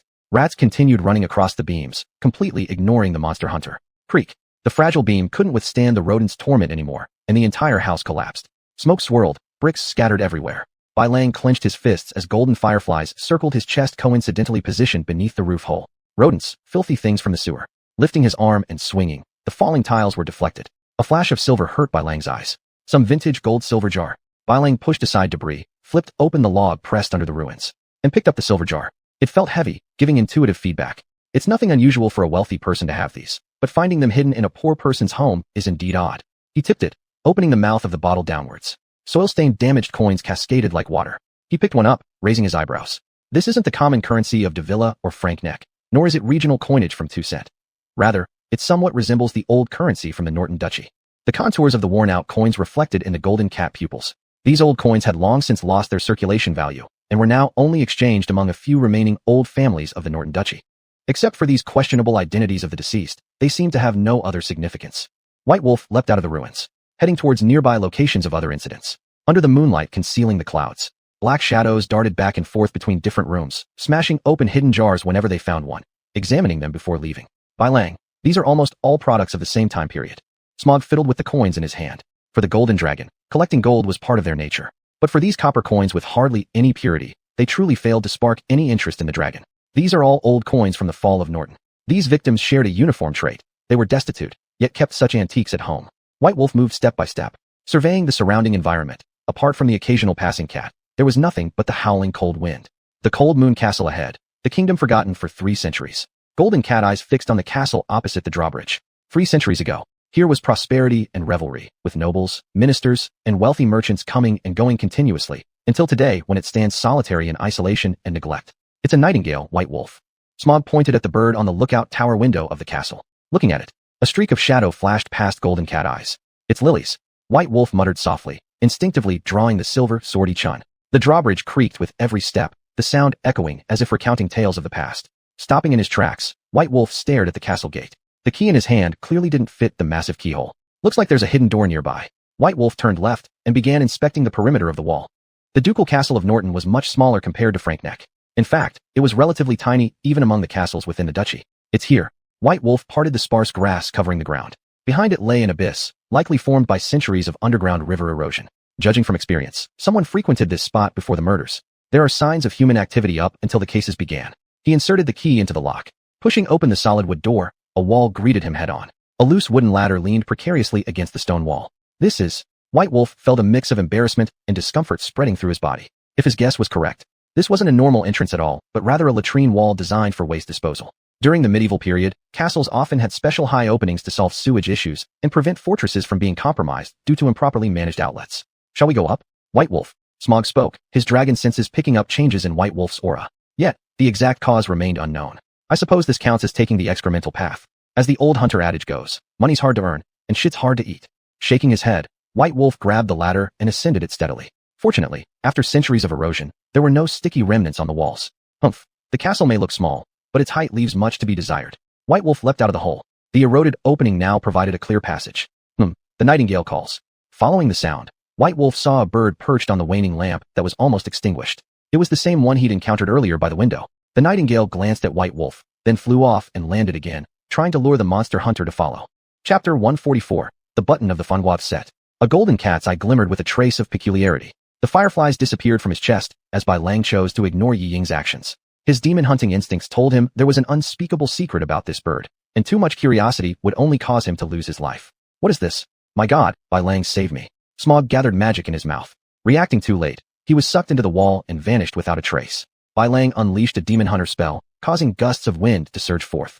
The stone wall merely lost a bit of debris, not ordinary stones. He pinched the tip of his finger, wiping off some green moss, though the smoothness of the wall was truly touching. Another bird cry echoed. Ying flew to rest at the base of Bai Lang's thumb and tilted its head, cleaning its feathers. The golden cat-like eyes stared intently at the bird. You need to tell me something? We can have a talk. Bai Lang spoke. Upon hearing this, Ying stopped grooming, twisted its head, and made no sound whatsoever. After a long while, the fluttering sound of wings entered the ears of the demon hunter. A bead-like button was spat out from the bird's beak. The button of the Fangua set. Do you know Floge or Juliet? Bai Lang touched the missing button on his collar.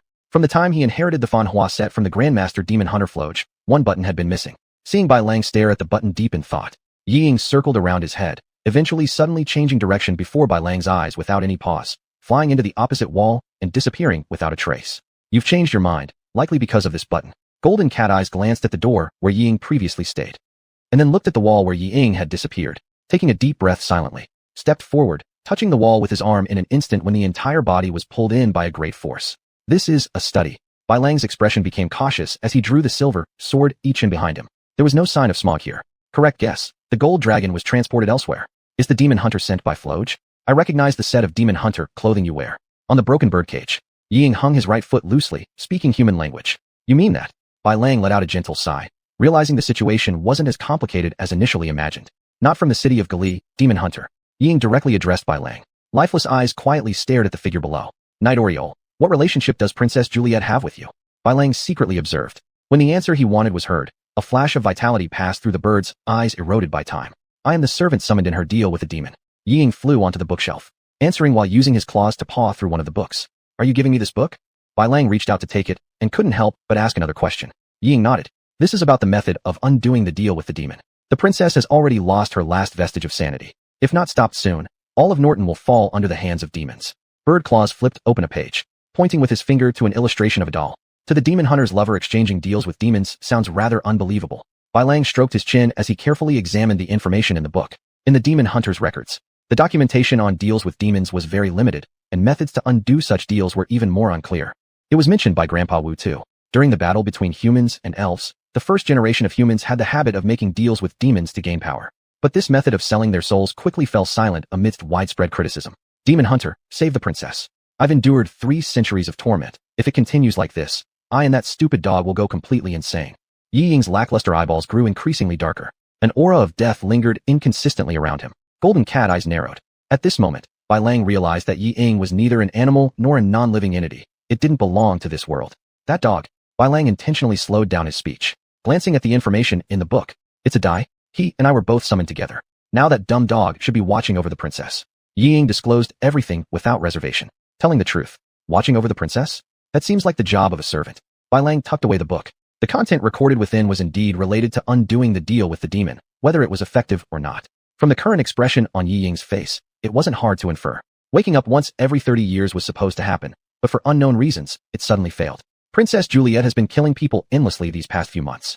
If it weren't for the magical seal master demon hunter Floge placed in her room in Cold Moon Castle, we wouldn't be able to restrain her actions. Yi Ying answered quite positively.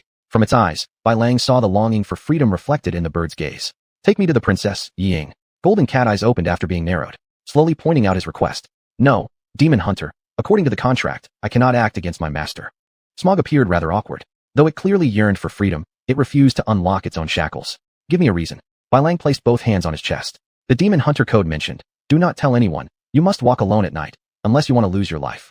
Being fully aware of this, Bai Lang doubted Smog's request for help, as no one knew what was hidden in this bird's heart. Burned by fierce flames, unending until death. The dim bird eyes carried suffering and occasionally glanced at the demon hunter. Regarding demon summoning, these indeed are true words. Bai Lang stroked his chin, recalling Grandpa Wu Tu's previous mention. That was the demon's unique ability to summon servants from hell. What should be done next? You should know. The golden cat-like pupils stared intently at Smog's eyes, awaiting its reply. Go to the rooftop, to the princess's room. The key to breaking the demon deal lies within the doll there. Smog flew onto Bai Lang's head. A seed was spat out from the bird's beak, falling into Bai Lang's hair. This is a lily of the valley seed. When it flowers, if the problem remains unresolved, you must leave Cold Moon Castle. At the end of its words, Smog flew up and crashed into the wall, vanishing after a brief opening and closing of space. The golden cat-like eyes followed the temporarily open hole in the wall. In view were steps leading upwards. The path towards the upper space looked completely ordinary. Second floor. Bai Lang paused. Facing the dark corridor, he took out a torch from the pouch at his waist, the weak light guiding his way forward. Not right, I'm walking in place. Looking back at the stairs from where he came, though he had walked for a long time, he was still standing exactly where he started. He continued forward, but the result remained the same. This is an illusion. No, it's the smell of lily of the valley. The golden cat-like eyes flicked to the side. A shadow darted past from behind, then disappeared. Every time Bai Lang walked a certain distance, this would repeat again. Quinn. With a sharp call, golden fireflies appeared, swirling around Bai Lang, only to shatter thereafter. Chapter 145. A letter 3 centuries late. A somersault. Deviation to the end. The silver sword of Yi Chun took a defensive stance. Gusts of fiendish wind stirred the strands of hair that fell from Bai Lang's head. His golden cat pupils gave a warped perception as if he had eaten a red mushroom, inducing distorted illusions. Though he had some doubts, Bai Lang's gestures showed no hesitation. The magic seal released and calmed his vision somewhat, but the adverse effects of the cold wind still hadn't dissipated. The sword's glow never ceased moving, kicked into hard metal. His expression was calm, but resolute in judgment. This was Juliet's realm of resentment. According to the explanation of a monster hunter, this meant he had entered someone else's dream. As expected, all of Cold Moon Castle at this moment was under the control of Princess Juliet. At the snap of her fingers, Bai Lang would die here. The current state could be considered safe only because his identity as a monster hunter hadn't triggered the subconscious Juliet to kill him. There must be an antidote nearby. Wadabo had once told Bai Lang that wherever there was poison, there would be an antidote close by. The golden cat-like pupils continuously spun, not distracted by the ongoing attacks. In his hands, the silver sword focused more on defense than attack. This wasn't the territory of a monster hunter, and sudden appearances and disappearances made it impossible for Bai Lang to defend himself completely. Occasionally landing a strike with the blade, black shadows dispersed were struck only to reappear elsewhere. Over and over again, the shadows were growing even more numerous. This isn't good. Bai Lang covered his chest with one hand and repeatedly retreated until eventually, out of options, he backed into a corner. The scent of lilies. From the corner of his eye, he noticed a painting hanging near his right side. Compared to those in the corridor, it looked far older. Quinn. Golden flickering lights hovered out, while claws reaching out from the shadow stopped before the golden cat eyes. For a split-second pause. Then, the silver sword swiped to the side, and Bai Lang quickly turned around without waiting for adrenaline to fully restore. Drawing upon the Yin force within him, he conjured the hunter seal imbued with burning fire onto the painting. Ear-splitting cries rang out. Bai Lang bent into a horse stance, keeping the silver sword ready, a common defensive method among monster hunters. Black shadows clearly struggled and disappeared in the fierce flames. It appears to be a woman's face. With the danger gone, the features of the shadow became visible to Bai Lang. The portrait showed two figures embracing each other, lovers by the look of their postures. The man, his face has been erased. Bai Lang stepped forward slightly, trying to see more clearly, but the painting was already entirely burned away. Looking around at the messy living room, it proved that the original corridor had been influenced by that very painting. It seemed clear this chaos had been intentionally created. Broken chairs with missing legs were dusty, plates and wine glasses shattered everywhere, covered with spider webs. A dining hall. No signs of struggle here, but there are obvious traces of looting. He picked up a curved knife embedded in a crack. The gemstones embedded in the handle had long vanished, leaving only deep imprints. Sniffing. Besides remnants of time's decay, there was no smell of blood. The carved patterns that were once there had become blurred and indistinct. His master likely had his weapon stripped from him before any resistance. The golden feline-like eyes gazed towards the dark hole at the stair platform, which led to another room. Just as he ascended the stairs, beneath the scattered dust, bloody streaks began to show. Judging by the direction, it was dragged from upstairs down to here. Second by second in the dwindling moments before the blood ran out, enduring the fear of death. Bai Lang didn't linger. There was no useful information here, yet something behind that dark door beckoned him urgently and filled him with both fear and curiosity. The floorboards creaked audibly. Bai Lang moved steadily forward, golden cat eyes fixed on the real corridor ahead. There was no decoration along the corridor, it went straight through to the end. Happy to meet you, monster hunter. My name is AI Dai. A dead voice echoed out of the darkness. Greenish eyes stared at the monster hunter. Pausing mid-motion, Bai Lang looked into those green eyes. Even with the acute senses of a monster hunter, all he could see now were a pink tongue and a pair of lifeless green eyeballs. A black dog. He paused momentarily. You're the AI Dai Nightingale mentioned? Bai Lang couldn't help confirming this with a question. No time left, monster hunter. Princess Juliet will soon awaken. This accessory belonged to the hunter named Floge before his death. Take it and speak to the princess properly. It might save your life when things get dire. A pine cone landed in by Jean's palm. The black dog named AI Dai vanished instantly. Unopened bedroom doors were pushed open by unseen hands. Bai Lang instantly heightened his alertness, clutching the pine cone tightly. Floge. No, you're not him. First filled with joy, then followed by disappointment. Who are you? Why do you possess his weapon? The room emitted sounds once more, and the candlelight in the dark room began to flicker. Gleams of light reflected in Bai Lang's golden cat-like pupils. Within his vision stood a young girl in a black wedding dress holding wilting lily of the valley. She stood on the balcony, her back facing Bai Lang. Juliet. Bai Lang's tone carried a slight affirmation amidst his question. Do you know me, monster hunter? The girl turned around, her lifeless eyes quietly staring at Bai Lang. In her hands, the lily of the valley released a faint, refreshing fragrance under the moonlight. Yes, this girl who looked exactly like the one in the living room portrait was Juliet. It's Floch. He commissioned me to deliver a letter to you. 3 centuries late. Bai Lang retrieved a letter from his waist pouch, glancing briefly through his golden cat-like eyes. When Juliet heard about the commission, her body trembled. The lilies of the valley in her arms produced a pleasant sound. As Bai Lang took a step forward, Princess Juliet immediately stepped back, even though there was only the window behind her. Bai Lang instantly understood. She didn't want him to approach, but how could he deliver the letter? Should he throw it? At a loss for what to do, a nightingale flew through the window and landed in front of the envelope, picking it up before Bai Lang could speak. The black dog appeared silently behind the door, squatting beneath Bai Lang's feet. There was light returning to their eyes. It's his letter, he's alive. Juliet accepted the envelope without opening it immediately. Instead, she looked up at Bai Lang's golden cat-like eyes. So beautiful, just like his eyes, golden. Without waiting for Bai Lang's reply, Princess Juliet lowered her head. The envelope was opened. A soft sob echoed through the room. Slowly, the entire cold moon castle sank into a deathly silence. Outside, Black Cat's pupils narrowed as they rose to peer at the mice scurrying out from within the castle walls. Something's wrong. Monster Hunter, run. The black dog leaped up, its teeth locking precisely onto Bai Lang's wrist. Black blood dripped down from Bai Lang's palm into the pinecone core he held. An intense stabbing pain struck him. The magic seal Bai Lang hadn't yet released was interrupted by the oppressive stillness. A heavy pressure settled over his chest, as if a mountain were crushing him, leaving him breathless. Don't come back, Monster Hunter, or you'll die. The world spun violently. Bai Lang was pulled away by an overwhelming suction force. As he slipped into unconsciousness, those green eyes, once filled with life, dimmed once more, returning to a deadened state. Chapter 146, What Happened Last Night? The light seeped through the capillaries in his eyelids, and his right arm instinctively covered his eyes. He groaned softly. Beneath the shadow, a pair of golden cat-like pupils opened. Awake! A pipe came into view. Under the blazing sun, the veteran sat beside Bai Lang. Seeing the demon hunter react, he tapped off the ash. What are you doing here? What happened last night? The golden cat-like pupils flickered with a subtle hint of thought as Bai Lang got up, holding his forehead to look for a shady spot. Then, the veteran followed Bai Lang under the locust tree. You saw her but still managed to come out alive. The pipe was tapped on the veteran's worn-out shoe, extinguishing the embers before it was tucked away in his pocket. His eyes now focused intently on Bai Lang. Is it the nightingale, or that dog? Sitting on the stone steps, Bai Lang's stamina needed restoration, his head buzzing from the sun. It's neither. The veteran spoke slowly, never shifting his gaze. Juliet. Bai Lang's pupils contracted sharply. Given the situation, this event had already occurred some time ago. It was the pinecone given by that dog which saved him before the dead silence arrived.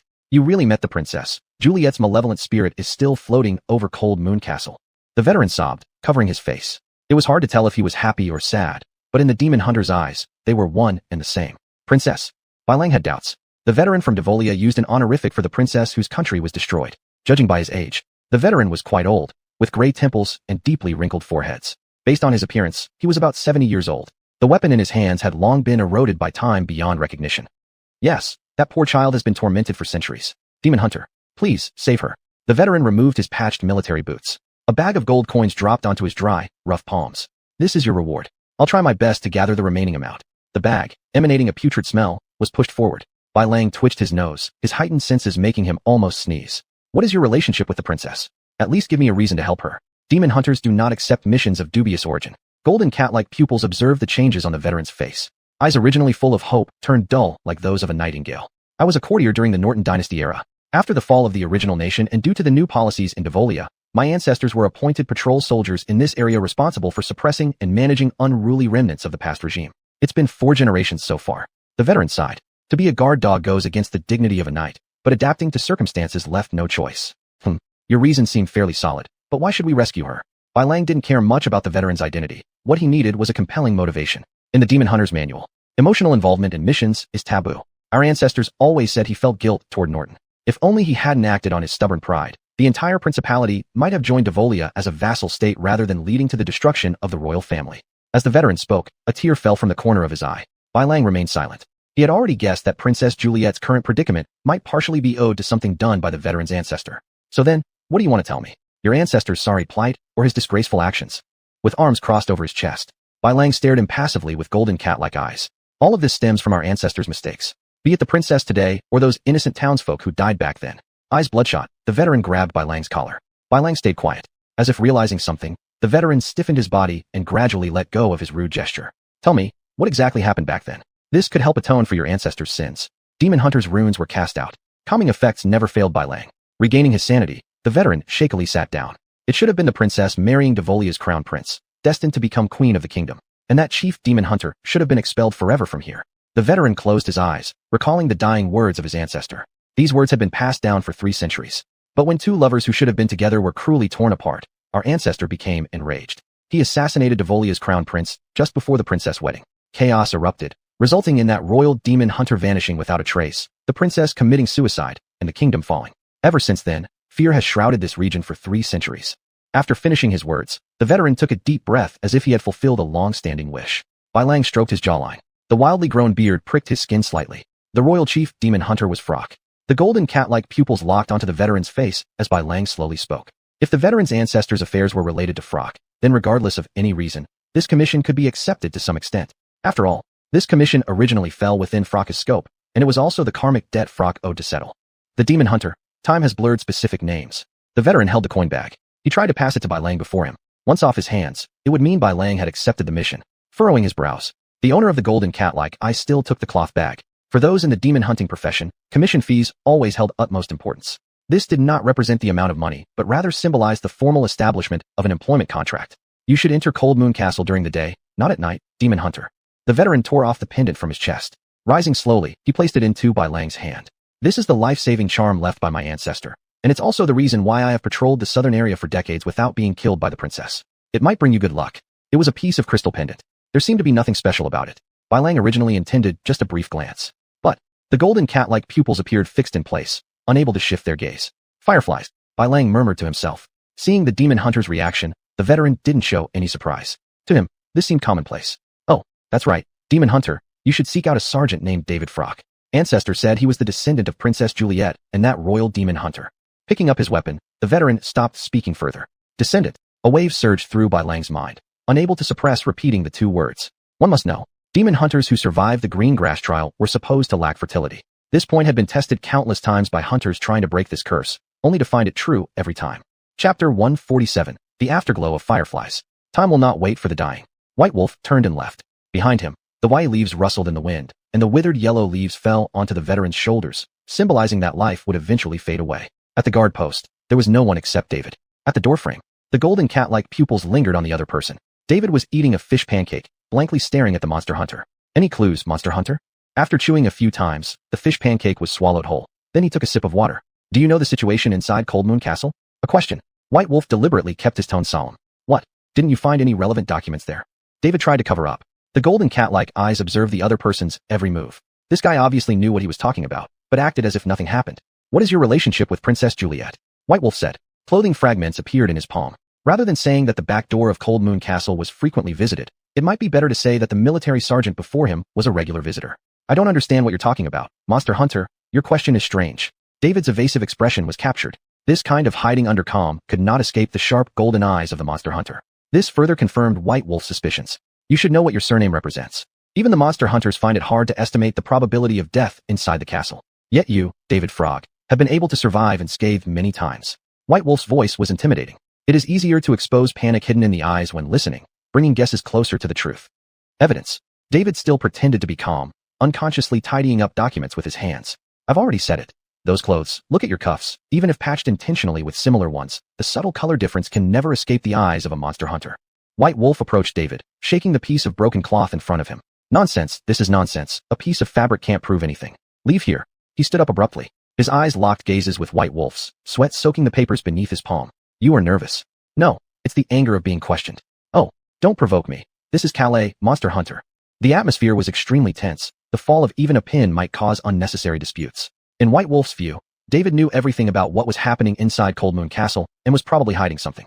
3 centuries. Even if the successive governors of Deville indulged themselves extravagantly, they would never allow creatures to run rampant for such a long time. Seizing a nearby chair, he sat down heavily, his golden cat-like eyes staring at David, who was looking down at the desk. You guessed correctly. After Deville annexed Norton, their successors have always carried royal bloodlines of Norton. That is you, David Frog. Oh, no, it should be called David Norton. Golden cat-like eyes reflected the trembling figure of the other person. Who told you this? Tell me, or you won't leave Calais, Monster Hunter.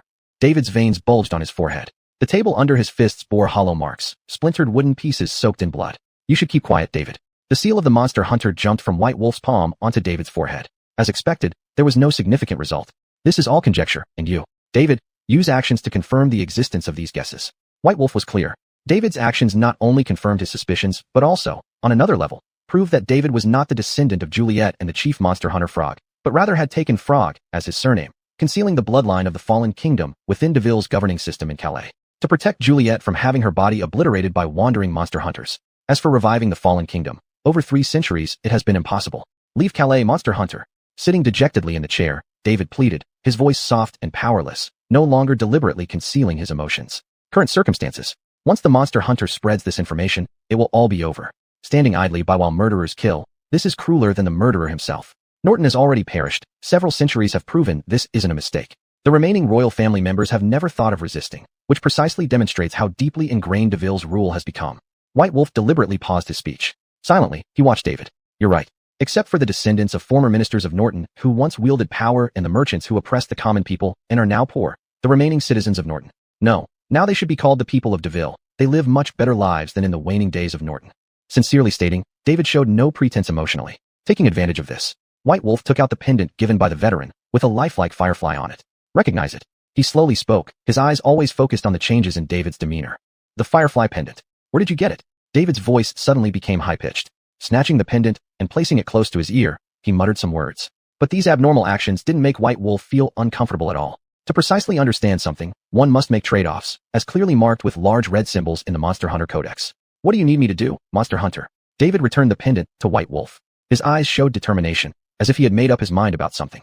Tell me what happened that day, and the way to break Princess Juliet's dream.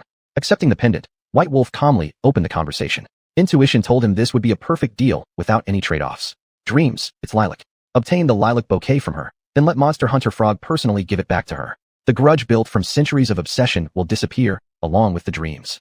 David directly addressed the topic at hand. As soon as he finished speaking, White Wolf's brows furrowed deeply. Monster Hunter Frog had been dead for many years, and even the soul held together by sheer stubbornness dissipated completely after White Wolf accepted the commission. This is a paradox. The root solution no longer exists. White Wolf massaged his temples. If diplomacy fails, then force may be necessary. A direct attack could be a good option, but carries tremendous risk. No, Monster Hunter, the fireflies will help us. David grabbed the dagger lying across the table and gestured White Wolf to place the pendant on the table. Without waiting for an answer, a flash of cold steel. Several drops of fresh red blood dripped onto the pendant's indentations. The fireflies came alive, emitting their final light, only to vanish momentarily after. Don't be curious, Monster Hunter. The fireflies in the pendant told me this was an item deliberately left behind by Chief Monster Hunter Frog, prepared for unforeseen contingencies. Picking up the tablecloth, David wiped the blood off his hands. White Wolf gave a casual response. The pendant that showed no anomalies in the veteran's hands now displayed irregularities before David. Clearly, it was the shared royal Norton bloodline between him and Princess Juliet that triggered a resonance. This wasn't an extraordinary occurrence. Chapter 148, The Wolf Mask. Tell me the meaning. This looks very interesting. Bai Lang still couldn't get rid of the habit of occasionally stroking his jawline, and now the prickly stubble had become slightly softer. Regarding what the firefly on the pendant said, it didn't even spark curiosity. Rather, it raised the question, what does precaution against unforeseen events refer to? That chief demon hunter knows that there might be unexpected incidents between him and Princess Juliet, namely, the paradox you referred to. For this reason, he left a contingency plan just in case. He put down the napkin used for wiping his hands. David paused for a moment and then spoke again. We need to find the mask buried within Cold Moon Castle, wear it, and then do what Chief Demon Hunter Flode should do. Picking up the pen, David quickly sketched the appearance of the mask on a piece of paper. Looking at the ambiguous drawing, Bai Lang took another look. A wolf mask.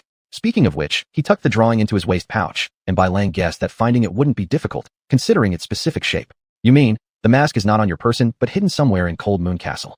The golden cat eyes confirmed this again, to prevent any unforeseen occurrences. After all, as mentioned earlier, the high mortality rate among demon hunters is due to many reasons. Yes, exactly. That's how the firefly described it. David pointed to the pendant on the table. Thinking it over, he remembered something and said, the mask we find needs to be worn by you. Without those golden eyes, we can't fool Princess Juliet. Swallowing the saliva accumulating in his mouth, David brought up this relatively minor, yet crucial point. Golden cat eyes. Bai Lang suddenly recalled. During the first meeting with Princess Juliet, she stared at his eyes for a long time. Time waits for no one. Demon Hunter, we need to quickly resolve this murder case. We don't know how many more people will die the next time the princess strikes. David was organizing his weapons. Clearly, he was going to enter Cold Moon Castle with Bai Lang. Aren't you afraid of dying? Bai Lang said a sentence. The situation was evident. Entering the castle would be fatal for an ordinary person, even for the Norton royal family, who shared blood ties with Princess Juliet. Of course I'm scared, but we owe too much, and we must pay our debts. David picked up his bag and stepped out the door. Bai Lang exhaled deeply and quickly followed suit. Impromptu travels are quite rare for a middle-aged man. Demon Hunter, is there anything you need my help with? Is it finding the wolf mask, or the lily painting in Princess Juliet's hands? As they passed through the dilapidated southern town, David asked. Bai Lang remained silent. The golden cat eyes gazed at a fresh corpse appearing far away. It was the veteran soldier. Princess Juliet had killed him during the first night without the protection of the crystal pendant. What are you looking at, Demon Hunter? David, seeing no reply from Bai Lang, looked along his line of sight and found nothing. It should be noted that ordinary individuals lack the exceptional vision of a demon hunter. Nothing. We were just discussing there, David. Bai Lang opened his mouth indifferently. Those accustomed to death always become numb. Wolf mask and lily flower. David touched his weapon. It was clear that he was tense. Bai Lang could see this. The other party was inwardly feeling uncertain. After all, with over 3 centuries of time difference, their blood connections had weakened significantly. Just because Princess Juliet usually refrains from killing due to blood ties doesn't mean she won't stab you when it matters. Use your identity to stall the princess and buy us time to acquire the mask and lily painting. Bai Lang had no doubts and directly voiced his plan. In the Demon Hunter's law, it states, never hand over important things in your possession to others. Once you lose control, you'll be like fish on a cutting board, left to be slaughtered. This principle is embedded in the heart of every demon hunter. No problem. David nodded. While talking, the two had already arrived at the front of Cold Moon Castle. Navigating the winding path, they reached the concealed back entrance. Demon Hunter, may both of us have luck. David climbed the ladder, leaving behind these words. Bai Lang found this unremarkable. He understood that after entering, their dreams would split them apart, and each would need to handle their survival independently. This truth had already been verified on Smog, whose current state as a golden dragon remains entirely mysterious. Hopefully he is still alive. You're actually not dead, Demon Hunter. Upon entering the castle, a familiar voice called out. At this point, David had already vanished. Right now, he should be drinking tea with Princess Juliet. Nightingale. Bai Lang wore a grave expression, then scanned around. There wasn't that black dog named Adai. Perhaps it had already died. Demon Hunter, Adai is still alive, but you should not have come back. Nightingale saw through Bai Lang's thoughts. Stopping halfway through her sentence, she hesitated to continue. You know about the mask thing? Bai Lang tentatively asked without specifying the type of mask. Mask? The doubt in Nightingale's voice revealed that she didn't know what Bai Lang meant by mask. Bai Lang stopped asking more questions. Knowing when to stop is always a wise choice. As the silence between them stretched, a strange yet somewhat familiar voice came from the corner. Hey, Demon Hunter. Golden cat-like eyes turned toward the source. It was the little goblin. When Bai Lang didn't respond, the corner spoke again.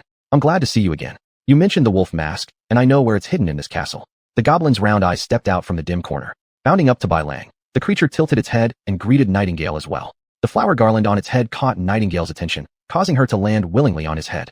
You know, of course, this place is my home, replied the goblin cheerfully. Even as Bai Lang confirmed this, the goblin patiently answered any queries posed to him.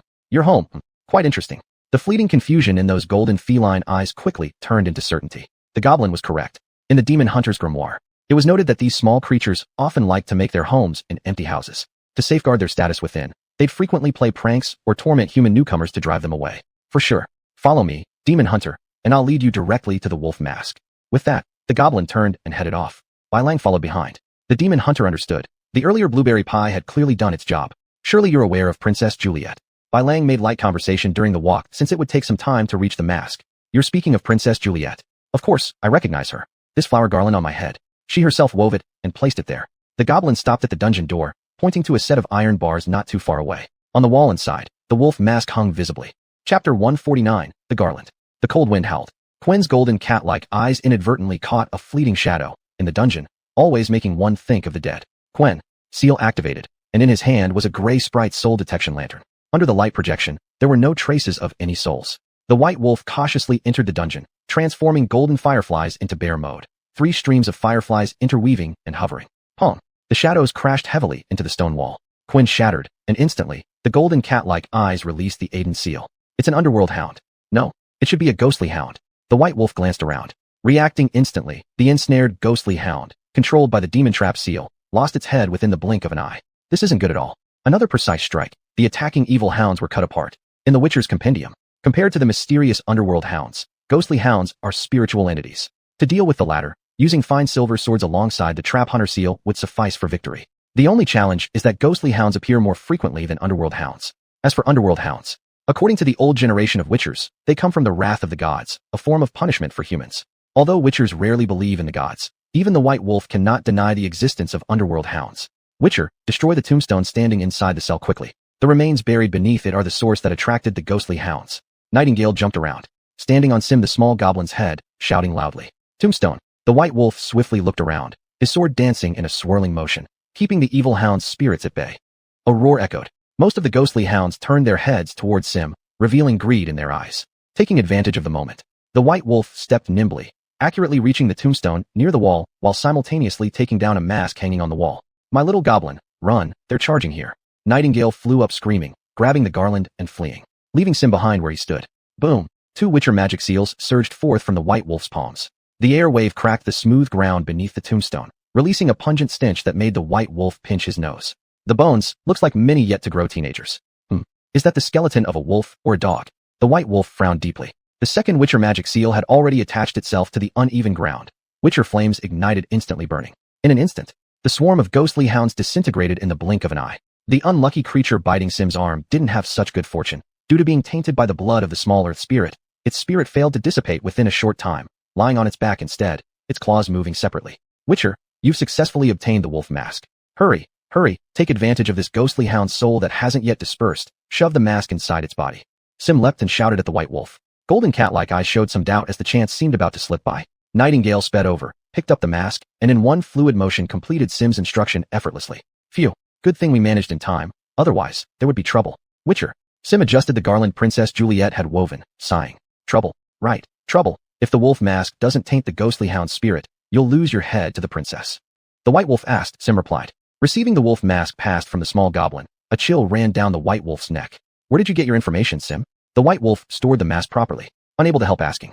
Nightingale's words just now reminded me. The princess mentioned to me before that the head witcher, named Flog, once raised a wolf. Its remains were buried somewhere within the castle. After destroying the ground under the tombstone, I saw the skeleton of a wolf inside. Sim rubbed his hair, laughing as he said so. Nightingale also noticed this matter and hurriedly nodded to agree. Do you know the princess well? The white wolf's eyes held caution. Indeed, Sim, the small goblin's words aren't something easily doubted. This species has a natural ability to be accepted by others. Certainly, I used to live in an abandoned house in the northern part of the city. Later, when people moved in, those hateful individuals brought over holy warriors who drove me away. After wandering for a long time, I was taken in by the princess, living here ever since. Sim's round eyes were crystal clear. In the white wolf's view, there was no trace of lying. Does the princess often chat with you? Yes, but every time the princess appears, there's always a half-digested strange soul trailing behind her. Sim finished speaking, then thought of something else. Hesitating for a moment, decided to continue. However, during this period, each time I see Princess Juliet, there are significantly more strange souls following her than before. Under the garland, the round eyes brimmed with indecision. Sim, why are you telling me all these? Between me and the princess, shouldn't you side with Juliet? The white wolf patted the dust off his hands. It was the cobwebs and dust that stuck to him when he picked up the wolf mask. Every day in the castle, I can hear the princess crying. I can feel it. It's the longing of a soul that hasn't had time to tell its love. Sim lowered his head, a teardrop landing on the ground. Although hidden somewhat, the white wolf could still see it, but chose not to break the moment. The little goblin's unblinking eyes couldn't hide the swirling tears, and the white wolf knew this well, simply giving Nightingale a look before disappearing into the dungeon. In the darkness, a door creaked open, and a golden cat-like gaze appeared. Layers upon layers of dreams. This isn't a good sign. The white wolf scanned the layout of the new room, speaking out loud. He discovered that what were called dreams intersected with reality, making it hard to distinguish left from right. What is that? Ahead, a portrait caught the white wolf's sight. Flog. The golden cat-like eyes recognized the person in the painting as the deceased royal chief witcher, not David, who just adopted another's surname as his own. Drawing the silver sword Yidist. The golden cat-like vision kicked in a high gear, using all 5 senses without finding any anomalies. Strangely safe. The white wolf stopped, standing face to face with the portrait. As a witcher, he never let down his guard for a second. In the Witcher's compendium, there is a torn page with roughly written words meaning, the stronger the wind, the more expensive the fish. Conversely, the quieter an environment, the more dangerous it tends to be. Those eyes are moving. During the brief glance while turning his head, the white wolf clearly saw the pair of golden pupils in the portrait move. Quen. Golden fireflies instantly entwined, and the violent wave that followed sent the white wolf flying to the ground. After rolling several times, he stabilized himself, thankful that Quen was released in time by Sim, suffering only some minor injuries which meant nothing to a witcher with enhanced physique like the white wolf. A living Flog. The white wolf positioned himself for attack, shocked to see the man before him. It wasn't anyone else but the former chief witcher of the Norton Duchy. Chapter 150, Shadows Under the Candlelight. 1, 2, 3. Golden cat eyes stared at the continuously appearing figures. Bai Lang knew he was in trouble now. Chief Demon Hunter Flogen materialized from the void, and the steel swords they wielded were no toys. It is worth noting that the Flogen Shadow's eyes were not golden, but instead lifeless. The candlelight flickered unstably, making the room dimmer than ever. Demon hunting instincts told Bai Lang that the other party's intent was very clear, to drive him into a dead end. Pret. A low sound rang out, and the Flogens swarmed forward. Their attacks had no discernible pattern. They appeared to be relying merely on the residual instincts of the main body. Shadows. No, they should be called Juliet's will. Bai Lang countered with a backhand strike, creating sparks as his steel sword scraped against theirs. The force sent shockwaves through his tiger's mouth, the base of his thumb, causing pain. With a sideway dodge, Demon Hunter Flojan's steel sword swung past the air. Bai Lang used the momentum for an elbow strike, scattering the shadow. Quinn. Firefly spun around Bai Lang alone. Before any respite could be taken, their defenses shattered with a loud crack. The cold blade came in response, catching the faint gleam of golden cat-like eyes. The right demon-hunting armor was sliced open, scattering fragments of iron on the floor with clinking sounds. Something's off. Bai Lang snorted coolly and rolled several times like a somersault, temporarily creating distance between himself and the gathering shadows. In the Demon Hunter Codex, this situation wasn't documented. Bai Lang could only react as necessary. This, too, was one of the lifelong courses each demon hunter must take. Master Wada once nagged about this. Do not lie within the whirlpools left by our predecessors, even if those are words of experience. But precisely because of that, over-reliance often drowns you in silent water. Bai Lang firmly believed in this, even though he was a transworlder. Just as he briefly steadied himself, the shadows already turned their spears toward him, steel swords pressing directly upon Bai Lang. The candles flickered, growing dimmer slowly. Flojan's shadows became even more solid, visible changes warning Bai Lang of potential danger. A single flourish of the sword, adrenaline spiking yet gradually weakening. Thankfully, his attack-proof defensive measures scattered one of the cracks. Taking advantage of the moment, Bai Lang performed a somersault and leapt next to an extinguished candle stand, accompanied by a crisp snap of fingers. The extinguished candles, boosted by the Demon Hunter seal, reignited abruptly. Brightness, cough. I understand it now. The golden cat eyes narrowed. The embodied shadows of Flojan slightly faded, subtle changes hard to notice by normal people, but not fooling a demon hunter's eyes. There are still 6. Bai Lang quickly squatted down, dispersing a nearby shadow before spinning away defensively. His cat-like eyes kept watch on surrounding transformations. Compared to the previous brutal assault from the shadows, Flojan's movements grew slower, which meant this environment was part of Juliet's dream. Mentioned in the Demon Hunting Codex, dreams are often contrary to reality. The brightness of the candles affected the strength of the shadows. This alone was enough proof. Prey. Another deep sound emanated from the shadows. Bai Lang understood, being perceived as helpless lambs by these illusions. Who is the prey, who is the hunter, remains to be seen. Golden cat eyes narrowed further. 5 senses exploded outward. This was how each demon hunter reacted when getting serious. Under the candlelight, bow and arrow shadows crisscrossed while golden fireflies darted back and forth amidst them, erupting ear-piercing metallic clashes wherever they went. Soon after, the candlelight emitted a resilient glow, akin to bursting with vitality. There are 3 remaining. Bai Lang's left hand grabbed something tightly with a crunching sound. The shadow's neck snapped, dispersing it. Golden cat eyes did not dare relax. Judging from the recent situations Bai Lang realized again, these shadows would never rest. Drive one away, another appears immediately, keeping them always at 7. This was a war of attrition. A conspiracy sufficient to drag the demon hunters straight into a death trap. Disperse the intruders. Shadows suddenly altered their wording. Their steel swords began to meaningfully attack Bai Lang. Golden cat eyes sensed immediate unease. Demon hunter instincts informed Bai Lang that the change in wording from the shadows indicated a shift in the environment, perhaps related to the relit candles. At the least, in terms of status, the others transitioned from disdain to an equal review. That got golden cat eyes fixated on the 7th shadow. From start to finish, it stayed idle under Bai Lang's watchful gaze. Rolling away, Bai Lang evaded concentrated fire from the shadows, forcing his body to retreat step by step to an extinguished candle stand nearby. Cold light approached. Slashing behind the red wall, Bai Lang calmly tilted his head, snapping his fingers. Flames burst forth accordingly. He's still idling around. Golden cat eyes' peripheral vision caught the hidden weapons on the wall. Those were demon hunter crossbow arrows, but now, they sat steadily embedded into the wall. This is abnormal. At least, the 6 shadows in front wouldn't use crossbows. Bai Lang released Quinn. It was the bear sex's defensive pattern, with 3 fireflies orderly circling around his chest. Facing the remaining 2 candle stands, Bai Lang was truly in a headache. The distance was too far, and this wasn't good news at all. Hey, Bai Lang. A familiar voice called out, taking advantage of the buffer time brought by Quinn's explosion. Bai Lang leaped to the center of the space. Looking at the 7th shadow who winked and made faces, it exuded an indescribable sycophantic vibe, just like that golden dragon seeking magical fruits. Smog. The voice carried uncertainty. Shoo, Bai Lang, don't speak. It'll reveal my identity. Smog in shadow form swung a dagger toward Bai Lang. It looked ferocious, but was actually weak. Great job, Golden Dragon. Each of us takes one of the remaining candle stands. Bai Lang gave a subtle glance, pretending to be overpowered as he took on the attack, retreating step by step, rolling away like a somersault.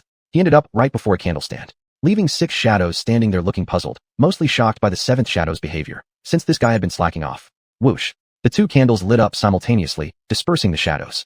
Phew. Lucky the dragon arrived just in time, or you would have been done for, Bai Lang. Smog returned to his original form, winking mischievously as he flew toward Bai Lang, settling comfortably on his shoulder. How did you get here? Bai Lang stroked Smog's head, and casually asked. Are you asking about this? I happened to pass by, of course. Smog flew up halfway through speaking. Bai Lang clearly sensed a pull behind the golden dragon. Before he could counteract it, Smog had already vanished once more. This is Juliet's dream, and Smog has probably been thrown to another place as garbage. The golden cat eyes provided himself an explanation. After all, in Calais, the power unleashing Smog was indeed a threat, let alone a golden dragon in a dream. Crack. This hints me to switch weapons. With a cold snort, Bai Lang confirmed there was no more danger, retracting the 1,000-petal steel sword. Inadvertently, his gaze fell upon Flojan's portrait again. That pair of golden eyes was now completely dimmed. Chapter 151, Dream and Reality. Demon Hunter, stop daydreaming. The lily of the valley on your head has already begun to awaken. Any later, and there'll be no saving you. Green eyes appeared in a dark corner. It was that black dog named Adam. You didn't die, but you lost an eye. The white wolf looked wary, its golden cat-like pupils focusing on the black dog's head, which had been partially cut off. This was unexpected. As Juliet's bonded creature, it shouldn't appear so disheveled in dreams. This isn't important. Demon Hunter, please follow me. Adam gave no explanation. The urgency of time dictated brief exchanges. A black vortex was torn apart beneath its claws.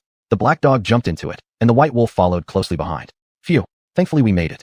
Those shadows aren't something that just dissipates. Adam twisted its dog face, which now had only half a head remaining. Its wound healed faster than the demon hunter imagined. There was no bloody brain tissue sloshing about. Not something that dissipates, could it be? A cold glint flashed through the golden cat-like pupils, sending a chill down its spine. The white wolf did indeed notice how the lit candles continued to flicker, as if waiting for the chance to self-extinguish again. Had it not been for Adam's sudden arrival, it might have been trapped there indefinitely. This is not the time or place to discuss this, Demon Hunter. You've already left that dream. What needs to be done now is to dismantle the curse array in the room. That's the root of the problem. Adam stopped by the door, lifting a paw. With a creaking sound, the dim space slowly revealed itself. Cough, cough. The black dog covered its remaining intact nose, trying to prevent floating dust from entering its nasal passage. This is where the princess sold her soul and signed a contract with a demon years ago. The magical formation on the ground has become somewhat blurred over time due to erosion, but that's not the point. The key lies in the methods described in the book shown to you by the nightingale. Adam sat under the moonlight, facing away from the windowsill. Its red tongue showed some signs of life. There's a doll hidden here. At least, the hair beneath your feet comes from its body. The white wolf remained cautious, always preserving clarity. It still couldn't determine whether they were in a dream or reality at the moment. According to demon hunting instincts, the commission given by Chief Royal Demon Hunter Flog implied two possible outcomes under the current situation, one good, one bad. Don't wander anymore, Demon Hunter. Your lily of the valley won't wait. Time before death is ticking. You shouldn't hesitate. Adam exhaled through its nose. It was obvious this dog was on the verge of breaking down. The white wolf understood well. Any living being forced into captivity for 3 centuries would find it difficult to maintain control when freedom seems just within reach, yet never truly arrives. Special hexagonal magic formation adorned with candlesticks, along with.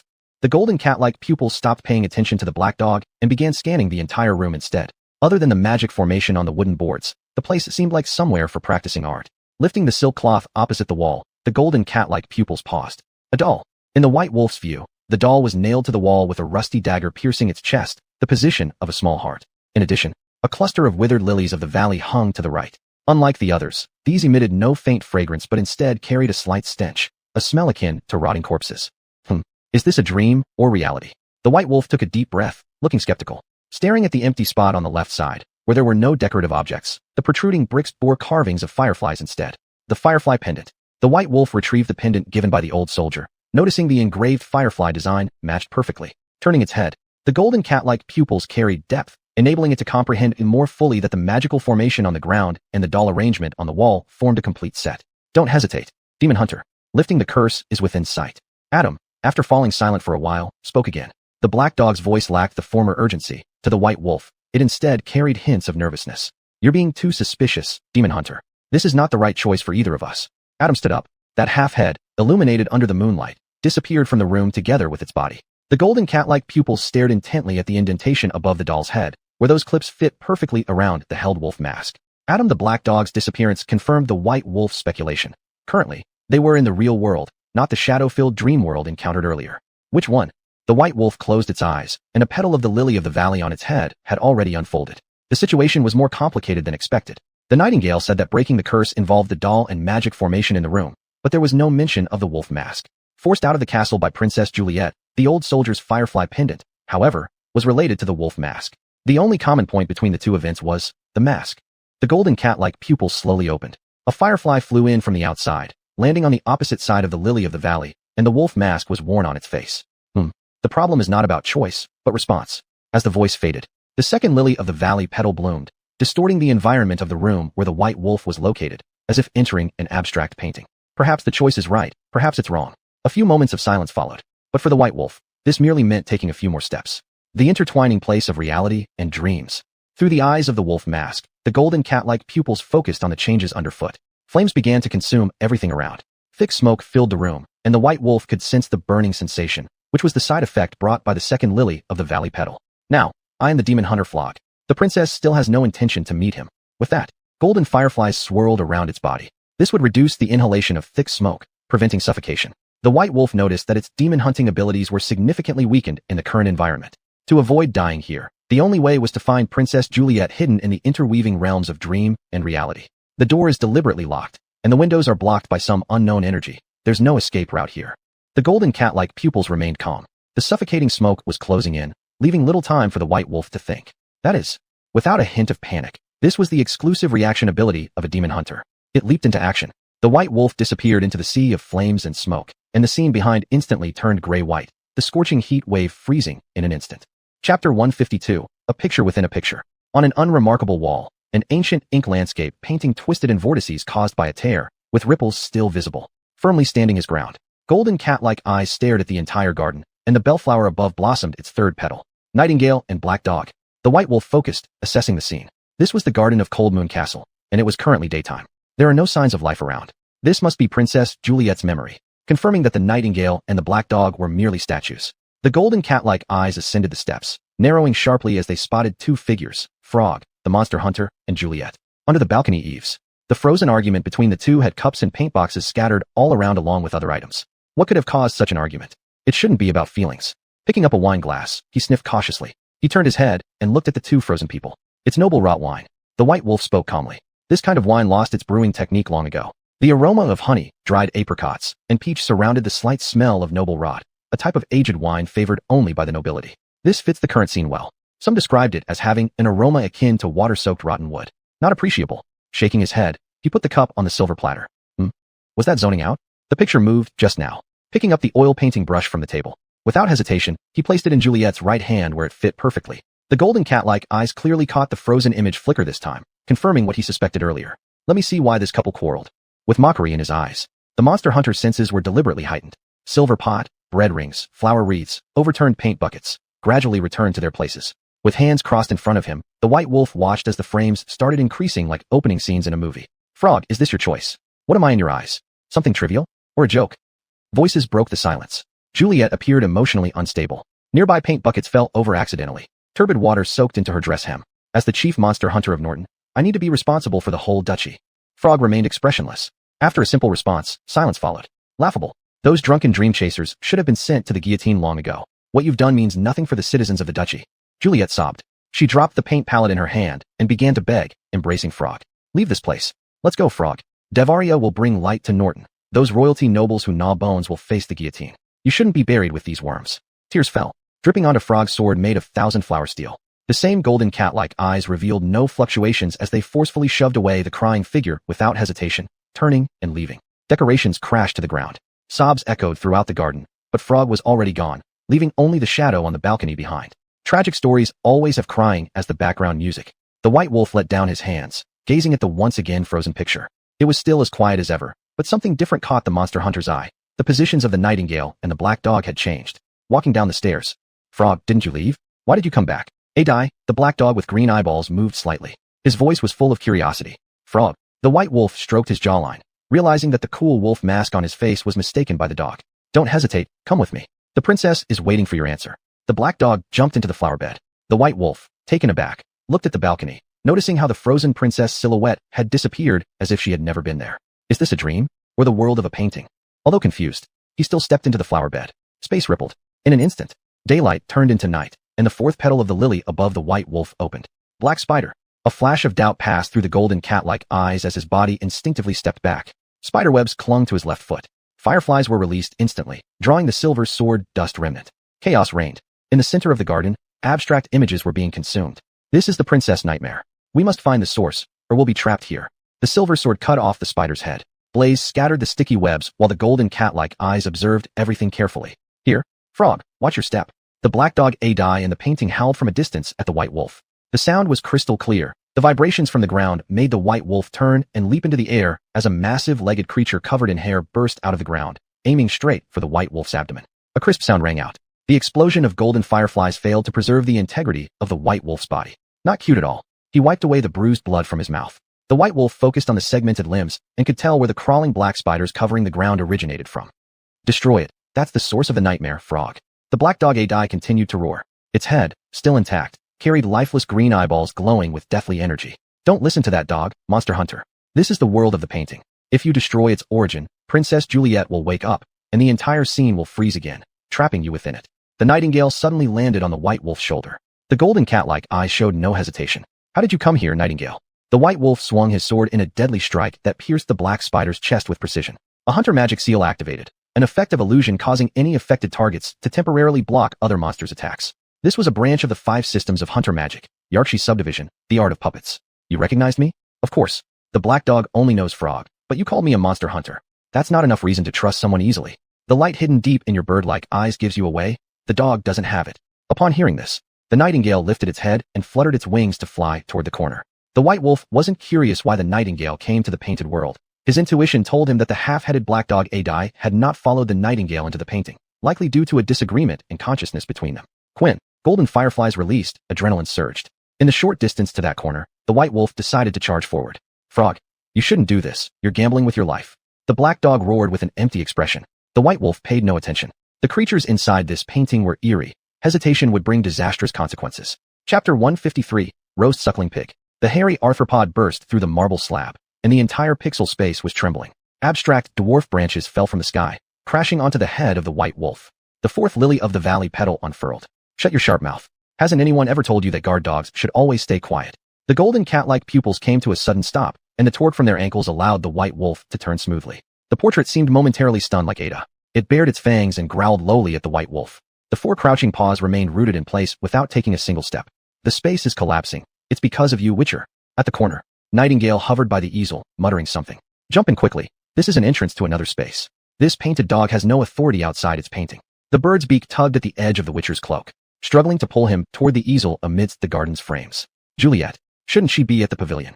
Just as he raised his foot, the princess standing beside the easel looked completely puzzled. Behind them, the space within the painting continued to collapse. Driven by the will of the painted dog named Ada, the segmented limbs were destroying everything. This is the princess's recollection from her painting. It's just a phantom showing position and actions. Every special corner here holds. Don't hesitate. Witcher, we need to leave quickly. With a tearing sound, the cloth corner split under mutual forces. Nightingale was flung into a nearby painting on a scaffold. The golden feline pupils flashed with a cold light. The silver sword left a trail of sparks before its furry, robust body retreated underground, ready to act again. The silver sword has almost no killing power. The disadvantages brought by the dream are becoming more prominent. This is... Her hands began to fade, and the white wolf leaped back, his feet gripping the ground. She pulled out a witch-hunting crossbow, aligning the sights mid-air. A flash of coldness swept by, but it missed, only hearing a mocking laugh from the black dog within the painting. You're nothing special, Flock. Hearing this, let the crossbow arrow fly for a while longer. The white wolf's lips curved upward like the Dragon King's skewed mouth as her leaping figure was captured by a central board in the flower bed. Her shadow flickered frame by frame, appearing intermittently. Kill you, despicable one. Amidst the cursing, the slanted witch-hunter arrow plummeted into the right eye of the painted dog. Unfortunately, anger was merely anger. The white wolf had already disappeared in the flashes, and the garden returned to its original color, gray. Where am I? I can't move. Where's this roasted pig hoof coming from? Vision became somewhat blurred. Subconsciously raising his hand, all the white wolf saw were the front hooves of a suckling pig.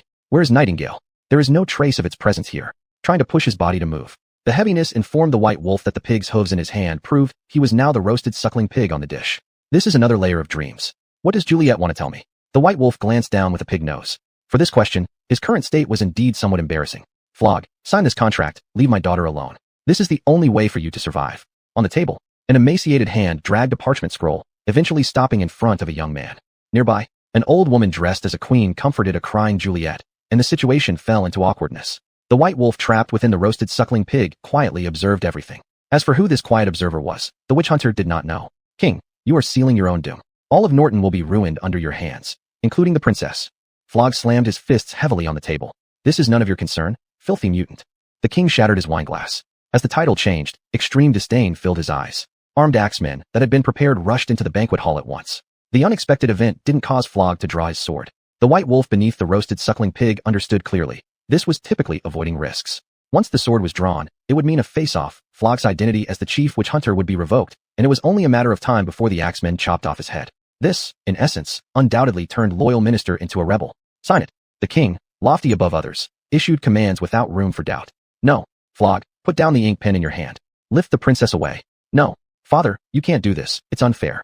The queen collapsed onto the ground, covering her face and weeping. Knights in plate armor dragged Juliet out of the banquet hall, her desperate cries fading further and further down the corridor. Death or life? It depends on the ink under your pen, Flog. The king raised his hand. The royal butler handed over a new wine glass, filled with fine wine. Even the roasted suckling pig inside could see it. King, I have shed blood for the kingdom. You should not be so heartless. The pen hesitated in Flog's hand. This chief royal witch hunter was trying to awaken some conscience in the other person. Cough. Shedding blood, what a laughable reason. Flog, look around.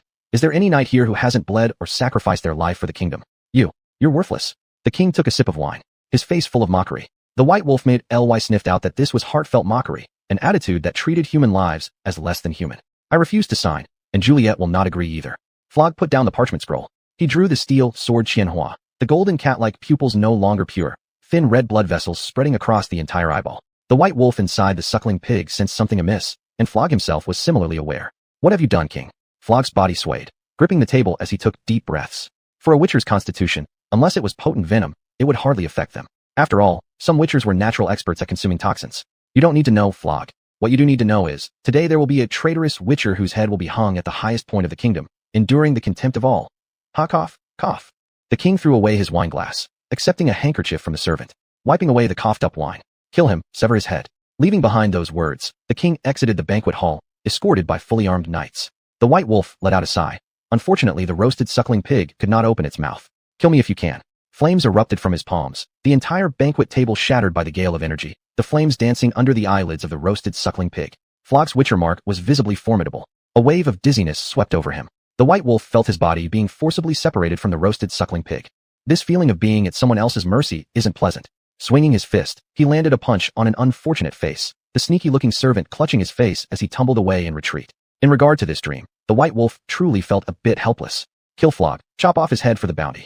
The cacophony brought the white wolf back to reality. The golden cat-like pupils widened in surprise. Damn beans, no wonder I can throw punches. My consciousness has shifted from the suckling pig to Flog. Tumbling like a donkey roll, the white wolf dodged the incoming steel axe, shivering down his spine. Chapter 154, All Mine. The innate vigilance of a demon hunter forced White Wolf to look around while remaining alert for an impending attack. Holding his head will bring the gold coins within reach. The sly servant, hiding behind the soldiers, barked fiercely. Everyone could see it. This was a despicable person who relied on power to oppress others.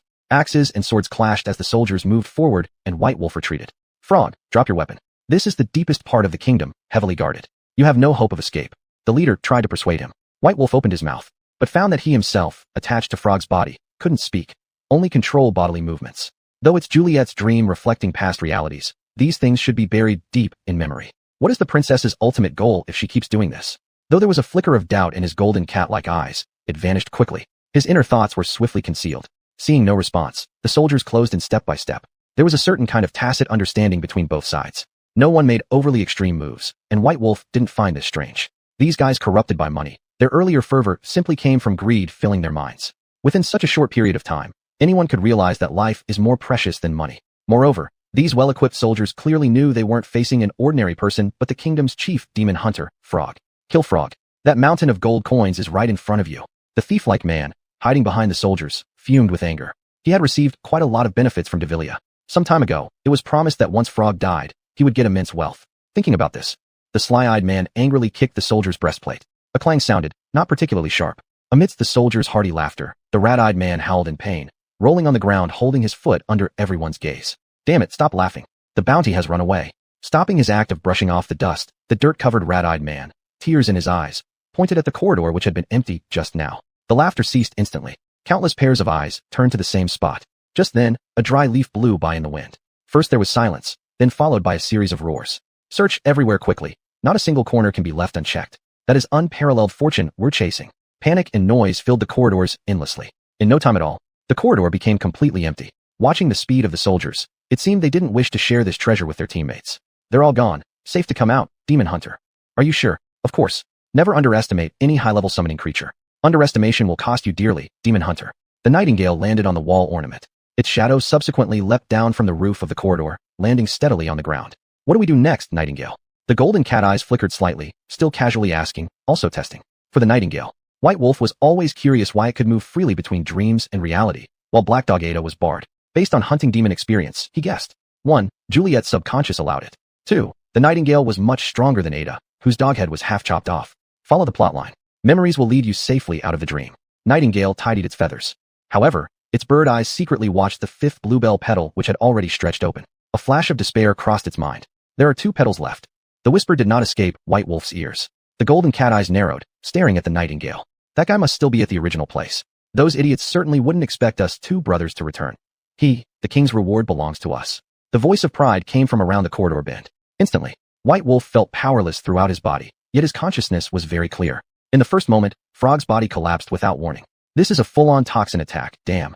He cursed inwardly. At the corner of the corridor, people passed by in conversation. Gee, get rich, brother. The axe-carrying guard fixed his eyes on the scene before him. The surprise on the ground made him sprint over to the other side of Frog's body, falling onto his knees excitedly to check if it was real. Exactly, cousin, I've struck it rich. His tone carried an undertone of sarcasm, but the guy kneeling down never noticed that the pupils of the person standing behind him had already lost focus. With the iron hammer crashing down, red liquid scattered everywhere. In the dull sound, the corpse fell in White Wolf's line of sight. Oh mine, that's what happens when you dare to challenge me, my beloved elder cousin. His voice low, his unseeing pupils reflected a loss of humanity. Before he even finished speaking, he delivered a kick to the body of his deceased brother lying silently on the ground. White Wolf sighed lightly. The Duchy of Norton had been corrupted to this extent. The king was young, and soldiers were killing each other for money. This was the prelude to doom. Splitting the bounty equally? How gullible. As he spoke, he drew his sword from his waist and swung it toward Frog's neck. An old saying goes, in front of ordinary people, a demon hunter with a severed head is the best kind of demon hunter. Still alive? The soldier rubbed his eyes and met Frog's gaze. Frog's piercing eyes made him hesitate, realizing too late that demon hunters don't just lie on the ground letting you cut off their heads for no reason. Don't try any tricks, Frog. As soon as I shout, you're not getting away. Seeing no response from the demon hunter on the ground, the soldier hesitated, but driven by the promise of reward, he took cautious steps forward, cowering like a worm. No one ever told you, fool, that's how fools die. A strange voice emerged from the darkness. Before the soldier could react, a long sword pierced through the throat under the iron helmet. He fell silently, unnoticed, as no one could see the expression beneath the iron helmet. Frog, you owe me 1 life. Remember to pay me back next time. The voice stopped its steps, crouching within White Wolf's line of sight. It then lifted Frog's body onto its shoulders. Judging by appearances, the person below should hold a fairly high military rank. You should take my head for some good bounty instead of doing what you're doing now. This was Frog's voice. It was the first time for White Wolf in an attached state to hear it. And as for why White Wolf himself couldn't control the body to speak, it must be due to Juliet's limitations within this memory dream segment. Judging by the tone, this officer must be familiar. The princess begged me to help you escape safely from Norton. Take me to see Juliet. Frog, your request is difficult for me to fulfill since I've already promised the princess as a knight first. Leave quietly. Without you, the poor boy, princess will still be happy. After all, that guy is Devilia's crown prince and future king. So, for your knightly glory and riches, you are willing to sacrifice the princess. Frog said calmly. Within Frog's body, White Wolf felt no surprise at all. The golden cat-like pupils knew clearly that this was a typical baiting tactic. Chapter 155, 6 and 7. Fool, trying to provoke me won't work. You should try another method. The young officer deliberately jiggled Flog on his shoulder. The White Wolf within ignored the situation. Relying on his familiarity with the castle's routes, the officer moved freely through the various small paths. Moraine, the princess has always been kind to you. Flog intentionally paused mid-sentence. The conscious White Wolf glanced at the young officer called Moraine. Still no reaction. Betrayal can bring wealth and power, but it easily leads to the loss of a knight's dignity. Flog continued speaking. Moraine let the words go in one ear and out the other. Wealth source is unimportant. Power is all that matters, Flog. Without power, wealth is just scattered sand, crumbling at a touch. You're resenting the king. Resentment? Your words are truly laughable. Everyone in this duchy now harbors ill intentions. Who doesn't resent the king? Moraine suddenly changed his expression. His voice became hoarse and deep. Regarding the change of the kingdom, this young knight didn't care much about it. What he cared about was who could give him power and wealth in this transition. In the White Wolf's perspective, this situation wasn't harmonious. The outcome should be Flog still being rescued from Norton, while the princess faces the end alone. Moraine, you should remember your childhood. The princess has never failed you. Flog spoke after a moment of silence. The bloodshot veins in his golden pupils were slowly fading. He stopped walking. You're playing the emotional card. Incredible, a remorseless monster hunter using such an ace. Moraine threw Flog to the ground. A flicker of unnoticed fluctuation passed through his deep-set eyes. Can you get up? A weakling like you doesn't deserve to rescue Juliet. His eyes carried contempt. With arms crossed over his chest, he showed indifference towards the monster hunter lying prostrate on the ground. If you're smart, you'd retract what you just said. Blades have no eyes.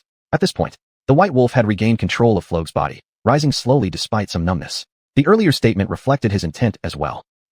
Flog, you're still as arrogant as ever. Moraine ignored the other side, striding past the white wolf. Moving his arms slightly, he adjusted the inner dark force within his body. Although this had no practical effect on removing the remaining toxins, it greatly helped in controlling bodily functions. The residual toxicity was having little side effects on this monster hunter's body anymore. If it did, one would have to question if he was really a monster hunter. You should keep up. There'll be no second chance if you fall behind. Not too far behind the white wolf. A warning sound came from Moraine, who had already walked far ahead. The story seems not to be going as predicted. Perhaps Flog's death relates to the following events. The white wolf quickly caught up. A nightingale perched on the monster hunter's shoulder that had reappeared after disappearing. The truth revealed also marks the moment of life or death for you, monster hunter. While preening its feathers, the nightingale muttered to itself, occasionally glancing at the sixth petal of the lily of the valley that remained unbloomed. And when seeing the seventh, its eyes shone brighter. Monster hunter, perhaps you can truly break this absurd deal with the devil. The nightingale sighed. Do you mean that lily flower? Can you see it? The unexpected utterance from the white wolf startled the nightingale. Perceiving surrounding changes isn't difficult for a monster hunter, even more so when it's happening on one's head. Besides, every time a petal unfurls, 7/10 of the internal dark force gets drained. Of course, the seeds of lily planted in a somewhat peculiar place. The white wolf was moving, and was still some distance away from Moraine. Besides, nightingale, lily should have 6 petals. Where does the 7th come from? You should explain. The voice was low. Only the nightingale could hear at this distance. Monster hunter, 4-leaf clovers in the world usually only have 3 leaves. You should understand what I mean. Feathering. The nightingale whispered near his ear. The 4th leaf luck, the 7th petal lily. The golden cat-like pupil widened. At this point, the white wolf probably understood the significance of the blooming lily that the nightingale referred to. Flog, you should hurry. Running into patrol guards will be troublesome, and there won't be anyone able to protect you then. In the distance, Limeren's tone was cold. The white wolf controlled Flog's body and followed. Approaching the wall corner, stopping. Shoo. Patrols arrived early. Judging by their hurried departure, this is not a good omen. Limeren clung close to the wall, taking the opportunity to observe. Coincidentally, the patrols had already left. It's troublesome. We've already been exposed at least. The golden cat-like pupil stepped back from the corner. Raising both hands, the gaze flicked toward Limeren, who was unaware of the situation. A brief pause.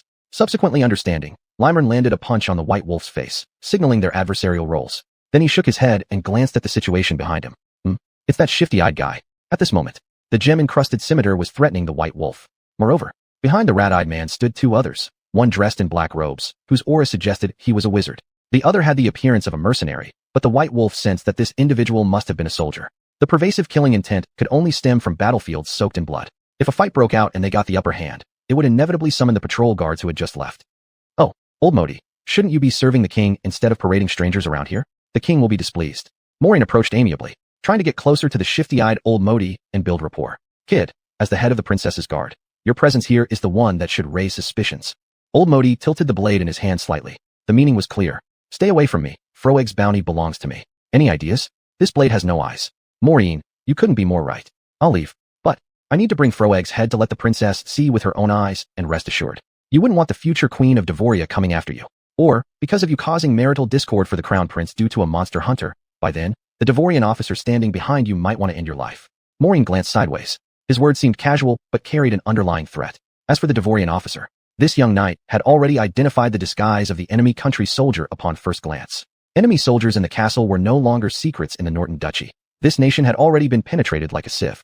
Old Modi, hearing this, his body visibly trembled. The figure disguised as a mercenary now gripped the sword at his waist tightly. All right, Froeg's head is yours, his body is mine. The gem-studded knife slid back into its sheath. Shifty-eyed, old Modi chose to yield. Compared to having the bounty, life mattered most. After all, there's an old saying, when a person dies and their money remains unused, what a tragic thing indeed.